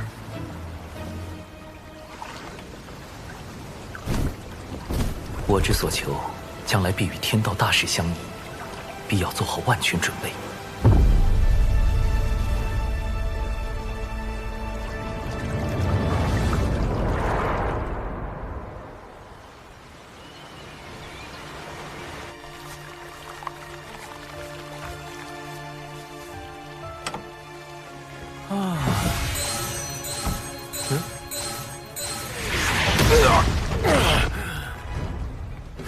好你个黑豹，三强大爷的宝贝！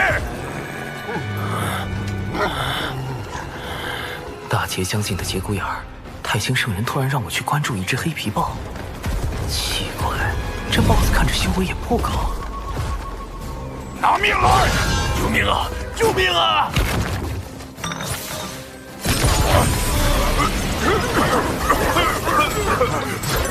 离火为引，赤焰化蛇。去！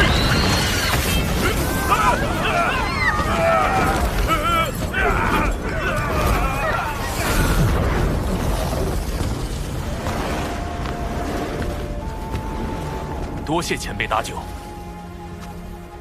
等等，莫非是姜子牙的同门师弟，元始天尊之徒，申公豹？前辈您对我恩同在造，您定会一生平安。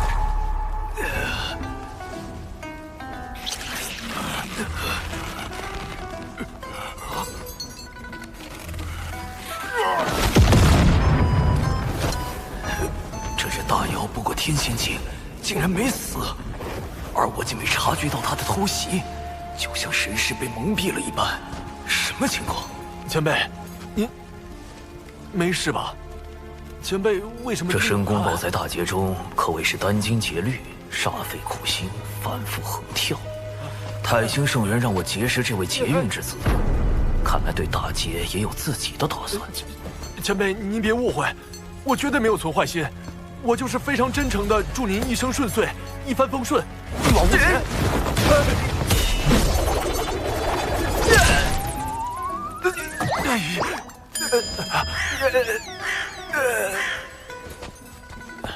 前辈，你还好吧？申公豹这嘴是开了光了吧？不过，倒是可以利用利用。一点小伤，不碍事。我只是觉得你这只妖颇为有趣。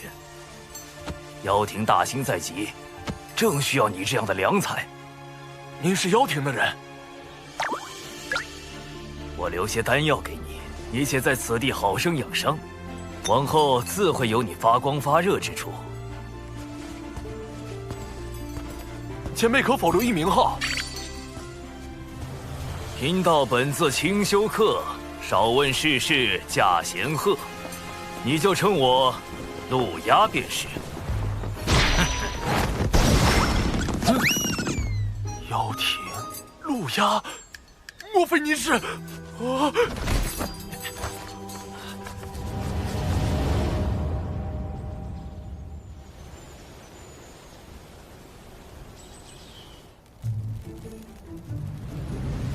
太子，您的恩情，晚辈永世不忘。晚辈为太子立了一个长生牌位，从今以后每日上香。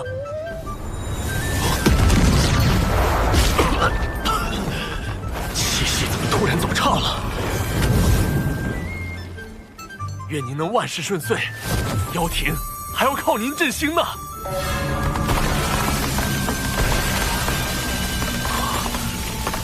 大阵怎会无缘无故破碎？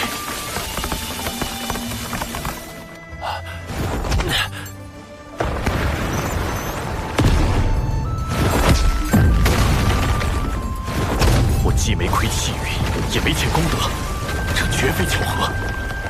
究竟是谁要害我？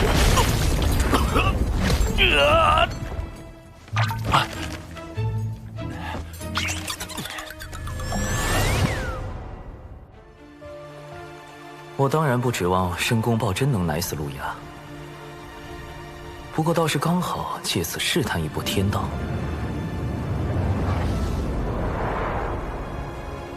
自玄鸟升商以来，我一直很好奇，天道的剧本，我究竟可以改动多少？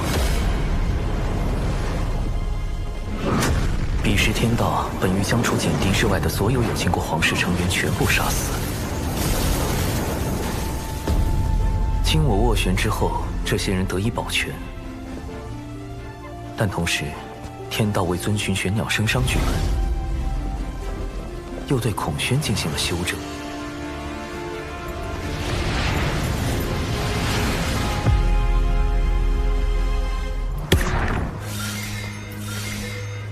天道剧本之下，究竟哪些事情是可以改动的，哪些事情又是不能改动的？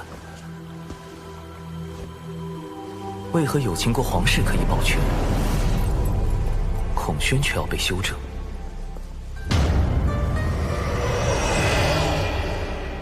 在改动天道剧本与遵循天道剧本之间，必定存在偏差率。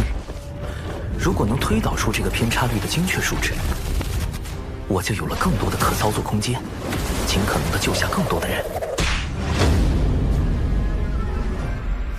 而陆压，这个封神大劫期间的截教头号死敌，将是我计算偏差率的第一只小白鼠。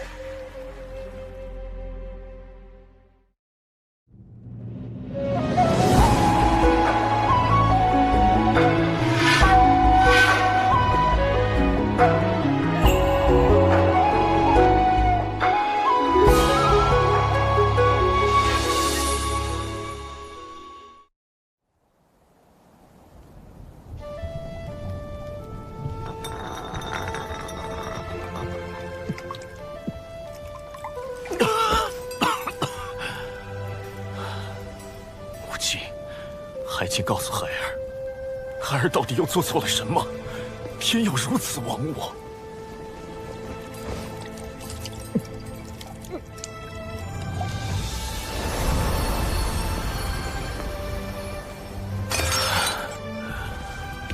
多少年过去了，金蜈蚣也是如今的断臂残垣，兄弟姐妹们只剩下了我一个。出自汤谷兮，漫天游，归于于渊兮，欲甘渊。唉。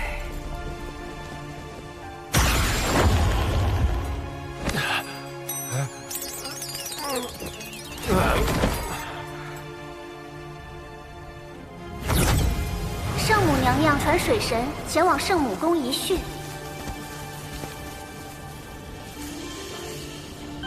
让黑豹对陆压行诅咒之事，可是你的算计？陆压多番谋害玉帝陛下，已成天庭心腹大患，小生不得已才暗中出手。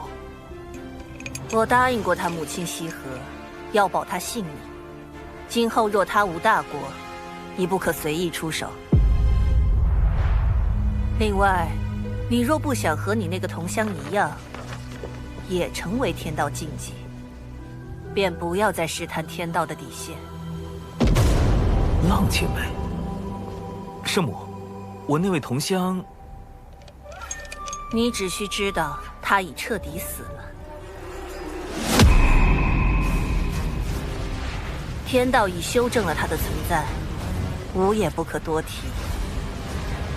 浪前辈死了，那我之前的猜测有误。太清圣人和道祖红军都不可能是浪前辈了。今日召你来，吾还有些事要叮嘱。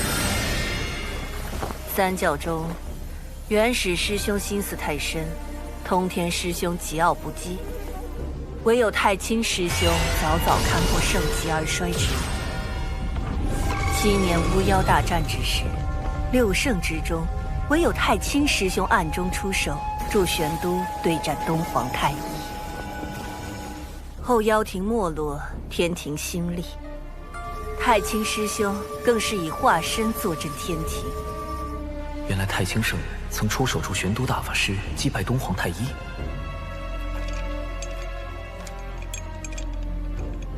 等等，大德后土是不是也说过？这是人教对我的许诺，如今七情脱离封印，一切正到了应验之时。人教的许诺，莫非也与太清圣人有关？他竟暗中做了那么多，看来我此前猜测的没错。太清圣人也不愿意看到道门内战，他的计划与我在大劫中捞人的计划并不冲突。多谢圣母指点。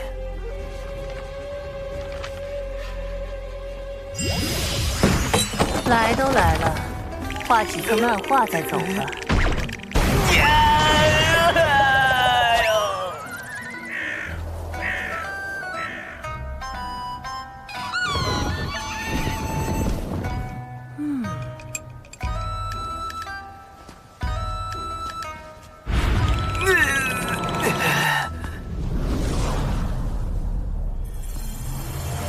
显然陆压还不能提前死，但要计算天道偏差率，样本数据还不够多，尚需10日。眼下，先从试探公明老哥入手。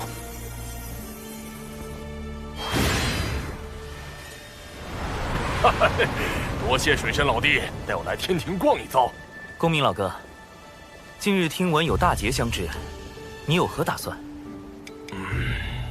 你有应对之策？你看这天庭如何？灵气充沛，大道有宗，可谓是修行圣地。可惜一言一行都有天道监管，颇不爽利。天道至公无私，监管又有何妨？我不慕天庭之功德，不愿被天庭所辖管，更不愿有什么君臣之道。修道为何？先长生，后逍遥，寻的是无拘无束，为的是念头无阻，不然何以求得超脱？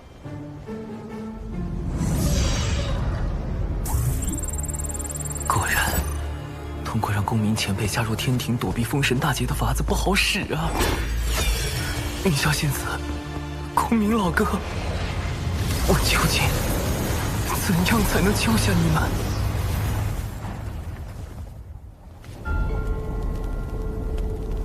太子旧伤未愈，似又添了新伤，此乃12品功德金莲所结，能助太子早日痊愈。想与我联手对抗天庭和道门，仅凭一颗莲子可不够。联手？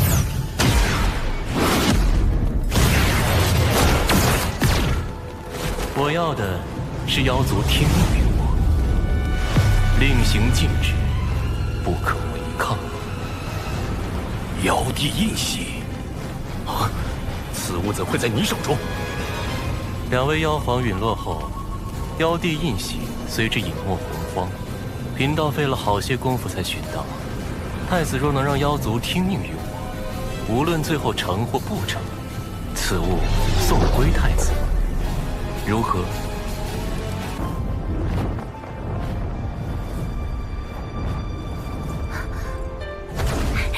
师兄，我活着回来啦！还未验明正身，就这般毫无提防靠近吗？若站在这儿的师兄都不是师兄，我再小心谨慎，怕也活不了。下山一趟，果然成长不少，心境也非往日。有些事要正式跟你谈一下。啊？正式？啊？玄都小法师，天庭水神，师兄你竟有这么多身份，切记保密。另外，我在外行走，遇见了一位很特别的人。你可听说过云霄仙子？截教云霄，先天生灵，天地大能。师兄，你和云霄仙子，你为什么？明明是我先。此事解释起来十分复杂，你可以理解为，云霄仙子与我因某些事有了交集，后来又经历了一些事，我们之间的关系比以往更近了一步。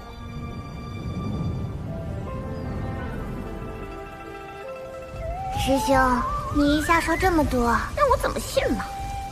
我目前对云霄仙子只是略有好感，毕竟像她这般温柔动人、遇事果决、出手很准的人，谁会不喜欢呢？先天生灵，圣人弟子，天地大能，美丽动人，温柔贤惠，明显不是对手啊！而你与师父是我最信任之人，你是否愿意站出来帮师兄处理一些事务？我愿意，师兄，我会做好力所能及之事，成为你的助力。哼，我才没那么容易放弃。哦，灵娥，你何时回来的？有没有受伤？师父！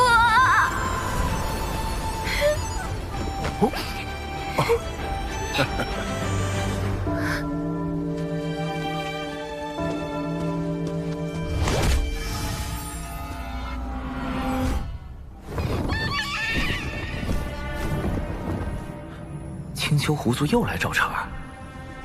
小兰见过奇缘道长。这声音，这眼神，不太对劲。继掌门，我族功德狐女小兰与你渡仙门这位奇缘道长，哼，结成道侣。如何？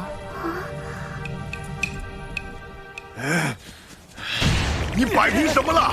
若非你那什么寂寞的歪脸，不要怎会？对师父芳心暗许。弟子对症下药，是他想多了。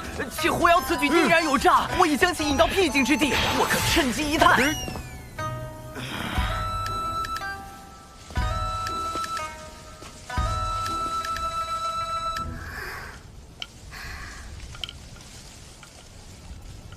道长一刻也不想见我吗？自上次一别，奴家每次闭眼，脑中便是你。年复一年，奴家对你早已情根深重。他好像真被师兄忽悠疯了。你真逆徒，老道我！既然如此，师父不如以真心换真心。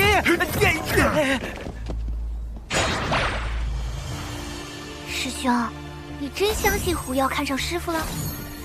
非也，此乃狐妖之套路，先忽悠仇敌爱上自己，再翻脸羞辱，以此来报复。蓝道友，可忤完了？师父，鼻子，鼻子。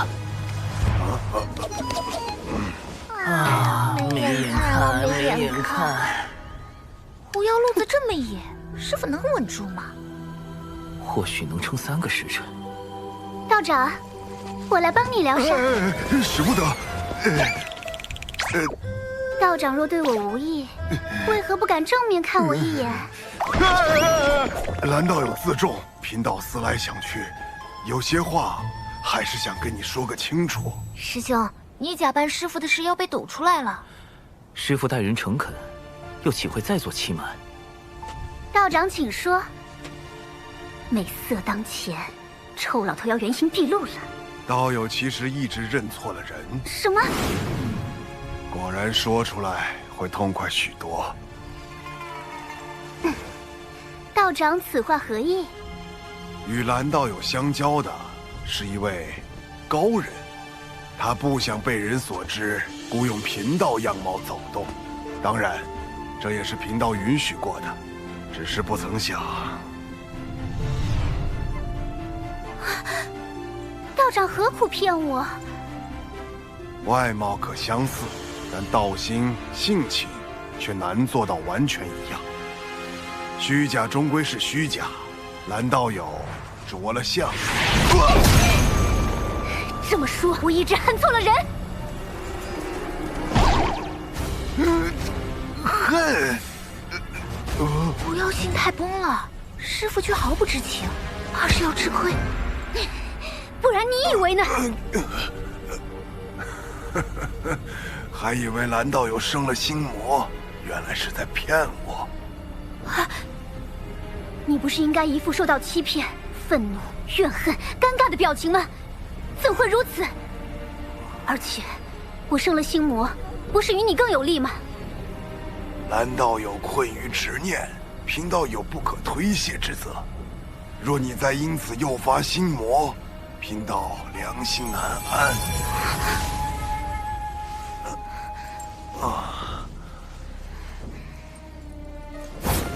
替你样貌之人是谁？事关高人安危，贫道宁死也不会说。蓝道友心中不忿，不若在贫道身上出几口恶气。你，冤有头债有主，既然不是你，我打你做甚？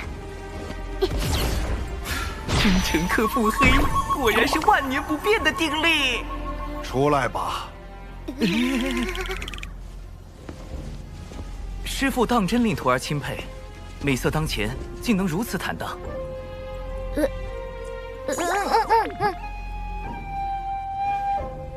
长寿，你随为师走走吧。师兄保重。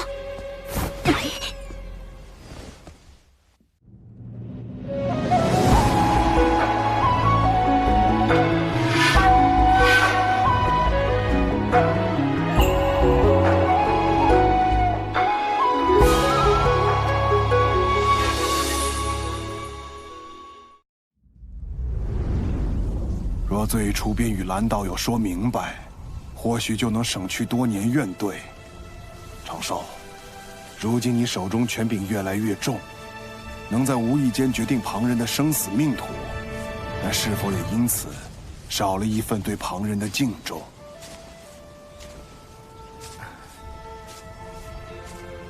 为师已教不了你修行，道理也不如你懂得多。为师知你心底有一份正直所在，只是习惯了稳妥。但因果轮回，一饮一啄，若忽略这般因果，怕是会为你前路埋下隐患。师父，弟子……这算是蓝道友之事对你的惩戒。以后你也是天庭1号大人物，为师也不能随意教训你喽。敬重之心，因果轮回。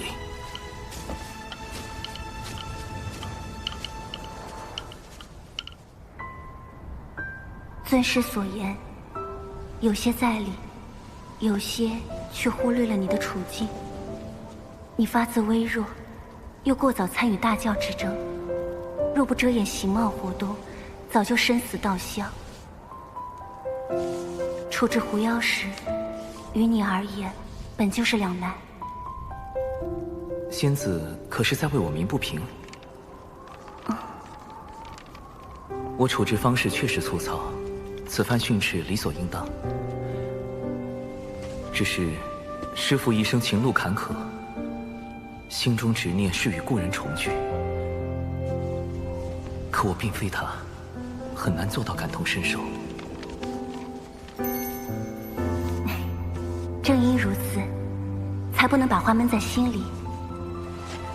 今后若再有困苦，亦可同我言说。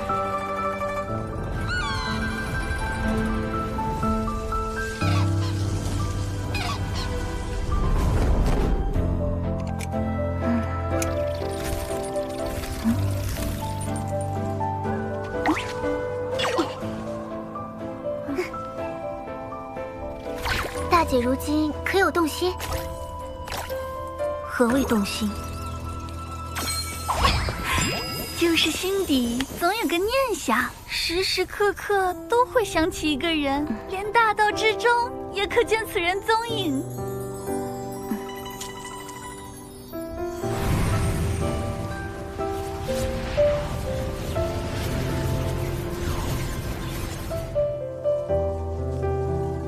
眼下，这般念想是不是劫运作祟？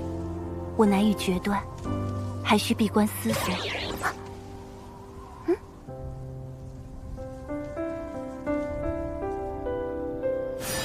水神，奇缘道友出事了。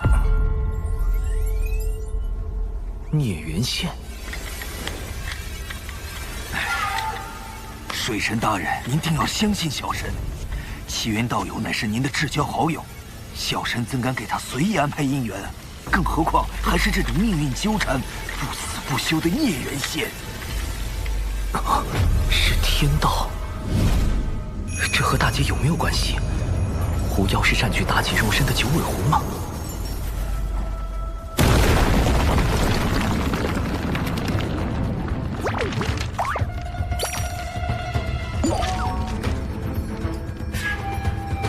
虚假终归是虚假，外有慧而心无恙，亦可修得无上果。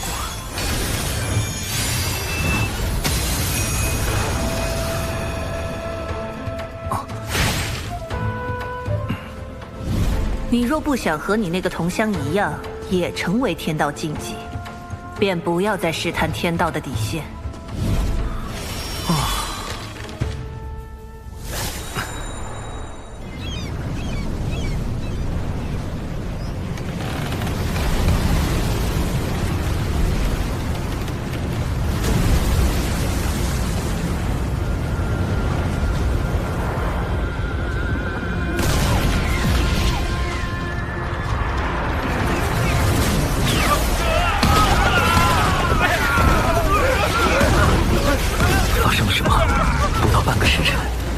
162座海神教势力范围的城池遭到妖族袭击。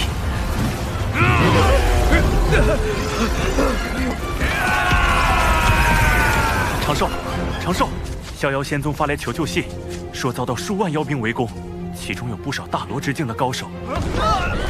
即便贫道带人赶去，恐怕也是力有未逮。你看这可如何是好？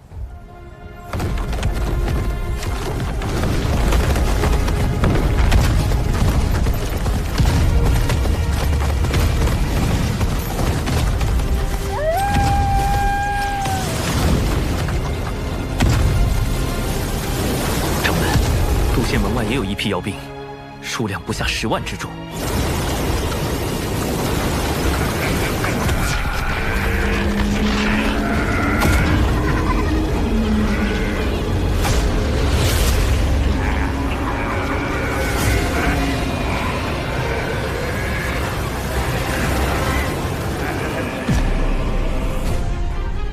太子若能让妖族听命于我，无论最后成或不成，此物送归太子，如何？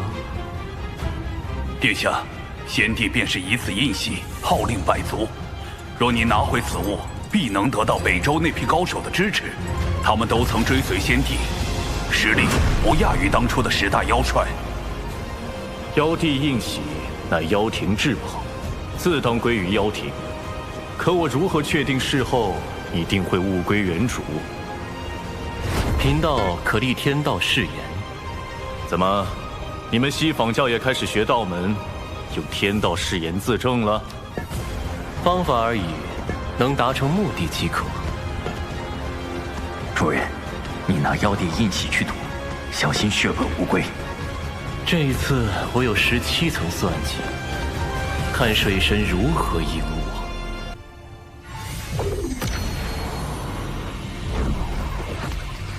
诸位久等了。地藏，灵山因他而封，没想到这么快就又被尊体圣人启用了。主人，他就是温静。金蝉折损前就怀疑过他。往后见我，不必行跪拜之礼，请起。因各位跟脚，我西坊教无法让你们走到台前，但诸位所立功劳，两位师尊都会看在眼中，该有的自不会缺。不知大人有何吩咐？谛听日前获悉，水神极有可能出自人教仙宗，但人教仙宗共有6家。文静，你觉得若对人教仙宗发难，逼水神现身，选哪家较为合适？那自然是要选道成最多的那个逍遥仙宗。但水神绝非一语之辈，他那灵爆秘法，委实有些吓人。此次围攻的是人教仙宗，他若用灵爆秘法，岂非自毁城墙？大人所言极是。你我在此商讨时，贫道的算计便已开始。妖庭的妖兵作为先锋军，分往3处袭击，各位只需在此静候指示即可。这个地藏下手好快。水神，是你让我折服的，不是我不给你传消息。你可千万别怪我。主人，这个文静一直在心里嗡嗡嗡个不停，肯定一肚子坏水。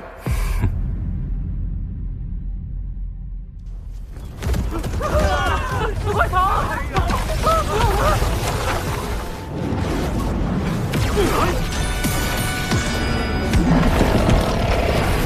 水神，你再不现身，我们就将此地夷为平地！要逼我本体现身进攻熊寨，倒也说得过去，怎么偏偏还选中了渡仙门？不能因为渡仙门菜就那么欺负人吧？掌门莫急，啊，一会儿我会在暗中与您配合。嘿嘿，小家伙，俺又来凑你了。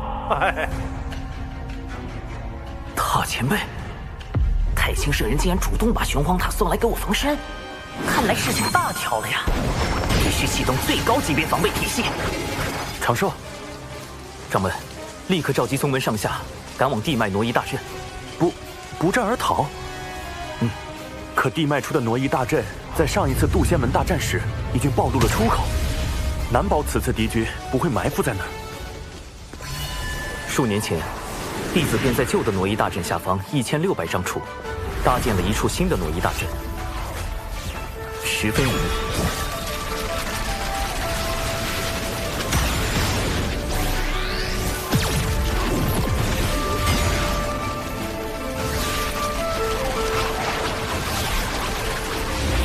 掌门速速带人前去，逍遥仙宗和这里的事情交给我。这次就全仰仗长寿你了。天子纸人军团开启熊寨紧急联络通道，神字纸人军团求援多宝道人。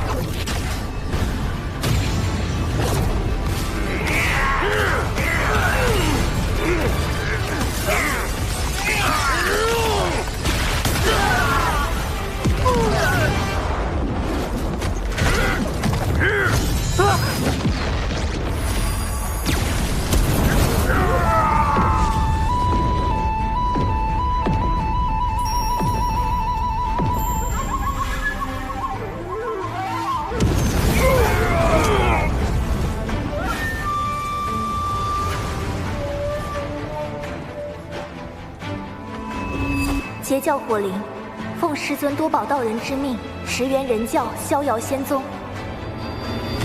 这水神反应好快呀，又是化身又是求援的。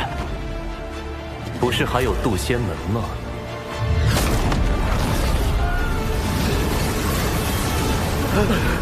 快，让他们跑了！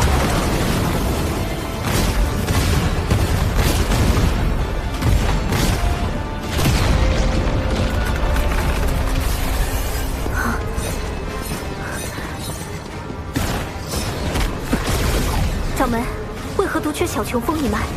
他们决定留下来，那弟子也决定留下来，请掌门成全，弟子生死无怨。去吧。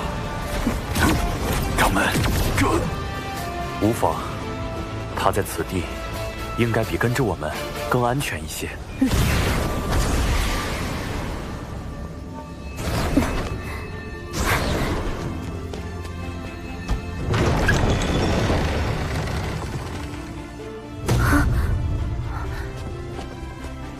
7元世术，99世。有情师妹，有些事情还不方便告知他们。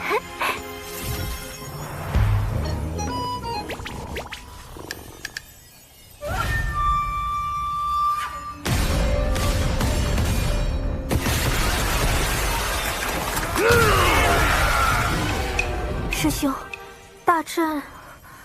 放心，一切都已安排妥当。你与灵儿下棋看戏即可。师兄，这是来了多少妖族？哼哼，10万有余。师兄，9成8。不然呢？你可是在质疑为兄的遁法？这可不敢，师兄遁法无双，塔罗无敌。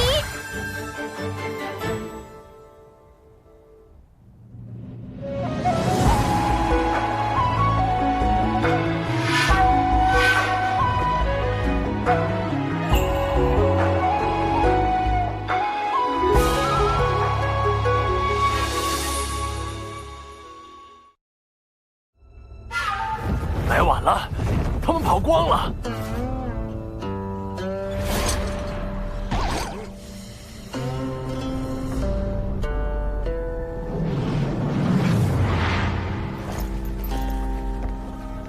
老大，这里会不会有埋伏？咱们要不问下地藏那边？渡仙门不过是个小宗门，能有啥陷阱？你少给我提地藏！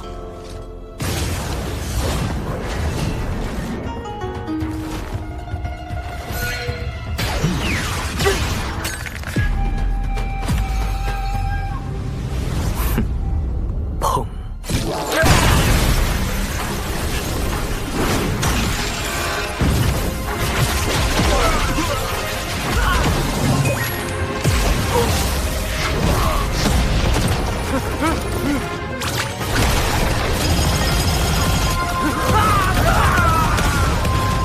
！10万妖兵来了，就别想再走。师兄真厉害。大哥，我是不是说漏嘴了？今日让有情师妹待在此处，我就没打算隐瞒身份。切记，我此前给你们的新生屏蔽仪万不可离身。师兄放心，保证万无一失。长寿师兄的本体究竟在何处？这个倒是说不精准，不过通常而言，师兄都会在一个最为安全的地方。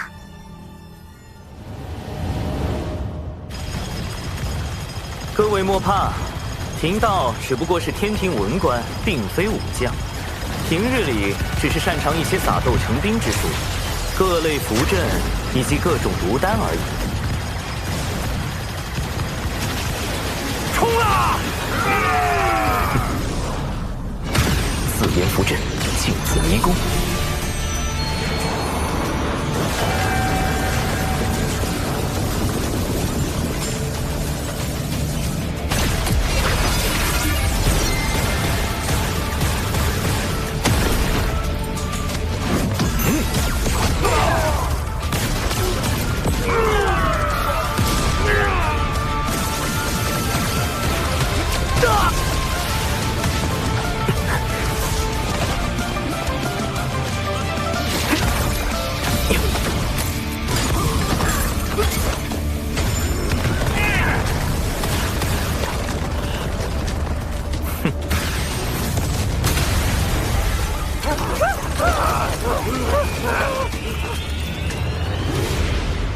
塔前辈，晚辈向您借3缕威能一用。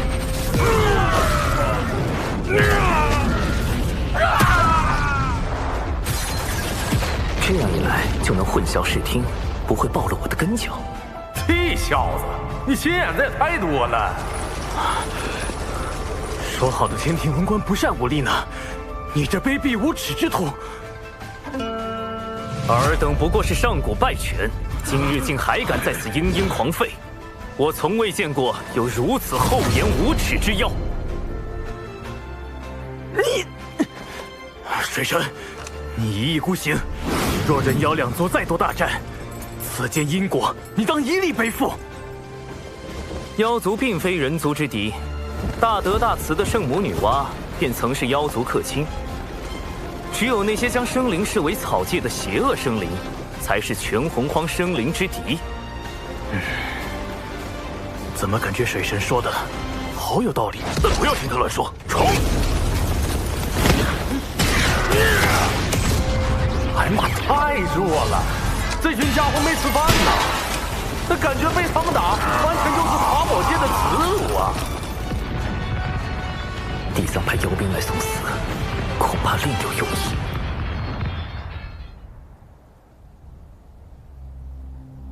3处的水神化身都有玄黄塔，主人，你的算计落空了。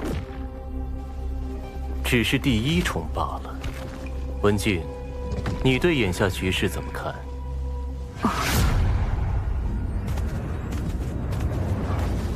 地藏大人高明，袭杀人教仙宗，逼出水神根教，只是您的第1步。您真正的目的是想令妖庭为道门仇视，四处树敌，最终不得不投向咱们西坊教。哦，你是如何看出的？我教与妖庭屡屡败于水神，究其根本，乃是我教与妖庭的合作嫌隙颇多，才被水神钻了空子。倘若我教能彻底掌控妖庭，水神自不足为惧。主人，这个文静和你之前说过的话一模一样。文静，有时太过聪慧，并非好事。去渡仙门支援妖兵吧。但愿这一次，你的聪慧不会让贫道失望。是。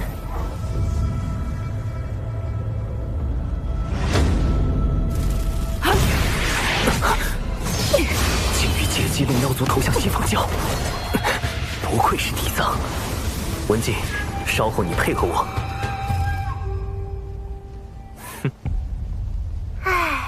师兄这么一笑，肯定有人要被安排了。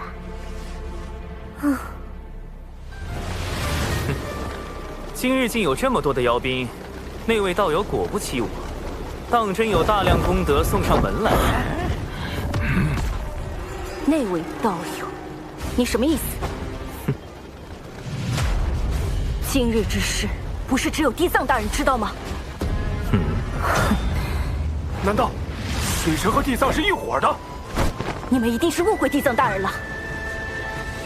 哎呀，被你们发现了！为地藏道友考虑，我今日是绝不能放过你们了。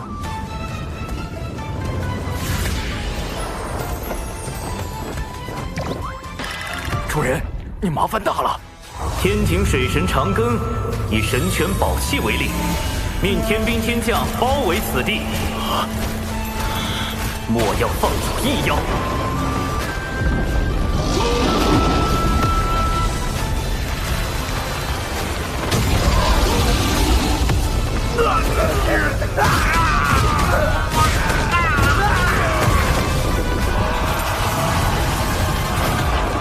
杀出去，要地藏算账！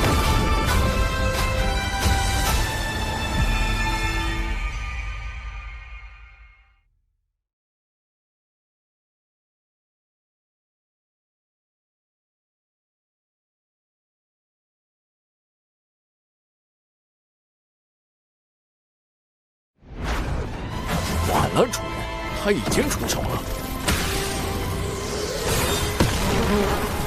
杀人诛心，杀人诛心呐！我近日总是心神不宁，地藏怕是也有什么劫难印在了兄妹身上。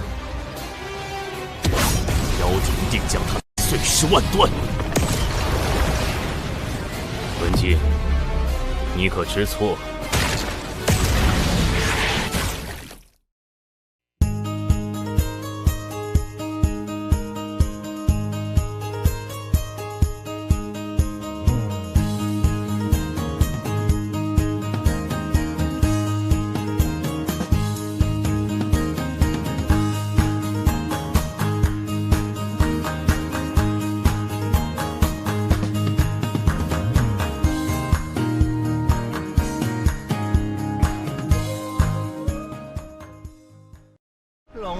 爷一回头，吓死后面一头牛。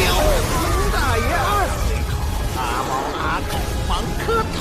龙大爷3回头，尸横遍野问5牛。